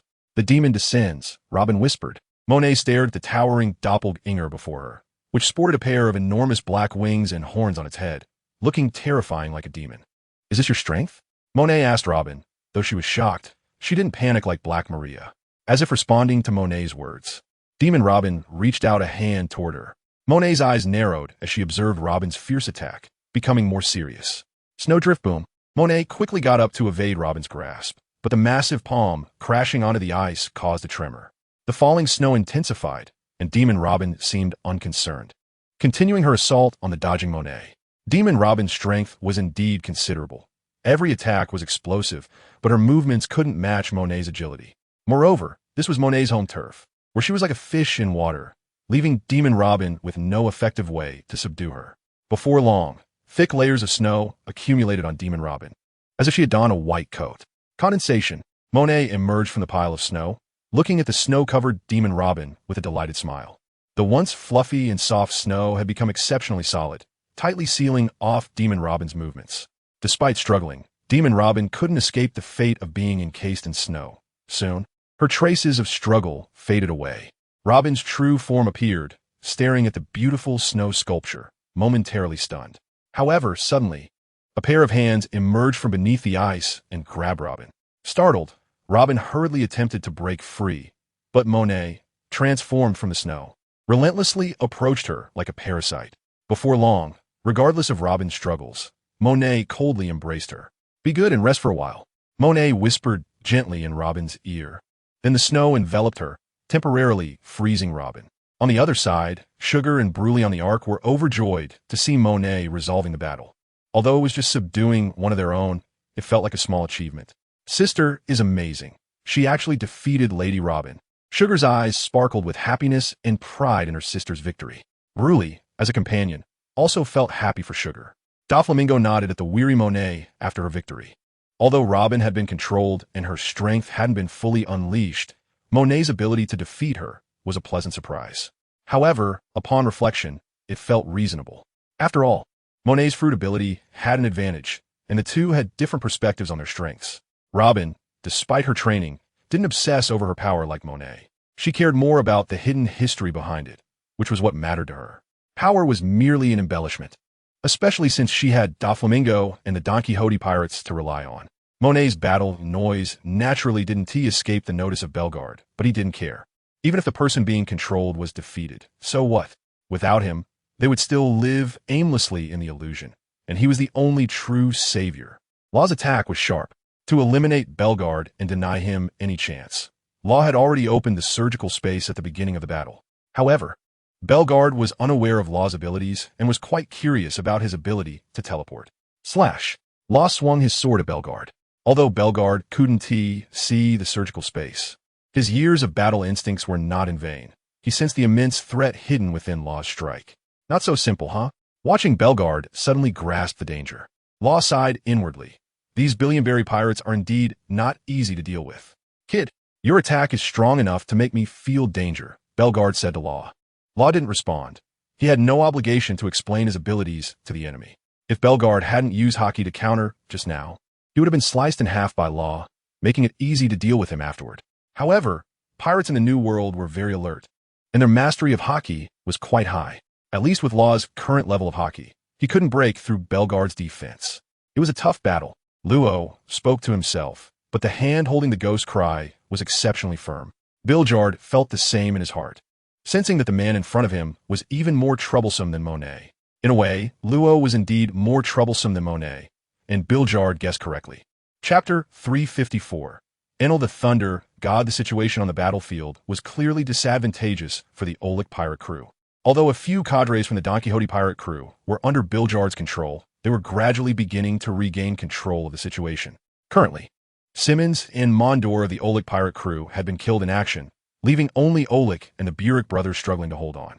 Additionally, Biljard and Raphael were barely maintaining their positions, but as time passed, it was believed that their situation would become increasingly unfavorable. It seemed that only Doflamingo from the Donquixote pirate crew had an astonishing bounty, while the others had lower bounties, but they were simply not valued by the Navy. It did not mean their strength was lacking. Now, the Oleg pirate crew was also facing difficulties. The captain and Enel's clash continued without pause, and Oleg felt heartbroken as he watched his two trusted generals fall. Moreover, his brother Burek, who was no weaker than him, had yet to defeat the enemy, even after using his awakened powers. This put immense pressure on him, knowing that Doflamingo had not yet made his move. Fame does not come without merit. Even if Doflamingo might not have the exaggerated strength reported in newspapers, it certainly wouldn't be inferior. After all, he hadn't even dealt with Doflamingo's subordinates yet. The captain couldn't possibly be weaker than his subordinates. The only thing that comforted him was that Biljard had quietly controlled two of the enemy's generals. But now Biljard was also entangled, and more embarrassingly, the weakness of his fruit had been exposed. Oleg, feeling flustered, roared and struck hard, pushing Enel back. Enel steadied himself with composure, looking at Oleg with a hint of mockery. Oleg, not blind, naturally saw the mocking expression on Enel's face and became even angrier. Let me show you the gap between us. Swamp world. The area where Oleg stood was engulfed in swamp. Under his influence, large areas of swamp appeared on the ice, continuously spreading toward the densely populated areas. Once someone was covered by the swamp, they would find it difficult to survive and could only be consumed. The members of the Oleg pirate crew were aware of their captain's deadly move. They dared not step on it and hurriedly abandoned their opponents to evade the swamp. This also puzzled the Donquixote pirate crew. Was this seemingly insignificant thing really that terrifying? But when the swamp spread beneath their feet, they realized the horror. The swamp, which appeared shallow, was impossible to escape from, and its terrifying suction brought despair. Even more despairing was that the swamp seemed to have a life of its own, devouring their vitality. Help, it's consuming me. On the battlefield, cries for help came in a flurry, but Enel had already left the ground at the moment Oleg unleashed his power, flying in midair and watching the changes unfold. As he expected, Oleg's ability indeed had something to it. Looking at Oleg's face of enjoyment, Enel recalled the words of those who had just died. He understood that Oleg's swamp fruit could actually consume others' vitality, which was truly terrifying. With such strength and fruit development, the future successor Caribou was simply a disgrace. Only hiding weapons in the swamp, ridiculous. Zeus, Enel shouted, not planning to fight alone anymore. Here, the adorable Zeus appeared from above. Usually, when Enel fought, Zeus would hide in the sky, waiting for Enel's call. After all, Enel was not Big Mom. He would only use Zeus when he was in trouble. The change on Enel's side also made Oleg's eyelids twitch. He recognized Zeus clearly. That was Big Mom's homie, known throughout the New World. However, how did it end up in Enel's hands? Zeus, this is our first battle together. Make sure to perform well, Enel said gently, stepping on Zeus. I understand, Lord Enel. The gentle little Zeus immediately transformed into a massive storm cloud, looking quite arrogant. Seeing this, Oleg couldn't help but scoff. Even if you have Zeus's help, what can you do? My strength is not just this. Thunderstorm. Zeus initiated the attack, unleashing a torrential rain of lightning toward Oleg. Devouring swamp, Oleg transformed into a massive swamp, hiding within it. The lightning struck the swamp and was devoured one by one. From a distance, Doflamingo, watching from the ark, speculated that Oleg's fruit must have awakened like his own. Otherwise, it wouldn't be so perverse to even have a devouring ability. However, even if the devouring ability was troublesome, Doflamingo was not afraid. The gap in strength was unavoidable. Even if Doflamingo fell into the swamp, he wouldn't fear any devouring power. Could it really devour him? It could only devour those weaker than him. Enel, it's up to you now. Doflamingo looked forward to Enel's performance. Enel, of course, was not afraid. The devouring swamp was just a bluff. Watch me dry you out. Flame cloud sweeping the plains. Understanding the swamp's weakness, Enel naturally decided to use fire against it. As long as he dried it out, the swamp would be nothing but wasteland. A brilliant flame cloud rose from above, spanning over the swamp. Oleg understood Enel's plan. But even so, he was not afraid. No matter what, the swamp also had water attributes. Just this little flame cloud. Who was afraid? Did he think he was burning a fruit? Or magma fruit? Wherever the flame cloud passed, although it evaporated some of the swamp's moisture, it still couldn't escape the swamp's devouring, extinguishing the fire. Haha, come again. Let's see whether your flame cloud is stronger or my swamp. Oleg emerged from the swamp, looking quite pleased. Zeus, here, activate Thunder God mode. Understood. Zeus spread out, surrounding Enel, essentially draping a cloak of lightning around him. Such a familiar feeling. Feeling the power of lightning, Enel muttered to himself. Then he shook his head. Maybe it was because he had been beaten too many times by Doflamingo that he was so familiar with it. Enel's headband fell off, his hair spread out, standing up under the stimulation of lightning, with strands of lightning wrapping around him. Zeus lay on Enel's shoulder, soft and squishy like a slime. Seeing the change in Enel, Oleg was not to be underestimated. Swamp giant, a large amount of swamp began to retract, condensing into the shape of a giant. However, the appearance of the swamp giant compared to the thunder god Enel was quite a difference. The swamp giant was too ugly, a disgusting yellowish color, resembling a gathering place for human waste. However, that was also somewhat accurate. In reality, the places where swamps were located often swallowed up many dead animals, and some stench was inevitable. But it was not over yet. Flames suddenly erupted from Enel, a fiery veil reappearing on him. The intertwining of thunder and fire. Enel is adorned with 3 types of mustaches: bright silver lightning mustaches, orange-yellow flame mustaches, and white cloud mustaches. These 3 mustaches accompany him, filling Enel with mystery and nobility. This transformation dazzles the spectators, making Enel's appearance far more striking compared to the swamp giant. Indeed, children are attracted to such spectacles. Wow, Lord Enel is so handsome. Sugar's eyes sparkle with stars. Bruley is also impressed, but she is not as superficial. In her heart, only her brother is the best. After thinking this, Bruley glances at Donquixote Doflamingo. Doflamingo also looks at Bruley, causing her to quickly avert her gaze, her face feeling a bit warm. Looking back at Enel, Doflamingo sighs slightly. Fate has turned around, as if returning to where he should be. The god of thunder and flame, Enel, has arrived. Chapter 355, Overcoming the Lower Class. High above, the deified Enel is majestic and tall, embodying strength in the eyes of others. Corresponding to Enel is the giant Ulrich below. Although his appearance is slightly lacking, his aura is equally impressive. This is a battle of the strong. Weaklings retreat. Run. If we get caught up in this, we're doomed. The small fry have good instincts and are putting all their effort into fleeing. Their lives take priority, the opponent can wait. Enel from high above glances at the crowd below, ignoring the chaos of the small fry. His focus is solely on Ulrich. Defeat him. What speed? Ulrich thinks instinctively. In the blink of an eye, he sees the towering Enel appear before him, throwing a heavy punch straight at his head. Swamp fist. Ulrich also stands his ground, throwing a punch to meet Enel's fist. The 2 towering giants are in a stalemate, testing their strength against each other. A cracking sound echoes as the ice surface shatters. Their combined power is too great for the ice to bear. Moreover, Monet's mastery is not comparable to Akiji's, and the snow fruit is a lower-tier freezing fruit, unable to match the freezing fruit. These are all critical factors, and of course, the immense battle power of the 2 also plays a significant role. Ulrich glances at the shattered ice surface, thinking it's bad.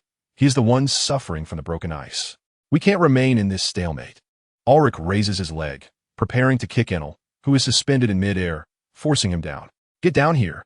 Enel is not foolish. Knocking Ulrich into the sea is the most energy-efficient method, so he blocks Ulrich's kick. Damn it. Ulrich realizes Enel's intention and curses. Crack. Ulrich suddenly feels weightless, knowing the ice surface has completely shattered, and he has fallen into a pit. Although he is still some distance from the sea, he can already feel the coldness of the water on his backside. Enel laughs happily. This is rather effortless. However, he does not believe Ulrich will sit back and do nothing. It's time to add some fuel to the fire. Triple strike. Thunder flame, cloud, flow explosion. An attack mixed with the powers of thunder, flame, and cloud descends, surprising Ulrich, who is about to escape danger. Just as Ulrich emerges from the bottomless ice pit, he sees a 3-colored cloud rushing toward him. At that moment, his mood is simply terrible.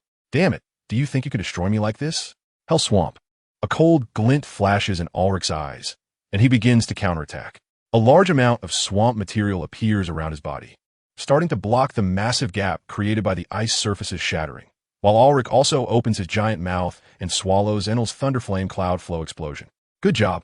Enel is somewhat impressed by Ulrich's decisive action in swallowing his attack, but he does not believe Ulrich will get off easily. Boom! A violent explosion erupts inside Ulrich's swamp giant belly. The noise so loud it resembles a series of invincible explosions. That guy. Does he really think he can swallow it, as if he is this swamp fruit? Doflamingo, watching from a distance, thinks to himself, well, I have to say, Ulrich is blindly confident in his fruit ability. His development of the fruit is truly remarkable, believing no one understands the swamp fruit better than he does. Here's one for you, swamp gas explosion. As Ulrich's belly explodes, a large amount of swamp gas surrounds him. Enel naturally finds it distasteful. Isn't swamp gas just like someone's exhaust? It's explosive exhaust. Cloud layer. Enel raises a thick cloud layer in front of him, beginning to block the swamp gas explosion. Another explosion occurs, and the cloud layer is nearly destroyed. Enel's counterattack follows. Although his body appears somewhat heavy, his speed is fast. Boom, a dull sound of impact resonates as Ulrich groans, receiving a lesson from Enel. Damn it, get away from me. Ulrich, feeling angry, is struck hard on the head by Enel again, causing his feet to sink deeper into his swamp, making him feel a bit embarrassed. Enel smirks disdainfully, his fist infused with 4 colors of power rolling back in, determined to knock Ulrich into his earthen world. Ulrich roars, blocking Enel's fist while also exerting his power. Hell's Descent. The bubbling swamp suddenly begins to boil, fully reviving with Ulrich's roar, entangling towards Enel. Enel naturally understands the trouble of being entangled by these swamps, and he is unwilling to be caught, attempting to escape.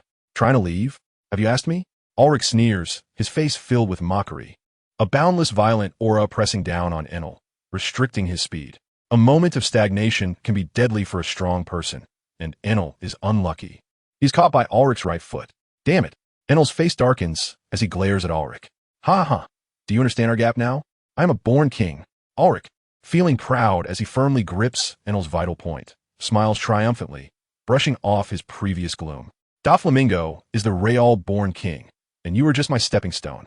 Although Enel is affected by Ulrich's conqueror's haki, the intensity of Ulrich's haki is far inferior to Doflamingo's, let alone being entangled by it. The intimidation he feels from Ulrich is not strong at all. Ulrich's smile gradually fades. He most dislikes hearing that he cannot compare to someone else. Although it may be the truth, but he refuses to accept it. Every strong person has their pride. As someone who possesses an ability that only 1 in a million can have, Ulrich is proud. Now, without Conqueror's haki, Enel insults this honor. His killing intent can no longer be concealed. I am the true king. Doflamingo is nothing, Ulrich stubbornly states, then provocatively glances at Doflamingo in the distance. Feeling the provocation from Ulrich, Doflamingo only sneered, not taking it to heart. This was Enel's opponent, and he believed Enel could overcome the odds and defeat Ulrich. It was his mission. Bang Enel was heavily thrown into the swamp, and the swamp's power began to spread throughout his body.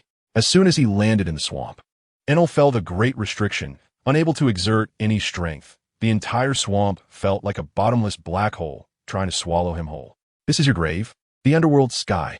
Ulrich stirred up a large area of the swamp, directly aiming to drown Enel. With his legs already deeply trapped in the swamp, Enel felt the danger of that canopy of swamp covering the sky. If he was submerged, it would be truly impossible to escape. Zeus. Full power. Yes, Lord Enel. Zeus obediently replied, and at the same time, lightning began to surge from Enel, making him appear even more frenzied. You want to swallow me? Dream on. Meanwhile, the underworld sky was fully unleashed, starting to engulf Enel. Chapter 356. Dawn of Victory. The once spirited thunder god was now drenched like a drowned rat, covered in swamp, while the swamp beneath him continuously pulled at his body, trying to completely consume him. Let me light up a beautiful firework for you. Enel's voice came from the swamp, causing Ulrich, who was waiting for the fruits of victory, to show a serious expression. Fireworks explode. The swamp suddenly made a loud gurgling sound, bubbling like boiling water. Then the swamp began to dry up on a large scale, the ground cracked, exploded, and dirt flew everywhere, like a grand mud firework feast. How could this be? Ulrich shouted in disbelief. I have you firmly. Enel wanted to shout this line to show off, but the recent explosion had left him somewhat strained. Don't think that breaking through the whirlpool of the swamp is easy. If it weren't for the high temperature of the lightning and flames, combined with the dust, smoke, and the mist being the best accelerant, making his attack even more powerful, he might not have broken free. It must be said that although the swamp fruit appears somewhat unrefined, it can be extremely terrifying if used well. In other words, Caribou, what have you developed? Hidden weapons? Playing in the mud with the Sea King, Enel was slightly out of breath, and Zeus on his shoulder also seemed a bit wilted. indicating that both of them had exerted considerable effort just now. Oleg looked at Enel with a serious expression, his importance of Enel rising a notch. This person has the strength to threaten him, and he must be dealt with. As for Doflamingo, he could no longer care about that. Besides, Doflamingo would not let him leave. It was either death or survival. This was an unending battle, unless he was willing to bow his proud head and submit to Doflamingo. Swamp Sea. Oleg attacked with all his might, and the swamp surged like waves, about to drown Enel. Enel quickly distanced himself, flying into the sky, as he did not want to experience that pulling feeling again. So what if he can fly? Oleg spat, jumping onto the waves to confront the airborne Enel. Enel wanted to say, flying is impressive. Upon arriving in his own territory, Enel began to stir up a storm, darkening the sky and making the already abnormal weather even worse.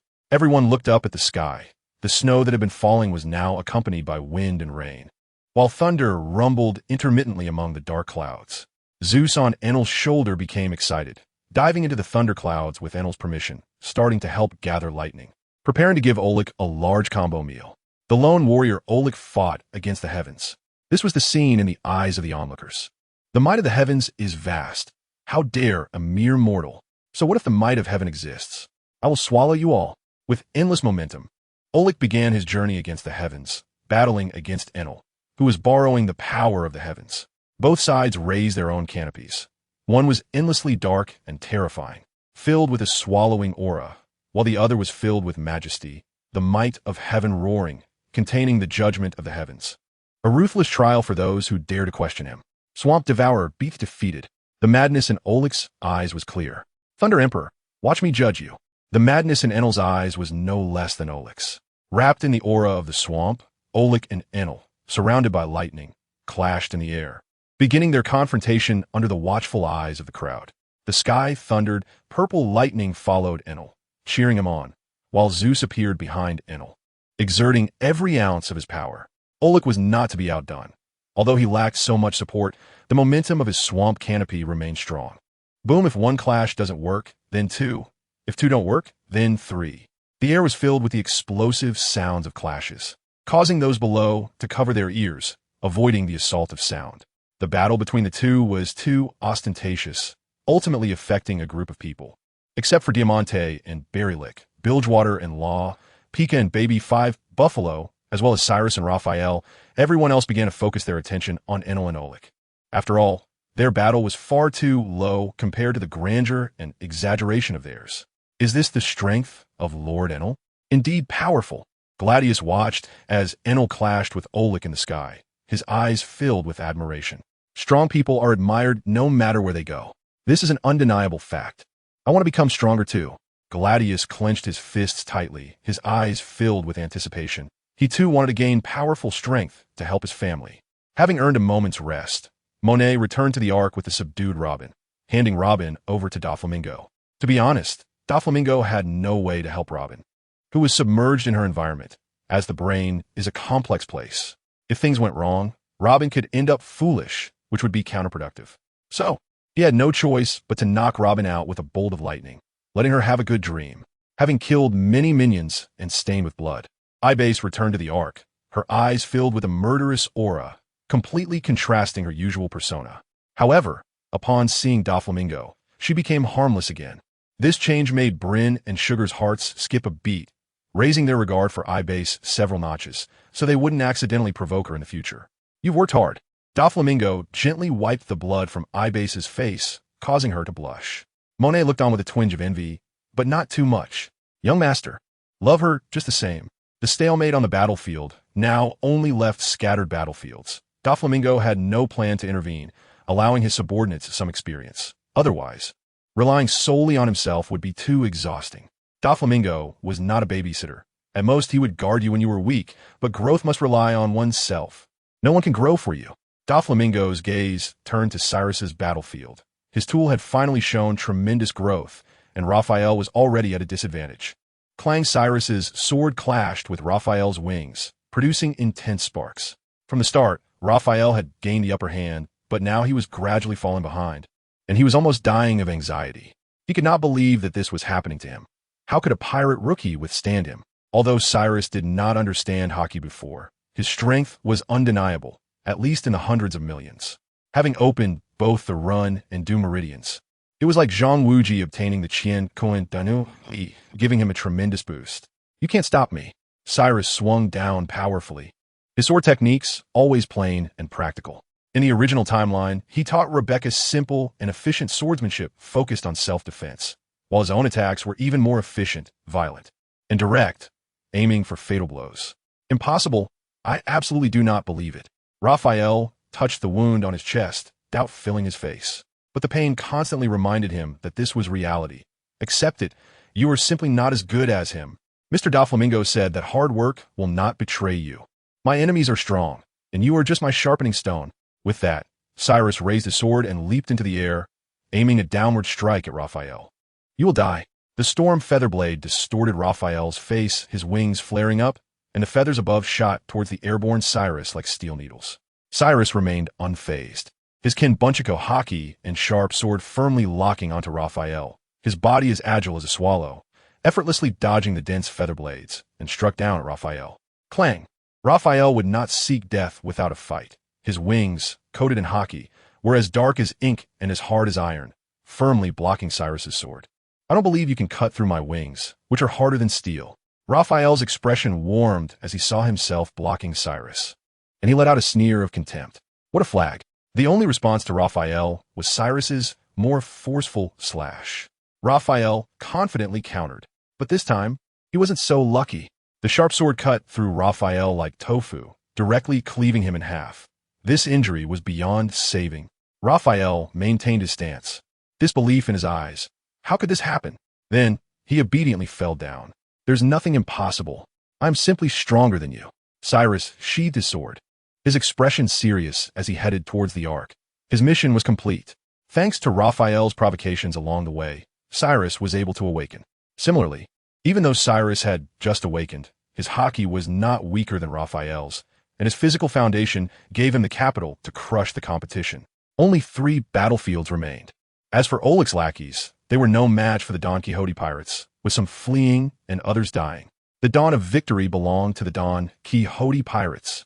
P.S. Thank you for the support, brothers. I don't ask for much. Support those who can. I will work hard to write every chapter well. Chapter 357. I am the victor. Those with keen eyes could see that the balance of victory on the battlefield had tilted towards the Don Quixote pirates, or rather, the Oleg pirates had never had any hope from the very beginning. It was merely their blind confidence. The stronger the person, the more confident they are in themselves. Even if they temporarily fell into a disadvantage, they were not afraid, as their confidence came from their own strength. Berlik was such a person, someone he had never considered a rival, suddenly being able to compete with him on the same stage. Their strengths equal. Was hard for him to keep his mindset balanced. A swordsman's attacks were inherently sharp. This time, Diamante not only countered Berlik's fruit ability, but also genuinely enhanced his own attack power. Even though Berlik had awakened his powers, thus far, in the numerous exchanges of attack and defense, Berlik had not gained an overwhelming advantage. Sun Slash, Flame Wave. Diamante saw the thorns stretching towards him, and the ruthless flames extinguished Berlik's attacks. Damn it! How could you become so strong? Berlik stood amidst the sea of thorns, incredulously asking, humans, when you doubt yourself and are unwilling to acknowledge the strength of others, your defeat is already set. You thought I was weak. Diamante charged forward with his sword, his words ruthlessly mocking Berlik. Don't get too cocky. Berlik was extremely angry. Diamante's words felt like an insult to him, which he could not tolerate. 36 hell stabs. All destruction. Under Berlik's fruit's influence, 36 exceptionally thick thorny vines appeared on the ice, wrapped in thick haki, making it difficult for Diamante's flames to affect them. This time, it would come down to a clash of raw strength between the two. What a powerful name.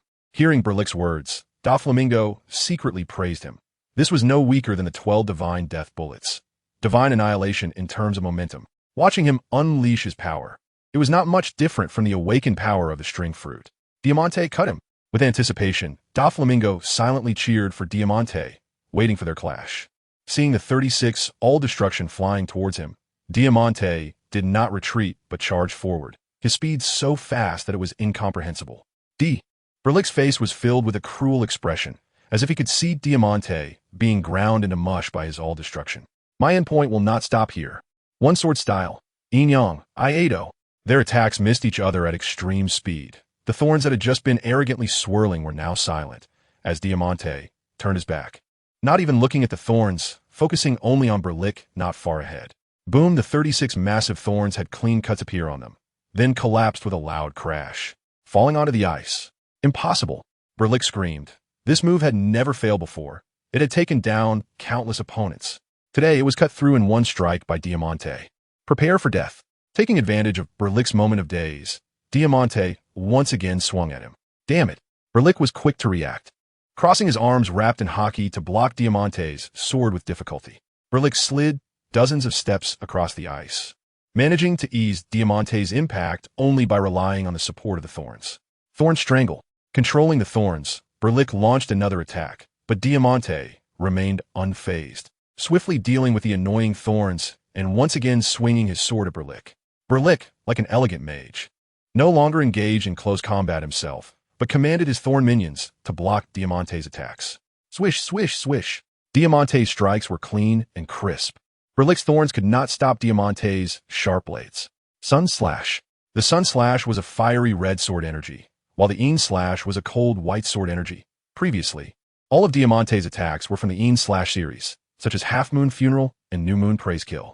It was only after he comprehended the burning heat within his heart that he could unleash flames. And fire is the greatest nemesis of plants. Unless Berlick attached hockey to every thorn, it would be hard to escape the fate of destruction. However, if he did that, his hockey would be severely depleted. Berlick naturally knew how troublesome Diamante was. Now she was no longer seeking quantity, but rather striving for quality. Beside her, the Thorn Guardian, who was a constant presence, ensured her safety while also serving as her weapon. Clang, clang, clang, the sword clashed with the thorny vines of the Despicable One, and for a moment, Diamante was unable to break through Berlick's defense and deliver a fatal blow. After all, he was a powerful figure worth 800 million berries. He had some face to maintain. You can't break my defense, Berlick shouted, feeling very pleased to see Diamante return empty-handed. Using the recoil, Diamante steadied his body, gripping his knife tightly, a flash of determination in his eyes. When you are surrounded by heat, do not forget your past loneliness and coldness. Diamante muttered words only he could understand, leaving Berlick somewhat puzzled, not knowing what Diamante was doing. Berlick, hey brother, we are fighting for our lives here. What are you doing? Diamante, before killing someone, you need to set the atmosphere, right? One sword style, Yin-Yang Slash. Diamante's body disappeared in an instant, and when he reappeared, he was quickly behind the glass shell, crouching with his sword propped up, as if his body was struggling to withstand the pressure. Berlick wanted to turn and look at Diamante, the man he had underestimated. The moment the knife sliced past Berlick's body, he lost all his former composure, his face only showing panic. Looking again at Berlick's chest, a gruesome scar appeared. The wound incredibly deep, with 2 colors of sword energy attached to it, continuously destroying Berlick's body. Berlick had used all his strength to resist Diamante's sword, but his chest was still a ghastly sight, and his internal organs were in ruin. Berlick knew he was powerless to turn the tide. He wanted to touch his wound, but he couldn't. Then he lost consciousness and fell, sinking into endless darkness. The winner was Diamante. That recent strike was not just the power of Yin and Yang. It also mixed in the power of the fruit and high-level armed color hockey. Otherwise, it wouldn't have been so easy to destroy Berlick's organs and kill him in one blow. Few after catching his breath, Diamante propped himself up. This battle was no less intense than the one with Mihawk, and the rewards were also very rich. With this sword, Diamante devoted all his strength to Berlick, which was why he now appeared so exhausted and drained. However, it was all worth it. I won, and you are the weakling. Diamante looked at Berlick, who had lost his life force, and murmured. Chapter 358. 33 Heavens, the Sky Curtain. After venting the words he wanted to express, Diamante dragged his body, using some regained strength to activate his fruit ability. Sending himself back to the Arkansas, Doflamingo welcomed the victorious return with a smile, accompanied by 2 little rascals and Monet. Doflamingo, you did not disgrace your mission, Diamante said, looking at Doflamingo with joy, dragging his weary body. You did it, Diamante. Doflamingo praised and promptly supported Diamante's somewhat exhausted body. Diamante nodded, somewhat moved. Only he knew how difficult this battle was. The disparity in their bounty was so great. Yet he still charged in without hesitation. It was not some so-called show of strength. nor was it personal heroism, but rather that the pirate crew, the family, needed him. That was why he was so resolute, disregarding everything just to defeat the enemy. Let me help you down to rest, Doflamingo suggested, seeing Diamante in such a poor state. It's fine, Doflamingo. I want to witness the victory with everyone. Diamante rejected Doflamingo's proposal, insisting he wasn't that weak yet. Besides, wasn't there still Princess Mancheri, a human blood bag? However, Princess Mancheri was currently focused entirely on Leo. How could she spare a thought for Diamante? Leo was also a fighter. Although Doflamingo hadn't given him any instructions, his performance was not bad, weaving through the ranks of the Aulic pirate crew, a single golden needle taking many lives. Hearing Diamante's words, Doflamingo said no more. Since Diamante had said so, he couldn't refuse. He sent a message to Princess Mancheri to treat Diamante, and informed her that he had been watching Leo, so she needn't worry.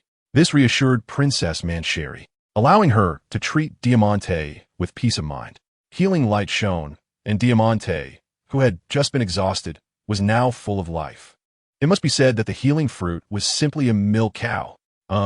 Princess Mancheri, you should also take a look at Robin, Doflamingo suggested, noticing Robin lying unconscious. I'll give a try. Healing light. Mancheri placed her small hand on Robin, but a minute passed with no response. As expected, Doflamingo sighed, realizing that this kind of mental attack healing fruit was of little use for ordinary treatment. Unless Mancheri was willing to expend her life to use her restoration ability on Robin. However, even if Mancheri agreed, he wouldn't allow it. Mancheri was a treasure, useful in the future, and Robin's condition did not require Mancheri's help. Sorry, Doflamingo, Robin's injuries have healed, but I don't know why she won't wake up, Mancheri said, feeling somewhat ashamed to Doflamingo. It's fine. It's not your fault. You have done what you should have done. Doflamingo raised his hand in front of Mancheri, signaling her to come up. Mancheri obediently climbed onto Doflamingo's hand, then onto his shoulder, watching the family's performance together. Mancheri was indeed somewhat kind-hearted and reluctant, but for Leo's sake, she endured it. Doflamingo sighed. The power of love is indeed strong. In the sky, Enel and Aulic were entangled in a fierce battle with no clear winner, but Enel had the advantage, and the scales were tipping in his favor. Get down. Enel's neck bulged with veins as he increased the power of his fists, determined to knock Aulic down. Aulic was also tenacious, but trying to overcome the odds was not that easy. Aulic shouted wildly, his indomitable spirit igniting him, an endless stream of power erupting from within his body, as if he intended to swallow the heavens with his tiny mortal frame. Feeling Aulic's outburst, Enel's face twisted from the clash of the two great powers. From a distance, it looked as if he was about to lose. Although there were signs of retreat, the unyielding spirit in Enel's heart was no less than Aulic's. This was not his limit. He still had strength left. Chapter 359, Crazy Thoughts. Enel dove down, seeing Aulic on the ice with his mouth wide open, waiting for Enel to fall into his trap. You've opened such a big mouth. Do you have such a big appetite? Enel sneered. Aulic did not answer, simply sitting there with his mouth open, waiting for Enel to take the bait. Watch me explode you. Enel was now much stronger than before, having reached the pinnacle of control over his fruit ability. Let me show you the true galaxy falling from the heavens. Under Enel's influence, the surrounding clouds and mist were affected, forming a wide galaxy that continuously stretched towards the gaping mouth of Orlic, as if it wanted to explode Orlic. The waterfall hung high above, with Orlic as the landing point of the galaxy, tirelessly reclaiming the water from beyond the sky. Enel frowned as he looked at the bottomless Orlic, feeling somewhat foolish. Let's add some fire. A big explosion. Enel suddenly ignited a flame in his hand, clearly targeting that galaxy. However, before Enel could take action, Orlic began to counterattack as well. Here you go, Orlic shouted. Subsequently, the water of the galaxy that had been swallowed by the swamp began to spray out, attacking Enel. Goodness, I'm really shooting myself in the foot here. Enel rubbed his forehead, feeling speechless, but his movements were not slow as he controlled the galaxy to collide with Orlic's attack. Boom, even the ice surface trembled slightly, and the madness in Orlic's eyes was so evident. There had been hope, but now he felt there was really no chance left. No madness, no transformation. Only a desperate fight could bring hope. The swamp around Orlic began to boil, bubbles bubbling up from the surface of the swamp, and a large amount of swamp gas obscured Orlic's figure. Seeing Orlic in such a state, Enel became more cautious. He knew Orlic was going to fight to the death. Orlic had indeed been somewhat suppressing him, but he had grown during the battle and leveled the playing field. Boil. Swamp gas explosion. Watching the swamp gas mist rising, Enel became more cautious. An explosion would not be a good thing. His first thought was to escape, but at that moment, he recalled something Donquixote Doflamingo had once said to him. It was during a routine training session when Enel challenged Doflamingo and ended up being completely defeated. After the beating, Doflamingo asked Enel about his views on the cloud fruit. Enel, do you want to become stronger?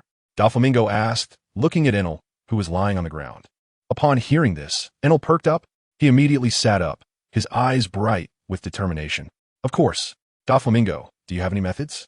Enel eagerly asked. Your hockey is already well trained. You just need to keep it up and accumulate it. What you need now is to perfect your fruit abilities, such as awakening. Doflamingo analyzed. Awakening is too difficult. Enel said, feeling a bit discouraged. I have confidence in you. Doflamingo walked over to Enel, patted his shoulder, and gave him encouragement. Doflamingo, you're more confident in me than I am in myself.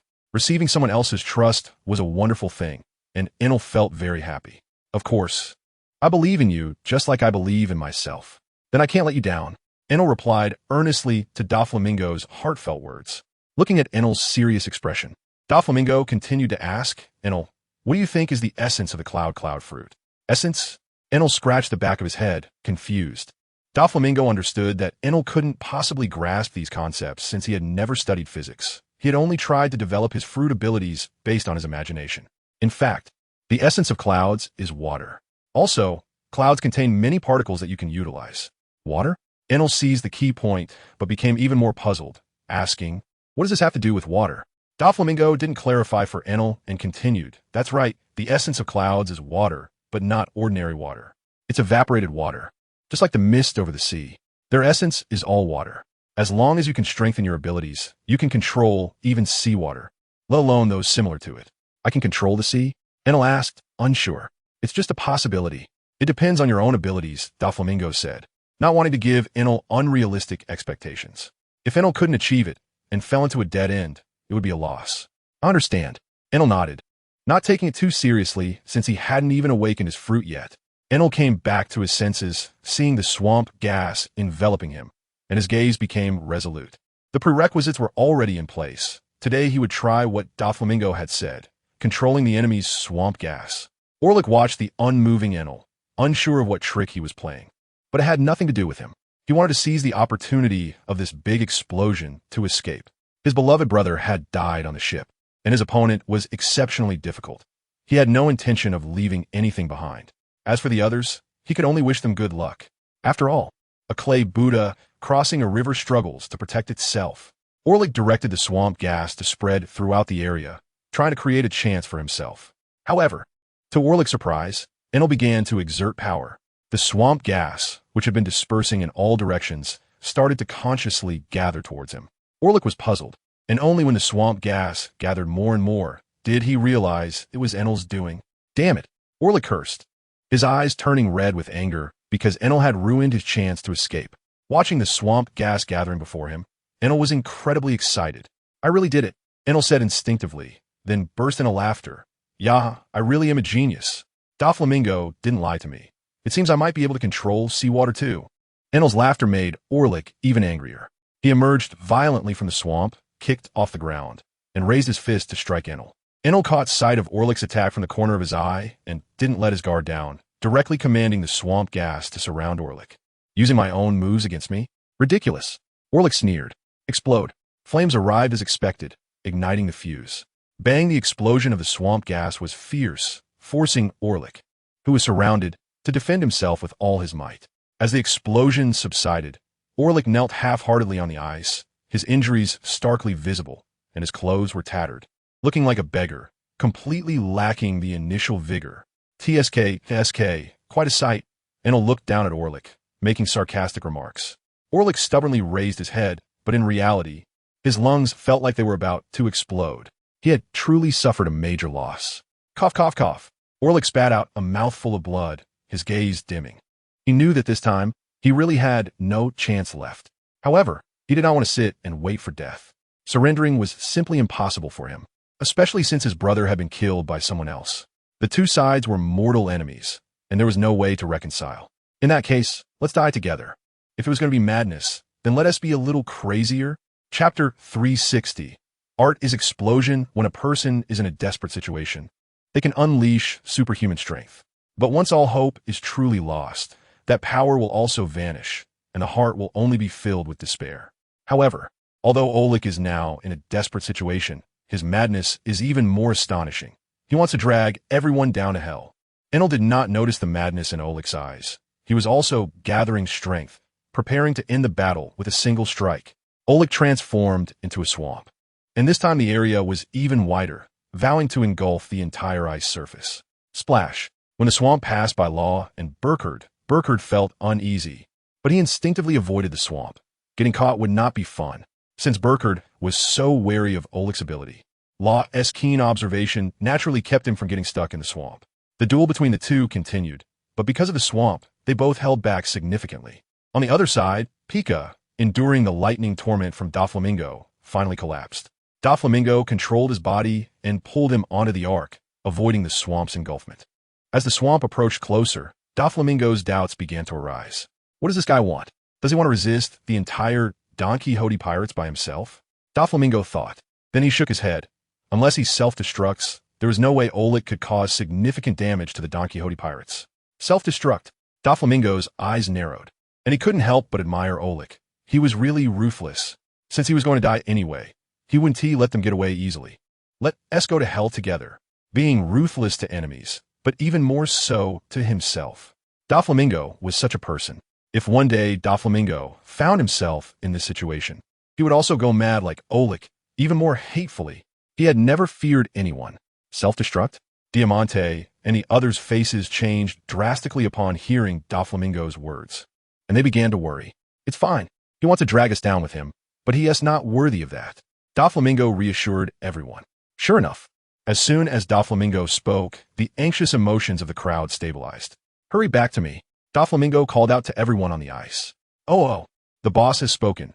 Everyone rushed toward the ark without caring for their lives. Once everyone returned, Doflamingo immediately struck the ark with lightning, and it was about to take off.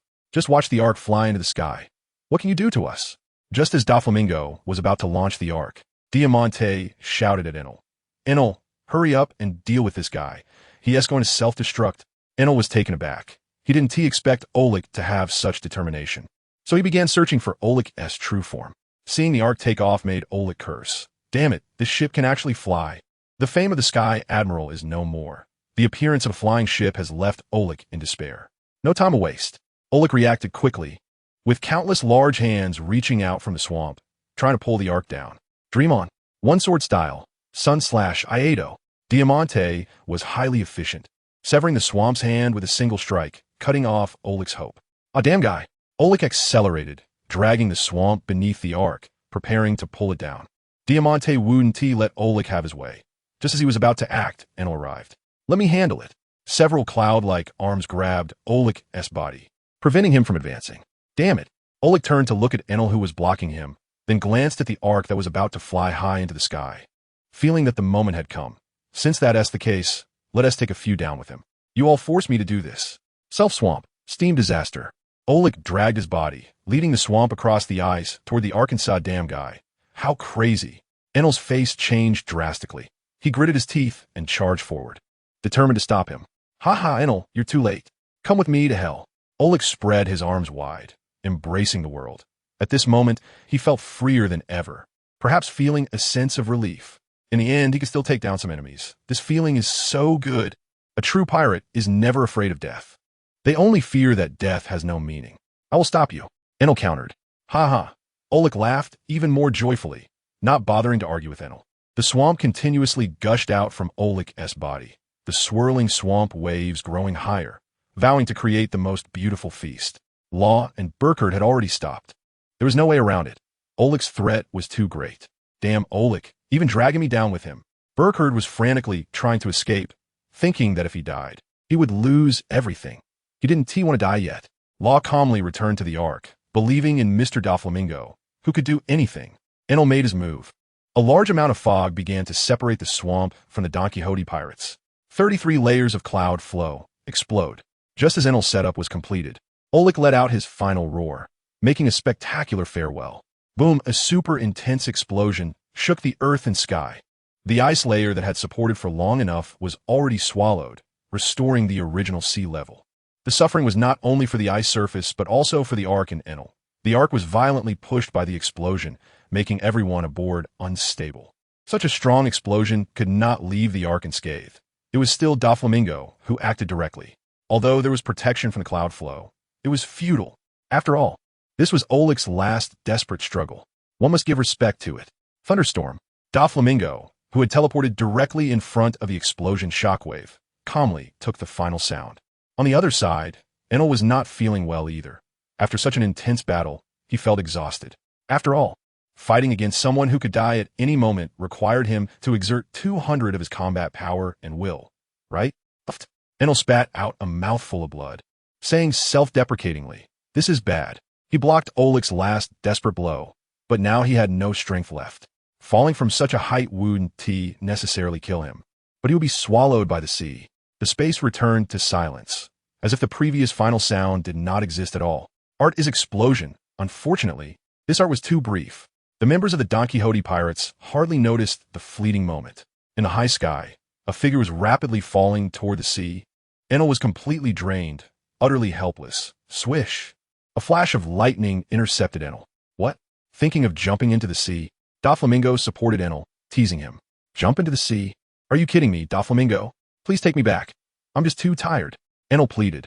Haha, I'm not joking with you anymore. Then, the two returned to the Arkansas young master. Lord Enel, baby, 5 rushed over. Quickly treat Enel. Doflamingo handed Enel over to baby 5 while he focused his attention on Biljard, who was thousands of meters away. Hey bro, you still owe me money. Thinking of running? Did you ask me, Doflamingo? Chapter 361. What did you say you wanted to be, a king? At this moment, Biljard, far from the storm, was secretly feeling relieved. Suddenly, a dazzling lightning bolt crossed over 108,000 miles to find Biljard. What? Biljard was taken aback, watching the lightning get closer, the fear in his eyes deepening. Damn it, I won't just give up. Biljard snapped back to reality, his fighting spirit rekindled. The fruit's ability wasn't a great boost for him now. He could only rely on his own strength. Armament hockey, hardened. Watching the dazzling lightning, Biljard gritted his teeth, preparing to withstand the blow. Doflamingo's lightning had tracking capabilities, and with Biljard's slow speed, there was no way to escape. Taking the hit head-on was inevitable. Boom, the lightning arrived in an instant, and then we saw Biljard being engulfed by the lightning, preparing to take him for a swim in the sea. Biljard let out a painful scream. At that moment, he realized how foolish and blindly arrogant the Auric pirates were. Doflamingo was not someone they could provoke, and he couldn't even withstand one of Doflamingo's attacks. Isn't this normal? After all, in the future, even Luffy S1, 5 billion berry bounty 1T be able to take Kaido's Thunderbagua as a fellow emperor. Doflamingo should at least have some clout, right? With his body paralyzed and charred, Biljard was about to fall into the sea, ending his journey. At that moment, Doflamingo suddenly appeared behind Biljard and lifted him up like a chick. Biljard looked up slowly at the man who had brought him to the brink of death, and a hint of joy suddenly appeared in his eyes. Damn it, accept my control. Doflamingo, lose yourself in the beautiful dream I've created for you. I will accept everything about you. I am the Pirate King. The Pirate King. Biljard was madly fantasizing about his future in his mind, daydreaming. Doflamingo looked at the joy in Biljard's eyes and seemed to understand his thoughts. A grand dream. Let me drown you in it. Doflamingo and Biljard launched his most powerful move, aiming to take down Doflamingo in one fell swoop. A powerful mental force transmitted through Doflamingo's gaze into his sea, affecting everything about him. In a daze, Doflamingo felt the surrounding environment change. It was no longer the vast ocean, but a big city with towering buildings and a strong sense of technology. The huge impact made Doflamingo somewhat believe that everything in front of him was real. Unfortunately, although he fell for it, his consciousness was crystal clear. If he wanted to break free, it would be incredibly simple. Doflamingo didn't mind taking a bit of time. He missed his homeland a bit. Since he had returned to his hometown, he took this opportunity to present everything from his memories, experiencing the atmosphere of his hometown, fulfilling an unfulfilled wish. Haha, I succeeded. I am the Pirate King, the Pirate King. Biljard laughed madly, not even caring about his injuries. I, Biljard, am the only winner. What 4 emperors? You all will become my slaves, and the world government, the navy, I will control them one by one. This world is mine. The pirate king, no. I am the king of the world. Bilgeard had gone a bit mad, perhaps because seeing himself control Doflamingo inflated his confidence. What did you say you wanted to be, a king? Suddenly, a cold question made Bilgeard stop his mad laughter. Bilgeard and Doflamingo stared at each other, their expressions quite amusing. Soon, Bilgeard's face twisted more and more, the madness in his eyes unmistakable, before he grotesquely said, Why? Why can you break free from my illusion? I am the pirate king, the pirate king. Doflamingo gave Bilgeard a look of pity mixed with disdain, then shook his head, thinking this guy must have been scared crazy. Wanting to be the pirate king has driven you mad. Then let me help you.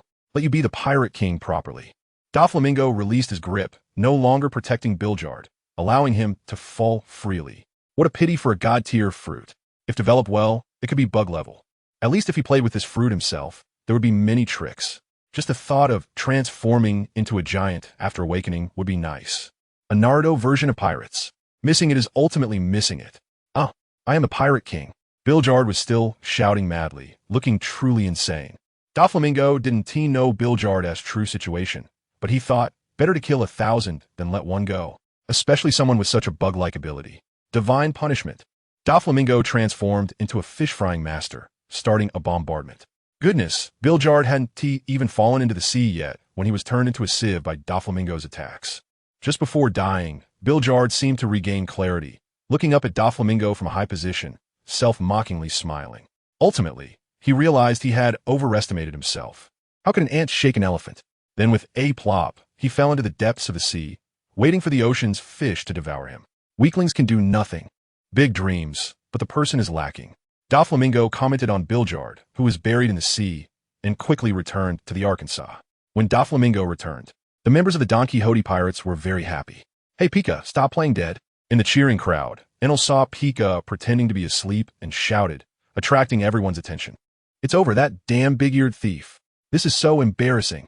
Blaming Enel, the big-eared thief, feeling the crowd's gaze. Pika had no choice but to end his act and face his social death. Pika felt embarrassed because he had fallen too quickly, and he couldn't exert much strength on the sea. He felt wronged, but also didn't think it was unjust since he had indeed failed. Robin was also undergoing social death, but no one noticed her abnormality. After seeing Pika wake up, more people turned their attention to Robin. However, no matter how intense their gazes were, Robin remained glued to the deck, not getting up. Doflamingo noticed that Robin's face was slightly redder than usual and understood that this girl was pretending to be asleep. After all, being controlled by the enemy was truly too embarrassing. Pika approached Doflamingo, feeling a bit ashamed. Think about it properly, and come find me later. Doflamingo stopped Pika from speaking, then picked up Robin from the deck and took her away. Since this girl cared about her pride, how could he not give it to her? When Doflamingo carried Robin away, the others quickly went about their tasks to leave. Only Diamante and Enel patted Pika on the shoulder with heartfelt encouragement. Feeling a bit ashamed, Pika lowered his head and fell into deep self-reproach. Chapter 362. Ascending to the peak of the world in the dimly lit cabin corridor, Doflamingo carried Robin's slender body towards her room. He looked at Robin, who was calm and quiet in his arms, her eyelashes fluttering occasionally, and couldn't help but chuckle. Hey, girl, aren't you even wake up? Doflamingo paused and teased the charming girl in his arms. Oh, Robin replied dully, then opened her eyes and looked at Doflamingo with a generous gaze. What's wrong? Do I have something on my face? Doflamingo asked curiously, noticing Robin's intense gaze. I just feel like you've changed, brother, Robin said. Changed? In what way? Doflamingo pressed further. Robin smiled lightly and replied, How would I know? I just feel that way.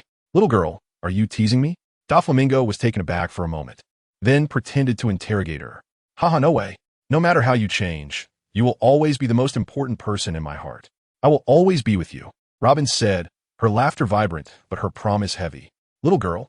Doflamingo felt warmth in his heart, and then stepped into Robin's room, placing her gently on the bed so she could rest peacefully. After giving her some instructions, Doflamingo prepared to turn and leave. Brother, can you wait until I fall asleep before you go? Robin shyly asked from the bed. Doflamingo nodded, saying, Okay, I'll leave after you fall asleep. Robin softly replied, closing her eyes. With Doflamingo beside her, she felt at ease. After all, she had recently experienced the fear created by Burkard, and it was truly remarkable that she could recover so quickly. Having experienced that illusion, Doflamingo had noticed something unusual about Robin long ago. Their playful banter not only drew them closer, but also helped Robin confront her inner demons, allowing her to realize who was truly most important to her. At this point, Doflamingo had to thank Burkard. Being trapped in an illusion, the things one cares about most exert a greater influence. And Burkard could easily sense the desires of those caught in it, naturally manipulating Robin. Both Pika and Robin's most important person was Doflamingo. So if anything unexpected happened to him in the illusion, it would trigger a powerful response. As the sun set, its afterglow bathed the ark in a golden hue, creating a stunning scene. However, Doflamingo had no thoughts to admire this beauty. His mind was entirely focused on himself. Robin wasn't wrong. He had indeed changed, perhaps bidding farewell to that world. His final attachments were gone, and everything he had was here. He had become more confident and carefree, and lighter. Taking advantage of the sunset's glow, Doflamingo gently covered Robin with a kicked-off blanket. "How old are you? Still kicking off the blanket?" After saying this, he left the room, allowing Robin to rest quietly. Tap, tap, tap. The sound of footsteps echoed as Pika stood on the deck, illuminated by the sunset as if clad in golden armor, looking splendid, though his expression was somewhat dejected and self-reproachful. Doflamingo, seeing the person in front of him, Pika choked up. Doflamingo raised his arm and heavily patted Pika on the shoulder, startling him and causing him to shrink a little. "Let us ascend to the peak of the world together. Pika, don't fall behind." After saying this, Doflamingo walked away on his own, leaving Pika momentarily stunned. Then Pika came to his senses and called out to Doflamingo's retreating figure, his voice tinged with tears. "Okay, Doflamingo, I will." Doflamingo didn't turn back upon hearing Pika's words. He simply raised his arm and gave him a thumbs up, indicating his belief in him. While seeing Doflamingo's gesture, Pika couldn't help but shed tears. Even a sturdy man like him was moved to tears. Hey, crybaby, why are you acting like a girl? Crying like that?" A teasing voice rang in Pika's ears, but it didn't stop his tears of emotion. "All right, Pika, you're a grown man." Diamante also joked. Pika wiped his tears and looked at the two in front of him, saying without feeling embarrassed, "What is wrong with crying? I just want to cry for the young master. I want to ascend to the peak of the world with Doflamingo." "Ha." Enel and Diamante exchanged glances, clearly delighted, seeing that Pika was coming out of his shell. "You two idiots, is it that funny?" Pika glared at the two, who were laughing heartily, feeling a bit annoyed. Diamante stopped laughing first and seriously looked at Pika, saying, "Be serious, you idiot. I don't want you to fall behind. Welcome to challenge me, crybaby." After saying this, they ignored Pika's expression and left, having conveyed what they needed to. "Thank you," Pika softly said as he watched the two retreating figures. Enel and Diamante heard Pika's thanks and then, in sync, raised their fists. "You two idiots." Pika cursed, but his eyes were filled with smiles. This feeling was truly wonderful. Pika glanced at the sunset, which was about to sink into the deep sea, darkness soon to envelop the land. "I will cover this world like the darkness, and prepare everything for Doflamingo to ascend to the peak of the world." Pika clenched his fists tightly, making a heavy vow in his heart. Reluctantly glancing at the sun, he left the deck. On the top of the ark, Law and Beepo also witnessed everything. Originally, the gregarious and easily shy Beepo was about to ruin everything that happened here, but fortunately, he stopped himself. Beepo gestured, his anxiousness clearly visible in his eyes, seemingly seeking Law's opinion. Law patted his forehead, understanding Beepo's meaning, and casually returned Beepo's vocal cords to him. Beepo initially wanted to vent, but was halted by Law's hand gesture. The gesture seemed to say, "You don't need to say anything. I understand everything, really. I understand everything." How nice. Beepo could only sigh upon seeing this. Law looked at Beepo and then at the ark, which was about to be enveloped in darkness, and smiled, saying, "It really is nice. Let us ascend to the peak of the world together." Law encouraged Beepo, mimicking Doflamingo's mannerisms. "Nanny?" Kamara was puzzled, his eyes seemingly filled with disdain, as if saying, "You don't resemble the young master at all." "Damn it, Beepo." Law was defeated by Beepo's gaze, feeling a bit annoyed. Why couldn't he even imitate his idol properly? However, Beepo seemed to have anticipated this and quickly retreated. Before leaving, he also gave Law a thumbs up like Doflamingo. "Beepo, you don't resemble him at all." Rua's gloom was swept away, and he was very happy. At night, in the Ark restaurant, the family dined joyfully, feeling that even though darkness surrounded them, there was light ahead, and Doflamingo was the hottest sun in their hearts, leading them to the pinnacle of the world and clearing away everything. Chapter 363, Thunder God Island after a night of rest and adjustment. The members of the Donquixote pirates had also shaken off the fatigue of battle and were lively again. Each person had grown more or less, and, compared to before, there was more confidence on their faces. This was a good thing for Doflamingo. The stronger the members of his pirate crew became, the easier things were for him. A powerful pirate crew had thus disappeared. Even though they had considerable fame, they did not stir up many waves on the sea. After all, it was the Donquixote pirates who took action, and those who dared to challenge them deserved commendation. But they had to accept the punishment of failure if they lost. Doflamingo's news had lost much novelty for the Navy. In their view, with Doflamingo's troublemaking identity, there was too much news about him. If the Navy were to focus their energy on him, what would happen to their duty of maintaining justice? Even Fleet Admiral Sengoku, who had an extreme hatred for Doflamingo, had to endure and act in accordance with the world government's general policy. Personal matters were not as important as public affairs, and this was Sengoku's insistence. With so many pirates, what could they do by just focusing on Doflamingo? The destruction of the Auric pirates did not cause much of a stir in the New World. If it were Whitebeard, Kaido, or Big Mom who were taken down, their reaction might have been greater. Strength determines status. The fist represents truth in the New World. Only the strong matter, and the weak are ignored. As the sun rose, an arc flew towards the red sun, surrounded by clouds, adding a touch of mystery to the arc. On the deck of the ark, the members of the Donquixote pirates gathered together, admiring the beautiful scenery above. As Doflamingo personally led his family members into the New World, those pirates who dared to offend the Donquixote pirates were also subdued one by one. Even if there were some who were unconvinced, they would not seek trouble for the time being. After all, the Silver Axe pirates and the Auric pirates were their examples. If they did not possess strength surpassing theirs, it was better not to embarrass themselves. The voices questioning Doflamingo's status as an emperor in the New World were decreasing, and the territories ruled by the Donquixote pirates openly accepted Doflamingo's leadership and obeyed his orders. As they delved deeper into the New World, Doflamingo was also preparing to establish a territory.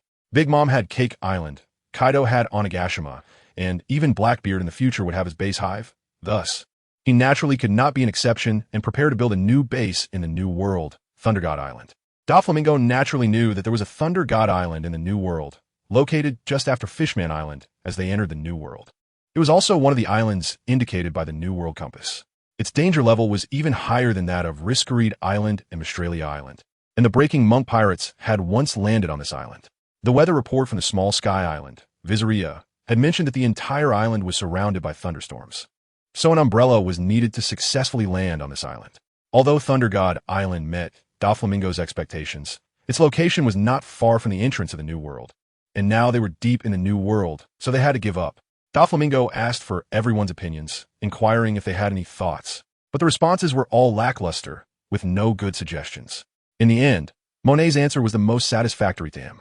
"Young master, I think we should build this Thunder Island ourselves. After all, with our abilities, moving mountains and filling seas is a piece of cake." Monet said to Doflamingo. "Yes." The others echoed. "That can be done." Doflamingo nodded in agreement. Hearing Doflamingo's words, everyone became a bit excited. After all, they had been adrift at sea for long enough. "However, I want to build 6 Thunder God Islands along with Thunder God Island to connect the entire New World." Doflamingo provided his answer to everyone. 7 Thunder God Islands. Everyone repeated, suddenly feeling overwhelmed because this was a big project. Except for Doflamingo and Enel. Currently, no one in the Donquixote pirates could move mountains and fill seas. Pika could also do it, but his fruit ability needed to be awakened to make it easier. "Young master, such a big project, doing this might be a bit thankless." Baby 5 asked, puzzled. Thud. Doflamingo gently tapped Baby 5's head and said, "Building them is just to confuse the enemy, to ensure the safety of the family. Our base has always been only Sky Island, nothing else." "Oh." Baby 5 rubbed her head and pouted, answering aggrievedly. "So that's how it is." The others were also enlightened and suddenly felt that Doflamingo's consideration was brilliant. In fact, they didn't understand. They just thought Doflamingo's words made a lot of sense.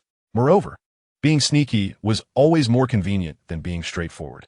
"So, Doflamingo, where should we build the islands?" Diamante inquired. "Do we have nearby sea charts or a map of the New World?" Doflamingo asked. About that, young master, we don't have any sea charts," Beepo answered apologetically. Doflamingo thought for a moment. Nami's wish was to draw a map of the entire world, and a map of the new world was very precious, generally not easily obtained unless their own navigator personally surveyed it. However, with Beepo's abilities, it was still a bit difficult. "It's fine. Let's build it where I said," Doflamingo casually said while patting Beepo's fluffy bear head. Having already established one Thunder God Island as a portal to the new world, there were still 6 left. Doflamingo had not yet decided on the specifics, but he was determined to build one near Wano. He had been interested in Wano for a long time. Building one near Cake Island was also viable, as it would be good to play with Big Mom's mindset. Additionally, he planned to build one in between the two for connection. Thus, Doflamingo shared his thoughts with the members of the Donquixote Pirates and decided to start with these 3 islands. Once the decision was made, it was time to take action. The Donquixote Pirates directly set sail for the waters near Wano, which was Kaido's territory. To avoid war, Doflamingo also built on the borderline of his and Kaido's territory. As Doflamingo dragged a massive island through the air, it resembled a giant beast blocking the sky. Fortunately, there was no one on the sea or the island. Otherwise, if Doflamingo dropped it, it would be certain death. Boom, the island sank into the sea, creating a massive splash, giving the solitary island a welcoming baptism. The members of the Donquixote Pirates also stepped onto their new home together. Since it was a solitary island, everything needed to be developed, which was too simple for the Donquixote Pirates. After all, labor was easy to find. "Ibase, contact the underworld people. We need several groups to develop our territory," Doflamingo said to Ibase beside him. Understanding, Yabisi nodded and began to make contact. Currently, the greatest king of the underground world is Doflamingo, and others dare not disobey him. Kaido on Onigashima is living a very dull life, drinking and attempting suicide. He doesn't even know that a new island has appeared thousands of kilometers away from Onigashima. After all, he is not a locust in Doflamingo's belly. How could he know? After a month of busy work, Doflamingo and Enel finally placed the locations of the 3 islands. Next, they just had to wait for the designated people to transform the isolated islands into habitable places. And finally, Doflamingo would step in to change the climate of Raijin Island, adding a protective net and the guardianship of lightning. Chapter 364. Controlling all directions. Doflamingo and the members of the pirate crew had been busy for more than half a year, during which time the news about the Donquixote Pirates was pitifully scarce. However, even so, no one would say anything, as the strength of the Donquixote Pirates had already been recognized. The more the Donquixote Pirates kept a low profile, the better it was for the Navy. They had no time to seek trouble with the 4 emperors in the New World, and the pirates from Paradise and the 4 Seas were not enough for them to capture, especially since the rise of the Revolutionary Army made them even more anxious. Thundernet, activate. Near the waters of Wano country, Doflamingo began to cast enchantments to protect the island. In the eyes of the onlookers, the originally sunny sky darkened, and then thunder and light rain appeared. Under Doflamingo's operation, a thunder net enveloping the entire island began to emerge. Crack! The sound of thunder was so imposing, and its power was so dangerous. The ordinary people arranged by Doflamingo had never seen such might, such divine power, and they all knelt in reverence, looking at Doflamingo with respect. The development of an island certainly requires a population. Doflamingo had the underground world repeatedly transport a large number of people to the 3 Raijin Islands. As for the other Raijin Islands, Doflamingo did not plan to place too many people there, as they had more important missions. The flickering lightning and continuous rain became the norm for Raijin Island. However, Doflamingo did not like the damp feeling, so it was time for Enel to step in. With Enel's help, the thunderstorm only covered the outskirts of Raijin Island, while the most important residential areas were kept clear. The violent lightning and dense thunderclouds obscured Raijin Island, making it impossible for outsiders to know the truth inside. Even if someone managed to break in and evade these attacks, they would still have to pass through Doflamingo's thundernet filter. The layer control made the residents of the island feel very secure. Although the booming thunder made them feel fearful, over time, they became reassured. Doflamingo would not make things difficult for them. As long as they lived honestly and served the Donquixote Pirates, they could live better than anyone else, at least better than his slaves. In addition, Doflamingo also opened a thunder cave on the 3 Raijin Islands for the members of the Donquixote Pirates to train. Seeing this, Enel and Monet followed suit, each opening a flame cave and snow peak to enhance the strength of the basic members of the Donquixote Pirates. Time always flies when busy.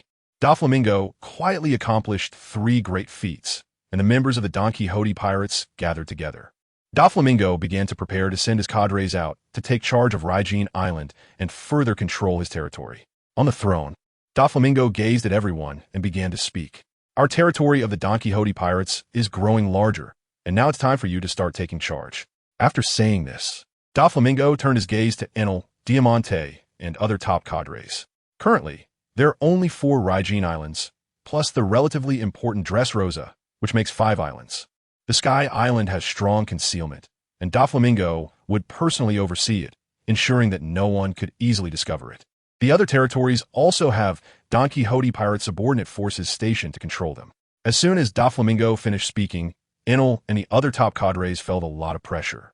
After all, they had been following Doflamingo for so many years, and now it was their turn to lead, which made them feel unaccustomed. Yahaha! In that case, I'll take charge of Rygene Island in Wano country. Enel was the first to speak, setting an example for everyone. Doflamingo, I'll take charge of the Rygene Island near Cake Island. Diamante also said readily. Doflamingo nodded, feeling more at ease with these two guarding these important islands. Doflamingo continued to scan the room, hoping someone would step up on their own.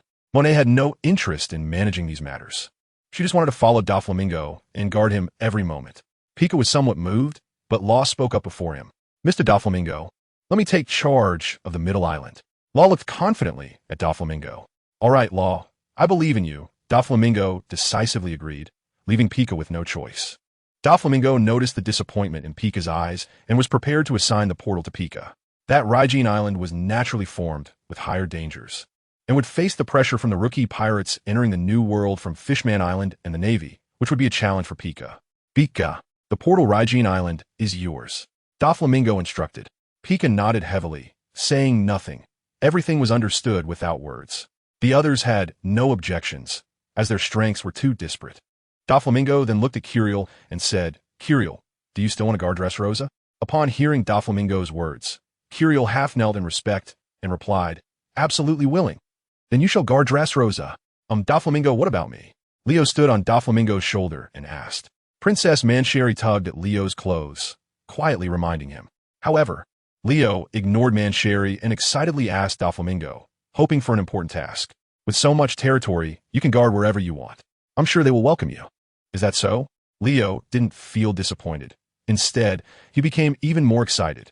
With such a large territory, his abilities could be better utilized, right?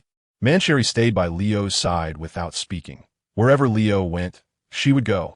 Doflamingo would not easily let such a valuable weapon as Mancheri take risks. But her nemesis was Leo, and Doflamingo was being kind, not wanting to threaten or coerce her. Making her willing was the most important thing. Moreover, there were so many little people from Greenbit, all of whom were capable. Not utilizing them would be a waste. Therefore, after the meeting, Doflamingo also had a talk with Leo.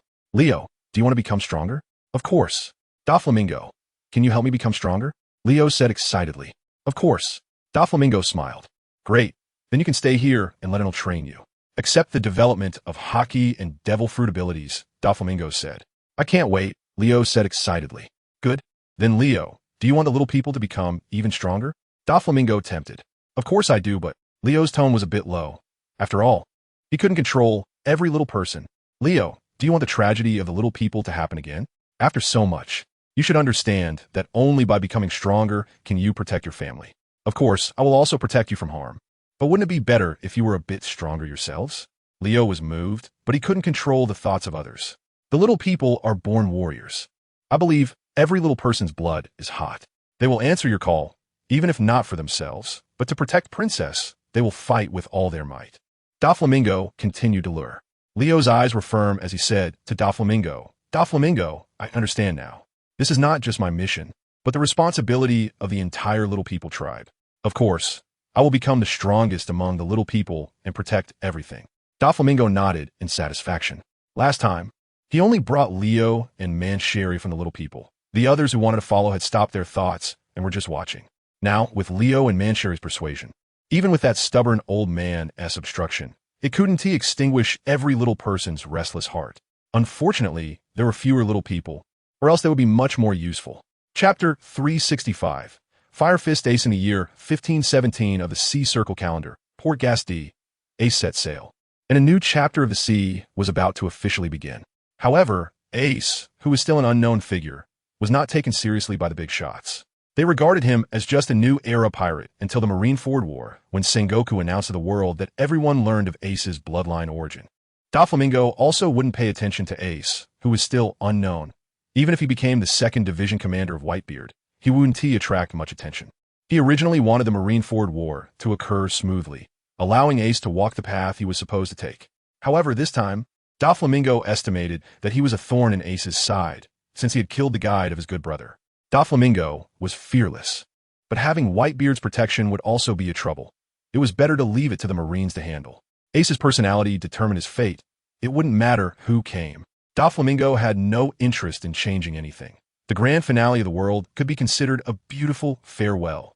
However, Ace, who had just set sail and established the Spade Pirates, was unaware of his predetermined fate. Wholeheartedly striving for the position of the world's strongest and wanting to become the Pirate King, the Sea Pirates did not care about Ace's movements. But the Marines had to pay attention, especially Carp, who was keen on stopping Ace from becoming a pirate. The storm raised massive waves, and the Spade ship barely survived amidst the waves. Damn old man, still so perverted. Ace stood at the bow, gritting his teeth while looking at the old man, Carp chasing after him. The recent raging waves were caused by Carp's attack. He truly lived up to his reputation as a marine hero. Captain, that old man is too fierce. Dias was startled by Carp's move and exclaimed, "Ha yes, Dias, let's hurry and escape." Ace laughed, not taking Carp's threats seriously at all. "Ace, come back with me. You are meant to be a glorious marine." Before Dias could respond, Carp's shouting voice came over. "Old man, I would rather die than go back." Ace firmly refused. "Then I will catch you back," Carp muttered, and then the Marines started launching their attack, pulling up heavy iron balls one after another. Fistbone meteorite. A huge iron fist was thrown towards the Spade ship, and Ace had the chance to enjoy this treatment before Luffy. "Captain," Dias shouted, "leave it to me. You hurry and sail." Ace patted Dias on the shoulder, preparing to take on the old man's move. "Okay." Ace looked at the massive shadow flying down from the sky, feeling a bit of pressure. If it hit the ship, it would be a disaster. Ace took a deep breath, clenched his right fist, and then unleashed flames with momentum. Fire Fist. The signature move, Fire Fist, clashed with Carp's Fistbone meteorite. Under the impact of the blazing flames, the massive iron ball was melted down, turning into molten iron flowing into the sea. Carp watched as his iron ball melted, secretly nodding in approval. "Ace, it seems you've eaten an incredible devil fruit. But do you think this will allow you to escape my pursuit?" Carp shouted. The sky-darkening iron balls rained down on Ace and the others, forcing Ace to continue fighting. "Damn old man, I'm not a child anymore." Chapter 366. A gift for Kaido. Doflamingo was not interested in Ace's troubles with Whitebeard. What intrigued him now was Caesar Clown, because this old man had finally defected from the Marine Science Unit, carrying a bounty of 300 million berries, making his position awkward. Originally, Doflamingo planned to personally find this guy. However, this fellow had fallen from grace and suffered hardships on the sea, preparing to seek refuge with Doflamingo. Now, everyone knew about the infamous Rygene Island in the New World. Caesar initially planned to go there, but based on the news he received, those who went to Rygene Island had no good endings, which made him abandon the idea and prepare to seek opportunities in Dressrosa, since it was all Doflamingo's territory. There would be opportunities. Thus, Caesar found himself in the palace of Dressrosa, personally meeting the Yonko Doflamingo he had been longing to see. Mr. Doflamingo, I finally meet you," Caesar said respectfully while standing beneath the throne, looking at Doflamingo seated upon it. "Caesar?" Doflamingo said flatly, showing no reaction. "It's me," Caesar hurriedly replied. "I heard you want to join my pirate crew?" "That's right, Mr. Doflamingo. To be honest, I am a member of the Marine Science Unit, the world's greatest scientist. If you let me join you, I can research weapons for you," Caesar said insincerely, his eyes filled with confidence. If Doflamingo did not understand his true nature, he might really be deceived. The world's greatest scientist? Doflamingo chuckled, seemingly mocking Caesar's overestimation of himself. Since he voluntarily introduced himself, Caesar was naturally prepared to be looked down upon. He didn't take the mockery to heart. As long as he could join the Donquixote Pirates, get funding, and invest in scientific research, he could accept everything. Because this way, he could surpass that Vegapunk guy. "I am the greatest scientist in the world," Caesar shouted in his heart. "That's right, Lord Doflamingo. Accept me. You won't regret it." Caesar wasn't stupid. Although he was mentally dissing, he still had to maintain a calm facade. Seeing Caesar's confident demeanor, Doflamingo decided to tease him a bit. The greatest scientist, can you create a devil fruit? Caesar's face suddenly turned pale, not because he couldn't create one, but because Doflamingo's question reminded him that Vegapunk had already experimented with and produced Kaido's artificial devil fruit, which he had now stolen. The only artificial fruit was right in his hands. Doflamingo noticed every detail of Caesar's reaction and likely understood his thoughts. What? Aren't you the greatest scientist? You can't even create this? Doflamingo mocked. To gain better leverage, Caesar made up his mind to present the artificial fruit. Look, Lord Doflamingo, what is this? Caesar said proudly, a gleam of pride in his eyes. Unfortunately, Doflamingo, who understood everything, knew this was just a fruit stolen from Vegapunk. Caesar was far inferior to Vegapunk. Doflamingo teleported directly to Caesar's side, startling Caesar, but Doflamingo's focus was entirely on the artificial fruit. Looking at the fruit, Doflamingo immediately thought of that little brat Momonosuke. Considering the time, that little brat should be arriving in this world soon. Caesar was too frightened to move, allowing Doflamingo to examine the fruit. Very good, Doflamingo exclaimed, impressed by Vegapunk's genius. However, Caesar mistakenly thought Doflamingo was satisfied with him, so he was very pleased. Lord Doflamingo. Look, Caesar said, eagerly. Doflamingo casually patted Caesar on the shoulder, causing him to shiver. Lord Doflamingo. Caesar maintained a smiling face. Caesar, you'd better keep your little tricks to yourself. Don't think I don't know anything. This artificial devil fruit was made by Vegapunk, right? Doflamingo's hand secretly exerted force, tightening on Caesar's shoulder. Cold sweat poured down Caesar's face as he saw Doflamingo's confident demeanor. He couldn't care less about the pain in his shoulder and was ready to confess honestly. Lord Doflamingo, yes, this was indeed made by Vegapunk, but I can also create artificial fruits. In order to establish his usefulness, Caesar boasted, exaggerating his importance. Doflamingo believed him to some extent, but he didn't need an army of artificial devil fruit users. He didn't think much of such abnormal fruit users, but he could send a great gift to Kaido. Doflamingo released his grip, allowing Caesar's racing heart to relax a bit. It truly was like accompanying a tiger. The power of the Yonko was indeed terrifying. If Doflamingo is this powerful, how strong must the world's strongest Whitebeard be? Caesar couldn't help but think. To be honest, Caesar, I don't need your artificial devil fruits. However, I permit you to join the Donquixote pirates, Doflamingo said with a smile. Caesar was baffled, but he thought it was better that Doflamingo didn't want him to create artificial devil fruits. He certainly didn't want to develop something Vegapunk had created. You say, what can I do for you? Caesar respectfully looked at Doflamingo and bowed his head. I don't need your skills, but Kaido does. You will go undercover in the Beast Pirates with the identity of the Donquixote pirates. Doflamingo said, leaving no room for doubt, which made Caesar feel that Doflamingo was truly crazy. This, Lord Doflamingo, I really came to seek refuge with you, Caesar nearly cried, feeling like Doflamingo was just playing with him. I'm serious, Caesar. Stay for a few days, get ready to head to the Beast Pirates. They have everything you want. And Queen was once your colleague, right? I believe you two will work well together. Hearing Doflamingo's words, Caesar's face twisted.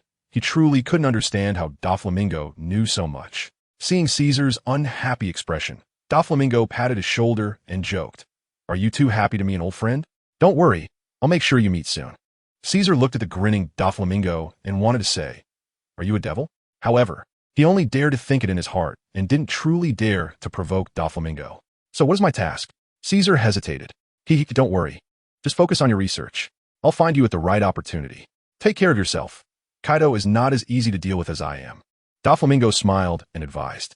Caesar looked at the smiling Doflamingo and felt a chill, only wanted to say, Thank you. After sending Caesar away, Doflamingo also summoned Law to prepare for Caesar to experience the heart-hollow meal again. Doflamingo, I really thank you. Caesar said, Because of you, I've warmed all 4 seasons. Doflamingo replied, No need to thank me. I've always been this generous.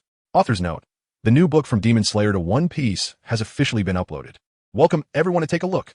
Chapter 367. Jinbei and Ace Caesar couldn't control his own fate and lay flat, waiting for Doflamingo's arrangements. A few days later, Law returned from his base at Thunder God Island to operate on Caesar, who had been living quite well these days. In the palace, Doflamingo, Law, and Caesar gathered. Caesar, how have you been these days? Doflamingo asked casually, showing concern for Caesar. Caesar didn't act up. After all, he had to bow his head under the eaves. Thank you. Lord Doflamingo, I've been doing well. That's good. It's time. I need to send you to Kaido. Doflamingo said, no longer beating around the bush. I understand. Caesar replied in a low voice, knowing this day would eventually come. However, he didn't understand why Doflamingo brought Law along. Law, Doflamingo reminded Law beside him. Law didn't hesitate and immediately got to work. Room, scalpel. As soon as he finished speaking, a beating heart appeared in his hands. Law then handed the heart to Doflamingo. Having completed his task, everything else would be led by Doflamingo. Caesar, having had his heart removed, suddenly felt weak and collapsed to the ground. At that moment, Caesar realized what had happened. He might have to be under Doflamingo's control for the rest of his life. Looking at his hollow chest, Caesar's mood was terrible. Caesar, do well with Kaido. I'll take good care of your heart, don't worry, Doflamingo said, holding Caesar's heart, trying to reassure him. As things stand, Caesar had no choice but to bow to fate, taking it one step at a time, hoping for opportunities. The next day, Caesar boarded a pirate ship with some people and headed towards Onigashima, preparing to seek refuge with his new boss, Kaido. Doflamingo was generous as well, returning the artificial devil fruit to Caesar, as this would earn Kaido's trust in Caesar. Doflamingo's usual aim was to create more chaos in the world, and he also wanted to take advantage of the tumultuous situation to expand his own influence. During the month, or so that Caesar was away, the sea remained as lively as ever. Among the most prominent figures was, of course, Fire Fist Ace. Upon entering the New World, he had a battle with the warlord Jinbe, which lasted 5 days until both were exhausted and reached a stalemate. As a result, they became good friends. Whitebeard also quietly found Ace, preparing to stage a touching father-son scene, and soon, the title of the captain of the 2nd Division of Whitebeard's crew would be well known. All of this had nothing to do with Doflamingo, but Ace, who acknowledged Whitebeard as his father, and Jinbe, who was grateful to Doflamingo, talked once again about the 4 emperors and Doflamingo. As the blood-red sun set, Ace, after Whitebeard's teachings, understood the vastness of the world. Even as a super rookie who debuted at the peak, he realized the gap between the New World and Paradise. Hey, Jinbe, how far do you think I am from the 4 emperors? Ace sat cross-legged on the deck of the Moby Dick, starting the topic about the 4 emperors. Acknowledging Whitebeard as his father did not mean he lacked ambition. He wanted to see Whitebeard ascend to the throne of the Pirate King. Jinbe pondered, comparing the terrifying power of the 4 emperors. At least in his knowledge, Doflamingo was not much weaker than Whitebeard, and the other 2 emperors were equally terrifying, with 4 towering mountains pressing down on the New World, putting immense pressure on those unruly individuals. Ace looked at Jinbe nervously, knowing there was a huge gap between him and the 4 emperors, but he still wanted to hear from others about the distance between him and the strongest. More importantly, to help his father reach the top, he would have to defeat these powerful figures. Besides, Doflamingo was also an enemy to him, and sooner or later, he would have to confront Doflamingo. Father is the strongest man in the world. The other 3 emperors are certainly not weak either. Even if 10 of us teamed up, we wouldn't be their match. But don't be discouraged. You're still young, and the future is full of possibilities, Jinbe analyzed. So, what do you think Doflamingo's strength is really like? Ace hesitated but still wanted to ask about Doflamingo. When Doflamingo was mentioned, Jinbe's expression became very respectful. He didn't know what Ace was thinking, but in his understanding, Doflamingo was a benefactor of Fishman Island and deserved respect. Mr. Doflamingo is certainly very strong. He is the fastest growing person I have ever seen, Jinbe said respectfully. Mr. Doflamingo? Ace asked in confusion. He is our benefactor on Fishman Island, and so is father. I see. Hearing Jinbe's words, Ace became even more curious about the 4 Emperor Doflamingo, not expecting that this guy, like his father, also protected Fishman Island. Although he had some goodwill towards Doflamingo, this was not the reason for him to forgive Doflamingo. Not to mention the grudges his siblings on the ship had with Doflamingo, and his beloved brother Luffy's matters. He still needed to meet Doflamingo. Ace, you don't want to challenge Mr. Doflamingo, do you? Jinbe suddenly thought of something from Ace's words and hurriedly asked. Haha, that day will come sooner or later, Ace admitted openly while scratching the back of his head. Jinbe had an expression of I knew it, but based on his understanding of Doflamingo, if Ace challenged Doflamingo, it would be a matter of life and death. However, with his father's protection, such a thing shouldn't happen, right? Ace, I know you have that resolve and determination, but the 4 emperors are not just names. They symbolize their strength, and Mr. Doflamingo, his strength is truly terrifying. I advise you not to stir up trouble, Jinbe earnestly cautioned. Got it, Jinbe. Don't worry. I'm also very cautious about my life, Ace explained with a smile. That's good. Jinbe wasn't sure if Ace had really taken it to heart, but with Whitebeard around, he wasn't worried about Ace's safety. After all, Whitebeard was recognized as the strongest man in the world. This was confidence, even among the other four emperors. They were not as formidable. Doflamingo had no idea that Ace had set his sights on him, preparing to cause him trouble. However, even so, Doflamingo would take it to heart, as he believed that those destined to die would at least deserve a few happy moments. After their conversation, they parted ways. Ace followed in Whitebeard's footsteps, embarking on the journey into the new world, while Jinbe continued to protect the safety of Fishman Island, fighting against Arlong and striving for the glory of the Fishmen. Meanwhile, Caesar had proudly landed on Onigashima, ready to meet his new boss, Kaido. Chapter 368. The birth of Smile Onigashima was eerie. From the outside, it was not a place that offered a good impression. At this time, Caesar officially met Kaido on Onigashima. Speaking of which, Kaido was quite serious when he wasn't drinking. "You are Caesar?" Kaido was tall and imposing. Even sitting there, he gave off a terrifying aura. This was Caesar's second encounter with a four-emperor, and the two emperors gave him vastly different feelings, but currently, it seemed that Kaido felt more domineering. "Lord Kaido, I am Caesar, and I will become the greatest scientist in the world," Caesar said, trying to be modest due to his old colleague, Queen, and not acting as arrogant as he did with Doflamingo. Kaido was not satisfied with Caesar's words. He only cared about what kind of enhancement Caesar could bring him. He wasn't there to listen to someone talk about dreams. At their age, such dreams were somewhat laughable. "Caesar, I don't care what kind of person you want to become. I just want to know what use you have." Kaido hung his head, his gaze dull and seemingly uninterested in Caesar.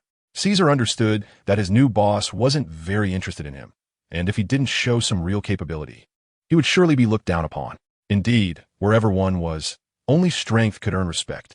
Caesar did not respond and calmly took out a devil fruit from his pocket, placing it in his hand for Kaido to see clearly. Kaido was no longer young. Having seen many devil fruits, he did not show much emotional reaction. Seeing Kaido's lack of response, Caesar furrowed his brow, feeling that Kaido was even harder to deal with than Doflamingo, simply not willing to take any risks without seeing results. "Lord Kaido, this is not the kind of devil fruit you might think.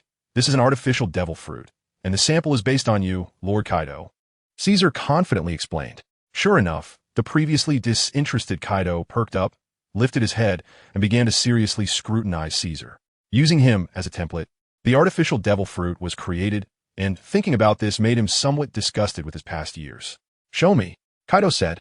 Caesar immediately handed over the artificial devil fruit, obediently waiting for Kaido's instructions. Kaido took the fruit and carefully examined the differences between the artificial devil fruit and the real devil fruit. Since there were no successful cases, Kaido wasn't very convinced. However, Caesar believed in it. After all, it was the masterpiece of his arch-rival, the genius Vegapunk. "Caesar, can this really work?" Kaido asked, scrutinizing the artificial devil fruit. "Lord Kaido, if you don't believe it, you can find someone to eat this fruit. I believe it will be the most direct and powerful proof." Caesar was also good at seizing opportunities. Otherwise, he wouldn't have been able to deceive Big Mom for research funds. Fortune favors the bold, while the timid starve. Caesar was also taking a gamble. Deep down, he trusted Vegapunk immensely. Kaido's eyes lit up.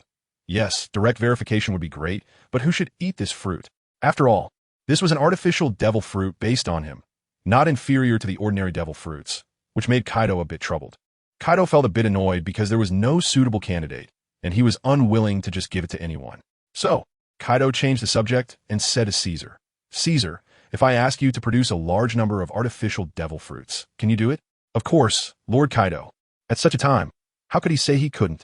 For his life, and for science, he had to say he could, seeing that Caesar showed no hesitation. Kaido believed in him a little more, but everything had to be proven by results. "Very well, I hope you will start developing and producing the artificial devil fruits immediately. I want to create a legion of Zoan-type devil fruits." As he spoke, Kaido stood up passionately. The huge height difference, combined with Kaido's overwhelming aura, put a bit of pressure on Caesar. He knew that if he couldn't meet the demands, Kaido would definitely kill him. "I will fulfill this wish for you, Lord Kaido," Caesar said, seizing the moment. Kaido laughed heartily, seeming to want to transform into a giant dragon and soar around. "Roar!" Kaido let out an angry roar, then transformed directly. A majestic azure dragon formed in front of Caesar, and then Kaido unceremoniously grabbed Caesar with a claw and took him away from Onigashima. Being caught by the dragon's claw and unable to move, Caesar really wanted to kill Kaido. He was giving him no face at all. However, where do the weak get face? Face is something that requires strength. In just a few blinks and breaths, Kaido had arrived from Onigashima to Wano. Just in time, Queen, who was also a scientist, could presumably help Caesar complete his work better. The Rabbit Bowl prison, where Queen was stationed, was also Queen's scientific research base. A dull roar echoed in the sky, and Queen, stationed at the Rabbit Bowl, immediately understood that the boss had arrived. Sure enough, he saw Kaido transformed into an azure dragon, holding a disfigured figure, circling in the air, preparing to land. Kaido released the somewhat pale-looking Caesar, allowing him to fall freely. After all, he was a bounty of 300 million berries, so he wouldn't die from falling. Kaido landed, and Caesar steadied himself, witnessing the friendship of old colleagues with Queen under Kaido's lead. "Caesar, is it you?" Queen asked in surprise upon seeing Caesar. "It's me, Queen. Long time no see," Caesar replied, though his face was a bit pale. After all, he was just a scientist, and wielding blades and guns was not his main business. "Yes, long time no see," Queen said nostalgically. It had indeed been an unforgettable time. "Queen, take a look at this." Kaido interrupted their reminiscing and showed the artificial devil fruit to Queen. Queen, being knowledgeable, immediately recognized the difference between this fruit and the devil fruits. "What is this?" Queen asked. "An artificial devil fruit," Kaido replied, glancing at Caesar, who seemed quite proud. "I can't believe you crazy guys actually managed to research this." Queen looked at the artificial devil fruit in Kaido's hand with some astonishment. "Queen, I want to create a legion of artificial devil fruits. I will leave this matter to you and Caesar. Just meet any needs Caesar has," Kaido instructed Queen. Queen understood the significance of this fruit. He didn't oppose it, nor was there any point in opposing it. After handing Caesar over to Queen, Kaido didn't linger and left immediately. After all, he had subordinates. He just needed to be a hands-off manager. With Kaido gone, the two old colleagues felt no pressure and began to chat freely. "Caesar, welcome to work with me. I can't wait to see your prowess," Queen praised. "You'll see, Queen," Caesar replied happily upon hearing Queen's compliment. Thus, Caesar and Queen began to work harmoniously together. After all, they had worked together before, and with this foundation, their collaboration was incredibly smooth. However, the collaboration of these two reckless little experts caused great suffering for the common people at the bottom of Wano. But the weak have no rights, and Caesar and Queen certainly wouldn't pay attention to their voices. The general of Wano, Kaido, also wouldn't seek trouble with Kaido recklessly. Days passed, and before anyone knew it, Smile began to become popular. Chapter 369. Ace arrives in the sky, above the clouds.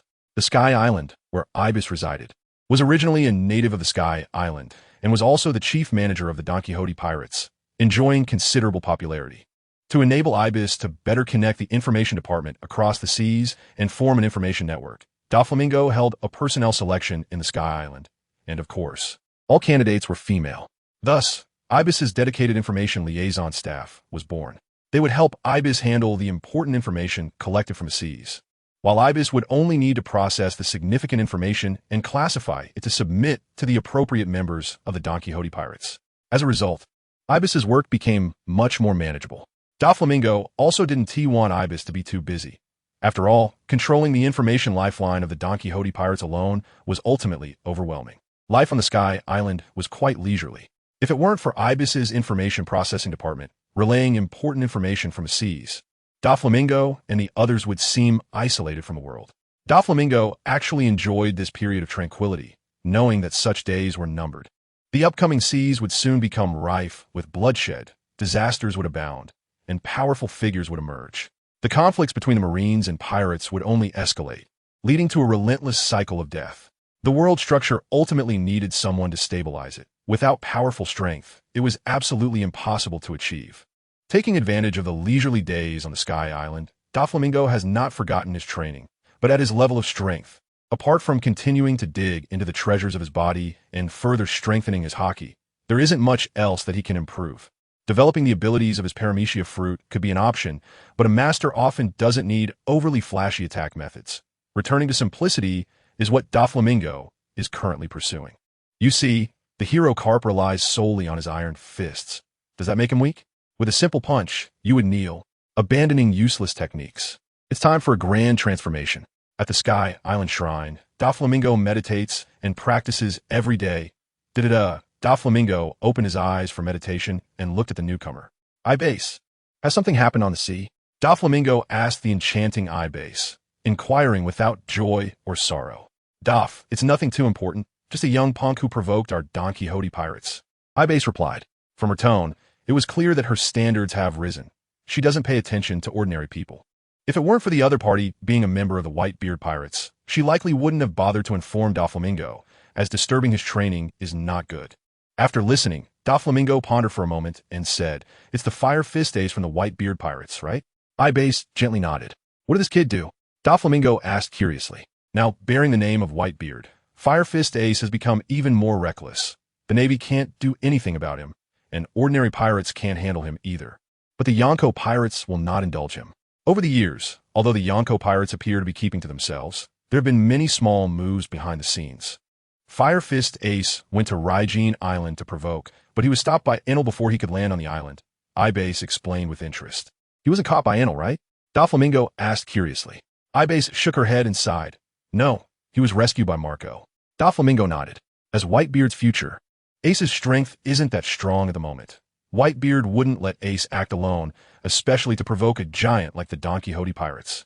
It was reasonable for Marco to follow him. However, in the future, Ace will face Blackbeard alone without any backup from Whitebeard.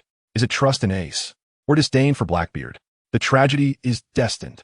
Doflamingo stroked his chin, thinking, this kid, is he coming again? Ibase nodded, saying, Fire Fist Ace has been targeting our Donquixote pirates, provoking us several times, but he's easily dealt with by Enel. If it weren't for the two pirate crews and the observer Marco, with his temper, he would have already taken care of Ace. Doflamingo fell silent, pondering whether Ace holds a grudge against him. Why is he so persistent in coming after him? The dignity of the Donquixote pirates is inviolable. Even if the opponent is also a member of the Yonko pirates, it's time to teach Whitebeard's people a lesson. Otherwise, they might think the Donquixote pirates are easy to bully. Doflamingo stood up, gazing into the distance, calmly saying, since Fire Fist Ace doesn't know what's good for him, let's give him a painful lesson. As long as we don't kill him, it's fine. Besides, I've rested long enough. It's time to welcome the newcomers of the New World.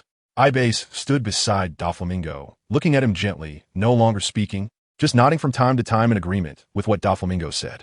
Once they decided to act, they followed through. In the sky above the island, a silver lightning bolt flashed, and Doflamingo disappeared. With his current speed, even without teleporting, he could quickly reach his destination. Rygene Island, where Ace, accompanied by Marco, came to provoke again. Marco had no way to deal with Ace's provocations. After all, the guys on Whitebeard's ship all liked him. Ace has a super good reputation.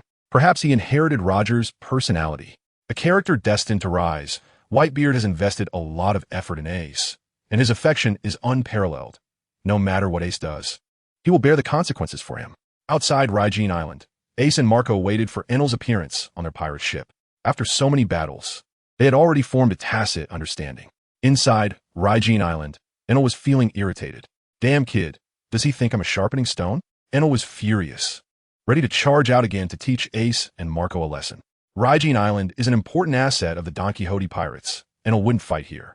Every time, the battles between Ace and Enel took place on the vast sea. If one side loses, they would truly be buried in the sea. However, this kind of training has allowed Fire Fist to develop aerial combat methods. Although not as enjoyable as fighting on solid ground, having another means of attack is excellent. Is he out? On the pirate ship, Ace's eyes lit up at the sight of Enel's appearance, excitement evident on his face. Marco stood beside Ace without speaking. He just needed to ensure Ace's safety. Unless Doflamingo personally intervened, he was confident he could take Ace away. Moreover, Marco thought that someone like Doflamingo wouldn't usually take action personally. After all, they had provoked him so many times without ever seeing Doflamingo himself. Kid, here to die again? In the sky, Enel looked at the two on the pirate ship and said arrogantly, Haha, this time I promise to surprise you. Ace scratched his head, not angry, but instead laughing heartily. Fire Fist kid, you won't have a chance. You'll see. On the pirate ship, Ace became serious, his face full of determination. Then, Ace suddenly exerted force and charged towards Enel in the sky. Chapter 370. This is a failed show-off. Above the clouds, Enel calmly looked at the diving Ace. When Ace reached the same level as Enel began to properly assess his opponent. A month ago, when Ace first attacked, he had no aerial techniques and could only rely on the pirate ship beneath him to launch attacks on Enel. Once Enel flew into the air, Ace was helpless. Thus, during the second attack, Ace had already developed aerial techniques. Up to now, Ace's aerial mode has been further perfected. Ace's feet erupted with power like jet rockets, continuously providing him with a lift to float in the air. After so much exploration, Ace has found a method that suits him.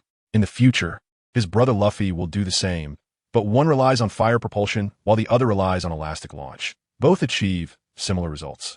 Kid, you're progressing pretty fast, Enel remarked. Thanks to your help, Ace replied confidently. After hearing this, Enel became furious and directly used a ghostly movement technique to appear beside Ace, delivering a punch to his face. Ace, who was knocked back, was somewhat dazed, marveling in his heart. So fast. Soon, Ace adjusted his body, seriously on guard against Enel. Kid, after so many provocations against the Donquixote pirates, this is where I draw the line. Today, you will pay the price. Enel's words were ethereal and unpredictable, and Ace did not lock onto Enel's figure. Then let's see your skills, Ace retorted. Very well, here it comes. Without a sound, Enel suddenly appeared behind Ace and kicked at him. Enel's movement was quick. If this kick landed, Ace would be severely injured like in previous provocations. However, this time Ace sensed it and reacted. He wrapped his hands with armament haki just in time to block Enel's attack, and with the power of his rocket propulsion, he did not retreat far. Enel thought to himself, terrifying talent, he can use haki so quickly. The murderous intent in his eyes surged directly towards Ace. Ace was not concerned about Enel's murderous intent. They were both pirates, and such intent was quite normal. Now, it was Ace's turn to counterattack. In the previous battle, Ace had hardly made a move before Enel defeated him in a matter of moments, which was unacceptable for the proud Ace. With a breath of determination, Ace was set on defeating Enel. Firefly, Fire Dama. Enel remained indifferent, and amid the swirling murderous intent, he struck back fiercely. Cloud Wom, Dust Explosion. As their techniques met, a fierce explosion erupted. Taking advantage of the explosion's aftermath, Enel launched another attack. A gust of wind blew, and Enel emerged from the black smoke. A massive fist aimed directly at Ace. Ace, seeing this, remained calm. From his gaze, he was rather excited. His signature move, Fire Fist, was unleashed. Boom, a loud explosion echoed in the sky, and below, Marco was very satisfied with Ace's performance. After so long, Ace was finally able to fight more rounds against a master like Enel. The two fists collided, and as Enel watched the cloud vaporize, he felt a twinge of dissatisfaction, knowing that the explosive power of the cloud fruit could not compare to the flame fruit. However, if Enel had used armament haki, this would not have happened. Feeling as if he had lost face, Enel was quite unhappy. Come again. If you want to come again, then bring it on. I'm not afraid of you, Ace replied excitedly. Harnessing the power of the rocket propulsion, Ace was finally attacking Enel directly for the first time. But by the time he reached Enel's side, Enel had already vanished. Chapter 371, The Three-Way Negotiation. In the high sky, painted in crimson flames, Ace, heavily injured by Enel, plummeted like a kite with a broken string, zigzagging down towards the depths of the sea. Marco, chasing after Ace, swiftly skimmed across the azure sea surface, his wings wrapped in blue flames providing him with incredible speed. And in the blink of an eye, he reached Ace's side. Marco extended his claws and deftly caught the unconscious Ace. Simultaneously, blue flames erupted from his body, enveloping the injured Ace and working hard to mend his wounds. Not far away, Enel watched the scene unfold, feeling somewhat displeased after his small failure. He would not stand idly by while Marco attempted to save Ace. If you want to save him, ask if Enel agrees. Marco, you really are something, daring to ignore me. Enel gritted his teeth, veins bulging on his neck, his eyes fixed on Marco. Marco was focused on Ace and had somewhat neglected Enel. Failing to notice his movements, Enel came in furious, attacking Marco's vital points with each strike. Marco dodged as best as he could. He had a wounded teammate and didn't want to stir up trouble. If he faced Enel alone, Marco was not afraid of him. Enel understood Marco's predicament. As the saying goes, take advantage of the illness to kill. Resolving both of them now would save trouble for his family. The Donquixote pirates never feared challenges and were not afraid of the so-called strongest in the world. They aimed to reach the pinnacle of the world, and the difficulties would only increase. Having made a decision, Enel's murderous intent boiled over, and his strikes became more decisive. Ace, can you hear me? Wake up. Feeling Enel's murderous intent, Marco's expression changed slightly as he anxiously called out to the unconscious Ace while dodging. Let your beautiful dream die in the sea. Suddenly accelerating, Enel appeared directly above Marco, his dark fist ruthlessly striking Marco's forehead. Marco's vision went dark, The tremendous force made his body stagger. With his rich experience, Marco quickly flapped his blue wings to maintain his balance, avoiding being knocked into the sea. Damn it, Marco cursed, his face dark with anger. Being hit in the head like that was truly infuriating. Enel's previous strike was incredibly powerful, and Marco had not reacted in time to withstand it, leading to his head being knocked out, which was understandable. The battlefield changed rapidly. Only those who knew how to seize the advantage could survive better. The blue flames billowed, and in an instant, Marco returned to his full form. However, Marco's troubles were not over. Enel, well aware of Marco's difficulties, knew that one strike would not be enough. He needed to land a few more until Marco was finished. As Marco watched Enel dive down, reason brought him back to reality. Engaging with Enel was not very meaningful. He needed to think of the bigger picture. If both pirate crews got involved, it would be his brothers who got hurt, which was not something he wanted to see. Lucky you. At this point, Marco could only sulk internally. He had no mood to fight Enel. I will remember what happened today. Marco took flight, directly escaping Enel's attack range. But before leaving, he didn't forget to throw a harsh remark at Enel. Trying to run? Did you ask me first? With one attack missing, the already displeased Enel felt even more frustrated and raised his hand to pursue. Thus, the two flew thousands of nautical miles, entangled with each other. Marco looked back, seeing Enel still relentlessly pursuing him, feeling quite irritated. You want to chase? Then keep following. I promise to give you a profound lesson. Enel, not hearing Marco's words, continued his relentless pursuit, tightly locking onto Marco, not allowing him to escape his line of sight. Two streaks of light zipped across Kaido's territory, with Marco leading the way and Enel following closely behind. Chapter 372, Infiltration of Wano Country. Above Thunder God Island, a silver meteor plunged directly into the island. The members of the Donquixote pirates stationed there sensed Doflamingo's presence and hurried to welcome him. Leo, where's Enel? Doflamingo asked Leo, who was perched on his shoulder. Doflamingo and Enel chased the immortal bird Marco towards Kaido's territory, Leo said in a low voice. He actually ran to Kaido's place, this guy Enel. It seems he has angered Whitebeard's people. Doflamingo analyzed his heart. I understand, Leo. I'll leave this place in your hands, Doflamingo said to Leo. It's my duty. I will protect this place well, Leo replied, not overly joyful, having grown through many experiences. Doflamingo nodded, and Leo discreetly left Doflamingo's side. With a whoosh, Doflamingo disappeared before everyone's eyes, reappearing in the sky, heading towards Onigashima. On Onigashima, the three parties were at a stalemate. You little demons, leave me alone. Pickup Kaido took the lead in attacking, his drunken state not hindering his attacks at all. Bad wind, tornado. Yamato silently watched the battle, feeling no need to intervene. Former enemies Marco and Enel reached an understanding in this moment, united against a common foe. Flame Ring, Flame Pillar, Binuladisk, Cloud Sea Surge. The three of them attacked in sync, each wanting to test the strength of the Yonko Kaido. The explosive sounds echoed through the sky, drawing the attention of the people below on Onigashima, curious to investigate. Drunken Kaido's attacks remained powerful, but the three easily defended against them. The Yonko really are monsters. We only managed to disrupt each other's attacks, Ace thought, not having a high understanding of combat. It seems Kaido is quite drunk if Jean doesn't intervene. Ace and I should be able to leave smoothly. Marco thought differently, wanting to ensure the safety of the two. As for Enel, his thought was, there's no way to catch that kid Ace today. Kaido is also a problem, so it's better to escape first for the greater good. Kaido, indifferent to the thoughts of the three, continued to act on impulse due to his drunkenness. Before he had even thought about what to say, he staggered and fell from the air. Boss. Jean, watching from the sidelines, was speechless at Kaido's sudden behavior, wondering how he could collapse before the fight even began. What a big joke. Just then, as Kaido was falling, Marco, Ace, and Enel quickly sprang into action, heading in different directions. Jean looked back at the two directions, shook his head, and hesitated to act. He didn't feel regret for not capturing the three. Unless Kaido woke up, he knew he couldn't stop them with his strength. An absurd conclusion brought joy to all. As Enel flew towards Raijin Island, Doflamingo also noticed his trace and immediately appeared beside him. A burst of urgent lightning expanded in Enel's eyes. He recognized the newcomer and didn't appear too nervous. Enel, didn't you catch them? Doflamingo asked calmly as he materialized before Enel. Enel shook his head, saying, I chased Marco all the way to Onigashima, but I encountered that guy Kaido. However, he was drunk, causing a big mix-up, which allowed me to leave smoothly. Doflamingo nodded upon hearing this. As long as Enel was fine, He didn't feel regret for not catching Ace. If he had caught him, he would have to find an excuse to let him go, which would be troublesome. Ace's fate was already sealed. The more he struggled now, the quicker he would die, bearing the bloodline of the Pirate King. He was considered a grave threat in the eyes of the Marines.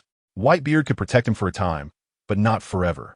As long as you're fine, Enel, you should go back and rest. Kaido is drunk, and I plan to take this opportunity to explore Wano further. Doflamingo shared his thoughts with Enel. Explore Wano further? Enel was somewhat surprised by Doflamingo's intention. Doflamingo nodded, gazing into the distance, knowing there was an ancient kingdom where the underworld and the road signs were hidden. It was a turbulent time for Wano, and Doflamingo planned to take advantage of it. Doff, be careful. If you need support, call us immediately. Enel knew Doflamingo had made up his mind and didn't try to dissuade him. He trusted Doflamingo's strength, knowing he could go anywhere. In this vast world, those with superior strength could go anywhere. Doflamingo had no fear except for the Flower Kingdom. Don't worry, even if I'm discovered, Kaido can't do anything to me. We are not who we used to be. Enel nodded in agreement. I'm leaving. After saying that, Doflamingo transformed into lightning and rushed away. Enel turned to see that Doflamingo had vanished, sighing at his speed before heading back to his base. On Onigashima, Kaido, drunkenly crashing down from the sky, had already forgotten about what just happened, lost in a deep sleep. Unless someone like Luffy came to wake him up, Kaido was unwilling to leave his sweet dreams. Jean descended from the sky, retracting his wings and returning to human form. Lord Jean, Kaido. Someone looked at the sweetly sleeping Kaido, but Jean silenced the crowd. Leave, Lord Kaido is drunk. Hearing Jin's order, the crowd felt relieved and left. A flash of silver light zipped across the sky, and Jean sensed something looking up. However, when he looked, there was nothing in the sky, leaving him puzzled. The one who passed was Doflamingo, moving too quickly for Jean to catch his tail. Jean helplessly walked deeper into Onigashima. Wano, the legendary homeland of the Dragon Slayer samurai, Ryuma, was the most populated place for swordsmen. Doflamingo successfully landed without Kaido noticing. It was now the year 1518 of the Sea Circle calendar, 2 years before Luffy set sail, and a year after Ace was supposed to come to Wano. Little Tama was now 4 years old, and Hyogoro had become a famous geisha in Wano.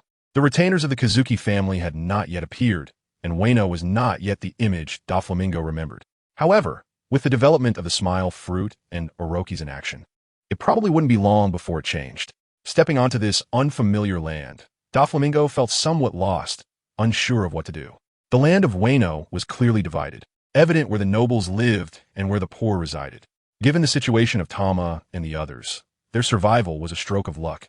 Unless one had exceptional strength, they couldn't do anything. Doflamingo withdrew his bewildered gaze, noticing his outfit was out of place. Before he could enter a densely populated area, he would be rejected. The priority was to change his attire to blend in and avoid drawing attention. Chapter 373. The brothel farce. Looking around, Doflamingo saw only the desolation of Wano. The prosperous area in the center seemed to mock the state of the country. If the people of a nation cannot ensure their survival, the nation's good fortune has come to an end. The observation Haki directly began to cover the entire Wano country, searching for the trace of Kaido's subordinate, Kurizumi Orochi. It wasn't long before Donquixote Doflamingo made a discovery. Is it this direction? Hee, how exciting. Immediately, Doflamingo's figure disappeared without a trace and headed towards the flower capital, where Kurizumi Orochi resided. The flower capital, as the current residence of the shogun, was a place of indulgence for Kurizumi Orochi, and its level of prosperity was astonishing. Doflamingo concealed his figure and acted in secret. Once he adjusted his appearance to blend in with the surrounding pedestrians, he could stroll around without attracting attention. The flower capital was indeed the pinnacle of the geisha industry, with such establishments everywhere. However, the most popular courtesan at the moment was Kamurasaki, whose real name was Kazuki Hayori. She was hidden among the brothels, patiently waiting for the return of the former retainers of the Kazuki clan 20 years later, all for the sake of avenging Kurizumi, Orochi, and Kaido. On the streets of the flower capital, Doflamingo wore a black samurai outfit, and his originally dazzling golden hair was now black. He had taken off his sunglasses and tied a black silk ribbon around his eyes. With this disguise, few people would recognize him as the notorious Donquixote Doflamingo. In Wano country, swords were essential, so Doflamingo followed local customs and carried a sword. The blind swordsman officially made his entrance. With his strong observation Haki sense, Doflamingo was not worried about getting lost. The streets were bustling with people, And as a blind man, Doflamingo did not attract much attention. Such individuals were quite common in Wano country. When Doflamingo leisurely arrived at the brothel run by Kayashiro, he found himself surrounded by a massive crowd, all eager to catch a glimpse of Kamurasaki's beauty. The popularity of courtesan Kamurasaki was indeed very high, and Doflamingo felt his trip was worthwhile. Doflamingo quietly blended into the crowd, not doing anything out of the ordinary.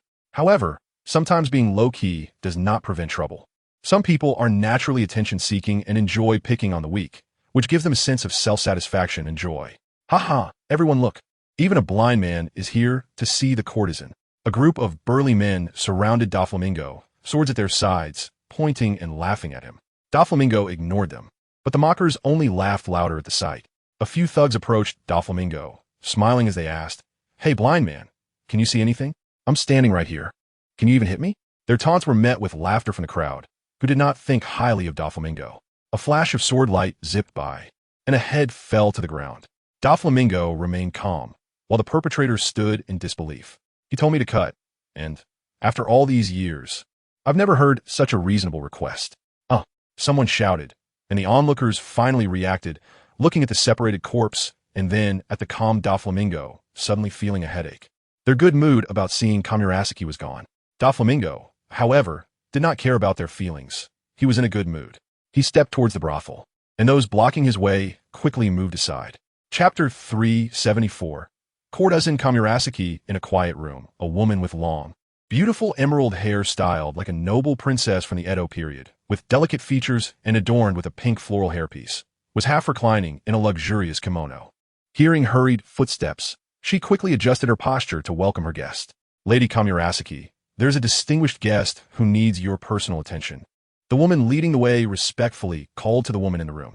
Kamurasaki looked herself over and felt her appearance was perfect, so she replied, "Let him in." "Please come in, my lady," the woman guiding Doflamingo said politely. Doflamingo stepped past the woman and entered the room, and the guide instinctively withdrew. Inside, Kamurasaki sat with her back to Doflamingo, not revealing her face immediately. She knew all too well what these lecherous men thought. Sometimes, men crave that sense of anticipation. Doflamingo did not speak right away, instead using his observation haki to sense the room. Only Kamurasaki was present, and her attendant, Konan, was not there. Kamurasaki waited, but when she did not sense any urgency from the person behind her, she was somewhat surprised. However, she did not plan to turn around. This was the dignity of a courtesan and the confidence of a beauty. Doflamingo casually sat down on the floor as if it were his own home, placing his sword beside him, and said, "Turn around." Finally hearing what she wanted to hear, Kamurasaki turned around, ready to see what kind of man this was. When she saw Doflamingo's appearance, she was immediately captivated by his black silk ribbon binding his eyes. In disbelief, Kamurasaki pointed at Doflamingo and said, "Blind? What? Do you look down on blind people?" Doflamingo replied nonchalantly, "Not at all. It's just that my appearance fee is very high. Are you prepared with the money?" "I absolutely detest poor people," Kamurasaki said, not hiding her greed. "I have money, but not today," Doflamingo teased. "What? A poor guy?" Kamurasaki pouted, her expression slightly displeased. "Can a poor guy not come to a brothel?" Doflamingo retorted. "Sai, you just hurry up and leave. Otherwise, Kayashiro will be here, and you'll regret it," Kamurasaki advised, not wanting to see him harmed. You, who are in a brothel, actually have such a good heart. That's quite rare." Doflamingo mocked. "You." Kamurasaki was infuriated, her trembling fingers pointing at Doflamingo, wishing she could devour him whole. Get out right now." Kamurasaki erupted in anger, losing her earlier composure. "Who are you putting on a show for?" "Kamurasaki, as a courtesan, you haven't lost yourself in the flattery and compliments, have you? Do you still remember the mission of the Kazuki family?" Doflamingo asked sternly. Kamurasaki covered her mouth with her hands, her expression panicking, staring at Doflamingo without averting her gaze. "Stop staring at me. There's nothing on my face," Doflamingo said blandly. "Who are you really?" Kamurasaki, suppressing her panic, asked patiently with her head lowered. "Someone who can save your Kazuki family." Kamurasaki did not believe him, thinking the blind man was just messing with her. Is the daughter of Kazuki Oden's family really so lacking in ambition? Doflamingo pressed again. "How much do you really know, and what do you want?" Little Purple felt extremely insecure, and this feeling made her feel terrible. Doflamingo pulled the woman in front of him into his arms. gently caressing Little Purple's beautiful face with one hand. I told you, I'm here to help you. Why don't you believe me? Little Purple allowed Doflamingo's hand to roam, her expression calm. After going through so much, experience told her that she must remain calm. The only thing she could do now was to ensure that the man in front of her wouldn't leak any secrets. Is this what you call helping me? Little Purple scoffed. Chapter 375. I am a smile. Doflamingo calmly waited for the oncoming Kayashiro, even keeping his hands in his pockets, appearing very relaxed. But to outsiders, Doflamingo seemed to be stunned by Kayashiro's presence, showing no signs of resistance. The crowded people erupted in astonishing discussions. They were all too familiar with Kayashiro's abilities, and Doflamingo was bound to be the loser. This blind man is just asking for trouble. How can a blind man come to a brothel? Can he even see? Hey, that's not right. What's wrong with a blind man? Everyone has a love for beauty. Besides, when the lights are off, isn't it all the same? Upon hearing this, the onlookers burst into laughter. The atmosphere at the scene was in stark contrast to the tension between Kayashiro and Doflamingo. As soon as Kayashiro drew his sword and charged at Doflamingo, he felt that the man in front of him was different, either a master or a madman. Either way, both were easy to provoke. The sword was drawn, with no option to retract it. Go to hell, Kayashiro shouted, clearing his mind of useless thoughts and focusing solely on defeating his enemy. The distance between the two was not close, but as Kayashiro dove in, Doflamingo could feel the chill of the sword's edge. With a single strike, Doflamingo merely shifted slightly, easily evading Kayashiro's sword. No way! Kayashiro's subordinate behind him exclaimed in disbelief as Doflamingo dodged the blow. Little Purple behind Doflamingo covered her mouth with both hands, hiding her surprise.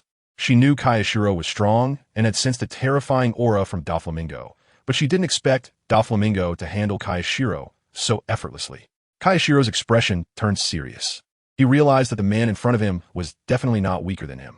Kayashiro, he shouted angrily, driving the blade embedded in the earth horizontally toward Doflamingo. Doflamingo had already foreseen the future, a faint smile on his lips. He then raised his foot, gently kicking Kayashiro's wrist, making it impossible for him to advance. What? Kayashiro was shocked. His hand holding the sword was stopped by Doflamingo, unable to move forward. Suppressing his surprise, Kayashiro changed tactics and swung his sword down. Doflamingo calmly dodged and created distance between them. Kayashiro was dissatisfied and charged forward, and for a moment, the clash of blades filled the air. Bang! The onlookers saw someone fly out, and when the dust settled, it was Kayashiro who was in a sorry state. You bastard! Kayashiro's subordinates saw their boss being thrown back and were furious, brandishing their swords as they prepared to confront Doflamingo. A bunch of ants. Can they shake an elephant? Doflamingo said lightly.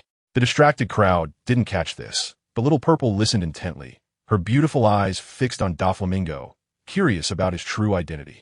Doflamingo drew his sword. He didn't want to reveal his fruit ability, so he only showcased some mediocre swordsmanship. He simply swung his sword forward, leaving a clear mark on the ground. The ones who had been shouting for revenge for their boss now hesitated upon seeing the deep sword mark, feeling a sense of retreat brewing within. Such an enemy is not something we can handle. Yeah, even Boss Kayashiro is no match for him. Sweat trickled down the foreheads of Kayashiro's subordinates, their hands trembling on their swords, stepping back. The crowd didn't mock them. It would be foolish to rush to their deaths when facing a strong opponent they couldn't defeat. Get away! Kayashiro's voice rang out, and the intimidated subordinates were overjoyed, quickly avoiding him. Kayashiro's subordinates cheered happily. Do you still want to come find trouble with me? Doflamingo asked nonchalantly. Kayashiro carefully observed Doflamingo's face. It didn't match any of the strong figures he remembered. Who are you? Kayashiro calmed down, realizing he had to be serious about Little Purple's safety. Just a blind man. Huh. I've never seen such a strong blind man, Kayashiro mocked. My name is Ishao. Now let me pass. Doflamingo was preparing to play with the future Fujitora. It had been so long, and Fujitora hadn't shown up. He wondered if Ueno really was his hometown. Ishao. Kayashiro was a bit confused. He felt he had heard this name before, but wasn't sure. Seeing the expression on Kayashiro's face, Doflamingo immediately understood that this guy had definitely heard of the name Ishao and felt a bit hopeful about getting some information from Kayashiro. Chapter 376. Settling in Casa Village inside the brothel. The unconscious Kayashiro finally woke up. The first thing he did was look for Doflamingo, but unfortunately, Doflamingo had already left. Little Purple, where's that guy? He left a long time ago, Little Purple replied. Kayashiro fell silent, lost in thought. Little Purple, did he come to find you for something? After a long while, Kayashiro decided to ask. He couldn't allow Little Purple's identity to be exposed or her safety to be compromised. Little Purple knew Kayashiro would eventually ask. After all these years, she had relied on Kayashiro to live safely, waiting for her brother and retainers to return to take revenge and fulfill her father's dream of founding the country of Wano. He already knows my identity, Little Purple said calmly. What? Kayashiro exclaimed in shock, and the wound he had sustained began to bleed again. Don't worry, he doesn't have any malicious intentions, Little Purple quickly reassured him. Hearing her words, Kayashiro felt a little better. Then, Kayashiro hesitated to ask. He said he would help me become the General of Wano. Little Purple thought for a moment and decided to reveal this information. Kayashiro's pupils constricted, feeling that this guy was quite bold. Letting a woman become the General of Wano was a huge gamble. Where did that man get his confidence? Besides, Momonosuke would definitely return. Why should a woman be in charge? Kayashiro respected Little Purple, but making her a general was something he had to think over. Moreover, with someone like Momonosuke as an option, supporting Little Purple was impossible. Well then, Momonosuke, I'm sorry, but I guess you'll have to die. Is that all? Kayashiro inquired. Xiaozi looked at Kwang Silang's slightly changed expression. She originally wanted to mention that the man had given him a phone bug, but the words got stuck in her throat and she didn't say anything. Xiaozi shook her head. Kwang Silang didn't press the matter either, just sighed. Lord Yutian, when will I be able to take revenge for you? Kwang Silang thought to himself. Pulling back his thoughts, Kwang Silang prepared to get up, but was stopped by Xiaozi. I'm fine. I have to go calm the Great Snake, or he might get scared to death. With such a master appearing in Wano, he must be very anxious. After hearing this, Xiaozi no longer stopped him. Even though she hated the Great Snake to death, she had to maintain appearances. Now is not the time to save Wano. Just wait a little longer. In the general's mansion, Kurizumi Orochi received news that Kwang Silang had been injured. He felt quite shocked. Kwang Silang was not weak. How could someone defeat him? Lord Orochi. Kwang Silang requests an audience, a servant reported. Let him in, Orochi said. Soon, Orochi met Kwang Silang in the reception room. Lord Orochi. Kwang Silang respectfully called out. Kwang Silang, who injured you? Kurizumi Orochi asked anxiously, feeling uneasy, as he always suspected that the loyalists of Kazuki were up to something. Lord Orochi, the one who injured me is a blind swordsman named Ichao. Ichao, blind swordsman? Kurizumi Orochi pondered, quickly searching his mind for such a person. Yes, Kwang Silang confirmed. As Kurizumi Orochi thought about it, the frown on his face gradually relaxed. If it's him, it's understandable that you couldn't defeat him, Kurizumi Orochi said flatly, no longer showing that urgency. Chapter 377. Shall you knock? Knock, knock. Inside the room, Donquixote Doflamingo heard the knocking sound and opened his tightly closed eyes, coming out of his meditative state. Glancing out the window, it was already evening. It seemed that the people the man arranged had arrived. Sitting cross-legged, Doflamingo stretched his stiff and numb legs, then went to the door and opened it. The old door creaked loudly, which Doflamingo found somewhat grating. Doflamingo looked toward the door with some confusion. Where's the person? Sir. A crisp voice dispelled Doflamingo's doubts. He quickly lowered his head to see a 4- or 5-year-old girl holding a large basin of food, looking eagerly at Doflamingo. Doflamingo smiled kindly, looked at the girl, affectionately patted her head, and then took the food from her hands. Thank you, little girl. The little girl politely returned the courtesy and said to Doflamingo, Sir, I am here to take care of you. Doflamingo walked into the inner room, and the little girl followed him in. He placed a food tray on the table, lifted the cloth covering it, revealing some scattered meat and what looked like quite precious sticky rice, enough for 3 or 4 adults to eat. Doflamingo saw the food and found it not difficult to swallow, as he had once eaten things from the garbage to survive. Doflamingo sat down and prepared to eat. He was indeed a bit hungry. The little girl quietly stayed by the side, not speaking, just watching Doflamingo eat with some envy. Gulp. The atmosphere was interrupted by the sound of a hungry stomach. Doflamingo stopped eating and looked at the little girl. I'm sorry, sir. I didn't mean to. The little girl said, a bit scared, quickly kneeling down to ask for Doflamingo's forgiveness. Looking at the little girl kneeling on the ground, not daring to raise her head, Doflamingo sighed inwardly. The suffering always falls on the lowest classes. Doflamingo affectionately patted the little girl's head, gently helped her up, and said softly, being hungry feels really bad, right? I've been hungry too. I understand your feelings. Come eat. Doflamingo handed a bowl of sticky rice to the little girl, topped with a few slices of meat that looked so tempting. The little girl looked at Doflamingo in disbelief, then pointed to herself and said, "Really for me? Would I lie to you? Hurry up and eat." Doflamingo replied, placing the food in the girl's hands. Feeling the fragrance of the food in front of her, the girl felt as if she were dreaming, and then she started eating it in big bites.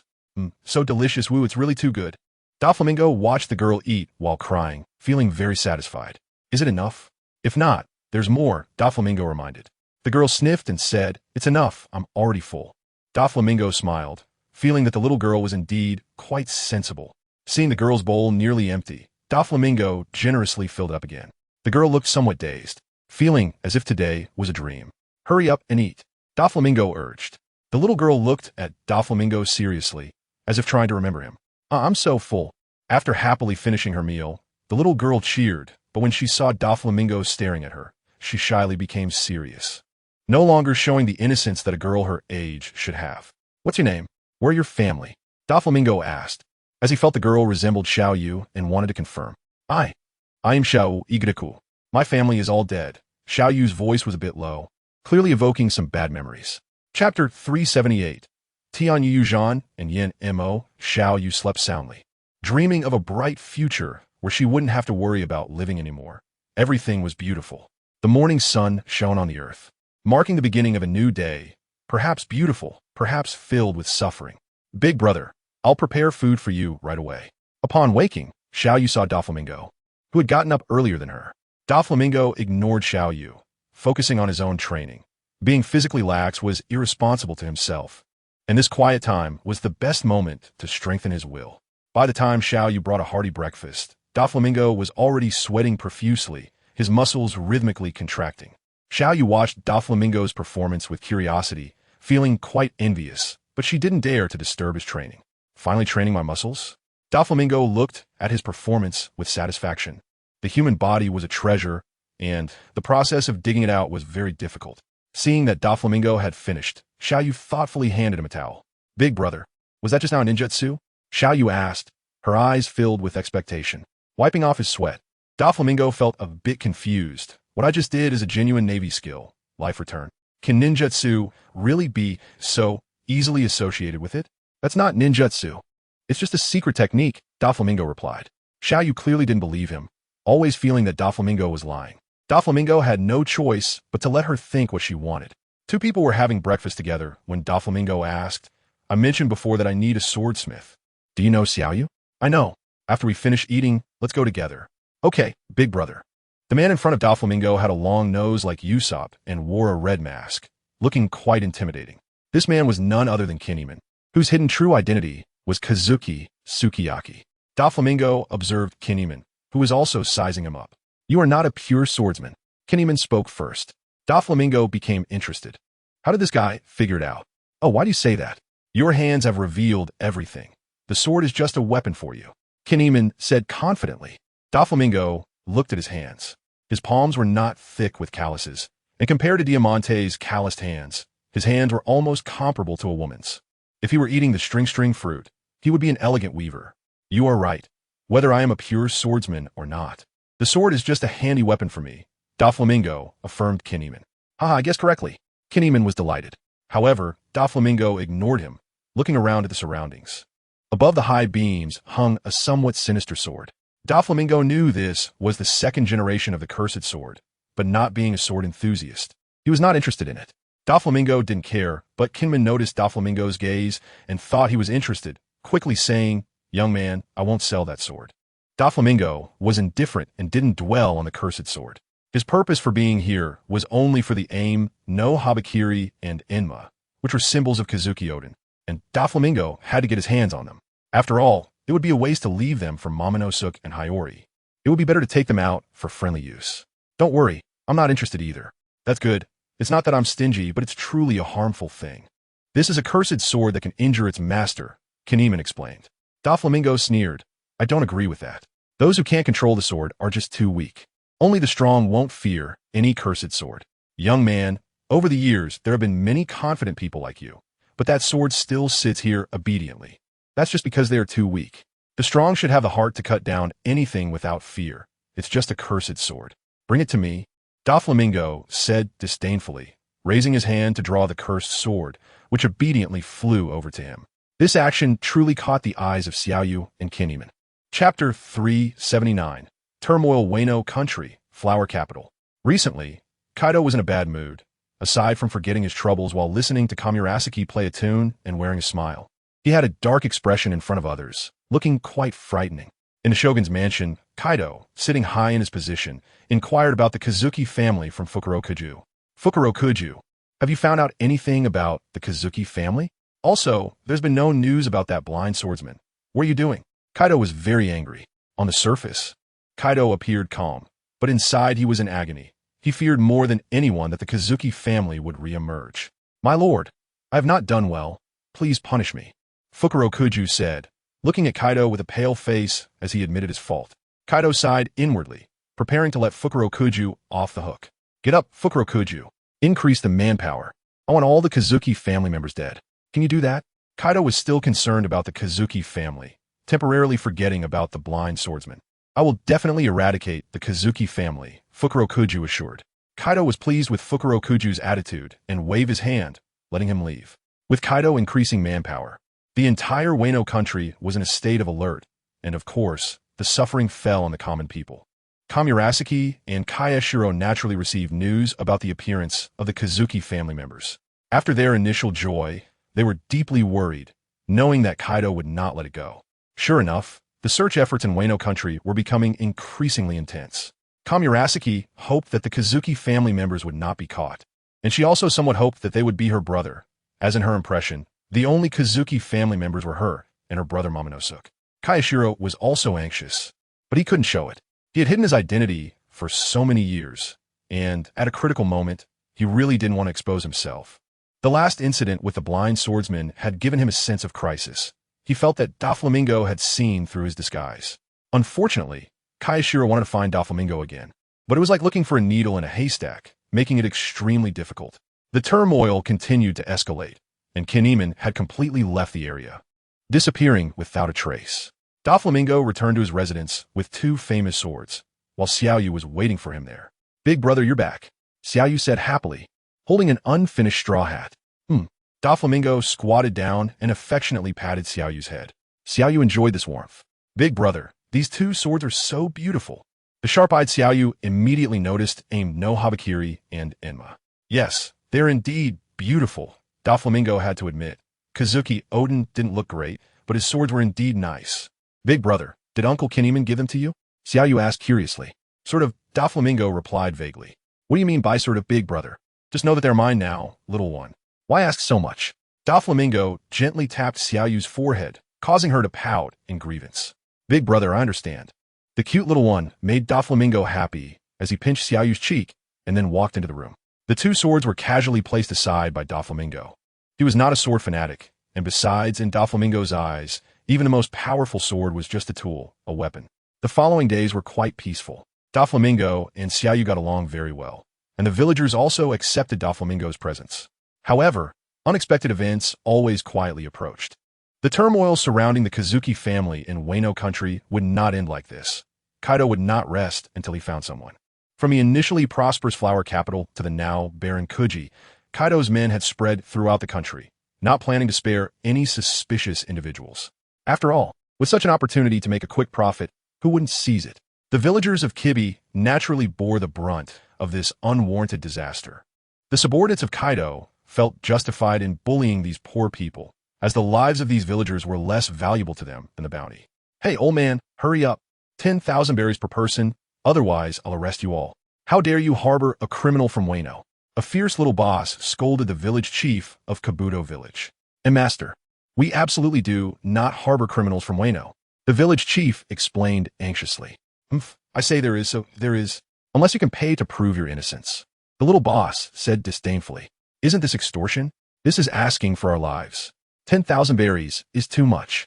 The onlookers murmured continuously, but none dared to confront the little boss. What are you arguing about? So what if I'm extorting you? Hurry up and get the money, or prepare to die. The little boss viciously shouted at the villagers discussing among themselves, showing no concern for their expressions. It was still the village chief who stepped forward, pleading, Master, we really don't have that much money. Kabuto village is known far and wide as a poor village. What you're doing won't help even if you kill us. Hearing this, The little boss became irritated, thinking there would be something to gain, but instead, he found another poor place. Damn it, the little boss cursed, then looked at the village chief and asked, "How much can you offer?" The village chief gestured 3 fingers. The little boss's face darkened, silently accepting the village chief's offer. 3,000 berries, then 3,000 it is. A little less is acceptable. The little boss said painfully. Master, I meant 300, the village chief said awkwardly, mustering the courage to say it to avoid unnecessary trouble. Do you think I'm begging? 300? Who can spend that? I can't even buy a meal with that. The little boss grabbed the village chief by the collar, angrily questioning him. Village chief. The villagers were worried about the village chief's safety. Master, we really only have this much, the village chief insisted through gritted teeth. The little boss didn't believe him and casually threw the village chief to the ground, instructing his subordinates, search. Take everything valuable. Yes. A group of bandits began to plunder. They're all bandits. We're done for. How will we survive? Damn it, why don't they just die? The crowd was furious, cursing louder than anyone else. But when the little boss drew his knife, revealing a gleaming blade, everyone quickly fell silent. Bah! A bunch of worthless peasants, not shedding tears until they see a coffin. The little boss said disdainfully, the tip of the knife pointed at the villagers, giving them a sense of intimidation. Soon, every household was thoroughly searched and a considerable amount of wealth piled up in the open space. The little boss looked down on the villagers, as if saying, "Still want to trick me? No way." The busy subordinates all regrouped, but their faces showed no signs of fatigue, only joy from the harvest. No matter what, the little boss would definitely not shortchange them. Have we cleaned everything out? The little boss asked. Boss, only the farthest room is left. One of the samurai pointed to the most secluded area of the village, which was indeed the temporary residence of Donquixote Doflamingo. Doflamingo lived in such a remote place that after arranging for Shirley to take care of him, the villagers consciously did not disturb him. This time, Kabuto village was in trouble, but Doflamingo and Shirley were unaware. Then, let us hurry, the little boss urged. Yes, boss. A group of people armed with swords rushed towards Doflamingo's place, coming in forcefully. The villagers were silent, but their eyes were on that secluded house, hoping its owner could give them a surprise. Chapter 380. I am God in the quiet courtyard. Doflamingo was teaching Shirley basic sword techniques. Even though Doflamingo was only a half-baked swordsman, he was enough to teach Shirley at this moment.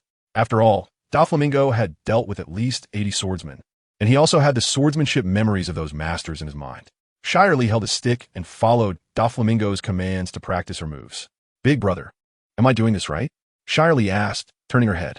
Doflamingo nodded seriously, saying, That's right, keep it up. Okay, big brother. Shirley turned her head back and earnestly began to practice. Learning swordsmanship was something Shirley had requested, and Doflamingo couldn't bear to refuse. Every suffering child would never let go of an opportunity to change their fate. Doflamingo himself had a similarly tragic experience, so he understood very well. He was willing to give Shirley a chance, just seeing how far she could grow in the future. However, before teaching Shirley, Doflamingo curiously asked her, Shirley, why do you want to learn swordsmanship? Didn't you say you wanted to become a beautiful female ninja? Big brother, I do want to be a beautiful female ninja.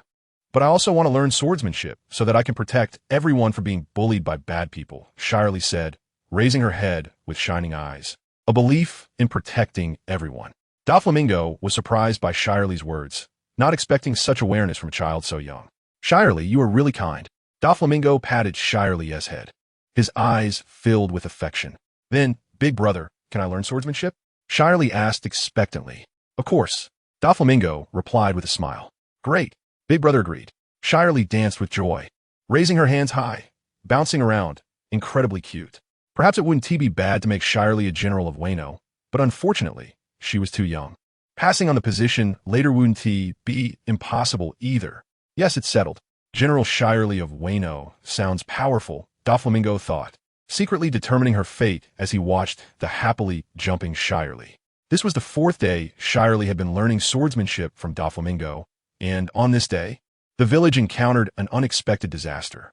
A group of people happened to come to offend Doflamingo. When the group swaggered into the courtyard, they saw Doflamingo and Shirley practicing their sword techniques. A father and daughter? The samurai saw Doflamingo and Shirley and regarded them as a father and daughter. Doflamingo and Shirley, upon seeing the strangers, instinctively stopped their fight. Seeing so many strangers, Shirley was even more frightened and hid behind Doflamingo's pant leg. I told you, Shirley. People who learn swordsmanship aren't afraid. Doflamingo joked. Hearing Doflamingo's teasing, Shirley bravely stepped forward to face the strangers. Big brother, I'm not afraid. Doflamingo secretly nodded. Shirley's performance was 100 times better than that Tosaka. I say, hand over all your money quickly, or we'll go in and find the samurai ourselves. One of the bandits urged. Want money?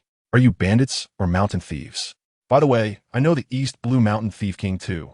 Doflamingo said nonchalantly. What bandits? What East Blue Mountain Thief King? We are people under General Orochi. Hurry up and hand over all your money. TSK, really pathetic. That guy Orochi is indeed not a good thing. You bustat. Seeing Doflamingo's carefree demeanor and his contempt, the samurai became enraged and swung their blades. Big brother. Shirley screamed in fear. Don't worry, I'm here. No one can hurt you, Doflamingo comforted. How shameless, go die. Xiaoyu, close your eyes. Obediently, Xiaoyu quickly shut her eyes. The next part was too bloody. Xiaoyu was still too young. Chapter 381 Trouble approaches in Wano country. A large number of samurai roamed. And the capture operation by Kaido the Beast caused the people to suffer greatly. Since the last time Kaido's men invaded, the chaos in Casa Village had reduced. The villagers thought it was the protection of the gods, but in reality, there were not just one wave of invaders to Casa Village. It was only that Doflamingo had secretly dealt with those who came, giving Casa Village some peace. In the flower capital, at the Shogun's mansion. Is there any news?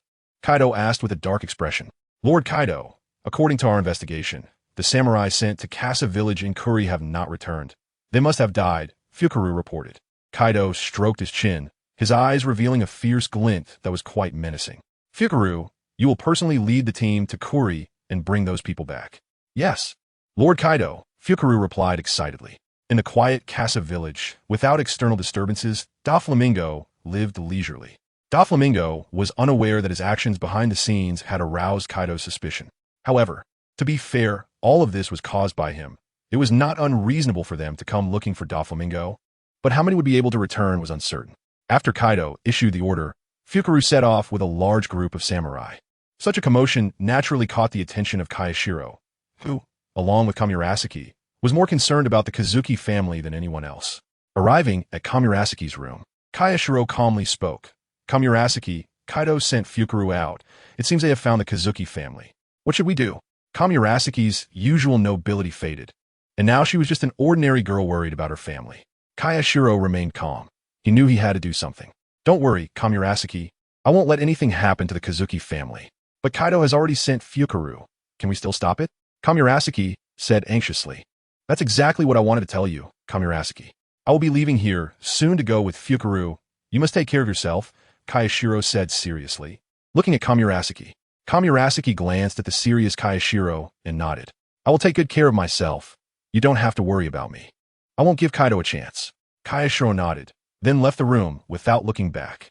Watching the tightly closed door, Kamurasaki was worried, then took out the transponder snail, feeling very hesitant. I hope I won't have to use you, Kamurasaki said to the transponder snail. At the Shogun's mansion, Kayashiro requested to see Kaido. Lord Kaido, I heard that members of the Kazuki family have appeared, Kayashiro said with a mad dog look. Yes, that's correct. Then why hasn't Lord Kaido sent me out? I wanted to meet the Kazuki family for a long time. Their blood must taste different on my sword.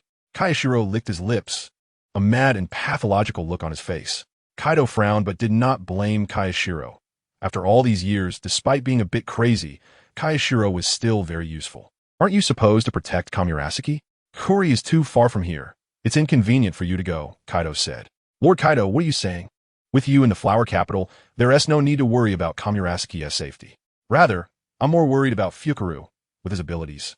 He might not be able to kill the Kazuki family. Kayashiro explained. Kaido's heart wavered. Fukaru's strength was indeed not comparable to Kayashiro's. Seeing that Kaido was somewhat swayed, Kayashiro quickly pleaded. Lord Kaido, I will definitely complete this task well. After saying that, without waiting for Kaido's approval, he left. Chapter 382, Do you also want to dance? The vast army of samurai disrupted the tranquility of the village. The people of Casa Village had never seen such a large spectacle. Are you the village chief here? Fukaru asked, looking at the group of country bumpkins with a frown, somewhat resistant. Sir, I am the village chief of Casa Village. May I ask why you have come? The chief asked nervously. It's nothing serious. I just want to ask why our shogun's mansion has sent people here several times, yet none have returned. Upon hearing this, the chief realized they were looking for trouble and quickly knelt down, saying urgently, Sir, we really don't know anything about what you mentioned. We're just law-abiding small folk and usually don't have contact with any big figures.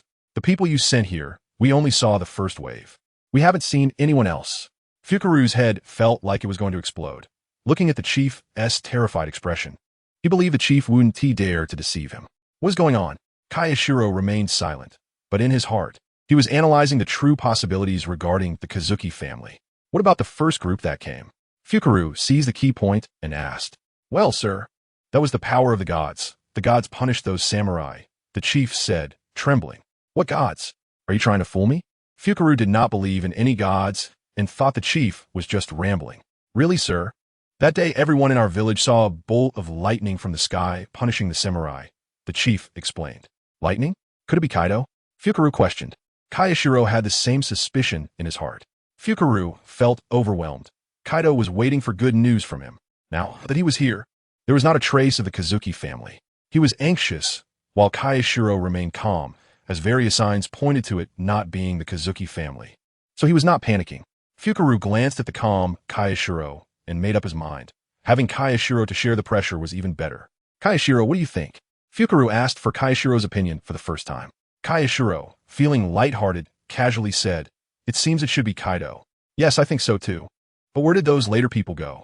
Could it be that Kaido has been living here? Kayashiro joked. What a joke. How could Kaido live here? Fukuru rolled his eyes at Kayashiro, feeling helpless. Haha, I was just joking. Kayashiro laughed casually. The village chief quietly waited on the side, not daring to speak. Fukuru thought for a moment, then looked at the village chief again, asking, Chief, has there been any outsiders coming to the village? Kayashiro perked up his ears to listen carefully. Outsiders? The chief thought for a moment and then replied, Indeed, there is a samurai living in our village. A samurai? Fukuru and Kayashiro exchanged serious glances. Chief, let me ask you again, what are the characteristics of that samurai? Is he blind?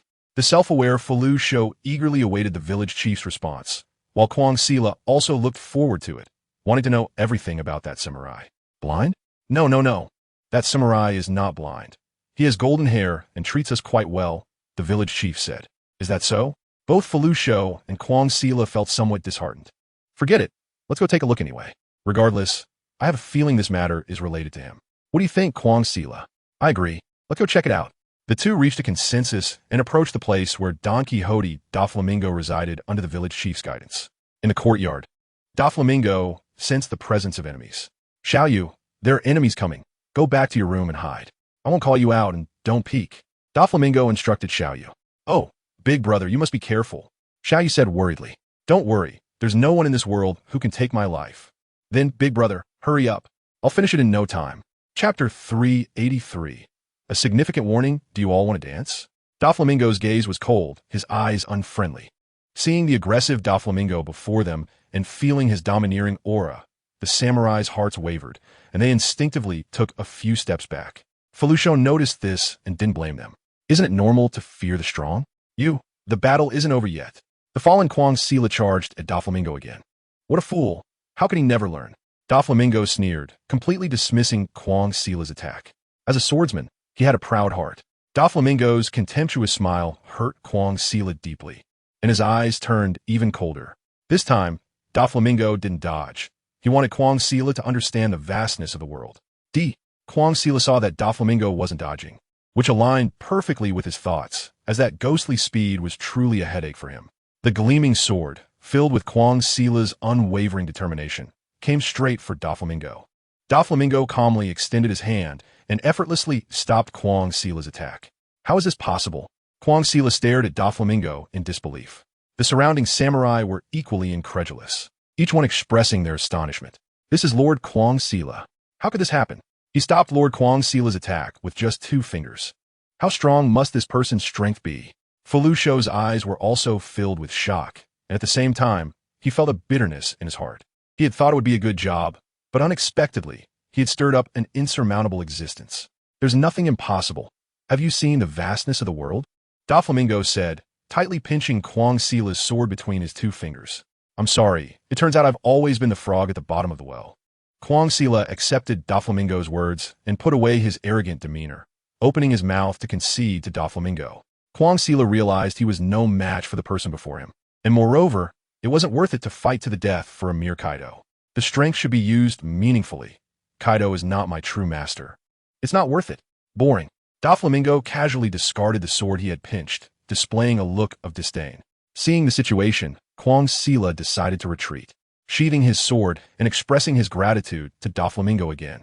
Thank you for your mercy, my lord. Felucio, with keen insight, saw Doflamingo forgiving Quang Sila so easily and quickly led the others to thank Doflamingo.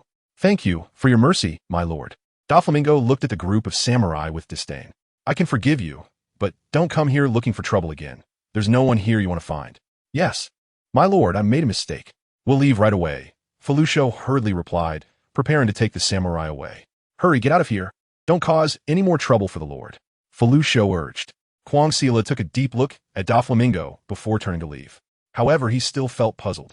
He always felt he had seen Doflamingo somewhere before and had an inexplicable sense of familiarity with him, and his voice sounded like that person. Seeing the large group depart, the village chief also felt pleased. My lord, thank you for your assistance. The village chief expressed his gratitude. It was merely a matter of raising my hand. I live here. How could I let others destroy my home? Doflamingo replied dismissively. That is only right, only right. Then I won't disturb you any longer. If Xiaoyu doesn't take care of you well, I can find another little one to take care of you. No need. Xiaoyu's quite good. Then I take my leave. The village chief didn't want to stay with Doflamingo any longer and left after a few words. Outside Casa village, Felucio led a large group back to Flower City. Felucio furrowed his brows, his expression grim, weaving lies in his heart on how to report to Kaido. Quang Sila was not much better off than Felucio, filled with worries and remaining silent. Chapter 384. No one dares to ignore me. Doflamingo. The chaos in Wano country was escalating, and Kaido wouldn't rest until he found the remnants of the Kazuki family. Those who had once benefited from the Kazuki family were secretly hiding, originally waiting for the arrival of that legend. The emergence of the Kazuki remnants was becoming more intense, and those with intent naturally received the news. Azura Doji from the 9 Red Scabbards had become a mountain bandit, adopting the alias of Jukataro. Even in the barren land of Kurizumi, he felt the storm brewing. However, none of this concerned him. He no longer wanted to exert himself. Kawamatsu was imprisoned in the Ushi prison, powerless, while Quang Sila waited for an opportunity, with cats and dogs causing trouble in Zou, and the other 4 samurai traveling through the river of time. Time seemed to be running out. That legend seemed to be approaching. It was no wonder Kaido was anxious. He was somewhat fearful. The longer he searched for the Kazuki remnants without success, the more irritable Kaido became. In the end, a well-meaning person advised him, and Kaido was able to set his mind at ease and enjoy his life. The chaos came quickly and left just as fast. However, all of this had nothing to do with Doflamingo. In the New World, the 4 Emperor pirate crews were at peace. Ace had finally calmed down and stopped provoking, and Enel was able to relax. With the Emperor's quiet, other emerging forces began to rise during the 4 Emperors' leisure time. Among them, a force supported by Doflamingo began to gain attention from major powers. People referred to him as the Golden Emperor, rumored to control 20% of the world's berries. Tesoro established the largest entertainment city, Grand Tesoro, attracting a large number of pirates to spend, and many from the Navy came as well. However, what the Navy did not know was that Tesoro had a deep connection with Doflamingo. In a luxurious room, Tesoro relaxed by the edge of the bath, surrounded by beautiful women, enjoying the service of this prominent figure. Polu, the relaxed Tesoro, heard the familiar sound of a phone ringing. But he didn't think much of it. As a big shot, he received too many calls every day, and countless people wanted to do business with him. I'll answer it later when I'm comfortable, Tesoro thought nonchalantly. The beautiful women around him didn't dare to say anything. They were enjoying the view, but held a low status. On the other end of the line, Donquixote Doflamingo was quite angry. It seemed that Tesoro had gotten a bit carried away. Doflamingo said with some frustration, Doflamingo, do you want me to teach him a lesson? Ibiza, who was gently massaging Doflamingo from behind, asked while also speaking up for Doflamingo. Oh, Ibiza, how are you going to help me? That guy's quite strong now. You're not his match. If you get hurt, I would be heartbroken. Doflamingo said as he pulled Ibiza into his arms. Ibiza didn't resist and snuggled against Doflamingo. Isn't his heart with me? I can make him recall some unpleasant memories. Ibiza said mischievously. Doflamingo suddenly understood. playfully pinching Ibiza's nose. When did your heart turn bad, Ibiza? Not all. Besides, I'm just giving a deserved punishment to those who don't listen, Ibiza said, pouting in a cute manner. Haha, Ibiza, you've grown. Disobedient dogs must be punished. Doflamingo laughed, but his expression turned cold.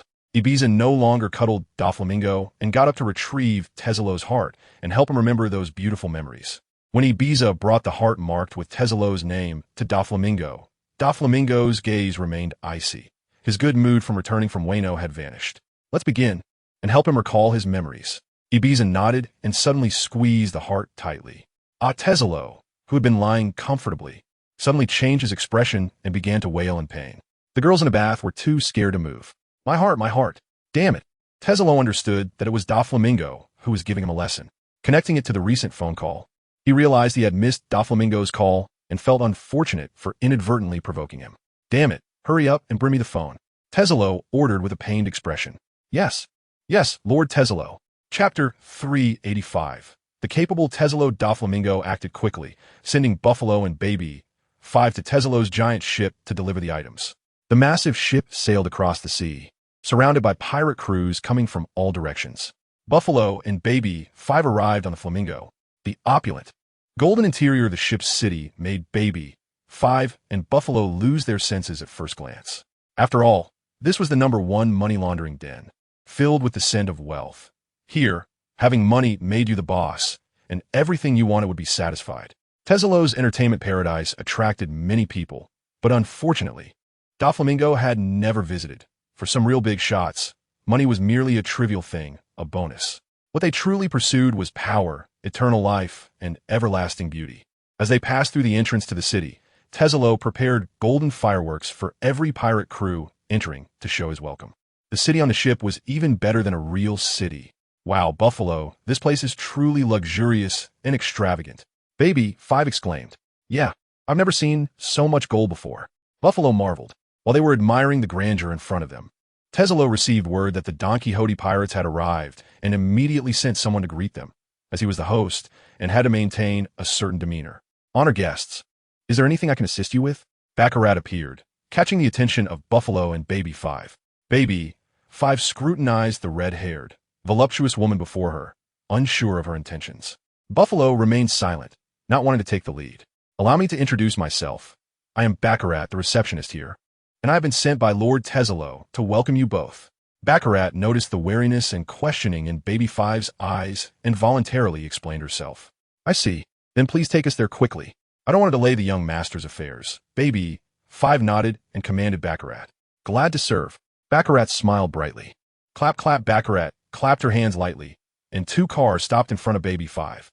Please, beautiful lady and handsome sir, Baccarat invited. Baby 5 and Buffalo didn't hesitate and got into one of the cars, while Baccarat followed in the other. As they rode in the car, enjoying the scenery, it was indeed a rare pleasure. Soon, they arrived at Tezelo's conference room. Baccarat, you can leave now, Tezelo commanded. Baccarat didn't say much and left voluntarily. Many matters were beyond her purview, and she understood her position. Tezelo was quite familiar with the cadres of the Donquixote pirates and wasn't surprised when he saw Baby 5 and Buffalo.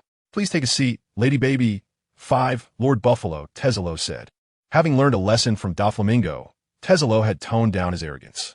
Otherwise, there was no way he would treat Baby 5 and Buffalo kindly. They weren't significant figures from a family, and their strength might not surpass his own, so there was no reason to respect them. Baby 5 and Buffalo also behaved politely, as Tezelo managed such a giant enterprise, and his strength was certainly not something they could compare to. If it weren't for Doflamingo's face, they wouldn't have received such courtesy. They both understood this and didn't act pretentious, flaunting their status as Donquixote pirates. Did you bring what the young master instructed? Tezelo inquired, not out of his own urgency, but because any delay could have dire consequences for Doflamingo. Of course, Baby 5 replied. What is it? Tezelo looked at them eagerly. Buffalo, hand it over to Lord Tezelo.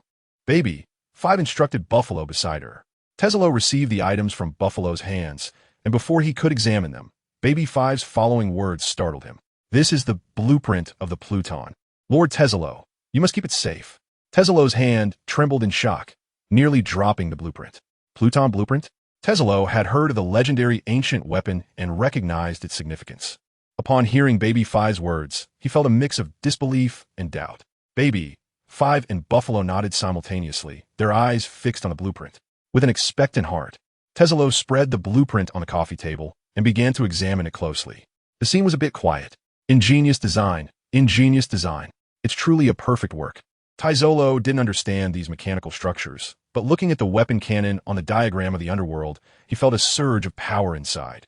Baby Five and Buffalo exchanged glances, feeling that Tesolo, a big shot in the entertainment city, didn't know anything. Even their omnipotent young master didn't understand these things. Tesolo didn't notice the expressions of the two and was immersed in the blueprints. I now believe what the young master said. My dream will definitely come true, Tesolo sighed. Guy. The young master's words have always been true, Baby Five said, quite dissatisfied with Tesolo's words. Sorry, Lady Baby Five, Tesolo apologized graciously. Tesolo carefully put away the blueprints, as they carried his hopes and future and could not afford to lose.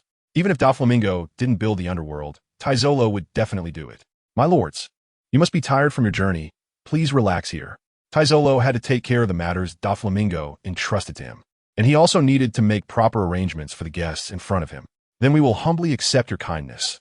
Thank you for your arrangements, Lord Tesolo. Baby Five and Buffalo thought it was just right to have some fun here, which matched their intentions perfectly. Haha, that's great. Here are 2 gold cards worth 1 billion berries each. You two must accept them and have fun here, Tesolo said. He still needed to complete what the young master had instructed and would not accompany the two. I'll arrange for Bakara to serve you. Buffalo and Baby Five looked at the 2 gold cards in front of them, feeling a bit eager, and for a moment did not refuse. It's rare to come once. How could they not spend anything? Bakara. Tesolo called out to Bakara, who was waiting outside. Bakara re-entered the meeting room, curiously looking at Buffalo and Baby Five. Over the years, she had seen many distinguished guests, but it was the first time she saw such a solemn occasion. Bakara, you must serve these 2 esteemed guests well, Tesolo instructed seriously, not wanting to see the officers of the Donquixote pirates being mistreated by his subordinates, causing an unpleasant scene. Bakara understood Tesolo's meaning and gave him a reassuring glance. My lords, this way please, I will serve you. Bakara directly took on the role of the lead and began to serve. Then I trouble you, Miss Bakara. It's no trouble at all. It's my honor to serve you both. The 3 happily chatted as they left the meeting room, while Tesolo secretly went to contact and arranged things. The atmosphere in the new world was strange, with everyone constantly strengthening their own power. The number of pirate crews under the Whitebeard pirates was increasing. Big Mom was also busy marrying and having children, marrying off her daughters to powerful sons-in-law, and absorbing pirates who wanted to join her crew. Kaido was indulging in both drinking and suicide. The Smile Project was progressing smoothly, and the Animal Army was preparing. The Donquixote pirates were quietly developing, their pace not slower than other pirate crews. In the clouds, Doflamingo looked at the surging sea below and sighed. The storm of a new era was finally about to officially begin. Chapter 386. With a pleasant expression, entertainment to death. Baby Five and Buffalo had also witnessed a grand scene at Tesolo's place, momentarily captivated and reluctant to leave. Bakara led the 2 to enjoy themselves fully, providing them with the highest treatment, making them even more reluctant to leave. Tesolo was not focused on the operation here. He was dedicated to building the strongest battleship, beginning to invest a large amount of money and time. A week later, on Sky Island, Doflamingo found it a bit strange that Baby Five and Buffalo had not returned. Monet, who was accompanying Doflamingo, immediately noticed his mood. Young master, is something bothering you? Doflamingo glanced at Monet and sighed. I don't know what's going on with Baby Five and Buffalo. They still haven't come back. Could something have happened? Monet analyzed. The life paper is intact, and I can't think of anyone daring to deal with the Donquixote pirates. Doflamingo said, his words powerful and full of dominance and confidence. Monet gazed adoringly at Doflamingo's face, momentarily entranced. Doflamingo turned to look at Monet and found her dazed, feeling a bit helpless. Hey Monet, what's wrong? What are you thinking so deeply about? Nothing. Monet came back to her senses, shyly glancing at Doflamingo, lowering her head to avoid his gaze, feeling a bit embarrassed. Just say whatever comes to mind. Doflamingo didn't notice Monet's unusualness, thinking she had thought of something. Could it be that they got lost over there? I heard it's a big entertainment city. Monet suddenly had a flash of insight and analyzed. Doflamingo, feeling helpless, thought Monet's statement was quite possible. With so many temptations in front of them, normal people would get lost. I think it's highly likely that these 2 have fallen into it. Then, Young master, what should we do? Monet looked at Doflamingo with anticipation. Let's call them. Understood. When Doflamingo's call got through, Buffalo and Baby 5 were lounging on beach chairs, relaxing. Bora Bora. Buffalo irritably picked up the snail phone beside him. Answered, "Hello, this is Buffalo. What's the matter?" Hee Buffalo. Buffalo, who was originally lounging, suddenly sat up straight, trembling as he replied, "Why, young master, what can I do for you?" Baby 5, who was nearby, heard clearly and hurriedly waited beside Buffalo, looking a bit flustered. "Get back here right now." Slap. Buffalo looked despairingly at Baby 5 beside him, saying, "It's over, it's over. The young master is definitely going to make us pay for this. Baby 5, it's all your fault. I told you to come back early, but you insisted on enjoying it a bit longer." Baby 5, who was already a bit flustered, felt a bit angry when she heard Buffalo say this. Buffalo, it's true that it was my suggestion, but you agreed to. Enjoying is something we both enjoy, so of course, we have to bear the consequences together." Buffalo wanted to cry, but had no tears, nodding repeatedly. "Are the two lords leaving?" At that moment, the previously elusive Bakara suddenly appeared and asked. "That's right. Thank you for your hospitality, Miss Bakara.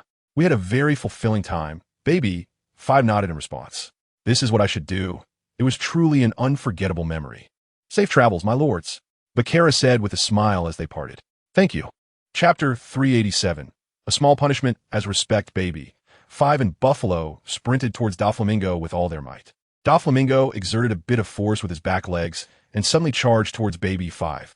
Baby 5 looked at Doflamingo approaching her directly, her eyes filled with caution. The attacking stance she had taken was unexpectedly changed to a defensive posture.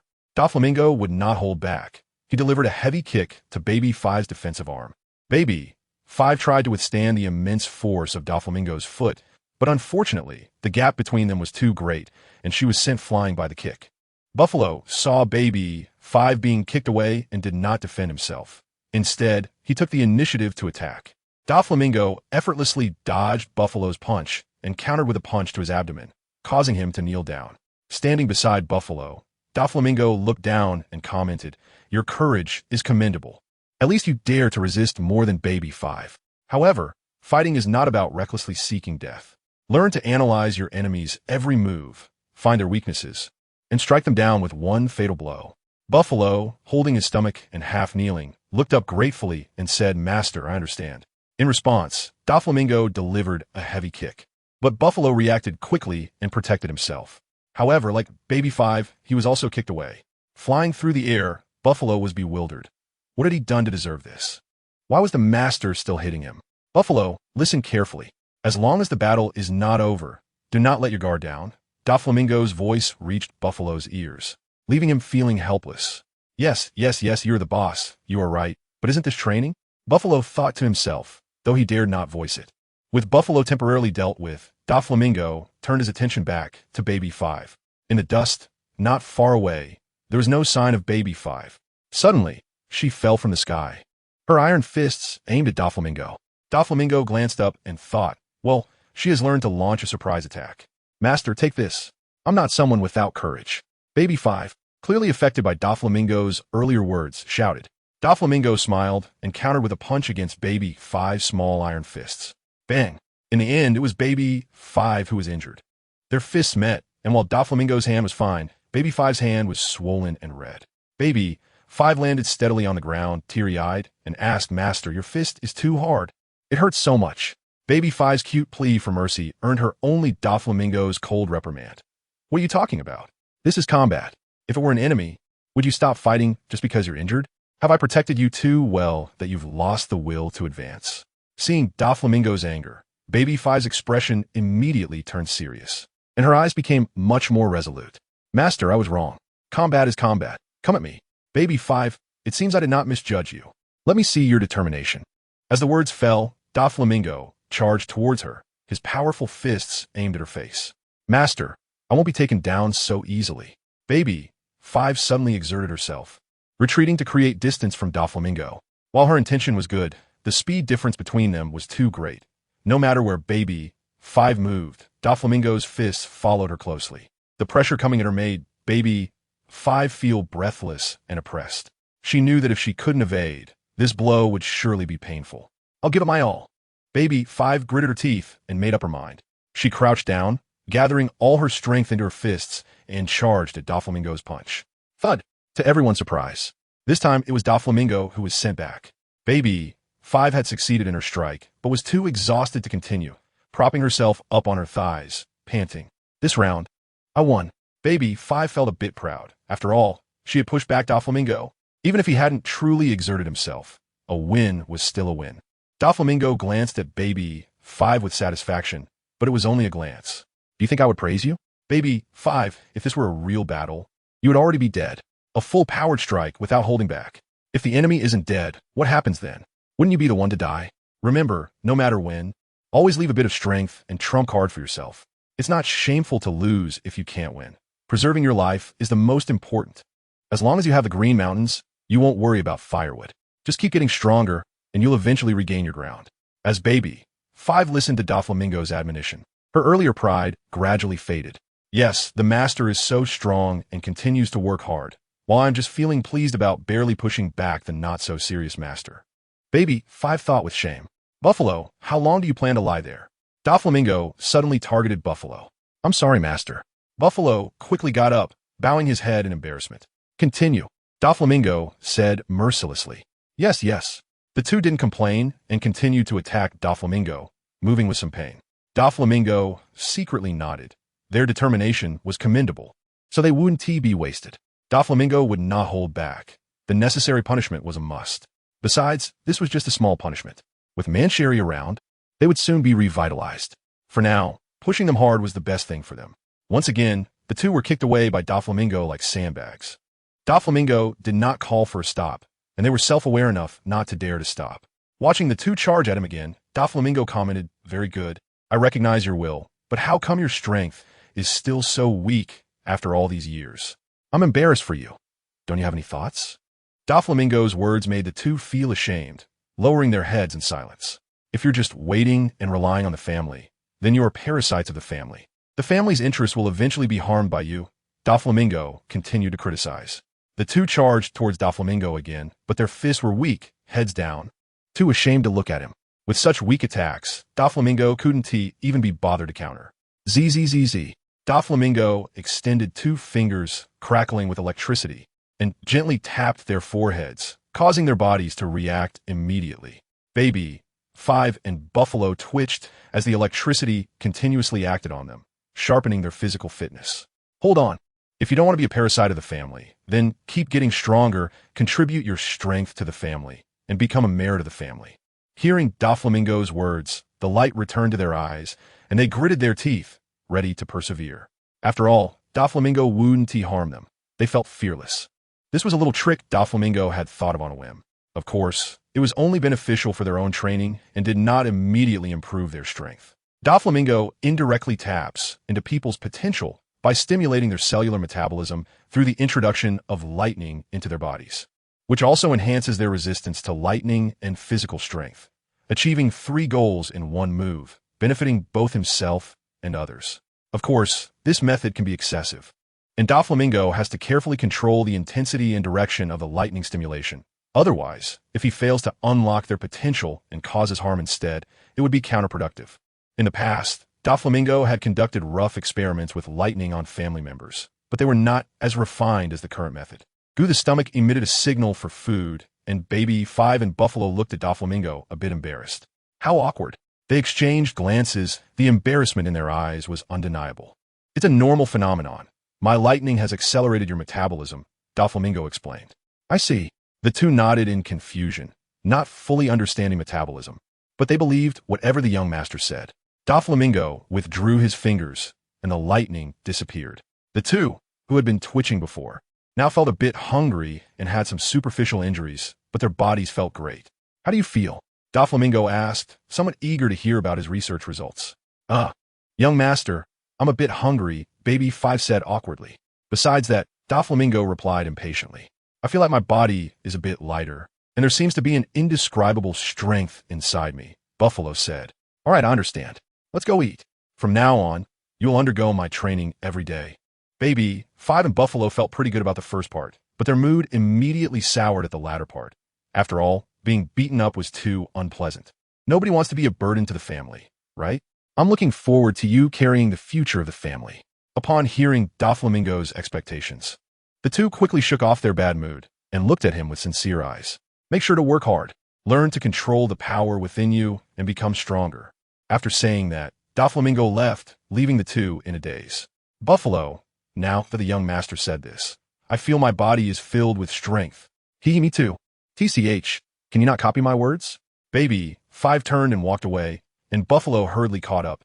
Chapter 388. The Troublemaking Whitebeard Pirates in the following days.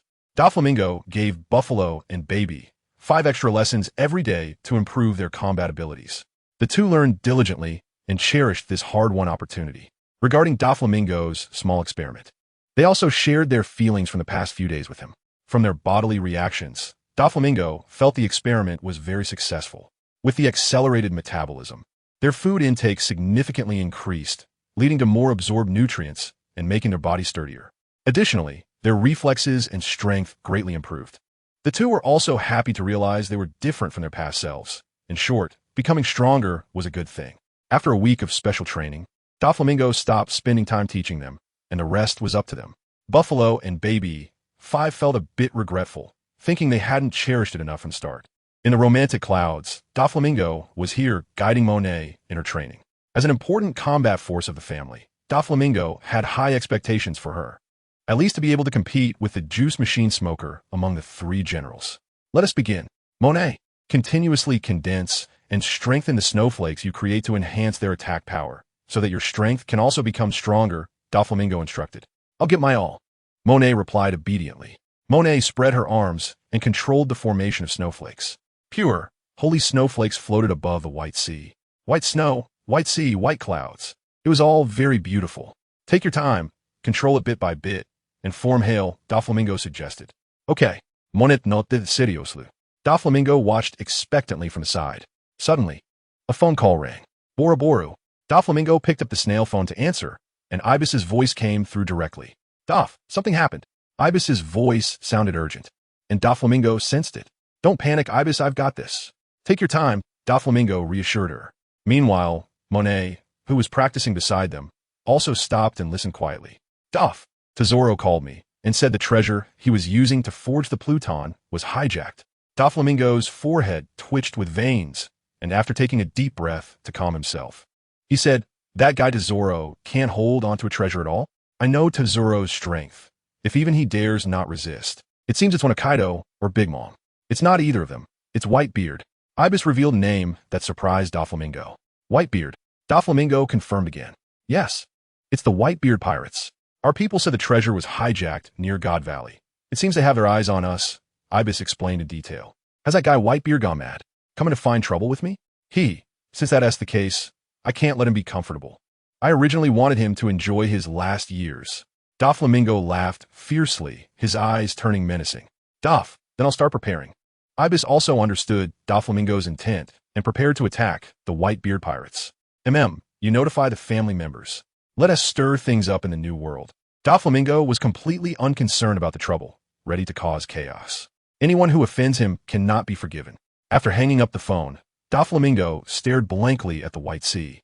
Monet thought Doflamingo was worried and was about to comfort him, but when she saw the excitement on his face, she realized she had misunderstood. Young master, we will definitely defeat Whitebeard. Monet hugged Doflamingo from behind, her face gently resting against his robust back. Chapter 389. Morning declaration of war. Everyone in the Donquixote Pirates was looking forward to it. It was time to show the whole world what the Donquixote Pirates were capable of. They were not to be trifled with. Even the 4 Emperor's pirate crews could not easily offend the Donquixote Pirates. The treasure from the Donquixote Pirates was taken by the large whirlpool spider, Squirdo. He had never let go of the grudge from the last time, and this time he found an opportunity to mess with the Donquixote Pirates. When Squirdo returned to the Whitebeard Pirates with a bountiful harvest, joyfully presenting the treasure to Whitebeard, he was quite pleased with himself and had no idea of the huge reaction he would trigger. While the Whitebeard Pirates were still immersed in joy and holding a feast, Doflamingo was already leading a large group towards Whitebeard's Moby Dick. Haha, Squirdo, you did well this time. Blackbeard looked at the large pile of treasure with a hint of greed in his eyes, but he hid that greed well. While the treasure was good, it was not his ultimate pursuit. Only obtaining the devil fruit he wanted would mark his rise to power. At that time, everything would come to him. Teach, what do you have your eye on? I'll give it to you, brother, Squarto said, holding a wine glass in one hand and patting Blackbeard's shoulder with the other. Let's let the brothers choose first. I'm fine with anything. Blackbeard played the nice guy, speaking for his fellow brothers. Ha ha, Teach, you're really thinking of your brothers, Squarto exclaimed. Ha ha, we are a dear family, Blackbeard said hypocritically. Yes, we are a dear family, everyone shouted in unison. At this moment, Blackbeard, having taken a big gulp of wine, noticed that Ace not far away seemed to be in low spirits. Captain Ace, why aren't you drinking? This is a rare day, Blackbeard called out. Ace hadn't expected Blackbeard to focus on him, and, after realizing it, merely raised his glass and took a sip. Ha ha ha, Captain Ace seems to be in a bad mood. Blackbeard approached Ace and asked, Teach, I have a bad feeling. I just feel like something's going to happen, Ace replied. Captain Ace, what could happen? With Dad here, everything will be fine.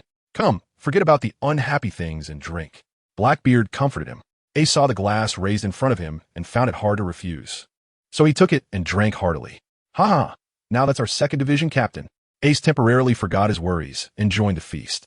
The moon was bright, and the banquet was lively. Most of the people on the Moby Dick were drinking to the point of forgetfulness and had fallen into a drunken sleep. Taking advantage of the night, a slightly tipsy Ace arrived at Whitebeard's room. Knock, knock, knock. Dad, are you asleep? Ace asked from outside the door. Not yet, come in. Whitebeard replied, somewhat puzzled about what Ace wanted. Inside the room, before Whitebeard could ask, Ace spoke first. Dad, I feel like Squarto has gotten too much treasure this time. I have a bad premonition. Hearing Ace's intention, Whitebeard fell silent for a rare moment. Dad, this is a treasure from several ships. How many pirate crews have such wealth? Ace added eagerly. The silent Whitebeard finally spoke. Ace, I understand. We should be on guard. I'll let everyone indulge this time. Dad, that's not what I meant. Ace. Whitebeard called out Ace's name heavily, making Ace feel that Whitebeard was somewhat angry. Ace was stunned and didn't know how to reply. Whitebeard took a deep breath, pulled Ace into his arms, and said domineeringly, You are all my sons. No matter what trouble my sons cause, Dad is still here. I won't let anyone hurt my sons. Gurura, I'm Whitebeard. Tears streamed down Ace's face as he apologized to Whitebeard. I'm sorry, Dad, I understand. Whitebeard released Ace and patted him on the shoulder. Ace returned, feeling reassured after Whitebeard's guidance, and slept soundly that night. At dawn, everything was quiet except for the sound of waves occasionally crashing against the hull. A few smaller pirate ships surrounded the Moby Dick, and compared to the small island behind them, the Moby Dick was also impressive. The morning mist enveloped the Moby Dick and the island, making it difficult to see clearly. Chapter 390, All-Out Battle Indeed. Only such a scene can match my grand entrance. Inaru stepped onto the clouds, loudly declaring his proclamation. The people on the Moby Dick stared at the arrogant Inaru with unfriendly eyes. Good morning, everyone. I brought you a little gift. I hope you accept it, Inaru said, seemingly like a galaxy falling from the sky. Whitebeard stood firm with his bicento, while Marco immediately transformed into a phoenix and flew up first. Such a large gift. We can't accept it. You should take it back. Marco flapped his blue flame wings, blocking Inaru's galaxy with claw. Phoenix Marco. We haven't settled the score from last time. This time we'll settle old and new accounts together. After saying that, Inaru dove straight at Marco. The dignity of the Whitebeard pirates cannot be offended, and Marco resolutely collided head-on. Damn dignity. I'm here to slap Whitebeard's face. Inaru sneered. Marco's face darkened. The Whitebeard pirates were what he cared about the most, as they held his respected father and beloved family, and he would never allow anyone to offend or slander them. Die, you big-eared thief. The usually gentle Marco launched a verbal attack, targeting the very thing that mattered most to Inaru. You shaggy bird. You're the one who's going to die. Inaru's eyes burned with fury, gritting his teeth in hatred. The two, carrying the momentum of their respective pirate crews, clashed in the sky, igniting the first shot of battle. Boom rumble in the sky. Marco and Inaru fought fiercely, and various explosions echoed overhead. Fly snowflakes. Snow falls on the earth. Flurries of snow began to fall, and the weather turned cold. Fire fist. A blazing fist of fire cut through the snow-filled air, leaving an orange streak heading towards Doflamingo. Ace made his move. Snow dance, tornado. Mom would not allow the enemy to show off, directly whipping up wind and snow to strike at Ace's fire fist. The howling tornado, filled with icy snow, created a beautiful, pure, white snow vortex. The fire fist, embodying Ace's will to burn everything, charged into the snow tornado. The wind aided the fire, but this was a tornado, A fire without roots would be extinguished no matter how large. The tornado rose to the sky, howling with a mix of orange light, the orange and white colors intertwining, eventually dissipating in the world. Evenly matched, Mon and Ace murmured as they watched their attacks disappear into the horizon, both somewhat dissatisfied with their own efforts. However, while the two parties were not satisfied, the watching pirates did not share the same sentiment. Captain Ace, so strong. With one punch, he broke through the enemy's attack. From the perspective of the Whitebeard pirates, it was Ace who had shattered the enemy's grand snow vortex. Ace felt a bit ashamed upon hearing this, as he thought he hadn't done much. Similarly, the Donquixote pirates erupted in cheers, celebrating Mon's victory. Lord Mon is truly both beautiful and powerful. Even Ace's fire fist can be easily blocked. Listening to the flattery from her subordinates, Mon did not become arrogant. She knew she still had a long way to go. Moreover, she wasn't looking for praise from her subordinates. If it were Doflamingo, Mon would be happy all day. Doflamingo's gaze fell on Ace. This was his first formal meeting with Ace. Feeling Doflamingo's gaze, Ace met it without fear, his fighting spirit burning brightly. Young people, unaware of their own limitations. Donquixote Doflamingo smiled, seemingly mocking Ace's reckless behavior. Dad, let me go. Perhaps hearing Doflamingo's sarcasm, Ace eagerly shouted at Whitebeard. Ace, don't be hasty. You're no match for Doflamingo right now. The future is yours. Let Dad shield you from the storm for now. Whitebeard calmly refused Ace's request. Ace is the future of the Whitebeard pirates, and Whitebeard would naturally not let anyone ruin him. Chapter 391. Intense confrontation. Doflamingo and Whitebeard stood at the bow of their ships, staring at each other. The sky, the sea, and the islands were engulfed in fierce battles. But none of it concerned the two kings. Doflamingo spoke first. Whitebeard, long time no see. Little brat, I wonder how you've grown over the years. Whitebeard responded with overwhelming confidence.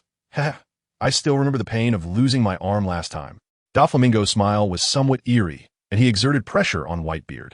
Gurura, this time I'll take another arm from you. Ignoring Doflamingo's imposing aura, Whitebeard looked ludly. Do you think you're still the same, Whitebeard? Submit to me. Doflamingo instantly appeared in front of Whitebeard, kicking towards his face. I am Whitebeard, even now.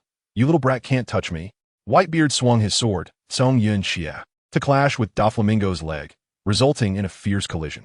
Boom! A powerful force surged, causing Doflamingo to retreat as electricity began to gather around him, the blinding lightning flashing.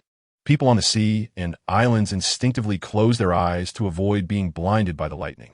Whitebeard also squinted, clearly uncomfortable with Doflamingo's lightning. Little brat, you sure have a lot of tricks. Whitebeard then punched into the void with one hand, sending the power of the Tremor fruit towards Doflamingo. Thunderstrike. Doflamingo's lightning quickly dispersed, heading towards Whitebeard's shockwave. The two forces collided violently in midair, entangling before both dissipated into nothingness. The Navy claimed that Whitebeard's Tremor fruit could destroy the world, but Doflamingo's Rumble fruit was not to be underestimated either. There are many powerful devil fruits in the world, but unfortunately, there are too few who can truly harness their powers. Watching his attack being extinguished by Doflamingo's lightning, Whitebeard didn't dwell on it. For him, fruit abilities were merely a supplement. His own strength was what mattered. You're getting old, Whitebeard. There is no ship in this era that can carry the remnants of the old era, Doflamingo proclaimed from a high vantage point. Gurura, you think you can become king now? Do you really think I'm dead? Whitebeard retorted. Tom has already given us the answer, Whitebeard. Accept it. You're no longer young. Gururara, who do you think I am? I'm Whitebeard. Whitebeard declared, pointing his sword at Doflamingo. As you wish. I've been looking forward to this battle for many years. Doflamingo smiled, his battle intense soaring. 100 million volts, thunder crow storm. The sky was filled with thunder crows, chattering noisily, causing the pirates still fighting to stop and stare in astonishment at this overwhelming sight. This is terrifying. A member of the Whitebeard pirates stammered. This is the power of our young master. Did you see? What world's strongest? What Whitebeard? They're definitely no match for our young master. Members of the Donquixote pirates cheered, feeling proud. Doflamingo's glory was their glory. Nonsense, Dad is the strongest. What can a few little crows do? They can't even scratch me. Members of the Whitebeard pirates countered. The young master is the strongest. Whitebeard, go where it's cool. Damn it, Dad is the strongest. What is Doflamingo? You all go die. The two sides refused to back down and began to fight again. At this moment, Doflamingo's thunder crows rapidly charged in, like locusts, leaving no grass behind. Whitebeard crouched as Song Yun Xie stood upright on the deck, his fists clenched, veins bulging on his arms. Huh. He then unleashed his fists, causing the space to shatter like a mirror. The rippling shockwaves surged towards Doflamingo's Thunder Crows. Puff, puff, puff. Where the waves passed, Thunder Crows exploded one after another. Not even a match for him. However, there were too many Thunder Crows, densely packed, and it took a long time to completely eliminate them, leaving the sky quiet. The sky cleared up, no longer dark and overcast, appearing much fresher.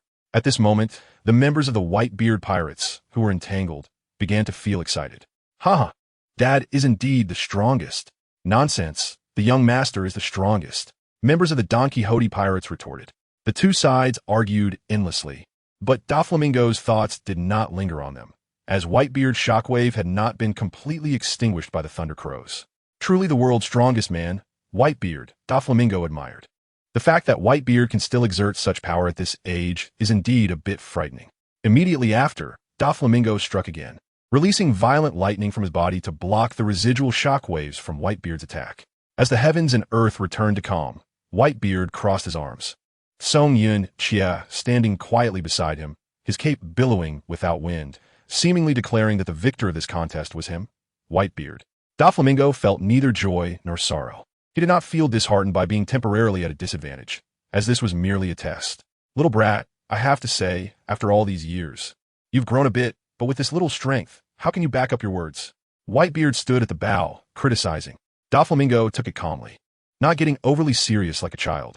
Everything must be proven by facts. A momentary win or loss means nothing. The final winner is the true winner. Raijin. In response to Whitebeard's words, Doflamingo unleashed an even more violent lightning attack, a pillar of thunder piercing the heavens and earth, heading straight for Whitebeard. Whitebeard reacted swiftly, raising Song Yun Xie to slash at the lightning. Lightning is formless, and an ordinary slash would not hit it. However, Whitebeard's Song Yun Xie was already enveloped with the power of the tremor fruit, resisting the lightning's advance. The white shockwave and the lightning clashed, with Whitebeard wielding Song Yun Xie and Doflamingo maintaining Raijin, both men locked in a stalemate, neither willing to yield. Their struggle seemed to turn into a contest of strength. However, those members who witnessed their captains displaying their might seemed to be on fire, fighting fiercely without caring for their own bodies, especially the members of the Donquixote pirates, who were particularly frenzied. The members of the Whitebeard pirates had been in high positions for too long, their pride deeply rooted in their hearts, and they enjoyed Whitebeard's selfless protection, which significantly diminished their thirst for power. Just imagine, if Whitebeard is there to shield you from the storm, would you still be so determined to improve yourself? Most people wouldn't. They would become complacent. After all, isn't it nice to just lie back and enjoy? Why engage in fighting and killing?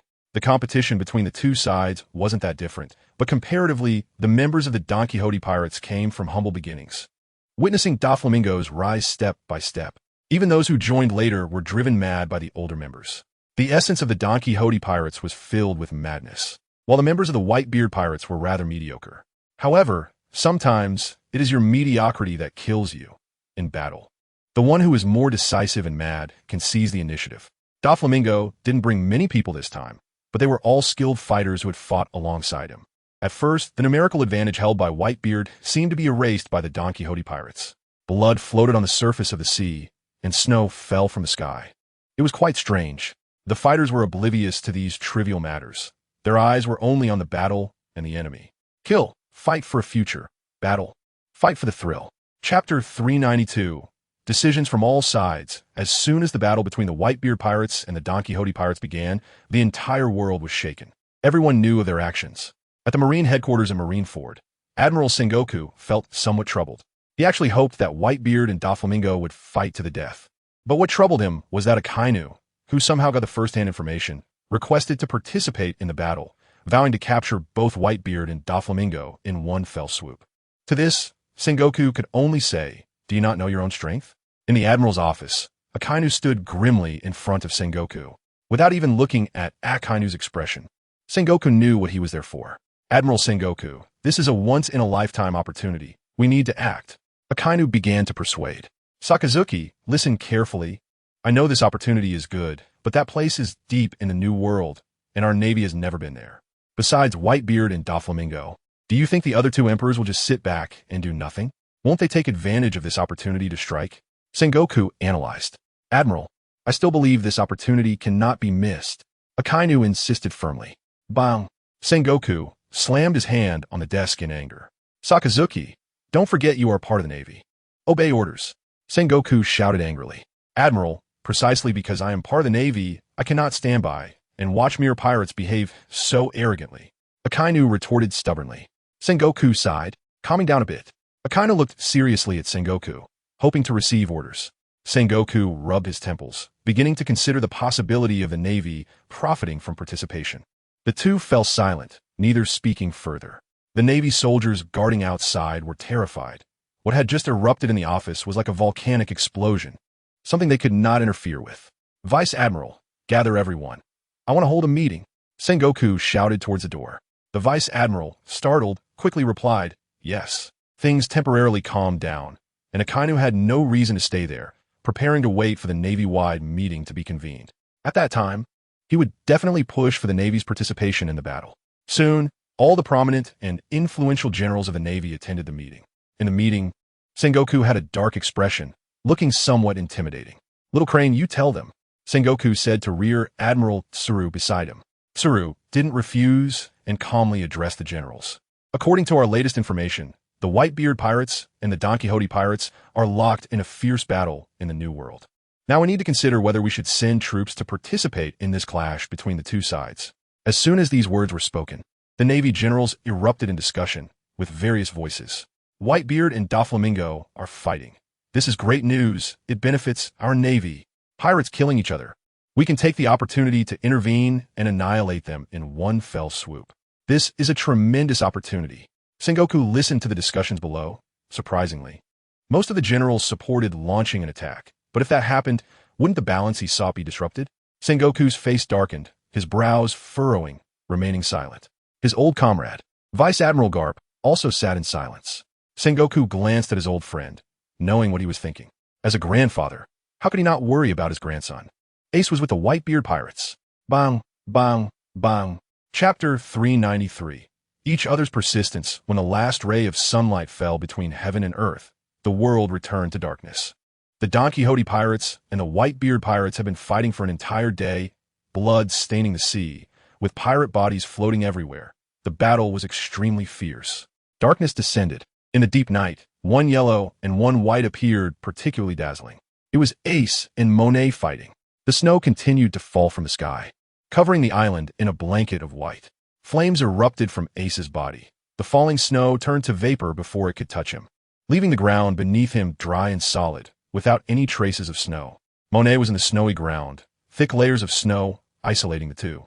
They looked at each other, their battle intent like flames, still visible in the dark night. Ace moved. Suddenly, several huge spirals of fire appeared around him, like rings. The terrifying flames, under Ace's command, continuously releasing horrifying heat. Monet showed a hint of caution, also preparing her ultimate move. The snow in the sky danced more vigorously, tangling Monet's green hair. The temperature around Monet continuously dropped, and the moisture in the air condensed into ice, eventually forming ice mirrors that reflected Monet's beautiful face. Under the snowflakes and ice crystals, Monet looked like a noble ice fairy, pure and unparalleled. Ace and Monet exchanged a knowing glance and shouted simultaneously. Great Flame Ring, Flame Emperor, Extreme Cold Sky, Ice Mirror High Suspended. Their terrifying momentum was so distinct in the dark night that some combatants involuntarily paused to see who would be the final victor. One yellow and one white, clearly defined. In this darkness, they were like two massive sources of light, bringing brightness to the people. We, the Whitebeard pirates, will win. Dad is the strongest. Ace unleashed all the flames around him towards Monet, shouting his support for the members of the Whitebeard pirates. Monet was not to be outdone. Seeing Ace rallying the momentum, she naturally refused to fall behind. The Donquixote pirates were the strongest, and the young master was born to be a king. Ice mirrors began to shoot out from around Monet, heading towards Ace's fireball. Go, Ace. Defeat her. Lady Monet, you are the true victor. Defeat Fire Fist Ace. Both sides had many supporters, and the momentum of their cheers was strong. Doflamingo and Whitebeard also paused, silently watching the clash between Ace and Monet. For both of them, the decisive battle between Monet and Ace was the most important moment, and they could not afford to lose. Ace, Whitebeard silently watched Ace, whispering his name. Monet, you won't let me down. Doflamingo was filled with great expectations for Monet's growth, silently supporting her. As soon as their attacks made contact, they exploded on this oppressive island. Boom flames soared into the sky, dyeing half the sky red. Ace appeared amidst the inferno, his expression calm as he focused on the figure in the snowy landscape across from him. Snowflakes danced, and the vast white world of ice and snow isolated Ace from the encroaching flames. Within this icy realm, the cold and indifferent snow spirit quietly emerged, gazing at Ace. The battle between the two seemed evenly matched, neither side gaining the upper hand. However, the cold and noble snow spirit seemed to show signs of breaking down. And then one by one, the ice mirrors high in the sky began to shatter, falling to the ground. I win. A hint of a smile flashed across Ace's face, and the flames around him surged towards Monet once more. Monet felt a sense of despair, thinking she had let down Doflamingo's expectations. I'm sorry, young master, but I'll not give up so easily. Monet rallied herself, her body beginning to take on a snowy form, attracting the surrounding snow. The chaotic wind mixed with thick snow, obscuring the truth from the confused onlookers. Chapter 394. Majestic heavenly might as Doflamingo's dignified and icy voice emerged. The members of the Donquixote pirates could not hide their joy. Gururara, kid, you run pretty fast. Doflamingo coldly glared at Whitebeard, who showed no concern in return. Below, the members of Whitebeard, who had been attacked by Doflamingo, finally showed their faces. Damn Doflamingo, what terrifying lightning.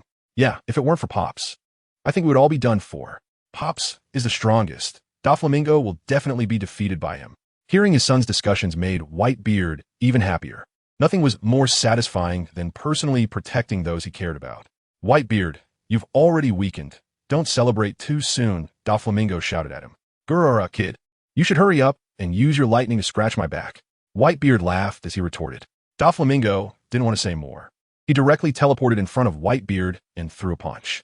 Whitebeard seemed to have anticipated all of this. He countered with a punch that shattered space, stopping Doflamingo's advance.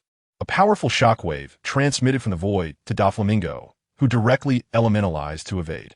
Seizing the opportunity, Whitebeard slashed with his blade, not giving Doflamingo a chance to gather himself.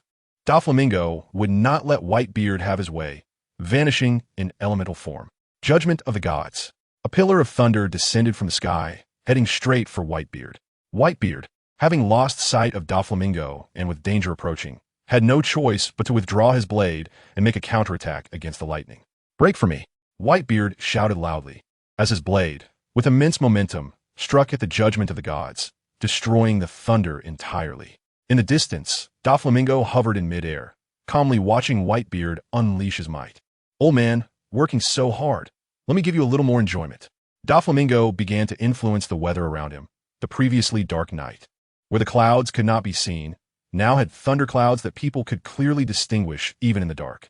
In the aerial battle, Marco and Enel naturally did not miss this change, and both paused to observe each other. Is Doflamingo going to make a big move? Enel turned to look in Doflamingo's direction.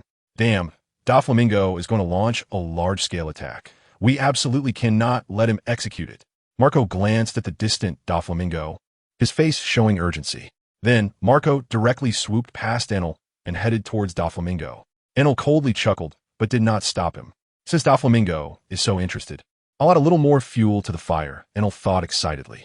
Enel raised his hands and began to manipulate the clouds in the sky, generating a massive amount of thunderclouds. At that moment, everyone below seemed to feel the wrath of the sky. Thunder roared in the sky, which naturally caught Whitebeard's attention, but it seemed a bit late to stop it now. Whitebeard looked towards Doflamingo and saw Marco already attacking him, causing his heart to race with worry for Marco. Immortal bird Marco, you also want to stop me? Doflamingo scoffed, seemingly mocking his foolishness. Marco did not waste time with useless words. Attack was the most practical. Phoenix wing flash. Blue flames flashed by Marco as he prepared to surprise Doflamingo. Doflamingo reached out and firmly grasped Marco's wing, causing his advancing body to stiffen. You seem to be having a lot of fun. Marco, Doflamingo said. How could that be? Marco was shocked. Just a moment ago, they had passed each other, and now Doflamingo had caught him in the blink of an eye. In the distance, Whitebeard shouted in concern. Marco, lightning strike. Doflamingo's hand swiftly and accurately pierced into Marco's body, shattering everything within. Marco. The members of the Whitebeard pirates were shocked at this scene, all shouting in worry. Whitebeard's face darkened with rage. He had already mobilized all his strength and was rushing towards Doflamingo. The injury on Marco from the Phoenix mark looked horrifying, but the momentum wasn't diminished. Even from such a severe blow by Doflamingo, Marco could still recover. Doflamingo casually blocked Marco's mark, while a hint of surprise flashed in his eyes, internally marveling. As expected of the immortal bird fruit, truly impressive. Such a severe injury can recover in an instant. Seeing Marco unharmed and even counterattacking Doflamingo, the worry of the Whitebeard pirates dissipated. As expected of Captain Marco. However, at this moment, a fierce clash was happening in the sky. "Old man," Marco exclaimed in surprise as he saw Whitebeard suddenly appear behind him. "Go to hell, Doflamingo!" Whitebeard roared in fury. If it weren't for Marco's special nature, he would have truly lost a beloved son. The Tsungyan heavily descended towards Doflamingo's body, and Doflamingo hurriedly turned to defend. Boom! The immense force twisted Doflamingo's face, and then he was violently smashed into the sea by Whitebeard. As he continuously fell, Doflamingo cursed his own foolishness in his heart. Damn it, why did I take that hit? Such a thankless task. Doflamingo barely stabilized himself and charged up again, creating splashes on the water surface. Whitebeard, even a mud doll has some fire. Being struck hard by Whitebeard left Doflamingo feeling somewhat aggrieved. Thunderclap. Whitebeard, seeing Doflamingo rising higher, signaled to Marco beside him. "Keep your distance, Marco. Dad, be careful." Marco quickly distanced himself from the area. The battle here was beyond his capability. The muscles on Whitebeard's arm piled up in thick layers, and then he swung his blade, the tornado, down at the approaching Doflamingo. Slash! With the added weight of gravity from above, Whitebeard's strike was even more domineering. A bolt of lightning shot up from below, trailing a long tail, determined to vent its previous dissatisfaction. The collision was like a meteor striking the earth. The clash between the two created a tremendous shockwave in the night, with Marco, who hadn't flown far yet, being the first to feel the impact. Until Marco was pushed a kilometer away, he barely managed to stop. "Amazing!" Marco exclaimed. Boom rumble, there was no time for admiration. During this time, Enel had already filled the sky with thunderclouds. "Yaha-ha-ha! Let me commence a grand funeral for you." Enel stood atop the thunderclouds, arrogantly looking down at the members of the Whitebeard pirates below. "Damn it, I forgot about him." Marco slapped his forehead in frustration, then spread his wings and soared into the sky, intending to stop Enel's grand scheme. Enel saw the blue figure in the sky, and his smile widened unconsciously. "It's too late to stop me now, Thunderstorm." With a wave of Enel's hand, the lightning in the thunderclouds no longer had to hold back its power. Bloom! Let the world witness the majesty of the heavens. Chapter 395. The Despicable Outsider. With Enel's furious roar, the sky began to change. Purple lightning rolled and twisted like a spirit snake in the dark thunderclouds, adding a touch of mystery to the boundless darkness. Crack! The majesty of the heavens surged, and the thunder fell to the ground. In the blink of an eye, the lightning struck towards the members of the Whitebeard pirates below. "Get out of the way!" Diamond Jaws shouted loudly. Bang having alerted others, the sturdy Jaws didn't manage to dodge in time and was directly hit by a bolt of lightning, flying up and then crashing heavily to the ground. "Captain Jaws! Jaws!" The members of the Whitebeard pirates turned red-eyed, staring fiercely at the exuberant Enel above. "Damn that guy!" Enel remained indifferent, a smirk on his face. "It's not over yet. This is just the beginning," Enel reminded. A multitude of lightning fell, terrifying thunder roaring densely. "Damn it, what do we do?" The members of the Whitebeard pirates looked at the descending lightning, feeling somewhat powerless. Whitebeard was entangled and unable to save them, and most of the other powerful captains were also being held back. However, Marco was rushing to the area with all his might. Boom rumble, the lightning fell like a heavy rain, cleanly and decisively heading towards a crowd. Among them, 6th Division Captain Bremenke led a group to resist the lightning. His massive hammer displayed great power, but unfortunately, it could only block a few bolts. As a bagua fruit user, he definitely had the ability to save everyone. But being a fat guy, he focused on developing his power, treating it merely as a side tool, truly wasting a fantastic ability. The cries of agony echoed, one after another. The pirates struck by the searing lightning all writhed in pain. Everyone, Bremenke looked at the tragic sight of his comrades, feeling utterly powerless. Shine charge! Jaws threw himself into the air, charging towards Enel in the sky. Jaws didn't know when he woke up. His body was covered in the glow of diamonds, sparkling in the reflection of the lightning. Enel mocked as Jaws approached, his contempt clear in his eyes. Zeus. Yes. Lord Enel. Show him a little color. All right, Lord Enel. Zeus transformed into a violent thundercloud, drawing on all the power of the surrounding thunderclouds, beginning to channel it into his body. Jaws, in flight, was taken aback. He recognized Zeus, but how could he be in Enel's hands? Thunder lightning beam. Zeus controlled all the lightning, unleashing a massive lightning beam towards Jaws. If hit head-on, Jaws would likely be in serious trouble. The melting point of diamond is only 3,550 degrees, while the temperature of lightning can reach tens of thousands of degrees. The difference between the two is vast. If not careful, this strike might just claim Jaws' life. Jaws, get out of the way. You're no match for him. At that moment, Marco shouted at Jaws from not far away. Jaws was stunned. He wasn't foolish and quickly realized the tremendous threat posed by the lightning. However, under the influence of overwhelming inertia, it was difficult for him to stop his actions. At this point, he could only fight with all his might. Armament hockey hardening. Gritting his teeth, Jaws charged into the thunder, engulfed by the lightning. The pirates below, seeing Jaws' movement, shouted in worry. Chapter 396. Each one's determination. Enel's eyes were filled with battle intent. He felt no strong pressure from fighting Marco. Only facing a powerhouse like Whitebeard gave him significant pressure, pushing his strength to continuously improve. Yahaha, I will show you lightning strike. After saying this, Enel began his attack, sending a bolt of lightning crashing towards Whitebeard. Whitebeard's body, maintained in the air, consumed a lot of stamina, and now he was clearly at a disadvantage fighting Enel mid-air. Enel didn't care about this. Why not take advantage of the opportunity? Whitebeard scoffed and casually swung his tornado, shattering Enel's lightning. Kid, your lightning is far worse than Doflamingo's. Of course, I know, but the sky is my turf. Accept my judgment. Enel boasted shamelessly. Gulalala, childish kid, come on. Let me see your power. The already thundercloud-filled sky saw a large amount of clouds rapidly gathering around Whitebeard, trying to engulf him. With his left hand holding the blade and his right fist clenched, Whitebeard struck fiercely at the void. Whitebeard's power was incredibly domineering, capable of shattering space. How could Enel's sea of clouds compare?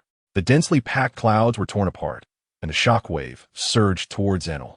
Armament hockey hardening. Enel threw a punch at the void, clashing with the shockwave. Indeed, very strong. Enel's face was somewhat twisted as the shockwave continued to batter his body. But I am not that weak. Enel roared in anger, striking out with his fist and shattering the shockwave. Damn it! Enel cursed and quickly dodged the blade that glimmered with a dangerous light. It turned out that Whitebeard had already arrived. Whitebeard was expressionless, serious, and relentlessly pressured Enel with his strikes. Yaha, this is good. Feeling the deadly threat, Enel charged towards Whitebeard's blade instead of retreating. He wanted to test his strength. Is this guy crazy? That's old man Whitebeard. The strongest man in the world might just be insane, wanting to die. The members of the Whitebeard pirates watching from below looked at Enel's madness in disbelief, mocking him without restraint. Doflamingo, hearing their jeers, felt a bit angry. A bunch of self-important fools, go die. Judgment of God. Doflamingo's lightning struck from afar without mercy. Damn it, it's Doflamingo. The members of the Whitebeard pirates turned pale with fear. Let me handle it. Izo stepped forward, ready to block Doflamingo's attack. Captain Izo, you can't stop him, everyone urged.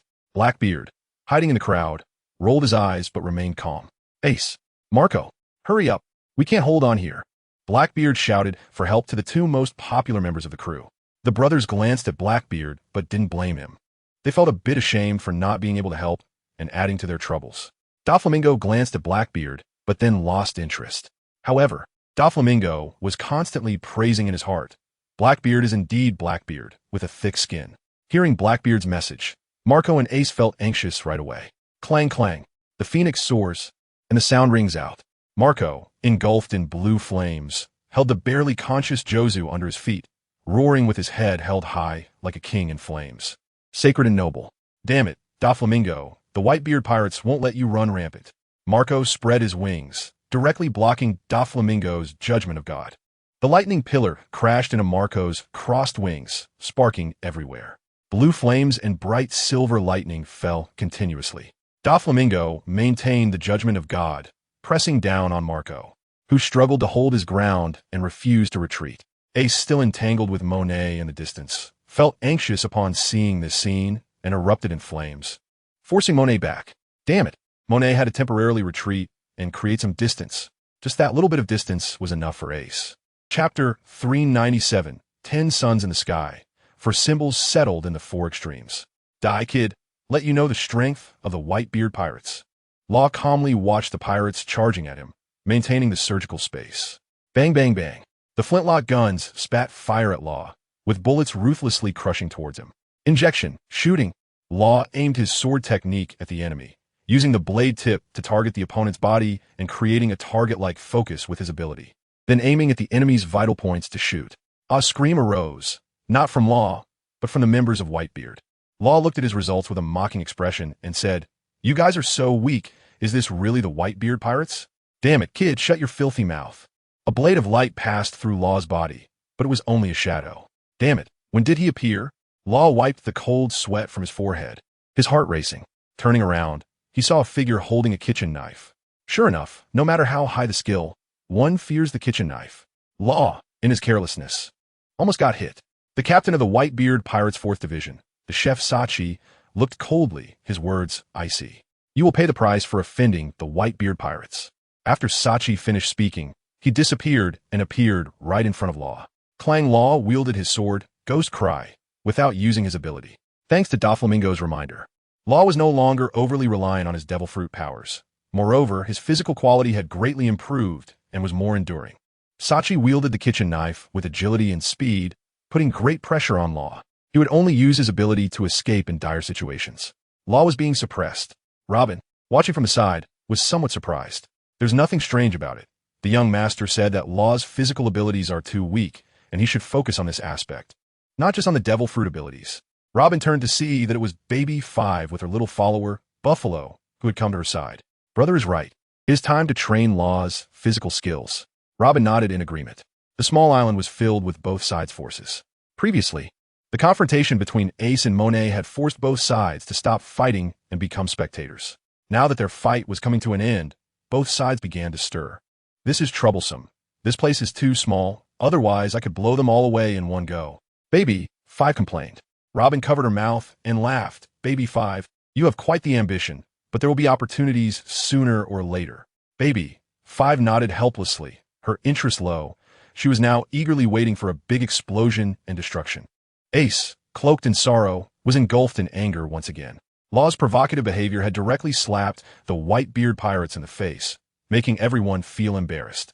Ace, who viewed Whitebeard as a father and valued the Whitebeard pirates immensely, would not allow anyone to slander them. Great Flame Ring, Flame Emperor. Furious, Ace abandoned Monet and charged towards Doflamingo. Doflamingo sensed the intense heat and contemptuously raised his other hand, unleashing a furious barrage of lightning. Judgment of God. In this way, Doflamingo single-handedly suppressed the 2 captains of the Whitebeard pirates. Impossible.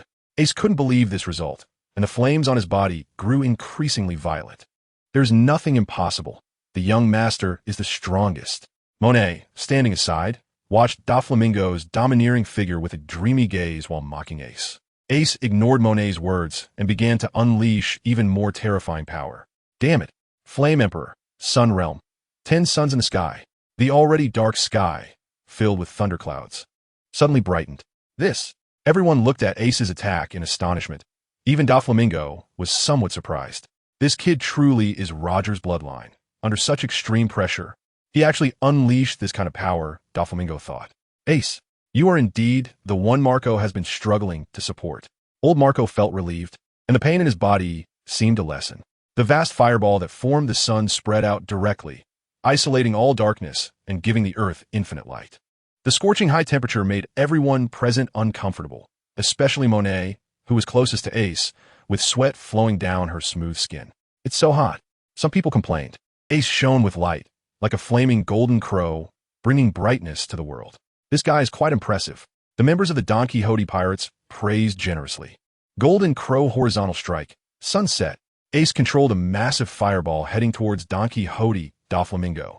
There was a hint of seriousness in Doflamingo's eyes as he casually released his attack on Marco, allowing Marco to breathe a sigh of relief and quickly leave with the injured Jozu. The scorching heat of the flames was terrifying to others, but for Doflamingo, it was insufficient. After all, The surface temperature of the sun is only about 5,500 degrees, which pales in comparison to Doflamingo's lightning. Of course, the high temperature inside the sun is another matter, but Ace's current temperature was not that outrageous, far from reaching tens of thousands of degrees. Thunder Realm, for divine beasts. Doflamingo casually reached towards the sky, and a large amount of lightning quickly formed gigantic divine beasts in 4 directions. The azure dragon coiled in the east. The vermilion bird spread its wings in the south. The white tiger roared in the west, and the black tortoise let out a low growl in the north, directly confronting the 10 golden crows under the blazing sun. Everyone stopped their hands, amazed at the sky's masterpiece, which was simply a great work of art. Each divine beast was vivid and full of battle intent. Attack, crush them. Doflamingo lightly commanded the 4 divine beasts. The 4 divine beasts seemed to have gained consciousness, nodding to Doflamingo before rushing off.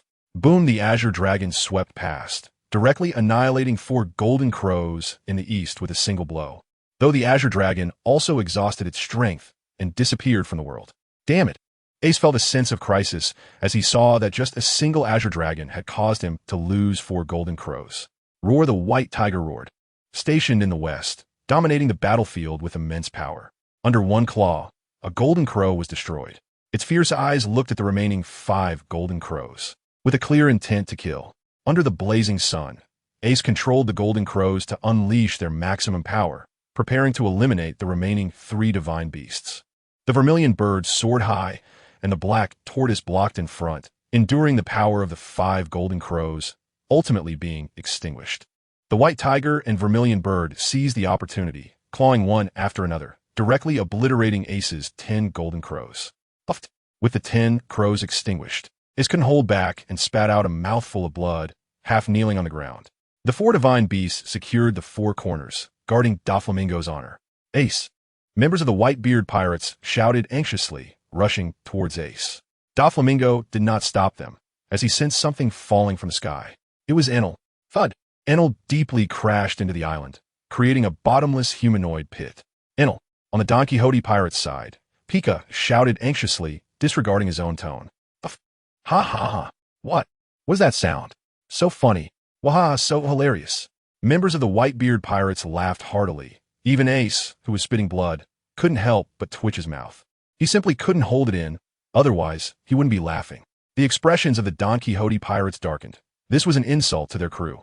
A more frenzied storm was about to arrive, as the morning sunlight shone on the Donquixote pirates, making the Whitebeard pirates feel so glaring. Chapter 398. Time to retreat? Taking advantage of the morning light, the faces of the Whitebeard pirates were filled with smiles. Just when the Donquixote pirates thought Pika would explode in anger, he ignored the mockery and directly burrowed into the ground, starting to search for Enel's location. Is that really Lord Pika? The members of the Donquixote pirates looked on in disbelief. Doflamingo was also somewhat surprised, but his mindset shifted quickly, appreciating Pika's current behavior. Pika, you've grown, Doflamingo thought to himself. In the underground world, Enel coughed up blood, his upper clothing completely torn, revealing his strong body. Indeed, very strong. After saying this, he wiped the blood from the corner of his mouth, his battle intent unwavering.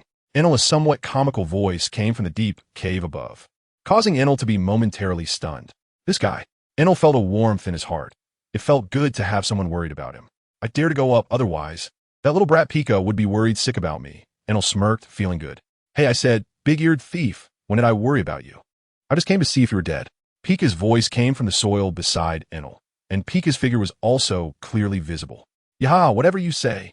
Enel laughed happily. Are you okay? Pika rolled his eyes, his gaze drifting but never leaving Enel's body, asking with concern. I won't die. Then that's good. Hurry up. I haven't settled scores with those bastards yet for daring to laugh at me. Pika said angrily. Then let's kill them all. Enel said with a fierce, killing intent. Of course. Pika nodded, saying no more. On the surface, with the target of their mockery gone, the members of the Whitebeard pirates began to be on alert, as they saw deep-seated hatred in the eyes of the Donquixote pirates. Thud! Whitebeard fell from the sky, landing heavily on the ground. Old man. Members of the Whitebeard pirates surrounded him, looking at Whitebeard with concern. Old man, are you all right? Ace asked worriedly. Gurura, what could happen to me? I am Whitebeard. Whitebeard laughed heartily, but the keen-eyed could notice that the coat he had been wearing was already gone, leaving his strong upper body exposed.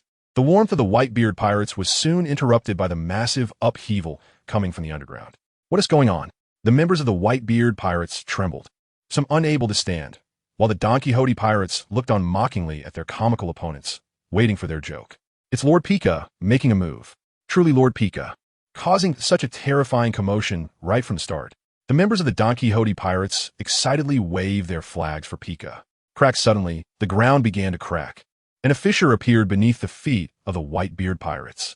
Damn it, it's that guy Marco who just jumped into the ground. Marco warned, get away from this place. Whitebeard shouted to his many sons.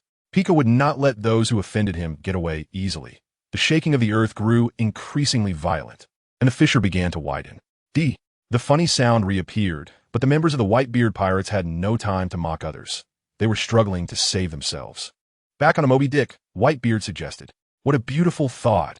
A gigantic giant began to appear on the ground, its towering head directly hitting the clouds, which also shocked the members of the Whitebeard pirates. Wow, so big. It's even bigger than little oars, Whitebeard's men stammered. Gururara, what are you afraid of? It's just a slightly bigger rock. Yes, Dad is right. It's just a big rock, the others echoed after hearing Whitebeard's encouraging words. The giant began to move. A huge hand directly covered the Whitebeard pirates. This is a one-man fight against the entire Whitebeard pirates. I have to say, Pika, you were really brave. Looking at the hand that blocked out the sun, the members of the Whitebeard pirates were deeply shocked, but Whitebeard remained calm and composed. He casually picked up the Tsong Ranch and slashed down at the giant before him. A horizontal light that spanned the heavens and the earth shot directly at Pika's stone giant. Rip! To everyone's surprise, the gigantic giant was cut in half by Whitebeard, and the giant hand that was about to strike stopped moving, and the cracks in the ground ceased to stir. That is mighty. The stunned members of the Whitebeard pirates began to feel excited. On the other side, the Donquixote pirates were not in high spirits. Young master, will Lord Pika be okay? Someone asked Doflamingo. Don't worry. Pika isn't that weak, even if that person is Whitebeard. Sure enough, as Doflamingo's words fell, the immovable giant stone began to explode, crashing downwards. Meteorite explosion. Everyone, get out of the way, fire fist. Ace reminded everyone, and then a fist dozens of meters wide charged toward the falling rocks. Doflamingo watched this scene, knowing in his heart that Ace was getting stronger and stronger. Whitebeard also quickly acted. A punch struck the void, shattering the stones in the air, eliminating the threat. Damn it, Pika was a bit angry, not expecting his attack to be useless. Enel had appeared on the giant's shoulder at some point, comforting Pika. Don't worry, I'm still here. I've silently prepared a gift for them. Explode. Pika just stared below, not speaking, but accepting Enel's good intentions. Boom, the first explosion sounded, followed closely by the second. When? The members of the Whitebeard pirates looked at the white clouds swirling around them, a bit shocked. Immortal flame. Marco quickly spread his wings, wrapping the immortal flames around everyone to form a shield. Immortal bird Marco, damn it, you ruined my good deed. Enel cursed angrily. Divine punishment. Doflamingo also took action. Now the Whitebeard pirates were in a passive position, and he needed to make Whitebeard suffer a bit. Whitebeard glared at Doflamingo's direction, and Doflamingo felt Whitebeard's gaze but only smiled disdainfully, taking decisive action. Void shock slash. Whitebeard immediately counterattacked, slicing through the void, isolating Doflamingo's lightning, causing it to get lost in the chaotic void. Doflamingo was a bit surprised. More shock filled his heart. When did Whitebeard become able to cut through the void? If he accidentally got drawn into the chaotic void, it would be hard to survive. The space returned to normal, and Doflamingo's lightning had already disappeared. Dad, shouldn't we retreat first? Marco suggested. Marco, what are you talking about? Ace looked at Marco in disbelief. Ace, Jozu is severely injured and needs my treatment. And the Donquixote pirates are completely reckless. We can't gain the upper hand now. Saving Jozu is the most important thing, Marco explained. Marco, you go treat Jozu now. I'll help you hold him off. We absolutely cannot retreat. If the Whitebeard pirates retreat, Dad will only be mocked, Ace said firmly. Ace. Marco looked at Ace's serious expression, feeling a pang of emotion. If possible, he didn't want to retreat either, but he really didn't see how useful these brothers were. Whitebeard pondered, seeming to weigh the pros and cons retreat. Suddenly, Whitebeard said to the people around him, Dad, Ace was confused. Jozu's life is the most important. I don't care at all about honor. Whitebeard said decisively. But, Dad, Ace wanted to say something else, but was stopped by others. Enough, Ace. Ace, feeling powerless, could only compromise. The wind seemed to change. P.S. Thanks to book friends 20210113040911882 and XY Stream for their rewards. Chapter 399. Are we having a party today? Both sides had fought for a day and a night and were exhausted. Marco suggested retreating, which was the most correct choice. Unlike the Donquixote pirates, the entire crew of the Whitebeard pirates were brothers and sisters. Losing any of them would be difficult.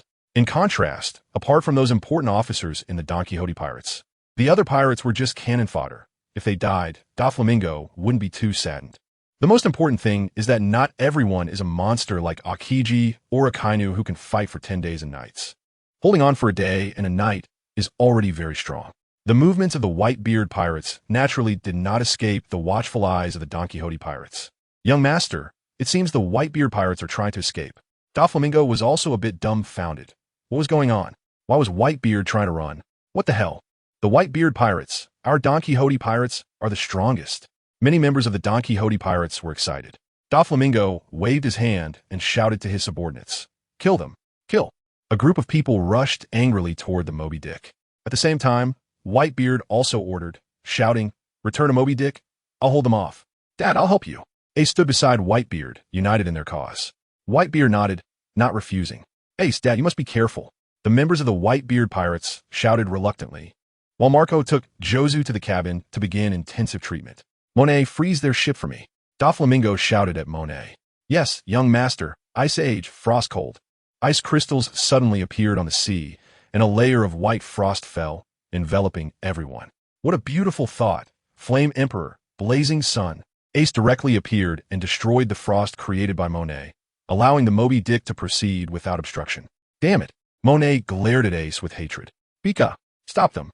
Enel reminded. The giant stone hand struck toward the sea, and Whitebeard held his sword to block it. Pika's efforts were in vain. He had no opportunity to perform in front of Whitebeard. "Law, can you do it?" Baby, 5 appeared by Luo's side at some point and asked. Luo looked at the distance and said, "It's too far, and Whitebeard won't give me the chance." "All right, let's watch my mom then." After saying that, Baby, 5 flew toward the Moby Dick on Buffalo. Doflamingo did not make a move. From the beginning, Whitebeard had locked onto him with terrifying miracles. The moment he moved, Whitebeard's next attack would inevitably fall on his beloved subordinates. Doflamingo watched the formidable Whitebeard, feeling a sense of sorrow for him. Under Whitebeard's renowned influence, how much fighting power did his sons actually have? They seemed glorious, but were actually rotten to the core. In Doflamingo's eyes, they were just a bunch of useless individuals. Like Akainu said, gathering a group of people to play family games, completely lacking fighting spirit. However, that was their own choice. Whitebeard had to learn to bear and shoulder all of this. The Moby Dick had successfully moved away from the small island, and Enel and Pika's attacks had arrived. Whitebeard, with unmatched dominance, slashed through the sky, swallowing Enel and Pika's attacks entirely. Doflamingo squinted to enjoy Whitebeard's performance, while also cheering on Enel and Pika. Monet once again engaged with Ace, but this time Monet was no longer Ace's opponent.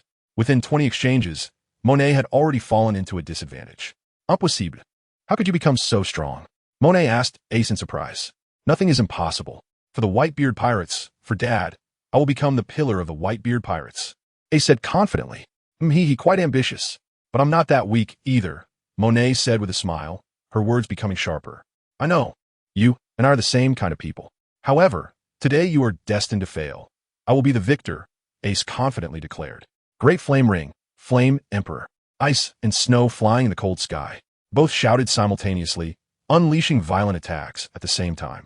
Yellow and white occupied half of the sky, and as the two continued to stalemate, the yellow flames gradually swallowed the ice and snow. Monet was defeated, feeling a pang of pain in her heart, tears streaming down her face. Suddenly, a hand wiped away Monet's tears, gently comforting her. "Isn't it just a failure? You can win back next time." "Young master." Monet looked at the suddenly appearing Doflamingo, touched. Meanwhile, Ace was watching Doflamingo with great caution. He had been completely defeated in their previous clash. "You touch my woman, I'll teach you a lesson." Doflamingo declared his dominance, raising his arm as a bolt of lightning shot towards Ace. Fire Fist. Monet stayed beside Doflamingo, looking at him with gentle admiration as he vented his anger for her.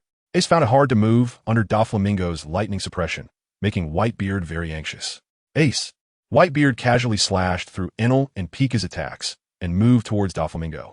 Sure enough, once his son was attacked, the father would come. Doflamingo also protected his woman, but Whitebeard would protect his son too. Monet, you leave first, Doflamingo instructed Monet beside him. Monet nodded lightly and headed towards the Ark with determination. Ace, you leave too, Whitebeard said to Ace. Dad. Ace was anxious and unwilling to leave. Don't worry, I'm Whitebeard. Whitebeard comforted him. Ace could not go against Whitebeard and voluntarily left to deal with Enel and Pika, wanting to lighten Whitebeard's burden. Whitebeard felt warm watching Ace's actions.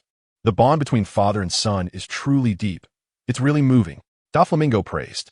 Gururara, I take pride in my sons, Whitebeard said with a smile, chatting leisurely with Doflamingo. Hearing Whitebeard's words, Doflamingo did not mock him. He actually admired this point. Despite having no blood relationship, he treated these adopted sons so well, which was not easy. And the adopted sons also respected Whitebeard greatly. Whitebeard was truly a person with great charisma. However, despite his admiration, Doflamingo looked down on his sons. Lack of progress would ultimately lead to self-destruction. Without Whitebeard as a mountain, they would eventually become indistinguishable from the crowd. Let's have a good fight, Doflamingo said to Whitebeard. Unconsciously, Whitebeard's address to Doflamingo was no longer little brat, which could be seen as a form of recognition. That's what I wanted. Suddenly, a loud thunderclap echoed in the sky, and a large shadow fell, heading towards the space between Whitebeard and Doflamingo. Both Whitebeard and Doflamingo locked onto the newcomer with their observation haki, Kaido of the 100 Beasts. Here, to commit suicide again? Doflamingo mocked Kaido. You little brat, I haven't settled the score with you from last time. Kaido, in free fall, felt disgraced and angrily yelled at Doflamingo. Where's your old partner? Doflamingo continued to attack his mind. How would I know? Kaido responded without thinking. Whitebeard had a smile on his face, somewhat confused by Kaido's actions. Memaha, who has anything to do with this guy? Doflamingo, you little brat, go die. In the east, Big Mom, riding on Hera, angrily shouted at Doflamingo. Hey, what day is it today? Is it time for a party? Chapter 400, Thunder's Greetings in the New World. The sea where the Whitebeard pirates were located was engulfed in flames of war. Amid the chaotic situation, Akainu led the Navy towards Whitebeard's stronghold. On the warship, Vice Admiral Garp was unusually silent, a stark contrast to his usual boisterous self, leaving those familiar with him feeling incredulous. Ace, you little brat, you better not get into trouble. Garp prayed for Ace's safety in his heart. Admiral Akainu, Admiral Akiji, Vice Admiral Garp, their essay ship ahead. It seems to be Whitebeard's Moby Dick, the lookout reported, spotting the pirate ship in the distance. Akainu and Akiji stood at the bow, scanning the horizon, while Garp snapped out of his silence, looking worriedly at the Moby Dick. Fire the cannons. Stop them. Akainu commanded the Marines. Yes, Admiral Akainu. Boom, boom, boom. Cannons fired at the Moby Dick, raining down cannonballs that shook the ship. At this moment, the Whitebeard pirates finally noticed the approaching enemy. Damn it, it's the Navy. The expressions of everyone turned grim. They had just escaped the wolf's den and now fell into the tiger's mouth. Bista, what should we do? Someone asked Bista, as Marco was treating Jozu and Whitebeard and Ace were not present, leaving only Bista to decide. Bista decisively drew his sword and shouted to his brothers, prepare to fight. Kill these damn Marines. Oh, this is how it should be. The crowd cheered as Whitebeard had just ordered their retreat. They had been holding back some frustration, and now that the Navy had arrived, it was the perfect opportunity to vent. Dinabi. Blackbeard chuckled happily while biting into his cherry pie. Fire the cannons. Take them down. Vista raised his sword, commanding the Whitebeard pirates to begin their bombardment, aiming at the Navy. Dozens of dark cannon muzzles on a Moby Dick were aimed at the Navy. Boom, boom, boom. The firepower was fierce, and the nearby sky was filled with the shadows of cannonballs. Admiral Akainu and Admiral Akiji watched as the Whitebeard pirates launched their counterattack, remaining calm despite the massive barrage of ammunition flying towards them. Meteor Volcano. Akainu would not sit idly by while his fleet was destroyed by cannonballs. He took decisive action, extinguishing the dense barrage of cannonballs. Damn it, it's Admiral Akainu. Vista watched Akainu unleash his might, feeling heavy-hearted and couldn't help but curse. And Akiji, as well as Navy hero Garp, Aizu approached Vista, mentioning the troublesome task he had observed. Damn it, Vista's face turned ashen. Vista, what should we do? We're surrounded by the Navy. I estimate we can't break through. Aizu expressed his concerns. Vista gritted his teeth and made a firm decision. Retreat, everyone retreat. Dealing with the Navy isn't just our pirate crew's responsibility. The Donquixote pirates will also have to pay the price, Vista declared. But Aizu hesitated. There's no time. We have to do it this way. Turn the ship around. Vista commanded. Aizu had no choice but to compromise, seeing the Whitebeard pirates preparing to leave. Akainu and the others wouldn't allow it.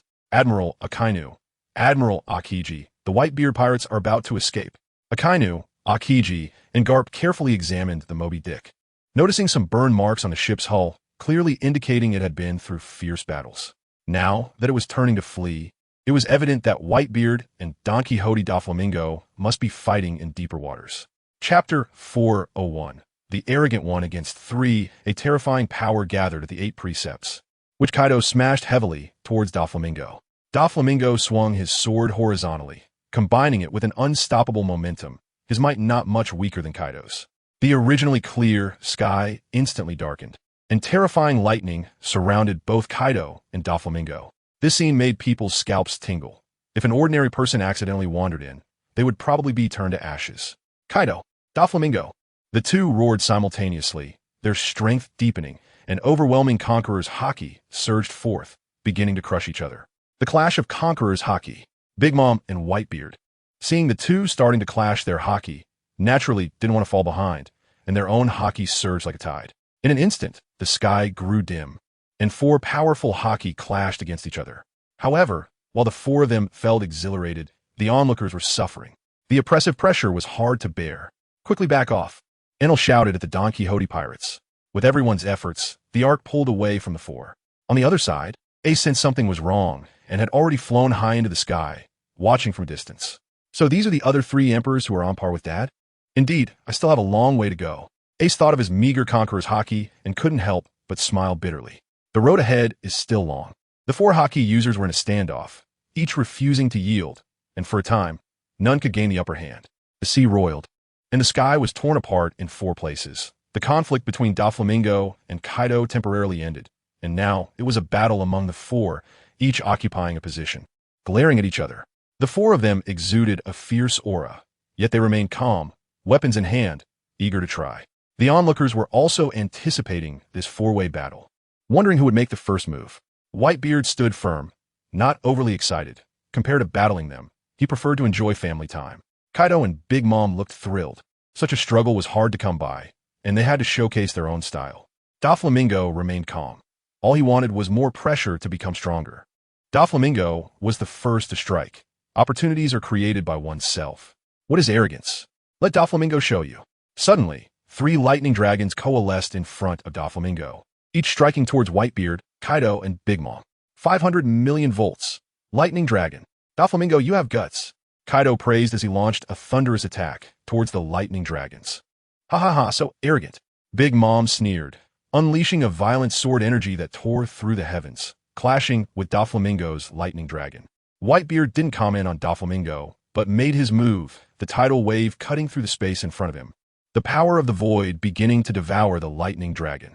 Doflamingo's actions appeared arrogant and reckless to his enemies, but to the Donquixote pirates, this was Doflamingo's confidence. The young master is still so domineering. Monet gazed at Doflamingo, praising him. This is Doflamingo, our captain of the Donquixote pirates. The young master is born to be a king. The Donquixote pirates cheered, supporting Doflamingo. In the sky, Ace was also sweating for Doflamingo's actions. 1 against 3. Doflamingo was indeed crazy. Ace looked again and saw that Doflamingo's lightning dragons had been defeated by the 3 of them. Not feeling frustrated when his technique was broken, Doflamingo knew they were all on the same level of power. 1 against 3 was indeed very challenging. Doflamingo instantly teleported in front of Big Mom and delivered a heavy kick. Big Mom's eyes flared with fury as she raised her hand, unleashing her incredible strength. It wasn't just talk, and Doflamingo was sent flying. At this moment, Kaido seized the opportunity to attack Doflamingo as well, and Whitebeard didn't idle, following up with a slash. Although he didn't use much strength, being besieged by 3, Doflamingo's pride was already at its limit. Before Kaido's and Whitebeard's attacks could reach Doflamingo, he instantly teleported away, their attacks colliding and exploding in midair. Speed was Doflamingo's confidence. Without that confidence, he wouldn't dare to act so recklessly. 1 against 3 was no easy task. Damn it, this guy is too fast. Kaido cursed, and Whitebeard's expression was also grim. He had suffered at Doflamingo's hands before, and now Doflamingo was using the same trick again, leaving him with no good solutions. Sigh, dragging it out is the way to go. Doflamingo dragged the three of them, alternating between fighting Big Mom, Kaido, and Whitebeard, making the battle among the four turn sour, causing the other three to feel disgusted and annoyed. Doflamingo, have you turned into a turtle? Come and fight me head on. Kaido shouted at Doflamingo. Ha ha ha, Doflamingo, are you afraid of me now? Big Mom took the opportunity to launch a verbal attack. Whitebeard remained calm, resting as long as Doflamingo didn't seek him out, adopting a very zen attitude. Doflamingo looked at Kaido and Big Mom with indifference, knowing their intentions.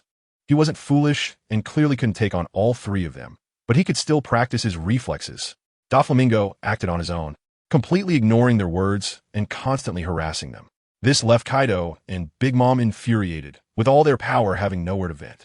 Damn Doflamingo, clever as Kaido was, he couldn't miss the flaw. Right now, the Donquixote pirates were Doflamingo's flaw. Let's see how you dodge this. Kaido transformed into a giant dragon and flew into the sky. His massive dragon head aimed at the Donquixote pirates. Heat breath. This made Doflamingo curse angrily. Damn it. Big Mom's eyes lit up upon seeing Kaido's attack, and also targeted the Donquixote pirates. Elbaf Spear, Kingdom. The two attacks crossed thousands of miles towards the Donquixote pirates. Doflamingo instantly teleported several times, steadily blocking the front line of the Donquixote pirates.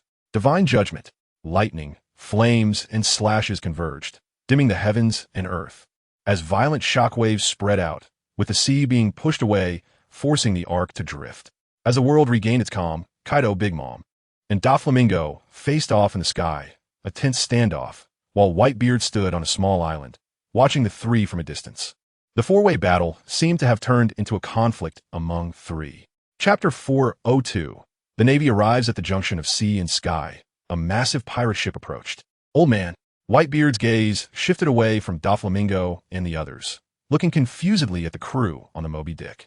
The shouting dispersed the attention of the three confronting each other, causing them to look over. At that moment, the sound of the radar engine roared in the sky as Buffalo approached Doflamingo with Baby 5.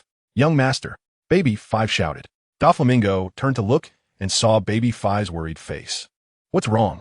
Doflamingo asked, keeping an eye on Kaido and Big Mom to prevent any tricks. The Navy is coming. Doflamingo remained calm, and Kaido and Big Mom were also unfazed. Ha ha ha, it's just the Navy, right? Look at how scared your crew is. Big Mom mocked Baby 5. However, the next scene left Doflamingo somewhat stunned. You fat old hag, who are you calling scared? Am I afraid of the Navy? That's ridiculous. I'm just anxious. Do you know what anxiety means? Baby 5 transformed into a raging lunatic, loudly retorting at Big Mom. Big Mom was momentarily taken aback, her face turning as dark as the bottom of a pot. Damn you, go die. When had Big Mom ever endured such humiliation, being scolded by a little brat? She was about to explode with anger. Emperor's Sword, Flame Thunder, Broken Blade. Seeing Big Mom getting serious, Baby 5 was startled and quickly began to frantically pat Buffalo, signaling him to run. Run. Buffalo had no choice but to obey, but internally he couldn't help but complain. Young master, help. Baby 5 cried out for help to Doflamingo. Doflamingo was also speechless. Wasn't she just brave a moment ago? Now she was hiding behind him. Doflamingo thought this to himself, but his actions remained swift. Raijin. Thunder descended from the sky towards Big Mom's head. Big Mom, not having time to unleash her Emperor's Sword, swung it towards the lightning, and the two attacks exploded in the endless sky before disappearing. Big Mom, this is my beloved family. I can't let you bully her. Doflamingo stood in front of Baby 5 and Buffalo protectively.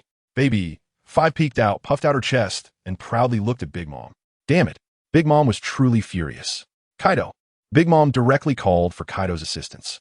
Kaido immediately understood, began to revert to his human form, picked up his haki, and prepared to join Big Mom in a combined attack. Doflamingo watched their movements, his internal alarms ringing loudly. You two hurry back to the Ark and tell them the battle is over. They need to leave immediately. Doflamingo turned to Baby 5 and Buffalo.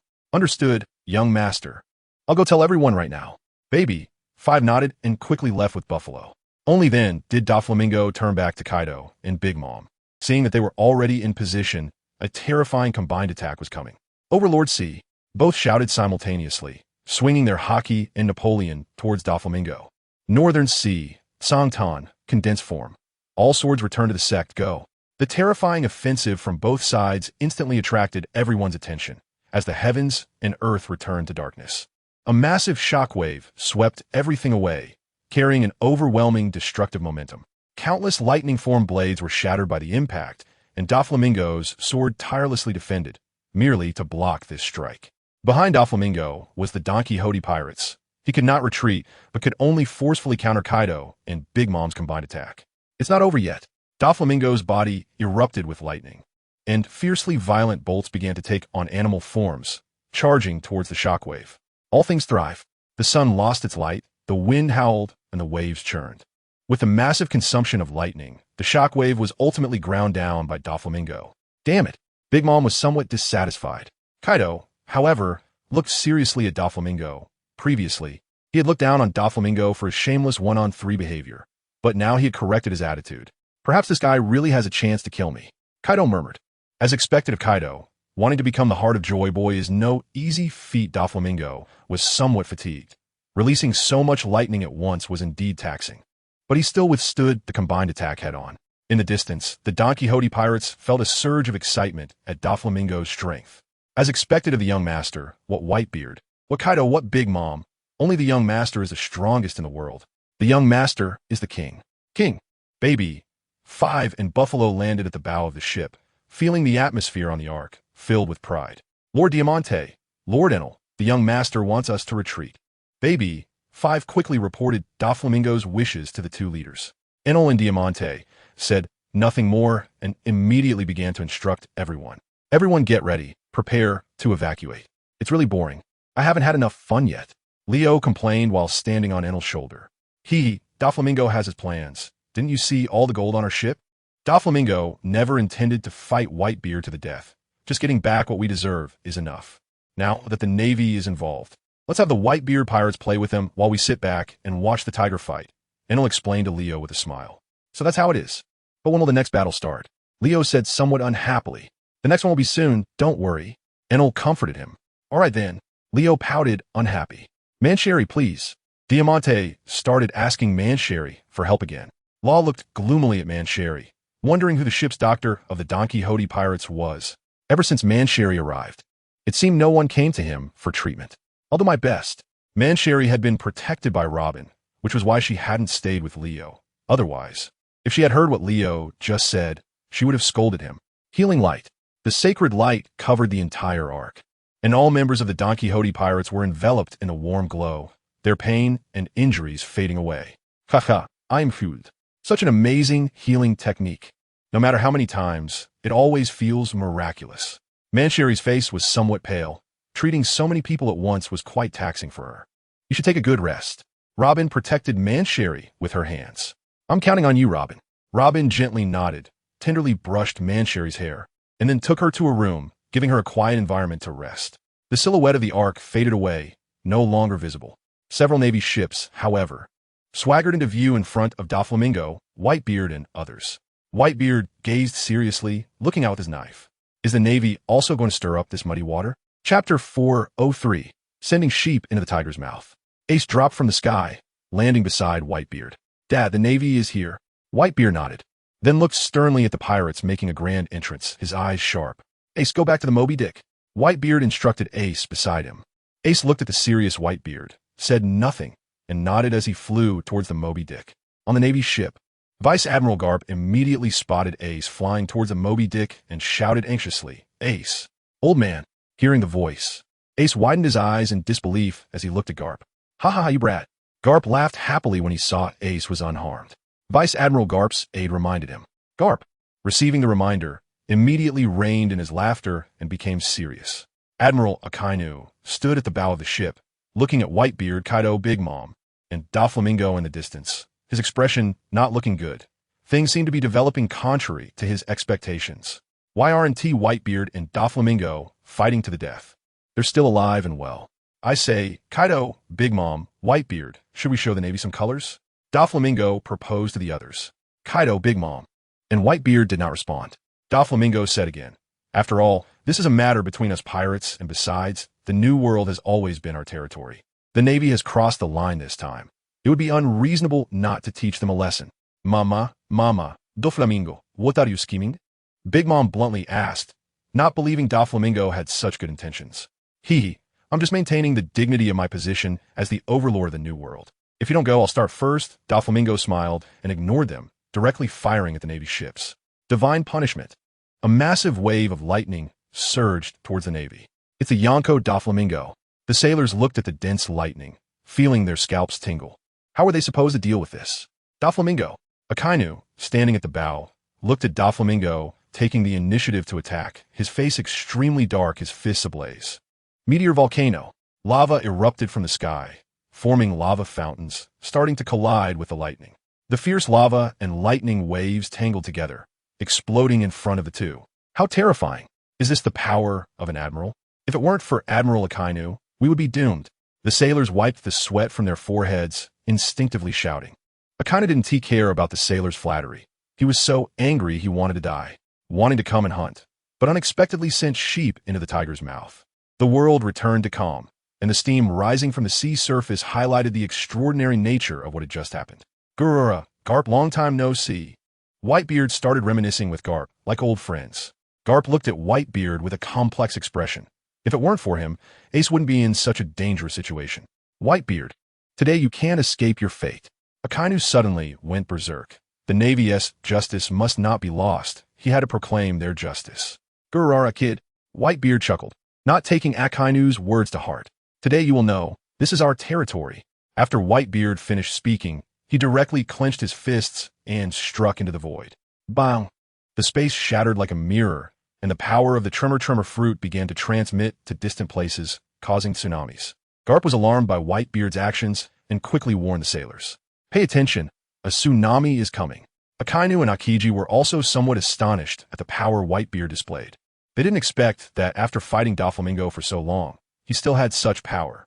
How could such a fun event happen without me? Seeing Whitebeard and Doflamingo getting involved, Kaido also wanted to join in. Heat breath. Kaido's scorching breath surged towards the Navy's ships with malicious intent, wanting to leave the Navy with no foothold. Ice block. Icebird. Akiji made his move. An icebird appeared in the void, rushing towards Kaido's scorching breath. Kaido's breath was fierce, but it encountered Akiji's freezing, which directly neutralized it. Kaido, looks like your breath isn't strong enough. Doflamingo teased. You were the same just now. Kaido retorted. Doflamingo's face fell. He didn't continue to argue. Mama, such fun, I'll join in too. Hera, Prometheus. In the sky, thunder fire, burn the world. The sailors looked despairingly at the thunder fire crossing the sky, turning half the sky red, about to fall upon them. This is a calamity. When will this kind of life come to an end?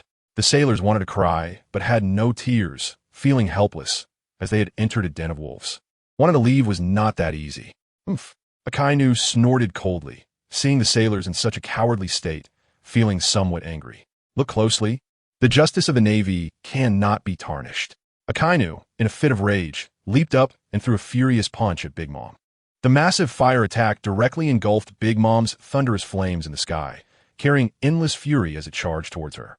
Doflamingo stood to the side, watching the spectacle, curious about how Big Mom would handle it. At that moment, Big Mom's face darkened. What did this mean? Everyone else's attacks were equally matched. Yet hers was ineffective and even pushed back. Damn Navy.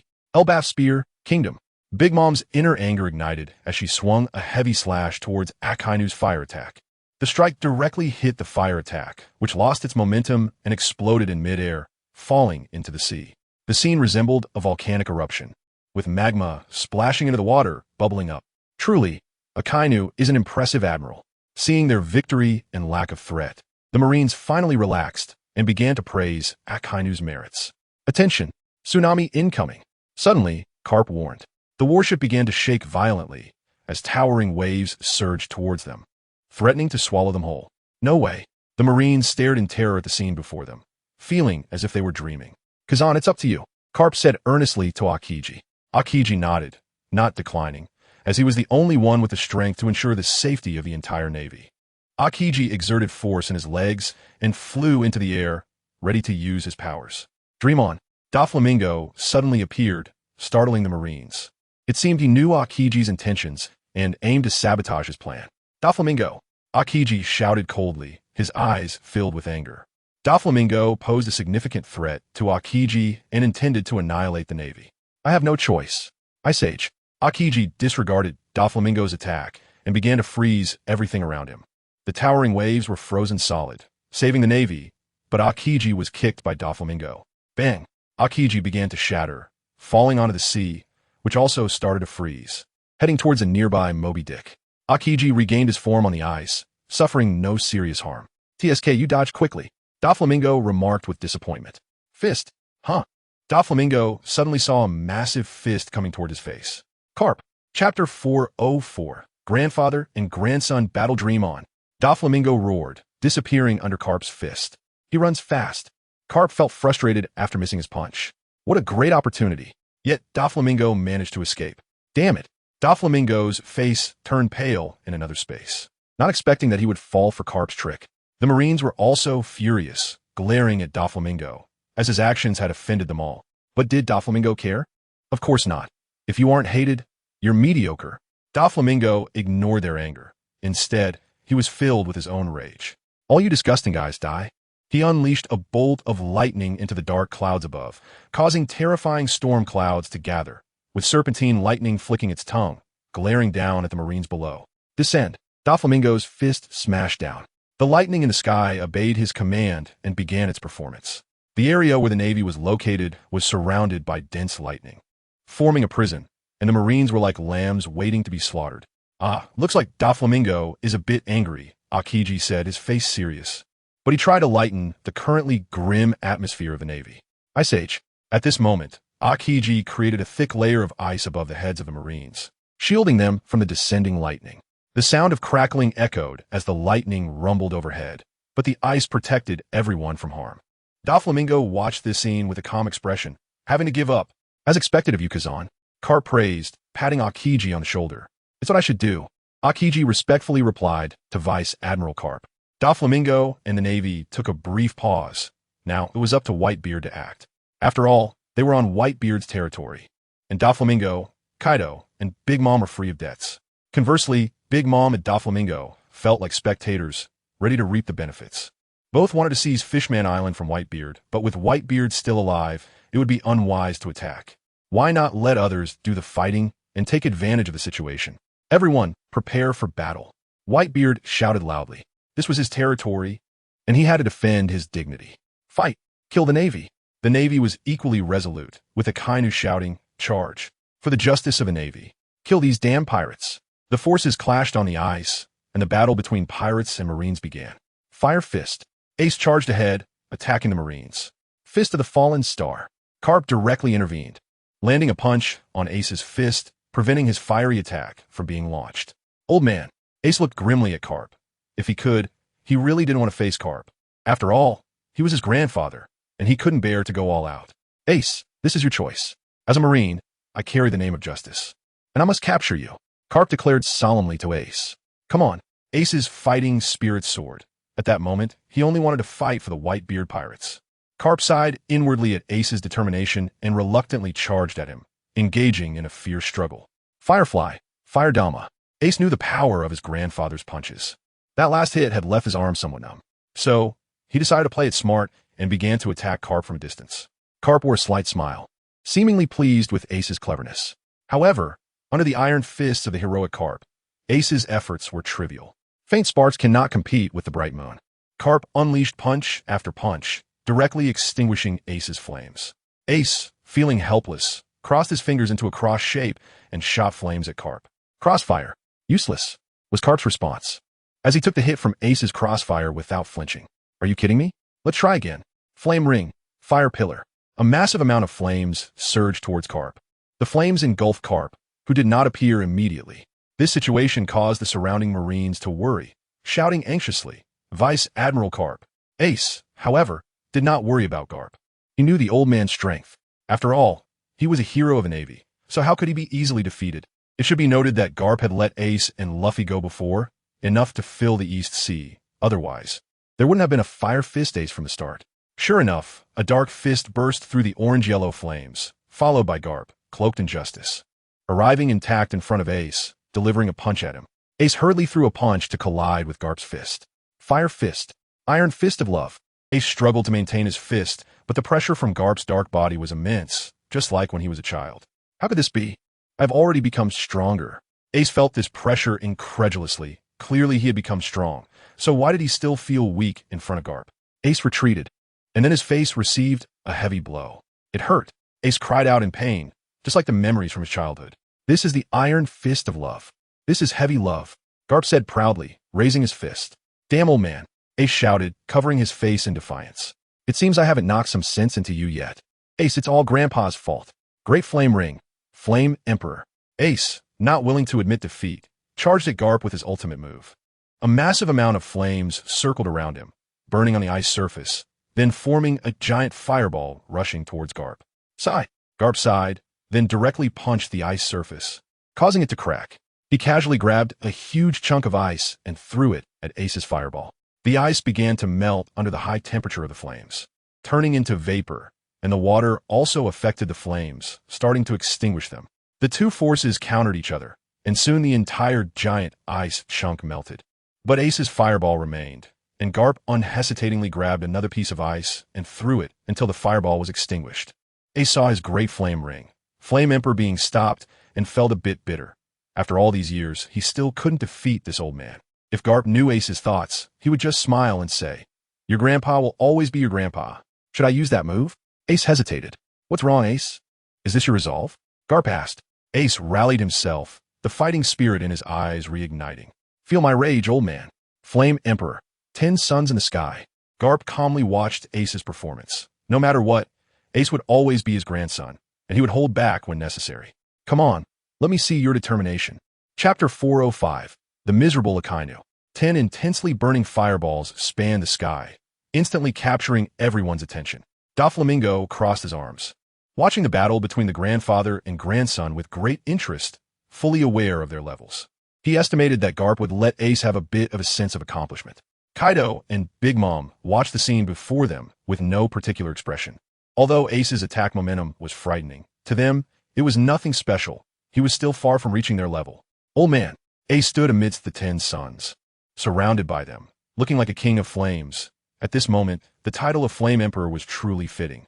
"Ace, come on, let me see your will." Garp shouted. "Go." Ace waved his hand, directing the 10 suns to fall upon Garp. "Grandpa, you'll see. I will make Dad the Pirate King." Ace silently thought. The 10 suns advanced steadily towards Garp. Good. This time, Garp did not evade. He wanted Ace to understand what true strength was, what it meant to be a hero of the Navy. Garp swung his iron fist, leaping into the air directly towards the 10 suns. "Grandpa." Ace felt a bead of sweat for Garp's actions. After all, the temperature of his 10 suns was much higher than the Great Flame Ring. However, Ace's worries were completely unnecessary, as the next scene left him wide-eyed. Bang! A great sun was directly knocked down from the sky by Garp's iron fists. The sun exploded on the ice surface, quickly melting it back into seawater, and then the sun disappeared. How could this be? Ace was in disbelief. One could only say, your grandpa is still your grandpa. With the first time, there came the second. Garp wasted no time, delivering punch after punch with great satisfaction. In ancient times, he shot down suns. Today, Garp's iron fist struck down the sun. Both actions were remarkably similar. Boom!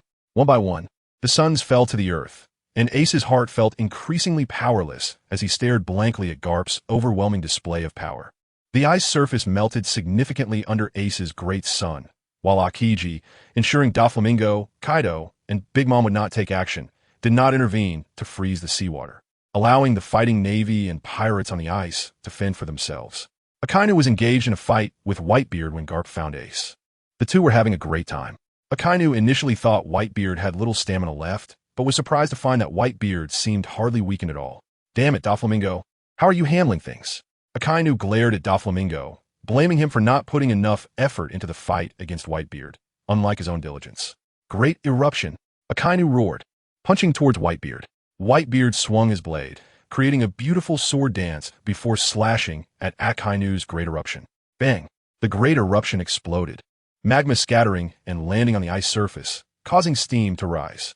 Guru, Magma Brat, you can't do it. Whitebeard laughed heartily, swinging down hard at Akainu. The terrifying power pressed against Akainu, making it hard for him to breathe. Doghound Red Lotus. Akainu would not sit idly by and wait for his doom. The current situation was very unfavorable for him, and he had to withstand Whitebeard's pressure, or else today their navy would truly face total annihilation.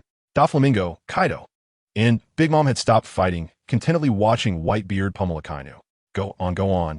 It would be best if Whitebeard died along with the navy. Then Fishman Island would be mine. Big Mom thought to herself.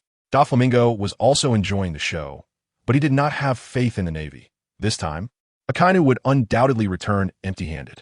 To defeat Whitebeard, conditions similar to the Marineford War were essential. Otherwise, no one could make Whitebeard die, which is why Doflamingo did not engage Whitebeard directly. If he provoked Whitebeard, he could escape, but his subordinates would suffer. Kaido felt restless, eager for a fierce battle, but he wanted to fight Doflamingo, who was ignoring him, which annoyed him. So now he set his sights on Aokiji. Come fight. Aokiji. Kaido rushed towards Aokiji with his 8 treasures, as if he were a member of Whitebeard's crew. Kaido, what are you stirring up? Big Mom complained. However, Kaido ignored Big Mom, doing as he pleased. Alala Kaido, huh? Kazan was somewhat surprised. He had originally thought that Donquixote Doflamingo would attack him. He didn't expect it to be Kaido. In the Ice Age, Kazan immediately unleashed his powerful technique, freezing Kaido's oncoming body. The massive ice sculpture of Kaido lay in front of Kazan, granting him a moment of peace. On the other side, Ace, having used excessive power, was kneeling on the ice, his body drained. Garp stepped forward, looking down at Ace. Ace, have you recognized the path you need to take? Garp asked. The old man, Ace, looked up at Garp with a complex expression. Suddenly, a shockwave resonated through the void, which Garp immediately sensed. He retaliated with a punch. The power of Whitebeard's demise. Garp, what do you want to do to my son? Whitebeard appeared, standing protectively in front of Ace, glaring at Garp. Garp glanced at Whitebeard and then looked into the distance, but he couldn't see Akainu. Whitebeard. Garp scrutinized him.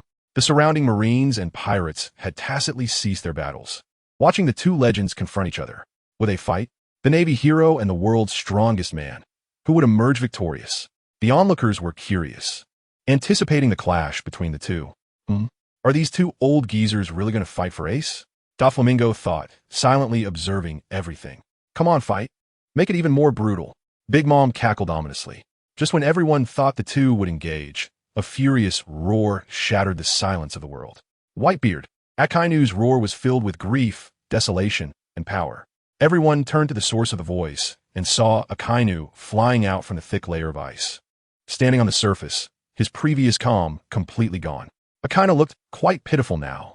Blood was on his face and around his mouth. His clothes were somewhat torn, but his military hat remained perfectly in place. Admiral Akainu. The Marines looked at him, unsure of what to do. Girarur, Magma Brat, you're still alive. Whitebeard joked. Akainu's face was dark with anger. Whitebeard's insult was worse than Doflamingo's, and he hated Whitebeard deeply. Meteor Volcano. Whitebeard disregarded Akainu's attack, slicing through the void and directly swallowing the meteor volcano. Akainu's face darkened even more at this sight. Damn it, such long-range attacks are of little use against Whitebeard. I can only engage him in close combat. Calm down, Sakazuki. Garp suddenly interjected, stopping Akainu. Akainu glanced at Garp and refrained from attacking again, his magma continuing to drip, showing his unrest. Leave this to me.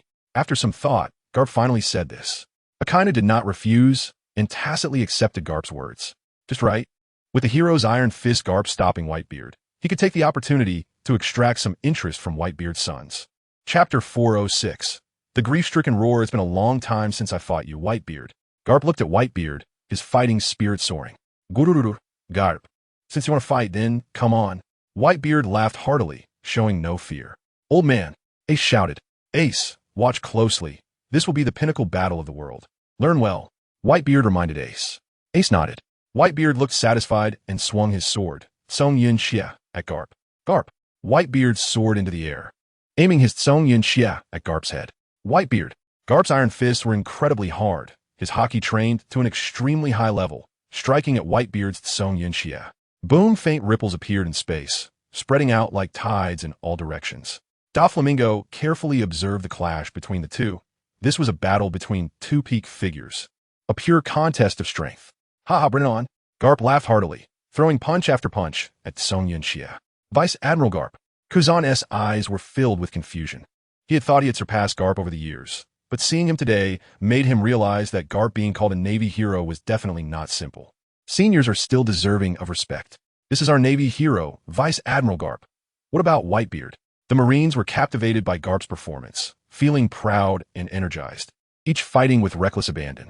Garp, after all these years, you're still this formidable. Whitebeard praised with a smile. Whitebeard, enough with the nonsense, bring it on. Garp raised his fists, ready for a good fight today.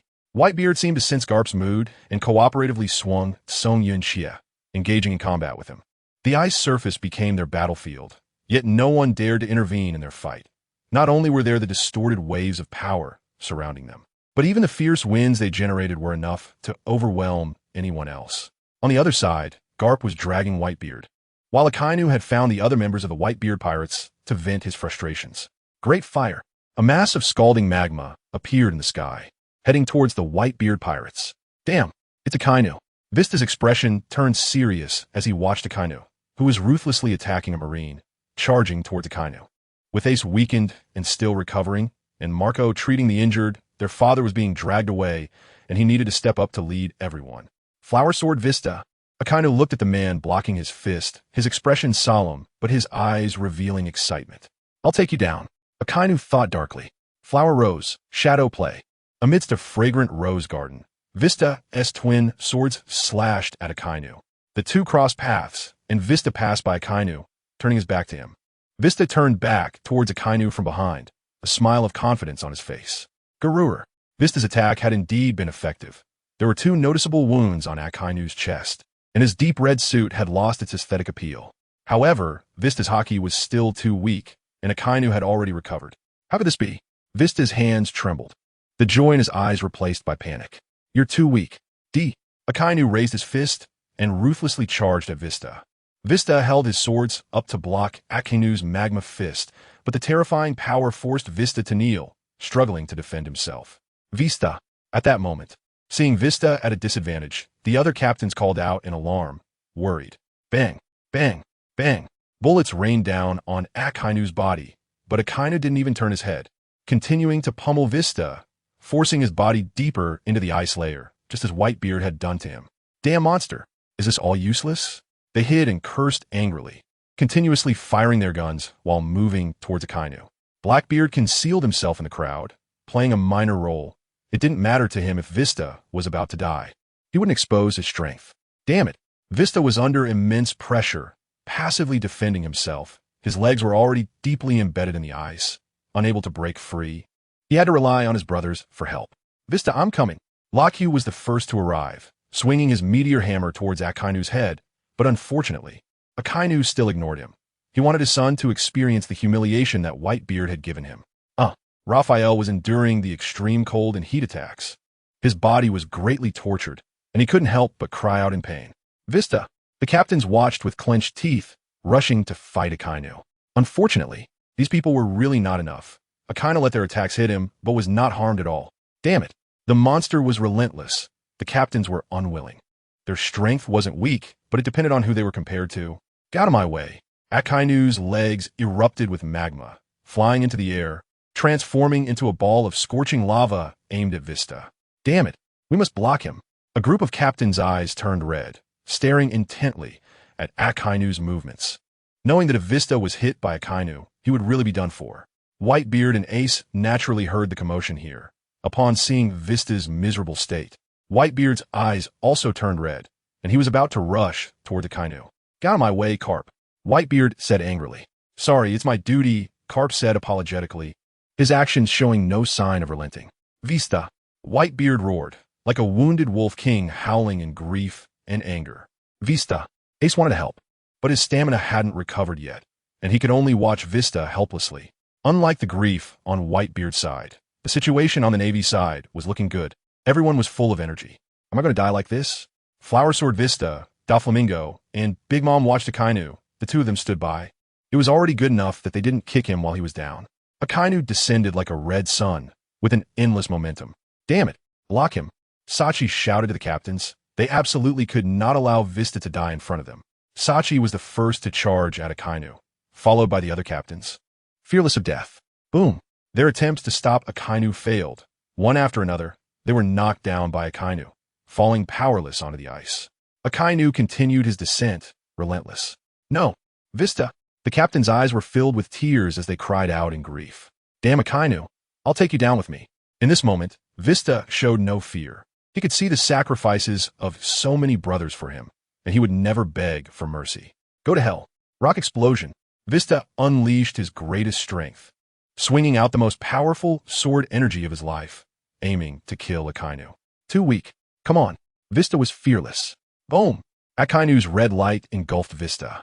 Avista. The members of the Whitebeard pirates could not accept it. Damn it. The captains stubbornly picked up their weapons and charged at Akainu again. However, by the time they arrived, they found Akainu was also somewhat surprised. Immortal Burr Marco, when did you? Akainu looked at Marco under his fist with confusion. You want to kill my brother? Did you ask me first? Marco's eyes were icy, and the blue flames that had engulfed him began to radiate their own light. Surviving the disaster, the captains were overjoyed. It's Marco, great. Am I not dead? That was really close. Thanks, Marco, Vista said gratefully, looking at Marco in front of him. The blue flames began to wrap around Vista, melting away the ice around him and freeing him. Akainu watched coldly, confronting Marco. Marco, are you okay?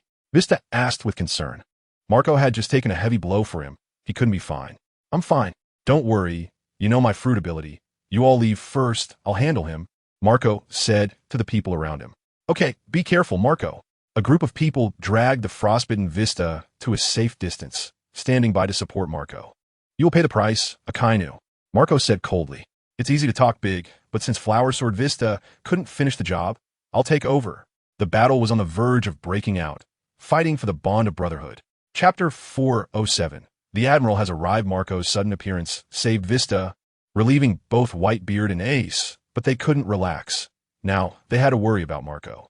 Whitebeard was anxious to break through Carp's blockade, but Carp was not easily dealt with, continuously holding Whitebeard back. The battle between Marco and Akainu began. The blue immortal flames collided with the red-hot magma. The immortal flames were not as powerful as Akainu's magma eruption, naturally falling behind. Great fire! Akainu roared, his fist viciously striking Marco's body. Marco! The members of the Whitebeard pirates shouted nervously at the sight. The red magma directly penetrated the blue flames, severely damaging Marco's body, but it didn't hit any vital points. However, Akainu did not see any panic on Marco's face. Phoenix kick. Marco retaliated with a kick aimed at Akainu. Akainu punched out again. The two's fists and feet collided. Marco used the force to leap into the sky. The blue immortal flames enveloped him, beginning to heal Marco's injuries. The Zoan-type mythical beast fruit, the immortal bird? This is troublesome. Akainu squinted his eyes, recalling his previous two attacks. He clearly remembered that he had severely injured Marco's body, yet this guy was still not dead.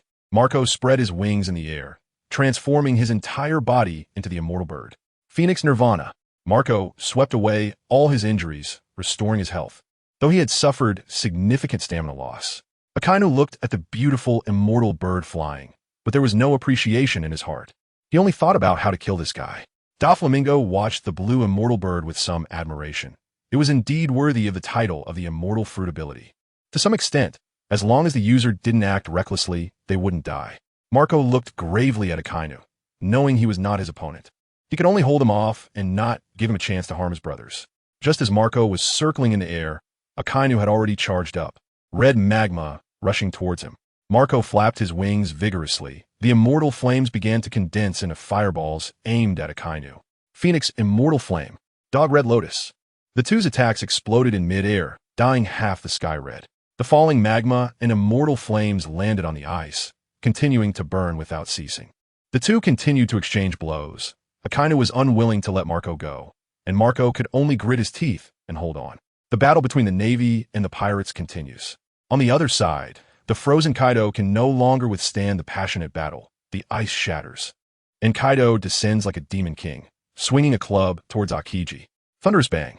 Akiji exhales cold air, frost covering his body as huge icicles form in front of him, aimed directly at Kaido. Bored Kaido. Doflamingo, seeing Kaido's attack, is somewhat speechless. However, one cannot criticize teacher Kaido too much, as he has always pursued his dream. He wants to become the Heart of Joy Boy and live forever. The battle is intense. Now it depends on whether Whitebeard can break free from Garp's entanglement first, or if Marco will be killed by Akainu first. Just as the Navy and the Whitebeard pirates clash, several Navy warships have ventured deep into the New World. The retreating Donquixote pirates unfortunately encounter these Navy ships. But to their astonishment, the Navy shows no intention of engaging with them, heading straight for Whitebeard's territory. Diamante, I must be seeing things. The Navy ISNT stopping us, and just ran off? Enel scratches the back of his head, confused. Diamante looks in the direction of the Navy and says gravely, "It seems they're going to besiege Whitebeard. Is that so?" "So it's like that," Enel replies. "Lord Diamante, I really want to see the Marine Admiral." Gladius says to Diamante, "The Marine Admiral? It seems something significant is happening on Whitebeard's side." Diamante says with concern, "The young master won't be in trouble, will he?" Gladius asks, "Don't worry, if Doflamingo wants to leave, no one can stop him," Enel says with certainty. "That's right." Gladius nods. "Should we inform Mr. Doflamingo?" Silence falls over Law as he asks. "Sure, I'll notify Beth right away and have her contact Doflamingo."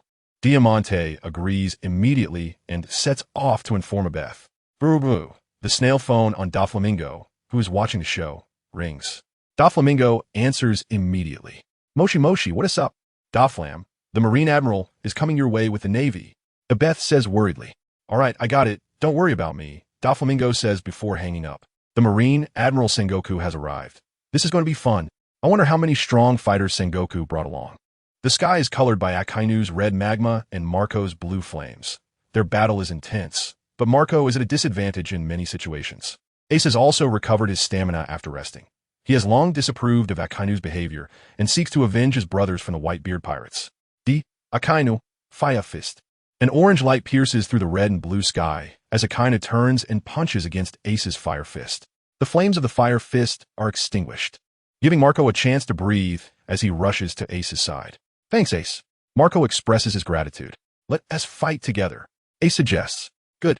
Watching Marco and Ace join forces against Akainu, the other captains also begin to engage in battle, while Vista returns to the Moby Dick to keep company with Jozu.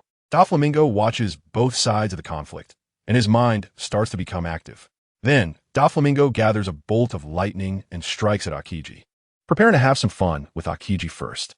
Akiji, who is engaged with Kaido, suddenly senses danger from behind and quickly elementalizes to dodge.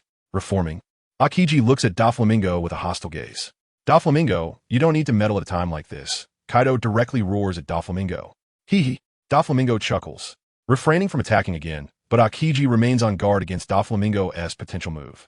Mama, Doflamingo, you reiria liquite insidious." Big Mom says with a smile. "Big Mom, I'll take that as a compliment," Doflamingo admits without feeling embarrassed. Then the two begin to quietly observe as bystanders. At the junction of land and sky, Sengoku's fleet finally arrives. Doflamingo's observation Haki immediately senses it. Aboard the warship are his old acquaintances, Vice Admiral Tsuru, Admiral Sengoku, and the two admiral candidates, Mamasuk and Chachuan. The Navy's strength is formidable. Whitebeard also senses the familiar presence. With a slash, he pushes Garp back and looks towards Sengoku. The fighting parties automatically cease hostilities. "Sengoku, you old guy, you actually came," Garp says in surprise as he looks at his old partner. "If I didn't come, how would you all leave today?" "I've said it before, Whitebeard and his crew are not so easy to deal with," Sengoku replies with irritation. "Ha ha ha, I was just." Garp doesn't finish a sentence, but he believes Sengoku understands. Good brothers know each other well. "Sengoku." Whitebeard looks at Sengoku before him, memories in his eyes. "It has been a long time since they last met." "Whitebeard, I just want to take my people away," Sengoku says. Before Whitebeard can respond, Akainu is displeased. "Admiral, this is a great opportunity. Why leave?" Akainu says indignantly. "Enough, Sakazuki, follow my orders," Sengoku shouts with a stern face. Akainu falls silent, saying nothing more, but his desire to become admiral grows stronger in his heart. "All right," Whitebeard agrees. He is tired after fighting this long. "Doflamingo, Kaido, Big Mom, what do you say?" "If you're unwilling, then let us have another fight. We are happy to oblige," Sengoku says with an imposing aura, and the Navy behind him looks determined and full of fighting spirit. "Hee hee," Doflamingo chuckles and instantly disappears. Mama, Big Mom's smiles. But inside she feels somewhat displeased. Her plans have been ruined again. Kaido, helpless, sees that the other four emperors have agreed, and he has lost interest. Thus, the farce in the New World comes to an end, and a new era is about to officially begin. Synopsis: the weak cannot even choose how to die. Strength is justice, and I, Doflamingo, am justice. Hee hee, As a born king, how can I exit so easily? This sea will be turned upside down by me, hee hee.